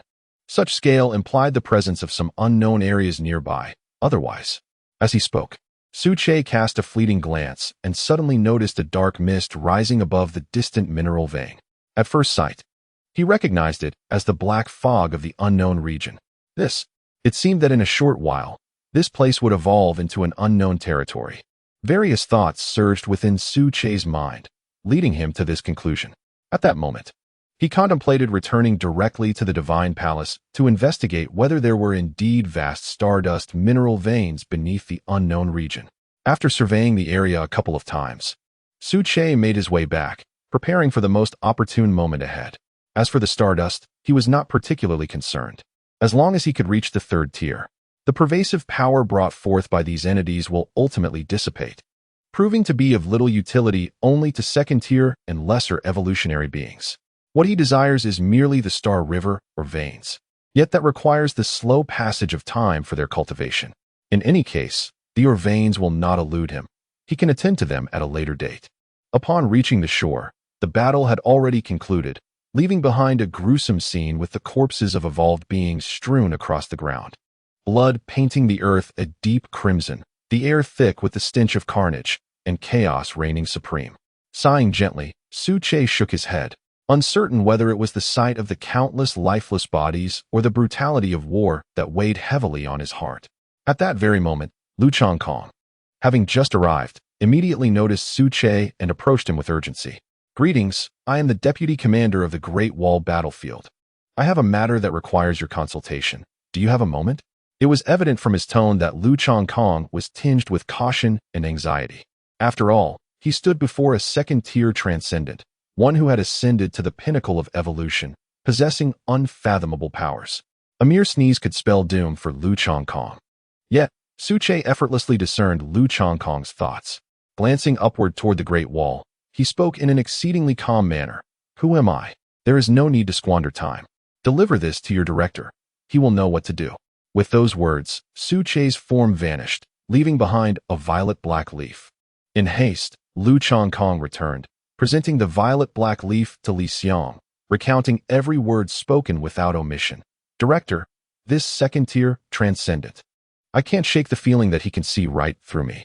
Li Xiang accepted the leaf, sensing the familiar aura within it, causing tumultuous waves of thought to surge within him. The Palace Master. This must be the essence of the Palace Master. If that spectral green figure was indeed the Master of Kunlun, how could he roam freely? Had he attained an entirely new realm of existence? Perhaps akin to the legendary transformation into a human form. After a moment, Li Xiang managed to quell the astonishment within, striving to maintain his composure. I know who he is now. There is no need for you to inquire further. Keep this matter confidential. Simultaneously, Li Xiang proceeded to the logistics department, relaying the pertinent information to the think tank at headquarters. He now required their intellectual prowess to navigate certain challenges. After all, a towering celestial tree capable of assuming human form and possessing unfathomable cultivation, moving about normally, was undoubtedly a profoundly alarming phenomenon. At the same time, at the entrance of Kunlun Divine Palace, after several hours of combat, the situation has escalated to a boiling point. Of the 3 million evolved beings, only 180,000 remain, with the rest having perished. For the first time, casualties have also been reported on the side of Kunlun Divine Palace, 31 from the ground forces, 53 from the naval forces, and 15 from the aerial forces. Overall, the 3 branches of the Kunlun Divine Palace have emerged victorious. Though there have been losses, war is inherently brutal, and casualties are inevitable. Kunlun Divine Palace. How could it be? My 120,000 evolved beings. Summon someone, help me contact the other sovereigns of the Forbidden Lands, yes, including the one from the Central District. Even if it requires a heavy price, I must ensure that Kunlun Divine Palace pays dearly for this. That wretched direct military force. I want them all to remain here. In the Central District, the ruler overseeing over 1 million beings can no longer contain his frustration and is preparing to rally allies for a massive strike to obliterate the Kunlun Divine Palace before him. Chapter 168. The confluence of storms at the battlefront of the estuary. At this moment, the surface of the sea, tainted by torrents of blood, transformed into a vivid crimson expanse. If one were to touch it, the viscous texture of the blood could be felt, while a pungent scent of iron wafted through the air. Boom! A resounding roar erupted as a magnificent golden dragon surged forth from the depths, surrounded by a tempest of purple lightning that crackled ominously. Wherever it passed, the overwhelming force of the thunder obliterated the evolved creatures, reducing them to mere dust. Go! Rise! Mighty waves! Ignite! Fierce flames! Beasts of this forbidden sea, come and witness the might of your master, Lord Jean. The Kunlun Divine Palace shall not be dishonored. Little Jean spiraled gracefully in the air, and as the spiritual energy surged, a whirlpool formed on the surface of the sea, entwined with a marine tornado. Simultaneously, Little Jean unleashed a torrent of searing dragon fire from its maw. The colossal waves and flames intertwined, a dance of blue and red, swirling together as they ascended. Propelled by a terrifying force, advancing relentlessly. In mere moments, thousands of evolved creatures met their demise, either consumed by the flames or crushed to oblivion by the monumental waves. Just a petty dragon. Come forth and meet your end. How dare you continue to oppress my forbidden sea? Do you truly believe we are without defenders? At that instant, a thunderous roar reverberated from beneath the waves, resonating through the air with palpable intensity. Suddenly, a massive shadow erupted from the water, sending a cascade of spray into the air, its sheer momentum causing nearby evolved creatures to perish from sheer fright. Upon closer inspection, it was a colossal orca, emanating an aura of peak first-tier power, equal to that of the circling Little Jean. The moment they encountered each other, a fierce clash ensued. And in this contest of strength, Little Jean found itself at a disadvantage. After all, the physical advantage of size can be formidable.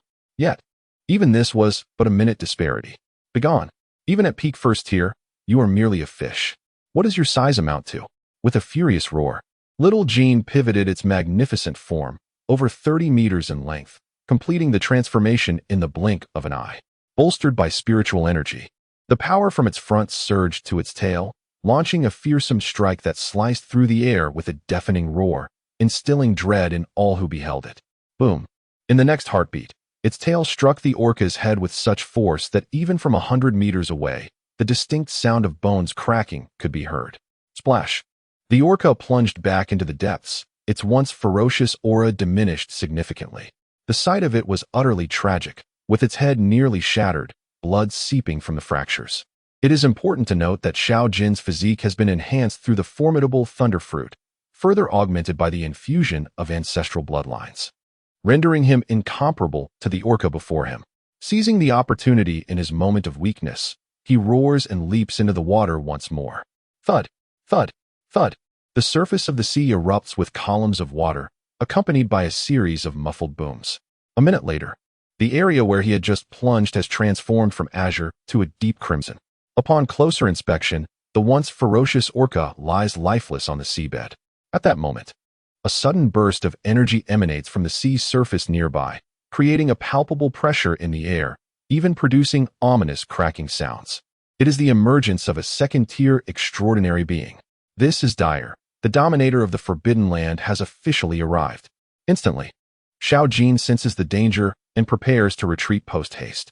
Chapter 169, Gathering Together, Part 1. However, the overwhelming aura, not far away, intensified rapidly. How dare you insult the Forbidden Seas? So, you are the domain masters of Kunlun Divine Palace?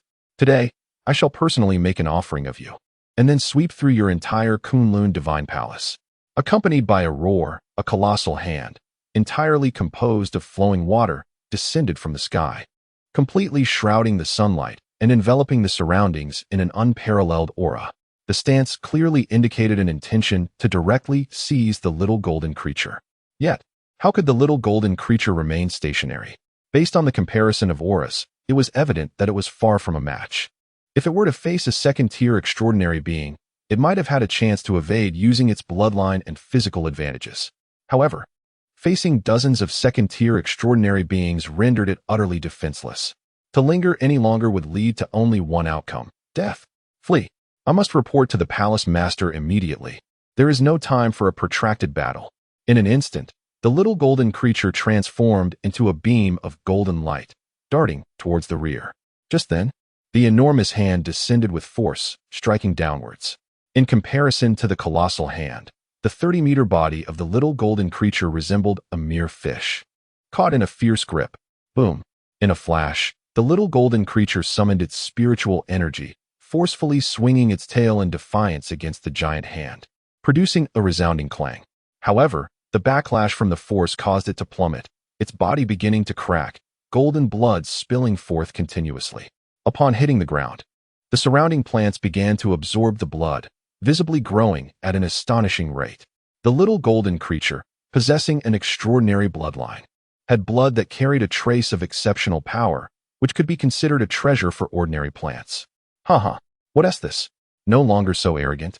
This mere Kunlun Divine Palace shall witness your annihilation today. Die.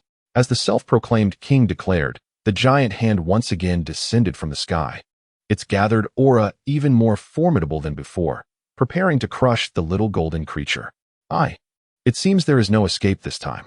I will no longer be able to serve in front of the palace master. The disparity in extraordinary ranks has left me gravely wounded, unable to move, merely awaiting my demise. As for the other domain masters, they had been engaged in clearing various battlefields. Even if they sensed the approaching aura, the distance of several dozen kilometers made immediate arrival impossible.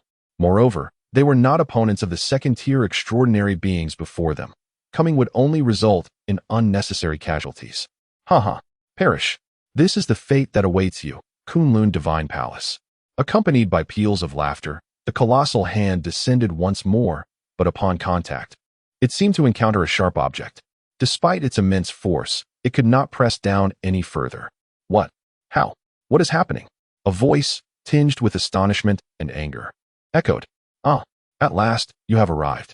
Did those who wish to disturb my Kunlun Divine Palace consult with me beforehand? At that moment, a figure clad in green emerged, softly uttering words imbued with an inexplicable authority. One hand raised, this seemingly frail body firmly resisted the onslaught of the enormous hand. Master. Xiao Jin opened his eyes and, upon seeing the familiar figure before him, joyfully exclaimed. The sensation of resurrection was indeed exhilarating. Do not fear. I am here. It is merely a trivial eel, nothing to be concerned about.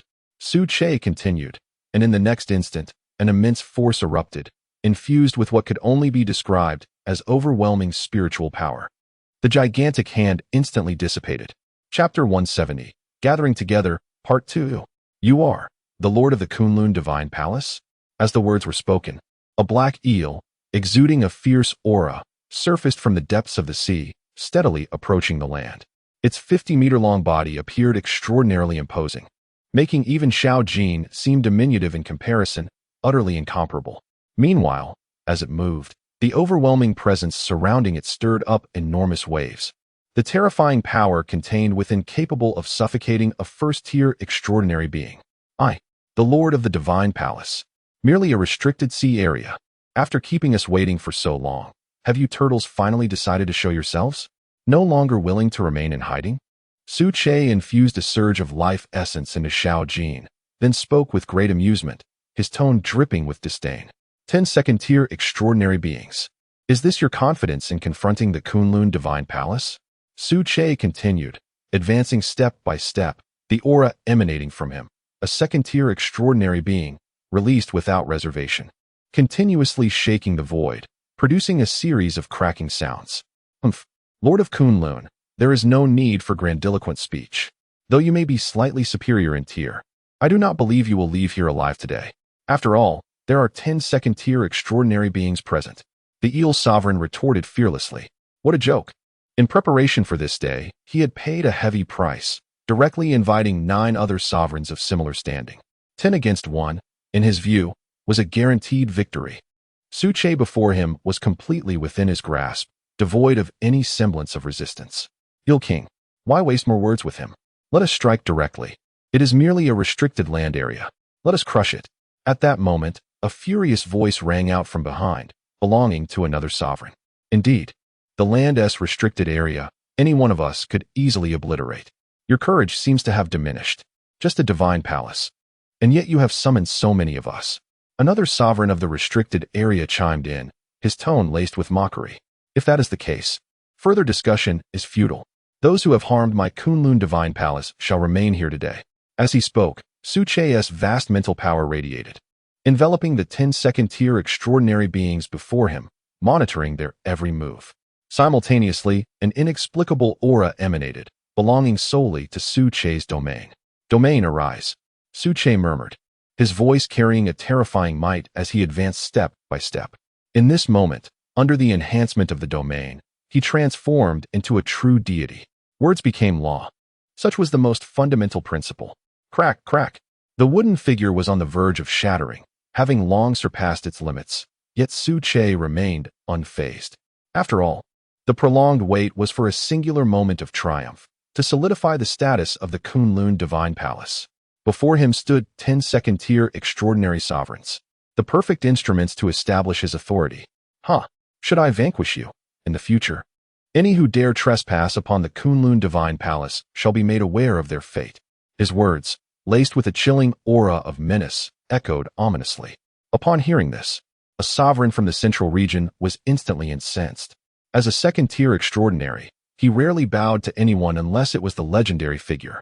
Yet here stood a sovereign from a forbidden land, audaciously spouting such insolence.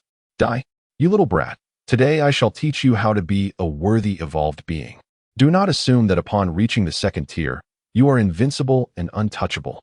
With a thunderous roar, a searing fireball erupted from the water's surface, resembling a radiant sun. As it hurtled directly towards Su Che, this fireball contained the scalding temperature of seawater, transformed into something extraordinary by the infusion of supernatural power. The energy contained within was staggering. Any first-tier extraordinary being that came into contact with it would surely be overwhelmed and explode in a frenzy of blood. Little dower, water, arise, extinguish it. Su Che's voice was calm as he casually pointed. The fireball, radiating intense energy, immediately disintegrated in midair, plummeting into the ocean and generating a thick mist. How could this be? The sovereign from the central region was evidently incredulous. I shall summon the waves. Next, a massive black crab brandished its enormous pincers, plunging into the water with fervor. Infused with spiritual energy, a towering wave of 50 to 60 meters surged forth. Go! The wave advanced slowly, carrying a formidable momentum. However, it was destined to be in vain.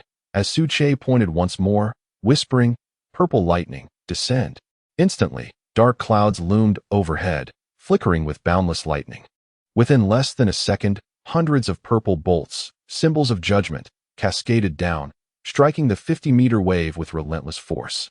The overwhelming power of the lightning surged forth, and the wave visibly dissipated, transforming into mist that evaporated into the air. This is impossible. Upon witnessing this scene, the sovereign of the black crabs displayed an expression of astonishment, remaining rooted to the spot, motionless. Subsequently, the other 8 sovereigns took turns unleashing their formidable powers. As an overwhelming influx of spiritual energy surged forth, raining down upon Su Che like a torrential downpour. However, the outcome left them in disbelief. A golden ring of intricate patterns coalesced around Su Che's form, absorbing every assault as if it were entirely devoured. Yet, with each strike, the fissures in Su Che's wooden body deepened. It was anticipated that in merely half an hour, it would entirely collapse. Half an hour. That was more than sufficient. Su Che murmured to himself, then extended his hands forward, gazing down as if he were a deity. To receive without reciprocation is an affront. Now it is my turn, is it not? As he spoke, an immense wave of mental power surged forth, permeating the domain before him, directly constructing a realm of consciousness. The 10 sovereigns felt their minds momentarily flicker. When they regained their awareness, the surroundings had transformed into an entirely unfamiliar void. Chapter 171, Spiritual Annihilation. The Great Massacre. Here lies a realm of chaotic void, devoid of any substance, intangible and incomprehensible. The air, stagnant, seems to have ceased its flow entirely. The atmosphere remains perpetually gray, reminiscent of the eerie calm before a tempest. Spiritual energy is utterly absent, leaving an arid landscape that relies solely on the self-sustenance of the body.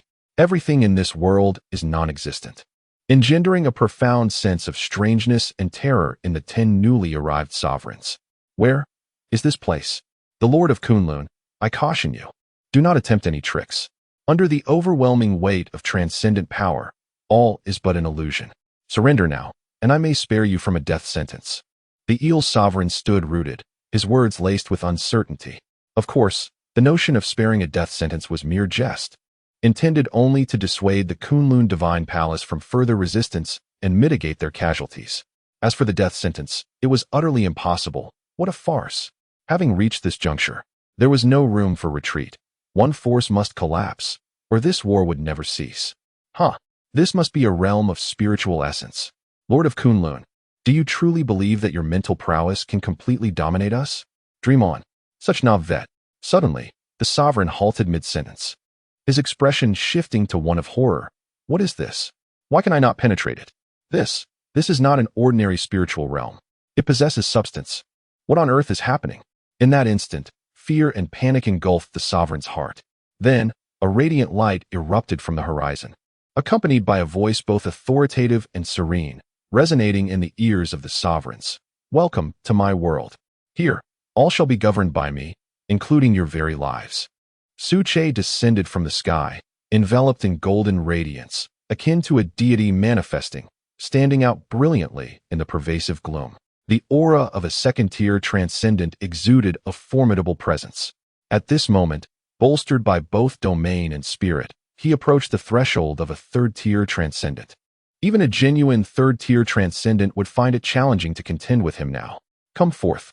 Was it not you who boasted of sweeping away my Kunlun Divine Palace? After allowing you ample time, you must be weary. Now it is my turn. With that, Su Che's figure abruptly vanished, only to reappear above the 10 sovereigns in the blink of an eye. Spiritual annihilation. The Great Massacre.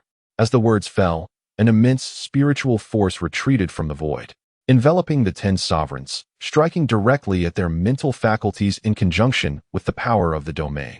A thunderous roar echoed as the environment underwent a dramatic transformation. Towering waves, reaching hundreds of meters, surged forth relentlessly, while on the opposite side, an inexhaustible flow of magma erupted from the depths of the earth, bearing temperatures that could incinerate everything in their path.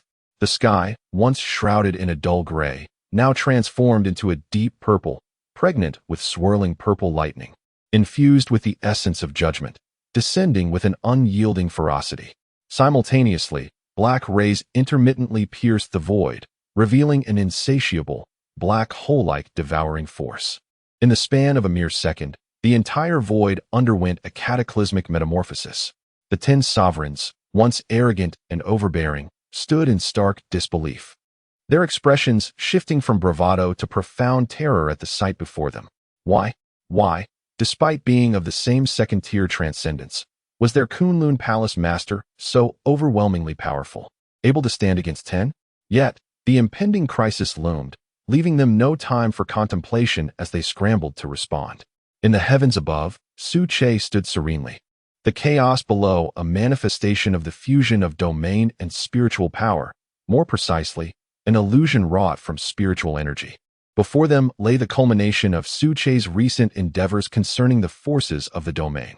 Chapter 172.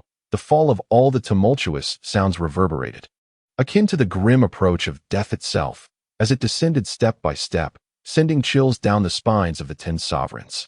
Merely a colossal wave. Just a few minor divine abilities, merely appearing formidable. There is no need to panic. Let us each employ our hidden cards. Under such intensity, the master of Kunlun Palace cannot endure for long, and then we shall crush him. The sovereign of the central zone, invigorated, spoke as he propelled his entire being forward, channeling spiritual energy to collide fiercely with the gigantic wave, attempting to withstand its force. Yet, despite his bravado, uncertainty gnawed at his heart. His words served only to uplift morale. Perhaps there was still a glimmer of hope. Otherwise, remaining passive would assure no chance at all. In the next moment, he charged towards the wave, moving straight through it, when suddenly an overwhelming wave of pain surged through his entire being, as if struck by the giant wave itself. An immense force crashing down, causing excruciating agony that seemed to pierce his very psyche. With a cough, he spat forth a mouthful of blood, his body staggering towards the area of erupting magma. In an instant, the searing heat engulfed him, eliciting cries of torment. What is happening? Why can I not evade this? At that moment, witnessing this scene, Su Che chuckled softly, his gaze imbued with deep disdain, as if he were a sovereign surveying his realm. The so-called giant wave, the surging magma, the purple lightning, even the black radiance, were not tangible divine abilities, but rather manifestations of vast mental power simulating psychological assaults. Such an onslaught is inescapable. A blow to the mind will inflict profound harm. For the mental realm is the most fragile, subject to a heavy strike with no hope of recovery. Then let the storm rage even fiercer. Add more fuel to the fire. With that, Su Che raised his hands, a brilliant golden light emanating from within, brimming with formidable mental energy, which he directly infused into the void. In the next heartbeat, colossal waves thousands of meters high materialized once more, intermingled with purple lightning, combined with the force of crimson flames. The amalgamation radiated a power so potent that even the faintest trace of it instilled terror in the hearts of the 10 sovereigns. No, no, I do not wish to die. Ultimately, under the searing heat of the erupting magma, the first sovereign fell, his body, several meters long, disintegrating into ash, leaving not a trace in the torrent of heat. Thus, one by one, the sovereigns began to perish, their fates sealed with a series of resounding impacts. Bang, bang, bang. Thousands of violet thunderbolts, in the span of less than a second, were unleashed upon a sovereign of the forbidden land, the formidable and tyrannical force wreaking havoc within their being. Subsequently, the latest divine technique, amalgamating the powers of the three, surged forward with a terrifying aura, ultimately reducing its target to mere ashes. One sovereign fell, then another, and yet another. With each demise, Su Che's body emitted a crack, and the fissures of his own existence widened further. Just 10 minutes remained. Yet, that was more than sufficient. Outside, the evolved beings had completed their sweep. But 10 sovereigns of the forbidden land, along with the master of Kunlun, stood eerily upon the surface of the sea, both parties unmoving, enveloped in a chilling psychic power. Any approach would undoubtedly provoke a formidable counterattack. Master, what? What are they doing now? It has already been 20 minutes. Wang Bo observed the scene before him, perplexed. The master is making a move. A terrifying psychic energy pervades the surroundings. Based on my analysis, the master has drawn the 10 sovereigns into a psychic realm, where they are engaged in battle. Hence, their apparent stillness. Li Jie spoke with a glimmer of wisdom in his eyes, articulating his thoughts with clarity. Chapter 173. The conclusion within the confines of the spiritual realm. After several minutes had elapsed, only 2 of the 10 second-tier extraordinary sovereigns remained, while the others had perished without exception in the tempest of the mind. The first, the sovereign of the central region, represented the pinnacle of second-tier extraordinary power, and it was precisely due to his transcendent realm that he had managed to cling on until the very end. The second was the Eel Sovereign, who governed 3 million evolved beings and had persistently targeted the Kunlun Divine Palace. However, his endurance was not a product of exceptional prowess. Rather, it was sheer luck that placed him among the last survivors. At this moment, the two sovereigns appeared utterly wretched.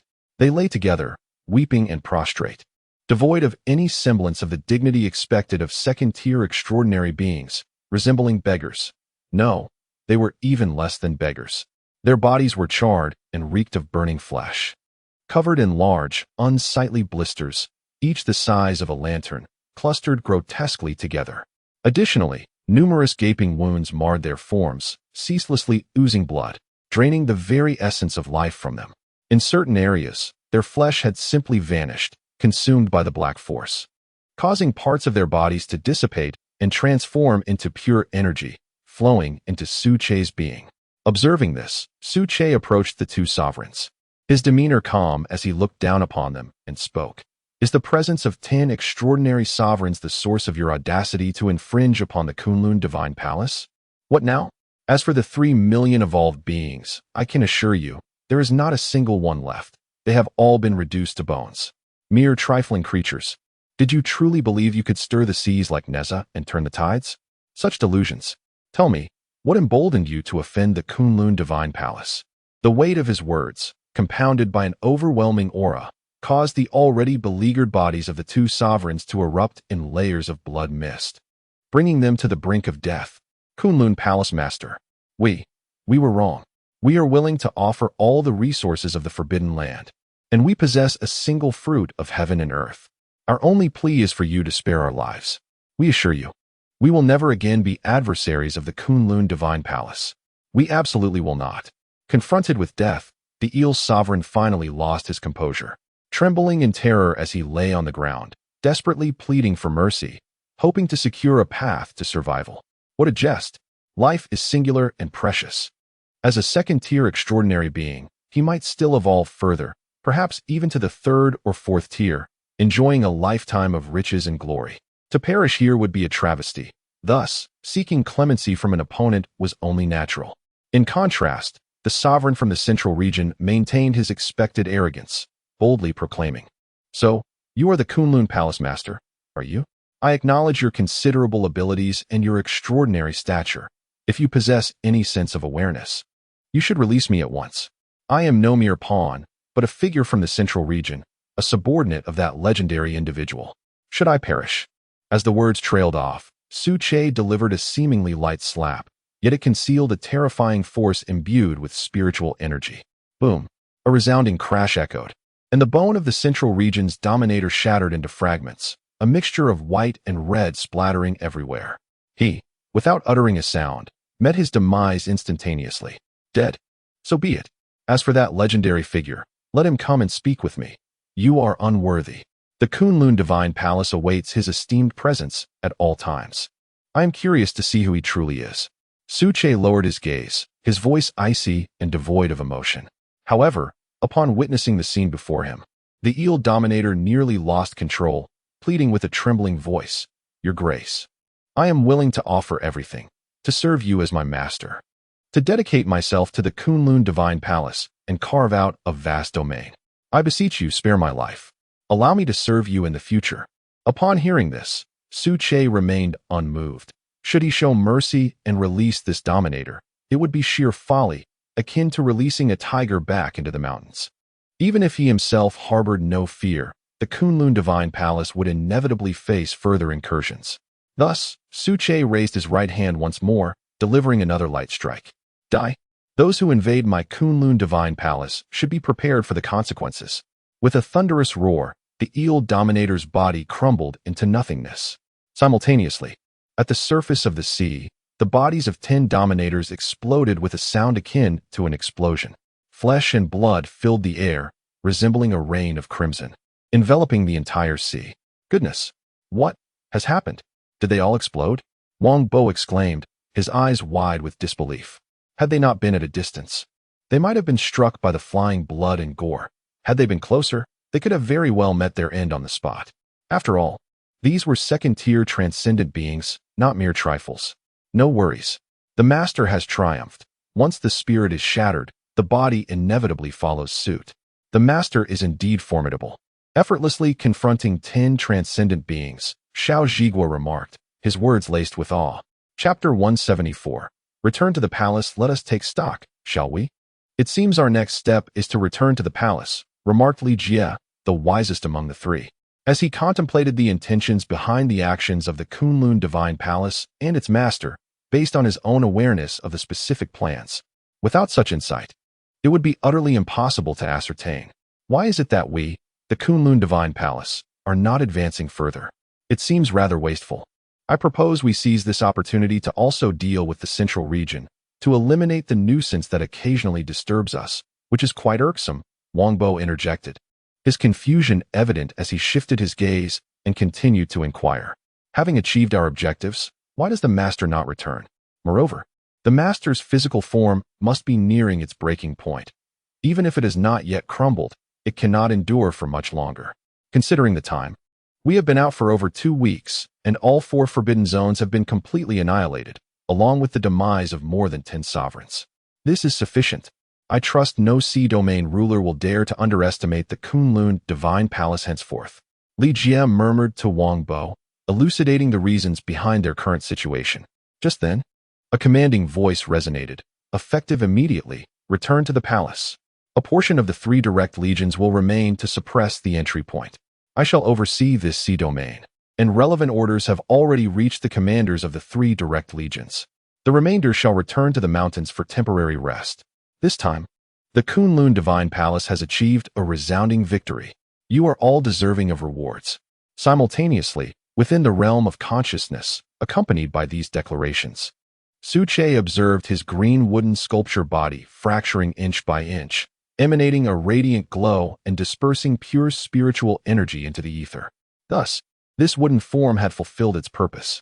The timing was impeccable. It was indeed time to return. After a period of recuperation, he would continue to comprehend the powers of the realm. Just before the collapse, an inexplicable whisper echoed through the spiritual expanse. Soon after, Su Che felt a flicker in his consciousness, as if traversing through the fabric of space and time. His perspective shifted abruptly to a verdant landscape filled with flourishing trees. He was back in the valley. Not too shabby. At the very least, the damage to his spirit was less than anticipated. Su Che, sensing his spiritual power, reflected aloud. Indeed, when the spiritual energy merges with the body, it undergoes significant decay, which can be simply described as a temporary consumption. Thus, the previous body transformation, even for the immensely powerful Su Che, cannot be frequently executed. Otherwise, it would jeopardize the essence and lead to considerable complications. Approximately 3 days of rest should suffice for recovery. After a rough estimation, Su Che utilized his mental energy to conduct a self-assessment, further enhancing it with some digital displays based on the original data. Name, Su Che, race, Jianmu divine grass, status, growth phase, strength, mid-second tier, height, 500 meters, body width, diameter of 35 meters, root depth, 5,500 meters underground, abilities, first divine power, purple thunder, second divine power, devouring, auxiliary divine power, life spring, secretion of toxic gas, creation of illusions. As for reaching the 3rd tier, I believe that after some time, I should be able to ascend further. The profound integration of mental and physical strength is unfamiliar to others. However, for me, under the enlightenment of domain power, it feels remarkably effortless. Chapter 175. The Ascendancy of Huagua. At the same time, in Kyoto, at the headquarters of the Special Investigation Bureau, after a bustling afternoon of travel, Li Xiang hurriedly returned to prepare for the upcoming 2nd Global Interim Conference. The urgency of this meeting stemmed entirely from the previous arrangements. If all goes as anticipated, Huagua is poised to ascend to prominence in this assembly. At precisely 7 o'clock in the evening, the video conference commenced punctually. Before Li Xiang materialized 4 figures, representing the leaders of the War God Bureau from Bear Country, Cleef, the director of the Investigation Bureau from Country M, Mike, and the enigmatic head of the Eagle Nation's Secret Bureau. It appeared that all participants had arrived. Thus, the meeting could commence.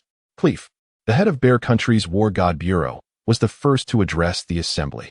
The purpose of our gathering today is to further explore the enhancement and planning of the global interim system. It is imperative that we make significant concessions regarding technology sharing. Only in this manner can the global interim system fully realize its potential and effectively repel those maritime beasts. Cleve spoke with candor, bolstered by the public technologies presented before him, leaving the representatives of the other 4 nations with little to counter. After all, they had made substantial contributions. What more could they say? I concur. You should indeed share your technologies further, as it would bolster defenses in restricted maritime zones. However, it has come to my attention that Huagua possesses some novel technologies which have yet to be disclosed, having been clandestinely tested and exhibiting formidable lethality. How do you explain that? The voice of dissent came forth from the representative of Country M, who was eager to challenge. In response, Li Xiang retorted, "Us, Huagua? In comparison, your 3 new technologies have remained confined to laboratory validation. Why not opt for immediate disclosure? Our novel technologies have completed their internal testing phase and have now been made public to Bear Country, preparing for joint operations. And what about you, Country M?" This unexpected counter caught Country M off guard.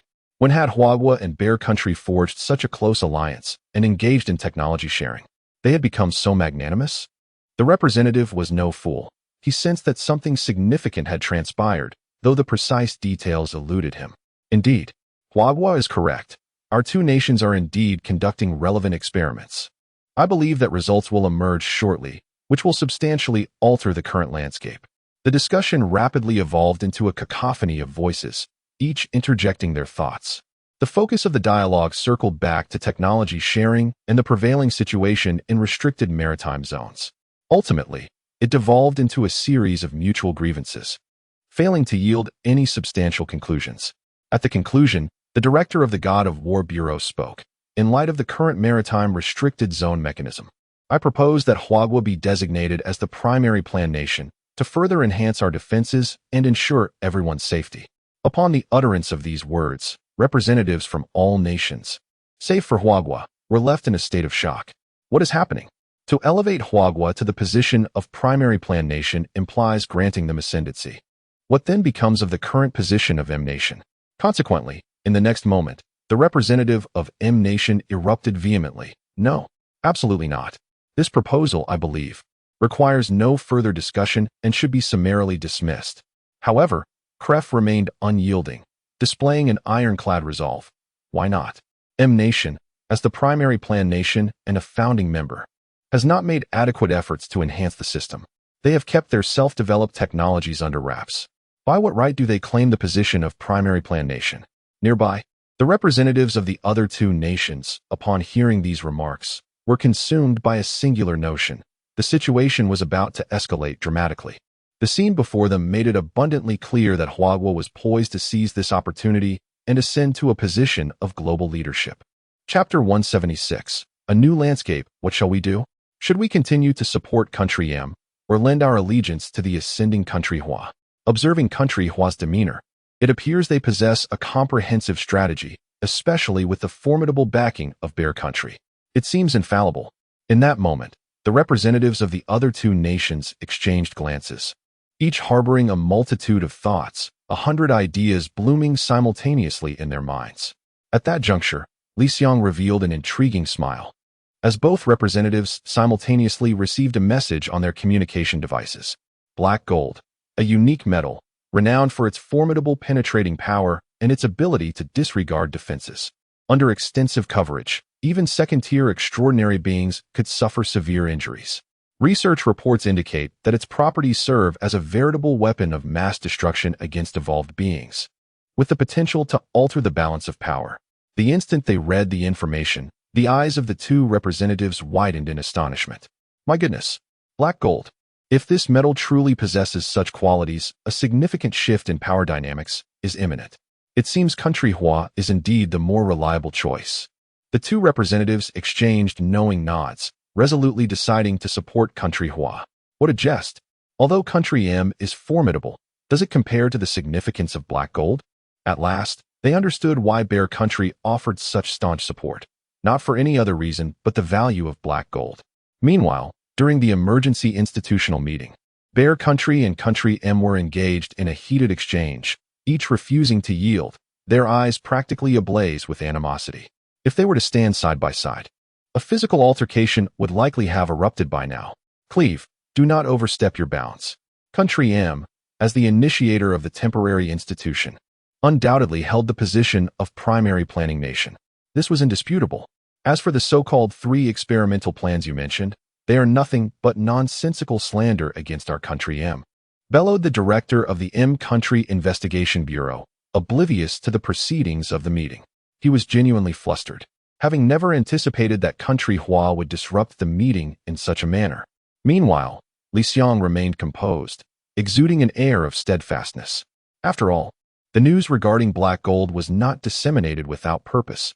It required Bear Country's diligent efforts. It appeared the results were promising, having already achieved considerable success, with no chance of retreat. Very well. In light of this, let us proceed to a vote for resolution. I propose that Country Hua be elected as the primary planning nation. Those in favor, please cast your votes immediately.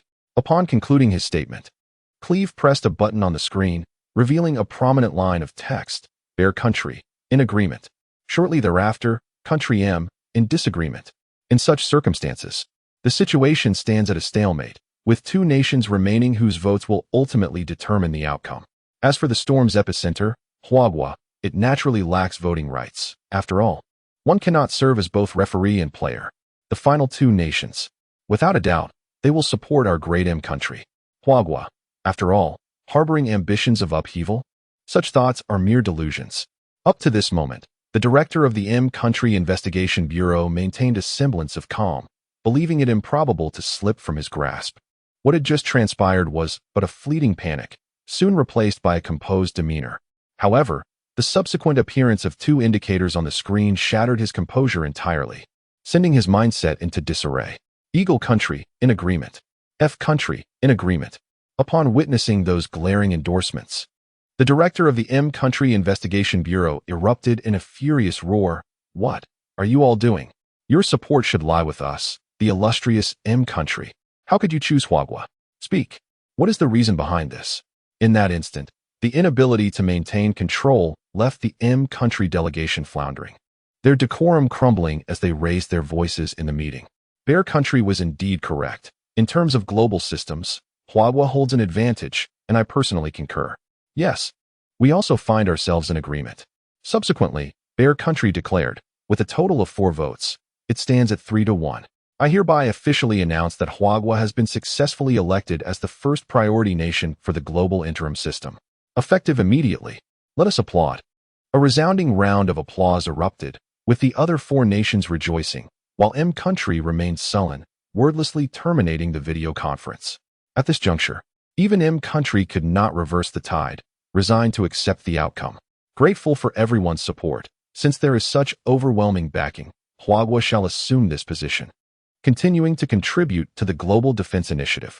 Li Xiang rose, a fervent smile upon his face, addressing the 3 representatives. Even though the outcome was anticipated, formalities must still be observed, at the very least as a courtesy. I trust you all have seen the plan. In 3 days, we will fully commence the black gold experiment, and we welcome your participation. Additionally, I would like to inform you that, thus far, we have only discovered black gold veins in the forbidden zone of the Giant Wall Sea. Should any of you make similar discoveries, please inform us in advance. In this statement, Li Xiang conveyed deeper implications. Firstly, black gold veins are exceedingly rare, currently exclusive to Huagua, thus necessitating collaboration for mutual experimentation. Secondly, cooperation will be spearheaded by Huagua, and any erratic thoughts should be cast aside. Otherwise, the consequences are well understood. In light of this, the other 3 parties expressed no doubts, fully aware of the underlying implications.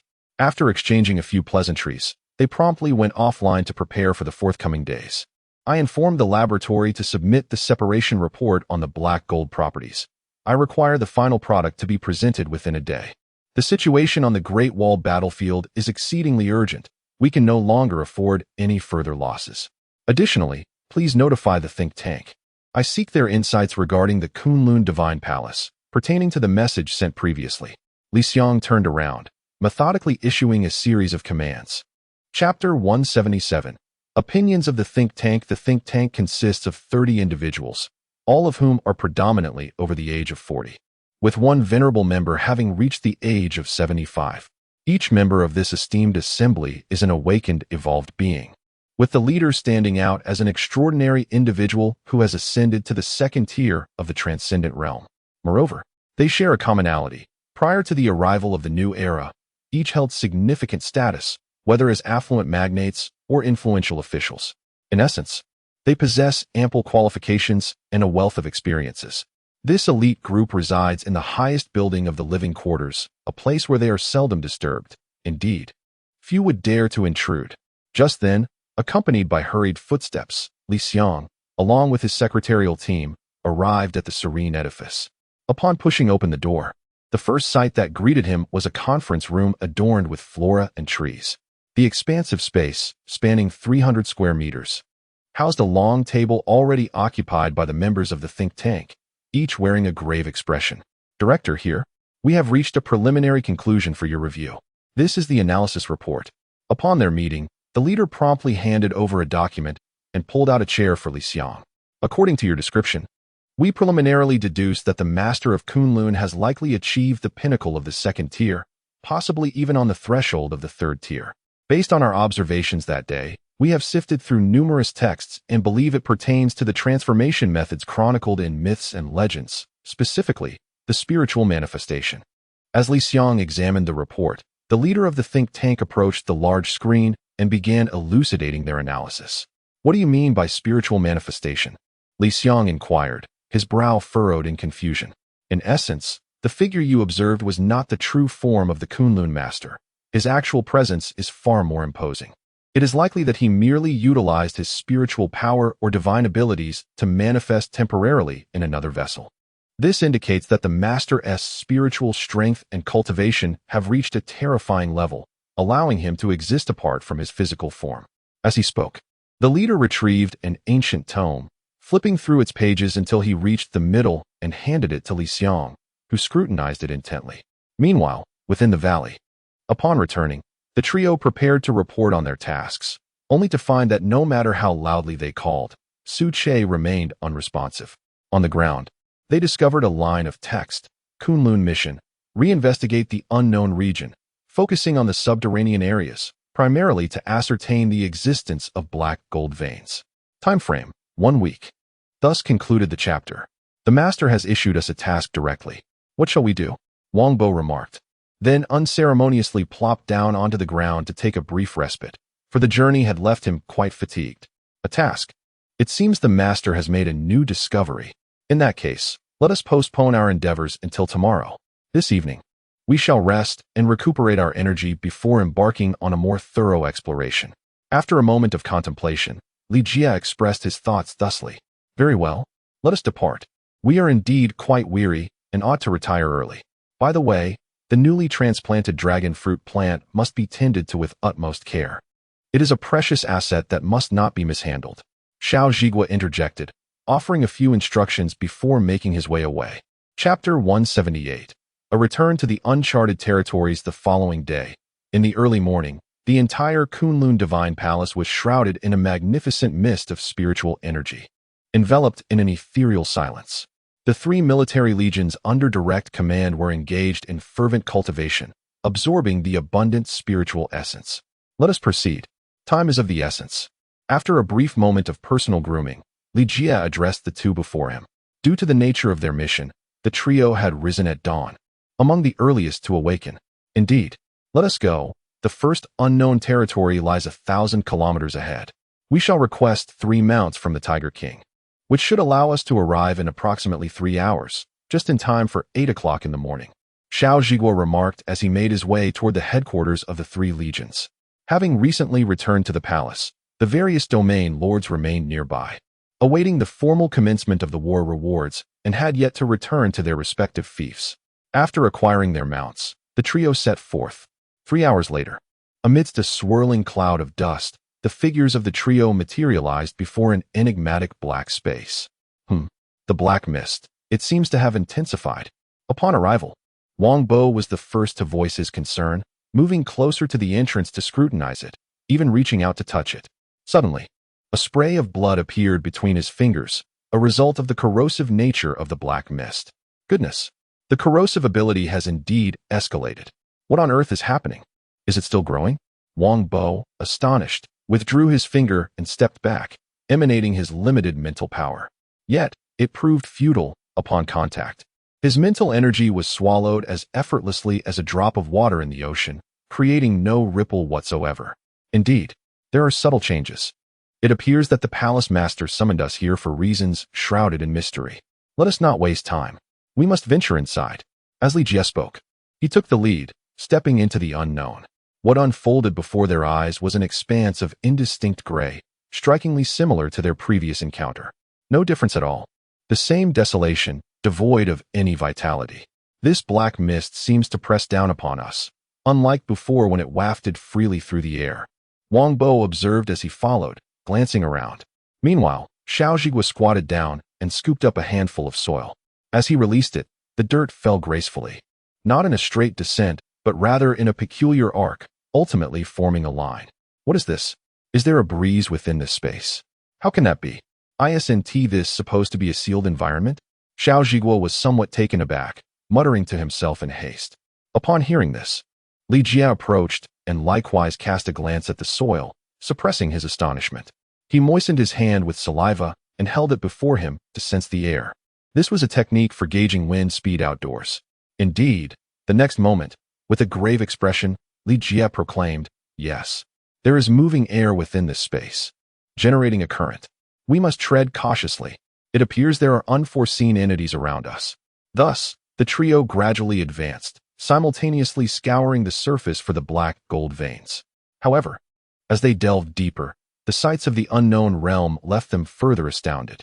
For in the depths of this area, life had emerged. Right before them, beside a black stone, stood a small blade of grass, merely 3 inches tall, entirely jet black, exuding a faint vitality as it robustly broke through the soil. Had they not examined it closely, they would have scarcely noticed its presence. Goodness, there exists plant life.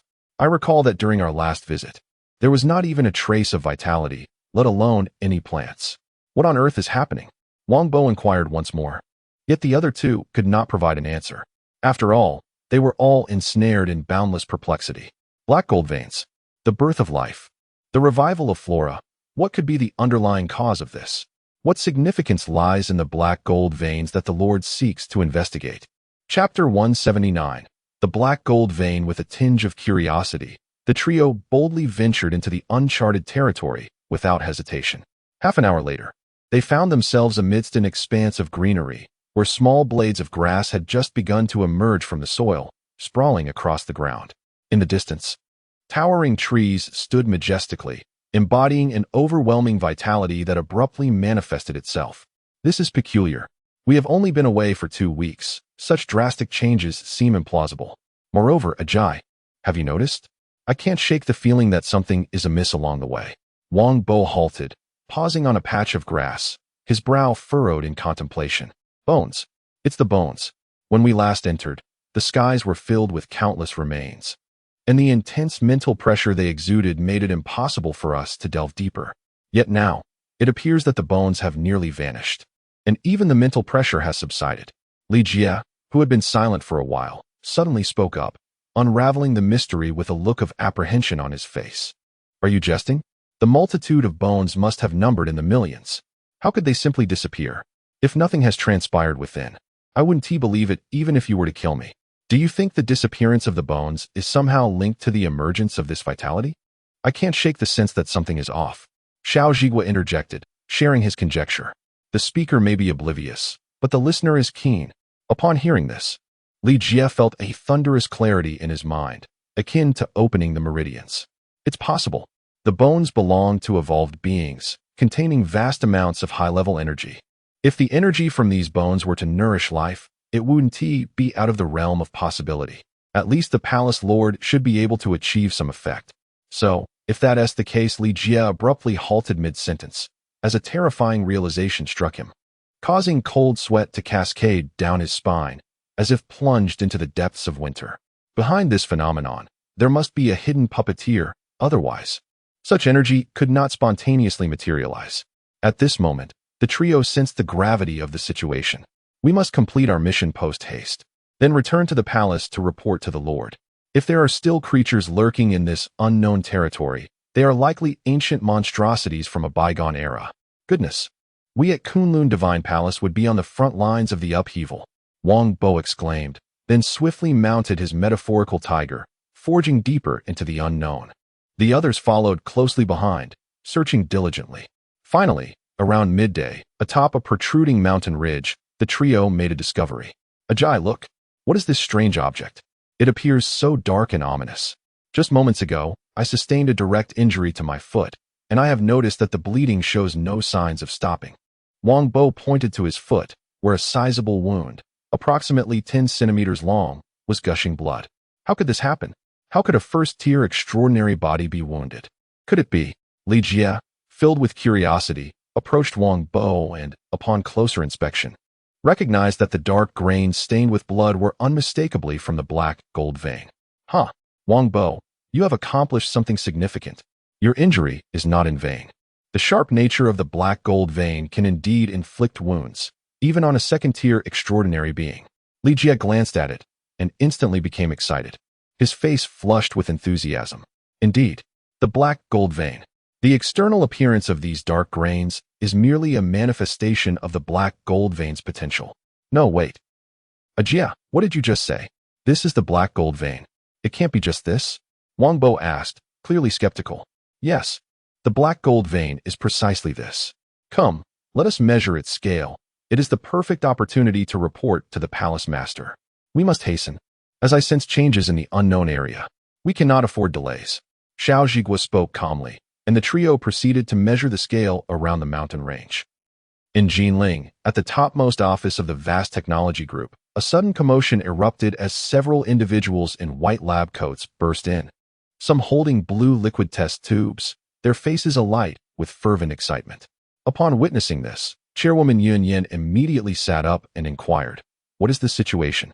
Has the specific experimental product been successfully developed?" No sooner had she finished speaking than the leading lab-coated individual exclaimed with fervor, "Chairwoman, our #1 spiritual energy reagent has just been fully tested and exhibits remarkable results. To put it simply, it can assist in awakening with an 80 success rate, alongside 40 for elemental control, 40 for physical enhancement, and the final 20 for mysterious abilities, such as mental control and brain domain evolution."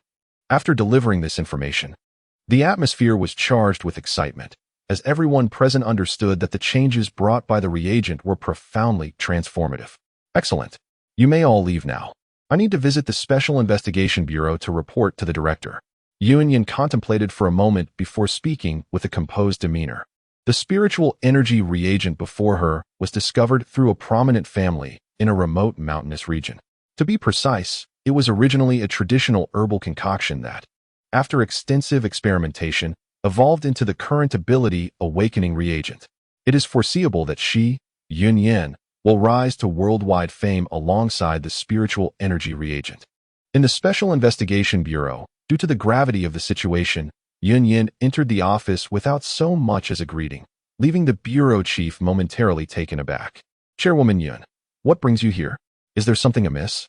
Following this, Yun Yin elucidated the matter concerning the spiritual energy reagent without the slightest reservation, for she understood that such a paradigm-shifting substance could never be monopolized by an individual. The most effective approach was to engage personally, thereby reaping the utmost benefits. Chapter 180. The center of heated discussion, is it true? Can this so-called spirit chi #1 reagent truly achieve the effects outlined in the experimental report? Chairman Yun, let us express our concerns up front. You must understand that the realm of awakening abilities has always been of paramount importance to us. Should there be any semblance of falsehood in the promotion, the authorities will not take it lightly. At the very least, the vast technology group would be forced to cease operations for 6 months, or perhaps face even graver penalties. You must heed this warning. At that moment, the director of the Jinling branch stood up, his expression grave as he spoke, his words tinged with excitement, akin to a new discovery, yet laced with a sternness. After all, matters concerning awakening abilities are of utmost significance, the very foundation of a nation, and must not be shrouded in ambiguity. Although at present, The research institutes across the 9 colossal cities have, to varying degrees, developed several awakening methods. They have, perhaps due to fate, yielded less than satisfactory results, even failing to meet 1/3 of the figures reported by the vast group. In comparison, one can understand why the branch director was so visibly unsettled. Indeed, there is not a shred of falsehood in the data presented in the report. It is anticipated that within a week, mass production of the spirit Qi No, 1 reagent will be completed, achieving an effective quantity of 5 million within the first month and reaching 15 million by the second month. Yunyan spoke with a calm demeanor, exuding a profound confidence, her commanding presence amplified by her unparalleled beauty, truly embodying the phrase, a beauty that can topple nations. In light of this, you at the vast technology group should proceed with confidence. The rest shall be entrusted to us, shortly. Our inspectors will visit your group for a specialized sampling check. The branch director continued, revealing an expression of mutual understanding, for regardless of the circumstances, an inspection is necessary. One cannot simply declare their claims without adhering to the requisite processes. Very well, Director, I shall await your arrival at the vast technology group. With that, Yunyan strode out, preparing to return to the factory for an inspection. Despite the repeated assurances from her staff, it is always prudent to take a closer look oneself. At the same time, a well-known social media influencer suddenly released information about the Spirit Qi No. 1 reagent, publishing an article on his personal page entitled, Vast Group, Unveiling a New Era of Evolution. The content read, as far as I know, the Vast Technology Group has recently developed a new type of reagent, which incorporates the essence of celestial fruits and various herbal ingredients, possessing a remarkable inducement capacity that can significantly enhance awakening abilities. The relevant data is as follows: an 80 probability of facilitating awakening, 40 for elemental control, 40 for physical enhancement, and the final 20 for mysterious abilities, such as mental control and brain domain evolution. As soon as the article was published, it ignited like oil poured onto a fire, instantly exploding in popularity. No way. Is this for real? The vast technology group, truly remarkable. Even the walls of the restroom cannot rival our esteemed vast technology group. If only it were indeed the case, we would experience an instantaneous transformation, not merely pushing back the forbidden zones of the seas, but at the very least possessing a formidable defensive capability. According to data, among the 14 billion citizens of our great nation, over half remain unawakened. Should they fully awaken, who can fathom the magnitude of such power? In just a brief span of 5 minutes, the article underwent numerous shares, reaching millions in reposts, soaring to the forefront of various social media platforms, surpassing the second ranking with a remarkable heat of over 10 million. Chapter 181.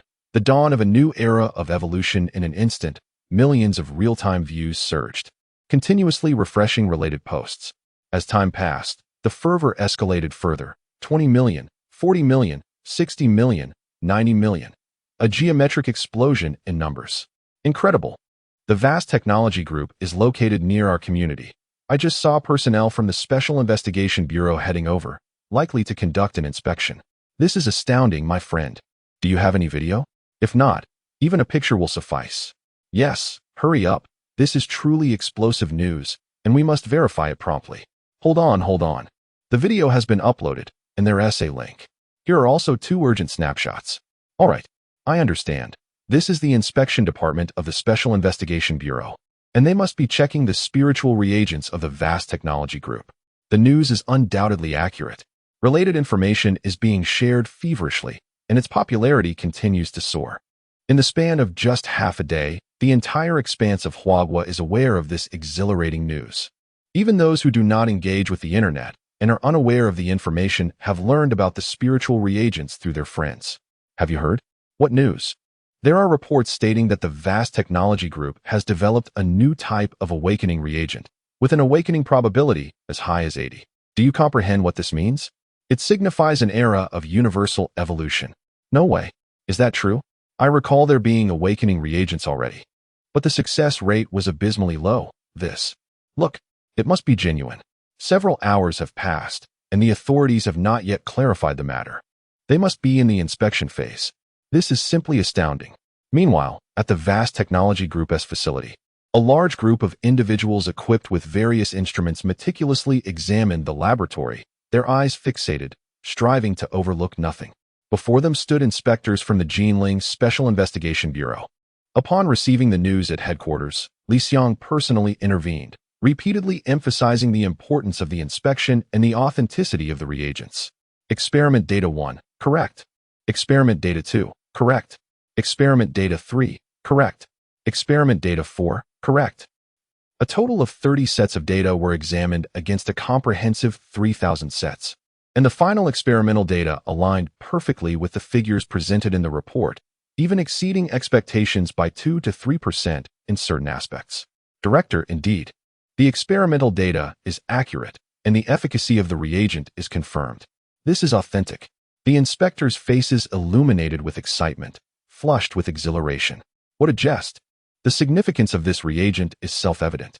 Having confirmed its authenticity, it is only natural that it must be disclosed immediately. Chairman Yun, your esteemed Haohan Technology Group has truly rendered invaluable assistance this time. My heartfelt gratitude. The director of the Jinling branch firmly grasped Yunyan's hand. During this period, as a prominent figure within the Special Investigation Bureau, he has faced immense pressure, with an overwhelming number of documents piling upon his desk, each representing a vibrant life. Now that hope has emerged, how could he possibly contain his excitement? You flatter me.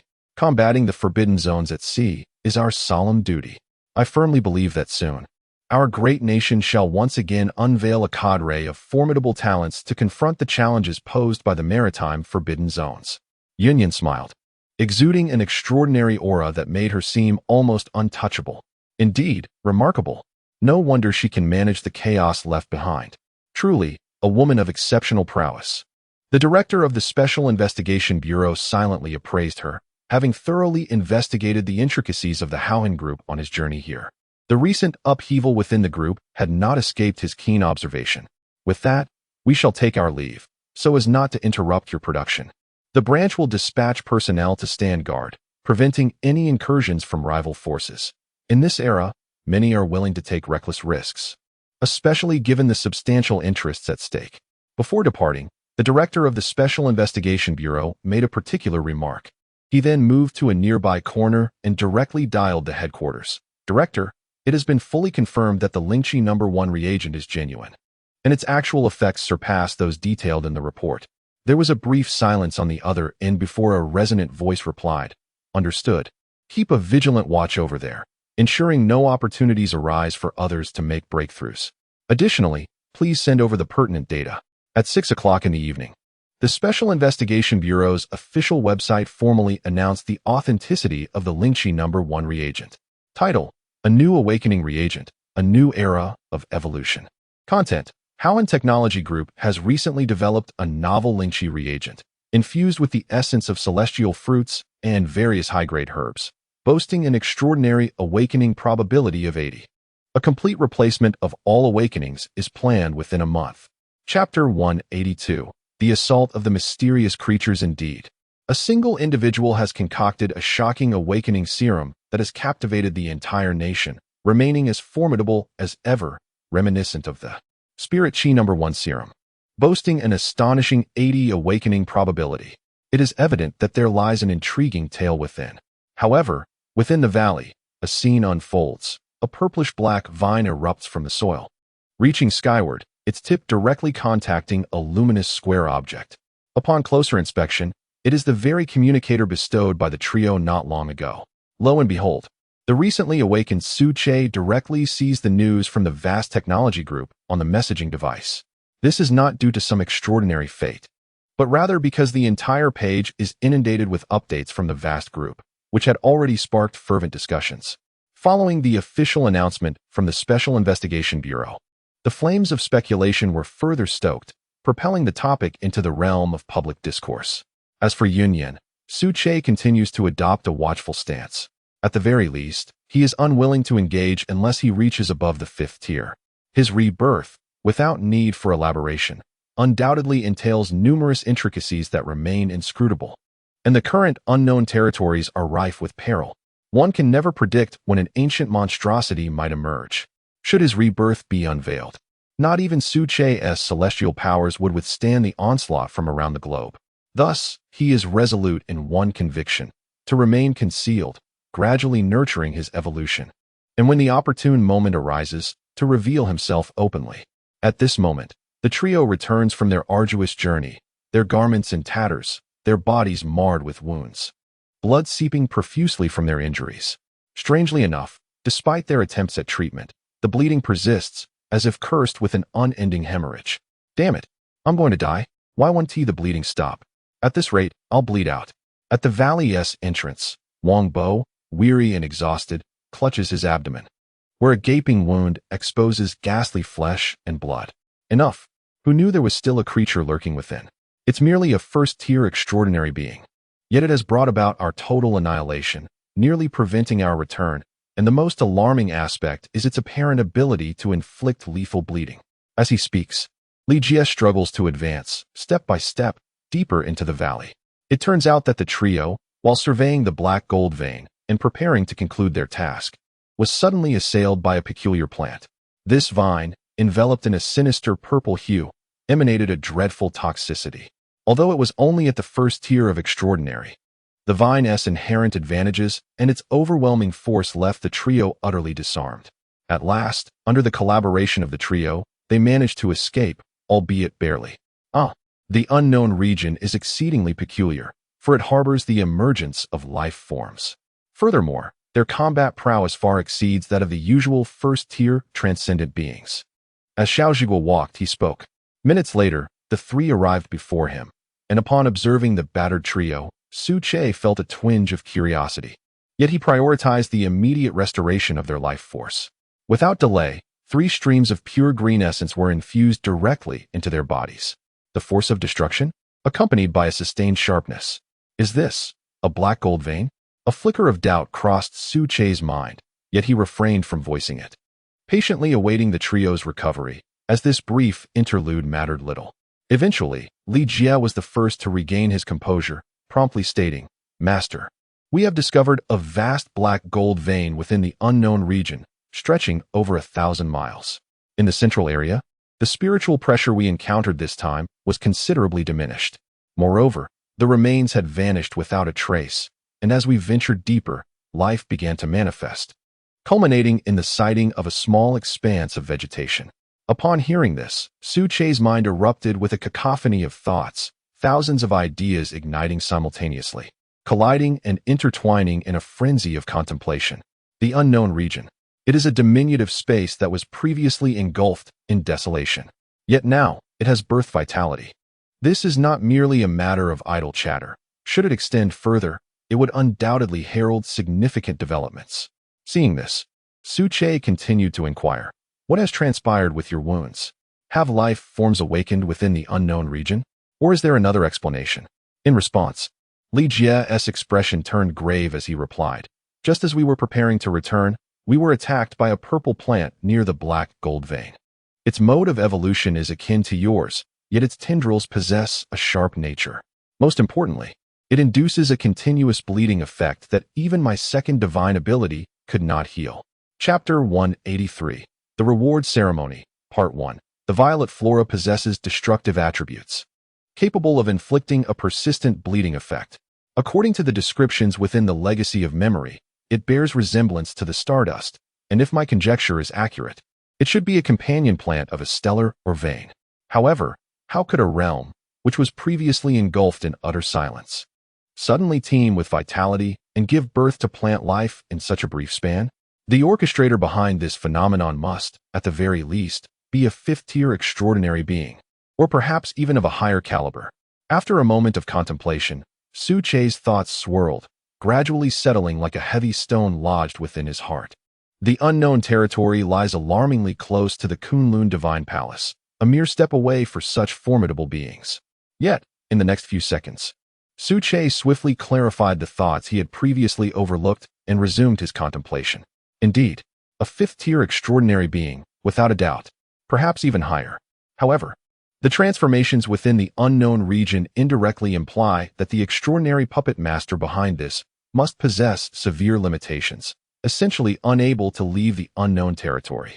Moreover, Over the passage of countless years, that high-tier extraordinary entity, even if it could endure, would have expended a significant portion of its strength.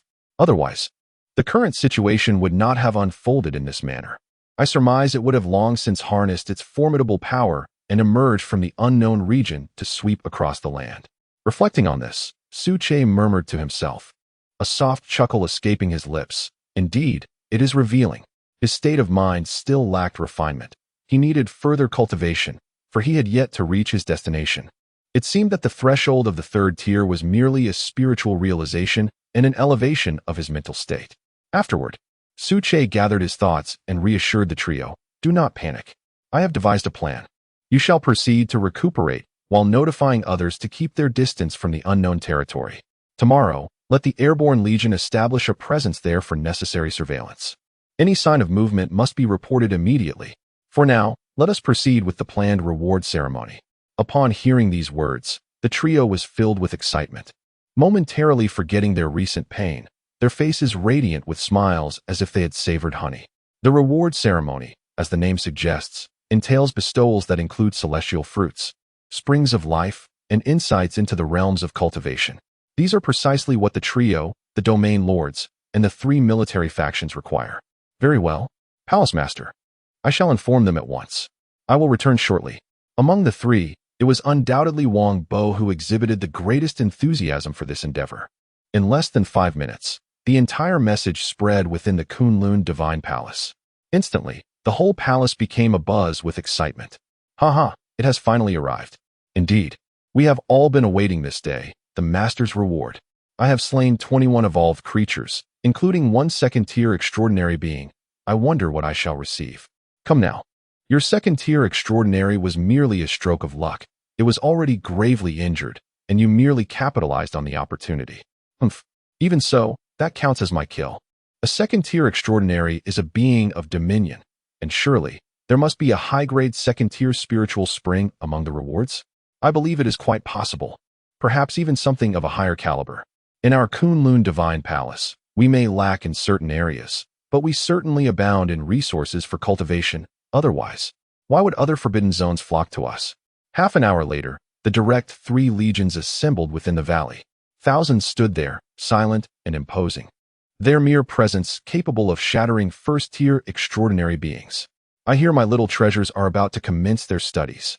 Let us reconvene this weekend, or whenever time permits. Do not forget this book.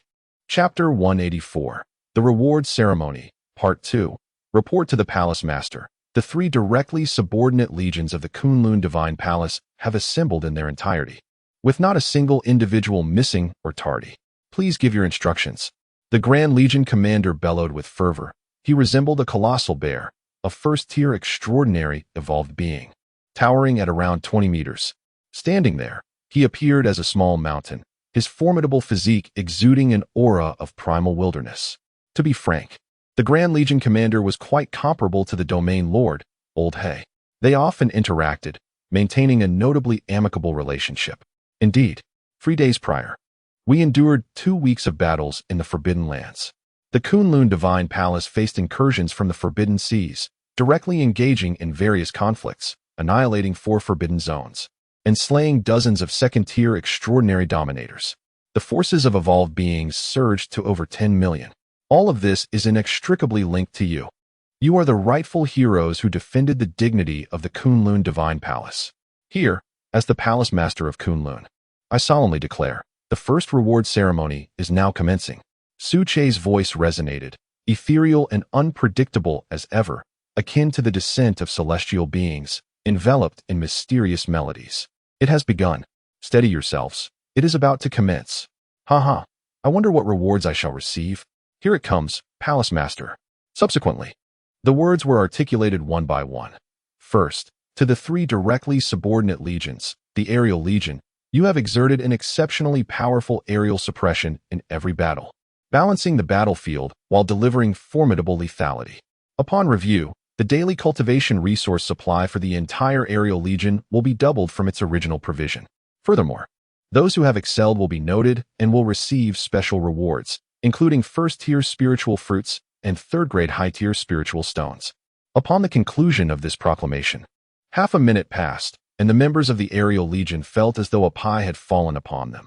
They were overwhelmed with joy, nearly breathless with exhilaration. What a jest! Just the first point, doubling the supply of cultivation resources, is already exceedingly extravagant. After all, the three legions were already receiving a generous supply. Moreover, those who performed outstandingly would also be rewarded with first-tier spiritual fruits, third-grade high-tier spiritual stones, and a plethora of other bountiful rewards. The Palace Master is truly generous. Haha, I shall remain loyal to the Kunlun Divine Palace for life. Doubling the resources. My goodness, my realm will surely ascend rapidly. Breaking through another stage is not merely a dream. I vow to serve the Kunlun Divine Palace and its Palace Master with unwavering loyalty. In that moment, every member of the Aerial Legion harbored such thoughts in their hearts. A sentiment of a warrior willing to die for their benefactor surged within them. An atmosphere of fervor surged forth, sweeping through with an astonishing velocity. Master Xia, on behalf of the Aerial Legion, I solemnly pledge to you, the Kunlun Divine Palace shall be defended to the death. Should any enemy dare to invade, we shall shed our last drop of blood. At this moment, the commander of the Aerial Legion stepped forward, speaking with fervent conviction. A whirlwind of spiritual energy coalesced around his wings, propelling him forward with great swiftness. Then, Su Che's gaze shifted to the Aquatic Legion. The three directly subordinate legions, particularly the Aquatic Legion, played an exceptionally pivotal role on the battlefield, establishing a significant home advantage while sustaining maximum suppression with minimal losses. Upon thorough examination, it was revealed that the resource supply for the Aquatic Legion had increased by 1.5 times compared to previous levels. Furthermore, those who excelled in performance would, like their counterparts in the Aerial Legion, receive additional rewards. The proclamation resonated like a resounding bell, echoing in the ears of every member of the Aquatic Legion. Soon, the announcements for the three subordinate legions concluded. It can be said that both the commanders and the rank-and-file soldiers were deeply satisfied, even pleasantly surprised, by the recent rewards. The focus then shifted to the four domain lords. Kunlun, the Kunlun team, Lord of the West, step forward to receive your commendation. During the recent war in the Forbidden Zone, you directly vanquished 59 first-tier transcendent beings and participated in the hunting of 4 second-tier transcendent beings, inflicting substantial damage and earning remarkable merit. Therefore, I hereby announce, your resource supply will be doubled, and you shall be granted a heaven and earth vermilion fruit. Upon hearing this, Xiao Jin could hardly contain his joy, and upon hearing the phrase heaven and earth vermilion fruit, he erupted with a small burst of sparks in excitement. It is worth noting that the attributes of that fruit perfectly aligned with his own desires. He had long coveted it, yet never found the opportunity, until now, when the Master bestowed it upon him. Indeed, it was a delightful surprise. Master Xia, I, as the Lord of the West, consider this entirely my duty. Xiao Jin replied with commendable composure. Though he was often playful, he ultimately understood the gravity of the situation and maintained a demeanor of poise in such a momentous occasion. Chapter 185. Official departure. Subsequently, the Lord of the Eastern Domain, the Lord of the Northern Domain, the Lord of the Southern Domain, along with numerous unacclaimed creatures within the valley, all stepped forward one by one to receive their well-deserved rewards. Like the little golden creature, their cultivation resources had doubled. But most importantly, each received a high-grade spiritual fruit of heaven and earth. Lastly, it was the turn of the Kunlun Walkers and the 30 Kunlun squads to receive their accolades. Ah, it's our turn now, I assent it? With a heart full of excitement and trembling hands, one wondered what the Palace Master would bestow upon them. I don't ask for much. Just a single spiritual fruit will suffice, or perhaps a ton of life spring water would be splendid as well.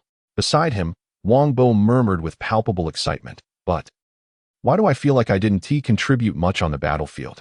Aside from giving orders, my personal combat ability only allowed me to slay a couple of foes, which feels rather insignificant. Shun Jigua interjected, expressing his confusion. However, Li Jie shook his head and spoke enigmatically. Not at all. Do not rush. Our moment will arrive soon. I believe this reward will exceed our expectations.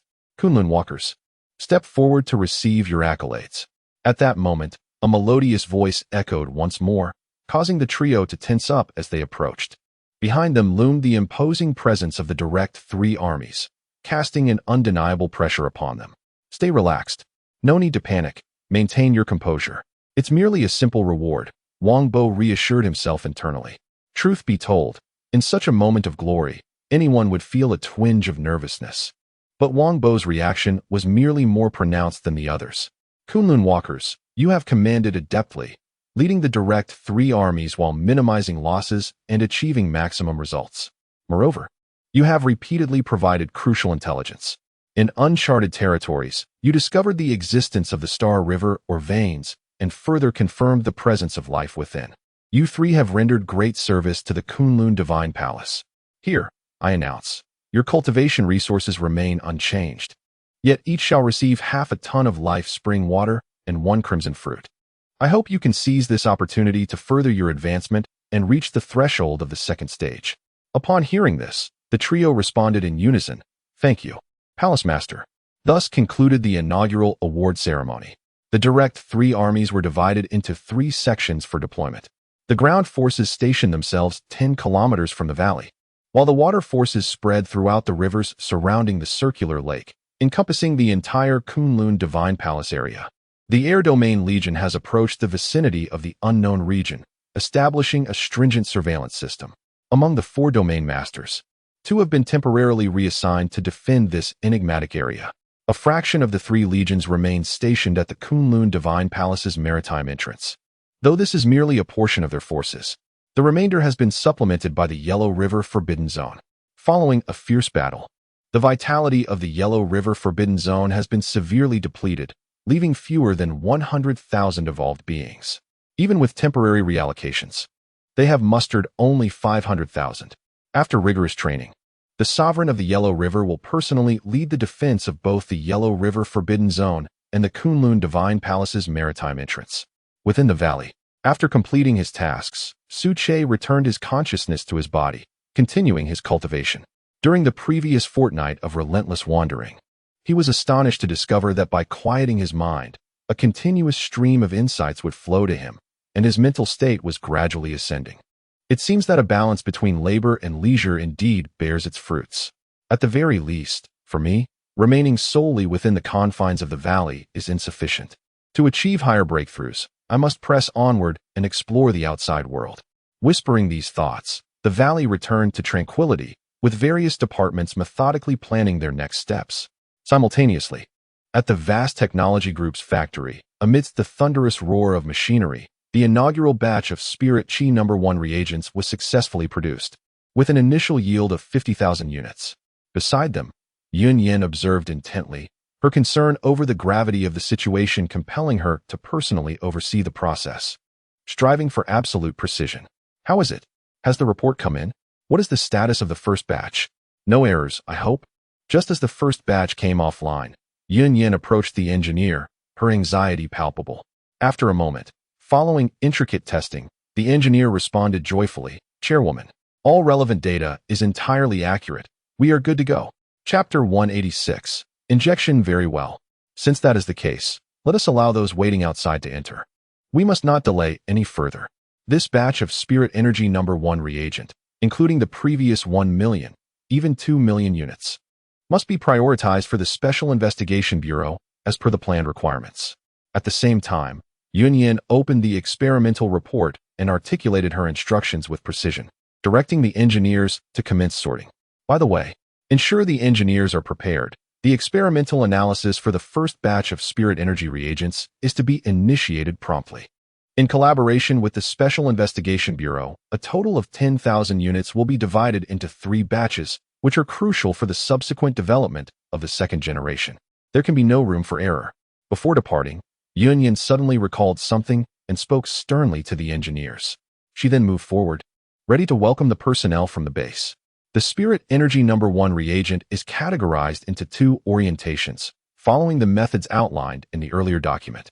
The specific effects are fundamentally similar, yet the requirements for the quality of the awakened body differ. The first variant has a concentration of around 50, while the second variant is approximately 70. The distinction lies solely in the duration of awakening. Of course, based on the engineer's analyses, there are likely other influencing factors concealed within. However, as it stands, no data supports such conjectures. We must approach this gradually. As this field is unfamiliar territory, necessitating exploration step by step. Report from Jinling Base. All members of the Fire God Preparatory Team are here to serve. I am Captain Fong Mingyang. We have just received orders from our superiors to participate in a mission with the Haohan Group, which entails the injection of Spirit Energy Number 1 reagent. Please assign our tasks. Shortly thereafter, a young man clad in a green uniform, his head shaved to a crew cut and standing at an imposing height of nearly 2 meters, entered the room. He emanated a robust aura and stood with his legs together, loudly proclaiming, "Captain Fong, is it? A pleasure to meet you. Here is the first batch of Spirit Energy Number 1 reagent, freshly completed. As per your director's instructions, we will proceed with the injection here and monitor the subsequent effects." With that, Yunyan wasted no time on pleasantries and directly delved into the matter at hand. After all, for the soldiers of the base, the ultimate goal is power. Understood. Everyone, please come in. As soon as he finished speaking, Fong Mingyang waved his hand, and the members of the base team filed in, filling the experimental area to capacity, with at least 1,000 green-clad figures visible at a glance. Now, I am assigning a task. Each of you is to draw a circle with a radius of 10 meters around yourselves. After consuming the reagent, remain stationary in this location while observing your changes. Everything must be documented. In the event of any anomalies, immediate reporting is imperative. Subsequently, within the vast expanse of the experimental site, thousands of robust men sat in anticipation, while engineers diligently distributed vials of ethereal reagents, administering injections methodically. My goodness, why does it hurt so much? It feels as though I've been bitten. Indeed, the first soldier to receive the injection grimaced and exclaimed as the needle pierced his skin. Meanwhile, the engineer continued his task, speaking nonchalantly. It's normal. There are abundant celestial fruits within, and your body will instinctively react with significant resistance, manifesting intense pain, but it will only last a moment.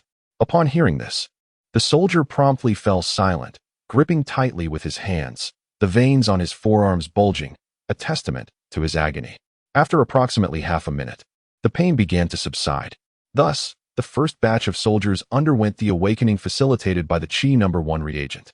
Chapter 187. Spatial Control After a Prolonged Moment. A full hour elapsed, and some of the soldiers who had ingested the reagent began to exhibit awakened abilities. As time progressed, the concentration of spiritual energy in the experimental area intensified dramatically. Bang! The ground fractured, creating a deep pit as concrete fragments flew in all directions. Below, the earth sank profoundly, revealing a distinct imprint of a fist, with 5 clear finger marks resembling the legendary 5-Finger Mountain. Incredible! Such power? Just upon awakening, the latent strength within is equivalent to that of a 5-star evolver. If this continues, who knows where it might lead? Could it be a direct ascent to the first tier of the extraordinary? This reagent surpasses all initial expectations. One soldier, brushing his crew cut, murmured in astonishment, his eyes brimming with disbelief. It is important to note that he was merely a robust young man, without any notion of awakening. This sudden transformation truly left his heart racing. Strength. Indeed, it is remarkably formidable. What a delightful sensation, as he felt the spiritual energy flowing within him. Accompanied by a surge of power, the young warrior stood in place, unable to restrain his exuberance. At that moment, among the thousands present, around 200 had already awakened. They shared a common trait, primarily enhancements in physical prowess, with most newly awakened abilities reaching the 5-star level, while some had even attained 6 or 7 stars. Remarkable. Who would have thought that mere awakening could lead to such a breakthrough? Chairman Yun, the first reagent of spiritual energy, is indeed a beacon of hope. The words belong to the district chief, who, having concluded his duties, rushed over. Upon arrival, he was greeted by this astonishing scene, overwhelmed with excitement as if he could already envision a future of triumph. Engineers, quickly record the data and store it in real time. Upload it to the cloud for laboratory analysis and the development of the second generation. In response, Yun Yin smiled lightly, waving her hand dismissively, maintaining a calm demeanor as she continued issuing orders. Since the earlier awakenings pertained to physical enhancements, it was reasonable to speculate that subsequent ones might involve elemental abilities. Before she could finish her thought, a sudden explosion echoed, followed by a fierce wave of heat surging forth. Originating from the corner, Visible flames cascaded layer upon layer. Within a mere second, the temperature in the entire laboratory soared above 100 degrees, escalating rapidly with the passing moments. Quickly, those who had awakened, retreat immediately. The elemental awakening has commenced. Everyone, protect yourselves.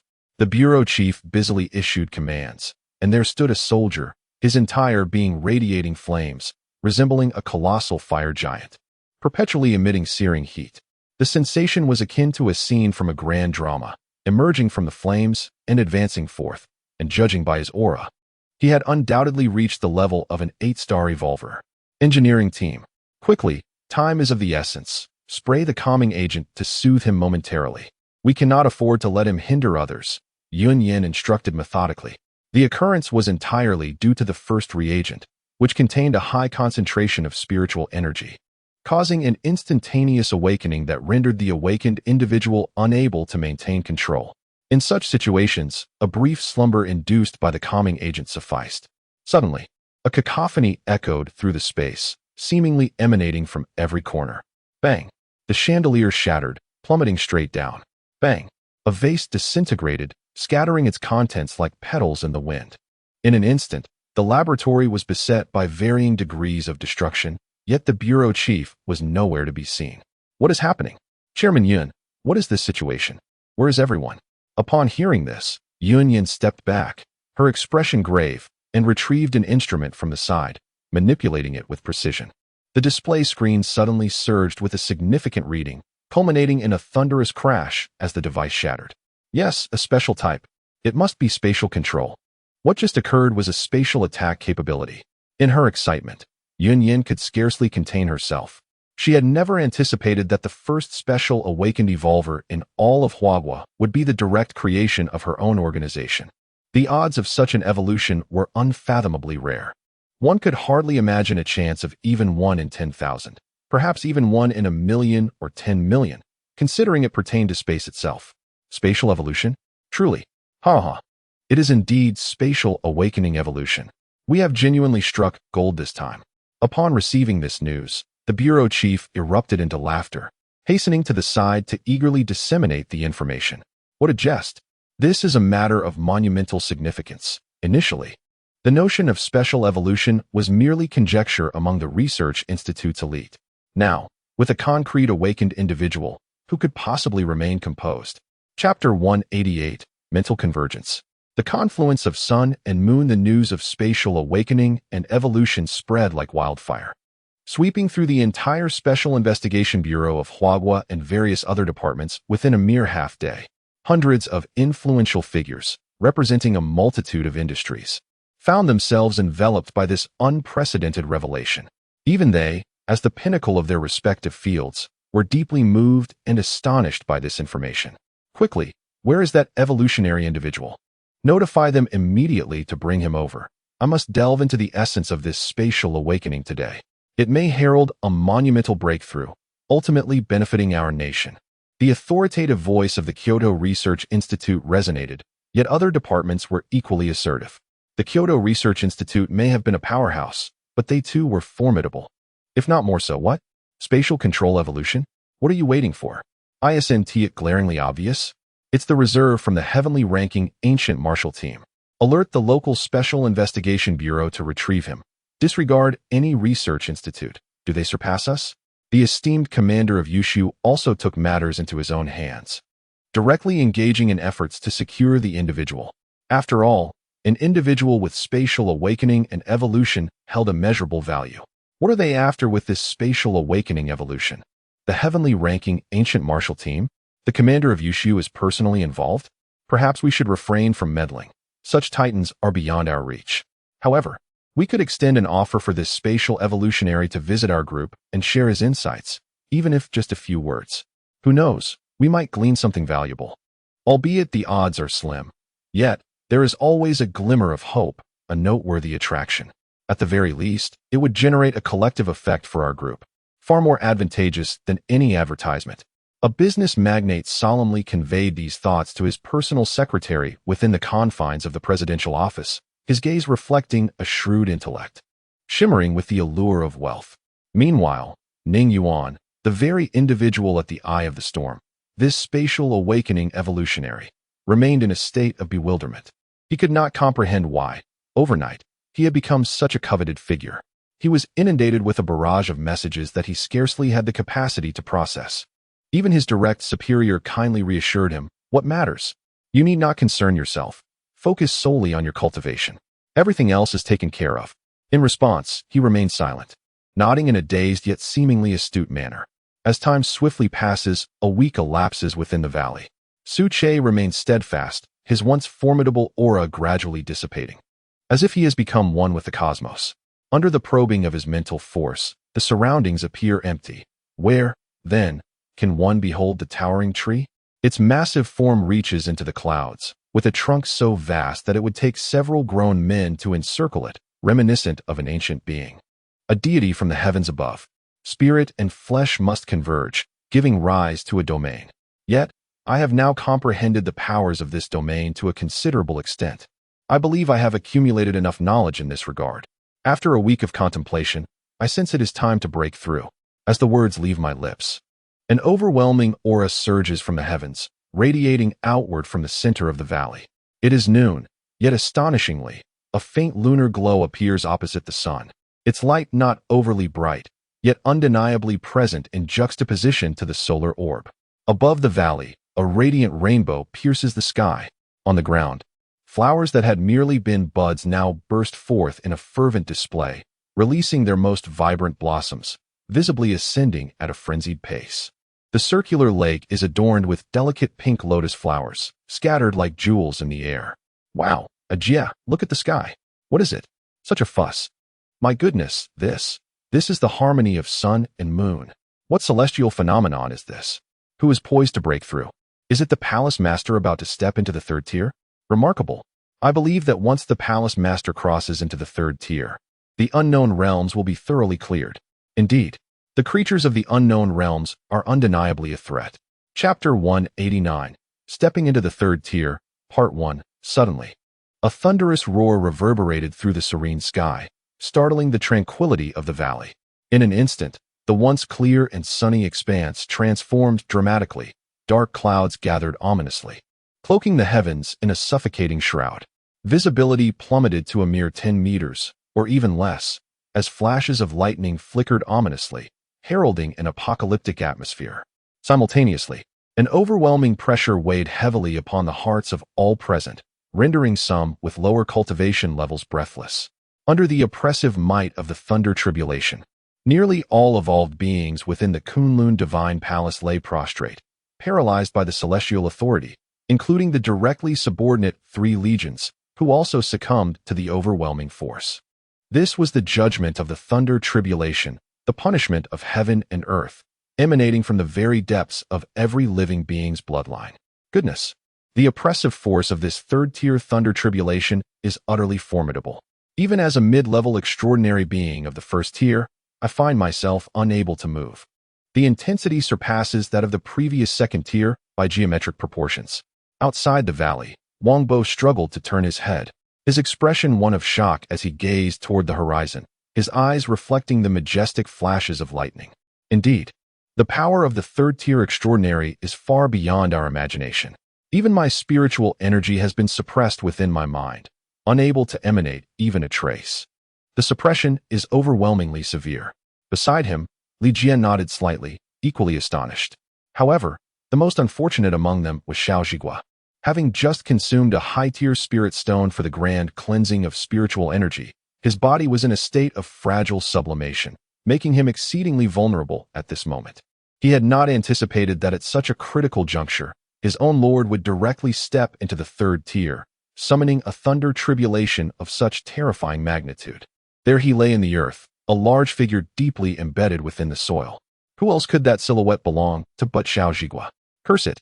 This is far too unfortunate. My bones. Muffled grumbling emanated from the ground, laced with indignation. At that very moment, within the valley, as the thunder tribulation descended, Su Che's consciousness fully awakened. An immense surge of spiritual power manifested outward, unleashing wave after wave of mental storms as it merged with his physical form.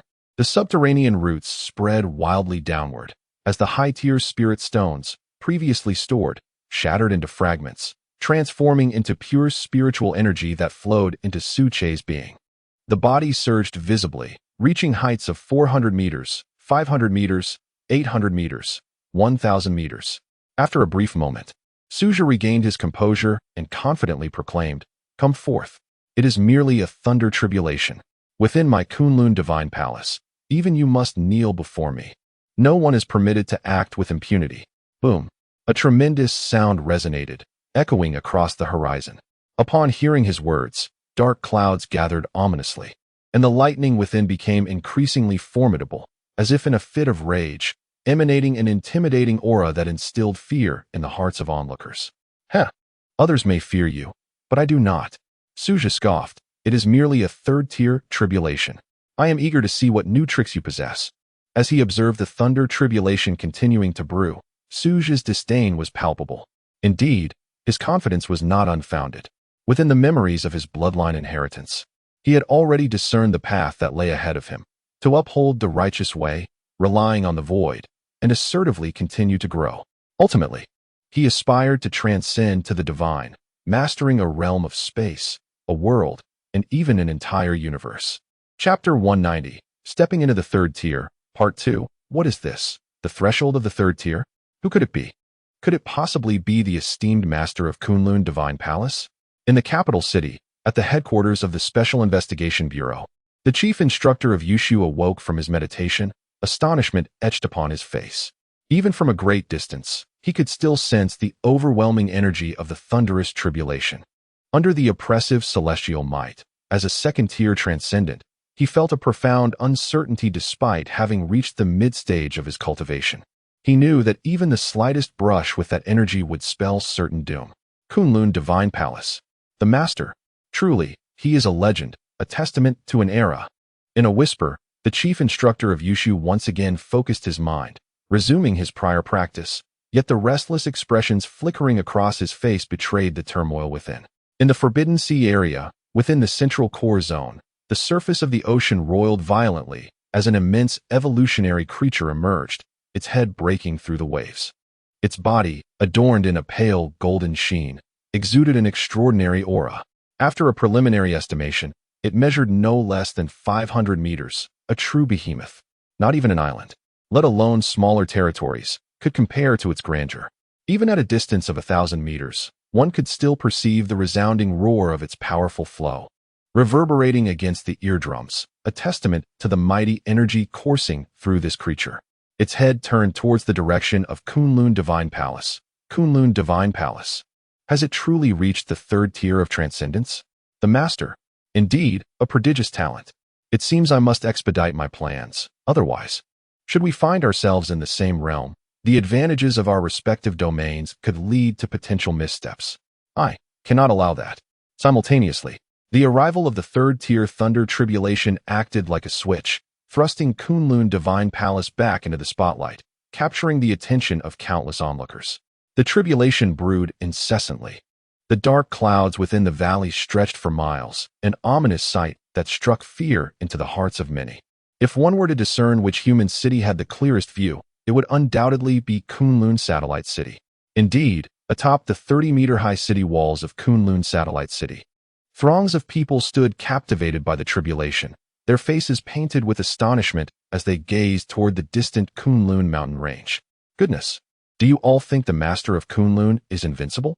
exclaimed a young man nearby, his tone laden with envy. "This thunder tribulation has been brewing for half an hour, and yet it still hasn't descended? It's rather terrifying. Thankfully, we're at a distance, or I fear I might not even be able to breathe right now." "Not at all. In our esteemed nation, we also have the esteemed General Yusu, who serves as our anchor in turbulent times, adeptly resolving numerous matters. Furthermore, I have heard whispers that within the headquarters of the Special Investigation Bureau, there exists another second-tier extraordinary individual, rumored to be the head of a think tank, lending his support to the Bureau in its dominion over the nation." At this moment, a middle-aged man clad in black retorted, "Enough. He is merely a second-tier extraordinary being.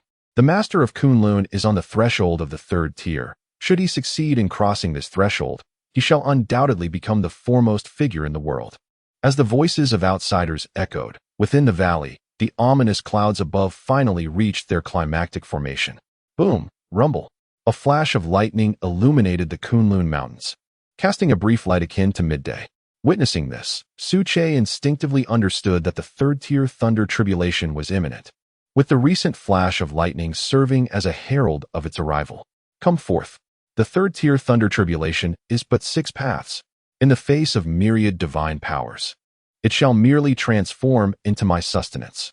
In that moment, Su Che's consciousness surged, and his formidable mental strength began to mobilize, roaring defiantly towards the horizon, embodying the majesty of the Master of Kunlun.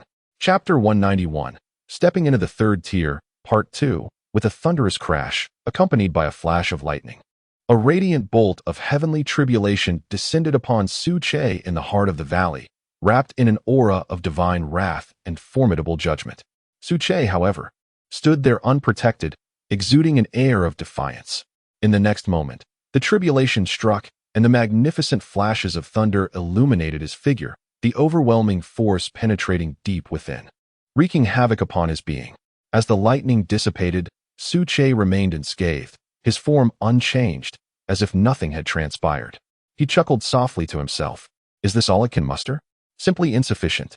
There was an inexplicable feeling that the third-tier heavenly tribulation before him was somehow amiss, lacking the grandeur one would expect. According to the ancestral memories, even the first strike of a third-tier tribulation should possess the power equivalent to the final strike of a second-tier one, or even exceed it significantly. Yet, the bolt that had just struck bore only the strength of the penultimate strike of a second-tier tribulation, a mere tickle compared to Su Che's current capabilities. Observing the crown of the trees, the tribulation bulged momentarily, flashing a single streak of lightning before falling utterly still, a testament to its paltry might. 3 seconds later, without granting Su Che a moment to ponder, the second bolt descended with the same ferocity as the first, radiating a brilliant yellow light, albeit with an increase in potency of approximately 50%. From a distance, the resplendent pillar of lightning pierced the heavens like a colossal barrel. Bang! At this moment, Su Che felt a slight sensation, the numbing energy from the tribulation surging within him, mercilessly destroying the various cells that were in the process of growing, leaving a charred expanse in its wake.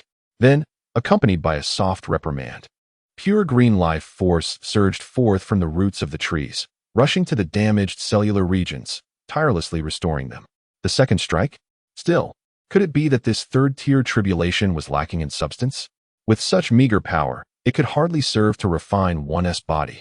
Su Che found himself increasingly perplexed, unable to comprehend the nature of the third-tier tribulation. Yet, regardless of his musings, the tribulation persisted. The third bolt, as he anticipated, mirrored the previous two, its form unchanged, merely exhibiting a further 50% increase in power. Puff! Sizzle!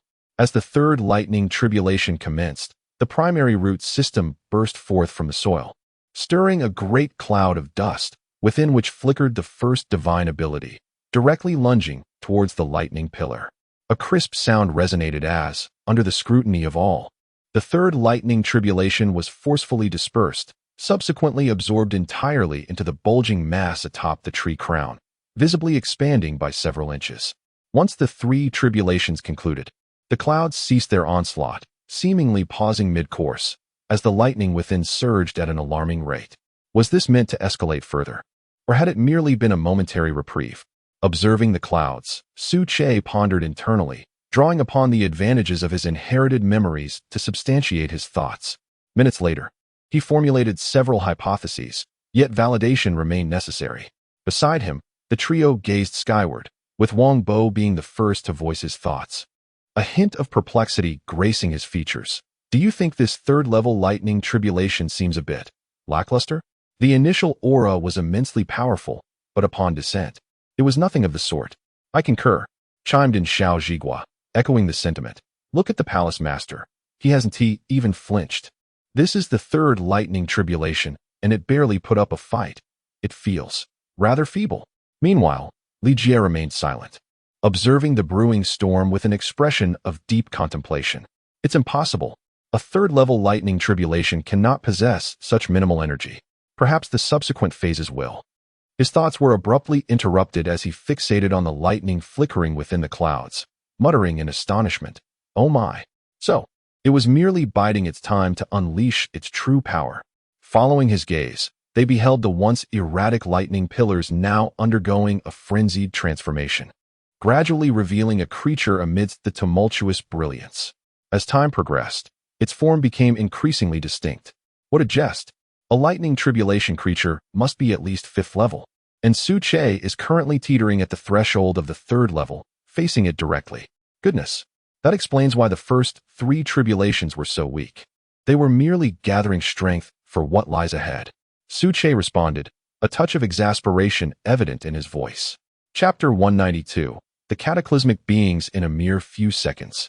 Su Che swiftly comprehended the underlying reason, experiencing a profound moment of enlightenment. It was, in truth, all due to his own choices. Recently, as he delved into the memories of his bloodline inheritance and combined them with his own experiences, Su Che had decisively opted to forge his path through sheer strength, aspiring to embody the myriad of great powers within himself. To put it simply, he was engaged in a relentless evolution, ultimately transforming into a high-tier plant, akin to the legendary tree of heaven depicted in myths, mastering one world after another, even encompassing vast universes, while he himself became the embodiment of the heavenly Tao, ruling over countless beings. In this scenario, the will of the heavenly Tao manifested as an unyielding adversary, leaving no room for negotiation. Other creatures adhered to the heavenly Tao, acting within its ordained order, while Su Che stood in stark contrast. After all, no one wishes to be subservient to another, not even the heavenly Tao itself. Thus, the present scene unfolded. A mere 3rd-tier thunder calamity had summoned forth a 5th-tier thunder calamity being. The sole objective of the heavenly Tao's order was to utterly annihilate him. A thunderous roar erupted from the clouds, imbued with formidable power that sent shivers down spines, causing the surrounding void to tremble as if unable to bear the weight. Following this, a being materialized with an air of tranquility. It bore the head of a lion, antlers of a deer, eyes of a tiger, body of a moose, scales of a dragon, and the tail of an ox, its tail resembling that of a dragon, with one horn fleshly. Overall, its physique resembled that of a musk deer. At this moment, it basked in the radiant lightning, exuding a terrifying aura. A Qilin? Huh, I have overestimated myself. Is this creature poised to vanquish me entirely? Glancing upon it, a surge of crisis welled within Su Che, yet his tongue remained unyielding, taunting with unabashed bravado. What a jest! The status of a Qilin, in certain respects, rivals that of a dragon. According to ancient texts, the Book of Rites, the Great Learning, the Qilin, Phoenix, Tortoise, and Dragon are revered as the 4 spirits. Evidently, the Qilin's status is at least equal to that of a dragon, if not superior. This, by the heavens, this is a Qilin. Goodness gracious, a 3rd-tier thunder calamity, is this formidable? A thunder calamity being has directly emerged. I retract my previous statements. Wang Bo, witnessing the scene, trembled uncontrollably, his voice faltering as he stammered incoherently. Under the oppressive might of the heavens, his 1st-tier transcendent self could muster not a shred of defiance. It's over. I sense that the Palace Master is in peril this time. I recall the Palace Master mentioning that such beings of thunder calamity could only be encountered at the threshold of 5th-tier transcendence. Why then? Is such a being appearing now in the face of a 3rd-tier calamity? Beside him, Xiao Zhigua inquired with a perplexed expression, yet no one ventured to respond to his query. Meanwhile, Su Che dared not squander a moment. His roots delved fervently into the earth, drawing forth higher-grade spiritual stones. Concurrently, the spiritual energy within him surged relentlessly, dispersing towards the canopy to brace for the impending pressure. The primary root system ruptured from the soil, its tips shimmering with a black luminescence, an embodiment of his 2nd divine ability, which he unleashed without reservation at that moment. Boom! Purple lightning flickered, crackling audibly as it coursed through his formidable form, visibly cascading with violet radiance that swirled and coalesced into a protective layer over time. Amidst the clouds, the Qilin stood majestically, its eyes glimmering with lightning, observing from its elevated vantage point with an air of superiority, seemingly indifferent even in the presence of Su Che. Thunderous roars echoed, rumble, thud, rumble, thud, rumble, thud. Three brilliant arcs of lightning surged not downwards, but directly infused into the Qilin, causing its form to swell dramatically, eventually manifesting into a colossal entity measuring 30 meters in length and 5 meters in height. The aura it exuded was so potent that only those who had ascended to the second tier of the transcendent realm would dare to perceive it. In the satellite city of Kunlun, spectators atop the gigantic city walls were instantly electrified by the spectacle, erupting into a cacophony of excitement. "What in the world is that?" one exclaimed. "Isn't that the thunder tribulation? How did it suddenly transform into a creature? Are you blind? That is a Qilin, a being born from the thunder tribulation. My goodness, what has the Kunlun Palace Master done? How did it turn into? Is this for real? A Qilin? Indeed, is there any doubt? I have someone working in the Special Investigation Bureau. They have descriptions of heavenly tribulations. Thus, the extraordinary phenomenon above Kunlun's sacred palace rapidly spread like wildfire. The inhabitants of Kunlun Satellite City eagerly notified their friends, capturing photos and videos to share, while many others directly reposted the news on social media. In a matter of moments, related updates surged to the top of the social media rankings. Chapter 193. Even in the face of heavenly tribulations, I, as the Palace Master, fear not, oh my heavens. The third-tier lightning tribulation has surprisingly given rise to evolved beings. What immense power this is. The Master of Kunlun Palace. It is likely that even the central region of the maritime economy would be no match for him. There are no words to express his overwhelming strength. Indeed, in merely 8 short months since the arrival of the spiritual energy era, this Kunlun Palace Master has truly been favored by the heavens, swiftly crossing the threshold of the third tier. It is terrifying.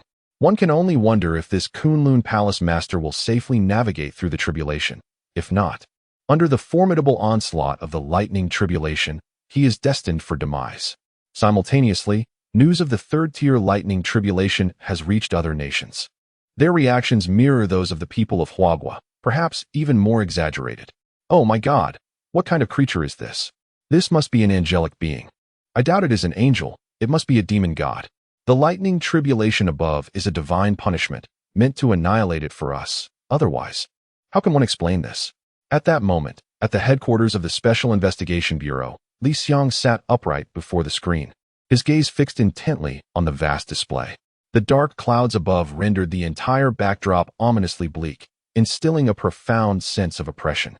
The resounding lightning crackled mightily, and the thunderous Qilin, enveloped in a fierce aura, dominated the entire screen. You ask, why does the Kunlun Palace Master encounter a being transformed by the lightning tribulation?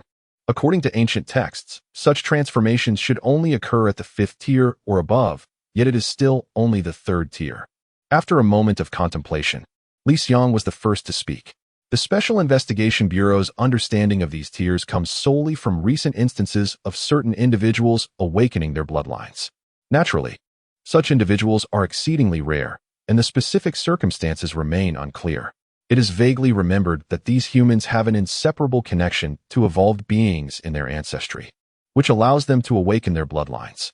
Beside him sat the head of the think tank, who gravely remarked, "There must be unknown reasons behind this. However, as it stands, we know that the heavenly order is vigorously suppressing the 3rd tier. We cannot discern whether it is solely the Kunlun Palace Master or all 3rd-tier beings. If it is indeed the latter, The head of the think tank fell silent, for the clouds on the screen began to shift, capturing everyone's full attention. Within the valley, after a moment of brewing, the Qilin above descended with ferocity, stepping through the void, each step accompanied by a flash of lightning, slowly advancing.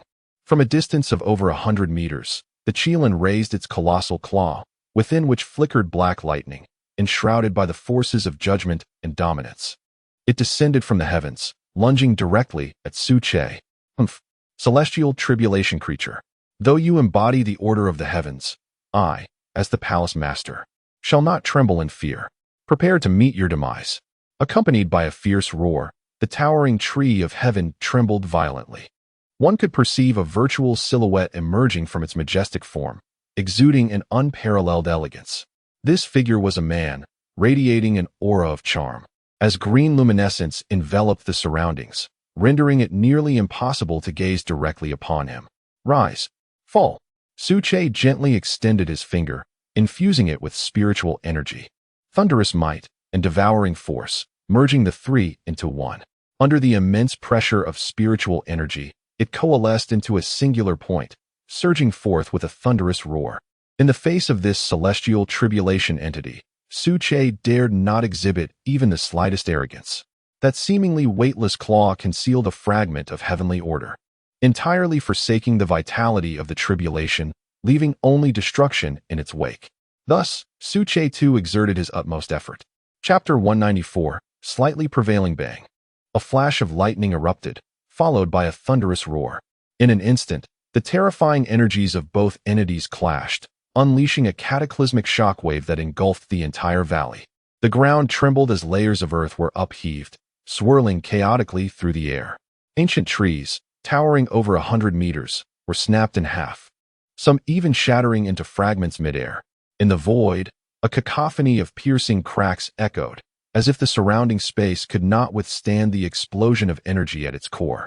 High above, a resplendent giant finger was propped beneath the colossal claws of the lightning Qilin, while a nebulous figure lingered below, surrounded by a swirling aura of spiritual energy. Locked in a stalemate. "Look, is that the master?" Wang Bo inquired, his gaze clouded with uncertainty. "If so, it would be undeniably impressive, I must admit. I feel a tinge of envy. Truly, it is astonishingly magnificent. Indeed, I understand that the master must be manifesting their spiritual power externally, a state that maximizes the efficacy of their mental strength, achieving devastating lethality. However, it is an arduous endeavor, and even the master can sustain this state for only a quarter of an hour." Beside him, Li Jie scrutinized the scene intently, his demeanor turning somber. Roar!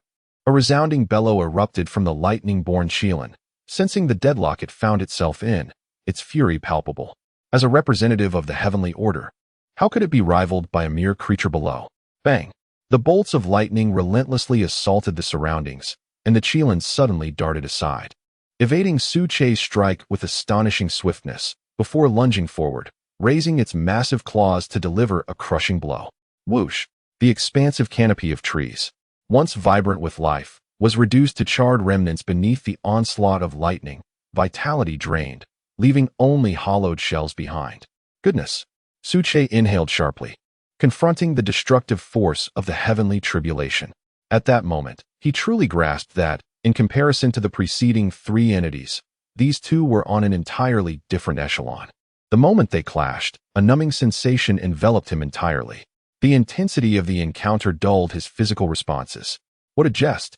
In such a fierce engagement, every second is invaluable, as this very moment could lead to his downfall, resulting in his demise on the spot. And that was not the entirety of it.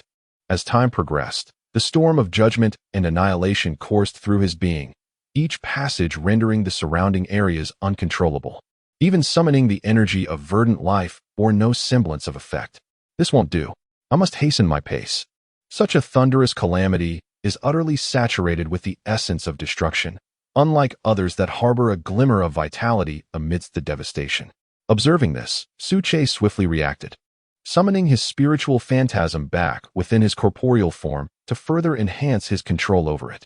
In the next moment, accompanied by an overwhelming surge of mental energy, the awakened domain power unfurled.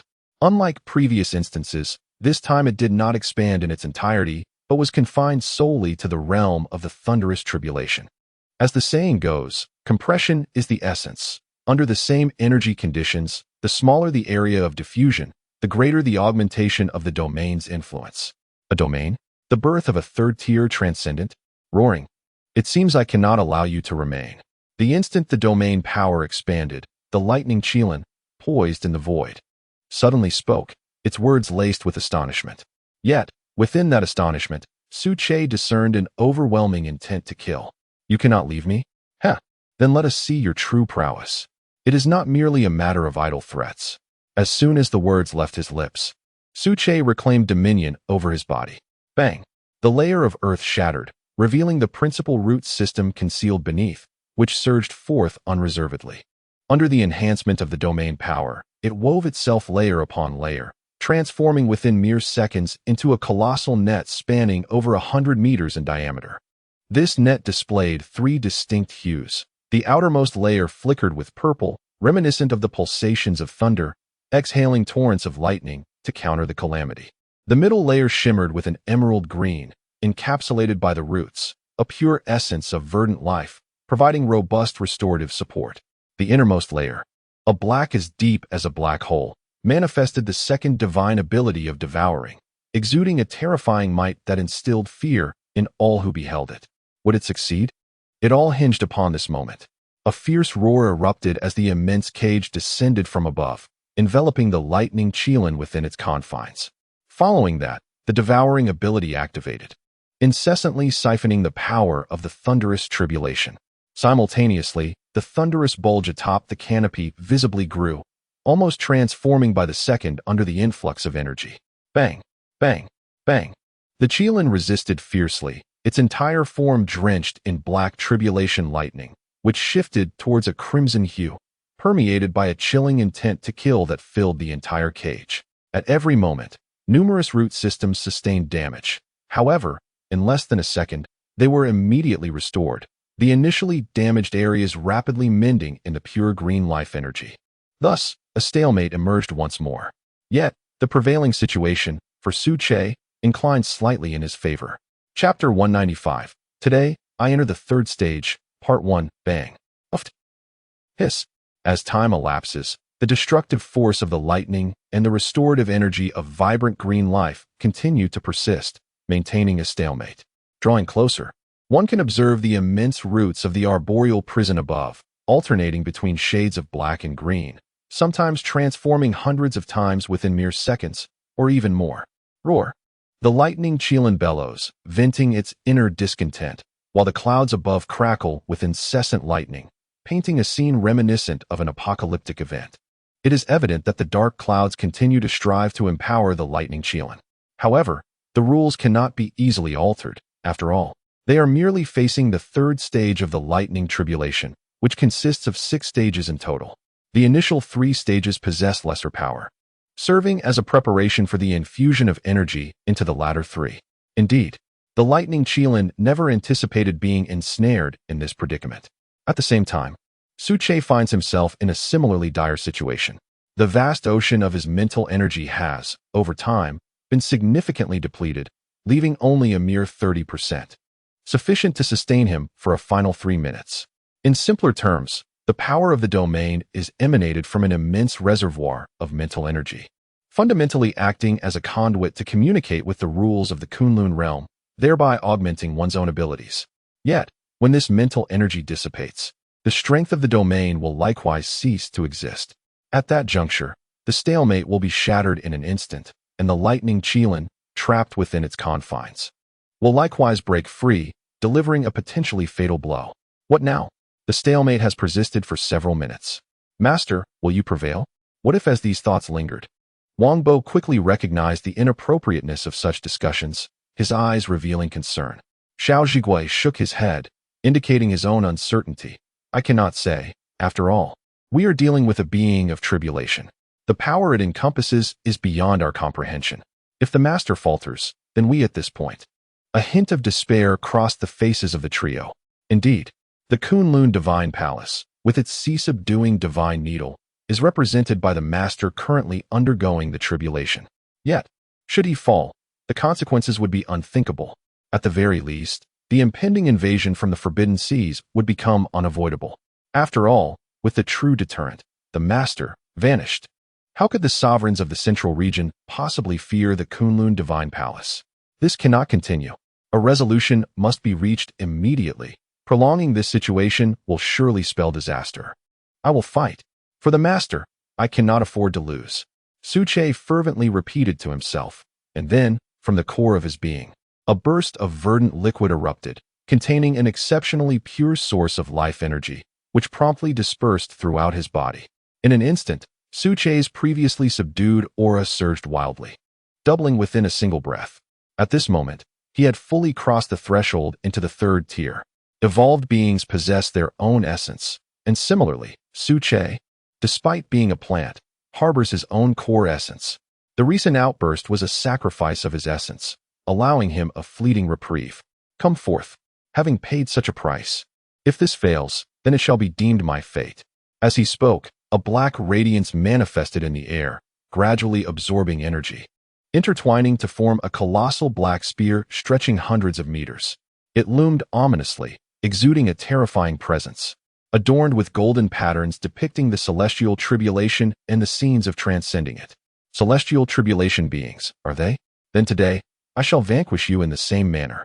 With a thunderous roar, the void beside him seemed to rend apart under the might of the black spear, accelerating suddenly as if it had teleported, directly penetrating the confines of the cage. A deafening wail echoed through the heavens, resonating in every ear. There, the body of the Thunderlight Qilin was pierced by the black spear, emitting continuous cries of anguish. From the wound, a black mist spread, with no blood seeping forth, all vanishing without a trace under the devouring power. Chapter 196. Today, I enter the third rank. Part 2. The resounding mournful wails continued to echo, imbued with a deep-seated fury. However, as time wore on, beneath the dark giant spear's influence, the aura of the Thunderlight Qilin began to wane, its initial rage gradually transforming into sorrowful lamentation. After all, the second divine ability, Devour, was far more complex than it appeared. The Thunderlight Qilin was depleting, while the beneficiary, Su Che, was experiencing a brief rejuvenation under the relentless onslaught of heavenly tribulation power. Although most of this energy was redirected to the bulge at the treetop, even a mere trace was sufficient to sustain him. The entire body, having drained its vital essence, saw its once black trunk become increasingly pallid, while the lush green canopy lost much of its vibrancy. A palpable aura of decay emanated steadily from the roots. At last, it was under control. It was not in vain that I had paid such a hefty price. As for the vital essence, I would attend to its recovery later, Su Che murmured, simultaneously releasing the remaining mental energy to envelop the Thunderlight Qilin in his domain, persistently exhausting its strength. At this rate, in merely 2 minutes, the heavenly tribulation power would dissipate entirely, allowing Su Che to transcend the threshold of the third rank, becoming the first extraordinary being of this tier in existence. Roar. A whoop. At that moment, the Thunderlight Qilin ceased its struggles, remaining motionless within its cage, its eyes glinting with ferocity, its aura surging exponentially, doubling within the span of a breath. What in the world is happening? Palace Master, hadn't we already gained complete control over the situation? Wang Bo felt a chill run down his spine, sensing the terrifying presence, his breath coming in ragged gasps. In the air, within the confines of the cage, the center of the Thunderlight Qilin suddenly erupted with lightning, and in an instant, a violent halo burst forth, filled with destructive tribulation power. Is it about to self-destruct? Indeed. The Order of the Heavenly Path seemed intent on annihilating beings like me, operating strictly within the confines of its rules, willing to incur losses if it meant extermination. In a panic, Su Che hastily withdrew from the cage. What a joke! Even though the Thunderlight Qilin's aura had diminished significantly, it was still a dying camel that was larger than a horse, and with the added force of self-detonation, it far exceeded its initial strength. The cage restrained it, but any direct contact would unleash catastrophic power into his body.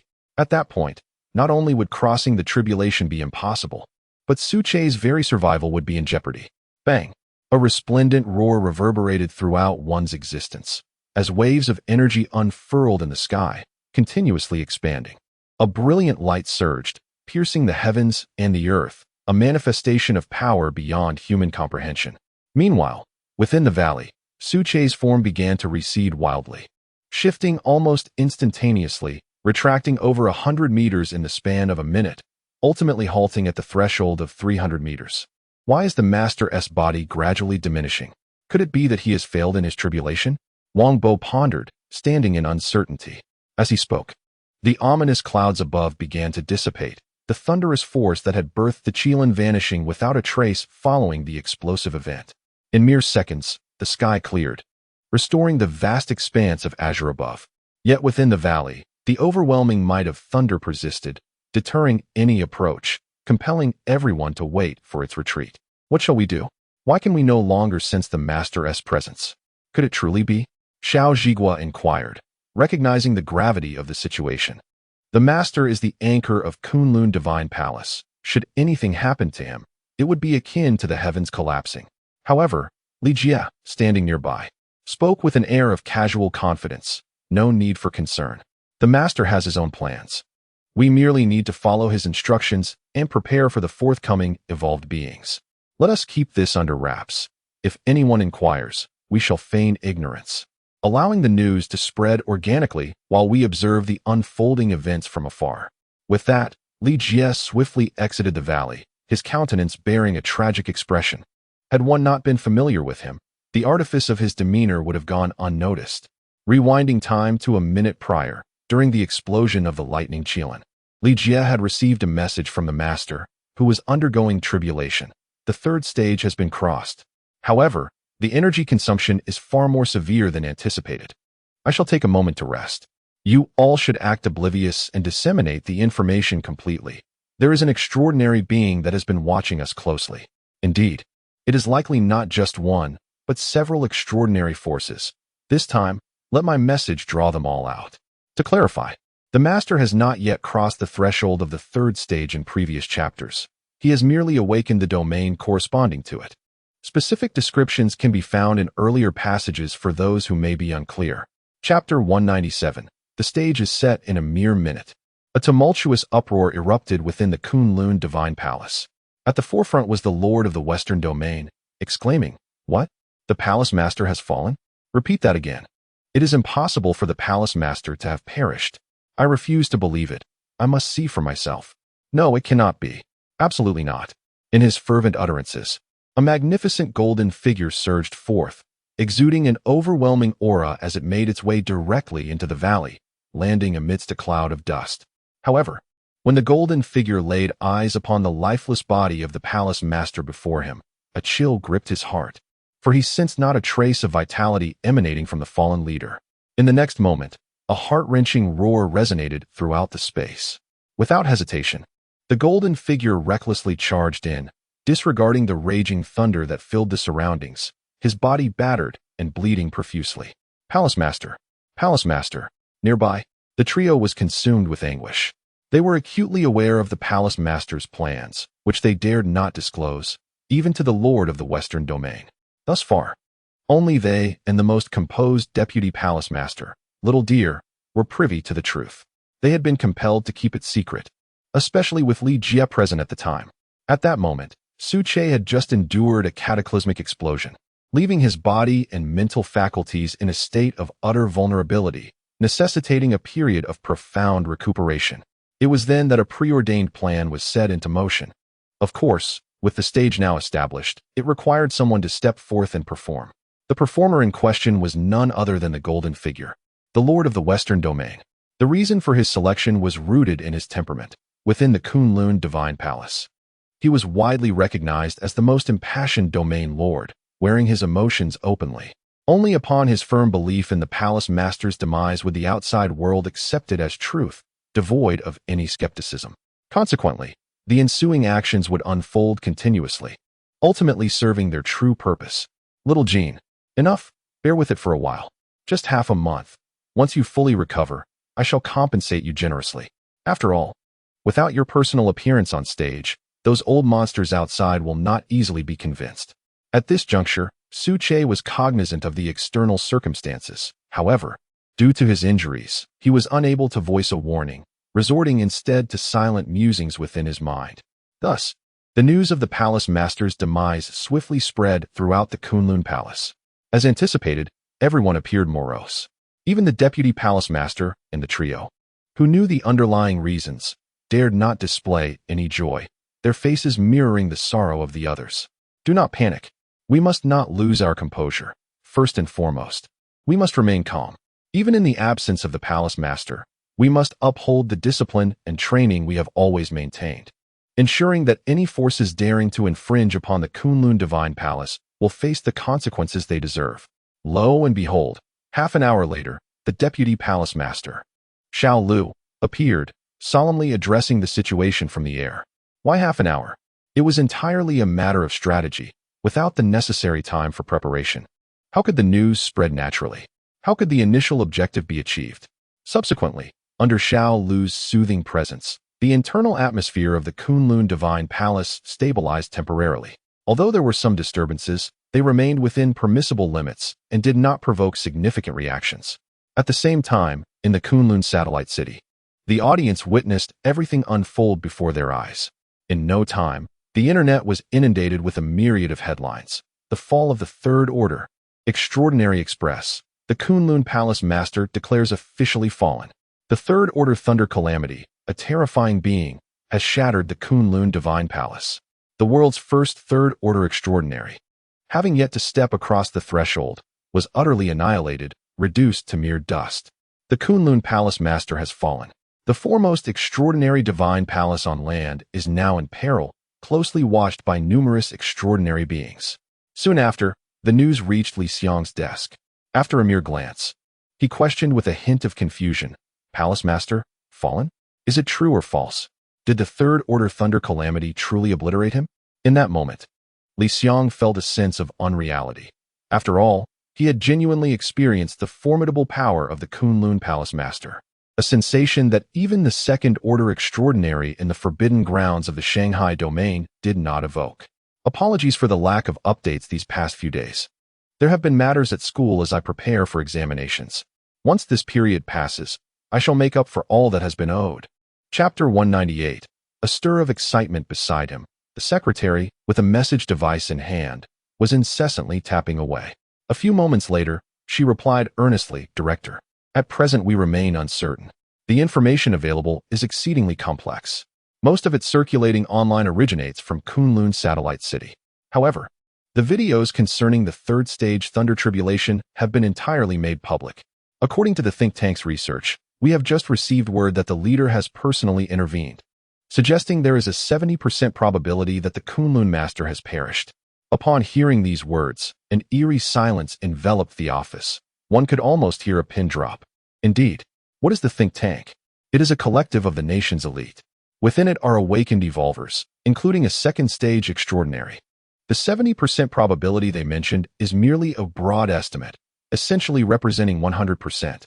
It is only through cautious deliberation that they have opted to temper the certainty.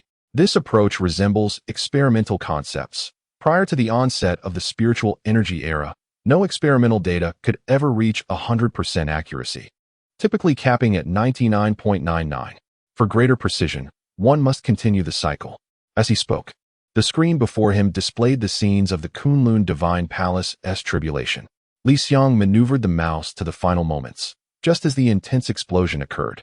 The dazzling energy fluctuations were palpable, even through the screen, as Li Xiang felt the immense power emanating from it. At that moment, the message device chimed. It was another esteemed figure from the nation, the Grand Instructor of the Yushu Academy, known as the Pillar of the Sea. "Director, I have arrived at Kunlun Satellite City and bear unfortunate news that must be conveyed immediately. Here, with my second stage mental prowess, I cannot detect the presence of the Kunlun Master. It feels as if an overwhelming thunderous force is absent. Moreover, the valley within the Kunlun Divine Palace is suffused with a heavy aura of death. Based on my assessment, the Kunlun Master must have fallen under the third stage Thunder Tribulation." After a brief silence, Li Xiang murmured to himself, "It appears they are indeed correct. The think tank and the Grand Instructor could not simultaneously err. A third stage extraordinary has fallen so abruptly. It is regrettable. After all, the Kunlun Master held a measure of benevolence towards present-day Huagua." Then, as if struck by a sudden realization, Li Xiang's expression turned grave. "Notify them to prepare Kunlun Satellite City.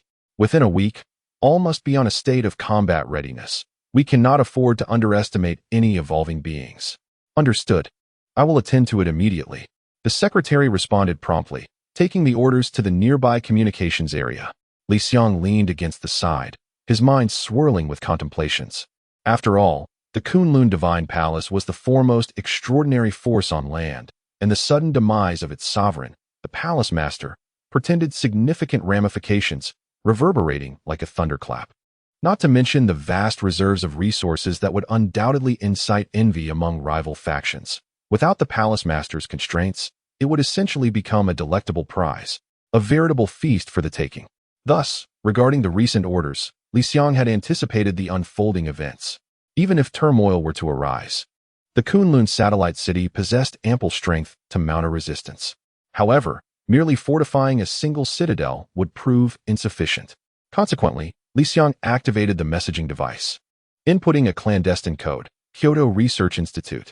Within 2 days, 500 black gold weapons were to be transported towards Kunlun Satellite City, accompanied by ammunition at a ratio of 1 to 100.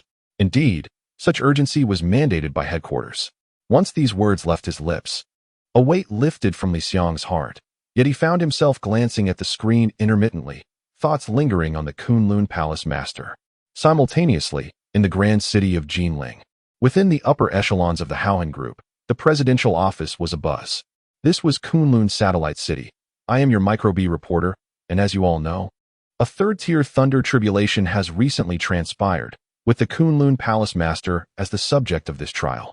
However, the outcome was far from favorable. Even at this distance, the air still crackled with the remnants of thunderous power, instilling a sense of unease. As the reporter spoke, a sudden shriek pierced the air, a manifestation of the immense static electricity generated by the errant thunder. Through the lens, one could clearly see the female reporter's visage charred and darkened. Now, let us seek insights from the contemporary witnesses, hoping to uncover new revelations. After all, this is the fabled third-tier thunder tribulation, intertwined with third-tier extraordinary beings. Half an hour of coverage left Yun Yan in a state of disquiet, perplexed by her own emotions. Logically, the sales of her company's Spirit Chi #1 reagent had been thriving, which should have been a source of joy. Yet, she was enveloped in an oppressive feeling that lingered in her heart. Perhaps a visit to the laboratory would be in order. It would provide an opportunity to assess the development of the new generation of reagents. Chapter 199. The approaching storm. As dusk descends, the sky darkens, casting a shadow over the entirety of Huagua. Nevertheless, the fervor surrounding the Kunlun Divine Palace remains undiminished and, in fact, has surged with an unprecedented intensity over time. Just a few hours prior, topics related to the Kunlun Divine Palace soared to the pinnacle of trending discussions, firmly establishing their dominance. Now, mere hours later, the gap between the first and second trending topics has widened to an astonishing 50 million. What a jest! One must recognize that 50 million in trending heat, under normal circumstances, would easily catapult any topic to the top of the charts. Yet, here we find a vast chasm between the two. Concurrently, discussions surrounding the third-tier transcendent beings have drawn the attention of extraordinary individuals from other nations, who marvel and lament in equal measure. However, the ripple of news has not only spread within the confines of human dominion, the land and sea forbidden zones, as well as uncharted territories, have also stirred with fresh developments following the fall of the Kunlun Palace Master. In the Yellow River Forbidden Zone, at the mid-river estuary, a colossal dark turtle has emerged, the ruler of the Yellow River, exuding an aura of dread as it steadily advances toward the land. Roaring, "The Palace Master has fallen? No, I refuse to believe it. I must return at once to confirm. Nevertheless, my injuries are still mending. My presence at the Yellow River Forbidden Zone is solely to guard the estuary." After a moment's contemplation, accompanied by a mournful wail, the Yellow River ruler re-enters the Forbidden Zone, opting not to return to the palace. Regardless of the Palace Master's fate, he remains a part of the Kunlun Divine Palace. Hence, he must protect the estuary in the Palace Master's stead. As for the rest, he trusts that the inner workings of the palace will be managed adeptly. Summon the troops. March back to the palace at once. I need to verify the truth of the Palace Master's demise. As the command resounded, a smaller dark turtle, possessing an imposing physique, emerged from the water, making its way toward the Kunlun Divine Palace. Understood. I shall proceed immediately. In the central region of the Sea Forbidden Zone, within a core cluster of palatial structures, a cacophony of inquiries erupted. Ruler, with the fall of the Kunlun Palace Master, our greatest threat has been eliminated. Why not hasten our efforts to seize that artifact and initiate a global conquest? At that point, we shall hold absolute sway over the Sea Forbidden Zone. Wouldn't that be delightful? The speaker was an aged turtle, modest in stature at around 10 meters. Yet his eyes gleamed with a sinister intent. He is the chief strategist of the Central District, responsible for nearly all tactical plans, while the evolved beings beneath him revere him with the title King Turtle. The term king vividly encapsulates his stature. Oh, is that so? The master of Kunlun Palace had nearly reached the threshold of the third tier, having even awakened the unique domain power of that level in advance. Had he fallen? At that moment, a voice imbued with authority resonated, followed by the emergence of a shadow, accompanied by the overwhelming currents beneath the water, exuding a force such that even a first-tier extraordinary being would be obliterated upon the slightest contact. Before them, a colossal whale materialized. In recent days, this legendary creature of the Forbidden Sea had gained some insights and was in seclusion, unaware of the happenings beyond. Upon hearing the words, the King of Turtles continued, "Indeed, the master of Kunlun Palace perished under the third-tier lightning tribulation. This news has now spread throughout the Forbidden Area. Ruler, I believe we can proceed further," he added, as the whale's sovereign, without further ado, unleashed his mental power, preparing to probe the essence of the Kunlun master. However, as the Turtle King had mentioned, there was not a trace to be found. Indeed, his aura was conspicuously absent. It appeared that the Kunlun master had been deemed unacceptable by the order of the heavens. Thus, in light of this, let us expedite our efforts, instigating widespread casualties. We need only to advance. Once we seize what we desire, we shall reign supreme over the world. Afterward, the palace fell into a profound silence, and the Turtle King, responsible for the affairs at hand, had long since withdrawn to issue detailed commands. In an unknown realm, suddenly, the black mist above dissipated, completely absorbed into the soil. With a thunderous bang, the entire space began to tremble incessantly. Chapter 200. The Bone Creature's Whoosh. Whoosh, whoosh. The piercing sound of something cutting through the air resonated throughout this space. Soon, one could behold the magnificent tendrils, moving with a velocity imperceptible to the naked eye, wildly swaying up and down, leaving in their wake an aura of terrifying destruction. Bang! The tendrils plunged into the earth, and as time elapsed, the ground began to collapse, as if the layers beneath were being completely consumed. Subsequently, the color of the tendrils shimmered with a lustrous gleam, evoking an insatiable appetite at first glance. However, should one dare to approach, the only fate awaiting them would be to be besieged by hundreds of tendrils, ultimately becoming nourishment for their growth. At this moment, had the trio been present, they would undoubtedly recognize that the tendrils before them were none other than those that had previously expelled them from this very place. Simultaneously, they would be astounded. What on earth? Were they not confined within? How have they manifested in the outer region? Goodness, what manner of creature is this? Buzz. Suddenly, a mental force reverberated through the air of this space. In the next moment, all the tendrils recoiled, returning to hover above the starry veins. And with a jarring impact, they forcibly embedded themselves into the ground, inching downward. Boom! A colossal cloud of dust erupted, and within a brief span, it coalesced into a sandstorm that obscured the sky. In the core of this tempest, even a second-tier extraordinary being would find it insurmountable to withstand the immense power of nature, which was vividly manifested. After an interval, as the dust settled, numerous skeletal remains emerged from the ground, exuding a dense aura of death, enveloped in dark mist, as if they had returned from the abyss. Among them lay a giant serpent, its formidable body extending over 100 meters, standing there like a harbinger of dread. There was also a colossal elephant, with each of its four legs measuring 10 meters in diameter. A mere glance at this behemoth left no doubt regarding the magnitude of its potential power. Even a dragon could be discerned, though its wings merely signified it as a western subdragon. Yet, the abyssal aura it emanated spoke volumes of its past grandeur.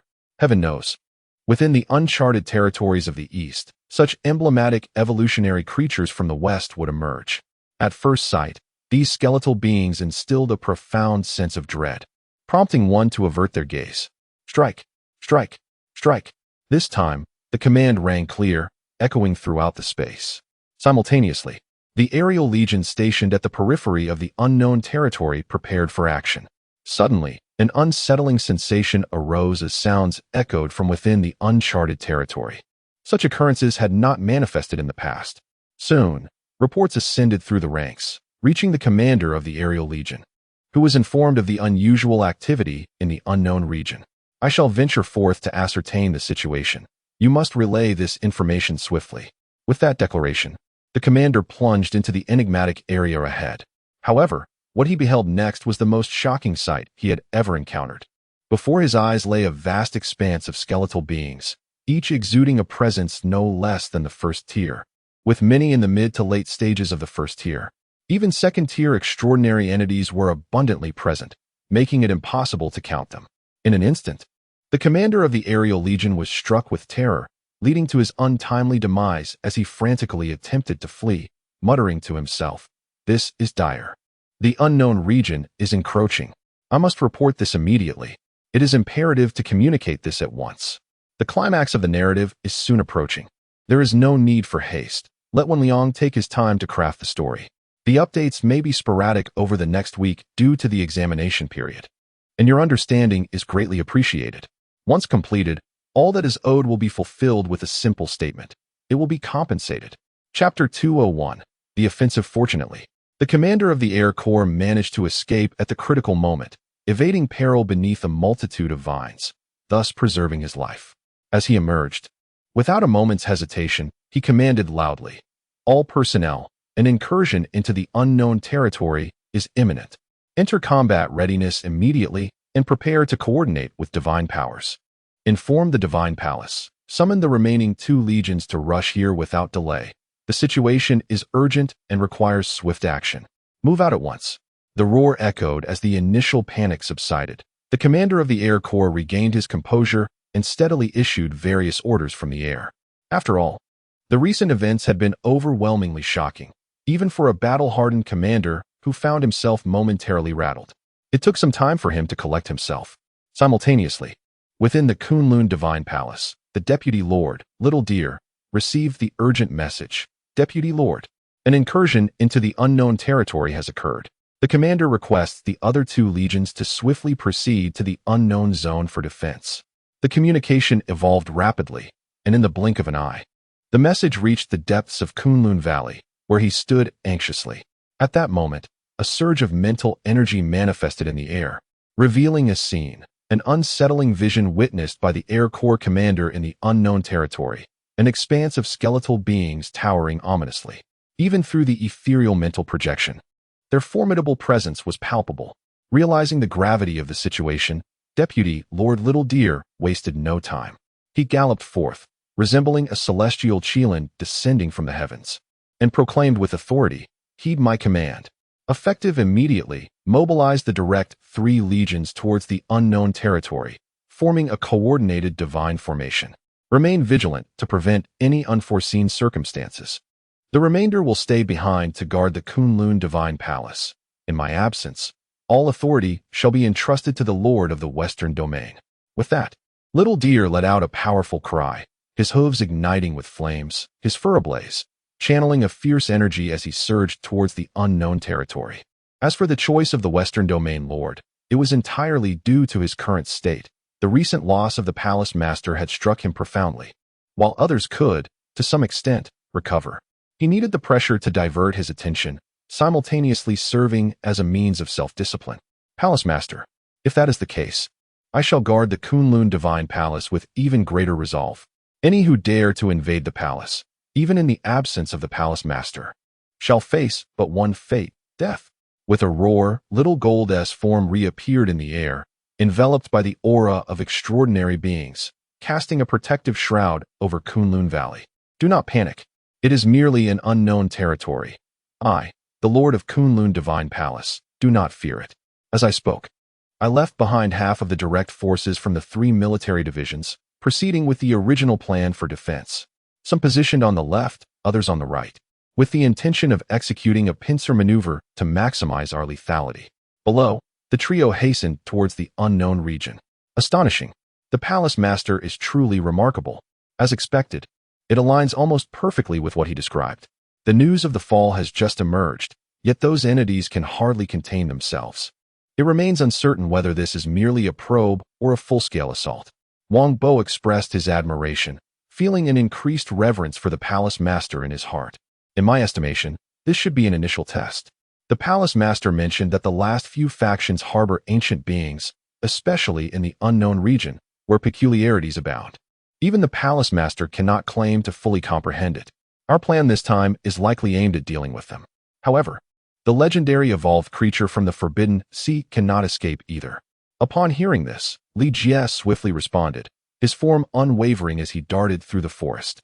"Today, there will be just one update, as I have an exam on modern history this morning and must review tonight. I assure you that the subsequent updates will follow. So rest assured, I will keep my word. Chapter 202. The strangulation from the vines as the trio engaged in conversation on the other side. Deputy Palace Master Xiao Lu had already arrived at the threshold of the unknown region within mere minutes. There, he stood with his fiery red hair billowing in the void. Resembling flames ablaze, his stern gaze fixed on the depths below. Throughout the Kunlun Divine Palace, there were over 100 unknown regions. Yet the one before him was the largest in area and the most active. The others remained eerily silent, as tranquil as a still pond, creating an unsettling feeling, as if they belonged to entirely different realms. Deputy Palace Master. Upon seeing Xiao Lu's arrival, the commander of the Airborne Legion appeared to gain newfound resolve, his previous anxiety dissipating. I was just about to investigate the situation when I was taken aback to discover a horde of skeletal entities rushing towards the exit. Furthermore, there are vines present. While their individual attack power is not formidable, their sheer numbers are overwhelming. If I hadn't retreated swiftly, I would likely have been ensnared. With that, the commander stood quietly by, awaiting orders. In response, Deputy Palace Master Xiao Lu scrutinized the trembling entrance before him, his voice steady as he proclaimed, "Do not panic. The 3 direct legions are already en route. The unknown region shall not stir up any great upheavals."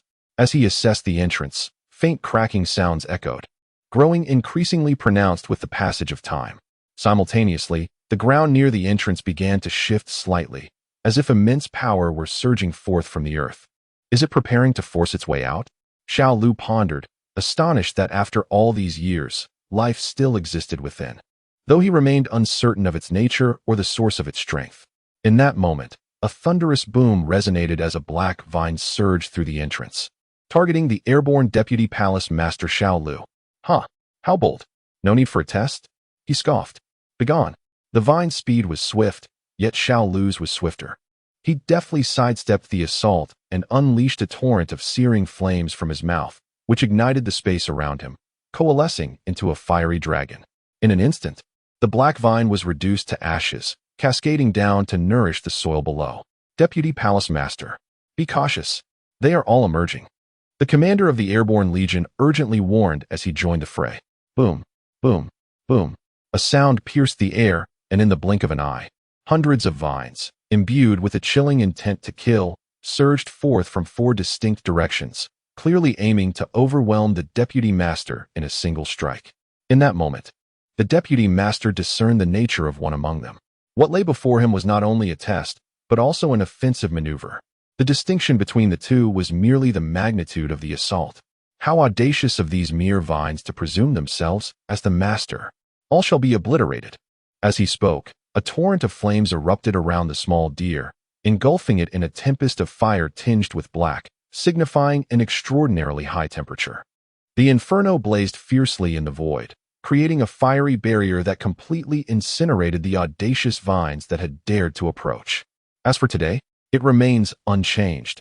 Allow me to outline the arrangements. For the next 4 days, there will be examinations from 4 different gates, meaning that it will not be until the 5th day that I can free myself. I trust everyone will understand. A cessation of updates is out of the question. A eunuch is also implausible. Over 1 million completed works. Chapter 203. The prelude to battle. At the same moment, a sharp, piercing sound resonated through the air, possessing an overwhelming penetrating power that seemed to invade the depths of the mind. Its ferocious intensity surged, saturating the surrounding space. The little deer swayed momentarily before swiftly regaining its composure. As the shrill noise erupted, it left one feeling dazed, akin to a mental onslaught. Had it not been for the little deer's formidable psychic protection, it would have suffered greatly. By heavens, this is an assault on the mental plane. Those bizarre vines. Why didn't they appear before? Why now? At that moment, the trio arrived, accompanied by 2 other direct legions, totaling 50,000. A formidable amalgamation of evolved beings flowing together like a terrifying torrent. Do not panic. We have the spiritual protection of the Kunlun Palace in this region. Let us not forget, this is a gift bestowed upon us by the Master, a branch of domain power. They likely do not realize that the Master has not fallen. With that, Li Jie charged forward, his left foot propelling him with tremendous force, creating a massive crater upon impact. Harnessing this overwhelming momentum, he soared into the air. Die! All of you be gone. The surge of psychic energy transformed into a miniature psychic storm, clearing away the hundreds of vines before him in the blink of an eye. Ahead, the trio found themselves in an unknown area, fleeing in all directions, not due to their lack of strength, but because of the sheer number of vines. As far as the eye could see, the landscape was overwhelmed by these tendrils, rendering any advancement impossible. To escape, a hasty retreat was the only option. Fortunately, with the support of the 3 direct legions behind them, they had no cause for fear. Just charge ahead. The rest will be handled by the legions. I'm joining in. Jie, don't clear everything so quickly. Leave some for me. Cursing, Wang Bo and Xiao Zhigua joined the fray. Unlike Li Jie, their assaults were imbued with the power of thunder, their fingertips crackling with violet lightning, reminiscent of 2 deities of thunder wreaking havoc without restraint. Minutes passed. Yet rather than diminishing, the vines at the entrance multiplied exponentially. At that moment, the sky above the entrance to the unknown region darkened ominously, shrouded by countless vines. In an instant, one could almost sense the presence of the master. Of course, to fully embody that essence, one must elevate their own realm entirely. In the Kunlun Divine Palace, under the direct command of the 3 military legions, a battle formation is presented. The commanders of each legion are instructed to swiftly coordinate their powers to eliminate the encroaching vines. Observing the situation becoming increasingly stalemated, the young deer wasted no time in issuing commands. After all, he must promptly venture into the unknown realm, where the skeletal beings await further investigation. Otherwise, he would be utterly blind to the circumstances, rendering him exceedingly passive. Received, received, received. The 3 legion commanders responded in unison. Subsequently, a magnificent aura began to brew, transforming into resplendent pillars of clouds that surged into the heavens. Simultaneously, under the enhancement of domain power, a backdrop of clashing swords and armored steeds materialized in the sky. The Air Legion, a branch of the Kunlun Divine Palace, swiftly took the initiative. With the surge of spiritual energy, thousands of wind blades coalesced in the air, fiercely slicing through the atmosphere, momentarily silencing the winds. Crack! On the ground, fragments of vines appeared, cascading down like autumn leaves. Chapter 204. Forceful intrusion simultaneously. The 2 other direct legions began their mystical coordination. Boom! A resounding crash reverberated as the ground erupted in a cloud of dust, abruptly forming a colossal peak. Its summit cloaked in dense black soil, resembling a myriad of jagged spikes. Under the caress of sunlight, they emitted a piercing cold glimmer that instilled dread in the hearts of onlookers. As time flowed onward, the thunderous sounds continued to rise. From an aerial view, the forefront of the unknown territory had morphed into an expanse of darkness, a landscape riddled with sharp mountain-like protrusions, exuding an ominous aura that permeated every inch of space. Under the influence of mystical powers, this so-called soil underwent a transformative restructuring, shifting from its initial gray hue to a striking black, imbued with an unparalleled sharpness comparable to a golden blade, perhaps even surpassing it. In an instant, as it made contact with the creeping vines, it swiftly descended. Within mere moments, thousands of these vines fell to the ground. The Surface Legion typically operated through a triad of mystical techniques. The first technique involved the condensation of aura, referred to by the Kunlun Palace Master as a barbaric collision, utilizing a moment of concentrated momentum to overwhelm adversaries.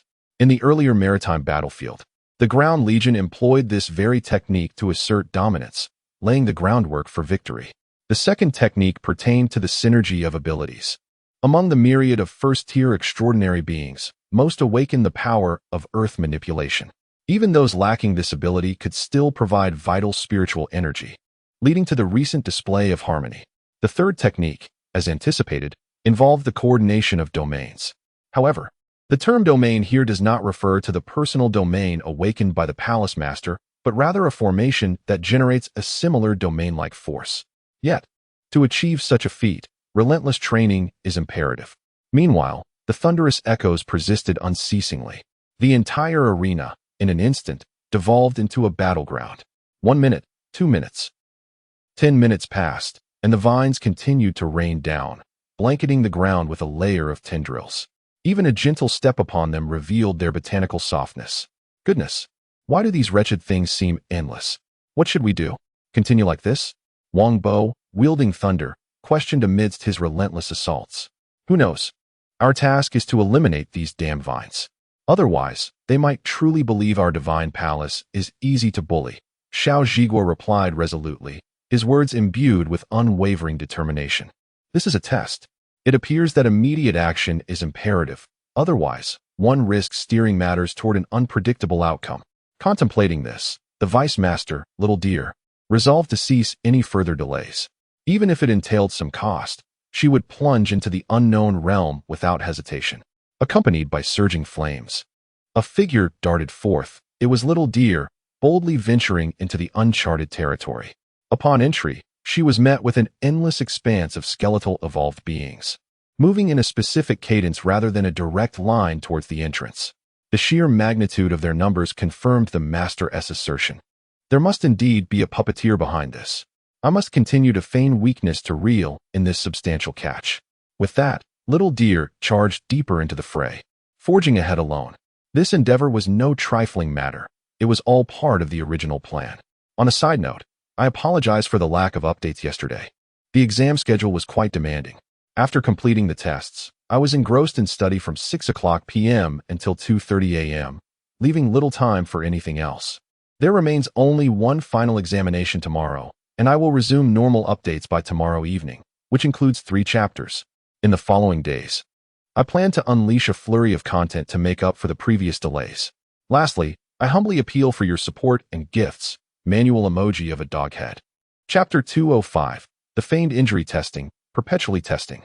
Presently, in this unknown realm, thousands of tendrils cascaded down upon the ground in a flurry over the past few hours. All of it was a continuous probing.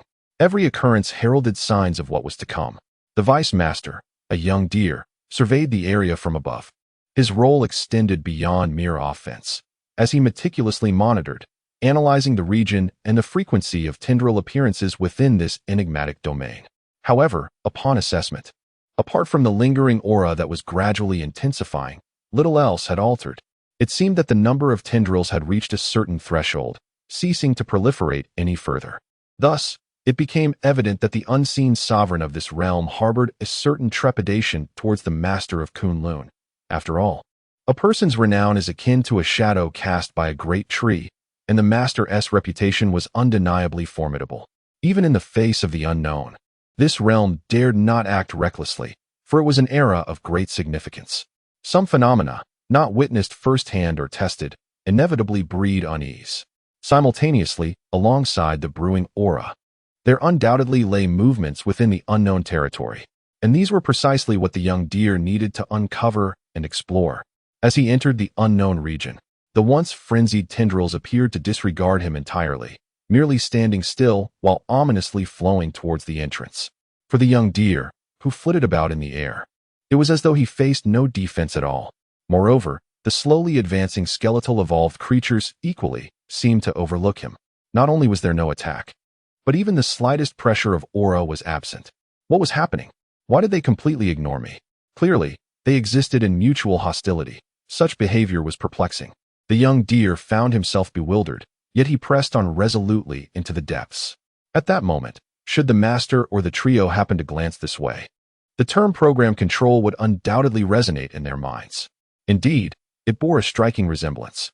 This sensation felt akin to an automatic setting within a program, confronting only external foes while filtering out the internal ones, rendering the young deer inconsequential.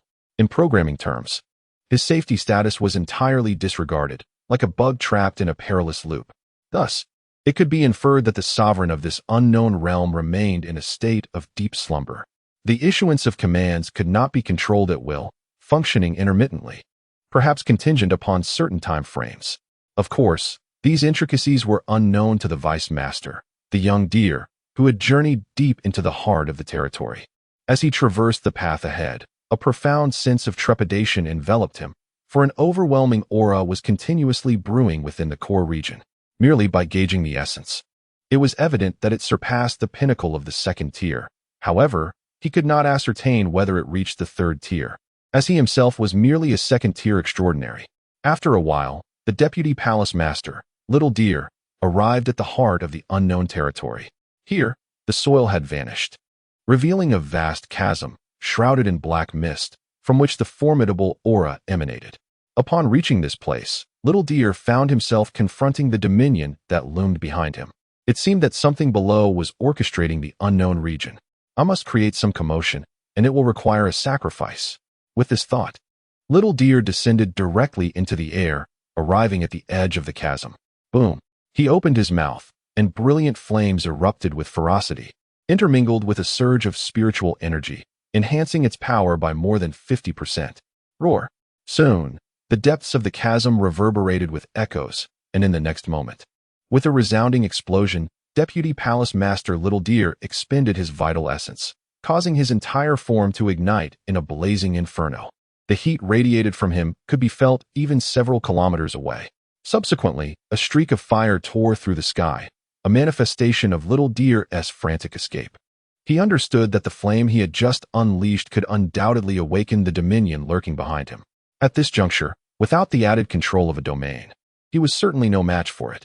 Simultaneously, to preserve his own safety and sustain his injuries, he needed to flee immediately, incurring a heavy toll.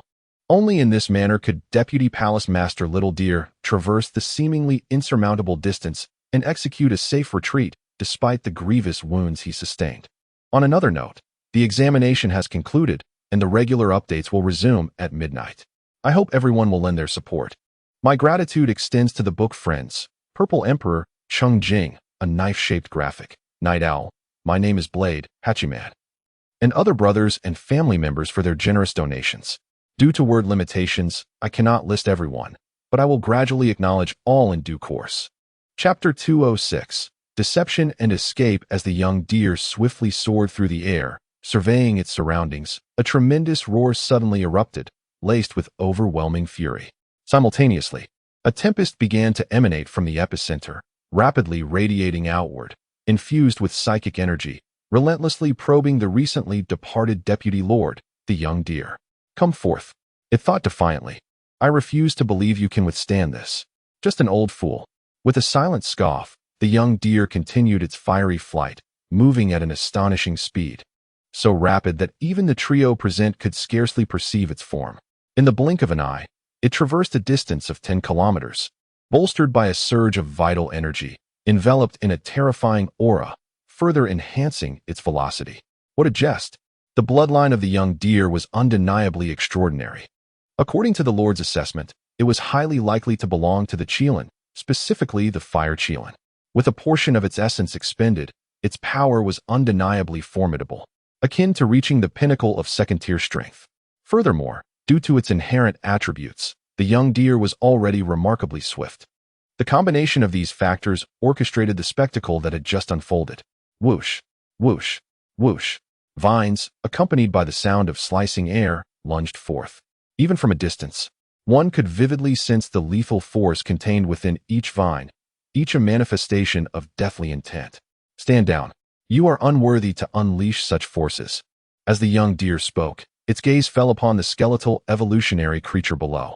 Majestic flames erupted around it, imbued with intense, searing energy, forming a barrier through which the encroaching vines could neither penetrate nor harm.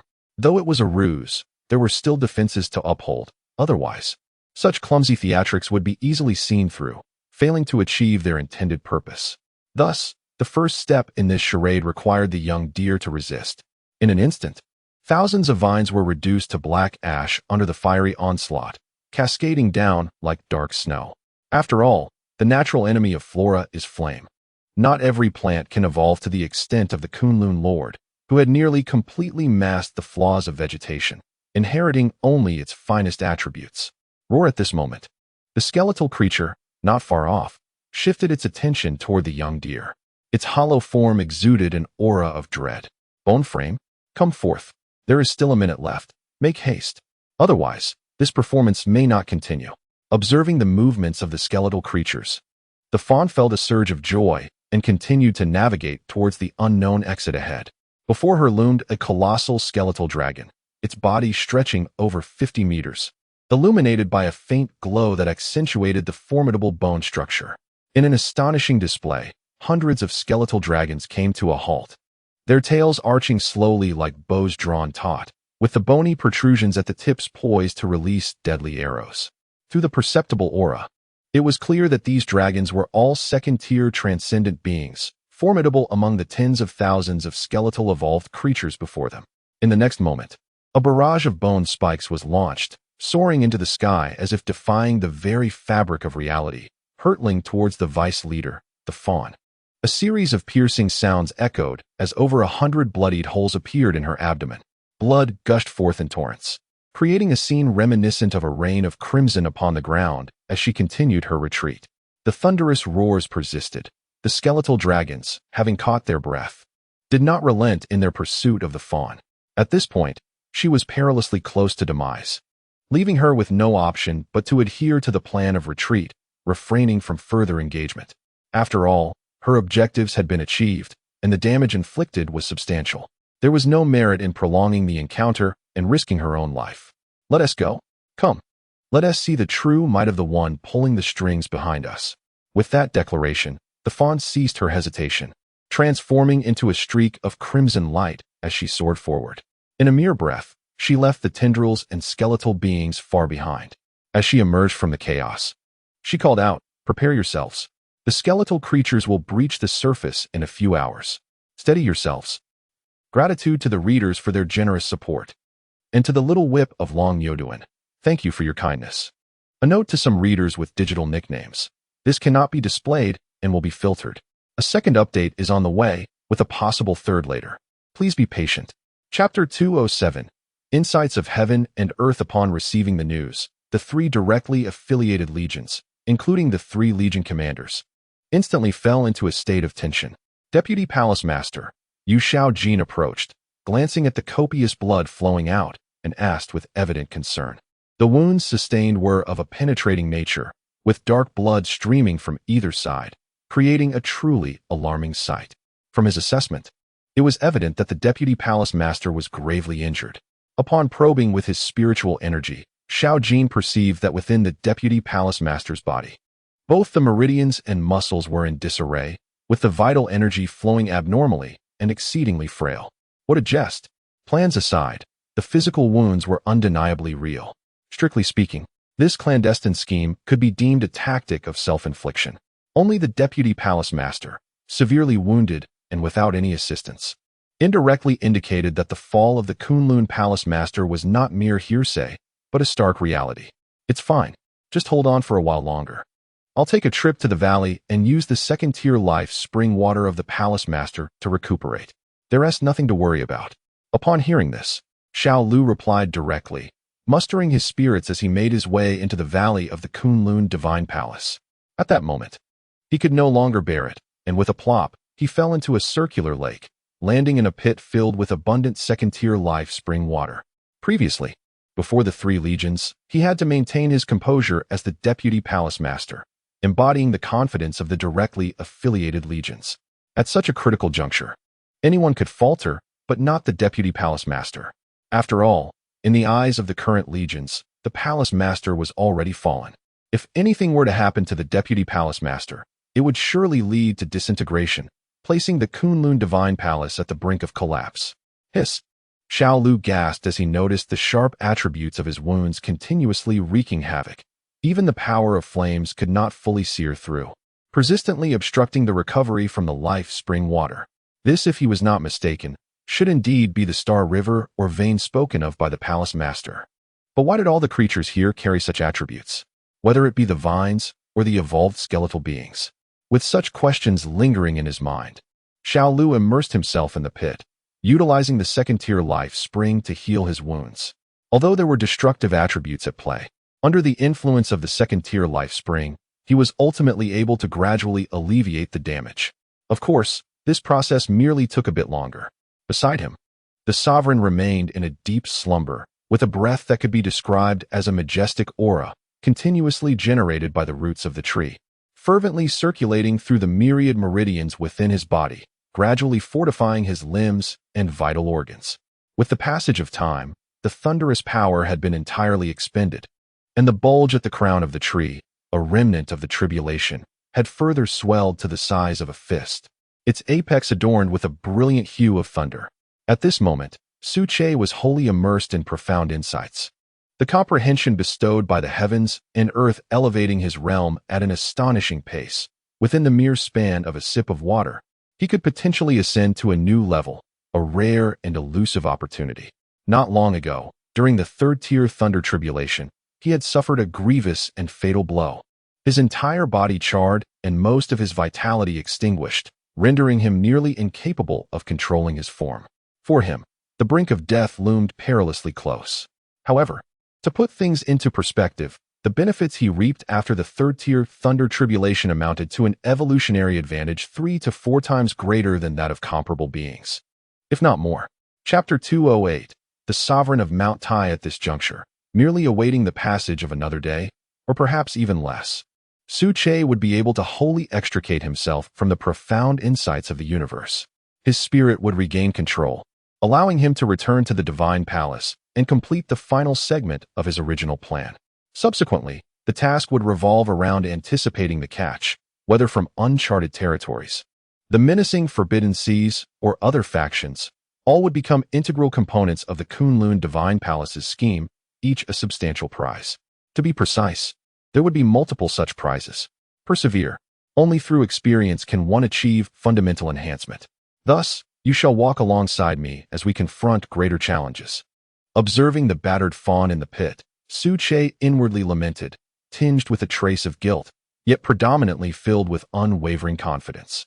As previously mentioned, within the majestic tapestry of ancestral memories, Su Che had discerned the extraordinary nature of Earth. Centuries ago, it was a higher plane, merely having fallen temporarily due to certain circumstances. Now was the epoch of resurgence, the time to return to the rightful path. Su Che harbored several conjectures regarding the future. However, regardless of the scenario, the challenges ahead would be exponentially more formidable than those currently faced. Therefore, to persist, the entirety of Kunlun Divine Palace had but one choice: to elevate collectively, enduring the trials of blood and fire, and to strengthen step by step. Meanwhile, the fawn in the spring of life seemed to experience an inexplicable sensation as Su Che spoke, murmuring to itself, "Palace Master, is it you? How fare you now?" The fawn peered out, yet received no response. After all, Su Che was enveloped in a layer of spiritual energy, rendering his words inaudible, leaving him as a mere observer. Simultaneously, news of the Vice Palace Master's grave injuries and imminent demise spread rapidly throughout Kunlun Divine Palace. Within mere minutes, every forbidden zone, large and small, became aware. Indeed, the Kunlun Palace Master had fallen. Otherwise, he would not have permitted the Vice Palace Master to suffer such a fate, especially in this critical condition. As I understand it, the Vice Palace Master has been a loyal companion since the inception of the Kunlun Palace, a true veteran. It is confirmed, he has indeed fallen. A resonant voice echoed within the Mount Tai Forbidden Zone, laden with various emotions. Let us refrain from meddling in the affairs of Kunlun Divine Palace. To speak further, these are our terrestrial forbidden zones. Regarding others, so long as they remain reasonable, it suffices. Should they overstep, I shall personally remind them that the terrestrial forbidden zones are not to be trifled with. The speaker is a monkey, albeit not in the conventional sense. Upon first glance, it appears to be seated within a cavern, its physique measuring around 10 meters in height, harboring a terrifying strength within its not-so-massive form. Its entire body is adorned with resplendent golden fur, and its humanoid visage evokes the image of the legendary Sun Wukong, the Monkey King. Outside, a waterfall cascades continuously, infused with rich spiritual energy, signifying that this is a sacred sanctuary, a veritable paradise. Everything seems reminiscent of the Water Curtain Cave chronicled in ancient texts. Indeed, this evolved being reigns as the sovereign of Mount Tai. Ever since it attained sentience, it seemingly discovered the myth of the Monkey King from some obscure source, thereafter spiraling into an uncontainable obsession, embodying the essence of the legendary figure in every aspect, even in temperament. As for the Kunlun Divine Palace, while the Palace Lord has fallen, others in the Forbidden Lands seek to reap benefits. However, this being holds a disdain for such pursuits. Should the Kunlun Divine Palace suffer excessive bullying, as its ruler, it is highly probable that he would intervene. For as he previously stated, a forbidden land on land cannot be wholly humiliated by those of the sea. The entry to the Kunlun Divine Palace, located at the Maritime Gateway, houses a contingent of the direct military force. Following the conflict in the Forbidden Lands, tranquility has been maintained here. Even as incursions from the maritime Forbidden Lands persist, yet this particular region remains untouched. At this moment, however, the sea level suddenly surged several meters, and as time progressed, it rose violently, resembling a monstrous tsunami. Within mere moments, it reached heights of dozens of meters and continued to escalate. What is this? Could it be the maritime Forbidden Land? An urgent cry erupted from a soldier as he sprinted forth, alert. The maritime Forbidden Land is encroaching upon the Divine Palace once more. Indeed, since the Palace Lord's demise, the maritime Forbidden Land has been scheming, though it had not fully mobilized until now. With the news of the Deputy Lord's severe injuries circulating, the maritime Forbidden Land has unleashed a staggering force of 50 million evolved beings, charging forth with ferocity. This is merely the vanguard. Preliminary estimates suggest that the total might reach at least 200 million, if not more. Today's fourth update, the chapter is rather lengthy, so please be patient as I craft it. Thank you all for your support. Chapter 209, Comprehensive Deployment at the Estuary. One could observe a multitude of dark spots beginning to emerge. It is estimated that they are spaced at least several hundred kilometers apart, and it is not implausible for this distance to extend to 1,000 kilometers. After all, this phenomenon is merely an illusion of perspective. What appears near is, in reality, quite distant. The adage "a distant mountain seems close" encapsulates this notion. However, this situation bears a distinct advantage. The direct 3rd Army Corps station at the estuary is afforded ample time to prepare for an impending confrontation. Quickly, form ranks immediately to brace for the forthcoming assault. Move with urgency. The Forbidden Waters are approaching. The commander bellowed. A deputy commander of the aerial corps appointed by the Director Gong, entrusted with the security of the estuary. Faced with the peril of the Forbidden Waters, he exhibited unwavering resolve, demonstrating no inclination to retreat. Let me make this clear. If we have triumphed over the Forbidden Waters once, we can do so again and again. Ad infinitum. There is no need for us to cower. Even in the absence of the Master, we shall drive these wretched foes into the depths, making them understand that on land, only the Kunlun Divine Palace wields true extraordinary power.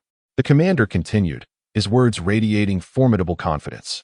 In a matter of moments, within less than a minute, the 30,000 troops of the direct 3rd Army Corps arranged themselves in a formation of 1-to-1-to-1, standing resolutely along the shore, their collective presence beginning to coalesce into a singular force. Then, a synchronization of abilities occurred. Simultaneously, at the great capital's headquarters of the Special Investigation Bureau, the secretary hurriedly burst into the office. Before Li Xiang could react, she stated, "Director, there has been a new development concerning the Forbidden Waters. The Kunlun Divine Palace has suddenly summoned an additional 50 million evolved beings towards the estuary. An intelligence analysis suggests that subsequent reinforcements could range from 3 to 4 times that number. Concurrently, other battlefronts have also received 1 to 2-fold reinforcements, thereby amplifying our pressure 4-fold or more compared to before." The secretary, holding the report, spoke earnestly. Indeed, for the nation of Huagua, the reinforcements from the Forbidden Waters are far more complex than mere arithmetic. Should their reinforcements double, the corresponding defensive forces must at least triple, if not more. The increase in numbers directly escalates the subsequent responses, rendering the situation far more intricate than it appears. Upon hearing this, Li Xiang, seated in his office chair, stood up in astonishment. What? 50 million evolved beings? And they are merely the vanguard? Our defensive region is also witnessing reinforcements. In an instant, a thunderous explosion resonated within Li Xiang's mind. The master of Kunlun Palace. Indeed, the forbidden zone of the sea was targeting the Kunlun Divine Palace. It seems a great battle is set to commence ahead of schedule. However, why are reinforcements being dispatched to other fronts simultaneously? Li Xiang found this perplexing. In his perspective, the assault on the Kunlun Divine Palace was undoubtedly driven by its vast resources, yet the simultaneous attacks across the globe must be motivated by some underlying reason. Unfortunately, the Special Investigation Bureau remains oblivious to this fact. He commanded that the recently forged 10,000 black gold weapons be distributed immediately, with related ammunition allocated in the largest possible quantities. This time, Let them truly experience the formidable power of the spiritual energy weapons. At the very least, they should be made aware of pain. After a moment of contemplation, Li Xiang articulated his thoughts with evident confidence. Present-day Huagua has long ceased to be the naive Wu Xia, and under the armament of black gold weapons, its strength has surged exponentially, multiplying by 3 or 4 times, a truly terrifying transformation. Kyoto Research Institute. This is a weapons dispatch order for a total of 15,000 black gold weapons, to be delivered within 3 working days. At that moment, a line of warriors clad in black uniforms appeared at the entrance of the Kyoto Research Institute. The commanding officer, expressionless, unfurled a parchment. 15,000. What? This is our maximum output. How can we allocate all of it? Protested the deputy director, his voice rising in indignation. No. Return and inform your director that we cannot spare so many. Other molds require samples, and we need to maintain defenses within the city. This is simply untenable. The deputy director, visibly agitated, had his own considerations that clashed with the dispatch order, prompting his outburst. Unacceptable. The order has been given. We must fulfill it, whether you agree or not. As he spoke, the commanding officer stepped forward, his aura coalescing, revealing him to be a peak first-tier extraordinary evolver. Indeed, this was the ancient martial arts squad led by the chief instructor of Yushu. However, this was not the first batch from the celestial rankings, but rather the second batch from the earth rankings. Fine, I understand the battlefield's demands, but to withdraw everything at once will significantly delay progress. It seems counterproductive. Observing the situation, the deputy director relented, his stance firm yet reasonable. He harbored a deep-seated loathing for the forbidden zone of the sea, driven primarily by the manufacturing of black gold weapons. He needed templates, meaning each black gold weapon could serve as a model. The more black gold weapons produced, the faster the progress.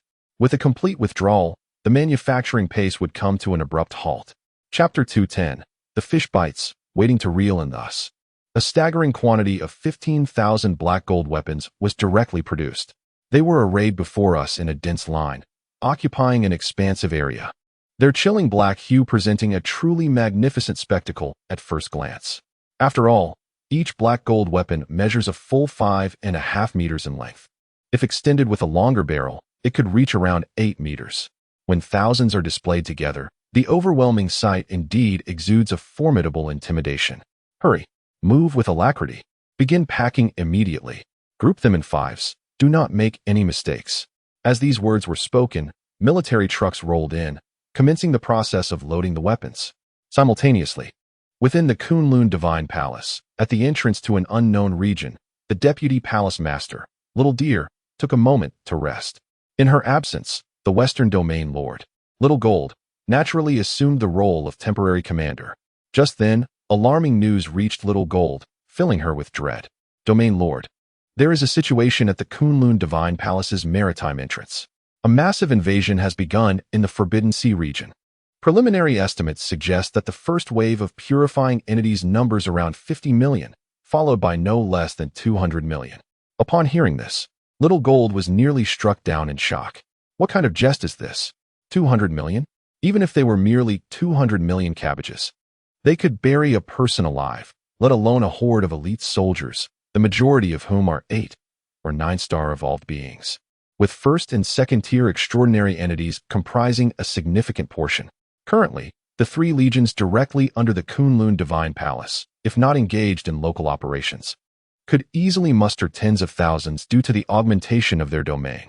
However, as the numbers rise, the pressure from the coordination of divine powers escalates proportionately. At the very least, facing 50 million entities poses considerable pressure on the Kunlun Divine Palace, not to mention the impending 200 million. It is nothing short of a relentless onslaught. Go. Inform the River Huang Dominator to dispatch his evolved entities at once to assist the 3 legions. Ensuring we gain the necessary time, Little Gold decided after a moment of contemplation. Then, as if the unknown region had heard her command, the previously unchanged frequency of the attacking vines suddenly turned frenzied. Boom, boom, boom. In the air, dozens of blood mist explosions erupted. 10 warriors from the Aerial Legion met their grim fate as their bodies were pierced by the vines, blood gushing forth. Within moments, they were completely exhausted, crashing heavily to the ground, lifeless. Following that, thousands of vines surged forth with a deafening roar, growing increasingly terrifying with the passage of time. The clawing, snapping vines wove a colossal net, ruthlessly hunting down their prey. Roar! At that moment, a stark, white bone materialized, revealing itself to be a forepaw of an evolved creature. Remarkably sharp in appearance. Under the dim light, one could discern the enormity of the body behind it. If the deputy palace master, the little deer, were present, she would undoubtedly recognize that what lay before them was none other than a skeletal dragon. It has emerged. Haha, the fish is hooked. The palace master's grand deception has eluded even the dominion of the unknown realm, which charged forth unperturbed. Wang Bo cast a glance, expressing his delight at the emergence of the skeletal evolved being, a clear sign that the forces of the unknown realm were now mobilizing. Indeed, news had just arrived that the Forbidden Marine Territory had also launched an offensive, with the first wave bringing forth a staggering 50 million in number. Truly a bountiful catch. Beside him, Li Jie echoed the excitement. The fish is hooked. We await the palace master's cue to reel it in. Chapter 211. Luring the enemy deeper. Supplement. Indeed, my downfall seems to have attracted considerable attention. 1, 2, 3, 5, 11. I never anticipated that so many forces were keeping a watchful eye, yet I remain oblivious to their true intentions. Within the valley, through the probe of mental energy, Su Che became acutely aware of everything, engaging in a dialogue with himself. At present, the clearly defined forbidden zones consist solely of maritime restrictions and uncharted territories. Beyond that, there are no other actions, merely a silent observation from the sidelines. Let the chaos continue. The more tumultuous this situation becomes, the better it serves my purpose. I am eager to ascertain the capabilities of these unseen puppet masters.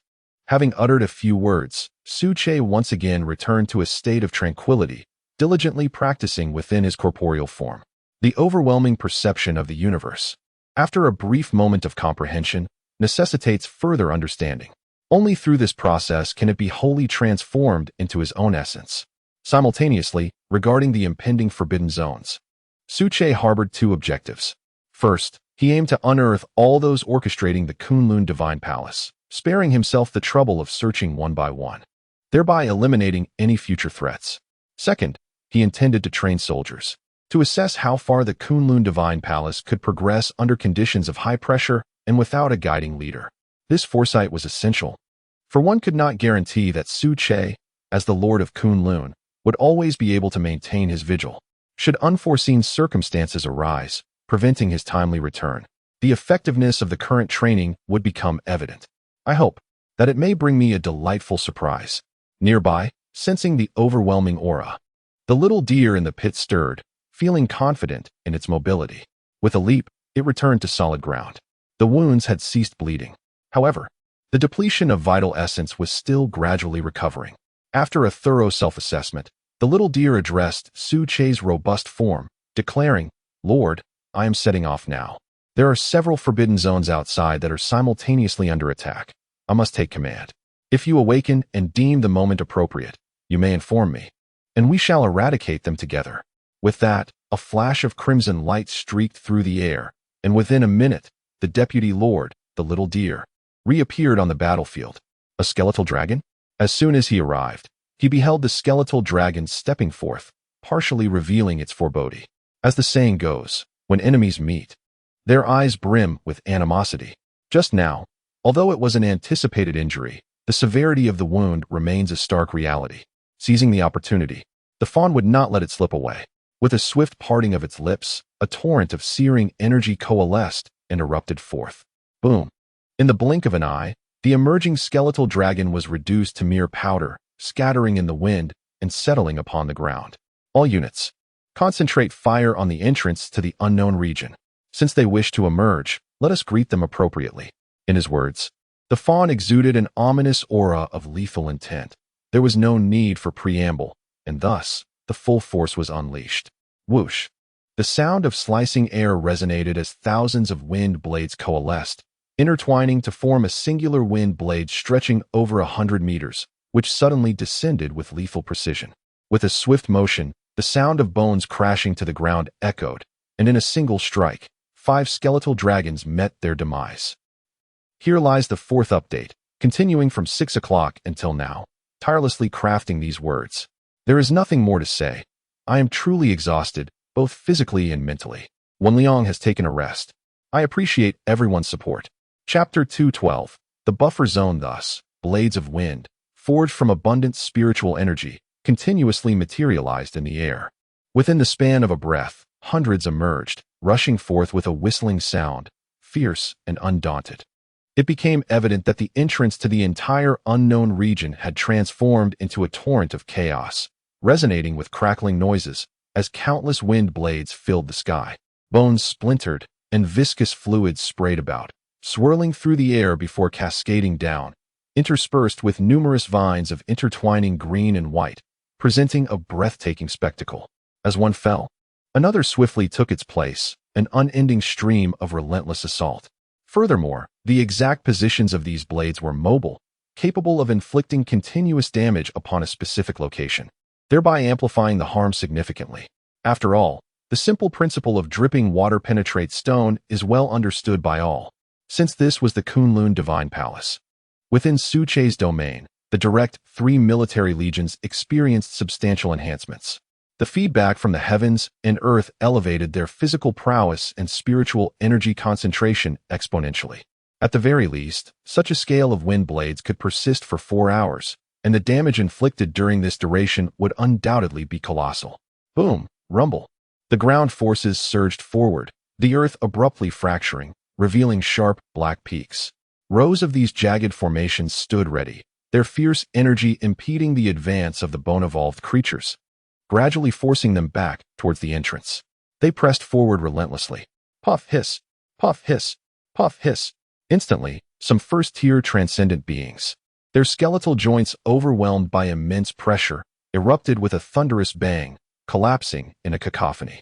At this moment, the Water Legion descended directly, leveraging the fissured ground.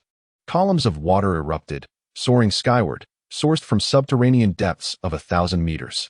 Under the command of the Water Legion, these became formidable weapons, launching a fierce onslaught. Within the water columns were immense spears, long blades, hammers, and countless sharp implements.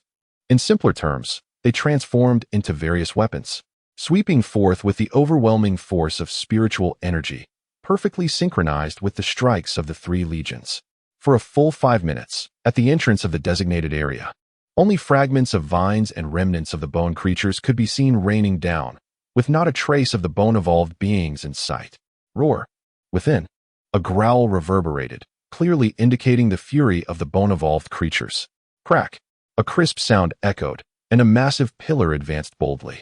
Merely a single leg stood at an astonishing height of 20 meters and a diameter of 3 meters. Moreover, it was no ordinary skeletal structure. A layer of ethereal energy was perceptible on its surface. Thud, thud, thud. As the wind blade struck, the leg remained utterly unmoved, producing only the sound of metallic collisions, sustaining no damage whatsoever. Subsequently, it forcefully pushed forward, revealing its entire form and piercing through the pinnacle of a nearby mountain. What on earth was that? Goodness! It must reach a height of over 100 meters. A prehistoric mammoth? Upon hearing the commotion, Wangbo lifted his gaze to witness an astonishing spectacle. The entrance to the designated area was shrouded in a massive shadow, an enormous, anthropomorphic evolutionary creature. Its elongated tusks measured at least 50 meters, exuding an aura of primordial power. A mere flick of its appendage could lead to the demise of a soldier from the 3 directly subordinate legions.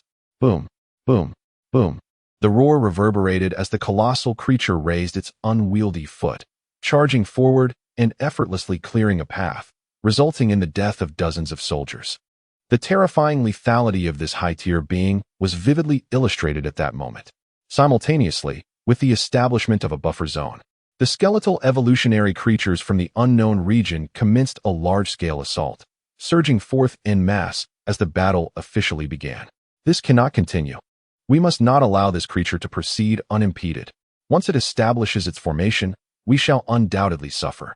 With this in mind, Li Jie swiftly approached the deputy leader to convey the gravity of the situation.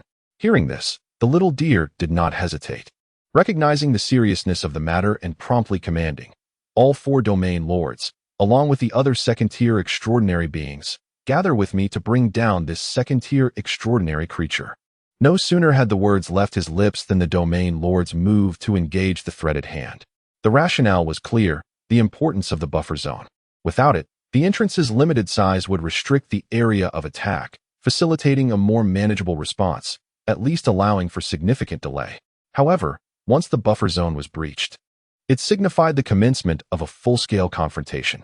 At present, given the intensity of the formations, Kunlun Divine Palace stood to incur substantial losses, with at least a 30% casualty rate anticipated based on existing conditions. Thank you for your support. Chapter 213. Heavy Casualties with a Sudden Rush. Xiao Jin was the first to strike, harboring an intense disdain for the unknown territory, especially after the fall of the Kunlun Palace Master, which had dealt him a significant blow. The subsequent encroachment of the unknown region further unsettled him, touching a nerve deep within. Contemplating this, Xiao Jin's gaze grew increasingly frigid. He opened his mouth, and brilliant purple lightning surged forth, manifesting in segments that coalesced in the air, emanating from his entire being, transforming into formidable lightning swords. With the power of judgment, they descended from above, aimed directly at the head of the hieroglyphic evolutionary creature. In an instant, the lightning flashed, revealing a charred expanse.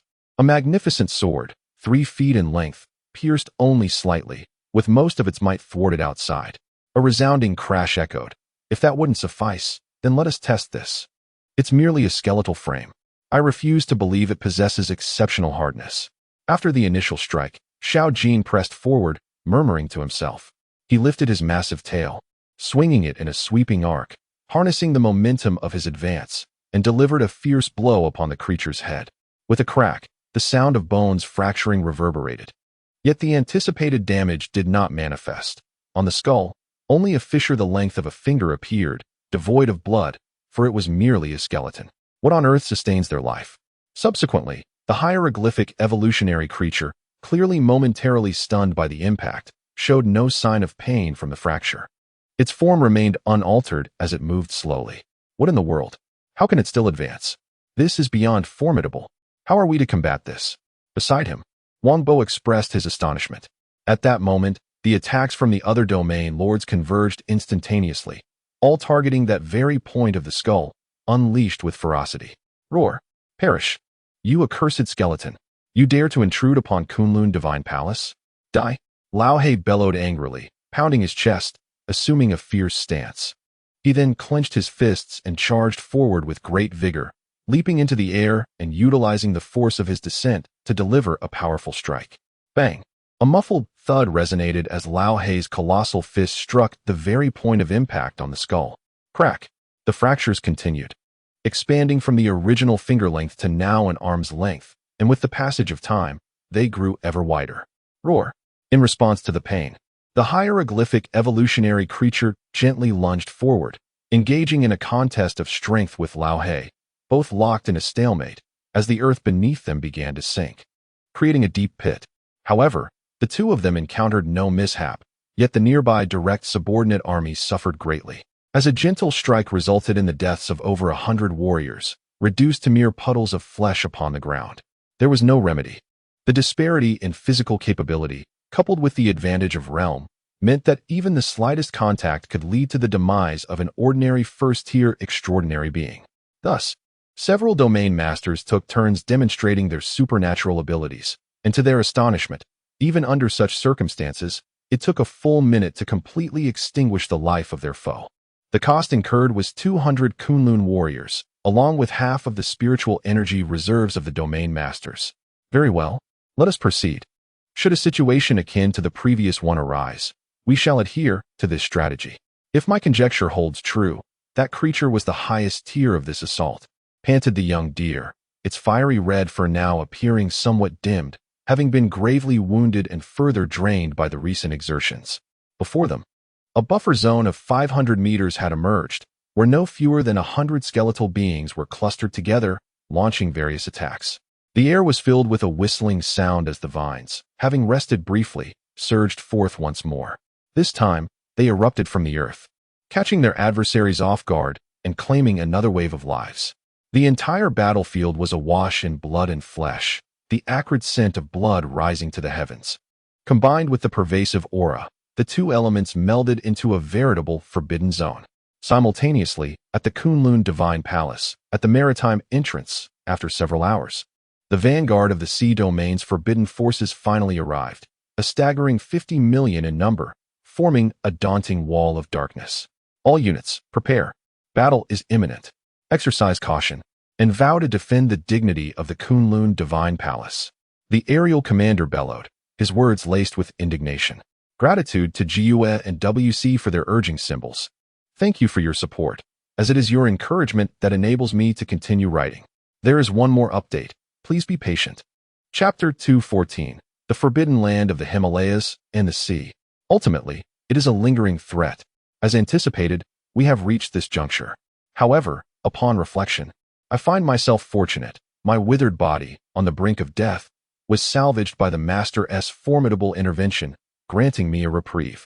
Now, it is time to repay the Master, the Sovereign of the Yellow River declared, dragging his heavy footsteps toward the battlefield at the mouth of the sea, leaving a trail of footprints behind him as he announced his takeover of the temporary battlefield, assuming the mantle of commander. Gazing across the ocean, a solemn expression graced his visage. He understood that this battle would be exceedingly arduous, with a high likelihood of no return, even potential annihilation of our forces. Yet, the Sovereign of the Yellow River remained undaunted, resolute in his conviction. Warriors of the Yellow River's forbidden land, heed my words. In this battle, regardless of the outcome, we must not lose face. Let us inflict a grievous wound upon them, so they may understand the meaning of pain. Let those from the CS forbidden realm know that we are not to be trifled with. Should they wish to invade, they must be prepared to meet death. As for the Master's nurturing, we shall repay that in the next generation. The Sovereign's powerful voice resonated throughout the arena, gradually stirring fervor among the ranks. To defend the Kunlun Divine Palace unto death. To defend the Kunlun Divine Palace unto death. To defend the Kunlun Divine Palace unto death. Kill, kill, kill. In unison, the evolved beings of the Yellow River's forbidden land shouted fervently. It is worth noting that these beings have benefited immensely from substantial resources during the prior transformation period, receiving ample supplies from the direct command of the 3 Army Corps. In just a few weeks, their combat prowess multiplied exponentially. At this moment, what is the greatest gratitude? Only one answer prevails: the enhancement of one's own realm. And Su Che has effectively undergone a comprehensive augmentation.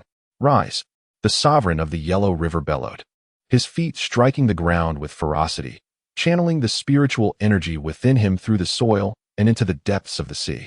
A tumultuous roar echoed as the ocean's surface began to ripple gently, growing increasingly violent with the passage of time. Boom rumble. The waters clashed against one another, and a brilliant curtain of water gradually ascended, revealing a constantly flowing blue screen, spanning 10 kilometers in length and rising steadily. Within a minute it reached a height of 50 meters, illuminated by the sun, rendering the blue curtain awe-inspiring. Airborne Legion, Aquatic Legion, Terrestrial Legion, prepare yourselves. Coordinate your divine powers. Do not hold back. The Yellow River Sovereign called out once more, and as his voice faded, an astonishing 50 million evolved beings began to converge before the curtain of water. A battle was imminent. In the colossal city of Kyoto, at the headquarters of the Special Investigation Bureau, Li Xiang gazed at the screen, where dark dots approached relentlessly, a look of concern etched upon his face. With such a multitude, he pondered whether complete defense was even feasible. As he began to voice his thoughts, he was interrupted by the arrival of his secretary. What is the matter? Has something happened again? Is it the Forbidden Sea area? Li Xiang inquired, puzzled by the recurring pattern of distressing news accompanying each new secretary he employed. Was it possible that he possessed an unfortunate streak, perpetually encountering such misfortunes? It's not the Forbidden Sea area, Director. Look here, this is the forbidden region of the Himalayas. Just now, our monitoring station staff detected some anomalies. The secretary replied earnestly, completely unfazed by the implications of his own misfortune. Chapter 215. The inclusion of the Forbidden Land. Upon hearing the words, Li Xiang directed his gaze towards the screen before him, where the vast expanse of the Himalayan snowfields unfolded. The boundless horizon, coupled with the endless blanket of white snow, was accentuated by the gentle flurries of snowflakes and the sporadic appearance of verdant flora. Truly, if one disregards the constraints of the era, It could be deemed a picturesque landscape. To be precise, it could even be classified as 5-star. Typically, such a scene would be teeming with tourists, each paying a hefty sum to behold its beauty. However, in the next moment, several dark specks emerged, shattering the tranquility. What could this be? Li Xiang, taken aback, pointed at the dark spots on the screen, exclaiming, "Project that onto the screen immediately. I must see it at once." With that, the secretary pressed a couple of buttons, and the display illuminated with clarity. The imagery revealed the forbidden territory of the Himalayas, showcasing its evolved creatures. Li Xiang found it hard to believe, for the creatures before him appeared diminutive when judged in proportion to those from other forbidden lands. How could they be so small? Indeed, Director, the secretary interjected. According to the reports from the Spiritual Energy Density Monitoring Station, these are verifiably the evolved beings of the Himalayan realm. The reason for their diminutive size remains unknown. She spoke with a confidence that suggested she had mastered the data at hand. Is that so? Li Xiang nodded, indicating his comprehension. He then refocused on the screen, noticing a graceful fox at the center of the video. Its pristine white fur blended seamlessly with the surrounding environment. One would hardly detect its presence without keen observation. Moreover, behind it, Li Xiang discerned 9 tails, elegantly trailing upon the snow. Could it be the 9-tailed celestial fox? Yet, this creature was documented in ancient texts. How could it possibly manifest in reality? The resemblance was uncanny. Li Xiang murmured to himself, and after a moment of contemplation, he remarked, "It seems that the Kunlun Divine Palace, this so-called Himalayan forbidden land, aims to partake in the bounty as well.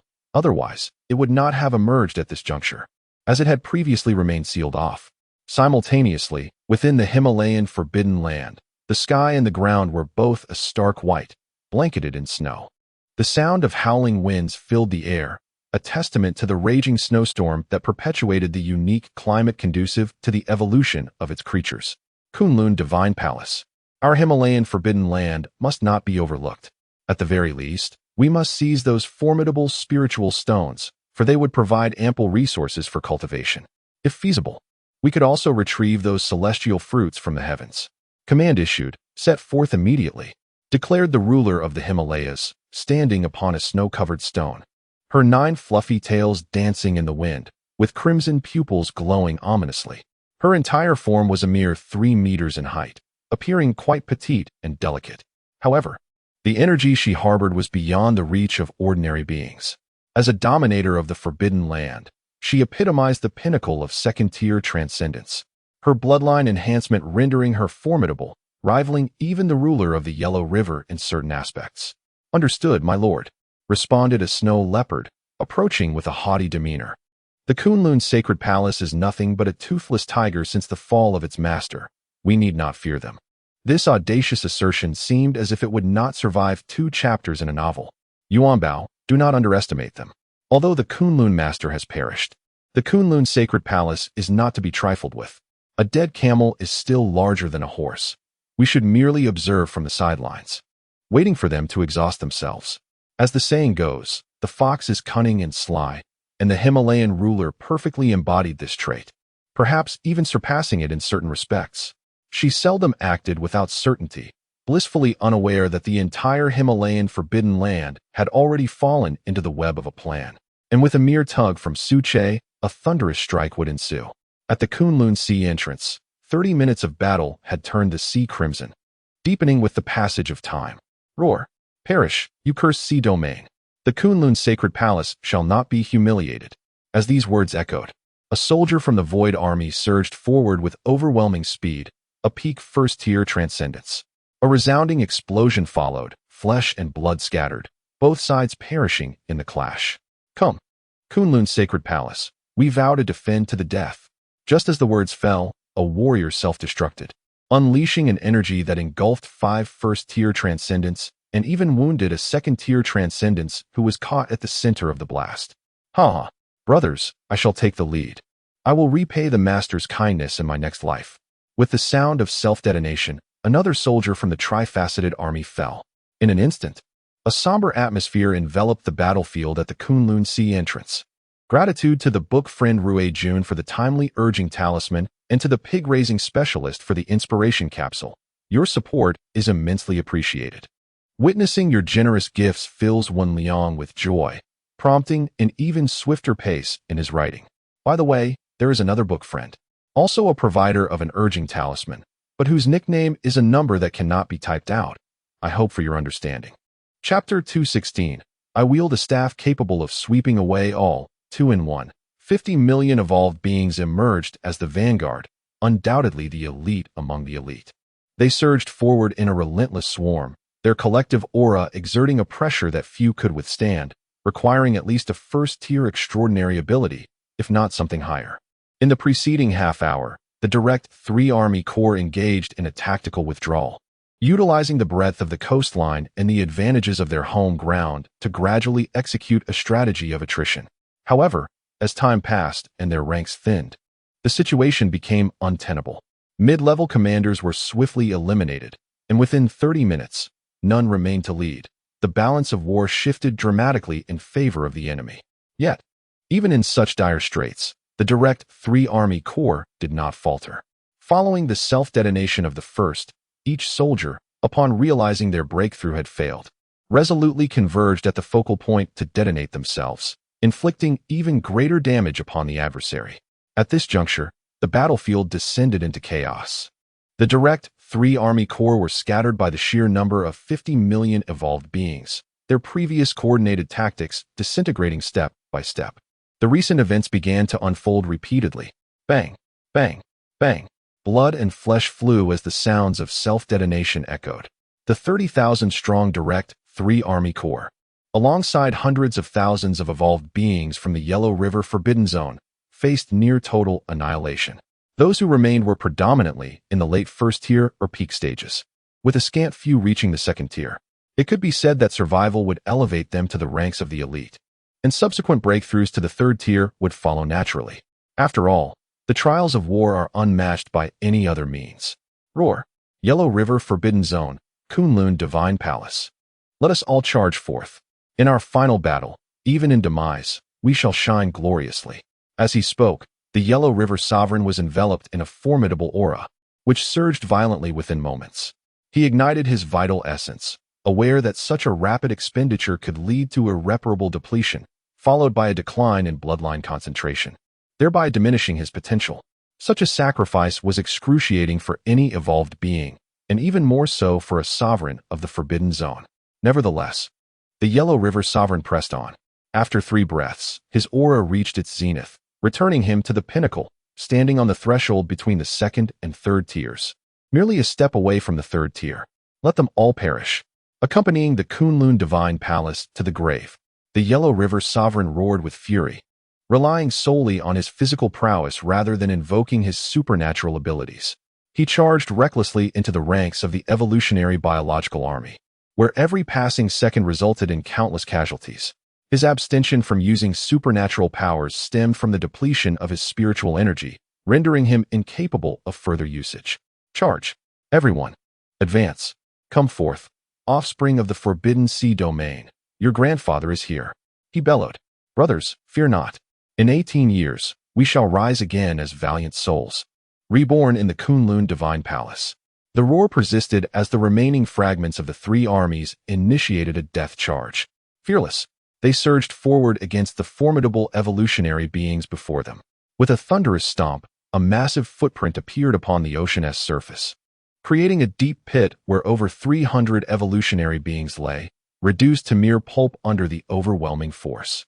Having struck a decisive blow, the Yellow River Sovereign pressed onward, accumulating wounds with each passing moment, blood flowing profusely from his injuries.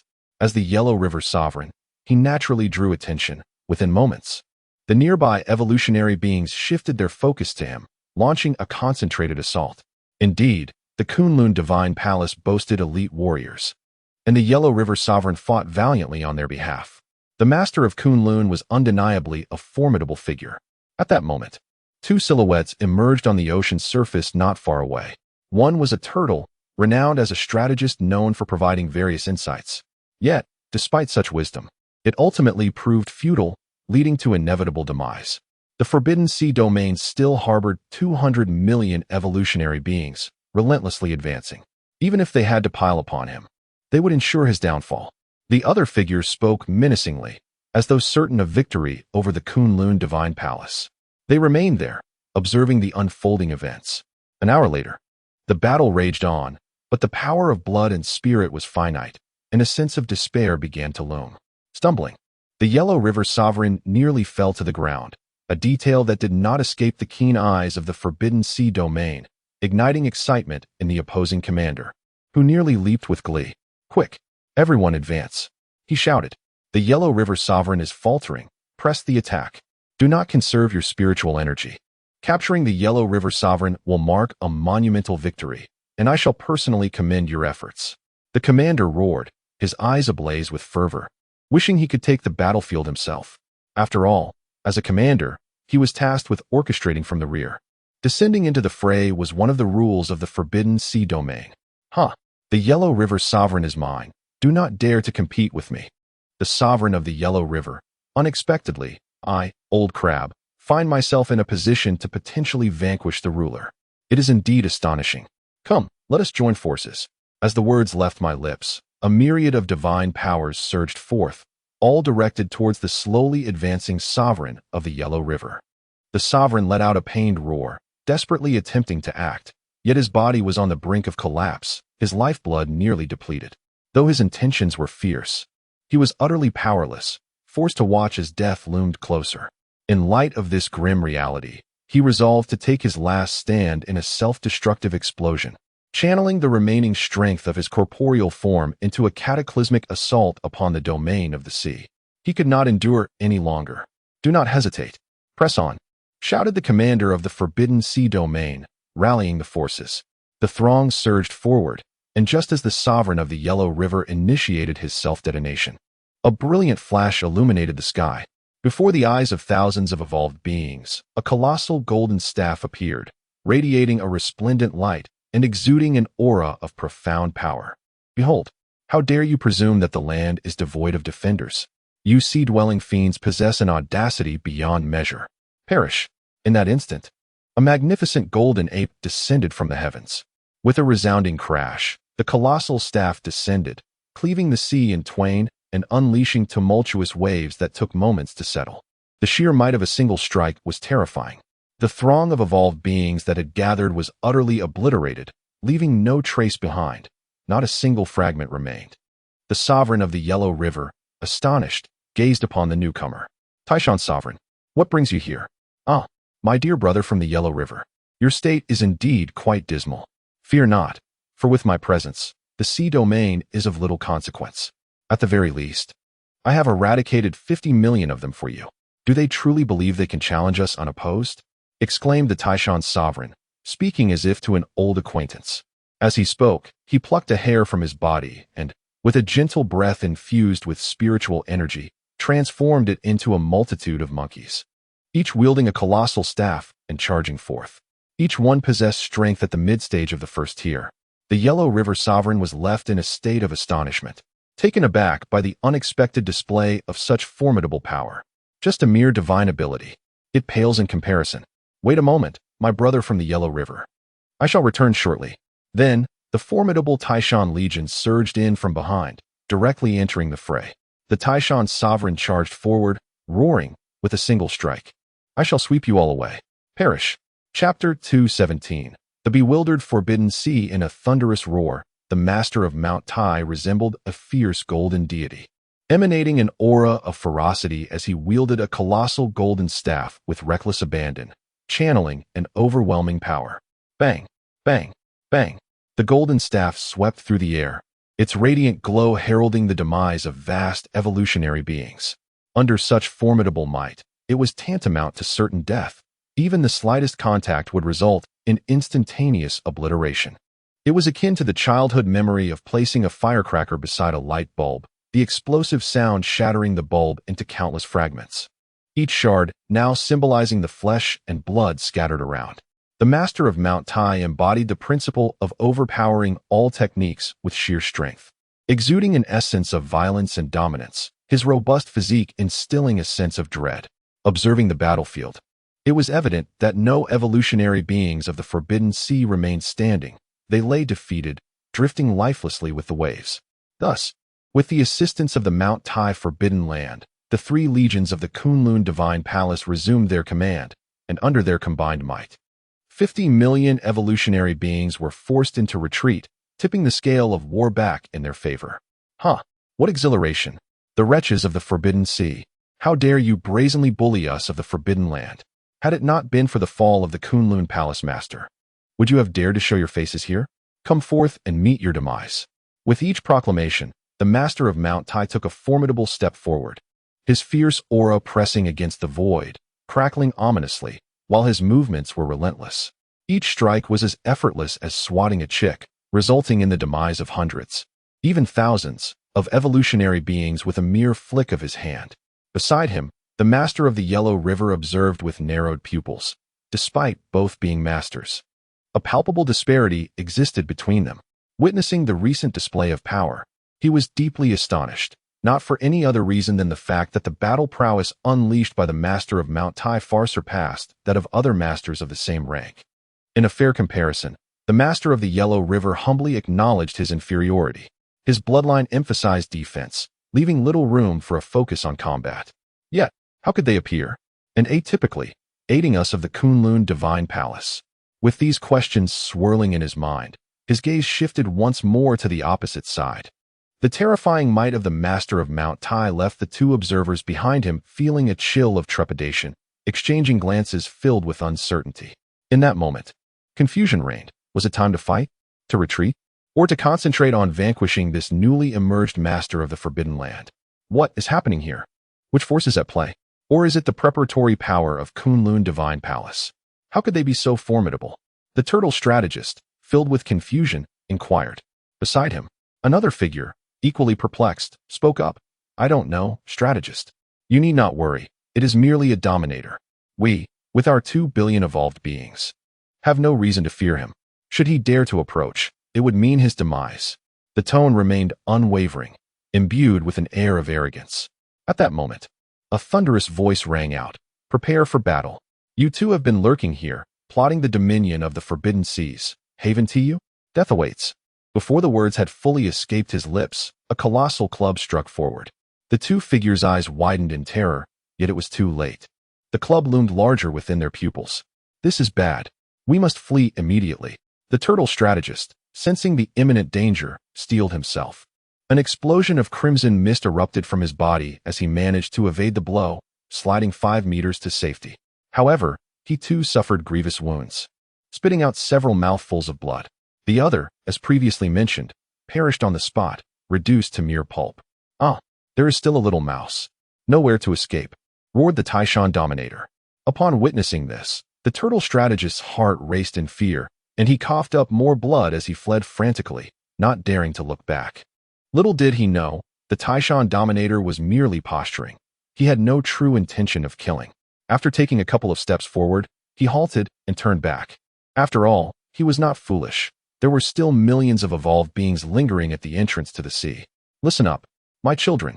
None of these evolved beings from the Forbidden Seas shall escape. Leave them here for me. Having said that, he returned to stand before the Yellow River Dominator, pride evident in his demeanor. Brother Yellow River, see? I told you I would return swiftly, and here I am, less than half an hour later. What do you think? Observing the Taishan Dominator, the Yellow River Dominator felt a strange sensation. The words spoken seemed oddly amiss. It felt somewhat uncharacteristic of a Dominator. Yet, the formidable strength before him compelled belief. Could it be true sincerity? If so, it would make sense. With this thought, the Yellow River Dominator smiled gently and expressed his gratitude. Thank you, Taishan Dominator, for your assistance in saving Kunlun Divine Palace. I also extend my gratitude for the update tokens gifted by the illustrious Lone Wolf, Ghost Dream, Qian Sun, and Moon Phoenix. Additionally, thanks are due to the inspiration capsules from Eternal Night. Chapter 218 The Final Elegy. Upon hearing the words, the Lord of Taishan appeared somewhat exhilarated, his golden mane quivering with fervor. It matters not. I am merely unable to tolerate this. There lies no ulterior motive. The illustrious Kunlun Divine Palace, after the fall of its master, has descended to such depths. They are truly kicking a man when he is down, believing that the land of the forbidden is devoid of guardians. From any perspective, We absolutely cannot allow the machinations of the maritime forbidden realm to succeed.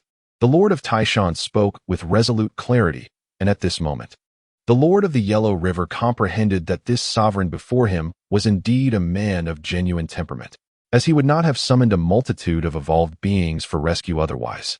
There is no need for thanks. I too find myself eager for a toast. Do treat me to a drink later. That 5-grain liquid and the Mount I flying heaven would suffice, especially with some roasted chicken. Do not skimp on it. I have heard that in the realm of humanity, there exists an abundance of culinary delights, so diverse and plentiful. Your master has surely forged close ties with them. And they must have bestowed upon you a fair share, yes? Just share a little with me. Just as the Lord of the Yellow River was about to express further gratitude, he was directly interrupted by the Lord of Taishan, who proclaimed these words. Upon hearing this, the Lord of the Yellow River's expression twitched. He had not anticipated such a response. However, he quickly composed himself, recognizing this as an act of kindness. Should the divine palace weather this storm, he was certain that it would be repaid twofold or even threefold in the future. Very well. Indeed, we possess many delicacies from the human realm. When the time comes, do as you wish. I thank you for your assistance. In conclusion, the Lord of the Yellow River offered his gratitude once more. Such excessive sentimentality. What a sight. And you are supposed to be a sovereign of the Forbidden Land. Let us proceed. There are still millions of evolved beings remaining. It is the perfect opportunity for practice. With that, the Lord of Taishan abruptly departed, shouting a resounding battle cry, his golden cudgel swirling ceaselessly in his grasp, resembling a deity of war bringing forth the grim reaper's salutations. Simultaneously, at the entrance to the unknown region, as time progressed, the battle began to reach a stalemate, escalating into a fever pitch. The ground was strewn with flesh and blood, thickly layered, while shards of vines and bones were intermingled, creating a grotesque amalgamation. The air was perpetually filled with a nauseating stench. After several hours, both the Kunlun Divine Palace and the unknown region had descended into bloodlust, fiercely contesting every inch of ground. A mere step back here could lead to a grievous price paid within the next minute or half hour, only to reclaim it once more. In truth, objectively speaking, this is exceedingly unwise. However, at this juncture, it signifies a surge in morale. With every point gained, progress will continue to build upon the previous foundation. Conversely, a setback will inevitably dampen spirits. Thunder resounded, reverberating through the air as Xiao Jin lay sprawled, his body marred by numerous wounds, blood oozing profusely. Yet, he remained undeterred, channeling the energy within him, step by step unleashing violet lightning. Boom, boom, boom. The thunder struck the skeletal creatures, which showed not the slightest reaction. It was not a matter of insufficient strength, but rather an excessive drain of energy that rendered his powers ineffective. A skeletal beast charged forth with a fearsome roar, taking advantage of Xiao Jin's momentary distraction to send him hurtling away. Domain Master. Xiao Jin. Domain Master. In an instant, the other Domain Masters and the trio from the 3 Army Corps cried out in unison. The force contained within that recent strike was evident with just a glance. I shall fight you to the bitter end. Damn this unknown realm. May you wretched bone frames perish. Wang Bo exclaimed, filled with indignation, and recklessly dashed forward. However, he was swiftly intercepted by the quick-witted Li Jia. Where do you think you're going? I must inform you. Charging in there means certain death. The Palace Master has not fallen yet. We are merely bait, waiting for the Palace Master to strike. Li Jia shouted, stepping forward and delivering a sharp slap to Wang Bo in an effort to rouse him from his frenzy. The atmosphere had influenced him, and he had just succumbed to a bloodlust akin to that of other creatures. Well, what Palace Master? Yes, the Palace Master has not fallen. We can still await the Palace Master. After a brief moment, Wang Bo regained his composure, mumbling incoherently to himself. And now, as the climax approaches, the moment that everyone eagerly anticipates is upon us. Patience, he is coming. Lastly, gratitude to the dedicated cosplayers on Bilibili for their support in urging the updates of our 2 brothers. Additionally, a heartfelt thanks to the carefree little whip for the generous contribution. Thank you all for your unwavering support. Chapter 219. Awakening. As the trio incessantly murmured the name of the Palace Master, an atmosphere of profound solemnity enveloped the battlefield of the unknown region. For domain lords, commanders of 3 legions, and a majority of mid-ranking officials lay grievously injured and on the verge of death. At the same moment, within the Kunlun Divine Palace, the previously tranquil ambience was abruptly shattered, giving way to a surging aura that ascended in layers, ultimately piercing the heavens. At this instant, high above the earth, a resplendent column of energy descended sharply, seemingly bridging the realms of heaven and earth, with a diameter of several dozen meters, filled with rich spiritual essence. Its towering height was visible even from hundreds of kilometers away. This column of energy persisted, reflecting the Kunlun Divine Palace, showcasing every flower and blade of grass, every rock and scenic view, and even the ongoing war in the Forbidden Grounds was displayed in real time. After a prolonged slumber, the palace master of the Kunlun Divine Palace had finally awakened. The Forbidden Sea, the unknown region, and the Himalayan Forbidden Ground. Indeed. Yet I wonder, who possesses the audacity to tread upon the head of my Kunlun Divine Palace? If that is the case, I, as the palace master, shall not hold back. You shall all face but one outcome. In his soliloquy, Su Che emerged from his slumber, his aura of mid-stage third tier unreservedly radiating and wildly spreading outward. Simultaneously, the expanded territory of the Forbidden Ground, accompanied by a colossal surge of spiritual power, poured forth without the slightest reservation, sweeping across the entire Kunlun Divine Palace, extending toward the sea entrance. With a rustling sound of falling leaves, after enduring the third-tier lightning tribulation, Su Che's form returned to 300 meters. Yet this body, forged by the steel-like tribulation, possessed a strength and hardness incomparable to its former self, existing on an entirely different level. This is the palace master. The palace master has awakened. Hearing the commotion, Wang Bo exclaimed joyously on the spot, nearly leaping 3 feet into the air. The previously waning emotions surged back to life in an instant. Yes, it is the palace master. It is his aura. Li Jie responded, his words laced with excitement. For the torment of being oppressed and facing tragic death had truly tested their spirits. Had it not been for their unwavering resolve, they would have crumbled long ago. Palace master. Now that the palace master has awakened, I need not exert myself any longer. With that, the vice master, Xiao Lu, fainted directly. His body bearing scars in every conceivable location, the most intact part marred by a dozen wounds, still bleeding profusely. Palace master? What is happening? The master of the palace, has he not fallen? How so? Little Jean lay on the ground, struggling to rise, murmuring to himself. He was somewhat perplexed, even doubting whether his mind had been damaged by the earlier impact. In the next moment, a message resonated in his consciousness, and all present received updates regarding the original plan. After a brief silence, a fervent cheer erupted. Master of the palace. It turns out everything was part of the plan. Damn the Forbidden Sea, and the unknown regions of this skeletal framework await the Master's wrath. This time, you shall all be obliterated. The Kunlun Divine Palace, in jubilant spirits, sent ripples of alarm through both the Forbidden Land and the unknown territories. However, Su Che would not grant them the mercy of contemplation. Whoosh, whoosh, whoosh. The majestic roots re-emerged, entwined with a formidable power. In the air, they wove a colossal net, descending with overwhelming force. Immense gratitude for the gifts of encouragement from the esteemed readers, particularly the tokens from the 2 of you at 172. Thank you dearly, and we shall reconvene tomorrow. Chapter 220, Forceful Suppression Die. As the colossal net descended, an imposing voice rang out, imbued with a murderous intent so palpable that it could be perceived as a tangible force. The mere utterance would send the average person into a paroxysm of terror, rendering them utterly incapable of response, akin to a divine decree of death from the heavens. A tempest of dust erupted, unrestrained, enveloping the battlefield before the unknown expanse. There, the skeletal beings, unable to evade their fate, were ensnared tightly within the vast net, rendered completely immobile, their only recourse to emit anguished roars. What a farce! The recently unleashed fury of Su Che had been nothing short of absolute power. What capacity did they possess to resist? Not only were they of the 3rd tier, but they were also bolstered by the formidable energies of the Kunlun Divine Palace, their combined might having reached unfathomable heights. Struggling? How Navi? Surrender and perish. At least that would grant a complete corpse. As these words fell, The tendrils that had just emerged from the entrance, bound by mental energy, halted in midair, disintegrating inch by inch into fragments that scattered across the ground. Die.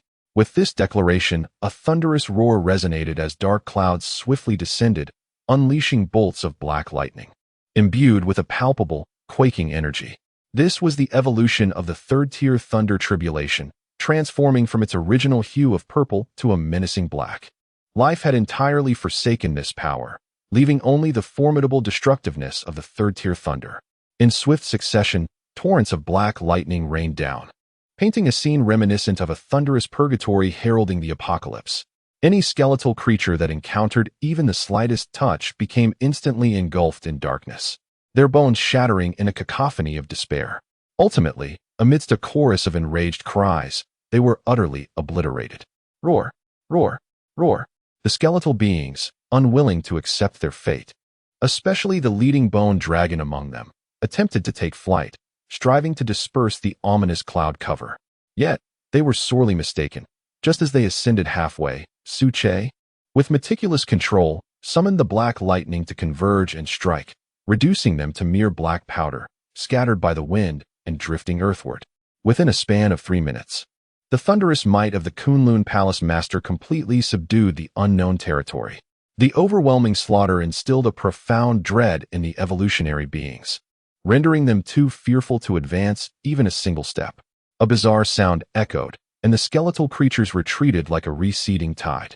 This was unmistakably a sign of capitulation. Good heavens! The Palace Master is simply extraordinary, truly formidable. Wang Bo was momentarily stunned, gazing at the recent display of thunderous prowess. After a brief hesitation, he managed to utter 2 words, his eyes brimming with astonishment. It is important to note that just moments ago, there were thousands of skeletal evolved beings on the battlefield, each one at least mid-stage of the first tier, with some belonging to the second tier of the extraordinary. In terms of defense and offense, they were in no way inferior to the direct forces of the Kunlun Divine Palace. Yet, this overwhelming display had caused them to retreat in fear. Remarkable. To speak honestly, this is the true essence of our Kunlun Divine Palace. Let us engage. We must not allow these skeletal figures any chance of escape. I felt utterly constrained during the previous battle. Now that the Palace Master has awakened, I am determined to exact vengeance. Moreover, it is imperative to avenge our fallen comrades. Li Jia exclaimed, and after a brief respite, with reddened eyes, he charged forward. Attempt to flee? In the Kunlun Divine Palace, did I, as the Palace Master, permit such an act? In saying this, Su-che fully grasped the methods of the ruler behind the scenes. Without further ado, a tremendous surge of spiritual energy manifested as he declared, Second Divine Technique. Before long, a small black dot appeared in the air, precisely aligned with the entrance to the unknown region. As time passed, this dot expanded increasingly. Ultimately, it completely obscured the entrance, forming a profound black hole from which an unfathomable gravitational pull emanated, rendering even light unable to escape. This was the enhanced Second Divine Technique, Devour. Upon stepping into the third tier, Su-che had not awakened any new divine techniques. However, the previous 2 techniques had undergone evolutionary refinement through the trials of the Thunder Calamity. Their power had more than doubled, accompanied by derivative functions. Simultaneously, the might of his domain had also surged, now capable of extending over 5,000 kilometers.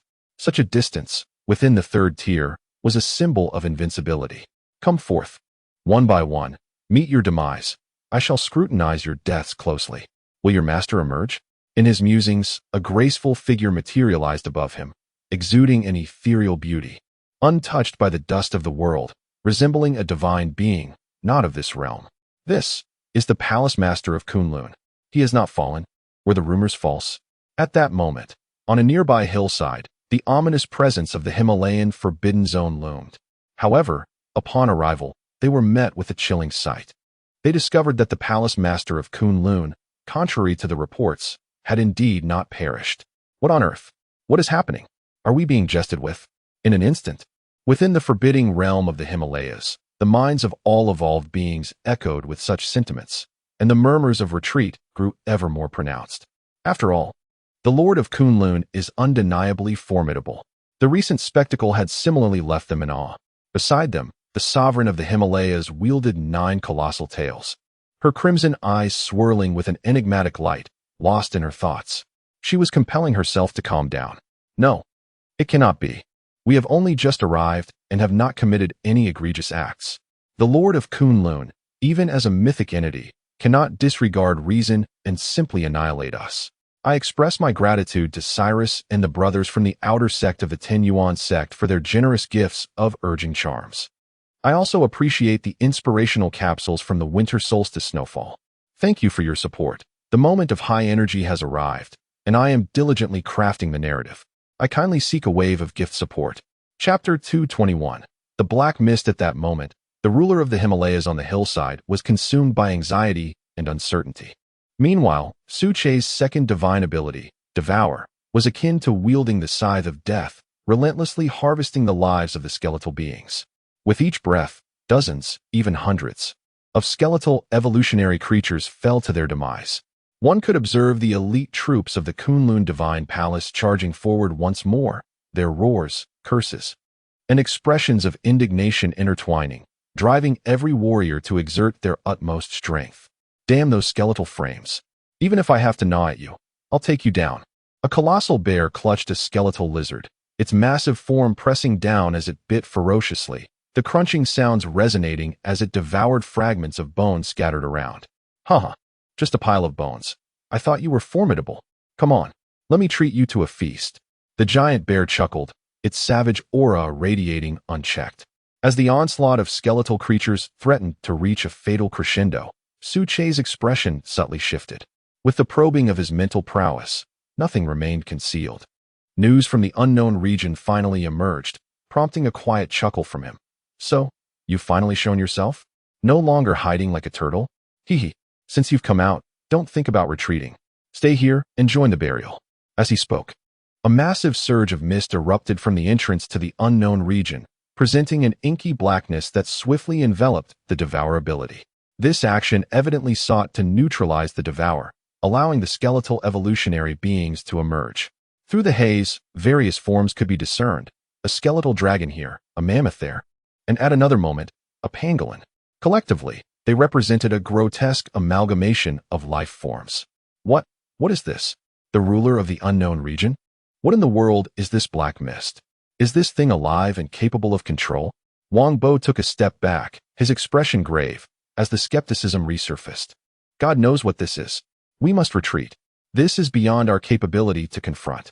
No sooner had he spoken than the 3 elite legions began an orderly withdrawal to the outskirts of the battlefield. Just putting on a show. I say, you all must remain. A resounding explosion echoed through the sky, as ominous clouds swiftly descended, unveiling the inferno of black thunder once more. This time, however, it was not a vast descent, but rather a singular target, the black mist. Let there be light, I proclaimed, striving to dispel the tainted darkness. Su Che bellowed, the treetops thrashing violently beneath the rumble of the black thunder. In the distance, a glimmer emerged, a dazzling golden beam that transformed into a concentrated pillar of light, piercing through the gloom. Ah! Roar! Roar! Kunlun! Master! You! In an instant, the black mist dissipated, giving way to anguished wails. It is hard to fathom that this was but a mass of black fog, embodying a unique life force with formidable spiritual power. Perish. As spiritual energy surged, a colossal hand formed rapidly in the air, enveloped in radiant light, imbued with searing energy, descending with overwhelming force. Chapter 222. The Forbidden Land of the Himalayas. Bang. A dull sound reverberated as Su Che's fierce strike shattered the remaining black mist without a second thought. At the entrance of the unknown region, the remaining skeletal evolutionary beings met the same fate, having no time to escape. Under the immense force, they perished instantly, leaving behind a colossal 5-finger imprint on the ground, still suffused with a terrifying aura. Each imprint spanned 20 meters in width, while its depth exceeded 5-fold. At that moment, a wisp of spiritual energy transformed into a flicker of ethereal light, attempting to flee from the black mist. It darted through the void, shifting positions continuously. Had it not been for the blocked entrance, it would have already slipped away. However, Su Che discerned its intent and smirked derisively. Stay put. Merely spiritual energy. You wish to escape? Dream on. With that, a vast surge of spiritual power erupted, compressing in Su Che's palm into a minuscule point, which he nonchalantly tossed aside. Kunlun. Master, how dare you? A terrifying voice echoed through the void, a remnant of the black mist struggle as it faced its demise. After all, as a fellow manifestation of spiritual energy, it was inherently wary of Su Che's overwhelming might. Under the impact, it stood no chance of revival. No, this cannot be. I have waited 1,000 years for the dawn of this era. I cannot. I must not. Hearing this, Su Che remained unfazed as his spiritual energy surged forth.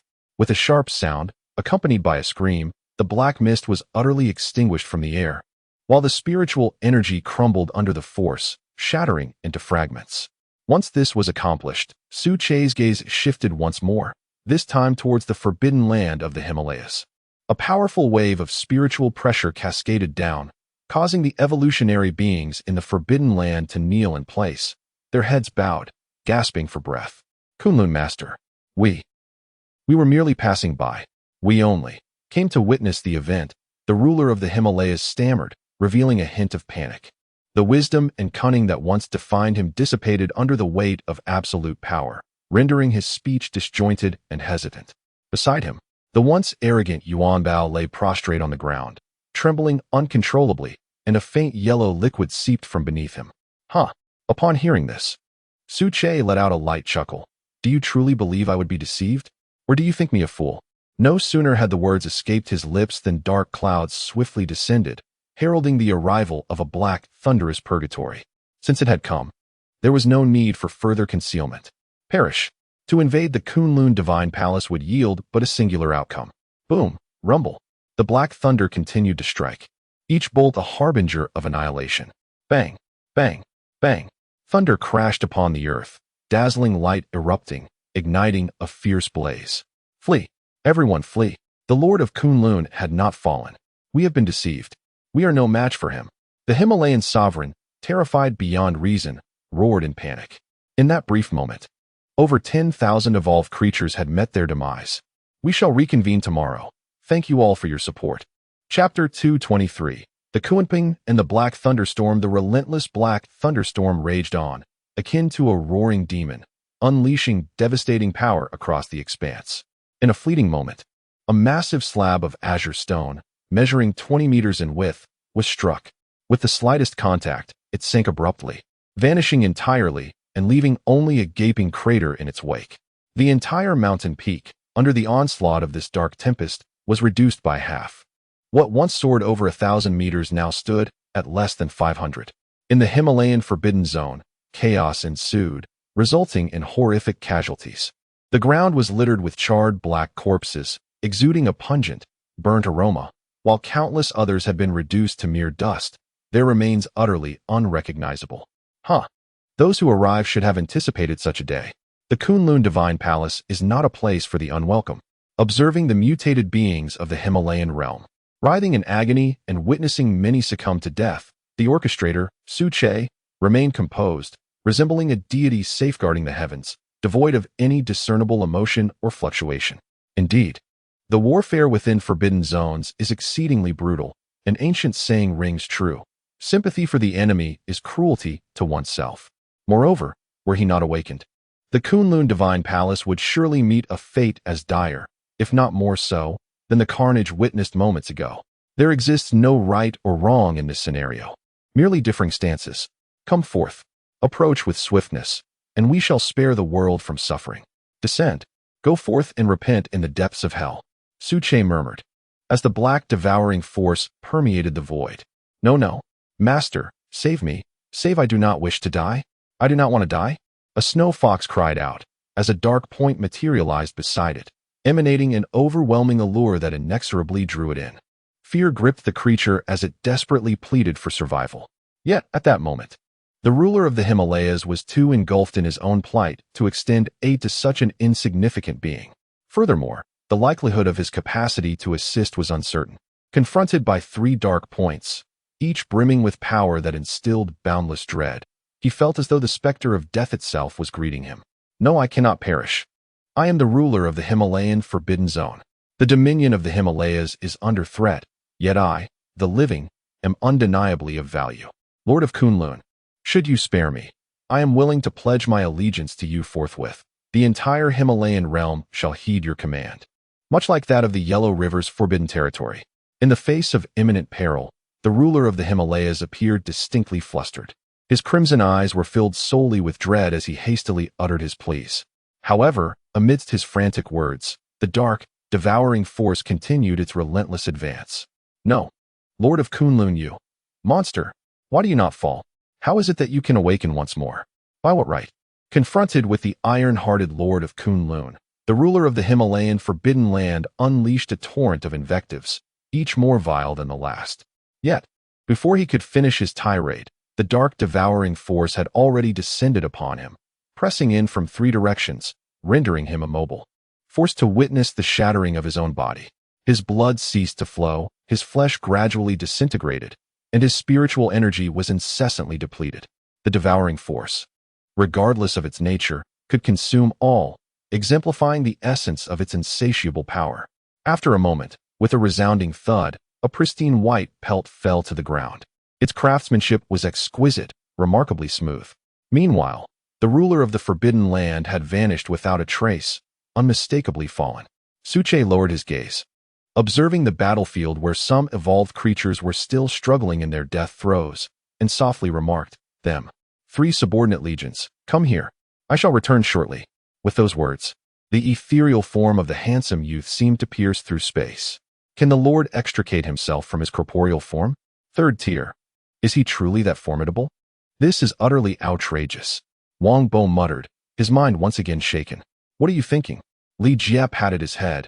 It is merely a temporary departure. Did you not see that the Lord exists only in a spiritual form? The extent of the consumption is beyond our comprehension. To extricate oneself, one must be at least of the 5th tier, or perhaps due to the lineage, ascend several more tiers, if not entirely impossible. Enough. The Lord has set forth a mission to subdue the Himalayan forbidden land. We must hurry. The Lord is likely heading to the sea entrance. As Xiaozhigua spoke, he, along with the Kunlun team, transformed into a sharp blade, charging directly forward. At the same moment, at the Kunlun Sea entrance, a majestic figure emerged upon the recently calmed surface of the ocean. In the sky, gazing down towards the sea, a colossal figure nearly dominates half of the coastline. Its immense form renders even the mighty Yellow River as but a younger sibling. No, it is hardly worthy of such a comparison. Is this the sovereign of the forbidden marine realm? I shall take a closer look and engage with him directly. I am curious to ascertain his true strength. The sovereign of Mount Tai uttered a phrase, and then, gathering his breath, he stood tall with a great staff in his right hand. I extend my gratitude to the esteemed Moonlight Dawn and the brothers of the 767 Demon God sect for their gifts of encouragement. Additionally, I appreciate the support from the brothers behind the inspiration capsules of Shallow Time. Chapter 224. Collision. A sudden splash echoed through the air, followed by the emergence of a colossal evolved creature, abruptly rising from the sea's surface. The portion that was visible alone was comparable to a small island, and the unseen expanse left one in awe of its magnitude. The ruler of Taishan. As far as I know, your association with the Kunlun Divine Palace has always been one of non-interference, with scarcely any communication in ordinary times. Why then do you insist on meddling in matters pertaining to my oceanic forbidden zone? Are you not wary of the impending wrath that may arise from this region? A resonant voice reverberated throughout the estuary, revealing a gigantic whale sprawled across the water's surface. Its immense form exuded a formidable presence, and along its sides, golden patterns protruded, resembling fleshy wings. What did I expect? Merely a fish, and yet it speaks with such audacity. Am I to fear your oceanic forbidden zone? That would indeed be a jest. Prepare yourself. Witness as your esteemed Taishan teaches you how to be a worthy fish. It is fortuitous that I have the chance to strike, and later, I shall enjoy a fine meal with my brother from the Yellow River, a delightful prospect indeed. Upon observing this, the ruler of Taishan burst into laughter, devoid of any fear. The tension that had been building culminated in a powerful eruption of energy within him. With a chuckle, he leapt into the air, wielding a colossal staff that shimmered with a golden glow, and brought it crashing down, illuminated by a faint radiance, reminiscent of the legendary Buddha of battle from mythological texts. Die? he bellowed. You dare to boast in my oceanic forbidden zone. In the next instant, there was a resounding boom, sending waves surging forth, creating a tsunami that rose dozens of meters high. Even several kilometers away, the sound was unmistakable. At that moment, the ruler of Taishan, with his staff in hand, struck the whale before him, his form suspended in midair like a statue. The spiritual energy within him surged violently, transmitted through the staff to the creature before him. Ruler of Taishan, allow me to say this. You shall not prevail. Your struggles are in vain. Why waste your energy? A tingling sensation coursed through the staff, prompting a sense of alarm in the ruler of Taishan. Without a moment's hesitation, he retreated swiftly, executing several loops in the air to return to his original position. Bang, bang, bang. As he fell back, each step he took left behind immense craters. It was only after several seconds that he managed to come to a halt. Third stage. Has he ascended to the third stage of the extraordinary? The Lord of Mount Tai was somewhat astonished. After all, judging by the aura just witnessed, the whale before him must have crossed into the realm of the third-tier extraordinary. When did it attain such a status? Unbeknownst to him, this whale had merely entered a false third tier. To be precise, it had only reached the level. Yet the energy within had not been fully accumulated. This discrepancy created a deceptive illusion in terms of its aura. Now, do you understand? If that is the case, why not surrender promptly? You cannot win. If you comply, I might spare your life. I could even grant you an opportunity to work under me in the Forbidden Sea territory. It is not impossible. Upon hearing these words, the Lord of Mount Tai instantly became incensed. Who was he? A golden-haired monkey, a sovereign of his domain, who had ascended the path of cultivation and evolution, nourished by the spiritual energy of the ages, establishing himself as a ruler. Moreover, he was a man of temperament. How could he endure such an affront? Without a moment's hesitation, he stomped his feet with great force, propelling his entire body into the air. Let us see. Even if you are at the third tier, what does that signify? Now, I am eager to test your capabilities. As he roared, the Lord of Mount Tai's form radiated a brilliant golden light, his presence suddenly amplifying threefold from its original state. This sensation was indeed reminiscent of the divine manifestations recorded in mythological texts. With fury in his eyes, he swung his colossal staff downwards with tremendous force, the energy it contained causing the very void to shatter inch by inch. The Lord of the Yellow River, witnessing this spectacle, was deeply incredulous. In this moment, the legendary sovereign did not dare to exhibit even the slightest carelessness. Although the whale was merely at a false third tier and had not truly attained the third tier, he still harbored profound apprehension towards such overwhelming power. A single misstep could very well result in grave injury. Chapter 225. The Dominator of Mount Tai in the Imperial Palace whoosh. In an instant, as the colossal staff descended, it unexpectedly struck nothing but empty air. The overwhelming force directly crashed upon the surface of the sea, unleashing towering waves that surged forth, accompanied by a thunderous boom. The sea was violently thrust downward, while the sediment beneath the surface became muddied and turbulent. Gazing below, one could witness the once flat seabed being transformed into a vast, gaping chasm, nearly engulfing the entire coastline, as water relentlessly poured in with a gurgling sound. Merely a third tier, and yet they flee in disarray. What a farce. The Dominator of Mount Tai chuckled, his formidable frame standing resolutely above the water, with the sea lapping at his waist, unable to submerge him completely. One could only imagine the extent of enhancement his form had undergone following that recent divine manifestation. Dominator, where have you gone? Could it be that you are afraid? Have you found a hiding place? Is this the caliber of the forbidden realm of the sea? Come out. My whale grandson, no. I mean, the grandson of a dominator. Casting a glance, the Dominator of Mount Tai continued to speak, his brazen words resonating across the surface of the sea. He was acutely aware that his previous strike had not landed. The terrifying force had failed to connect, rendering his earlier bravado meaningless. His so-called arrogant rhetoric served only one purpose: to provoke. Whoosh! At that moment, an immense figure materialized, causing splashes of water to cascade around. The appearance was unmistakably that of the previously unseen dominator of the Forbidden Land. It was hard to fathom how such a colossal form could move with such swiftness. Roar! A mere monkey. I wonder if I should call you ignorant or overly confident. What gives you the audacity to continue this madness? In his words, A massive tail swiftly descended, reflecting an unstoppable momentum as it bore down upon the dominator of Mount Tai. Should this strike connect, the outcome would surely be grave. Come on, I fear you not. Even if you possess a trace of the bloodline of the Kunpeng, what of it? If one strike is insufficient, then I shall deliver too.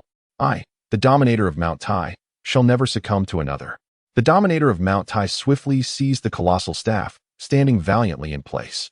With a mighty stomp, the previously halted energy surged once more, the upper end of the staff aimed directly at the descending tail. He was indeed preparing for a clash of titans.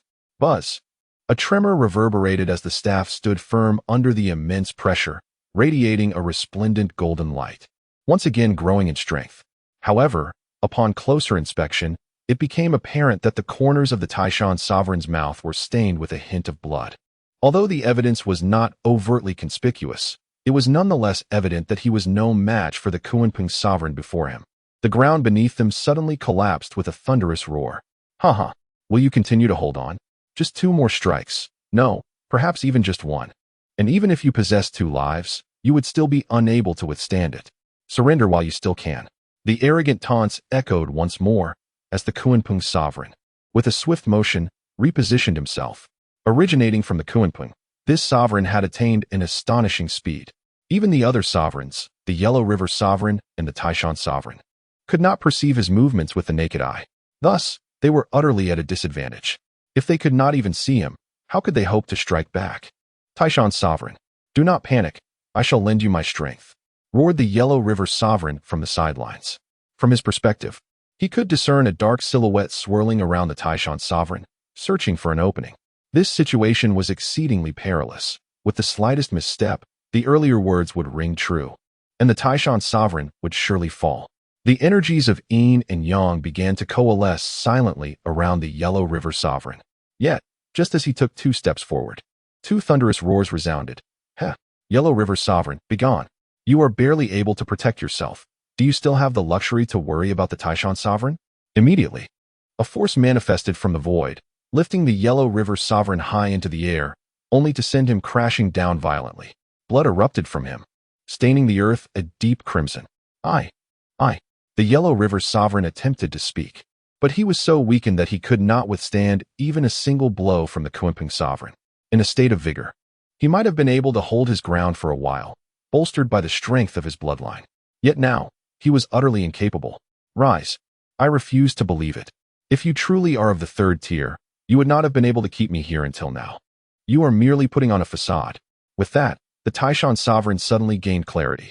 He hurled his massive staff forward, and with the surge of spiritual energy, it multiplied. 1 became 2, 2 became 4, 4 became 8. In less than 2 breaths, the surroundings were illuminated by the resplendent golden light of the staff. Heh! Since you possess the bloodline of the Kunpeng, I shall seal off this space. I am eager to see what you shall do now. At this moment, the Taishan sovereign was no longer anxious. Huff, huff, huff.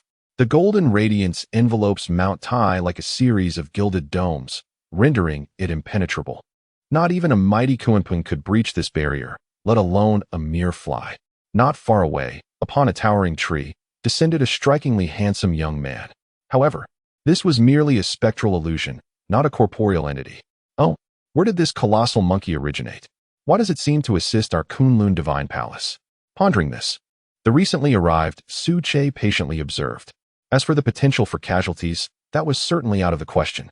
After reaching the 3rd tier, Su Che had undergone a significant transformation in both spirit and physique, representing a qualitative elevation. The Kunpeng merely bore a trace of bloodline. While handling it might be somewhat troublesome, it would not consume excessive time. He was confident in his ability to gauge the outcome. Indeed, quite remarkable. A true embodiment of character.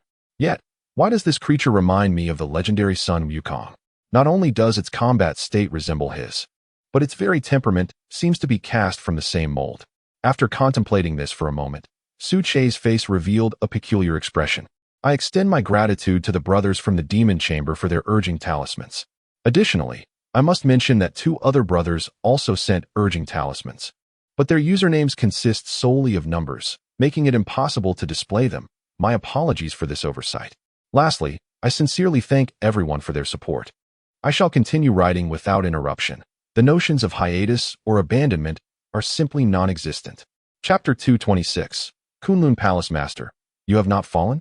To be candid, the ruler of Mount Tai before me bears a striking resemblance to the legendary son Wukong recorded in ancient texts, possessing at least 3 notable similarities, and in certain aspects, they are nearly identical. Firstly, in appearance, both originate from the monkey lineage. However, one is a product of celestial conception while the other is a result of self-evolution. Secondly, in terms of supernatural abilities, they wield the same colossal staff and possess the remarkable skill to transform a tuft of their own fur into various combat weapons, culminating in identical manifestations of their true forms. Thirdly, in temperament, they share a boisterous and straightforward nature, characterized by a fierce sense of justice and an intolerance for even the slightest transgression. In light of these observations, Suche's expression increasingly corroborated a notion residing deep within his disbelief, causing his demeanor to grow increasingly peculiar. He felt as though he were confronting a door, behind which lay chronicles of the spiritual era's emergence, and perhaps even historical secrets from centuries past, or more precisely, certain truths of the cosmos. Upon this realization, he could not help but exclaim, how intriguing. It only deepens the mystery. The flourishing cultivation era of millennia ago must have been resplendent to the point of a zenith, a pinnacle belonging to that epoch. Yet, perhaps due to some insurmountable forces, it swiftly plummeted into the current age of decline. This notion, even within the recesses of my bloodline's memory, remains undocumented, seemingly submerged by a formidable force in the annals of history. He continued to ponder, his expression turning grave, as thousands of potential reasons swirled within his mind, each undergoing repeated scrutiny in his quest for answers. However, such historical truths are not easily uncovered, are they? Simultaneously, at the estuary, 3 minutes had elapsed, and a new development began to unfold upon the surface of the sea. Roar. Even so, this shall not deter me. After observing for a while, the Kuanping ruler found no discernible flaws. The defensive barrier before him appeared as an impenetrable web. Finally, he let out a furious roar, elevating his aura to its zenith, and forcefully struck down. What a jest! Such a monumental form descended with sudden ferocity. One could only imagine the immense power contained within. Crack, crack, crack. The golden staff struck repeatedly against the body of the Kuanping ruler. Yet, the results were far from satisfactory. Upon the slightest contact, it would swiftly rebound. This was the unique supernatural ability of the Kuanping ruler, who employed remarkable speed to achieve an effect so realistic it was indistinguishable from the genuine. With each swing of the staff, only an illusion remained, leaving nothing but empty air in its wake. Thus, the Lord of Mount Tai remained ensnared in his position, with the passage of time consuming the vital energy within him. He understood that once he had exhausted this energy, his downfall would be inevitable. After all, the second tier differs greatly from the third. He could not attain communion with the energies of heaven and earth, relying solely on the self-circulating energy within his body. Lord of Mount Tai, as a sovereign of the Forbidden Lands, will you merely cower like a turtle? Will you hide alongside the Lord of the Yellow River? After a single clash, the Lord of the Kuanping felt excruciating pain coursing through him. Bewildered, he struggled to comprehend why he had encountered such a formidable sovereign of the Forbidden Lands. Had it not been for his reluctance to pay a price, he would have dispatched the Lord of Mount Tai long ago. Very well, I shall press on, for some costs are worth bearing. With this thought, the Lord of the Kuanping steeled himself, and with a sudden surge of energy, a grand phantom materialized behind him, a vivid image that seemed to emerge from a painting, depicting a colossal creature. The backdrop was an endless expanse of black ocean, its tranquil surface evoking an unsettling feeling, with not even a breeze to stir the waters. Suddenly, a dark shadow flitted by, as a massive being leapt from the depths. Its form was elusive, resembling neither fish nor bird, but rather a fusion of both, an enigmatic entity. A thunderous roar echoed from the ancient wilderness as the creature broke the surface. It rapidly transformed, golden wings unfurling from its sides and expanding with incredible swiftness, soaring through the air with astonishing agility. The Lord of Mount Tai gazed in stunned silence, overwhelmed by the vast aura emanating from the Kuanping, rendering him immobile. A sense of dread welled up from within him. Mental pressure. It was indeed the mental pressure of the third tier. In an instant, he grasped the gravity of his predicament, yet found himself powerless to act. left merely to witness the impending collapse of his formidable defenses. Haha, Lord of Mount Tai, have you finally resigned yourself to your fate? Without a taste of true despair, do you truly believe you can transcend your tier? Even if I am but a half step into the third tier, I can still render you defenseless. The Lord of the Kunpeng advanced step by step, laughter echoing with arrogance. In contrast, the Lord of Mount Tai's eyes blazed with seething rage, filled with an intense fury that, had it possessed power, would have surely obliterated the Kunpeng long ago. Come, I shall vanquish you, Lord of Mount Tai. Should I survive, I shall undoubtedly repay you in kind, turning your sacred waters into chaos, ensuring that none of your disciples escape unscathed. Even in the face of death, the Lord of Mount Tai remains steadfast, vociferously cursing. Indeed, as Su Che has remarked, he is truly a man of passion. At this moment, Su Che muses to himself, it seems this Monkey King is at his end. It is my turn to take the stage, heralding yet another grand spectacle. As soon as he finishes his thought, a spectral figure emerges, ascending to the skies above the sea entrance, descending with an aura of ominous black thunder. A resounding crack echoes through the air as dark clouds swiftly gather, crackling with black lightning. What is happening? Why is this brewing? The Lord of Mount Tai halts his cursing, casting his gaze skyward. To his astonishment, he beholds a striking young man hovering nearby, exuding an otherworldly presence, radiating an icy demeanor, as if he were a celestial being descending from the heavens. Not of this realm. Who might this esteemed figure be? Is he perhaps the Lord of Kunlun? Meanwhile, the Lord of the Yellow River, upon witnessing this, is overwhelmed with joy. The Palace Master. It is indeed the Palace Master. He realizes that the Palace Master has not perished. In an instant, he comprehends a portion of the unfolding events. However, in contrast to the excitement of the two lords, the Lord of Kunpeng appears bewildered, struggling to grasp the reality before him, muttering, "What is happening? The Lord of Kunlun? Was he not already fallen? How could this be? How?" Thank you to the user from the Demon Chamber with the numerical nickname for your support. Chapter 227. How dare you touch my own? With a mere glance, Su Che responded lightly, "What? Do you think that I, the Lord of Kunlun Palace, have truly fallen and can never rise again? Or do you, the sovereign of this forbidden sea, have other intentions? Even if I am indeed fallen, does that give you the audacity to trample upon Kunlun's sacred palace?" His words, whispered softly enough for only the two of them to hear, struck the ears of the Kunpeng sovereign like a thunderclap, igniting a surge of dread that raised the hairs on his neck. In that moment, a myriad of thoughts flooded the Kunpeng sovereign's mind. Why? Why has the Lord of Kunlun Palace not perished? It was undeniably a third-grade tribulation, and he had emitted no aura of life. Who had spread the news of his demise? Was it a deliberate act or an inadvertent mistake? If this was part of a grand scheme, then these questions swirled in the Kunpeng sovereign's mind. Yet Su Che remained unfazed, each word he spoke resonating like the harbinger of dark thunder. With each utterance, the black clouds in the air thickened and pressed down further, creating an oppressive atmosphere that enveloped the space, heralding the impending arrival of destructive force. Lord of Kunlun, you. At the very least, I believe you could fully choose to withdraw or join us in the Forbidden Sea. We have 200 million evolved beings en route, and even among them, there are not a few second-grade transcendent beings. This power surpasses your imagination. Initially taken aback by the news of Su Che's resurrection, the Kunpeng sovereign struggled to form coherent words. After a long pause, he barely regained his composure. The name Lord of Kunlun carried an undeniable weight. Moreover, the resurgence of the Lord of Kunlun implied that the earlier news of his fall was merely a smokescreen. Or more accurately, a part of Kunlun's sacred palace's intricate strategy. Huh, join you? Surely, you jest.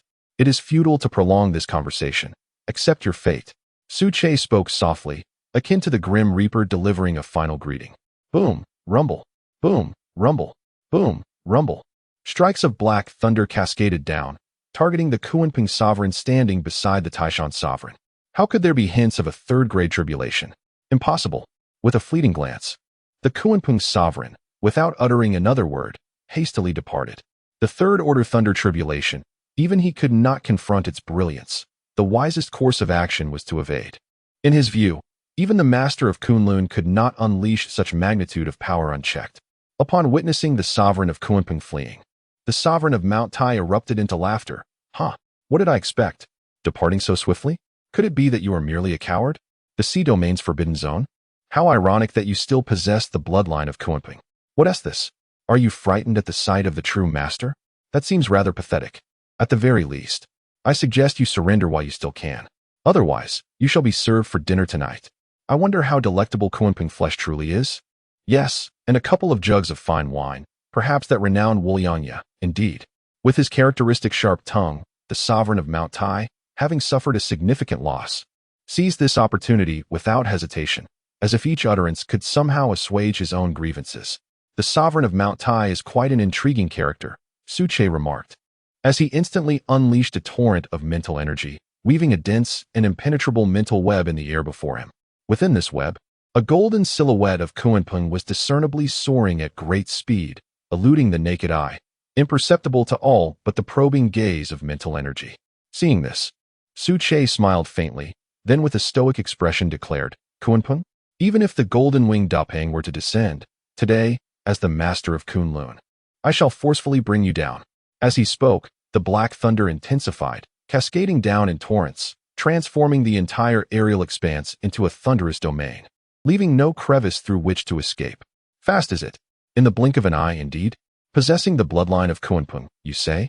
Then I, the master of Kunlun, shall fill this entire region, leaving you with nowhere to flee.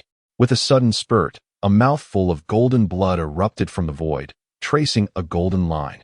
And the sovereign of Kunpeng appeared, his aura somewhat diminished, having fallen from his previous swift state. Black thunder is not easily trifled with. Master of Kunlun, are we truly destined for a fight to the death? You must give this careful thought. The sea domain's forbidden zone harbors countless billions of evolved beings, and the unawakened creatures number in the trillions. We are by no means to be trifled with. The sovereign of Kunpeng spoke, seemingly in a bid for appeasement, yet swiftly adjusting his aura, and in the next moment, he charged forward fiercely, a surge of immense spiritual energy radiating from his entire being. As a sovereign of the forbidden land, he exhibited no trace of arrogance, which was nearly inconceivable. Rise, Lord of Kunlun, step forth. The formidable third-tier evolution beckons, and I am eager to witness it.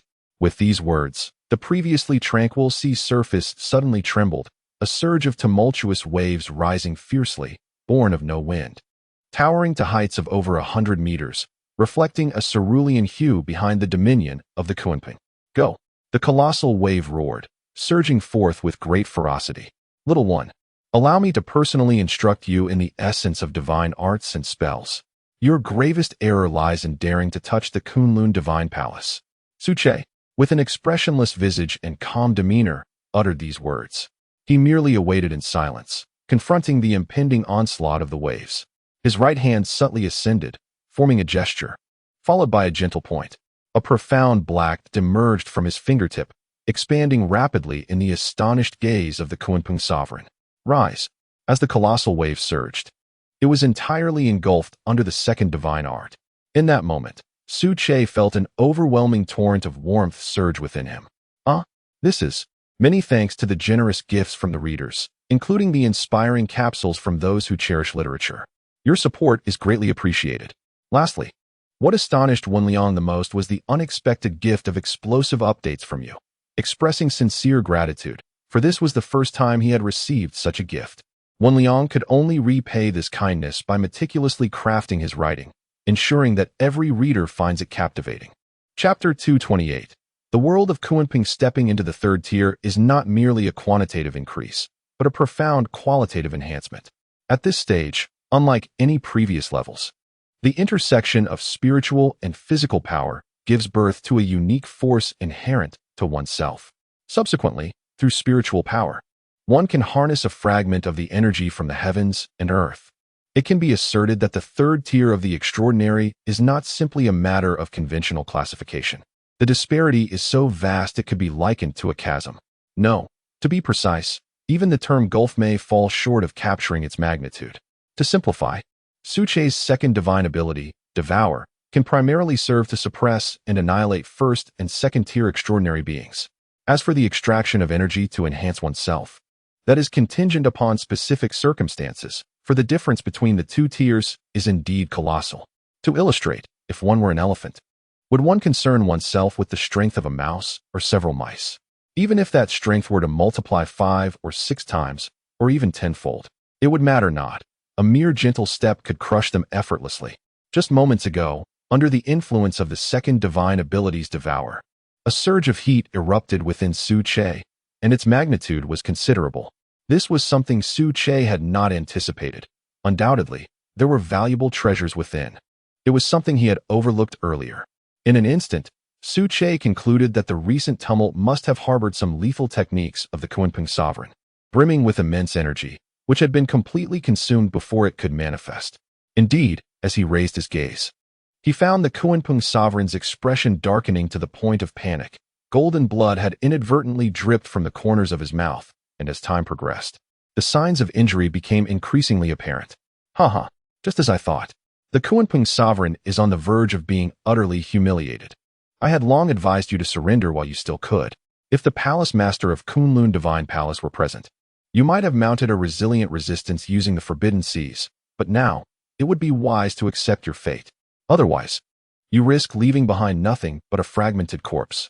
The resounding, robust laughter of the Taishan's sovereign echoed, filled with mockery, contempt, disdain, and a complete disregard were all palpable in his tone. Taishan's sovereign, you. At these words, the Kunpeng sovereign felt a surge of indignation, yet he remained immobilized, for his body was ensnared by Su Che's spiritual power. Any slightest misstep could very well cost him the chance to evade. Haha, you. What do you mean by you? Still spouting nonsense here? You'd best safeguard yourself while you can. Do not make it so. In the end, it will become our feast. When that time comes, I shall not be courteous to you. The current ruler of Mount Tai lies leisurely beside us, completely at ease, unperturbed by the notion of this being a battlefield. If only there were a cup of wine, perhaps even a fine vintage. It is likely that the ruler of Mount Tai would indulge without hesitation. He has come to understand that, before the Lord of Kunlun, even one imbued with the bloodline of the Kunpeng, no matter how one might take flight, cannot escape the inevitability of demise. Rise, Lord of Kunlun. I refuse to believe that there are no means to counterbalance your power. I am the ruler of the Kunpeng, bearing the bloodline of the Kunpeng, and I shall not yield. I shall not yield. The Kunpeng ruler roared, his body thrashing upon the surface of the sea, his tail wildly whipping, conjuring colossal waves and tsunamis. The sea erupted inch by inch, and soon, magnificent pillars of water soared skyward, enveloped in a golden sheen, while spiritual energy surged forth. 18 radiant water columns burst forth, each radiating brilliant golden light. In an instant, a grand scene unfolded at the center of the water columns. The same ominous backdrop of the Black Ocean, a foreboding abyss, revealed a Kunpeng, drifting languidly, exuding an overwhelming primordial aura that was almost suffocating, even through the vision presented. A roar echoed, tremors rippling through the void. Even a mere phantom of such a primordial creature instilled profound terror. The Kunpeng ruler contemplated the power of his bloodline, realizing that only by harnessing this power could he grasp even a sliver of hope to overcome the Lord of Kunlun. His earlier thoughts had been naive. The strength of the third tier rendered his preparations utterly futile. Lord of Kunlun, come, meet your end. Subsequently, the scene within the water column froze behind the Kunpeng ruler, feeling the infusion of celestial power surging into his being. From the pinnacle of the second tier, approaching the third tier, he stepped to the threshold of true third-tier power. Though fleeting, this surge bestowed upon him immense confidence, and his roar erupted forth. Descend, Kunpeng world. As he spoke, his mental energy unfurled majestically. This was the essence of the Kunpeng ruler. Accompanied by his mental force, a transparent membrane rapidly expanded, intertwining with the cosmos. Upon this luminous membrane, grand images emerged continuously, deeply etched within. At times, one could even glimpse small Kunpengs soaring within. Witnessing this scene, Su Che felt a spark of intrigue. What indeed was this Kunpeng world? It is merely a diminutive domain, albeit a fabricated one, forcibly condensed through some arcane power, much like that of a second-tier extraordinary being. It is but a trivial domain. Had this occurred earlier, I might have harbored some trepidation towards you. However, it is now too late. As the words fell from my lips, a resonant hum echoed, as the power of the Kunlun realm, which belongs to Su Che, expanded. My sincere gratitude to Fan Yan for the gift of the inspiration capsule. What follows will be a moment of heightened energy, succeeded by 3 consecutive events, all intertwined. Let us await the unfolding spectacle together. Chapter 229. The Kunlun world, guarding all a cacophony of shattering sounds erupted, followed by a series of crackling noises. The verdant barrier behind Su Che rapidly expanded under the surge of mental energy, colliding with the golden membrane of the Kunpeng sovereign in a thunderous clash. In the blink of an eye, an intense energy ruptured within, causing the very void to tremble, emitting mournful wails, with fissures in space suddenly manifesting, revealing fierce spatial storms. To be caught within such a tempest meant certain death. Had it not been for the prior period during which the entire world had solidified and expanded under the manifestation of rules, that single strike could have shattered the void above the sea entrance, creating a gaping void effortlessly. After all, in the age of the end of the law, the natural laws of the void are exceedingly fragile, lacking order. Without systematic reinforcement, it is impossible to accommodate higher powers. How could this be possible? Why, Kunlun Palace Master, how could your realm possess such strength? This is inconceivable. The Kunpeng world is my bloodline power. By what right does my world shatter? The Kunpeng sovereign coughed up blood, retreating while muttering in disbelief, his face etched with incredulity, as if confronted by a specter. His aura was steadily diminishing. The Kunpeng world, stemming from his bloodline, was an external manifestation of his divine abilities. In simpler terms, it was a symbiotic relationship. When one flourished, so did the other. When one suffered, both suffered. Even a minor wound would manifest fiercely in the host's body.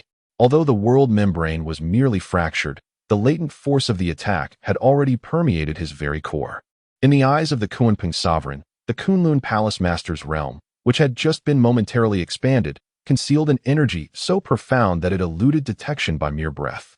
Yet, with the slightest touch, his own world swiftly manifested cracks, and within the once tranquil Kunlun world, torrents of formidable energy surged forth, overwhelming the surroundings. It was as if one resided in the heavens while the other lay in the depths, a stark disparity in realms. As time progressed, the fissures in the Kunpeng world intensified. Golden blood dripped from the air, cascading onto the sea's surface, instantly staining a vast area in a brilliant golden hue. Upon the surface of the sea, immense black dots emerged, representing the evolutionary beings of the ocean. Yet, they remained in a state of confusion, lacking enlightenment. However, upon sensing the allure of golden blood, they surged forth in a frenzied swarm. They understood that the object before them could elevate their existence. The prospect of transcending their ordinary state to become extraordinary beings was within reach.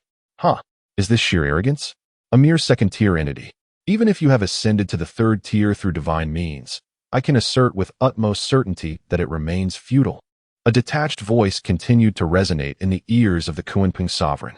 Subsequently, a verdant light membrane, embodying the power of an entire realm, relentlessly assailed and entwined with a fierce aura, engaging in a gradual resistance against the golden light membrane. In the ensuing moments, within the Kunpeng realm, a grand scene gradually succumbed to the void. The world's power was dissipating, and the smaller Kunpengs within had ceased their activity, merely lying upon the Black Sea's surface. If this continued, the collapse of the Kunpeng realm was imminent. Roar, Lord of Kunlun, I believe. Before the words could be fully uttered, the body of the Kunpeng sovereign erupted violently, flesh and blood scattering in an instant, leaving him in a state of shock and disbelief. Perish. Had you not remained within your domain, I might have found some amusement in testing you, to see just how formidable this so-called Kunpeng sovereign truly is. But now, this is your choice. Do not blame others. His words were imbued with an air of celestial oversight, devoid of any emotion, as Su Che stood majestically, with turbulent waves surrounding him. The verdant light membrane, powered by the second divine ability, engulfed and pressed down upon them. No, Lord of Kunlun. Before the pleas for mercy could escape, under the might of Su Che's domain, the second divine ability manifested its ultimate form, transforming into a colossal black hole hovering above the domain. In the span of a breath, the body of the Kunpeng sovereign was inexorably drawn into its depths. Chapter 230. The Fall, the Death upon entering. The ruler of the Kunpeng found himself enveloped in utter darkness. Neither his mental prowess nor his sight could discern anything. It felt as if he were suspended in an abyss, a realm detached from reality. In the next moment, the second divine ability, the power of devouring, descended upon him. Instantaneously, the ruler of the Kunpeng sensed an overwhelming force relentlessly tearing at his very being. He was rendered utterly helpless, akin to a lamb awaiting slaughter. At the mercy of this unseen power, it tugged at him from above, below, to the left, and to the right, each direction fervently pulling him in every conceivable way. Following the tumultuous tugging, an intense compressive force ensued, poised to crush him into oblivion. Even the formidable physique bestowed by the Kunpeng bloodline could scarcely endure such pressure for more than a few fleeting seconds.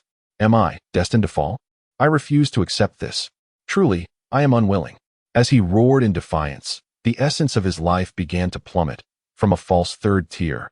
It cascaded down to the pinnacle of the second tier and then did not cease its descent, spiraling to the mid-second tier, the early second tier, and finally the late first tier. In mere moments, the once mighty ruler of the Kunpeng found himself reduced to a state of extraordinary frailty, teetering on the brink of another fall. At this juncture, his appearance was nothing short of tragic. His form had become little more than skin and bones, each rib protruding as if he had not feasted in years, reminiscent of the skeletal, evolved beings from the unknown realms. I will not yield. If only I could relive this moment, I would never.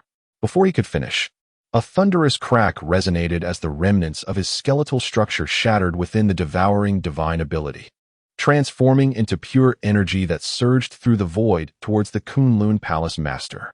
Indeed, while the ruler of the Kunpeng faltered, this lineage still held its worth. The essence of the Kunpeng bloodline now coursing through me is not in vain. It shall serve a purpose. At that very moment, as the ruler of the Kunpeng fell into the abyss of death, outside, Suche immediately sensed the pure energy and a trace of the Kunpeng bloodline entering his being, unnoticed by anyone else. Within the valley, the majestic form bore a mysterious golden inscription, faintly revealing the silhouette of a Kunpeng poised for flight. Master, I have let down your expectations. Please, bestow upon me your judgment. The ruler of the Yellow River approached, his head bowed, his voice heavy with remorse. Indeed, in his eyes, he was a commander leading the Yellow River's forbidden realm, alongside the three armies directly under the Kunlun Palace. In the face of war, the Kunlun Divine Palace has endured immense casualties.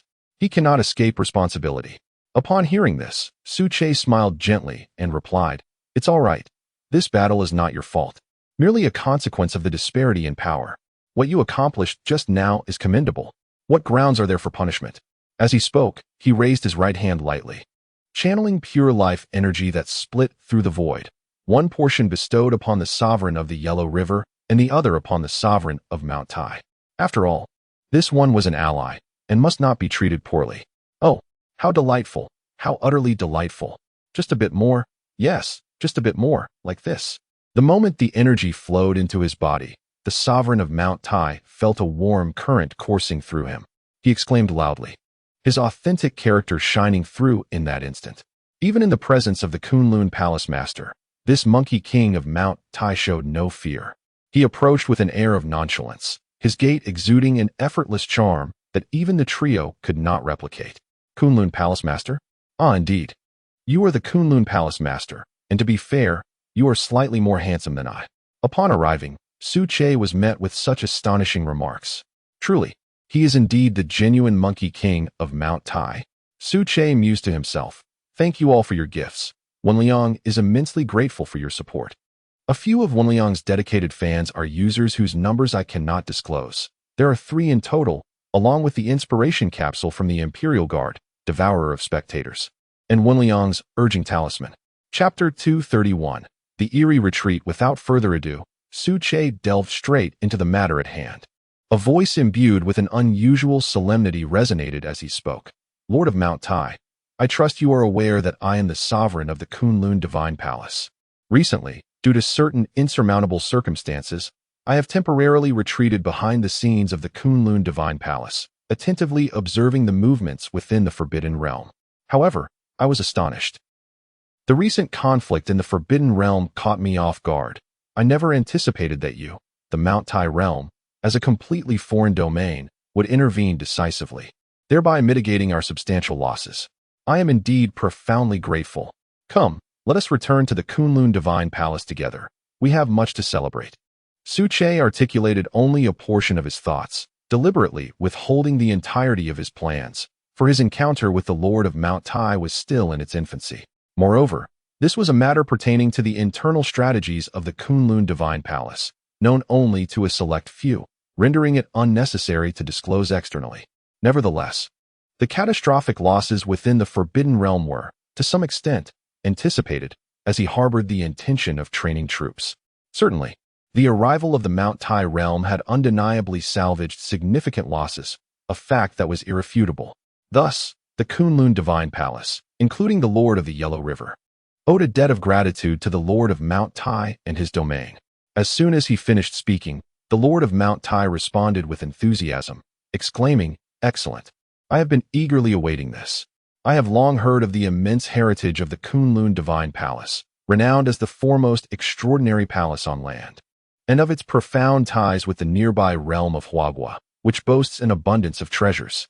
I shall not be modest. Let us not waste time. I must indulge in a hearty meal at once. Who knows, I might even take some with me." With a hearty pat on his belly, the Lord of Mount Tai continued jovially, summoning the evolved beings of the Mount Tai realm to gather around. "Come, children, let us feast like nobles. Ha! It is a pity about the recent Lord of the Kunping." As they walked, the Lord of Mount Tai rambled on, reminiscing about the Lord of the Kunping. Nearly drooling at the thought, Suche remarked, "Well then, it seems you truly hold a grudge, but I find it quite endearing. It mirrors your own character splendidly. No worries. Mere victuals are of little consequence. The Kunlun Divine Palace is already piled high as mountains and seas, and even a year would not suffice to consume it all." With a grand gesture, Suche nodded in delight. He reciprocated the Lord of Mount Tai's genuine demeanor, appreciating this comfortable rapport, and was eager for both realms to foster a harmonious relationship. At the same time, in Huagua, an extraordinary scene unfolded on the Great Wall defense line, leaving the defending soldiers perplexed, murmuring amongst themselves, "What is happening? Why have these evolved creatures from the Forbidden Sea territories suddenly retreated? Is there something afoot? Issue a full alert. Notify the communications department to contact higher-ups and ascertain the situation without delay. Expedite the process." At this moment, the regional commander approached. After a brief glance, his deep voice resonated. "Forget the reasons for their retreat. Regardless of the cause, we must seize this opportunity. Where are the black gold weapons? Deploy them all." The logistical support was already in place, so there was no need for concern about resources. As he spoke, black glimmers surged forth. The sound of swift projectiles pierced the air, followed by the explosive splatter of blood. A colossal black gold spear, propelled by kinetic energy, soared to 2 Mach, twice the speed of sound, instantly piercing through one of the evolved creatures before them, leaving a gaping wound the size of a basin, with blood gushing forth. The might of the black gold weapon reached its zenith in this clash of forces, inflicting devastating damage, and had once been a nightmare for the evolved creatures of the Forbidden Sea territories. Consequently, after days of relentless bombardment, the Great Wall stood firm, albeit at a grievous cost. Swoosh, swoosh, swoosh. In the sky, black gold spears wove an impenetrable net, cascading down like rain, blanketing the landscape in darkness. Yet, even in this relentless assault, the retreating evolved creatures showed no inclination to resist, merely fleeing in haste. What is happening? Are they not going to fight back? The commander was equally baffled. In his months of command, he had never witnessed such an uncanny occurrence, feeling as if their intelligence was being ground into the dust. Were they truly terrified? Just then, a communications soldier hurried over, clutching a data report. The commander accepted it, scrutinizing the contents, his expression growing ever more vivid. "Today, after a full day of lessons, I concluded my classes at 6:10 p.m., followed by a quick shower and dinner, and by 7 p.m., I hastily began writing a chapter. Thank you for your understanding as I strive to pen these words. Special thanks to the fans of Zhuang Yuan, Lang Tianmu, Blood Abyss, Illusion, Fallen Angel, and Drunken Moon Morning Dawn for their encouragement. Additionally, I express my gratitude for the delightful gifts, including the Waha inspiration capsules and the little whip belonging to the book-loving Chinger. Thank you for your generous support." Chapter 232. The return to the capital. It is clearly stated above. The latest news reveals that the sovereign of the Kunlun Divine Palace, the master of Kunlun, has not truly fallen, The previous reports were mere smokescreens designed to obscure certain truths. Just hours ago, the Master of Kunlun awakened from a particular state and has directly ascended to the 3rd tier, simultaneously clearing an unknown region with sheer force. Following this, he proceeded to the sea entrance of Kunlun, engaging in a one-on-one battle with the sovereign of the sea domain and obliterating him. According to the think tank's analysis, the retreat of the sea domain is significantly related to this event. Upon reading this, the regional commander, though astonished, quickly comprehended the implications. This signifies the downfall of the hidden boss. The sovereigns under him are already impatiently plotting for supremacy, are they? How intriguing. How delightful. Come at me. Strike me fiercely. Spare not a single one. The mood of the regional commander soared in an instant, as he continued to roar in excitement. The Master of Kunlun. He truly has not fallen. Meanwhile, at the headquarters of the Special Investigation Bureau in Kyoto, in an office, a voice inquired, "Have we clarified the situation? Did the battle between the Master of Kunlun and the Sovereign of Kunping truly result in overwhelming victory? Is there any video evidence? What precisely is the nature of the 3rd-tier extraordinary realm? What measures can we currently employ for defense?" Li Xiang's serious face was etched with astonishment. Indeed, this is a portion of the video capturing the scenes.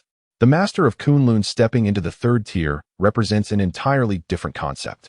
Even the Sovereign of Kunping, endowed with the extraordinary Kunping bloodline, could not withstand more than 2 exchanges under his hand. At present, we possess no means of counteracting this.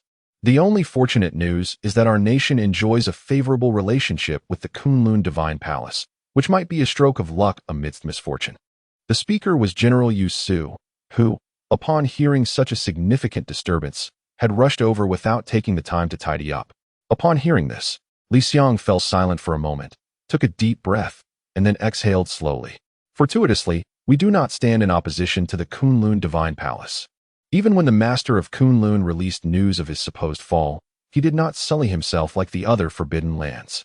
Therefore, General, I kindly request you to personally pay a visit to the Kunlun Divine Palace, bringing gifts to extend our congratulations. After pondering for a while, Li Xiang spoke thus. Very well. Rest assured, Director, I shall attend to this matter post-haste.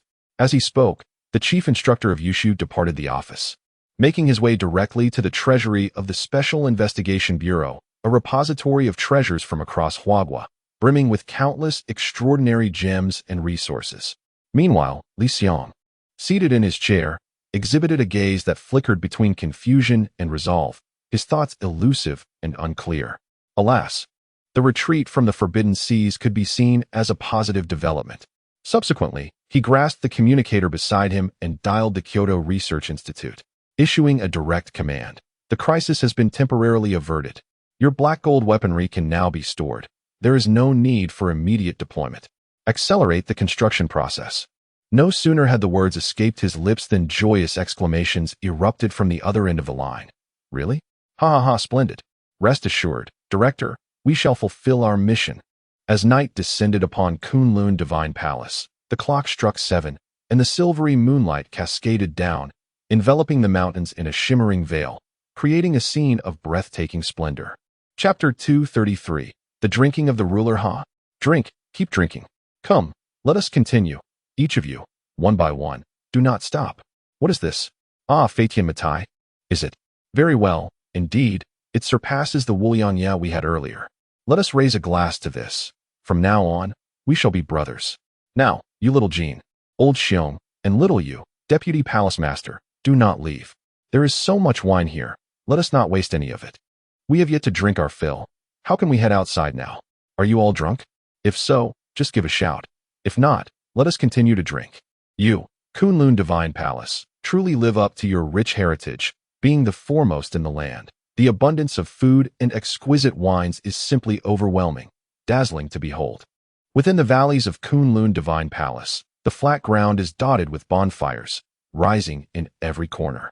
The yellow flames dance and reflect upon one another, creating an atmosphere of peace, while each warrior of the Kunlun Divine Palace is in high spirits, their faces flushed with excitement. One can hear the joyous laughter of the Taishan ruler echoing throughout the bonfire gathering. Indeed, his current demeanor is rather comical.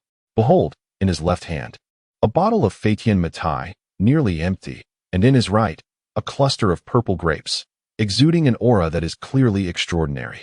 Moreover, around his neck hang 3 roasted chickens, still steaming and aromatic, evidently just taken from the grill. From time to time, the Taishan ruler joins a few of the domain masters from the Divine Palace, their arms draped over each other's shoulders, engaging in cheerful banter, exchanging words as if they were longtime brothers. This is how it should be at Kunlun Divine Palace. To one side, a spiritual apparition materializes. It is none other than the master of Kunlun, appearing ethereally in the air, his murmured words echoing softly. Upon the conclusion of the war at the Kunlun Sea entrance, Suche had promptly commanded a celebratory feast for the evening, aimed at boosting morale. For the recent Forbidden Land War had resulted in significant casualties among the warriors of the Kunlun Divine Palace. Statistically speaking, from an original force of 100,000 in the Kunlun's 3 direct legions, only 30,000 remain, and in truth, it is even fewer. These comprise 10,000 from the Ground Legion, 10,000 from the Aerial Legion, and yet another 10,000 from the Naval Legion. Indeed, it is as precise as that. A revelation that took Suche by surprise. On another note, rewarding merit is indispensable after every Forbidden Land war, serving as an effective means of strengthening the cohesion within the Divine Palace.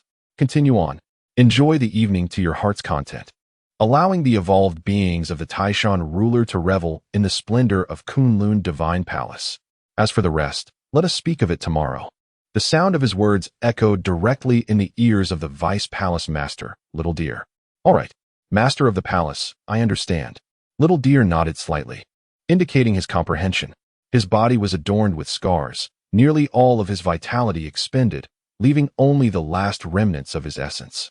In this regard, Suche had no effective remedy, apart from providing assistance. All he could do was wait for time to pass. Then, to Suche's astonishment, the master of Mount Tai, clutching a wine cup, staggered forward, approaching his form, and drunkenly proclaimed, "Master of the Palace, come, let us share a drink. Since the day of my birth, I have never bowed to anyone, haha. You are the first person I find worthy of respect. That rascal, the Lord Kuanpung, truly infuriates me. Look, he almost became a dish to accompany my drink. Here, allow me to toast you first. From now on, we are family."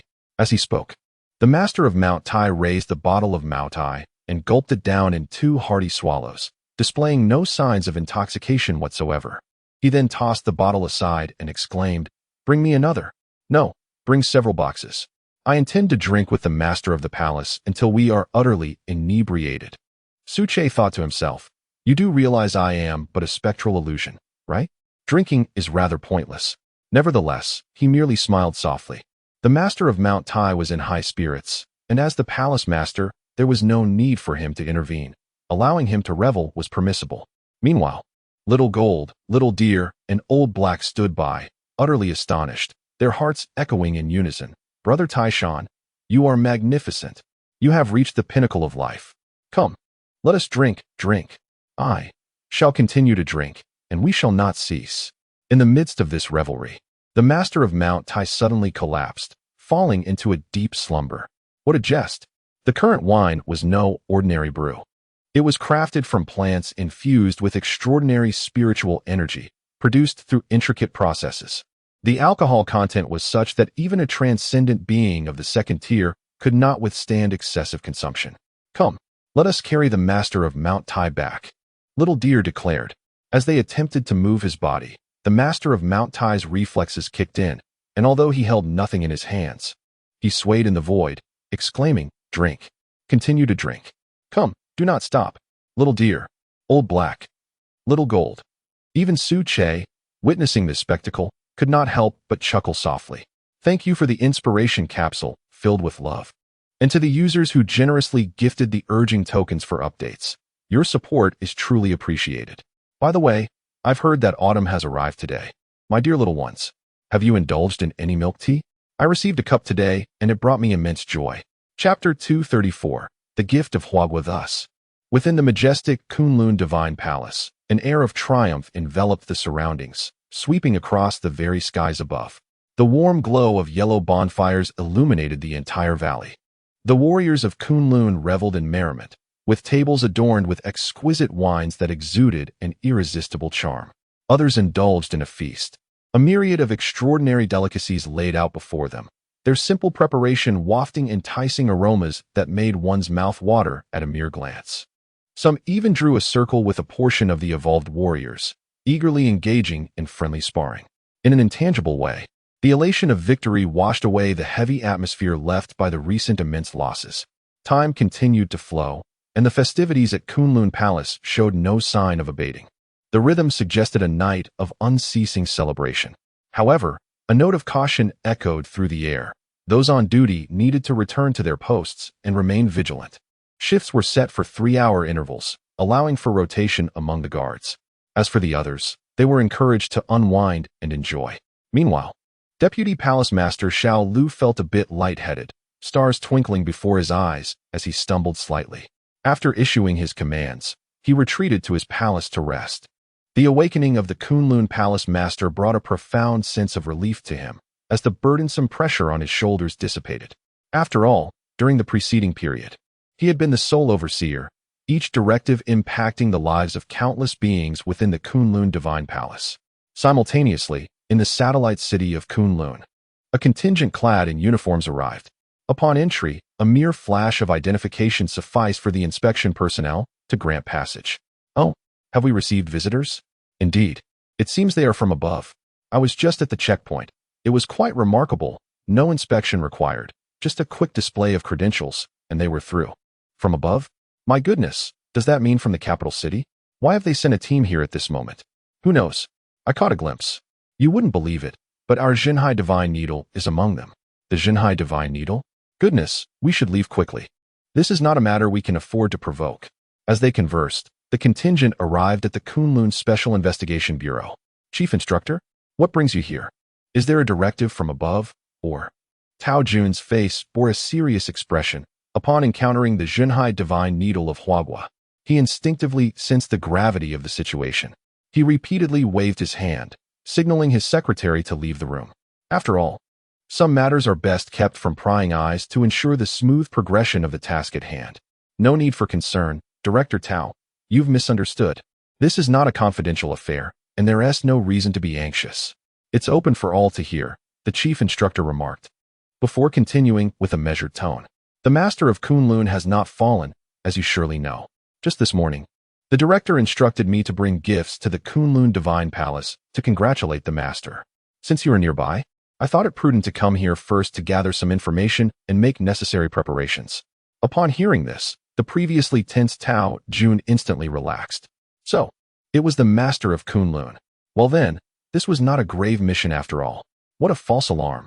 After a moment of contemplation, Tao Jun conveyed all the information he possessed with precision, even going so far as to replay the entire video from that day for optimal effect. Meanwhile, the chief instructor Yusu sat in silence, deep in thought. After a significant pause, he rose again and softly declared, "Let us proceed.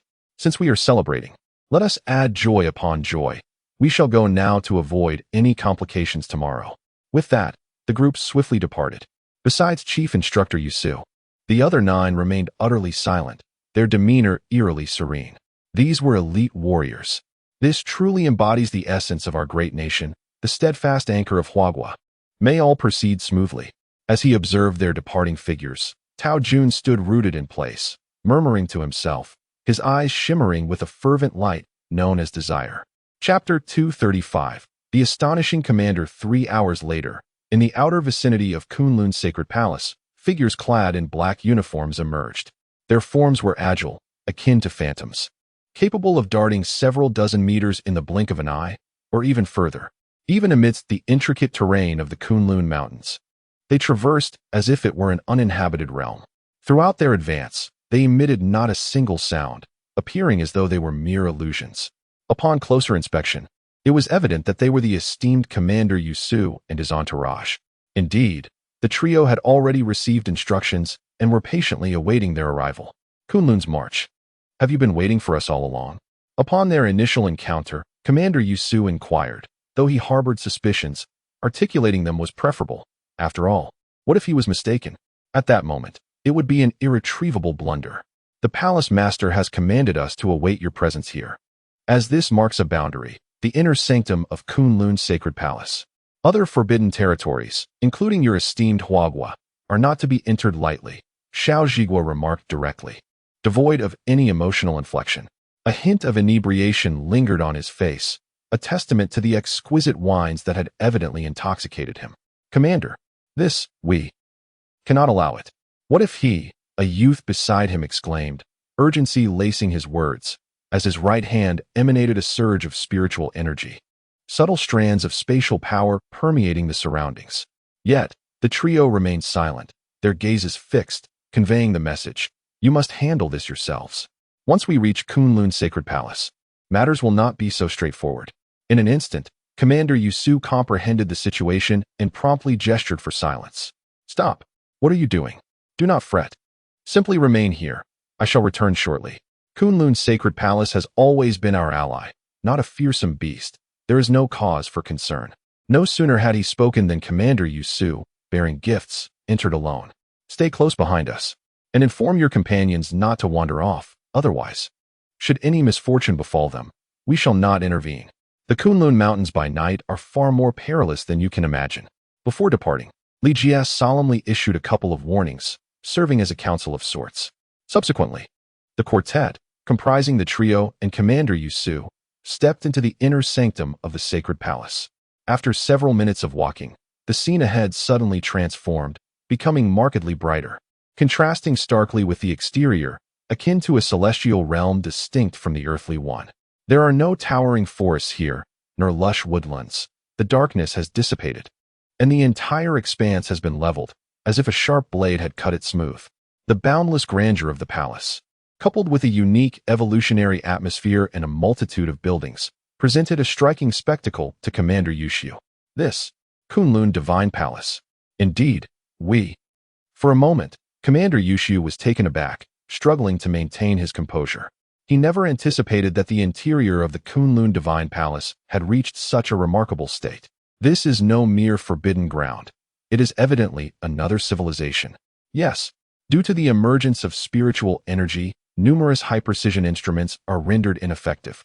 Not to mention the mists and illusions that perpetually shroud the skies above Kunlun Divine Palace, along with the overwhelming spiritual energy that obscures clarity for Hua country at present. Thus, before the magnificent architecture, he remained utterly uninformed, which only intensified his recent astonishment. What do you think? Commander Yushio, how does this compare to your colossal city?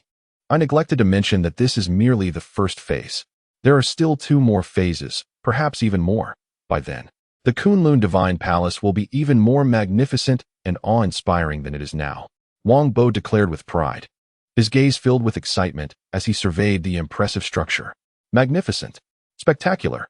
The craftsmanship of Kunlun Divine Palace truly commands admiration. Our Hua country, indeed, falls short. Still a distance away. Commander Yushio replied, striving to maintain his calm, yet the slight tremor in his features betrayed the tumult within his heart, as the breathtaking scenes surged forth to overwhelm him. Fortunately, it was he. Had it been anyone else, they would have been too astonished to contain their exclamations. Let us proceed. The palace master awaits. After reveling in the moment, Wang Bo slightly stepped aside, clearing the path before them. Ahead stood a building, sprawling over 500 acres. At first glance, it exuded a sense of grandeur and majesty.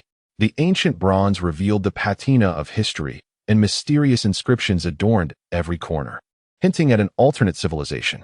Towering trees interspersed throughout lent an otherworldly sensation. Upon arriving at the palace, Commander Yushio glanced upward, where the formidable characters Kunlun Divine Palace were prominently inscribed. He could not quite grasp it, but a certain resonance seemed to linger in the air, haunting him. What is this, a revelation? Surely not. Wang Bo, walking ahead, turned back in surprise at the stillness of Commander Yushio. Impossible. This is a monument established by the palace master for the Divine Palace. Even if he possesses insight, it remains unattainable. Li Jie responded succinctly, thereby establishing the tone. Thank you for your encouragement and unwavering support. Chapter 236. The Grand Plan. After a considerable period, the chief instructor of Yushio remained in place, his aura shrouded in ambiguity, fluctuating between strength and weakness, at times almost imperceptible. This sensation bore a resemblance to the signs of a breakthrough. No, an overwhelming force persistently obstructed my progress. This is unacceptable. As the sounds of conversation arose, the chief instructor stirred from his reverie, his face etched with frustration. He realized that if he could continue to cultivate his insights, he would be but a step away from the third tier. However, the palace master. He lifted his gaze towards the palace, his eyes filled with contemplation, sparkling with an unusual light, lost in thought. With his wisdom, he understood that such tremendous opportunities were reserved for the divine palace, and he, merely an outsider, had no claim to them. It was, indeed, a pity. Let us proceed. The chief instructor of Yushu, the palace master, awaits you inside. We shall remain outside, ready to be notified of any developments, stated one of the trio, Li Jie. Very well. In response, the chief instructor nodded, carrying his belongings as he entered. Before his eyes lay the tarnished history of bronze. It is clearly a palace that has been recently constructed. Why does it emanate such a profound sense of history? Is it merely an illusion, or does it truly exist? What secrets might be concealed within? As he walked and observed, the chief instructor felt increasingly perplexed. Meanwhile, outside the palace, the trio exchanged bewildered expressions and began to speak. Goodness! The talent of this chief instructor of Yushu is indeed formidable. The palace master has been engaged in this endeavor for several hours, with no fewer than 10,000 warriors gathering to witness, yet there remains no discernible sensation. Even a Jie seems to falter slightly. Astonishment punctuated Wang Bo's voice, revealing his shock. Indeed, let us not forget his title, the Divine Needle of the Sea for Huagua. It is said that he was once a capable practitioner, who, upon the arrival of the spiritual era and the crisis in the Forbidden Sea, hastily descended the mountain to serve the Special Investigation Bureau of Huagua. After a moment's reflection, Li Jie conveyed some information that had lingered in his mind. No matter. It was merely a false alarm. This is a fortuitous opportunity for the palace master, exclusively concerning the Kunlun Divine Palace. All else has long been sealed off by a prohibition, rendering it ineffective. At this moment, Xiao Zhigua interjected, revealing his evident enthusiasm for this inexplicable opportunity. For it was a matter of gaining something that others had taken away, leaving oneself with nothing. After a brief stroll, the grand instructor of Yushu arrived at the Great Hall. Before his eyes lay an expansive area, at the center of which stood a bronze statue of a colossal tree, reminiscent of the form of Su Che behind it. Suddenly, an ethereal figure emerged, seated upon the elevated dais of the hall, exuding a serene demeanor. His eyes devoid of any emotion, akin to a divine sovereign ruling over the realms from the heavens. Yushu? What brings you, people of Huagua? Upon perceiving the spectral figure, the grand instructor of Yushu, momentarily astonished, promptly spoke. Lord of Kunlun, having heard of your ascension to the third tier, the director has specifically instructed us to prepare a modest token of our congratulations for you. A mere gift, please accept it. As he spoke, 5 boxes descended to the ground, and judging solely by the aura emanating from the boxes, it was clear that their contents were far from ordinary, at the very least comparable to jus fruits. You are most considerate. It is merely the third tier. There was no need for such formalities. The Kunlun Lord replied. This is a third-tier spirit spring, which you may take back. I believe it will be of great use to you. No sooner had the words left his lips than a pool of spring water appeared before them, a crystalline deep purple, completely devoid of impurities, exuding a formidable spiritual energy. To speak candidly, as the Lord of Kunlun, he would not incur debts of goodwill without necessity, and his ties with Huagua were undoubtedly a matter of his own strategic considerations. After all, the future of Kunlun Palace could not possibly be limited to a single lineage. If wielded wisely, the entirety of Huagua, or even the world, was within reach, and according to his judgment, opportunities would soon arise. A third-tier spirit spring. Thank you, Lord. The grand instructor of Yushu stammered, but upon recalling the severely wounded comrades within the Special Investigation Bureau, he promptly accepted the third-tier spirit spring. After a moment's contemplation, he resumed, for his visit bore not only one purpose, but also a query regarding specific matters. Lord, I wish to inquire about our future path. To what heights can the Kunlun Palace aspire? His words were laced with caution, for such inquiries danced upon the edge of taboo. Had it not been for the desire to foster goodwill with Kunlun Palace, Huagua would never have broached this subject. Upon hearing this, Suche couldn't help but smile. For was this not an instance where a pillow was delivered directly to one yearning for slumber? A path forward? Let us see. Until this matter is resolved, there is no path to speak of. As he spoke, an ethereal image materialized in the air, a manifestation of mental prowess. Gazing into the scene, one could distinctly perceive the very location at that moment. An endless expanse of black mist enveloped the surroundings. Apart from the inky haze, there was naught else to behold. Chapter 237. The Unknown Realm, a New Oppression. What is this? Within it, why is there a persistent swirl of black mist? Other things remain unseen. Or perhaps others. The Grand Commander of the Jade Void inquired, gazing at the still image before him, a sense of perplexity brewing within. After a moment's hesitation, he finally spoke. Do not rush. Continue to observe. It is merely an initial glimpse. Exercise patience. The unfolding scenes that follow are undoubtedly worth the wait. Suche replied calmly, though to those familiar with him, such as the Deputy Palace Master Xiao Lu or Xiao Jin, it would be evident that the Palace Master was exceedingly pleased at this moment. As he spoke, the image in the void suddenly shifted. A gust of wind, seemingly from nowhere, swept through, dispersing the encircling black mist and revealing the hidden truth beneath. Before them lay a series of immense pits dotting the ground. One to the left, another to the right. The entire area shrouded in black mist was riddled with these gaping chasms, their depths unfathomable.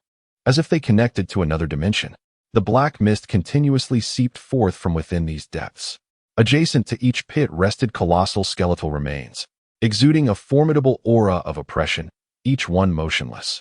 The bones, bleached to a stark white, were nearly weathered away. A breeze could sweep through and carry away a significant portion, while the green moss that thrived on them harbored a multitude of insect life. All these signs attested to the ancient history of the skeletal evolutionary beings before them. Who could say how long they had lingered here? Centuries, millennia, or even eons? Roar. Roar. Roar. Occasionally, an unsettling roar echoed from the depths of the pits, unmistakably belonging to no creature of earth. Yet this was not the end. Another image emerged, depicting the skeletal evolutionary beings from earlier, densely lined up, advancing towards the Kunlun Divine Palace. Their collective breath transforming into resplendent columns of energy. An hour passed as the scene played out, and Suche stood there, a smile gracing his face as he awaited the stunned response of the Grand Commander of the Jade Void. However, the Grand Commander found himself momentarily at a loss for words. The tumult within him had been stirred from the very first scene, akin to a tempestuous sea amidst a storm. After a considerable pause, he hastily inquired, Palace Master, where exactly was that scene just now? What is the nature of the black mist? Do they possess a formidable instinct for attack? Suche cast a fleeting glance and replied nonchalantly, such an evident geographical marker? Surely, you must already be aware of it. It is the very land beneath your feet. It is merely your reluctance to accept the truth. The recent image depicted an uncharted area surrounding the Kunlun Divine Palace. The second image, to be precise, was from merely a few hours ago, showcasing the site of conflict involving the direct military core of the Kunlun Divine Palace, where we suffered the loss of tens of thousands of elite warriors. Even after a thorough cleanup, remnants of the battle remained visible. Upon hearing this, Commander Yushu fell silent, at a loss for words. An uncharted area? Not only within the Kunlun Mountains but across the entirety of Huagua, there are numerous such places, albeit on a significantly smaller scale. In hindsight, these are not treasures of the earth, but rather ticking time bombs. The Kunlun Divine Palace and its associated military corps have already incurred losses nearing 100,000 personnel. What would be the cost for Huagua? Potentially 100-fold or even 1,000-fold. He regretted having previously advocated for the Special Investigation Bureau to venture into uncharted territories for development. The mere thought made Commander Yushu wish to slap himself. Your Excellency, they are currently scattered across the globe. If we assess the situation accordingly, it is even more perilous than the oceanic forbidden zones. After all, the second-tier peak skeletal evolved beings are already prevalent, and soon, there will be the third-tier transcendent beings at this juncture. Commander Yushu's heart sank. The third-tier transcendent beings epitomize invincibility. Witness how the entire oceanic forbidden zone was pierced through by the third-tier transcendent master of Kunlun, who single-handedly altered the course of battle. At that moment, A profound sense of crisis surged through him, piercing directly into his consciousness and erupting forth. This is serious. I must inform the director immediately. This information is of utmost importance. Should any action be taken, the entirety of Huagua could cease to exist.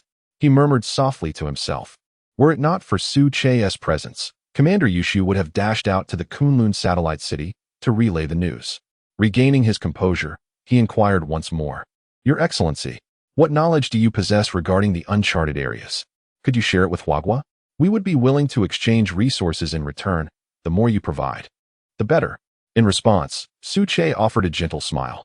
Although he felt elated, as it aligned perfectly with his plans, he maintained an air of nonchalance as he replied.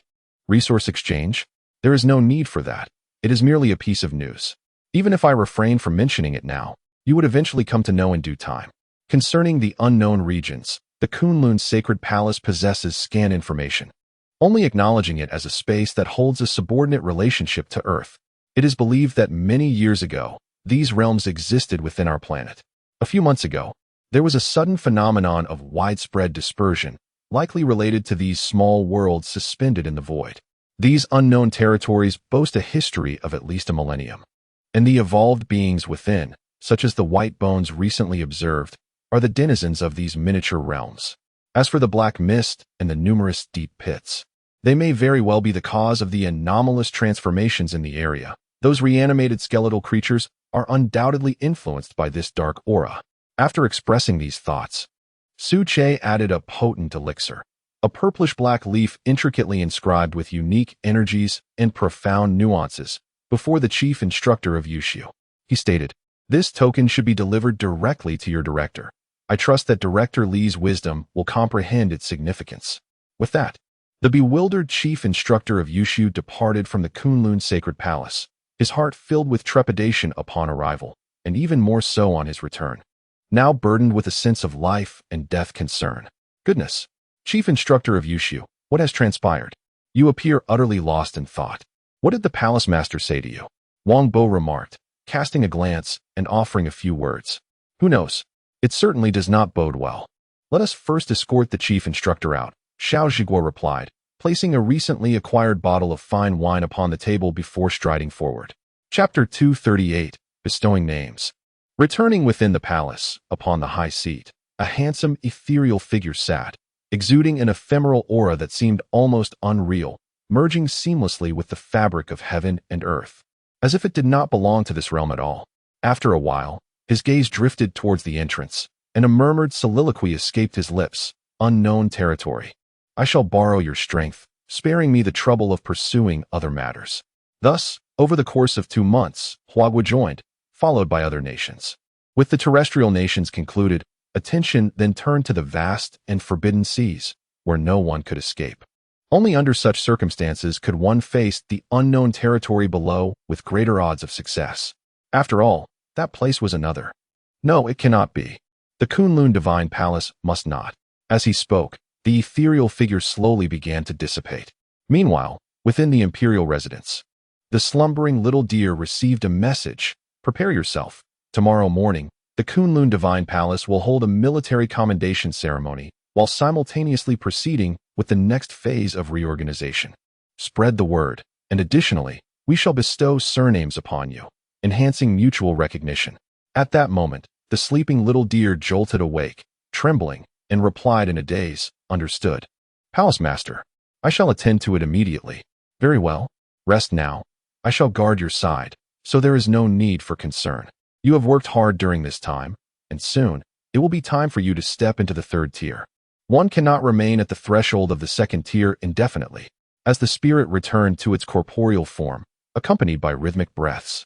Su Che once again entered a state of cultivation, inhaling and exhaling vast amounts of spiritual energy, akin to the power of hundreds of 2nd-tier, transcendent beings.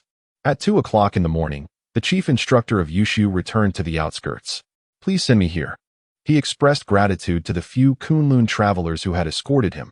If one day I return to Huagua, I shall certainly inform the old priest, who will personally host you and allow you to savor exquisite delicacies.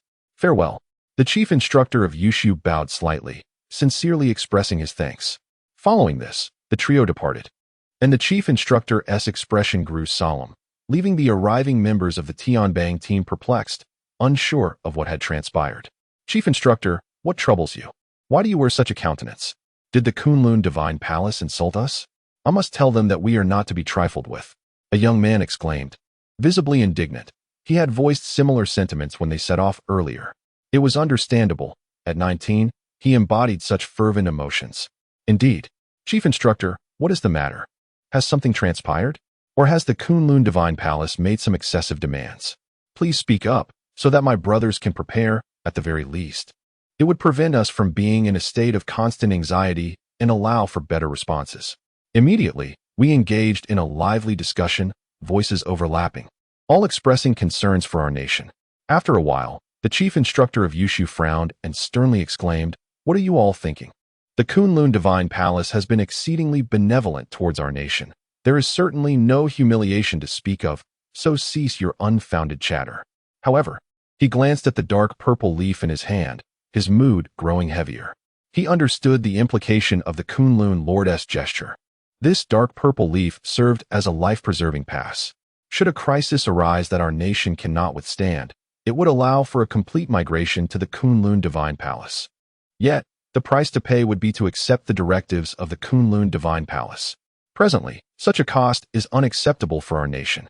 If it truly comes to that, survival would take precedence, and there would be no other choice.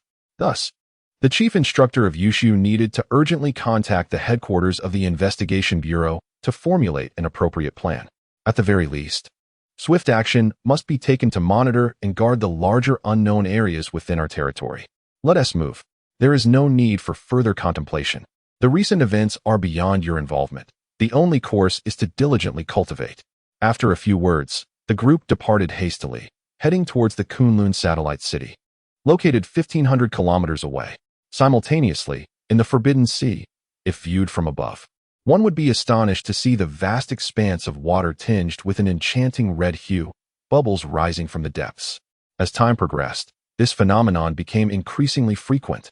In some areas, it transformed into a vast expanse of crimson. This was no mere seawater. It was blood. A whole region was suffused with a pungent metallic scent. Boom. With a thunderous sound, beneath the Kunlun Sea entrance, a disturbance arose, followed by the emergence of a corpse of an evolved creature on the surface, still warm, indicating it had just perished. Oh, the Forbidden Sea has been particularly active these past few days, with bodies everywhere, exclaimed a soldier in surprise. Indeed, our Lord has vanquished the opposing boss, and now the rulers of the forbidden land below are preoccupied with vying for power. Just imagine, which of them would not be envious of such a grand territory? Just wait. It will be at least a month. A leisurely voice responded, revealing that it belonged to the station squad leader, who had already ascended to the second tier. His understanding of the forbidden waters was exceptionally thorough, possessing an intricate knowledge of every nuance. I extend my gratitude for the generous gifts that prompt updates. Additionally, I would like to inform everyone that the National Day holiday is approaching.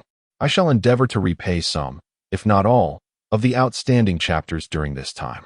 As for my regular updates, I kindly ask for your understanding, as my academic commitments have become rather demanding.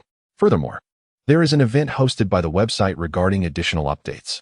I merely mention it for your consideration, as I believe its realization to be quite improbable. For every 100 gifts, an additional chapter will be provided, and upon reaching 666 gifts, another chapter will be processed. That sums up the details. Please do not chastise me. Let us allow for a bit of dreaming, while I safeguard myself with a touch of humor. Chapter 239. Mobilization after a brief discussion. The evolutionary beings stationed at the entrance of Kunlun returned to their posts, resuming their routine patrols as if nothing had changed. For them, the awakening of the Kunlun Palace Master represented the most crucial assurance for the Kunlun Divine Palace. Much like the Supreme Commander of Yushu, serves as a stabilizing force for the nation. The Sea Forbidden Zone, at present, resembles a toothless tiger, its ferocity merely a fade. Should another confrontation arise, the Kunlun Divine Palace would undoubtedly dismantle any opposition with ease, reminding them of their place. Moreover, the more fiercely the Forbidden Sea is engaged, the greater the internal depletion, ultimately benefiting the Kunlun Divine Palace. If the opportune moment presents itself, they could achieve their objectives with minimal losses. As time progressed, at 4:30 in the morning, the Supreme Commander of Yushu and his entourage returned to the Kunlun satellite city. There, Tao Jun awaited their arrival. Upon seeing him, the Supreme Commander waved a hand and, before Tao Jun could speak, he interrupted him with a calm voice, inquiring, "Director Tao, I must contact headquarters immediately. There is significant news that cannot afford any delay. In my capacity as the Supreme Commander of Huagua, I command you to execute the first operational directive forthwith." The operational directive refers to urgent wartime commands, the first of which stipulates that when a 5-star level or greater disaster directly threatens the security of Huagua, all personnel within the Special Investigation Bureau, as well as every citizen, must cooperate unconditionally. Upon hearing this, Tao Jun was momentarily taken aback, his face displaying a look of bewilderment as he struggled to comprehend the situation. What? How could this be an operational directive? Wasn't the Supreme Commander visiting the Kunlun Divine Palace to offer congratulations? After a brief moment of confusion, Tao Jun quickly regained his composure and decisively responded, "Understood. I will handle it immediately. Please follow me, Supreme Commander." At this juncture, Tao Jun was fully alert, acutely aware that when it came to the Supreme Commander of Yushu, his words were devoid of any deceit. Should the first directive be activated, it could only signify one thing: a genuine and monumental crisis threatening the existence of Huagua. The mere thought sent a shiver down his spine. What kind of crisis could be more formidable than the Forbidden Sea? After all, was the first directive even invoked during that time? 5 minutes later, the two arrived at a secure chamber. Tao Jun pushed the door open, standing aside slightly. Inside was an urgent shelter, fortified beyond description, constructed entirely of forged iron, rendering it impervious to ordinary D-class munitions. At the very center lies the video conferencing device for real-time communication. The moment a call connects, it signifies a grave crisis for the Kunlun satellite city, necessitating an immediate response from the headquarters in Kyoto. At this moment, there was no time for hesitation. Tao Jun cast a glance and stated, "Chief Instructor, this is the device we just inspected yesterday. It is in perfect working condition and ready for immediate use." Subsequently, Chief Instructor Yushu entered, directly activating various switches and nodding in acknowledgement. "Thank you, Director Tao."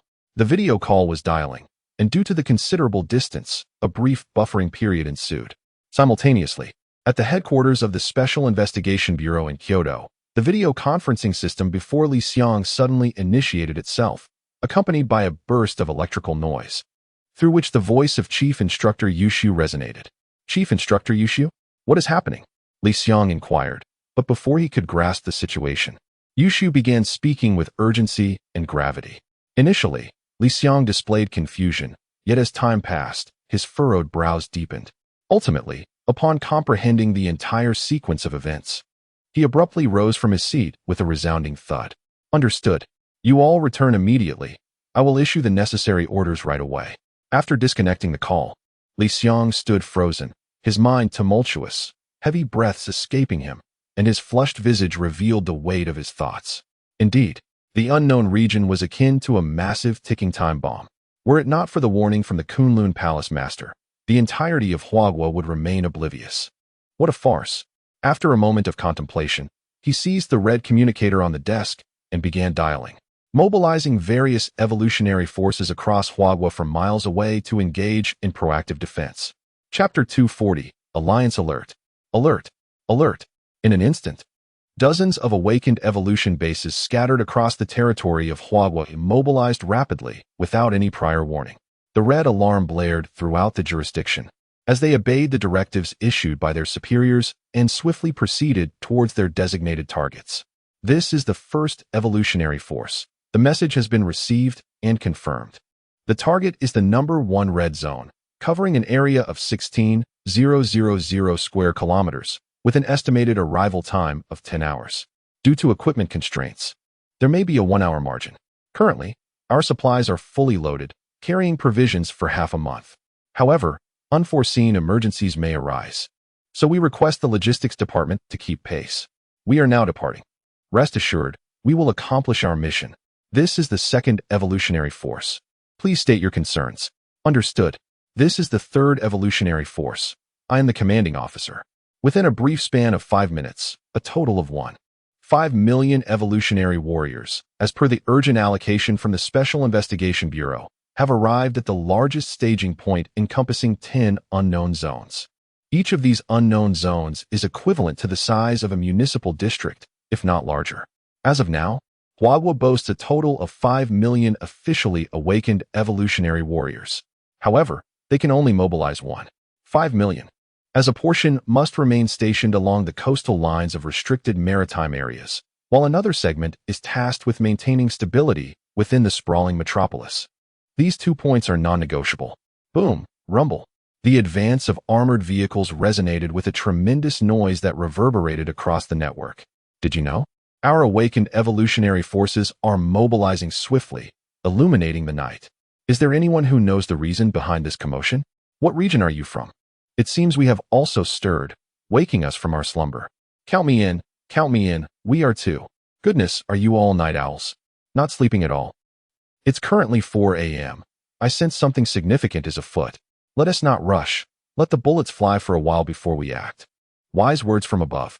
I'm off to inquire with others to see if there's any news. In the midst of this brewing storm, the Special Investigation Bureau did not conceal the situation.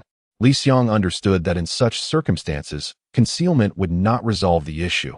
Transparency would better stabilize public sentiment. Thus, at 4:30 a.m., a new announcement was released, titled, "Concerning the Crisis and Defense Plans for the Unknown Regions within Huawe's Territory. We ask for your awareness." The entire article, a sprawling narrative exceeding 10,000 words, encompasses detailed accounts of unknown territories, imminent defense strategies, and even urgent analyses of recently compiled reports, all while providing insights into the events anticipated for this evening. It is astonishing to consider that this was accomplished in less than 20 minutes. As has been the case before, the publication of the article ignited a fervent interest, with the website of the Special Investigation Bureau experiencing viewership that surpassed 1 million. Even at the unearthly hour of 4 in the morning, and this number continued to escalate ominously with the passage of time. Unknown territories, how alarming. There exists one perilously close to our city, which turns out to be a ticking time bomb. How fortunate we were not to embark on an exploration. Ignorance is indeed bliss until the shocking reality dawns upon us. This is truly terrifying. Let us not be hasty. Allow me to analyze the situation. We have at least 50 unidentified regions, and tonight's defense strategy focuses on the 10 most critical among them. But what of the remaining 40? Fear not. Dear comrades above, trust that the higher authorities will make adequate arrangements, even if the bone-evolving creatures appear rather chilling upon first glance. Amidst our anxieties, time steadily advanced, and discussions regarding the situation continued to brew. Those who had just awakened would find their communication devices inundated with a relentless stream of similar news. At 6 o'clock in the morning, the first rays of sunlight pierced through the Kunlun Divine Palace, shrouded in a light mist, the golden sunlight refracting magnificently, reminiscent of a celestial palace in the heavens. The entire Kunlun Divine Palace soon sprang into action. Indeed, prepare yourselves. The entry to the Kunlun Sea, the outpost of the unknown territories, and various defensive biological entities must all be summoned back. The Taishan Forbidden Zone can be temporarily reassigned. Such a grand assembly should not be missing a single warrior. Beneath the colossal tree of the heavens sat 4 domain masters, the Deputy Palace Master, a trio from the 3 branches of the direct military command, along with some of the core forces of the Kunlun Divine Palace. Su Che spoke softly, his words resonating in the void as they listened intently, determined not to let their mistakes mar the gathering. After a moment, he added, "By the way, summon the Taishan Master. There is a matter I wish to discuss with him." Shortly thereafter, the newly awakened Taishan Master appeared, still somewhat bewildered. Indeed, he held a flask of Maotai, taking sips as he approached. "Truly, drinking already," Su Che muttered under his breath as he cast a glance over. He then heard the Taishan Master inquire, "Palace Master, what brings me here at such an early hour? Is it concerning that unknown territory?" When it came to serious matters, the Taishan Master was anything but vague.